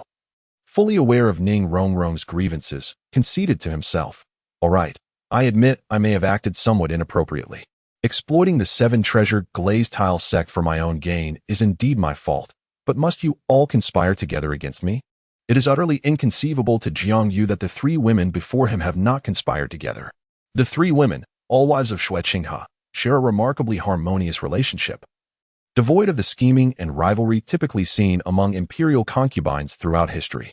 Their unity is so profound that they effortlessly collaborate to vex Jiang Yu without the need for prior discussion.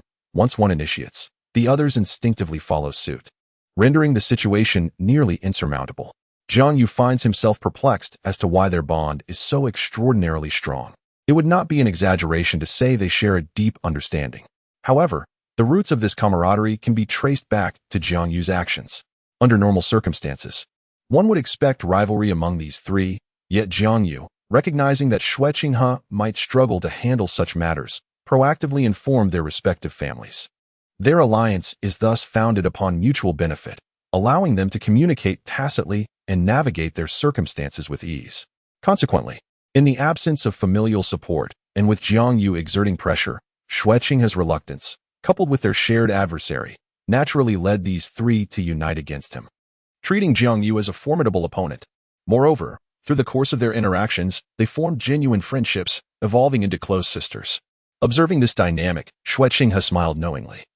He understood the underlying mechanics, having initially feared that they might engage in backstabbing.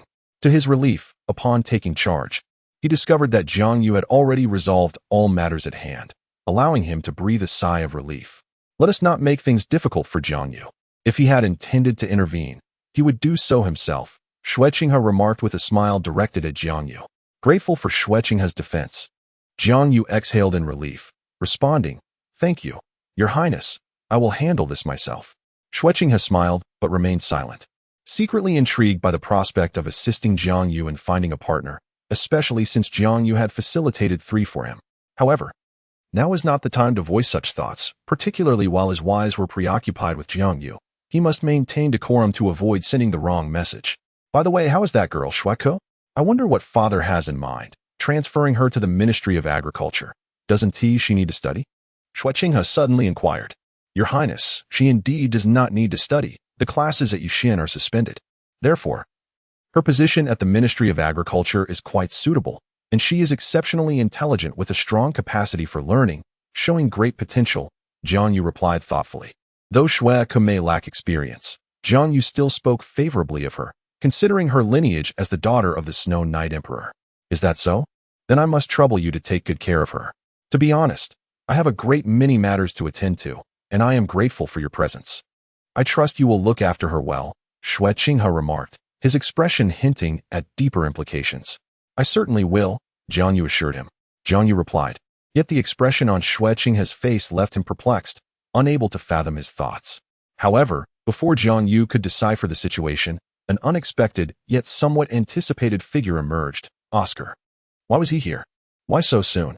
Jiang Yu's heart jolted, and he struggled to maintain his composure. The time was not long. Yet it was still beyond Jiang Yu's expectations. What is it, Jiang Yu? Has something happened? Xue Qinghe inquired with a serious expression upon noticing Jiang Yu's drastic change in demeanor. Your Highness, it's nothing, merely some thoughts that crossed my mind. Jiang Yu quickly regained his composure and replied calmly, although beneath the surface lay a hint of urgency. Oscar's premature arrival compelled Jiang Yu to contemplate certain matters. Xue Qinghe, ever astute, observed Jiang Yu's prior fixation on a particular individual, even without him articulating it. Is it this person? What makes him so different? Why did Jiang Yu appear so tense? Xue Qinghe had never witnessed Jiang Yu so anxious. Meanwhile, on the other side, Rong, is it truly you? How wonderful. I thought I would never see you again. Oscar, who had been aimlessly wandering, suddenly recognized a familiar figure in the distance. After confirming it was indeed Ning Rongrong, his heart swelled with joy, nearly bursting forth. Upon hearing a familiar voice, Ning Rongrong turned and was astonished to find her dear friend Oscar. Oscar, what brings you to Heavendo City? Where is everyone? Her voice brimmed with uncontainable joy, and seeing Oscar transported her back to cherished memories. Yet, those times were irretrievable. With her future betrothed, Xue Qinghe, nearby, Ning Rongrong restrained herself and refrained from rushing forward. Although Oscar's appearance delighted her, her current life was paramount. Oscar, in his excitement, failed to notice Ning Rongrong's subtle demeanor as he approached her eagerly, his gaze fixated solely on the woman he had longed for. Once by Ning Rongrong's side, Oscar began to recount tales of Shrek Academy. Everyone is doing well, and they all arrived in Heavendo City. After you left, the members of Shrek worked diligently to improve themselves, but unfortunately, the school's funding was inadequate, and the principal faced challenges in sustaining it. Thus, the principal brought everyone to Heavendo City, where he reunited with an old companion who manages Blue Dragon Academy. Consequently, we all joined Blue Dragon Academy. However, the principal's friend eventually handed over the school to him, leading Principal Flander to become the head of Blue Dragon Academy, which has now been renamed back to Shrek Academy. So we remained Shrek. Oscar, with an eager spirit, poured forth a torrent of words before Ning Rongrong, as if he had an inexhaustible reservoir of thoughts to express. In truth, after Ning Rongrong's departure, Oscar had succumbed to a prolonged period of introspection, taking a significant time to recover from his solitude. Ning Rongrong listened intently. His words stirred within her a nostalgia for those cherished moments they once shared. How wonderful it is that everyone seems to be faring well, she mused, her heart a mix of unspoken melancholy and joy. Meanwhile, Jiang Yu also paid close attention, and through Oscar's narrative, he grasped the reason for their early arrival. It turned out that Jiang Yu had orchestrated Ning Rongrong's return, resulting in the Shrek 7 becoming merely 6, which rendered them incapable of participating in group battles. Consequently, they never encountered the royal fighting team, and thus bypassed the journey to the Tiandou Royal Academy, arriving much sooner than anticipated. Moreover, with Ning Rongrong's absence, the secret support from the 7 treasured glazed tile school for Shrek Academy had ceased, compelling Flander to seek out Lu Erlong prematurely due to pressing circumstances. This brought a considerable sense of relief to Jiang Yu. Fortunately, the situation was not as he had anticipated, otherwise, he would have had to revise his plans. Jiang Yu harbored no fear of Tang San. In fact, given Jiang Yu's current stature, he could easily overpower Tang San with minimal effort. While Tang San was indeed formidable, his current strength was insufficient, rendering him an easy opponent for Jiang Yu. However, Jiang Yu refrained from taking such action, not out of fear of altering the narrative. For should Tang San perish, the plot would cease to exist, and there would be nothing left to fear. Rather, the reason was more pragmatic. Jiang Yu harbored a slight fear of death. After all, if Tang San were to die, Tang Hao would likely descend into madness. No matter how intelligent Jiang Yu might be, he could not withstand the lethal assault from an unparalleled Douluo. Thus, it was unwise to risk his own life for a fleeting moment of satisfaction. With the momentum in his favor, Tang San posed no real threat. Chapter 97. This is provocation. Both Jiang Yu and Xue Qinghe witnessed this scene. So it is, no wonder Jiang Yu is so concerned. This is the reason, Xue Qinghe thought with a smile. He understood as well why Jiang Yu's expression changed dramatically. Was it truly like this? Is this a concern that Ning Rongrong might rekindle an old flame? As someone who has experienced similar sentiments, Xue Qinghe cannot help but perceive Oscar's affections for Ning Rongrong. Furthermore, Xue Qinghe has also observed that Ning Rongrong harbors subtle feelings for Oscar. It resembles a classic tale that Xue Qinghe once encountered, an archetypal narrative of a wealthy young woman falling in love with a poor boy. Initially, Xue Qinghe was oblivious to such matters, yet the market had seen an influx of similar books, prompting him to secretly peruse a few out of a desire to learn. However, he was caught by Jiang Yu, who subsequently provided him with a plethora of more comprehensive texts for study. It was during this time that Xue Qinghe realized the remarkable depth of Jiang Yu's knowledge. Benefiting from that experience, Xue Qinghe delved into numerous books and gained profound insights. For instance, the scene before him was a quintessential narrative of a wealthy young lady falling for a poor lad. A story he had encountered in various iterations, no fewer than 10. Through this extensive reading, Xue Qinghe grasped the underlying principles. Typically, the affluent girl stumbles upon a boy outside her social circle, sparking her curiosity. This curiosity often culminates in a series of minor crises that fortify their bond, leading them to fall in love. It is a cliché, yet it remains entirely plausible. However, Jiang Yu, do you underestimate me? Am I to be vanquished by such trivialities? Xue Qinghe chuckled with confidence. Although Jiang Yu was not overly concerned, he harbored a slight unease. If Xue Qinghe's nearly one-year relationship with Ning Rongrong, coupled with their mutual interests, could not withstand her feelings for Oscar, then Jiang Yu would be powerless to intervene, resigning himself to fate. He would not allow such trifles to drive a wedge between him and Ning Fengji. If such a scenario were to arise, it would be Ning Fengji who suffered the most, as he would have to relinquish more benefits to sustain their partnership. Rongrong, we all miss you dearly. Might you return to visit? Though you departed, none have forgotten your place among the Shrek's 7 monsters, Oscar expressed with heartfelt sincerity. Ning Rongrong nodded. Her feelings towards Oscar ambiguous. I will consider it. I too miss everyone. That would be splendid. I am certain everyone would be overjoyed to see you, Oscar replied, brimming with excitement. After a moment's contemplation, Oscar proposed another possibility, exclaiming, Rongrong, you could return to Shrek to continue your studies. We are now in Heavendo City, quite near your home, which should pose no inconvenience. This way, we could all be together again, restoring us as the complete Shrek 7 monsters. Oscar's enthusiasm suggested that such a scenario had danced through his imagination on multiple occasions. If Ning Rongrong were to return, he could see her daily once more. Yet, in his reverie, Oscar failed to notice the shift in Ning Rongrong's expression. What began as a nostalgic conversation between long-lost friends had now revealed the deeper sentiments lurking beneath Oscar's words. This is a private conversation. And Ning Rongrong merely chuckled it off, for she was no longer the same Ning Rongrong as before. A year of growth, coupled with Jiang Yu's harsh lessons, had enlightened her to the harshness of reality, and she bore no resentment towards Oscar, viewing it merely as nostalgia. Yet, this was not the place for private musings. Xue Qinghe, Jiang Yu, and her 2 sisters were present. What could Oscar possibly mean by such words? Even if unintentional, they were enough to provoke speculation. Ning Rongrong furrowed her brow and instinctively distanced herself from Oscar. After all, she was acutely aware of her current position. She was soon to become Xue Qinghe's wife. Although familial arrangements played a role, Ning Rongrong held no grievances against Xue Qinghe, who was perfect in many respects. Thus, she had come to accept her future. I'm sorry, Oscar, but I have ceased my studies, so such topics should no longer be broached. Ning Rongrong's tone turned cold, her enthusiasm towards Oscar noticeably waning. How could this be? Oscar exclaimed, disbelief etched across his face. Yet, Ning Rongrong's demeanor did not suggest deceit, compelling Oscar to believe her. He was led to think that perhaps he had unwittingly touched upon a painful subject, prompting him to seek clarification on why she had abandoned her studies. However, before he could voice his thoughts, he was interrupted. Meng Yiran approached from behind Ning Rongrong, wrapping her arms around her neck, her hands instinctively resting on Ning Rongrong's chest. The juxtaposition of the alluring temptress and the pure beauty in such an intimate embrace created a striking visual conflict for Oscar. Rongrong, is this your friend? Care to introduce her? Meng Yiran smiled at Oscar. Instantly, Oscar's expression uncontrollably transformed into one of lewd fascination.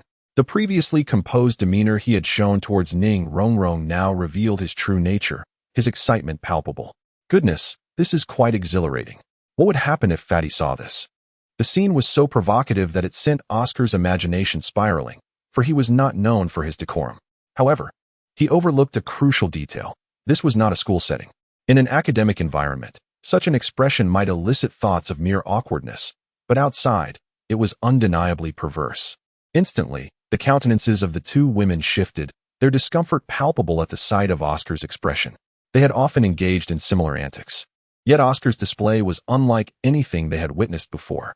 Had I been delusional in the past to harbor any fondness for such aberrance? Ning Rongrong found herself engulfed in deep self-doubt.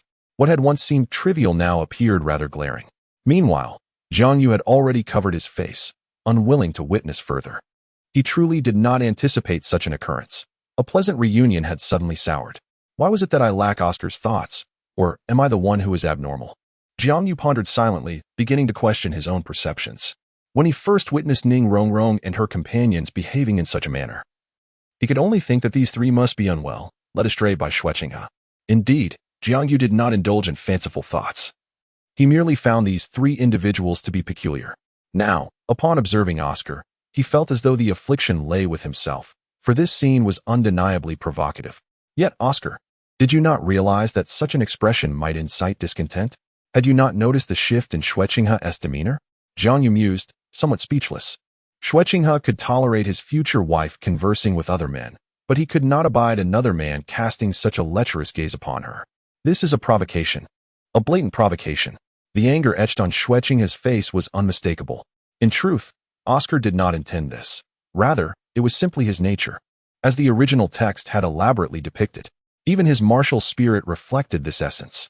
However, this situation could only be attributed to Oscar's lack of experience, as he had yet to attain the composure characteristic of those who came after him. Perhaps realizing his own indiscretion, Oscar reined in his expression, reverting to his usual charming demeanor. But alas, it was too late. His previous expression had left a profound impression, and those who witnessed it would no longer regard him as an ordinary individual. Oscar nodded at Meng Yiran, saying, "Hello, may I ask who you are?" Yet, Meng Yiran had already lost the desire to engage with him, preferring silence and the wish to depart. Fortunately, Ning Rongrong was not inclined to let Oscar's demeanor cast a shadow over the encounter. "This is my sister, Meng Yiran. As for this gentleman, he is Oscar, a former classmate of mine." Ning Rongrong introduced them with a hint of exasperation, wishing she could pretend not to know Oscar. "Hello, it is a pleasure to meet you. My name is Oscar," he said with a smile, extending his right hand in an offer to shake hands. This is merely a customary handshake, devoid of any ulterior motives. However, in Meng Yiran's eyes, it signifies an attempt to take advantage of her. With a slight exertion of force, Ning Rongrong instantly comprehended the situation. "I apologize, Oscar, but we have other matters to attend to. Let us converse another time," Ning Rongrong hastily remarked, as she prepared to depart with Meng Yiran. Yet, Oscar would not allow the person he yearned for to slip away so easily. He reached out, attempting to detain Ning Rongrong. "Wait, Rongrong." Before Oscar could finish his sentence, his hand was brushed away, and a figure appeared, blocking his path. "Who are you, and why are you obstructing me?" Oscar inquired, cradling his somewhat pained palm while cautiously observing the man before him, his body slightly hunched in a defensive posture. After a year of training, Oscar understood that this individual was undoubtedly a formidable opponent. Although Oscar was merely a support-type soul master, his perception as a soul sovereign was keen, evident when Xue Qinghe effortlessly swatted his hand aside without any reaction from him. Thus, this person was indeed a powerful figure. Could he possibly share a connection with Rongrong? Oscar pondered. In truth, Oscar preferred to regard Xue Qinghe as Ning Rongrong's protector, for in that case, his beloved Rongrong would still be the Rongrong he remembered, and he might still have a chance. However, Xue Qinghe's striking handsomeness and elegant attire made it difficult for Oscar to view him as merely a bodyguard. Perhaps he was also a suitor for Rongrong. Oscar could only console himself with this thought. Yet, Xue Qinghe's subsequent words completely extinguished Oscar's hopes. "I would like to ask you who you are, and why you are behaving so inappropriately toward my fiancée," casting such loathsome glances in her direction. Xue Qinghe stated coldly. He struggled to continue, finding Oscar's gaze equally repugnant, his eyes filled with disdain as he regarded him. "Wait, what did you say? Rongrong is your fiancée? This cannot be." Xue Qinghe's declaration was unmistakably clear, and Oscar understood it all too well. A fiancée? How could this be possible? Did Rongrong return home to marry someone? Oscar recalled the moment when Ning Rongrong had unexpectedly come back. No, this cannot be true. At this moment, Oscar found himself in a state of utter despair, akin to a lover who has long yearned for his beloved, only to discover upon their reunion that what he had hoped would be a beautiful beginning was instead thwarted by the news of her imminent marriage to another. This feeling is difficult to articulate, yet Oscar finds himself in such a predicament now. He has only just learned of Ning Rongrong's impending marriage. They have been in Tiandou City for merely a few days, and coupled with the fact that much time has elapsed since the news of Xue Qinghe, discussions on the matter have dwindled to almost nothing, leaving Oscar and his companions in the dark regarding these events. At this moment, upon receiving this revelation, Oscar's heart is shattered. Xue Qinghe furrowed his brow and remarked, "How can this be? It is common knowledge that Ning Rongrong is my betrothed." The news had circulated for quite some time, to the extent that the people of Tiandou City had become desensitized to it. Thus, Xue Qinghe never anticipated that Oscar was oblivious to the truth. It was inconceivable. This could not be true. "Rongrong, please tell me this isn't real." Oscar's eyes were red-rimmed, filled with disbelief as he urgently questioned Ning Rongrong, her words seeming to be his last lifeline. "I'm sorry, Oscar, but it is true. I am indeed his fiancée, Ning Rongrong replied, her voice laced with regret. In truth, she too found it perplexing why Oscar harbored such an intense attachment to her, considering they had only known each other for a little over a month. Although she had felt a flicker of affection for him in the beginning, it had faded over time, and she assumed Oscar had moved on as well. However, The reality was that Oscar had not forgotten.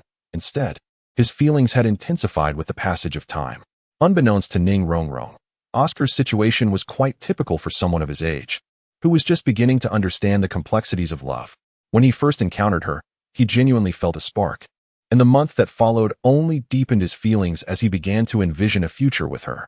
Although circumstances had led to Ning Rongrong's departure due to Jiang Yu's schemes, Oscar had not relinquished his emotions.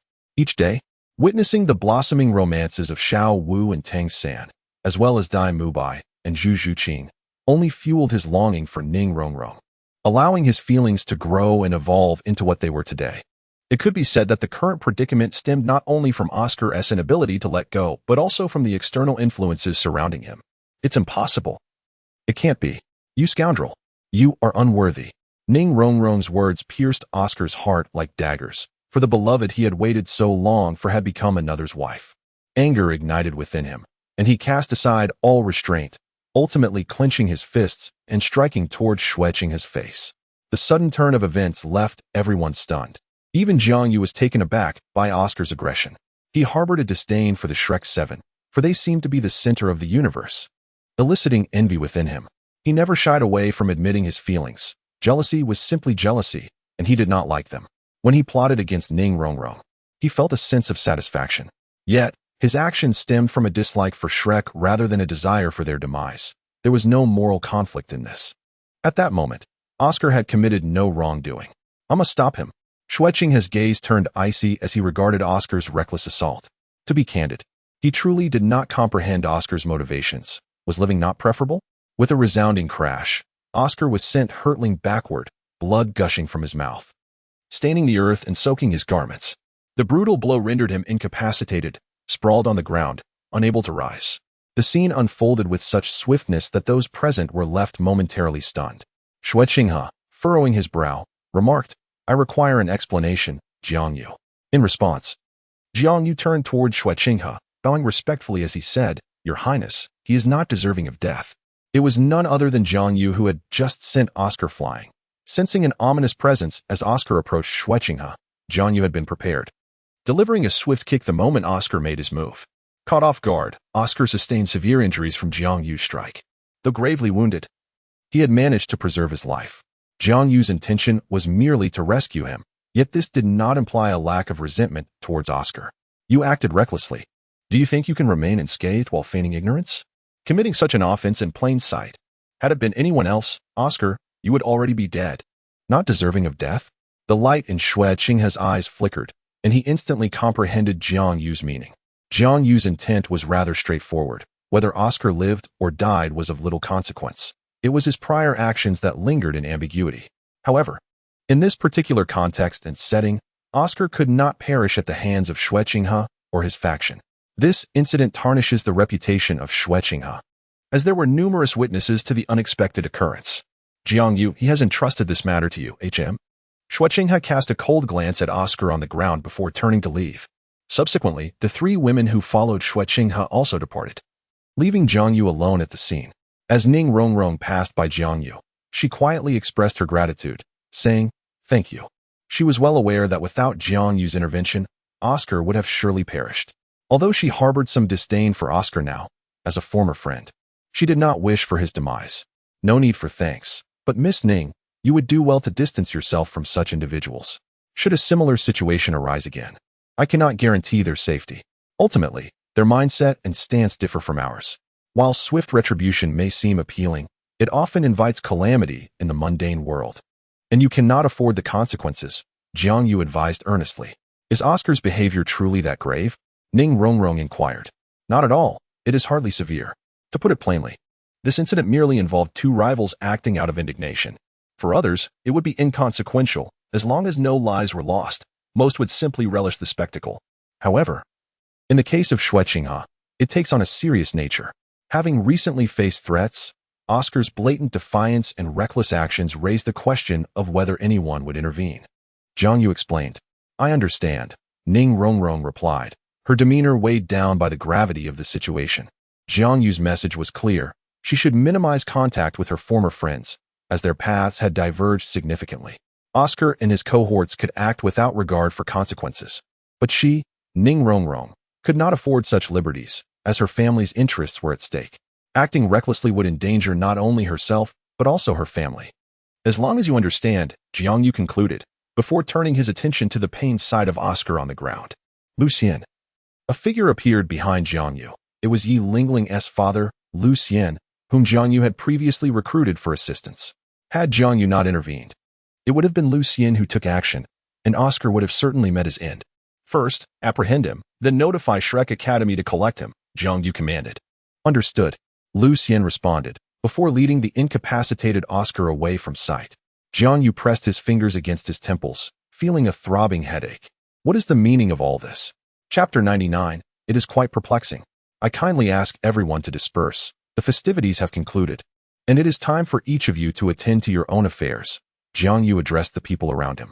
At that moment, a crowd had gathered around Jiang Yu, all eager spectators. This was precisely why Jiang Yu had hesitated, in such a throng of onlookers.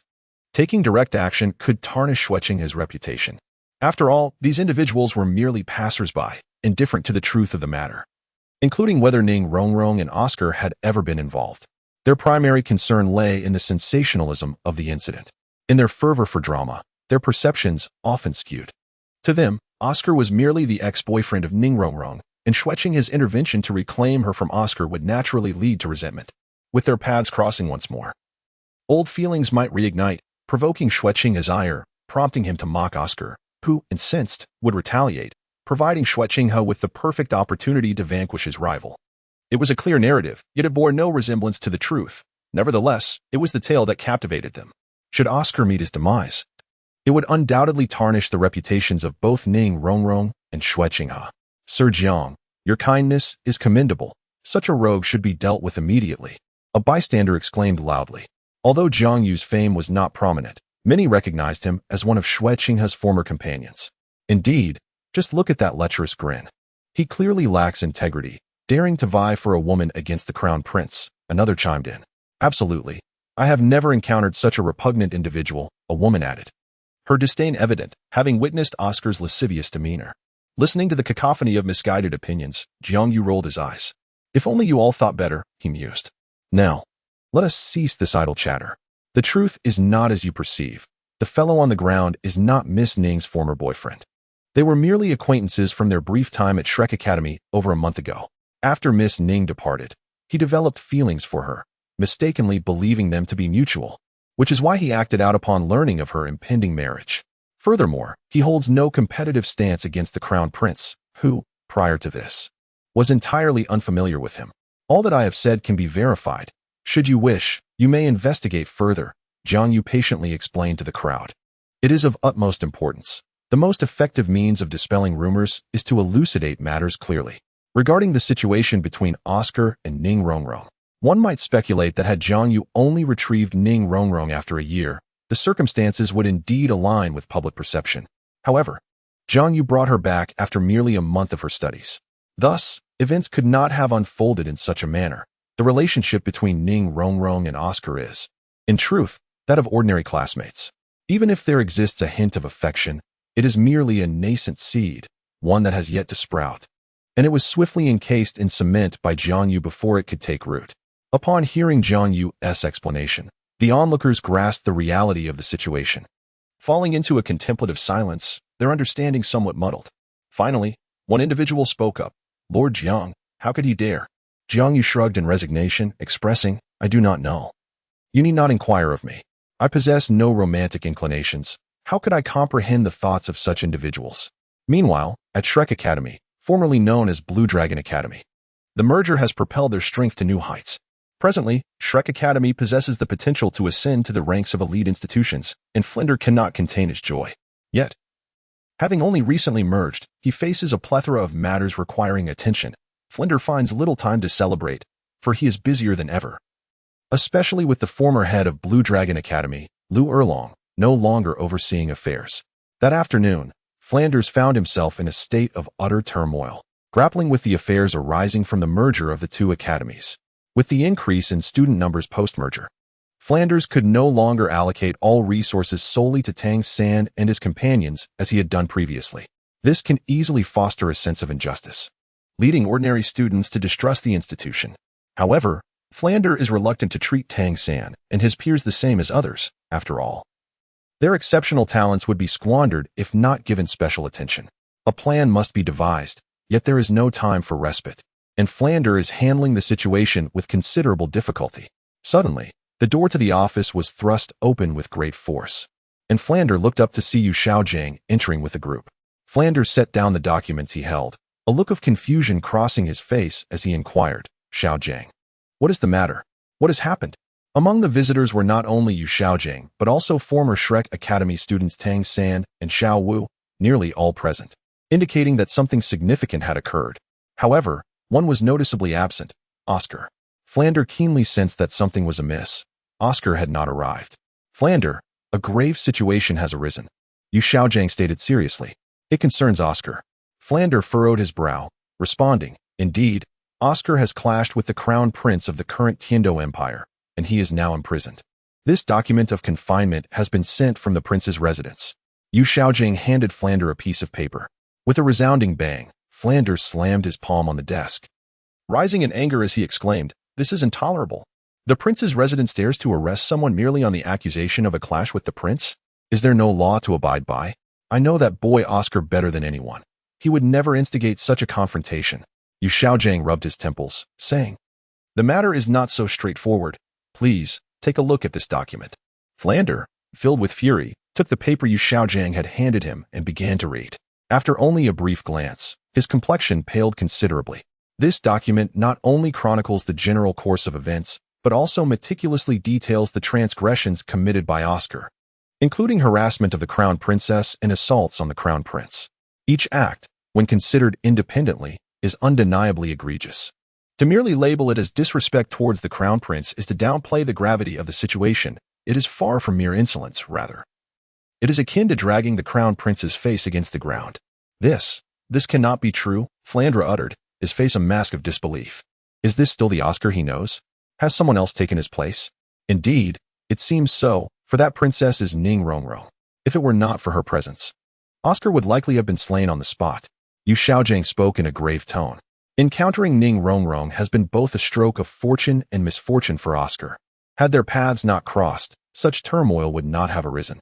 As Oscar's mentors, both Yu Xiaojing and Flander are acutely aware that since Ning Rongrong departed, Oscar has harbored lingering thoughts of her, and as time ebbed away, his feelings have only intensified. Yet, none could have anticipated such a predicament. In hindsight, they should have offered Oscar guidance for his troubled heart. Is it truly permissible for the prince to act with such impunity? Upon hearing that his student had nearly lost his life, Flander's ire was reignited. Sigh. In contrast to the more impulsive Flander, Yu Xiaojing remained composed. Upon learning of the incident, his first course of action was to investigate the circumstances and the hidden truths behind it. It is not as it appears. One can only say that the timing was unfortunate. With that, Yu Xiaojing handed another sheet of paper to Flander. This paper contains intelligence concerning Tang Hao and the Haotian sect. Yu Xiaojing has long been at a loss regarding how to convey this information to Tang San. His father has committed a crime and is now being pursued by a joint effort of the Tiandou Empire and the Spirit Hall. However, this matter will inevitably come to Tang San's attention, for although Tang Yuehua has agreed to marry Ning Fingxi, the warrant for Tang Hao and the Haotian sect has not yet been fully rescinded. It is merely the case that the city of Tiandou has vanished from sight. Thus, Yu Xiaojing has recently been tormented by this issue, fearing that Tang San's mental state may become unbalanced. Frandel quickly regained his composure after reviewing the intelligence provided by Yu Xiaojing. Even he felt a chill in his heart. "Is this true?" Frandel asked bitterly. "Indeed." Yu Xiaojing sighed. Thus Oscar has also encountered misfortune, coincidentally at this critical juncture. The situation is dire. Although Oscar is not dead, his imprisonment raises uncertainties regarding the conditions for his release. Yet, this is not the gravest concern. Yu Xiaojing and Frandel are more worried about Oscar's psychological state. Will he suffer a complete mental breakdown? Chapter 100, The Dungeon Dean. We must rescue Xiao Ao as swiftly as possible. He may still be enduring suffering in the dungeon, Dai Mubai voiced urgently. As the leader of Shrek, Dai Mubai felt compelled to lend his voice in effort. Oscar is an indispensable part of their team. Tang San, standing nearby, echoed, "Indeed, teacher. We must expedite the rescue of Xiao Ao. he is undoubtedly feeling profound distress at this moment. Tang Sen sighed, empathetically imagining if he were in Oscar's position. Replacing Ning Rongrong with Xiao Wu, he would likely be even more devastated. The rest of the group also chimed in, united in their resolve.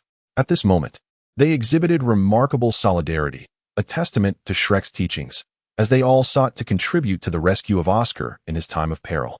This situation brought a mixture of comfort and distress to Flender. The endeavor to rescue Oscar was, without a doubt, a formidable challenge.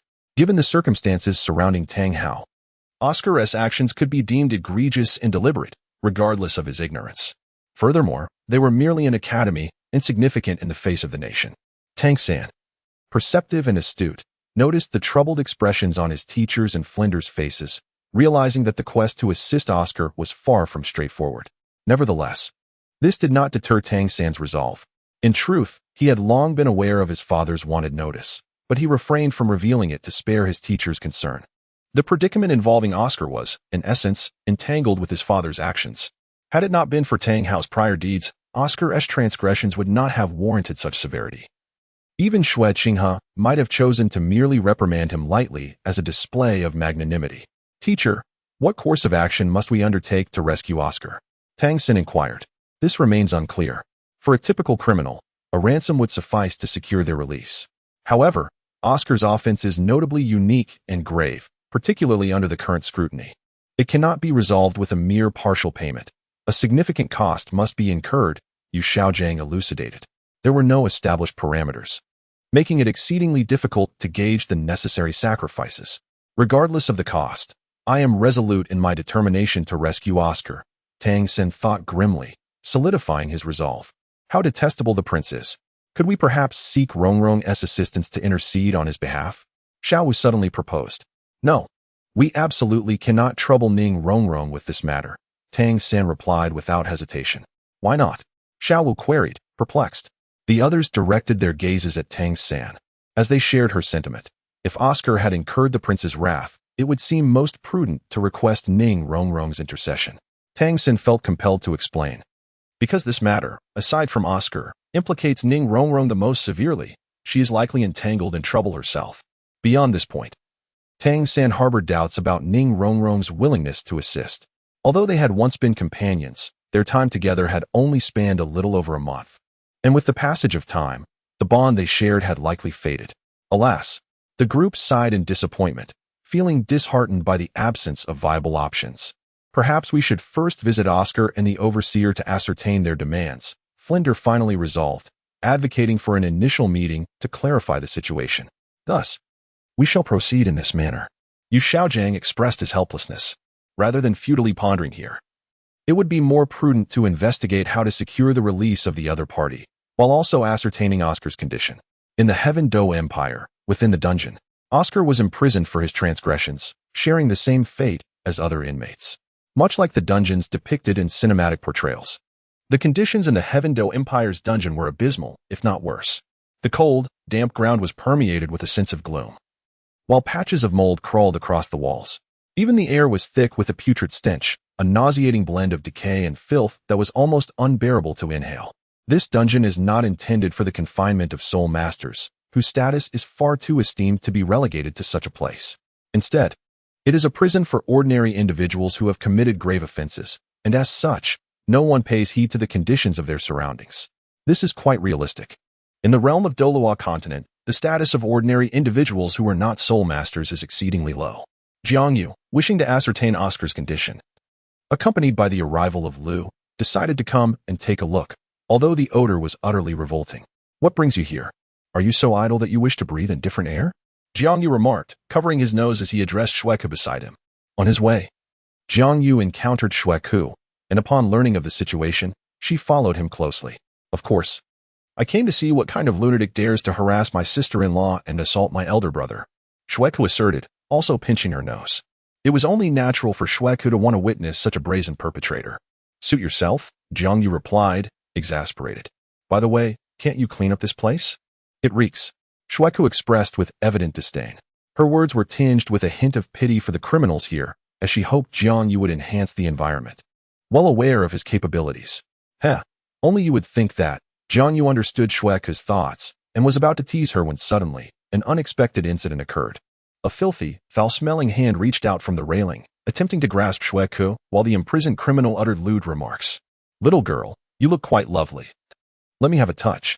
Does this fellow presume that we are also criminals? However, just as his hand was about to reach for Xue Qinghe's bosom, Jiang Yu swiftly intervened with a decisive punch, thwarting the advance. Given that this facility houses ordinary individuals, Jiang Yu felt no threat. Startled by the unfolding scene, Xue Qinghe instinctively retreated behind Jiang Yu, her hands gripping his arm tightly. It was the first time she had witnessed such a spectacle, and she realized that some individuals were truly pitiable. The criminal emitted a wretched howl, continuously hurling insults at Jiang Yu. This caused Jiang Yu to furrow his brow. This individual possessed a certain depth, distinctly different from the other inmates. The cell was remarkably clean, and Jiang Yu instantly realized it was a special confinement. He then summoned the guard to inquire about the situation. "Sir, this man is a rapist, incarcerated here for causing a death." The guard hesitated before responding. "So he is a murderer," Jiang Yu thought, a cold smile spreading across his face as he considered the length of the man's sentence and contemplated expediting his process. "Sir, he is due for release very soon," the guard said, his voice wavering. This caused Jiang Yu's expression to turn stern. How long had he been imprisoned? 5 days. The trembling jailer replied. A knowing smile crossed Jiang Yu's face. This was evidently a person with connections. Thus, a simple resolution would not suffice. Lucien stepped out from behind Jiang Yu. Due to the incident regarding Oscar, Lucien was temporarily accompanying Jiang Yu. Jiang Yu's demeanor was icy as he commanded, "Eliminate the individual inside. As for the charges, accuse him of assaulting Her Highness the Princess and execute him on the spot." "Understood," Lucien responded coldly. The jailer, who had spoken earlier, was now quaking in terror, having realized that the woman beside Jiang Yu was indeed a princess, and that she would visit such a place. Knowing it was all over, Lucien felt no pity. This man was ruthless. Before long, the individual inside was dispatched by Lucien, who emerged holding the severed head. Jiang Yu glanced at the trophy in Lucien's hand and said nonchalantly, "Take this fellow and capture his backer, imprison him as well. Should he dare to resist, let him meet the same fate." This was chillingly cold-hearted, for Jiang Yu knew these individuals were certainly not virtuous. "Yes," Lucien replied, his expression unchanged. As he understood his role, to handle the dirty work for the Crown Prince's residence. "Please spare me, my lord. Spare me," the jailer begged, kneeling on the ground. Jiang Yu merely waved his hand, signaling Lucien to take him away. Jiang Yu had not ordered his execution, so Lucien would not carry it out. But the fright would undoubtedly serve as a punishment from Jiang Yu. Soon, the dungeon fell silent once more. Jiang Yu's actions had instilled such fear that the surrounding prisoners dared not make a move. After all, no one wished for death. "Do you think my actions are excessive?" Jiang Yu queried gently, addressing Xue Qinghe. Initially, Xue Qinghe nodded instinctively, but then quickly shook her head, clearly conflicted. Jiang Yu chuckled softly. "I understand your sentiment. What I wish to convey is that those imprisoned here are undoubtedly guilty. They do not merit your sympathy. Perhaps some may be wrongfully accused. Yet what they require is not your pity. Soon, I will collaborate with His Highness the Crown Prince to rectify the injustices within the prison, to untangle wrongful convictions and root out the previous scoundrels." As he concluded, a glimmer of cold light flashed in Jiang Yu's eyes. This was certainly not an isolated incident, and many were complicit. When the time comes, Jiang Yu would personally lead a team to confront each one by one. "Oh," Xue Qinghe replied softly, then followed closely behind Jiang Yu, choosing not to wander elsewhere. In light of the recent events, she felt it best to remain steadfast in her support for him. Jiang Yu smiled gently in response and continued to lead Xue Qinghe deeper into the facility. As Oscar was a sole master and was confined among ordinary prisoners, he found himself in a high-security cell with a particularly grim environment. Consequently, when Jiang Yu finally laid eyes on Oscar, he struggled to recognize him. Chapter 101. Arrival of Shrek. Is this the notorious man? Why do I find myself feeling a twinge of pity for him? Xue Qinghe murmured beside Jiang Yu. Despite having just received a stern lecture from him, upon seeing Oscar for the first time, she couldn't shake the feeling of compassion. Surprisingly, Jiang Yu did not oppose her sentiment this time. Instead, he found himself in agreement, acknowledging that Oscar was indeed a pitiable figure. It is truly unfortunate. He is utterly unaware of the circumstances surrounding him. The crimes he committed are not excessively grave, yet he must bear the consequences for his actions, even if he is ignorant of the situation. Jiang Yu remarked softly. The principle of ignorance is no excuse could very well apply to Oscar, as he genuinely knows nothing, neither of Ning Rongrong's affairs, nor of Tang Hao and the Haotian clan, nor even of Xue Qinghe's true identity. Such individuals might be forgiven at other times. Ignorance is no sin.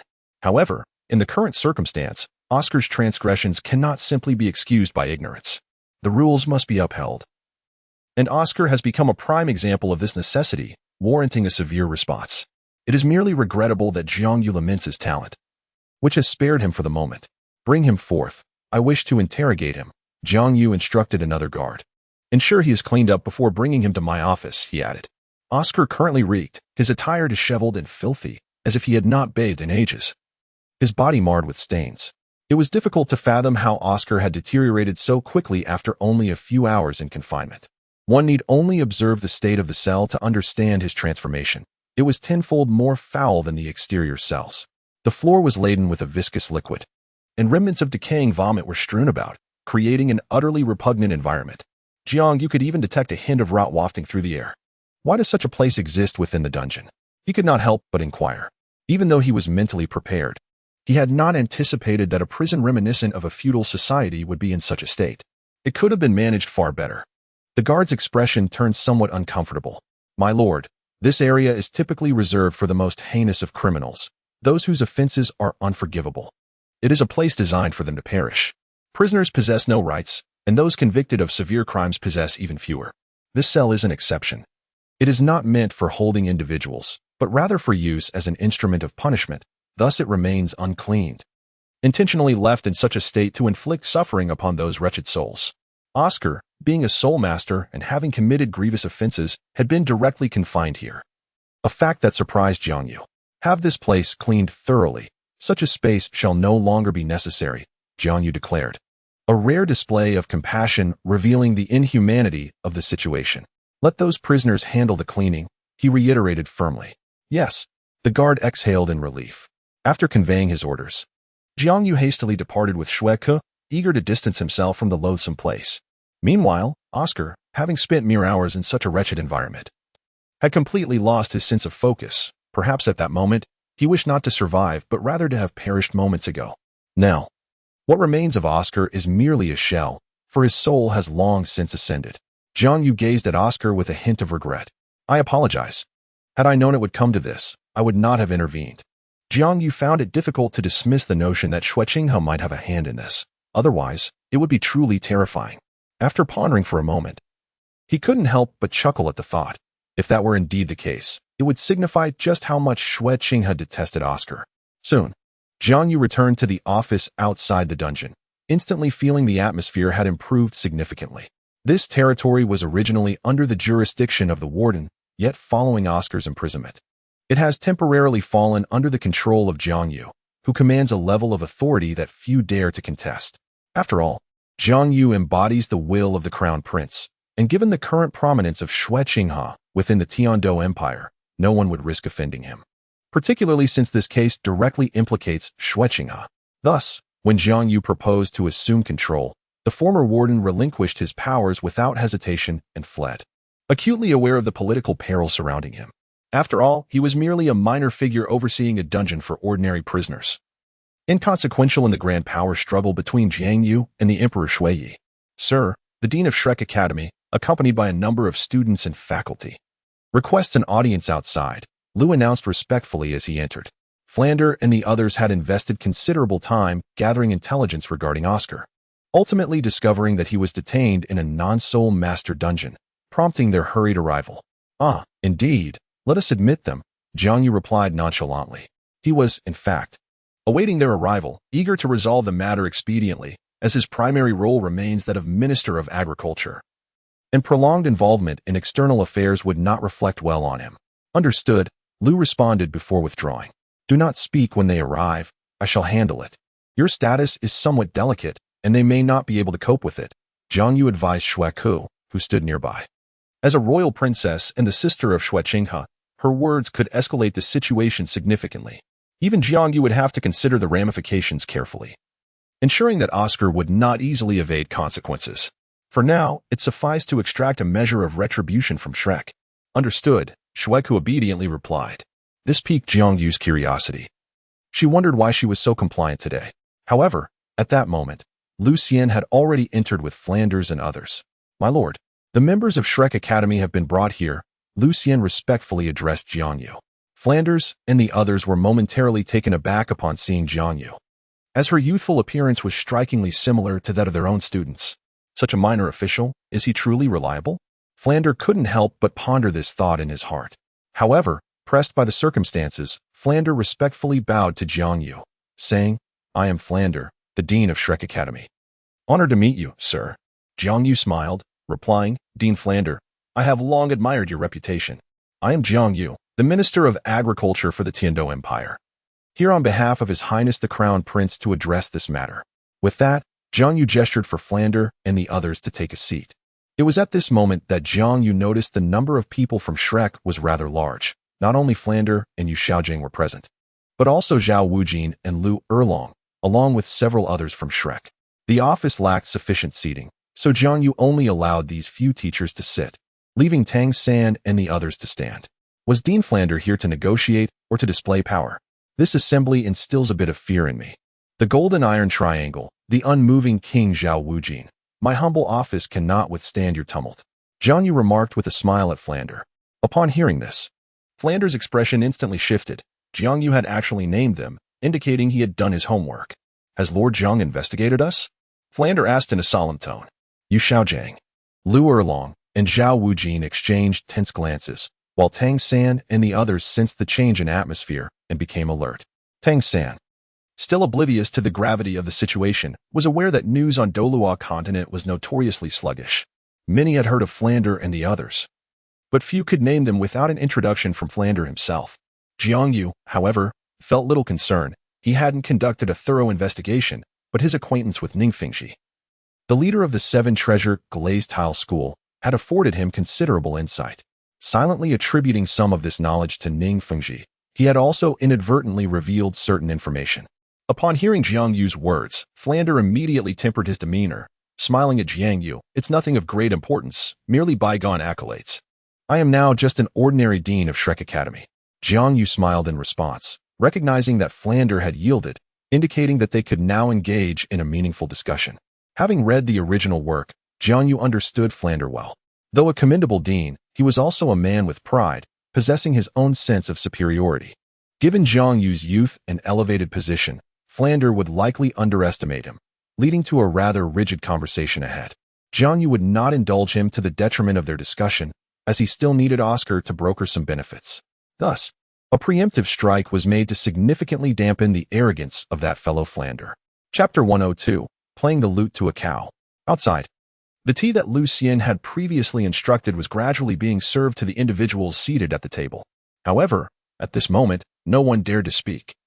Flander and his companions, who should have inquired, were rendered somewhat tense by Jiang Yu's remarks, as they found it difficult to gauge this individual. A person capable of articulating such sentiments was undoubtedly not simple. Judging by his current demeanor, despite his youth, Jiang Yu was exceedingly formidable and remarkably adept at negotiation, displaying none of the impulsiveness typically associated with a young man. Youth is often characterized by vigor and urgency, but Jiang Yu was the antithesis, a seasoned politician steeped in experience.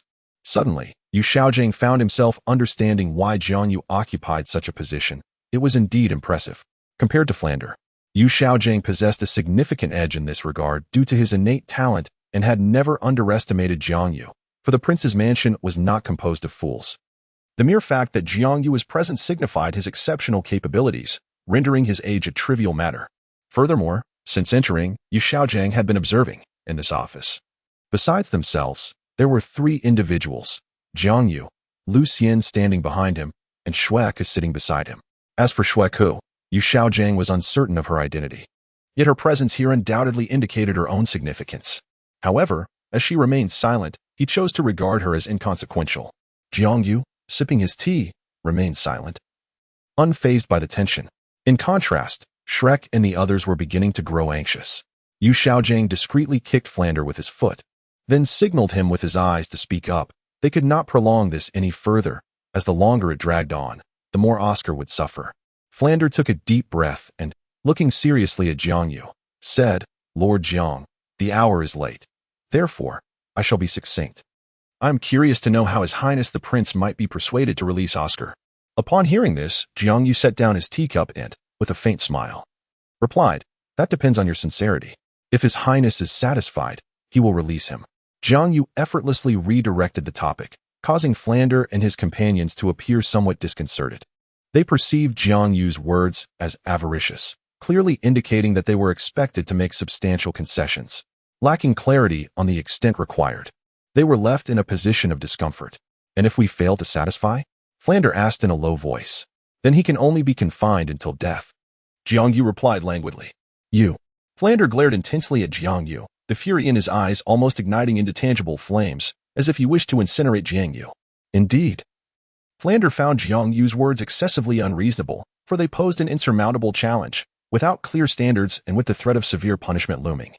It was apparent that should their offerings fail to appease Xue Qinghe, Oscar would face a dire fate.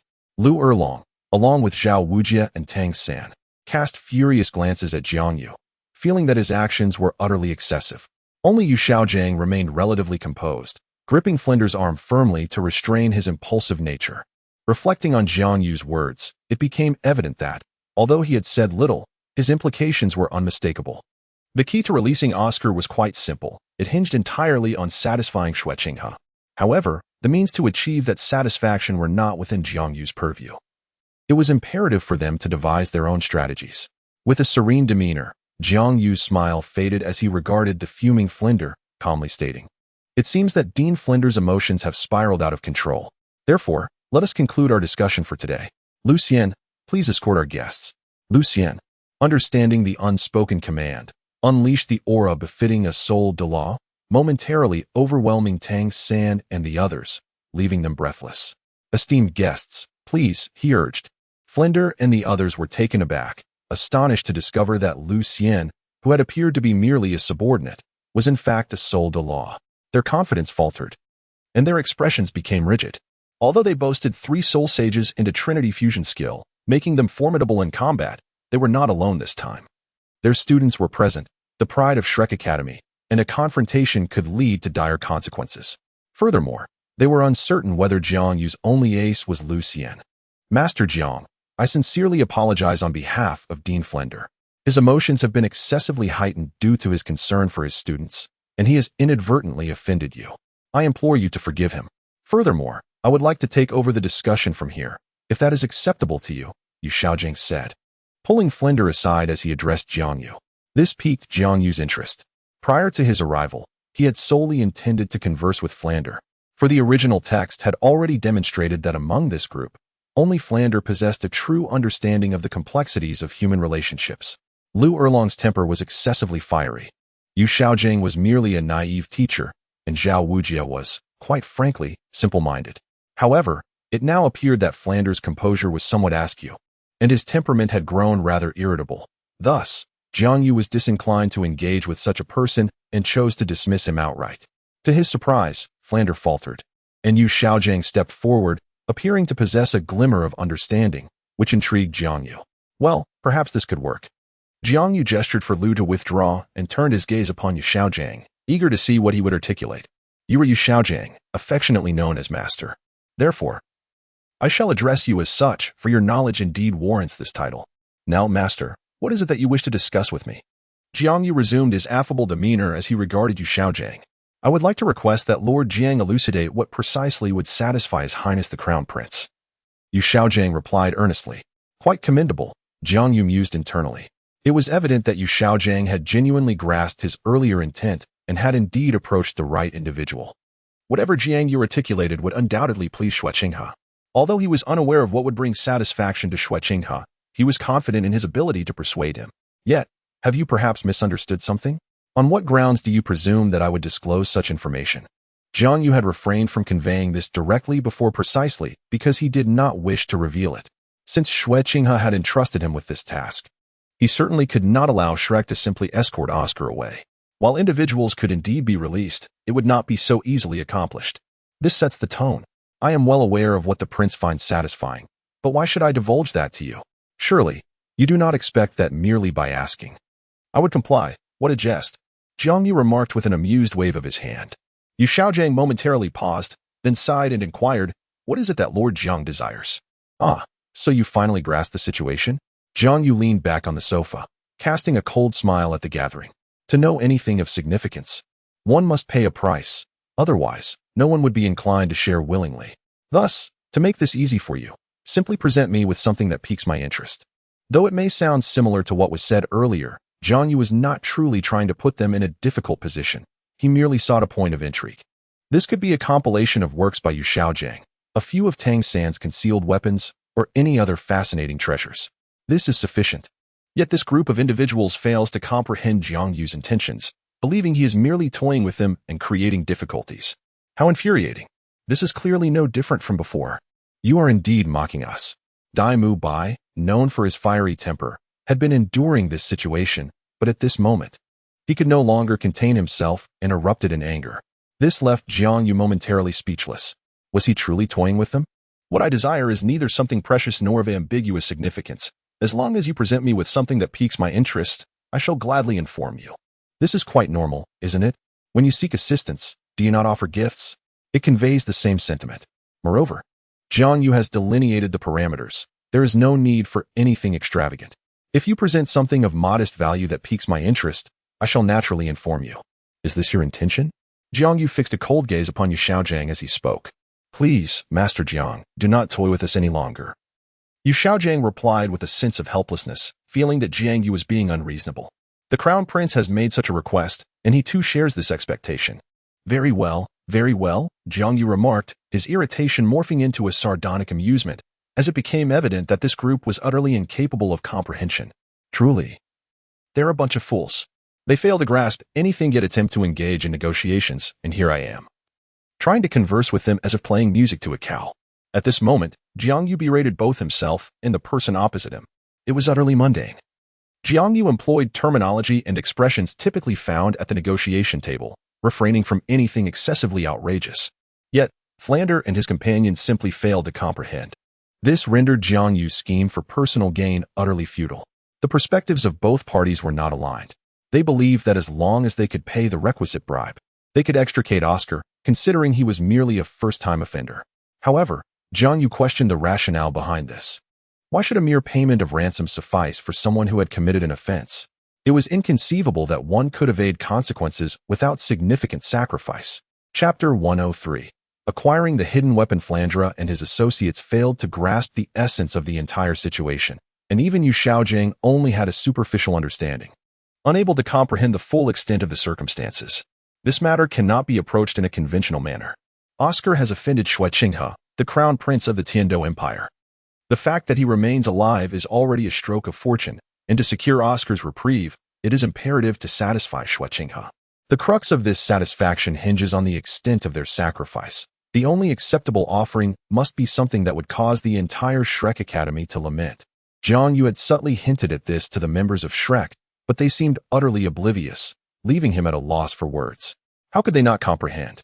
Oscar's transgression is far from trivial. An explanation is essential. Thus, let those who wish to intervene do so. If Oscar is to be imprisoned for life, Jiang Yu has no desire to involve himself further. Conversing with these individuals is truly exhausting. As for whether Oscar could escape using ordinary criminal methods if Jiang Yu disassociates himself, such a notion underestimates both Xue Qinghe and Jiang Yu. A life sentence is assured. Jiang Yu, in his frustration, decided to leave, prompting Xue Qinghe to hastily follow, casting a disdainful glance at the group, who, despite their strength, exhibited remarkable foolishness. Lord Jiang. Please wait, Tang San interjected suddenly, halting Jiang Yu's departure. What is it? Do you have further business? Jiang Yu replied tersely, pausing only out of respect for Tang San. Otherwise, he would not have given them a moment's thought, for Tang San alone held the highest value among them. I wonder if Lord Jiang might be interested in this. Tang San presented a small box-like object to Jiang Yu. Finally, the merchandise has been revealed. Jiang Yu silently cursed. This is quite challenging. I merely wish to obtain something from Tang San, yet everyone seems to act like fools. What is this? Jiang Yu inquired calmly. Noticing Jiang Yu's sudden pause and apparent interest, Tang San secretly breathed a sigh of relief. Producing a hidden weapon placed considerable pressure on him. For this very weapon was fundamental to the establishment of the Tang sect in the future. However, in order to save Oscar, Tang Xin found himself with no alternative. The concealed weapon was the only item he could present. Xiao San, the concerned Xiao Wu, spoke up, her presence having been minimal until now, as she was the first to discern that Lu Xian was a soul de law. Her intervention was a result of helplessness. She understood all too well what the hidden weapon signified for Tang San. It was his very foundation. Tang San shook his head, indicating that it was of no concern, as he was merely presenting a finished product and had no fear of Jiang Yu utilizing it for creation. He then turned to Jiang Yu and said, "This item is called Hiding Sand, Shooting Shadows. It is a hidden weapon, and its power is equivalent to a full-force strike from a level 30 Soul Master, accompanied by Toxic Mist. A Soul Master below level 30 would be utterly annihilated, while one above level 30 could sustain serious injury through negligence." "Interesting. Let's give it a try," Jiang Yu remarked, clearly intrigued, resembling someone captivated by the hidden weapon in Tang San's hand. In truth, Jiang Yu was already aware of the weapon's potency. His comment was driven by envy for Tang San's other hidden weapons. Nodding in acknowledgement, Tang San aimed Hiding Sand, Shooting Shadows at the ground, and released it. Instantly, 36 steel needles, accompanied by a burst of yellow mist, shot forth from the box towards the earth, producing barely a sound. Tang San indicated that it was finished. Lu Xian, standing nearby, waved his hand lightly, summoning a breeze that dispersed the yellow mist outside, allowing Jiang Yu to finally witness the true might of Hiding Sand, Shooting Shadows. It was formidable, remarkably so. Even though Jiang Yu had been aware of its power, the initial sighting still left him astounded, for it surpassed the majority of firearms he had known in his previous life. The 36 steel needles left behind 36 small holes in the ground, all of which had fully embedded themselves, revealing not a trace above the surface. Such precision was unattainable by the firearms of Jiang Yu's past life. "May I inquire if this interests you, esteemed sir?" Tang Xin asked, retracting the hidden weapon and addressing Jiang Yu with a calm demeanor. "Indeed, however, this alone is insufficient," Jiang Yu replied with a smile. The conversation had sparked a mix of emotions among Shrek's other notable figures, particularly as Lu Erlong's repeated attempts to confront others now saw Flanders taking the lead. Why was this? Tang San, now the most composed among them, inquired, fully aware that Jiang Yu must possess a compelling rationale, one that they all deemed reasonable. Otherwise, he would not have spoken as he did. "I found our earlier discussion rather unsatisfactory," Jiang Yu remarked with a cold smile. "To be frank, conversing with you was merely a waste of my time. Your ignorance is palpable, and what emboldens you to seek my counsel without understanding the situation? Have you not considered leveraging your connections to discern how to address the matter concerning Oscar before hastily arriving here to create further complications?" While Flanders and Yu Xiaojiang were not completely oblivious to the circumstances, their focus had been solely on Oscar, neglecting to contemplate how the other party, Xue Qinghe, might perceive the situation or how to persuade him to spare Oscar. They mistakenly believed that merely paying the demanded sum would suffice for Oscar's release. In truth, his fate rested solely upon Xue Qinghe's decree. Thus, to elicit an answer from me, one must present something truly distinctive, Jiang Yu concluded with a smirk. At this point, Tang Xin hesitated, while Flanders and Yu Xiaojiang felt increasingly ashamed under Jiang Yu's scrutiny. They were indeed unaware of how to approach the situation and had rushed over, seeking guidance from him. While this was acceptable, had they considered the possibility that the other party might refuse to divulge information? Responding appropriately in such circumstances is crucial. Ultimately, Tang San resolved to take action, retrieving an unusual crossbow from his soul guide, which was none other than the coveted Zhuge crossbow that Jiang Yu had long admired. This is the Zhuge Divine Crossbow. Its power is thrice that of the earlier mention. "I hope it meets your satisfaction," Tang San said, a hint of reluctance in his voice. Although this was merely a finished product and not the method of its creation, Tang San was not affluent at present, and crafting such an item was indeed costly. Parting with two of them was a considerable sacrifice. However, to Jiang Yu, these items were trivial, worth only a few hundred gold soul coins, and he would typically not even glance at such a meager gift. Yet, in Tang San's eyes, these concealed weapons held immense value, transcending monetary worth. What mattered most about the Zhuge Divine Crossbow was not just its physical form or the potential for imitation, but the profound knowledge it concealed. With these two artifacts, should Titan grasp the underlying mechanical principles, many of Jiang Yu's aspirations could come to fruition. "Very well. I am quite satisfied." Jiang Yu instructed Lu to retrieve the two concealed weapons, generously refraining from further trials, thus demonstrating his trust. Without hesitation, Tang Sen entrusted them to Lu and then turned to Jiang Yu. Lord Jiang, may we now be enlightened on how to rescue Oscar? Certainly. I am not a person of empty promises. I shall naturally share with you. Jiang Yu, holding the two concealed weapons, expressed his satisfaction. However, I shall not divulge the method directly. Instead, I shall guide you towards it, Jiang Yu added. Very well, what is the direction? Tang Sen pondered briefly before acquiescing. You should seek out the crown princess, Ning Rongrong. She will reveal the method to you. Of course, if you are willing to share the crafting techniques of these two trinkets with me, I could assist you directly, Jiang Yu remarked with a smile. The craftsmanship of these two concealed weapons indeed meets the conditions for Jiang Yu to persuade Xue Qinghe. Otherwise, he would not have made such a statement. Even Tang San now feels deceived. If you were to consult Ning Rongrong, what use would we have for you?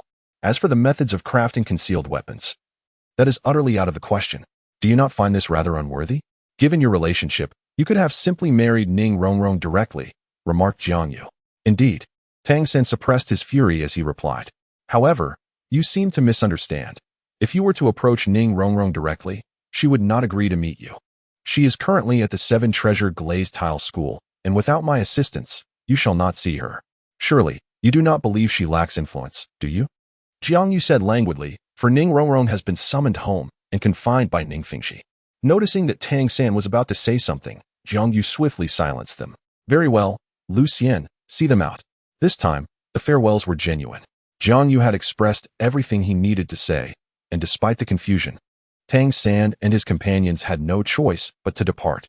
Once they had left, Jiang Yu turned to those outside and commanded, all right, bring him over from next door. I wish to speak with him now. Naturally, the individual in question was Oscar, who had been kept next door at Jiang Yu's behest after his cleansing. Chapter 104. Reluctance. You were quite malevolent, deliberately placing him next door so he could overhear these matters. Xue Qinghe, who had remained silent throughout Jiang Yu's discourse, finally spoke up after the members of Shrek departed, and her words were laced with reproach. Initially, she had no intention of voicing her thoughts. Yet Jiang Yu's actions were simply too wicked. Well, it could be considered mutual. If his friends and mentors were to abandon him, it would indeed be a torment for him. Conversely, if they were to exert every effort to rescue him, he would be profoundly moved, Jiang Yu remarked nonchalantly. In truth, Jiang Yu wished to offer some form of compensation to Oscar, aiding him in emerging from his state of despair. He understood that given Oscar's ties to Shrek, they would undoubtedly strive to rescue him with relentless determination. Although this did not align with Jiang Yu's personal sentiments, he was not a truly malevolent individual. Nevertheless, if his efforts bore no fruit, it was of no concern to him. Regrettably, those who had come before were rather foolish. Xue Qinghe scoffed, her disdain palpable in her tone. It was astonishing that they failed to comprehend such a straightforward principle. Indeed, due to Flander and Yu Xiaozhang's ignorance, they had approached Jiang Yu only to face setbacks. The initial intentions expressed were easily misconstrued, and even Tang San's subsequent actions could only be interpreted as a form of compensation. Hesitant and indecisive, how could Oscar possibly interpret this? Thus, Jiang Yu's goodwill transformed into a blade that pierced the very core of one's heart. This was not what Jiang Yu had envisioned. Who could have anticipated that events would unfold in such a manner? It can only be deemed an unfortunate accident, Jiang Yu lamented. Xue Qinghe, standing nearby, rolled her eyes in silence. An accident? I find that hard to believe. Although she had only known him for a few days, Xue Qinghe had witnessed enough to know that Jiang Yu was fundamentally flawed, his conscience deeply stained. Yet, there was something endearing about his mischief. Being around him instilled a sense of security. Xue Qinghe pondered quietly as she observed him. Through her keen observations, Xue Qinghe noted that Jiang Yu's malevolence was primarily directed at adversaries, while he treated his allies with a surprising degree of kindness. It was unexpected that the previous group had failed to grasp this principle, whereas you seem to have understood it. Have you grown smarter? Jiang Yu remarked, unable to conceal his sarcasm upon noticing Xue Qinghe's audacity to roll her eyes at him. You scoundrel! Xue Qinghe retorted angrily. Simultaneously, she chastised herself internally for having found him somewhat likable, recognizing him as an exceedingly irritating individual, truly insufferable. As Jiang Yu and Xue Qinghe engaged in their playful banter, Oscar was brought over, not so much brought as dragged, his spirit utterly crushed and his demeanor despondent. It was no wonder that it took him so long to join them. He had lost the will to move, requiring considerable effort to be brought forth. Take him to the sofa, Jiang Yu instructed, settling into the seat opposite Oscar. Xue Qinghe naturally positioned herself beside Jiang Yu, both scrutinizing Oscar intently. So, how does it feel to be here? Uncomfortable? Would you prefer to return to your cell? Jiang Yu said with a faint smile gracing his lips. The effect was immediate. The once despondent Oscar, who had lost all spirit, was startled into an upright position. The preceding hours had undoubtedly been the darkest of his life. He could not bear the thought of returning to that hellish cell, so when Jiang Yu spoke, Oscar instantly regained his composure and ceased his charade. He appeared to be unscathed, prompting Xue Qinghe to inquire curiously, "Is he truly fine?" "Fine. One could say he has come to terms with it. Wouldn't you agree, Oscar?" Jiang Yu asked casually. "In a mere day, no?" It was merely an afternoon. Oscar had undergone a whirlwind of experiences, from a chance encounter with a fair maiden to the disheartening news of her marriage, followed by a confrontation with the crown prince that landed him in prison, and the harrowing treatment he endured, compounded by the hesitation of his friends and family. Had he not come to terms with these events, Oscar would likely be utterly despondent, rendered a shell of his former self. It was only when Jiang Yu had someone drag him to the sofa that he noticed the flicker of life in Oscar's eyes, which nearly deceived him. The slightest sign of life suggested that perhaps Oscar had indeed found clarity and learned to mask his true feelings, indicating a significant transformation within him. Upon hearing Jiang Yu's words, Oscar fell silent, his face darkening as he remained uncommunicative. Jiang Yu exhibited no impatience. Xue Qinghe, observing the scene with intrigue, pondered what clarity Oscar had found. Was there something more beneath the surface? Eventually, unable to endure the oppressive silence, Oscar broke the stillness, asking, "Why are you so certain?" "Because if you do not come to terms with it, you will perish," Jiang Yu replied with unwavering conviction. "Is it out of resentment, or is there hope sustaining you?" "I am most curious," he added. Suddenly, Oscar, covering his face, laughed bitterly. "Both. Yet at this moment, only resentment prevails." By the end of his statement, Oscar's demeanor shifted dramatically. His gaze turned ferocious, teeth clenched, as he stared at the tea on the table, envisioning it as a representation of someone else. It was hard to reconcile this feral aspect with the usually gentle Oscar. "I refuse to accept this. I have committed but a minor transgression.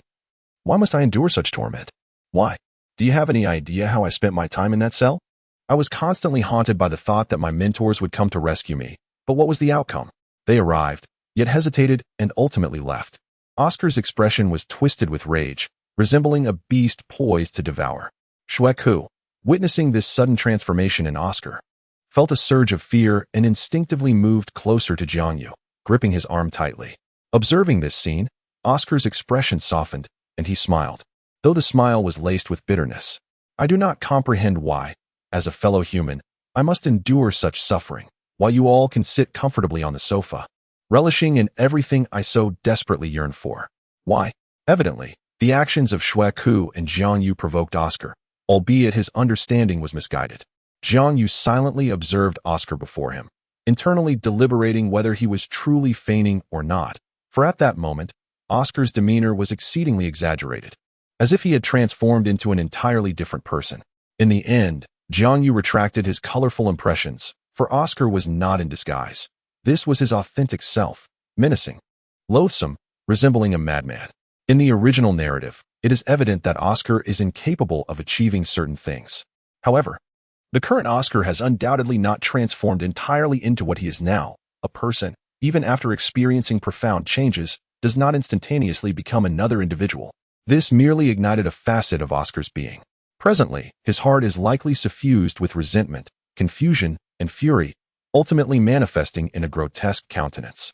Even though Oscar had previously come to terms with his plight while lying in the foul, viscous substance, his heart remained saturated with indignation and rage. This was not the suffering he deserved, no. Therefore, he resolved to persevere, and fortunately, he was released shortly thereafter. However, upon witnessing the helplessness and hesitation of his friends and family, Oscar became engulfed in bewilderment, questioning why they could not rescue him. The thought of being cast back into that cell filled him with dread. "No, please, I merely committed a mistake that any ordinary person could make. Why has it come to this? Is he not a prince?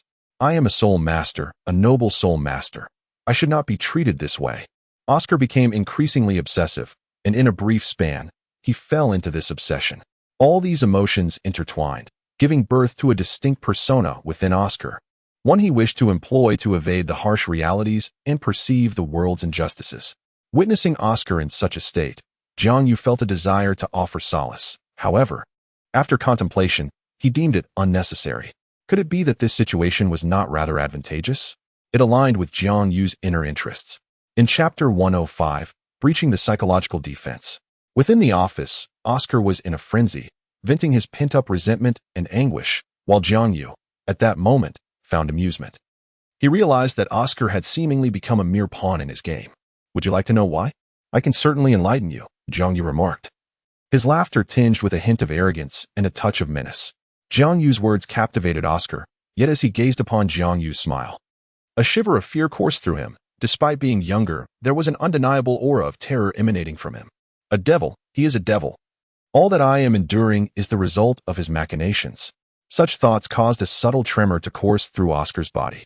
Yet his heart yearned to hear the reasons from Jiang Yu's lips. Indeed, what had transformed him into this state? Oscar was bewildered and unwilling to accept his fate. He craved the truth, even if it meant acknowledging Jiang Yu's ulterior motives. He could no longer restrain his inner turmoil, eager to discover what Jiang Yu would reveal. Perhaps the explanation he sought lay within Jiang Yu's words. Oscar spoke in a hushed tone. What is the reason? It is simply because you lack power. Jiang Yu replied with a brazen laugh.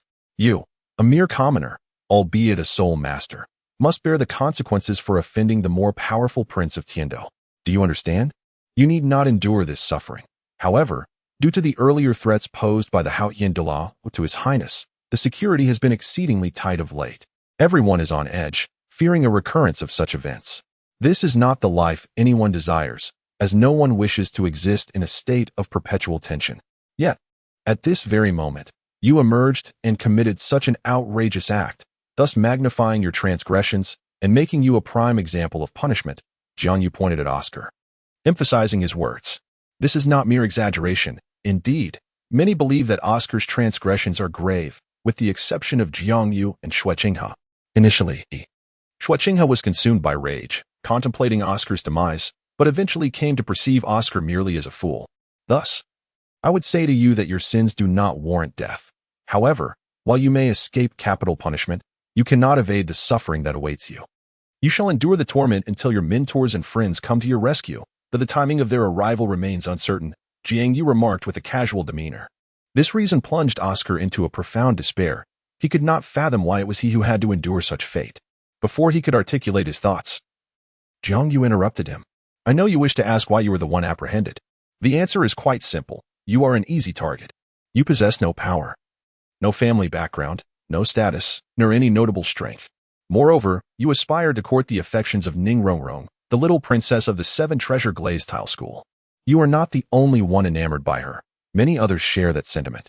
Yet, they possess the qualifications you lack, and you, with nothing but a modicum of talent, are merely a country bumpkin.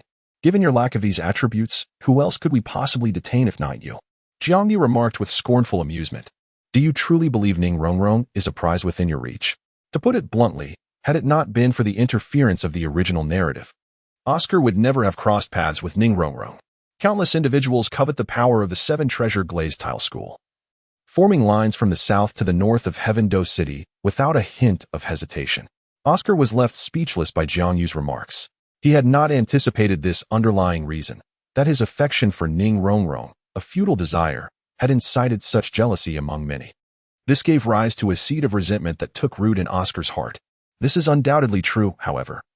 Those individuals are merely envious, and it is impossible to manipulate Oscar without circumventing Jiang Yu and Xue Qinghe.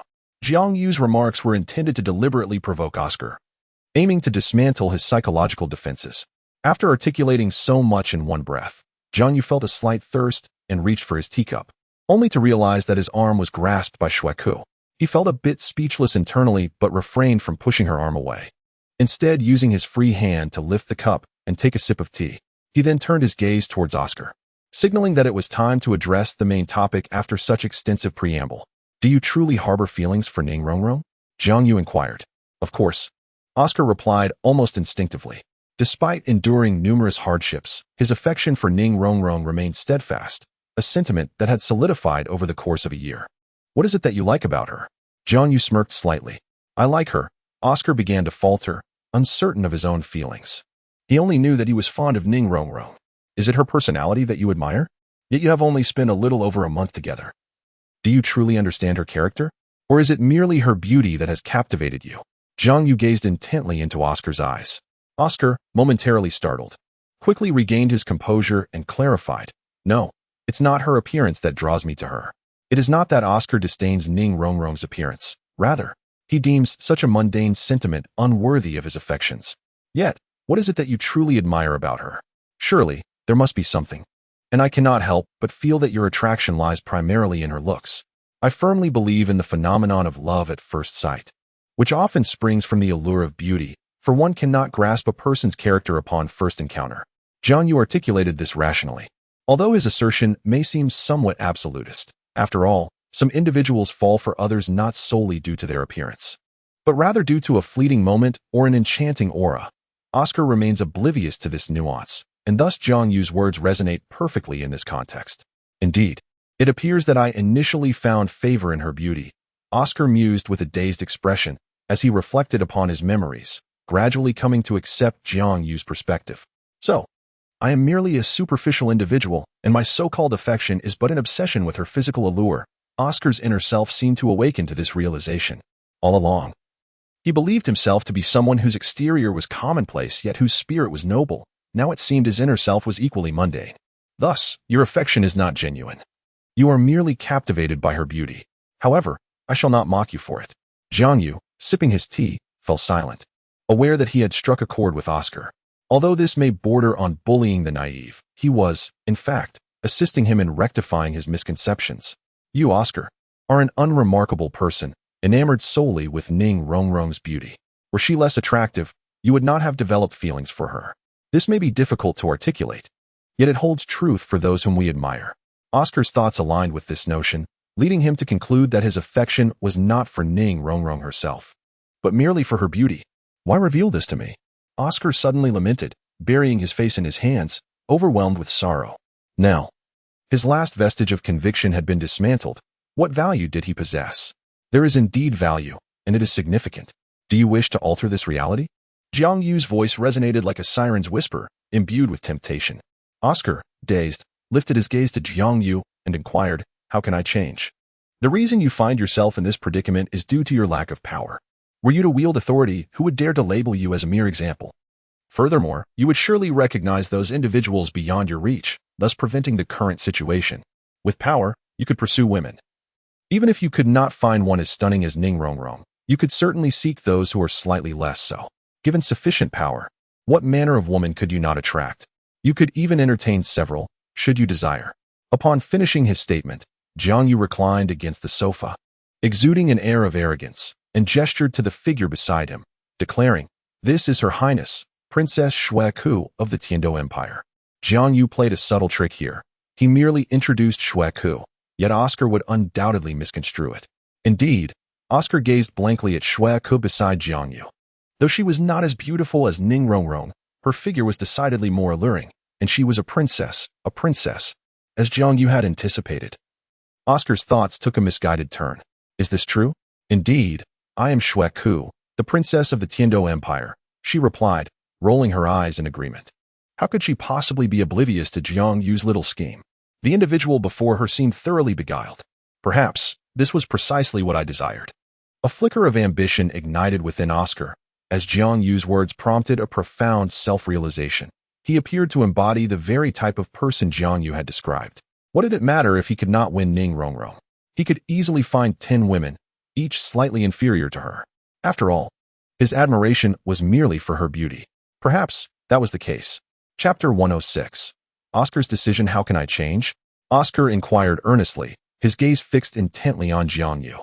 Under Jiang Yu's influence, Oscar's perspective underwent a complete transformation, shedding his former naivety.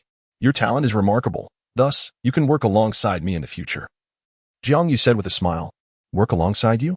Oscar questioned. "Yes, precisely that. While I cannot guarantee you will ascend to greater heights, I can at least fulfill your current desires," Jiang Yu replied with calm assurance. "And do you know what I desire now?" Oscar asked skeptically. "Of course. It is nothing less than power, status, and women, everything you currently cannot attain. I can help you acquire all of it. far better than your present situation, Jiang Yu declared, exuding immense confidence as he addressed Oscar.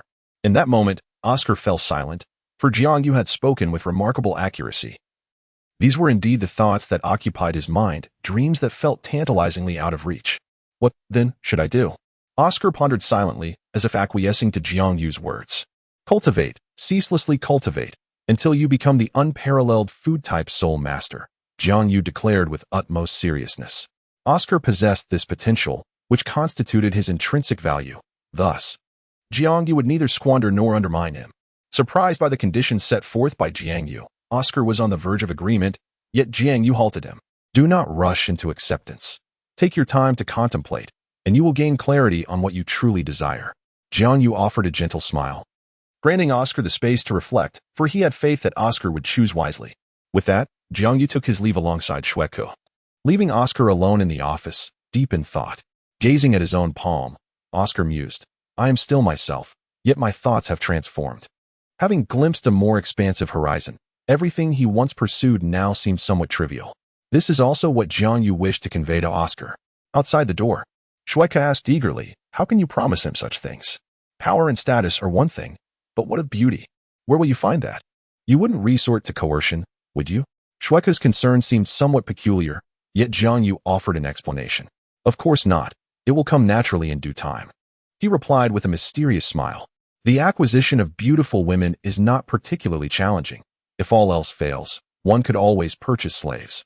Furthermore, Jiang Yu had no intention of buying, as he had already devised a plan to raid the prison.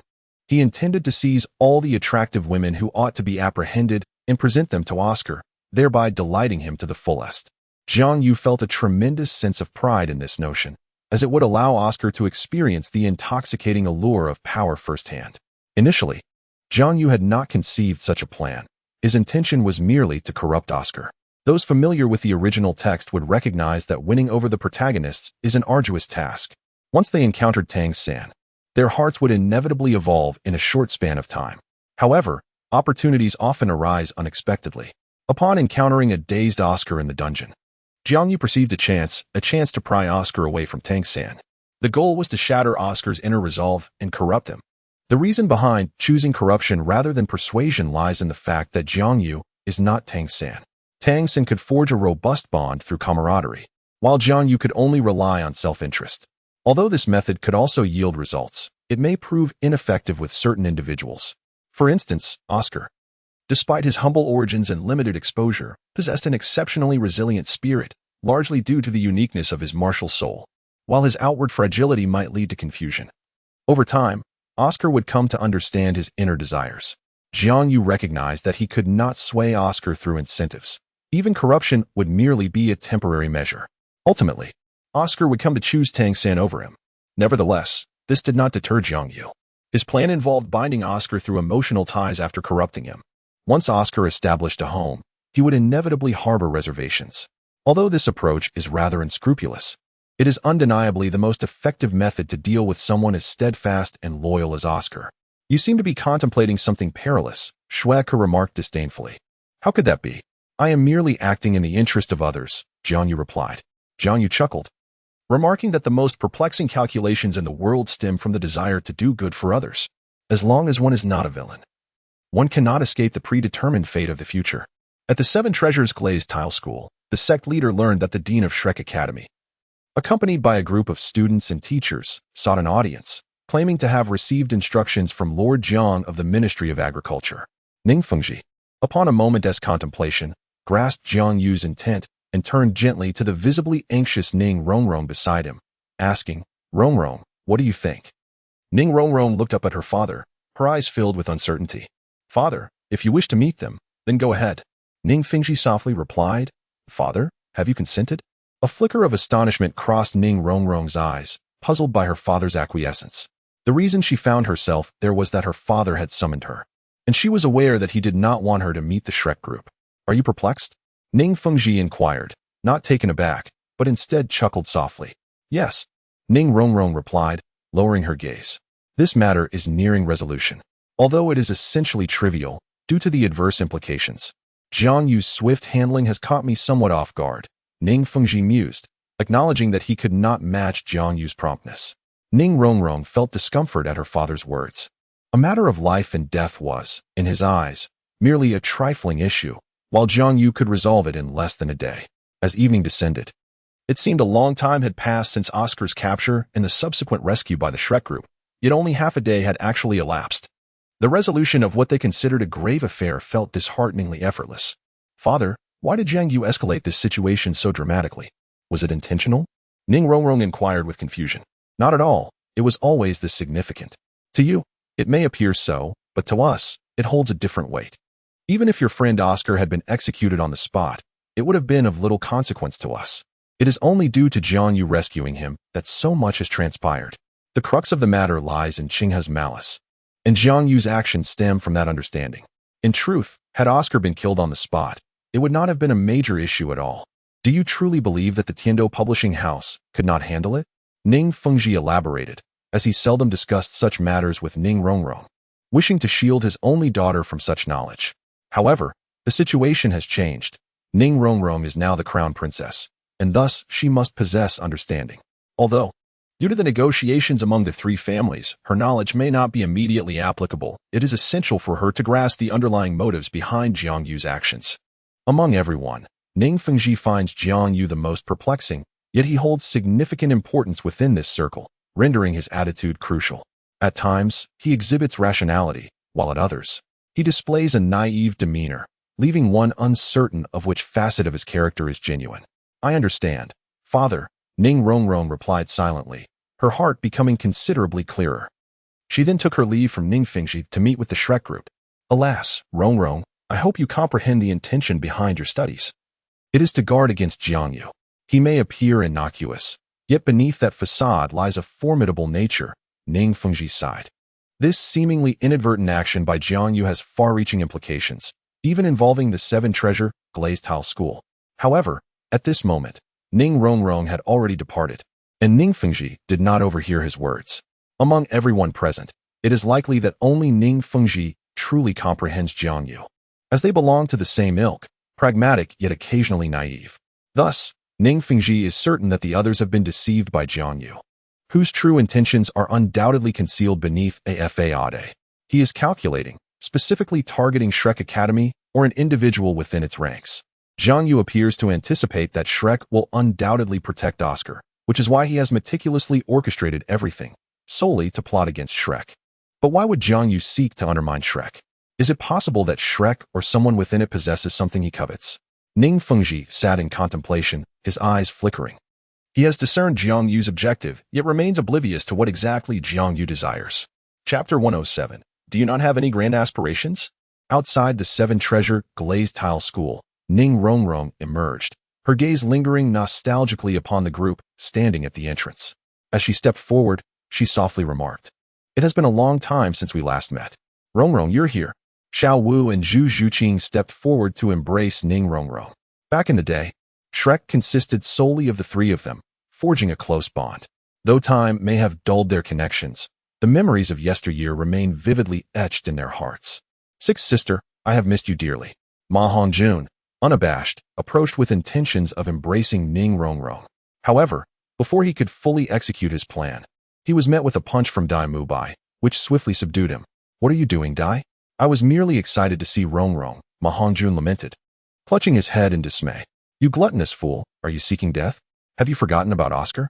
Dai Mubai retorted, his expression fierce. Ultimately, their identities had shifted, and jesting as they once did was no longer feasible. Dai Mubai's reminder prompted Ma Hongjun to recall that they were currently advocating for Oscar, and his actions bore grave significance. He instinctively recoiled, clearly unwilling to share Oscar's grim fate, and the others similarly reflected on Oscar, their expressions darkening. This scene only deepened Ning Rongrong's sense of melancholy. Tang Sen lightly kicked Dai Mubai, aware that Dai was intentionally voicing his grievances. Yet, they were still in a position of seeking assistance. "I apologize, Rongrong." Dai Mubai did not mean it. He was not targeting you, merely expressing his discontent regarding Oscar's plight. Tang San offered with sincere regret. "I understand. I harbor no resentment. This situation has arisen due to me," Ning Rongrong replied, her smile tinged with a hint of resilience. Sensing the distance in Tang San's expression, It is unnecessary to exert such effort in explanation. Strangely, despite the brevity of time that has passed, Ning Rongrong feels increasingly alienated from this group. When she first encountered Oscar, she assumed that everyone remained as they once were. However, it appears that only Oscar has retained that essence. It is not that Ning Rongrong desires to integrate into this group, but rather she yearns for the nostalgia of their shared experiences, training together, dining together, confronting dangers side by side. It seems the time has come for me to release the past and confront my present reality. Ning Rongrong then turned to Flander, the dean, and stated, I am aware of your intentions. Truthfully, I am unsure how I can assist you, but my father informed me that the matters you are concerned with have been resolved. Oscar is likely unharmed, so you need not worry any longer. Resolved? Flander exclaimed, astonished and somewhat incredulous. They had been laboring under the impression that the situation was dire, especially after the severity of the issues raised by Jiang Yu prior to their arrival, which had instilled considerable unease in them. So, our efforts were ultimately in vain?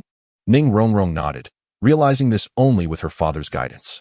The crux of the issue lay in the malice directed at Oscar by Prince Qinghe, who, in fact, bore no ill will. Blast! Have we been toyed with by that individual? Ma Hongjun expressed his dissatisfaction. It may not be that simple, Tang San interjected calmly. Indeed. If you do nothing, this matter will never reach a resolution. You must take action to address it, Ning Rongrong advised Tang San, though disappointment flickered within her. She had once believed Tang San to be the most exceptional among his peers, until her recent encounter with Jiang Yu revealed a profound disparity in their perspectives. Yes, even if Oscar survives and Prince Qinghe harbors no malice, we must adhere to the current procedures. This is the fundamental essence of the issue. Flander had regained his composure and naturally comprehended the underlying principles. While Jiang Yu may have embellished certain aspects during their conversation, everything he stated was, in essence, true. The prince's lack of malice rendered Jiang Yu's position seem more burdensome than it truly was. Even if Xue Qinghe bore no ill will towards Oscar, there remained a more profound malevolence at play. This fundamental malice is not rooted in any individual's intent, but rather in the collective sentiment of the populace. Their actions must be demonstrative to the public, a matter of principle that requires full adherence. Now that the matter has been resolved, what of Oscar? Yu Xiaojiang inquired anxiously. A teacher from the Shrek Academy rushed back from a distance, calling out, Dean, Oscar has returned. The crowd was initially taken aback, but soon their surprise turned to joy, only to be followed by a sense of absurdity. The events of the day unfolded as if they were part of a farcical play. Whether it truly was a farce depended on Jiang Yu's perspective. In the prince's palace, Xue Qinghe examined the two exquisite gadgets that Jiang Yu had painstakingly procured from Tang San. Despite understanding their power, he found it challenging to regard them with the seriousness they warranted. An amused smile graced Xue Qinghe's face. He could not fathom why Jiang Yu was so intent on acquiring these items, yet he remained indifferent. Your Highness, do not underestimate these two objects. Their lethality is indeed astonishing, Jiang Yu remarked with a cheerful demeanor. Yet, their effectiveness is limited to only 2 items, and they are only useful against low-level soul masters. Xue Qinghe acknowledged their potency, but failed to grasp the true horror of these devices. What if these items could be replicated? Jiang Yu countered. Xue Qinghe raised an eyebrow, contemplating the implications. In that case, they could indeed hold some significance. Jiang Yu continued to probe. What if these devices could be wielded by ordinary people? What if we used them to form an army? Xue Qinghe frowned.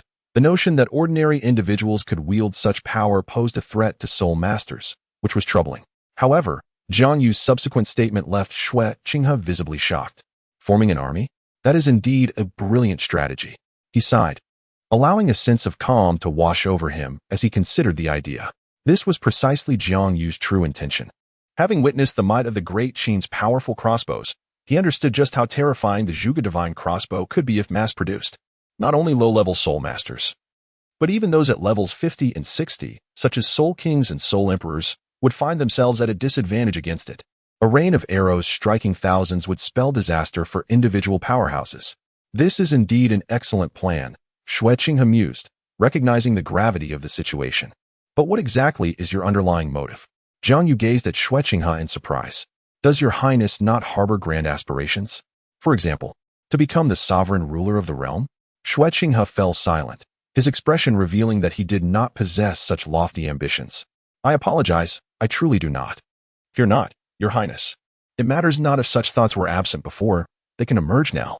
Once we develop even more formidable weapons, we shall embark on the path to conquer the world, striking at the Spirit Hall and trampling the Douluo Empire, making you the sole emperor of this realm. Jiang Yu exclaimed with great enthusiasm. Very well, as long as you find joy in this endeavor, Xue Qinghe replied. Xue Qinghe's response was rather perfunctory. He believed that Jiang Yu had become overly ambitious. It is undeniable that if an ordinary person wielded the legendary Zhuge divine crossbow, they could pose a significant threat to soul masters and even form an army. A well-organized assault could indeed be a formidable challenge to even the more advanced soul masters. However, this perspective grossly underestimates the prowess of soul masters and the Spirit Hall. The Spirit Hall is teeming with formidable individuals, and an army of ordinary people assembled by Jiang Yu would hardly pose a threat. A single agile soul saint could easily annihilate an entire battalion. Thus, initially, Xue Qinghe considered this strategy to have its merits, serving as a powerful deterrent and a useful means for cannon fodder. Your Highness, I shall exert my utmost efforts. Jiang Yu replied earnestly. He was aware that Xue Qinghe doubted his words, but all he needed to do was to act. Jiang Yu harbored grand ambitions, as do all traversers. Having arrived in such a world, how could one not have a dream, no matter how modest? Although Jiang Yu's aspiration was merely to lead a life of comfort, achieving that state also required diligence. Unifying the world and altering the rules, that was Jiang Yu's goal. And the Zhuge divine crossbow in his possession would pave the way for this possibility. This is because Jiang Yu has experienced a beautiful world, rendering this one utterly absurd in his eyes. Power must be constrained. Otherwise, one's complacency may indeed lead to stagnation. To put it simply, I have subdued all of you. Chapter 108. The Trap of Binding Hearts. Xue Qinghe departed, accompanying his wife, a situation in which Jiang Yu found it inappropriate to follow. Thus, he sat leisurely in the prince's residence, sipping tea. You seem quite philosophical, Xue Qinghe remarked as she poured a cup of tea for Jiang Yu. Philosophical about what? And why are you here? Jiang Yu inquired, skepticism evident on his face as he took a sip of tea. This is my elder brother's home. Naturally, I would be here. But you, how did you end up here? Xue Qinghe questioned, hands on her hips. Compared to her, Jiang Yu was the one who truly puzzled why he was present. Oh, Jiang Yu replied, his expression impassive, too apathetic to explain. And he turned to leave the prince's residence. Since Xue Qinghe had already stated her position, remaining would only make him appear out of place. Regardless, he had accomplished his purpose for coming to the prince's residence, which was to report to Xue Qinghe about the next phase of the task, to decipher Tang San's hidden weapons and utilize that knowledge to create even more formidable armaments. He intended to hasten the production by the Li family, establishing an efficient assembly line. In the future, to exert dominion over the Spirit Hall. Relying solely on the Zhuge divine crossbow would undoubtedly be insufficient. However, by continually advancing along the technological path, the weapons developed would inevitably overpower the Spirit Hall. Hey, what do you mean by just leaving? Xue Qinghe expressed her displeasure while watching Jiang Yu's retreating figure. Upon hearing her question, Jiang Yu turned back with a languid gaze and remarked, you have work tomorrow. Huh. Jiang Yu's words caught Xue Qinghe off guard, and she quickly recalled that she was still the deputy minister of agriculture, while that rascal Jiang Yu was her superior. Instantly, her expression turned forlorn. It was as if he had opened a wound she wished to ignore, for she was reluctant to return to work. At that moment, Jiang Yu had already departed the prince's residence. As for the long-idled Ministry of Agriculture, it indeed required attention. Lingering any further would be unwise. Time passed quietly, and several days slipped by. Inside Jiang Yu's office, he remarked, you could have stayed a few more days, reminiscing with your friends. I am in no hurry. Jiang Yu, seated at the head of the table, regarded the standing Oscar with a smile. Since Oscar had agreed to submit a few days ago, Jiang Yu had released him, not anticipating that he would return so soon. Oscar shook his head in refusal, succinctly stating, I can no longer go back. It was not that Shrek did not accept him, but rather that Oscar felt an overwhelming sense of alienation in that place, which deeply unsettled him. Although only a few days had passed, Oscar distinctly perceived a significant generational gap between himself and those around him. The life he once knew was irretrievably lost, as if, from that very moment, the treachery of human nature had been laid bare before his eyes. The trials he had endured, coupled with Jiang Yu's words, had shattered the version of Oscar that once existed.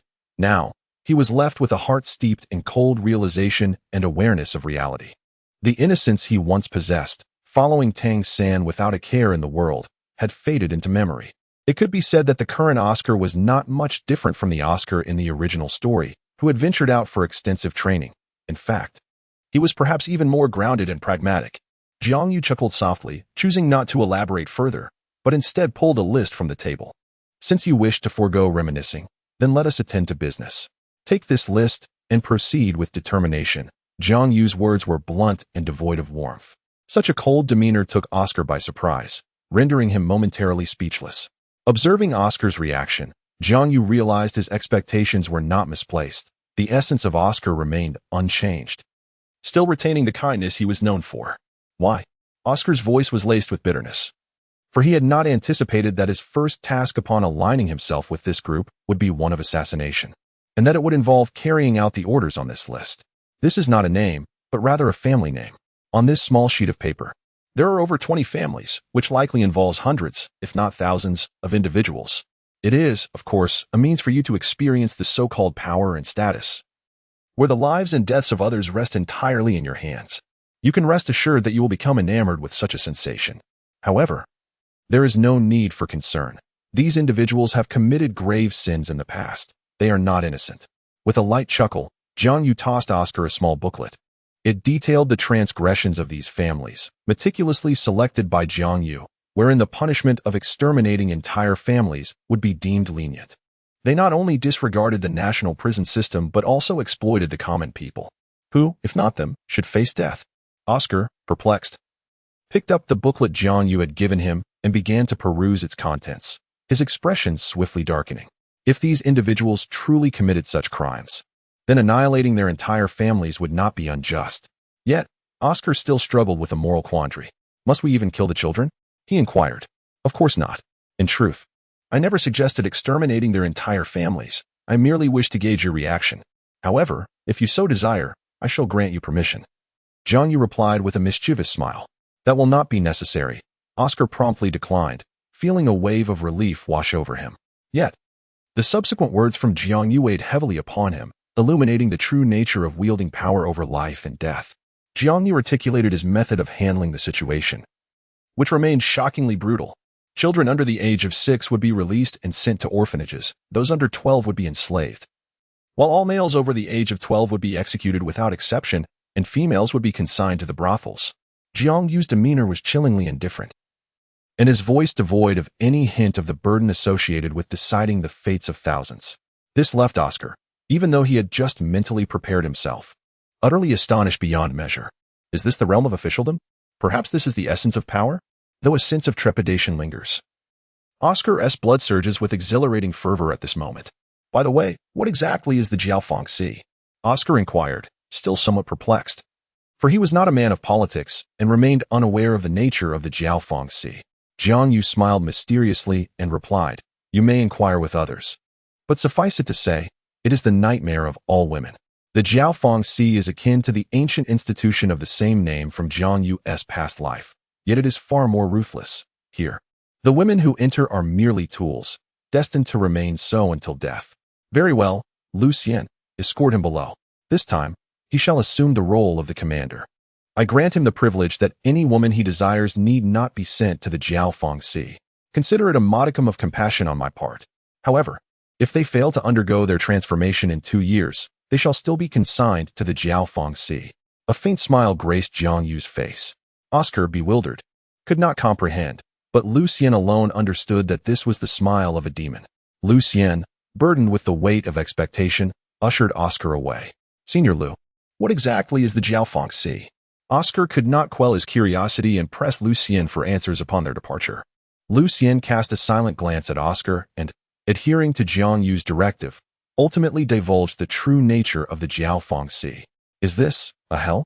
Oscar's expression shifted dramatically upon grasping the function of the Jiaofeng Si. Previously, he had believed that death was the most dreadful punishment, but now he found it to be less terrifying than the Jiaofeng Si. For once a woman enters the Jiaofeng Si, she is condemned to a life as an object of others' desires, unless someone is willing to pay a steep price for her redemption. Otherwise, death would indeed be a more favorable fate. Senior Lu, Lord Jiang. Oscar recalled Jiang Yu's final words. Everything you once wished for has been granted to you by Lord Jiang. In this endeavor, you may freely wield the authority bestowed upon you. As far as I know, while the 20 or so individuals involved may be scoundrels, there are indeed a few women among them who are both attractive and of commendable character. Lucien remarked with indifference. Certainly, this is not what he wished to convey. It was all dictated by Jiang Yu. He was merely executing his directives. Yet it felt somewhat cruel towards the youth before him. I understand, Senior Liu. Oscar's voice trembled, as everything he desired lay before him. He seemed to regress into the Oscar of old, enveloped by fear. No, why should I be afraid? This is all that I have longed for. Everything I wished for. Another voice echoed within Oscar's mind, urging him toward his downfall. Senior Liu observed the tumultuous transformation of Oscar's expressions, at times fraught with fear and weakness, at others contorted with terrifying rage, and then infused with avaricious longing, ultimately culminating in a chilling calm. Senior Liu comprehended that Oscar was grappling with an internal conflict, torn between contradictions that rendered his choice exceedingly difficult. However, he refrained from interrupting, for this was a necessary ordeal, one he too had endured. From Jiang Yu's arrangements, Senior Liu discerned that he did not intend for Oscar to emerge as a virtuous individual. Senior Liu, let us depart. After a bout of turmoil, Oscar's tone had turned eerily composed. For him, having reached this juncture, to falter in fear and refrain from seizing everything he yearned for would be a disservice to his past experiences. Unbeknownst to him, the moment Oscar took that definitive step, he would find himself ensnared in the carefully crafted trap set by Jiang Yu, a trap specifically designed to bind his heart. Chapter 109. The scapegoat. At this moment, Jiang Yu, situated in his office, remained oblivious to the fact that Oscar's decision aligned with his own aspirations. For Jiang Yu, Oscar's choices bore little consequence. They were merely a move in a game of leisure. Success would be advantageous, yet failure was inconsequential. Jiang Yu traversed a path that encompassed the nation as a whole, while Oscar, despite his formidable prowess, was but an individual force. Even if he were to realize his full potential, he could influence only a fraction of the populace. This matter holds little significance for Jiang Yu. While Oscar possesses formidable abilities, they remain merely formidable. Summoned Poison Douluo and His Highness Xue Qinghe for a discussion, he instructed. Upon issuing his command, Jiang Yu picked up the project proposal resting on the table and placed it before him. The task at hand is one of profound consequence, the Enchanting Crop Project. As the name implies, this proposal outlines a plan to cultivate extraordinary crops capable of enhancing the soul power within the human body, particularly a remarkable variety of rice. This plan has been meticulously conceived by Jiang Yu for an entire year. From the moment he discovered that his martial soul abilities could potentially alter the growth of plants, he began to contemplate the implications. At that time, it was merely a consideration, for he understood that executing such an endeavor could result in a profound upheaval in the world. It is difficult to fathom that commonplace crops could possess the power to transform reality, yet this is indeed the case. The more fundamental and ordinary the sustenance, the more significant the impact of any monumental change can be on the world. Sigh, I cannot help but wonder if my actions are justified. At his desk, Jiang Yu rubbed his temples in frustration. He had long since validated the specific methods in his mind. Now, he awaited the practical testing of their feasibility. Presently, there are no agricultural-type soul beasts in the natural world, and this is no mere coincidence.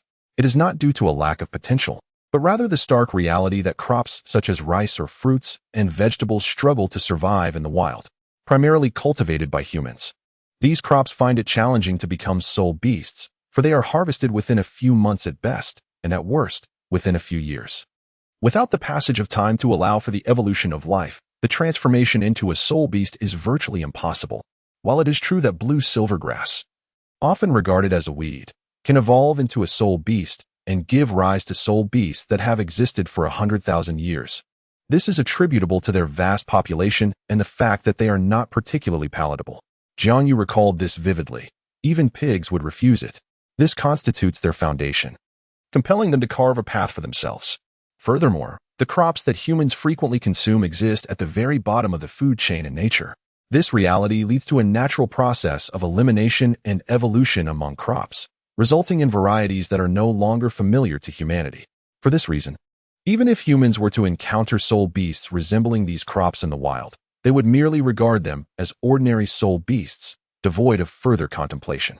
Thus, Jiang Yu's actions now stand in stark contrast to the laws of natural selection, as he creates a soul beast that ought not to exist in this world. This endeavor will undoubtedly leave a significant mark in human history, potentially bestowing tremendous blessings upon the human realm, or perhaps it may bring about catastrophic consequences. The insatiable greed within humanity cannot be quelled. They will not be content with a mere modicum of gain, as their innate desire is to acquire ever more. This is both a benefit and a drawback. The reason Jiang Yu perceives the world of his previous life as beautiful is not solely due to the clarity of politics, harmony among the populace, and evident pathways for advancement in his former nation. Additionally, in his past existence, there existed no formidable military force within that realm. Individuals experienced a semblance of fairness. A common man's fury could result in bloodshed within mere 10 paces. One who dared to sacrifice everything could indeed topple an emperor. When faced with desperate circumstances, one had the choice to resist. Regardless of the adversary's other strengths, a single strike could still lead to death. However, in the Douluo Continent, such possibilities are stifled. Those dwelling at the lower echelons are utterly incapable of rebellion, as they lack both the status and the power to rise against their oppressors. The emergence of soul masters has transformed everything. They are innately superior to ordinary individuals. What is even more terrifying is that this disparity manifests even at the higher echelons. For no matter how elevated one's status, it cannot alter the fact that, in the presence of a powerful soul master, they remain merely an ordinary person. This is precisely where the Snow Knight Emperor finds himself most powerless in his dealings with Xue Qinghe and Jiang Yu. Lacking formidable military support and having lost the rightful authority of justice, he is devoid of any inclination to resist. Does the Snow Knight Emperor not possess the courage for a desperate gamble? Surely he does. Otherwise, he would not have sent the avalanche northward. Yet, does he dare to take action against Xue Qinghe and Jiang Yu? He does not. This transcends mere determination. It is tantamount to courting death. After all, the soul master power wielded by the Snow Knight Emperor is indeed feeble, especially following Douluo's allegiance to the Crown Prince's mansion. I shall usher in an era, providing countless individuals at the grassroots level with a pathway to ascendancy. However, prior to this, the world must endure what could be a millennium of chaos. An inevitability I have foreseen, yet find myself powerless to alter. The societal fabric is thus, and the current state remains as such.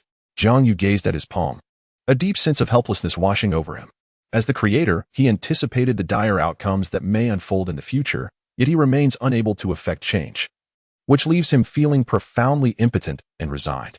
The utmost he can achieve is to slightly abbreviate this process, but it bears little significance. What is destined to occur shall indeed transpire, unless he can maintain continuous intervention. Yet, who can guarantee that their judgment is infallible? At the very least, Jiang Yu cannot vouch for his own correctness. It is a tumultuous dilemma, one that gnaws at his very being. Jiang Yu frantically grasped at his hair in a fit of agitation. This scene was witnessed by the timely arrivals of Xue Qinghe and Douluo. Upon seeing Jiang Yu in such a state, couldn't he help but laugh, pondering aloud what had transpired with Minister Jiang. Had he lost his mind? His words dripped with sarcasm.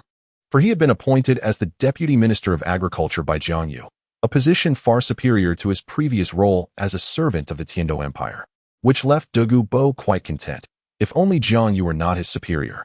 Recently, he had been increasingly displeased with Jiang Yu, suspecting that the latter was acting deliberately.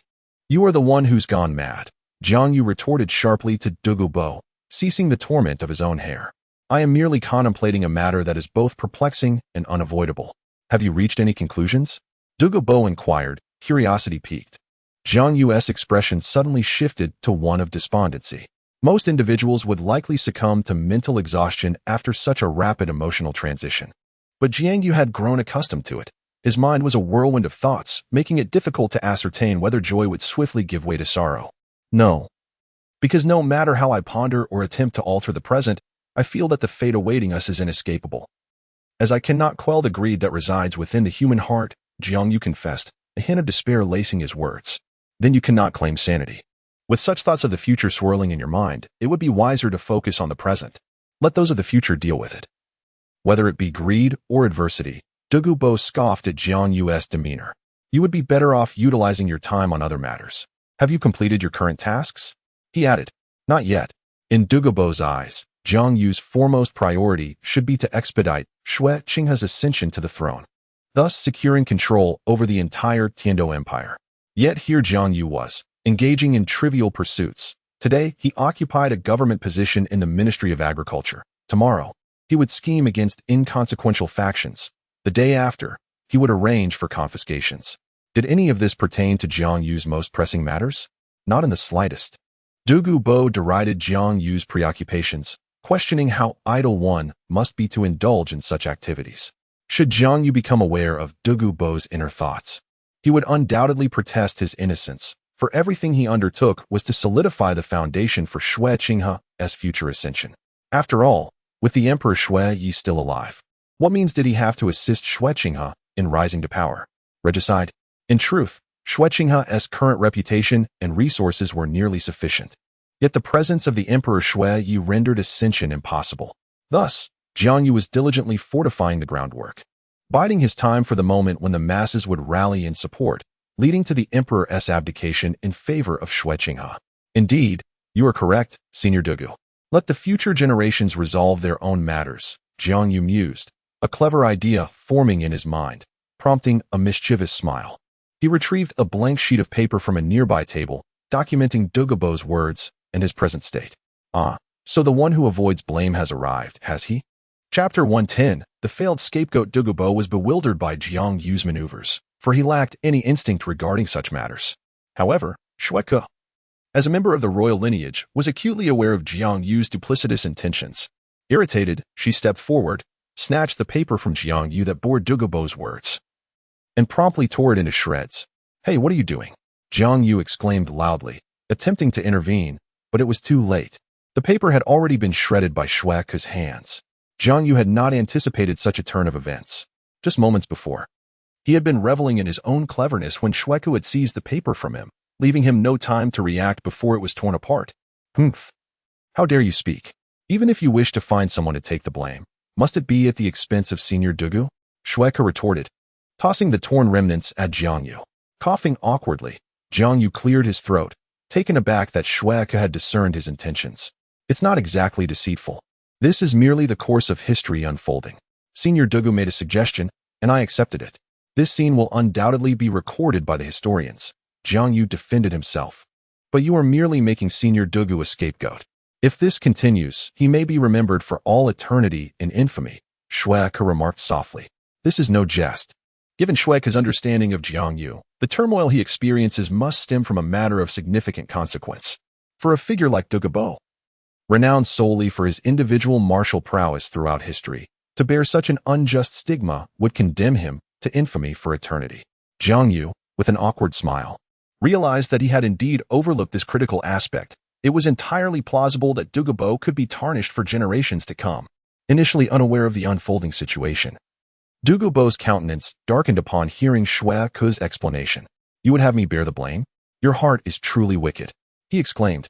Ah, you audacious scoundrel. How dare you deceive me? I see you are seeking a beating. In an instant, before Jiang Yu could react, Douluo Bo lunged forward and seized Jiang Yu's foot. In a flash, Jiang Yu found himself inverted, face down, while Douluo Bo relentlessly struck his backside. This method left Jiang Yu utterly bewildered. Douluo Bo, what are you doing? Please, don't.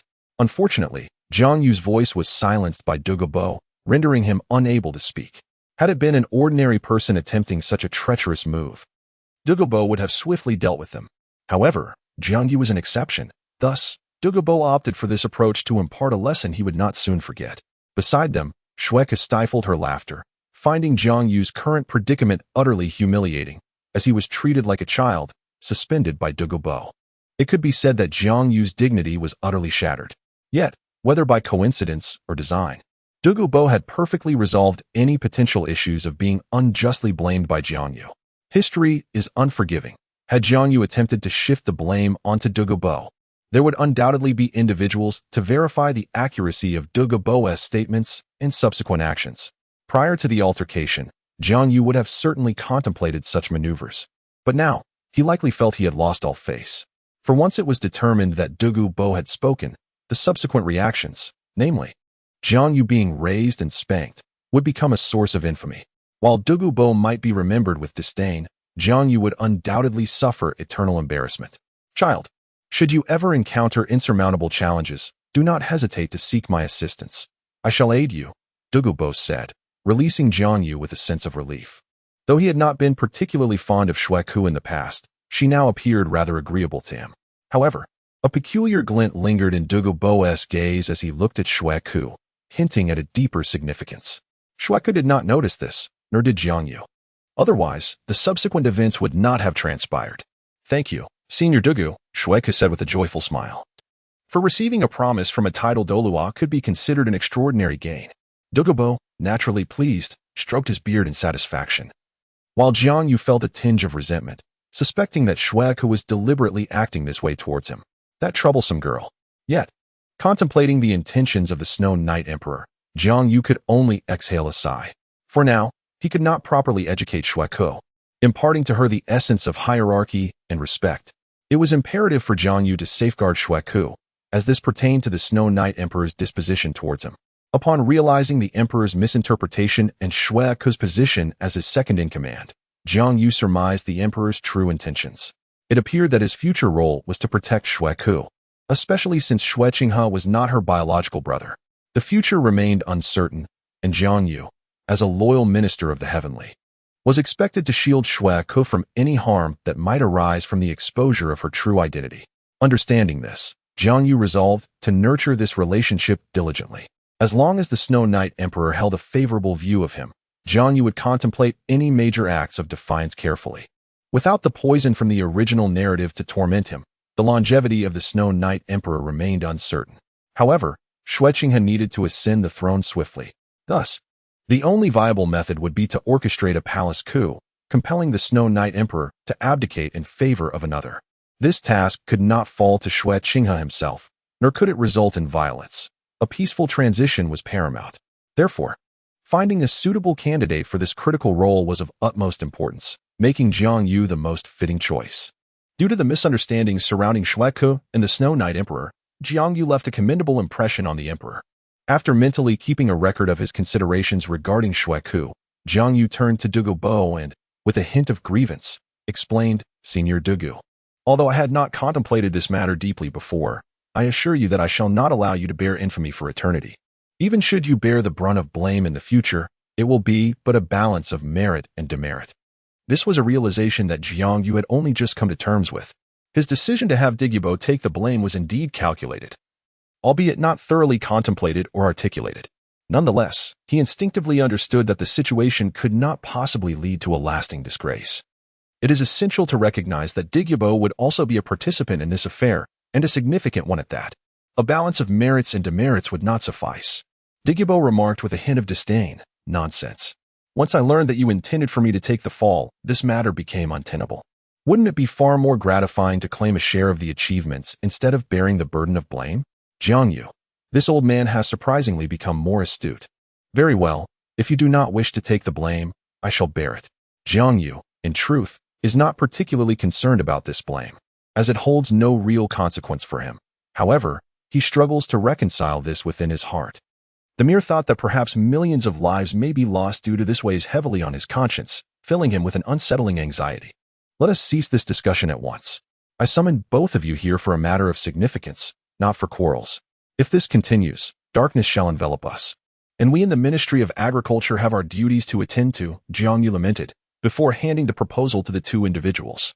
Ever since Jiang Yu assumed leadership of the ministry, apart from fulfilling daily responsibilities, the department has been rather lethargic, with everyone merely passing the time. Jiang Yu felt the weight of others' perceptions upon him. Take a look and familiarize yourselves, he instructed them. He had prepared 2 versions of the plan. Thus each of them began to peruse their respective copies. As time ticked away, it was Douluo who finished first, staring at Jiang Yu in astonishment. How is this possible? Jiang Yu, with a smug expression, replied, It is indeed feasible. It was merely overlooked before. But I have now recognized it, and possess the capability to realize it. Upon hearing Jiang Yu's words, Douluo's expression darkened, revealing his hesitation and inner turmoil. Do not let this information slip to outsiders. After a prolonged silence, Douluo appeared to exhale a sigh of resignation, his demeanor turning despondent. Jiang Yu felt a surge of joy at Douluo's words, for for the elder was genuinely considering his interests. Yet, Jiang Yu pondered if he was overthinking. How could such information possibly leak? Thank you, Senior Douluo, for your concern, but I have my own plans, Jiang Yu responded with ease. Jiang Yu had already anticipated Douluo's worries. Once new crops with soul beast bloodlines emerged, an investigation would inevitably ensue. Crops possessing soul beast bloodlines inherently contain soul energy, which, as Jiang Yu envisioned, could be absorbed, provided their essence remained unchanged. This aspect would not alter. This is a truly terrifying matter that is bound to attract considerable attention. Chapter 111. The Scheming of Douluo. Consequently, as the scrutiny intensifies, it will inevitably lead to the revelation that all of this originates from Jiang Yu, who possesses the remarkable ability to create soul beasts. This is an extraordinary ability, emblematic of boundless possibilities. No one can ascertain whether Jiang Yu's limits may extend to 100,000 years. This will undoubtedly incite the greed of countless individuals. Speak of your intentions. You must understand that this ability of yours, in my eyes, is exceedingly perilous. It poses a threat not to others, but to yourself. And the source of this danger lies in human avarice, remarked Douluo in a tone of utter calm. His demeanor was remarkably composed, seemingly devoid of any ulterior motives. Yet he incessantly enticed Jiang Yu to contemplate this direction, causing him to dismiss his previous thoughts. As anticipated by Douluo, Jiang Yu shifted the argument he was about to make towards this matter, convinced by the validity of Douluo's assertions. I will disclose everything in due time. But not at this moment, Jiang Yu stated after a moment of reflection. That does not resolve the issue, Douluo replied. It can. Provided I am able to maintain control of the situation, Jiang Yu asserted with certainty, and indeed, he was capable of doing so. Douluo fell silent, finding it difficult to counter Jiang Yu's words. Perhaps this young man could truly accomplish all that he claimed. Then, with a sigh, Jiang Yu articulated his understanding of plants. Senior Douluo, perhaps you have misunderstood. I am not omnipotent. These plants, much like people, possess their own qualifications, and it is exceedingly challenging for them to grow to the heights you envision. The success of the Wangchuan Xiaoshui was due to its nature as an immortal herb, endowed with such potential. But is it not also possible otherwise? Douluo interjected, hitting the crux of the matter. He looked at Jiang Yu and continued. Such matters should be undertaken by you alone, without dragging me or her into it. Douluo cast a glance at the dazed Xue Qinghe, his words laced with a chilling intent that sent shivers down the spine. At that moment, Xue Qinghe was utterly bewildered, or perhaps she had been since she first laid eyes on this revelation. Even though she did not fully grasp the implications, she understood the magnitude of what Jiang Yu was about to unleash. To change the world, this prospect inherently bore unparalleled benefits. Why would he show me this? Is he intending to harm me? No, that cannot be. He would not resort to such means if he wished to do me harm. Xue Qinghe's mind was in a state of turmoil. Particularly, she found herself unwilling to harm Jiang Yu. Yet she recognized that knowing this information would inevitably lead to either Jiang Yu being harmed by her or vice versa. When Douluo's unabashed murderous intent descended upon Xue Qinghe, she was rendered completely paralyzed with fear, unable to move a muscle. At that moment, she comprehended just how cheap Douluo's promises truly were. One moment he had stated she could seek him out in times of trouble, and the next, he contemplated her demise. It cannot be articulated in such a manner. This matter has transcended the realm of mere inconvenience. The upheaval occurred with such abruptness that Jiang Yu's mind momentarily faltered, leaving him in a state of bewilderment. Protect Xue Qinghe. This is the singular thought occupying Jiang Yu's mind at present. Senior Douluo, I implore you, do not proceed in this manner. Jiang Yu suddenly positioned himself in front of Douluo. This time, Jiang Yu truly acted without sufficient consideration. He never anticipated that events would unfold in such a manner. The audacity of Douluo wanting to kill Xue Qinghe was utterly intolerable. Jiang Yu realized that he must have overlooked something crucial. Yet his mind was in disarray due to Douluo's unexpected actions. You should be aware that your secret must not be disclosed, Douluo remarked, a cold smirk curling at the corners of his mouth. Nevertheless, it had already been partially revealed. The 7 treasure glaze tile sect likely had some inkling, as I had previously showcased this ability in their presence. Thus, Senior Douluo need not feign ignorance. The situation is not as dire as it seems. Jiang Yu attempted to elucidate. However, at that moment, Douluo had already made his move, gripping Xue Qinghe's neck and lifting her high. She must die for knowing the secret. Douluo, what are you doing? Release Xue Qinghe. Jiang Yu felt as though a thread in his mind had snapped, propelling him towards Du Gubo. With a disdainful laugh, Du Gubo flung Xue Qinghe aside. Jiang Yu lunged forward, catching Xue Qinghe in his arms. Xue Qinghe, you must not die.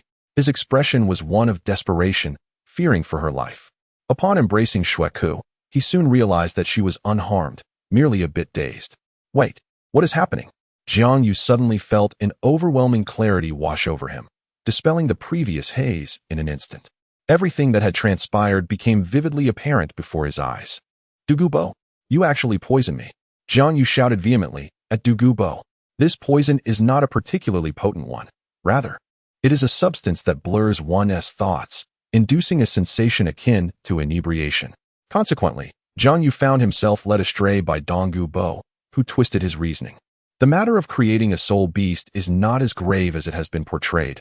Otherwise, Jiang Yu would not have proceeded as he did. All the severity stems from Du Gubo's words. Previously, Jiang Yu, with his muddled thoughts, failed to recognize the manipulation and was misled by Du Gubo. It cannot be that serious. Otherwise, Jiang Yu would not have dared to act. Suddenly, the murderous intent on Du Gubo's face dissipated like flowing water, and he burst into hearty laughter. Ha! Rest assured, it is merely a trivial matter. I had thought you were a monstrous prodigy. It seems you are, after all, just a human. There was an unspoken implication in his words. Every person has weaknesses, and Jiang Yu's vulnerability lies therein. Du Gubo cast a mischievous glance at Xue Qinghe, noting that Jiang Yu's speed had been quite commendable. Despite his neglect of cultivation, he had unwittingly attained the rank of a 32-level soul master, and his recent performance was certainly beyond that of an ordinary support soul master. Senior Du Gu, such jokes are best kept to a minimum. They can easily frighten someone, Jiang Yu said darkly, while comforting Xue Qinghe. As for the peculiar, wicked smile in Du Gubo's eyes, Jiang Yu certainly noticed it but chose to disregard it. He was well aware of the underlying implications and felt no guilt. Xue Qinghe, however, was genuinely frightened and bewildered, believing that Jiang Yu possessed some extraordinary ability. She was terrified, and when in Du Gubo's grasp, she nearly thought her demise was imminent. Xue Qinghe clung tightly to Jiang Yu's neck. All right, do not be afraid. That old rascal Du Gubo was merely trying to frighten you. The situation is not as dire as it appears. He simply wished to observe my reaction. And to be honest, he succeeded. Jiang Yu spoke with a cold demeanor, acknowledging that Du Gubo's machinations had indeed succeeded, as he was somewhat concerned for Xue Qinghe. Jiang Yu never shied away from admitting his feelings. He was not a fool and was fully aware of his own thoughts. However, the situation was rather complex, and mere intention would not suffice. While Jiang Yu expressed these sentiments, Xue Qinghe hardly listened. She clung to his neck, burying her head deep in his chest, her body trembling slightly. This left Jiang Yu feeling quite helpless, yet he felt reluctant to push Xue Qinghe away, so he continued to console her. Then, he cast an angry glare at Du Gubo, questioning him about the chaos he had caused that frightened her so. Du Gubo, however, nonchalantly shifted his gaze elsewhere, unfazed. I admit, I have indeed done a good deed, he declared. As someone with experience and an observer of the situation, how could he not discern the subtle emotions stirring within the two? Thus, he seized this opportunity to facilitate a mutual understanding between them. Nevertheless, in this process, Du Gubo inadvertently assisted others as well. Do you not see the outcome? They are now embracing each other. Du Gubo found this development quite delightful, for in his eyes, Jiang Yu had become somewhat less than human. If he could even master his emotions, that would truly render him a monster. Thus, it is better to remain human after all. This is the personal reflection of Du Gubo, untainted by the will of others. In truth, after Jiang Yu articulated his capabilities, Du Gubo found himself engulfed in doubt. After all, his medicinal garden had inexplicably perished, undoubtedly the result of the very abilities Jiang Yu now claimed to possess. There exists a fundamental law in nature that many comprehend. To attain something, one must invariably pay a price. Clearly, even if Jiang Yu's abilities could indeed forge more potent soul beasts, the cost incurred would be beyond what an ordinary person could endure. Indeed, if he wishes to create a true century-old soul beast, Jiang Yu must eradicate all flora within a radius of several dozen miles. Ordinary plants, regardless of their longevity, harbor little vitality if they are not soul beasts. This conclusion has recently dawned upon Jiang Yu. Du Gubo, having surmised this, dares to stir up trouble. Thus, it is apparent that Du Gubo is not foolish. Rather, he is merely slow to perceive. In certain matters, he can exhibit remarkable wisdom, which has occasionally caught Jiang Yu off guard. Consequently, Jiang Yu finds himself quite vexed, as Du Gubo's petty antics have disrupted his thoughts. After all, Jiang Yu is acutely aware that he is human, subject to the full spectrum of emotions and desires. In the past, he suppressed these feelings in pursuit of success. But now, Du Gubo's interference has reignited them. To suppress them once more would inevitably wound the hearts of others. At this moment, Jiang Yu's gaze towards Xue Qinghe was intricate. Chapter 112. No choice. Xue Qinghe, please step outside for a moment. I need to discuss some matters with Senior Dugu. Jiang Yu gently reassured her, softly patting her back, his words imbued with tenderness, as if he were revealing the depths of his soul. Xue Qinghe lifted her head, gazing at Jiang Yu in astonishment. It was the first time she had felt such warmth from him. She wished to inquire, but Jiang Yu gently urged her not to. Do not ask. It will be over soon. With that, he escorted her to the door, bestowing upon her a reassuring glance before closing it behind her. Though anxious within, Xue Qinghe understood that now was not the time to disturb him. The current Jiang Yu felt unfamiliar to her. Is he angry because of me? She pondered silently. Inside the room, after shutting the door, Jiang Yu's expression transformed entirely, becoming as frigid as the biting winds of winter, chilling the heart. He turned to face Du Gubo with a cold stare, while Du Gubo remained unperturbed, effortlessly casting a shimmering light that enveloped the entire room, isolating it from the outside world. If you have something to say, speak freely. Those outside cannot hear us, and you need not worry about her overhearing. Du Gubo stated with nonchalance. Jiang Yu's emotions surpassed Du Gubo's expectations, yet fell within the realm of anticipation. You're angry, aren't you? It's unpleasant to be schemed against, Du Gubo mused, tempted to mock Jiang Yu, but holding back, considering Jiang Yu's current demeanor. Du Gubo, you have gone too far this time. Jiang Yu replied coldly. Beneath that chill lay a simmering anger. At this moment, he was profoundly enraged, detesting the manipulation of emotions, and loathing the betrayal of his feelings. I despise it when others exploit my emotions. Jiang Yu's tone was charged with irritation. Regarding this matter, I apologize. But I still must ask, have you ever experienced such a thing? Du Gubo replied bluntly. This time, the situation involved a contest between two individuals, rendering them equals in their confrontation. Du Gubo, setting aside his considerable prowess, faced Jiang Yu's inquiries with composure. Jiang Yu remained silent, his gaze fixed upon the ground, as if deep in contemplation, uncertain whether his actions had crossed a line or not. You profess to disdain the manipulation of emotions, yet what of your own conduct? You consistently scheme against the feelings of others, Du Gubo remarked. After a moment of silence, Jiang Yu replied, I do not manipulate their emotions. However, such a statement appeared feeble in the presence of Du Gubo, yet Jiang Yu spoke with a clear conscience. Emotions are manifold: love, familial bonds, friendship, and a myriad of sentiments. If all these are deemed emotions, then manipulation itself becomes a form of mockery of them all. To Jiang Yu, love was the sole emotion that held significance. He had never utilized it as a bargaining chip in their mutual contest. For instance, his initial calculations regarding Xue Qinghe did not involve any emotional manipulation, as he was well aware that she was Qian Renxue, a woman. The so-called alliance was merely a means to enhance his leverage. Similarly, during the incident with Ning Rongrong and Oscar, Jiang Yu did not disrupt their feelings, for their love was non-existent at that moment, though it may blossom in the future. Thus, he bore no burden of guilt. Lastly, with regard to Tang Yuehua, Jiang Yu did indeed navigate her sentiments, yet he merely capitalized on her psychology, never undermining her notions of love. Ultimately, her choices were her own. While this rationale may seem somewhat tenuous, Jiang Yu had never resorted to methods he despised to manipulate others. Everyone possesses their own convictions, and Jiang Yu's steadfastness lay in these principles, somewhat humorous. Yet they represented his unwavering moral compass. Today, however, someone had dared to scheme against his emotions. Who were the contributors? After a pause, Jiang Yu spoke calmly. Upon hearing Jiang Yu's unequivocal assertion, Du Gubo chose silence, evidently reluctant to disclose information. Yet Jiang Yu was not oblivious. He recognized that this endeavor could not have been executed solely by Du Gubo, nor by any single individual alone. Numerous orchestrators were involved. For example, Xue Qinghe must have played a part. From the outset of his journey, Jiang Yu had adeptly managed his own state of mind. Thus, the only one aware of his inner vulnerabilities would be Xue Qinghe, with whom he shared the longest association. Moreover, Ning Fengji was undoubtedly among the instigators. Of all individuals, he and Jiang Yu were akin, possessing a profound understanding of one another, enabling him to anticipate Jiang Yu's thoughts.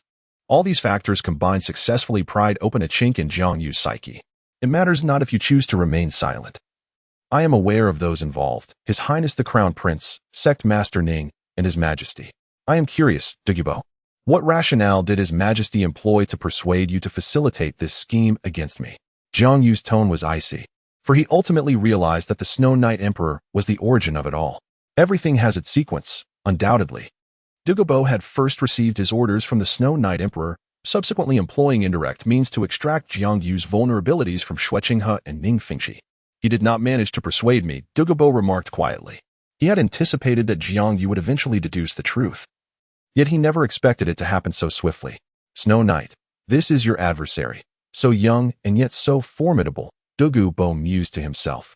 Then why proceed in this manner? Are you aware of the troubles this has caused me? How am I to face Xue Qinghe?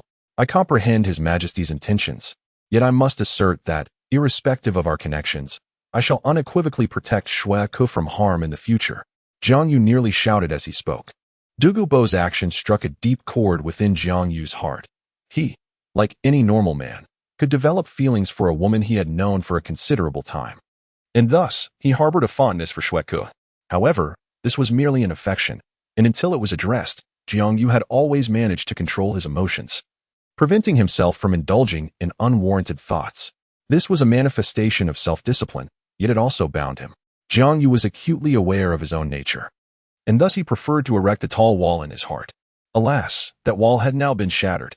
This situation left Jiang Yu feeling awkward, uncertain of how to confront Xue Qinghe. This was also the psychological vulnerability that Xue Qinghe had mentioned to Douluo regarding Jiang Yu. When the time came, Jiang Yu would either have to accept or refuse. Ning Fengxi conveyed to Douluo that Jiang Yu would not refuse, yet he would find it difficult to accept. As a sage, how could Ning Fengxi fail to perceive the significance of Xue Qinghe and Jiang Yu's forthcoming plans? The Snow Knight Emperor was equally aware of this. Jiang Yu could leverage his connection with Xue Qinghe to compel himself to relinquish the throne to Xue Qinghe in the future, yet he must marry Xue Qinghe, or else he would be apprehensive.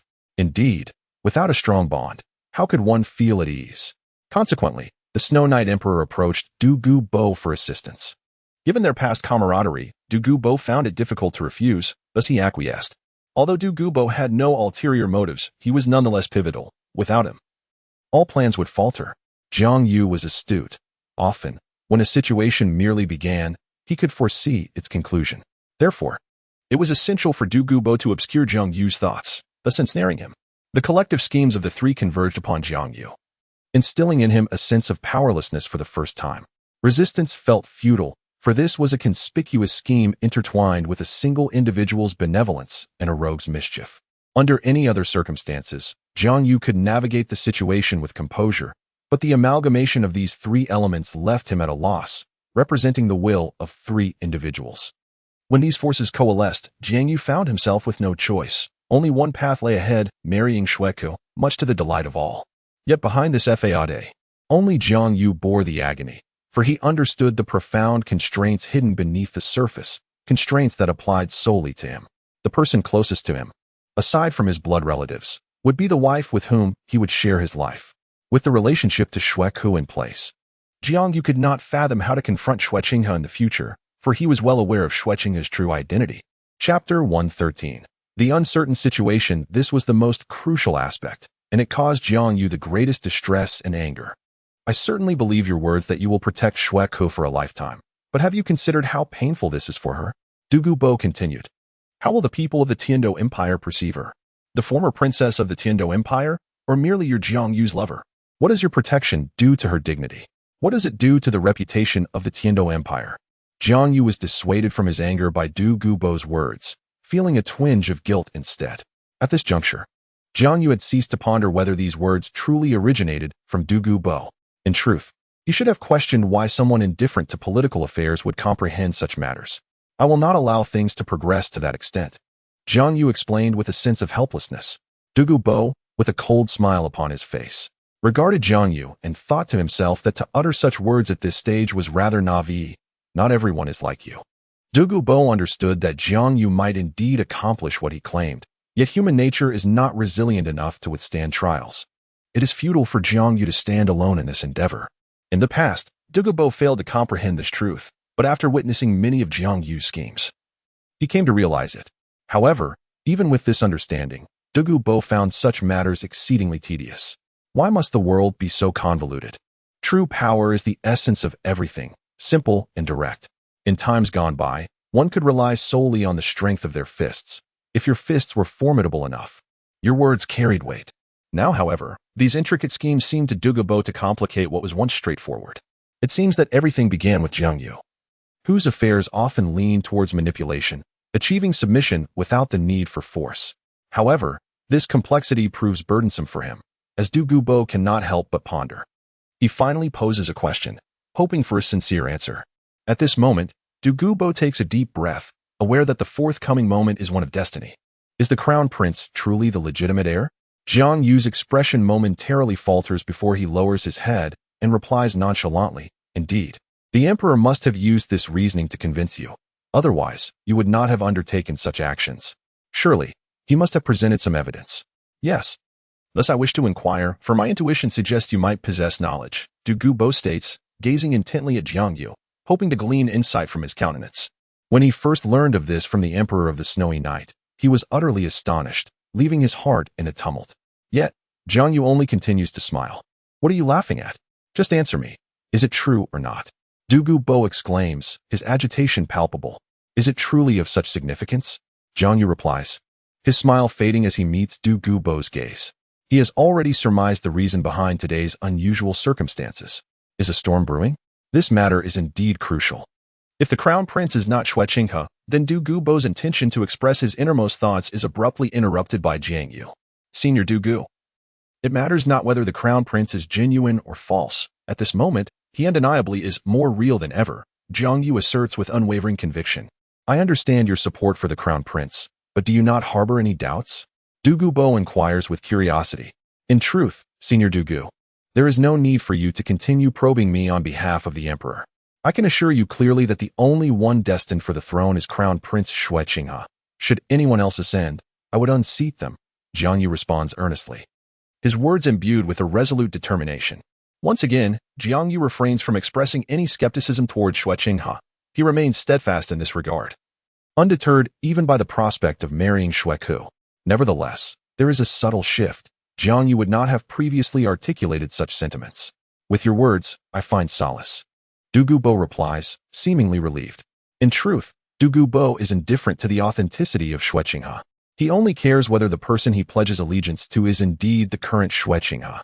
Jiang Yu's declaration alleviates some of his concerns. "I must mention that, Senior Douluo, you should refrain from such actions in the future, as they bear no benefit for you," Jiang Yu states, his demeanor calm, as if merely engaging in casual conversation. Yet, it is evident that should Douluo persist in such behavior, Jiang Yu would no longer consider him a trustworthy ally. Regardless of his status as a titled Douluo, this conversation is to be regarded as a matter of urgency. Jiang Yu did not anticipate that the Emperor of the Snowy Night would utilize such a method to convey a reminder to him. And it seems that Xue Qinghe also chose not to speak directly, indicating that his own pressure is considerable. Indeed, Douluo nodded solemnly. He was acutely aware of the implications of his actions today for a certain power. This was nothing less than an act of betrayal, one of the deeds he detested most. Had it not been for his promise to the Emperor of the Snowy Night, Douluo would never have resorted to such measures. Consequently, his ties with the Tiandou Empire have been irrevocably severed, leaving him merely as a vassal of the Crown Prince's residence. "Senior Douluo, let today's events remain between us. No one else should be informed, especially not His Highness the Crown Prince," Jiang Yu stated with grave seriousness. "I understand," Douluo replied with a solemn nod. He had no intention of revealing this to the Emperor of the Snowy Night, for their bond had now reached its conclusion. However, the Emperor had no expectations that Douluo would inform him. He merely needed the task to be accomplished, leaving a fissure in Jiang Yu's heart. Whether this endeavor would ultimately succeed was of little consequence, for he had done all within his power. The rest would be left to the whims of fate. Reassured by Douluo's affirmative response, Jiang Yu felt a measure of relief, yet he must now contemplate his next course of action. The pressure emanating from Xue Qinghe indicated that his situation was indeed precarious. It seemed that the current state of affairs was rather uncertain. likely due to complications arising from the spirit hall. Perhaps, under such circumstances, I truly must marry Xue Qinghe. Yet, this would be profoundly unfair to her. My head aches. Indeed it does. Is there no one to come to my rescue? Why must things be so convoluted? On another front, the teacher mused. Do you think Jiang Yu would be upset if he were to find out? Xue Qinghe set down his teacup and glanced at Ning Fengji, who chuckled softly. The mentor and disciple had not indulged in such leisurely tea drinking for quite some time, over the past year. Their conversations had revolved around either business partnerships or the impending union between Xue Qinghe and Ning Renxue. It had been ages since they had gathered for a relaxed chat. Today, seizing the opportunity with Jiang Yu absent, the two enjoyed tea together, instantly reminiscent of days gone by. Indeed, all these changes could be traced back to Jiang Yu. Of course he would be. I fear he might be quite furious, but ultimately, he would still choose the path we anticipate, for he is a wise man. Ning Fengji replied with a smile as he set down his teacup. Indeed, it is hard to envision him in a state of such exasperation. Xue Qinghe remarked with a gentle smile, his gaze slightly distant. Ning Fengji chuckled. You are surprisingly magnanimous, even contemplating the idea of Jiang Yu marrying your sister. There must be reasons beyond my comprehension, yet what could they be? Ning Fengji pondered silently. Is this not to strengthen our familial ties? Xue Qinghe remarked, his gaze wandering. Is that so? Ning Fengji sighed. Although there is some validity to the assertion, it does not reflect his most genuine thoughts as a disciple. Moreover, from a rational perspective, this is not a means of reinforcing bonds, but rather a recipe for trouble. Ning Fengji was well aware of Jiang Yu's subsequent intentions, which would likely involve orchestrating the abdication of the Snow Knight Emperor in favor of Xue Qinghe. Thus, Xue Qinghe's role in this strategy is of paramount importance. It could be said that Jiang Yu had previously managed affairs adeptly, but with such a development, his mindset might shift, potentially aligning more closely with the Snow Knight Emperor, which would not bode well for the future. However, there remains a point of contention. Xue Qinghe and the Snow Knight Emperor share a common ideology, and it is inconceivable that their thoughts could be in perfect synchrony. Ning Fengji recognized this, yet he acted as a facilitator, driven by a desire to uncover Xue Qinghe's true thoughts. Observing Xue Qinghe calmly sipping tea before him, Ning Fengji's brow furrowed slightly. Master, I am truly delighted to share tea with you today, and I hope we can enjoy such moments again in the future, Xue Qinghe said, rising with a smile. Indeed, Ning Fengji replied, standing and returning the smile. Then I shall take my leave, as there are many matters awaiting my attention at the estate, Xue Qinghe said, a hint of regret on his face. Go ahead, the nation's affairs take precedence, Ning Fengji replied cheerfully. Xue Qinghe offered a bow and then vanished from the Seven Treasures glazed tile school. Ning Fengji remained in the tea area for a considerable time, until the tea had cooled. He still pondered what was being concealed, why Xue Qinghe supported Jiang Yu's marriage to Xue Qinghe. The questions in Ning Fengji's heart persisted, growing ever more acute, causing him considerable discomfort. Xue Qinghe was undoubtedly hiding something of utmost significance, yet during their conversation, he had revealed nothing. Chapter 114. The Spirit Hall is about to make its entrance in the Crown Prince's residence. As Xue Qinghe stepped into his chambers, a figure clad in black appeared before him. His brow furrowed immediately. He recognized this individual as a member of the Spirit Hall. Your Highness, the man in black greeted, confirming Xue Qinghe's suspicions. Did I not instruct you not to appear before me in this manner? Xue Qinghe's expression turned icy, and with no one around, he spoke candidly. Your Highness, I come on behalf of the Grand Offering to convey a message, the black-clad man quickly responded. Speak, Xue Qinghe said, his demeanor softening at the mention of his grandfather. The Grand Offering wishes to convey that Your Highness has firmly established his position as the Crown Prince of the Tiandou Empire and should ascend the throne forthwith, eliminating any dissent within the Tiandou and positioning Spirit Hall's personnel to fully secure control over the Tiandou Empire. The man in black elaborated on the words of the Grand Offering, conveying them to Xue Qinghe. Upon hearing these words, Xue Qinghe's expression deepened into a frown, instinctively sensing something amiss. This proposal was, in essence, entirely at odds with the plan he was currently implementing. Eliminating dissidents of the Tiandou Empire. Did they not realize that half of the populace of the Tiandou Empire was already aligned with him? And yet, they were intent on deploying individuals from the Spirit Hall, whom he did not recognize at all. Is this a complete mastery of the Tiandou Empire? Is this not a means of self-abandonment? Xue Qinghe's expression darkened, as he harbored doubts that this was not his grandfather's intention. Perhaps the person before him had misconstrued it. Yet, he possessed no evidence to substantiate his suspicions. Please return to the grand offering. I have my own plans for this operation and require no one's interference. I can resolve any issues that may arise, Xue Qinghe replied after a moment of contemplation. Your Highness, I implore you to consider this. After all, it is a suggestion from the grand offering. Should you decline? The man in black interjected. Decline what?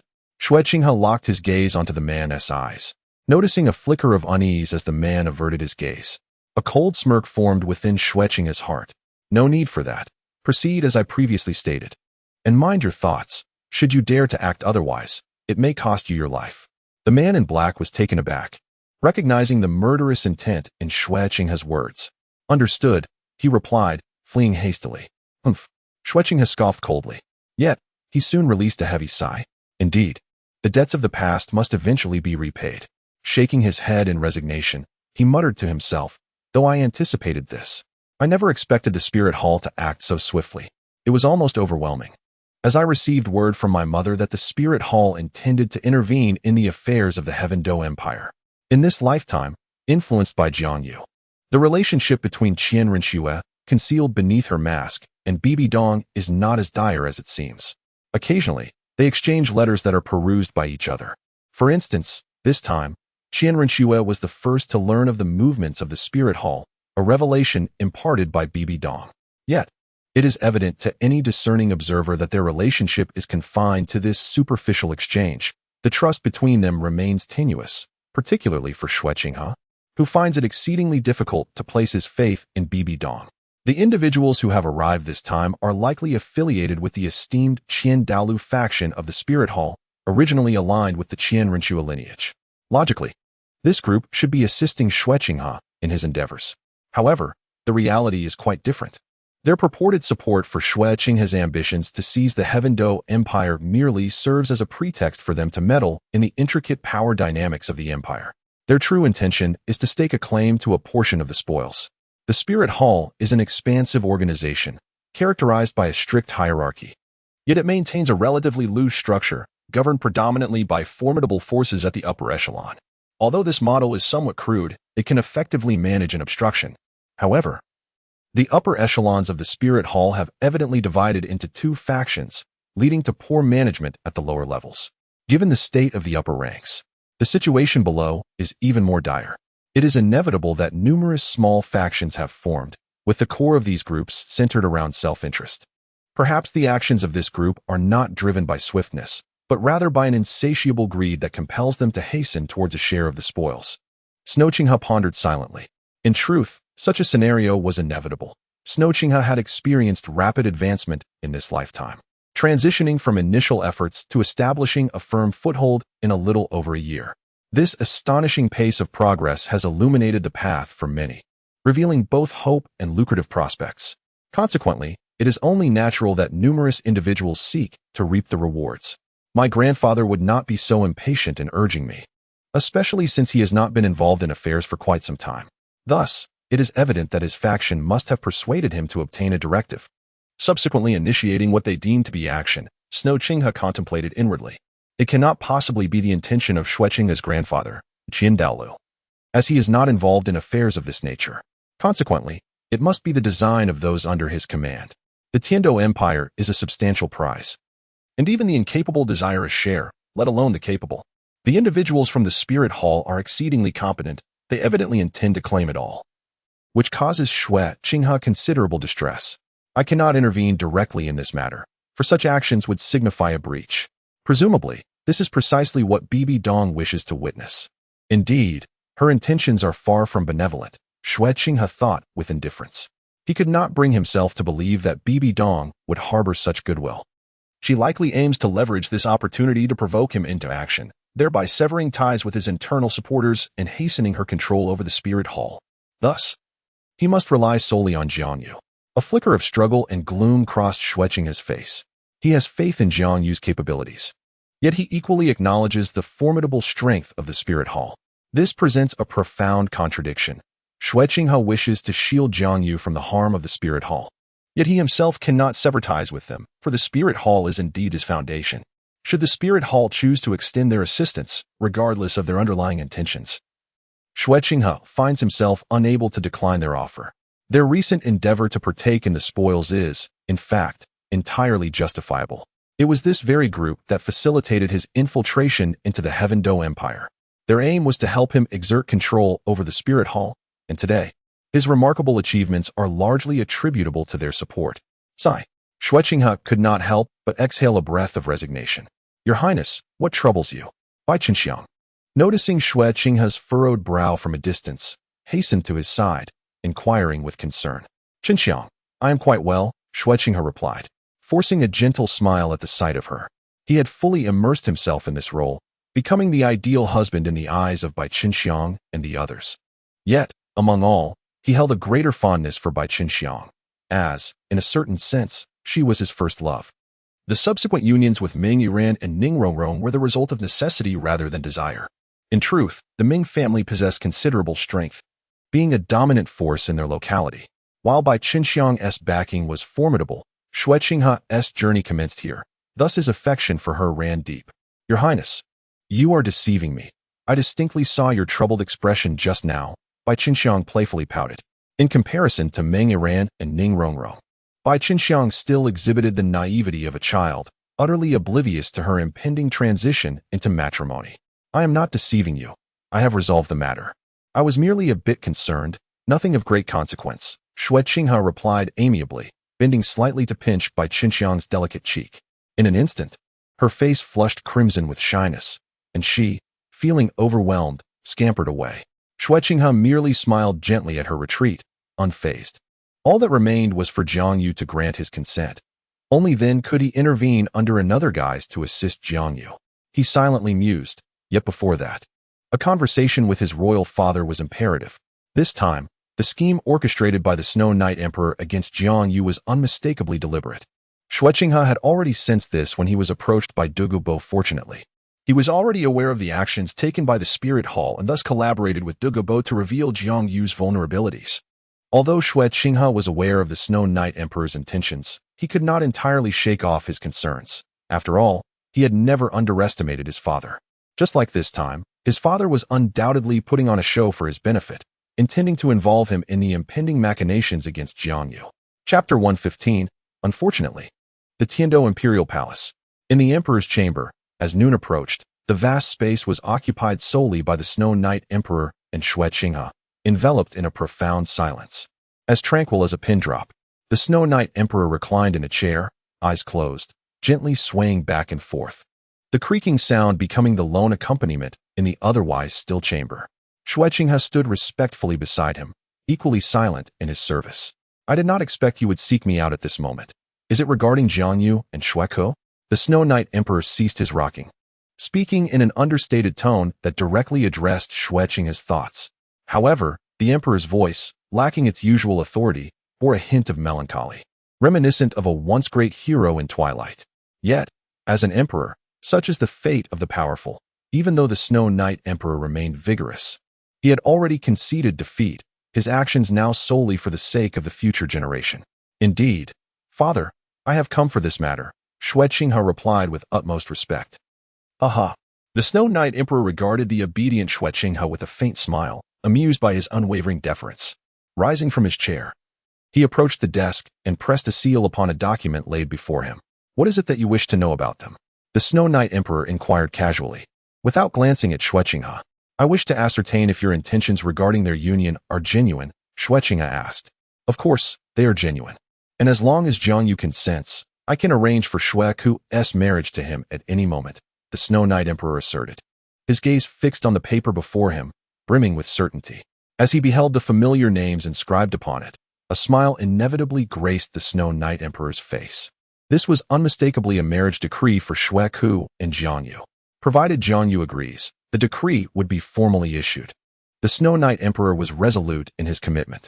The current circumstances unfolded perfectly, catching the Snow Knight Emperor by surprise with their smooth progression. What he initially perceived as merely a chance opportunity now seemed destined. Jiang Yu must comply. Otherwise, he would face dire peril in the forthcoming events. The Spirit Hall would not relent, and Xue Qinghe would undoubtedly refrain from openly assisting Jiang Yu. Why? Xue Qinghe's tone carried a hint of bewilderment as he noticed the marriage decree laid upon the table. Jiang Yu had long since conveyed to Xue Qinghe the misunderstanding of the Snow Knight Emperor. As an observer, Xue Qinghe discerned the emperor's intentions. Yet he pondered whether such haste was excessive. Hadn't he himself recently harbored concerns for Jiang Yu's well-being? The Snow Knight Emperor turned his head, gazing placidly at Xue Qinghe, stating with indifference, "Do not look at me with such eyes. I cannot perish at this moment." Upon hearing this, Xue Qinghe's expression stiffened, astonished that he could possess such knowledge. Could it be that he was aware of the spirit hall's impending interference in the affairs of the Tiandou Empire? Doubt filled Xue Qinghe's heart, and a glimmer of murderous intent flickered in his eyes. "Father, what are you saying?" "I do not quite comprehend," Xue Qinghe replied coolly, though the malice reflected in his gentle gaze was impossible to disguise. Perhaps finding Xue Qinghe's demeanor tedious, the Snow Knight Emperor turned away and began perusing several imperial edicts he had previously penned. "Do not regard me with such expressions. I am not destined to die just yet," the Emperor remarked nonchalantly, wholly disregarding the hostility emanating from Xue Qinghe's eyes. "Father, you seem rather confident," Xue Qinghe retorted coldly. He had discerned that the Snow Knight Emperor had likely resigned himself to despair, seemingly indifferent to the consequences, brazenly exposing his awareness of Xue Qinghe's true identity. "Confidence is not quite the term. Perhaps a touch of self-awareness," the Emperor replied. "After all, I have been defeated, have I not? I have succumbed utterly, lacking any means of resistance, be it in strength, talent, or the hearts of the people." The Snow Knight Emperor spoke with a tone tinged with mockery. In truth, he had not suffered such a dire defeat. That distinction belonged to the avalanche. "I remain in this position solely because I cannot yet abdicate," he added, a note of desolation creeping into his voice. His existence had become entirely detached from his own fate. Which ruler would endure such a state? "Perhaps I am the only one." Xue Qinghe fell silent, unwilling to further salt the wound of the Snow Knight Emperor's heart. "Father," he began, but the Emperor interjected. "Do not call me father any longer. This future belongs to you. You have grown remarkably." Albeit it is a pity the Snow Knight Emperor sighed as he halted Xue Qinghe's words. The circumstances had made everything abundantly clear. Hearing Xue Qinghe address him as father only elicited revulsion from the Emperor. Continuing swiftly, the Snow Knight Emperor stated, "Once, I believed I could control you. Yet the reality is that I have failed. Jiang Yu is formidable, and you possess great talent. You have triumphed. Thus, the future of Tiandou is yours. However, should you wish for me to abdicate, you must demonstrate true strength." The Emperor's expression was remarkably magnanimous. Even in defeat, he would not yield without a semblance of resistance. Leaving Xue Qinghe utterly perplexed, "Take these items and depart." On the snowy night, the Emperor of Snow handed over the items on the table to Xue Qinghe, which included not only Jiang Yu's marriage decree but also Xue Qinghe's own marriage certificate. "This is the Emperor of Snowy Nights.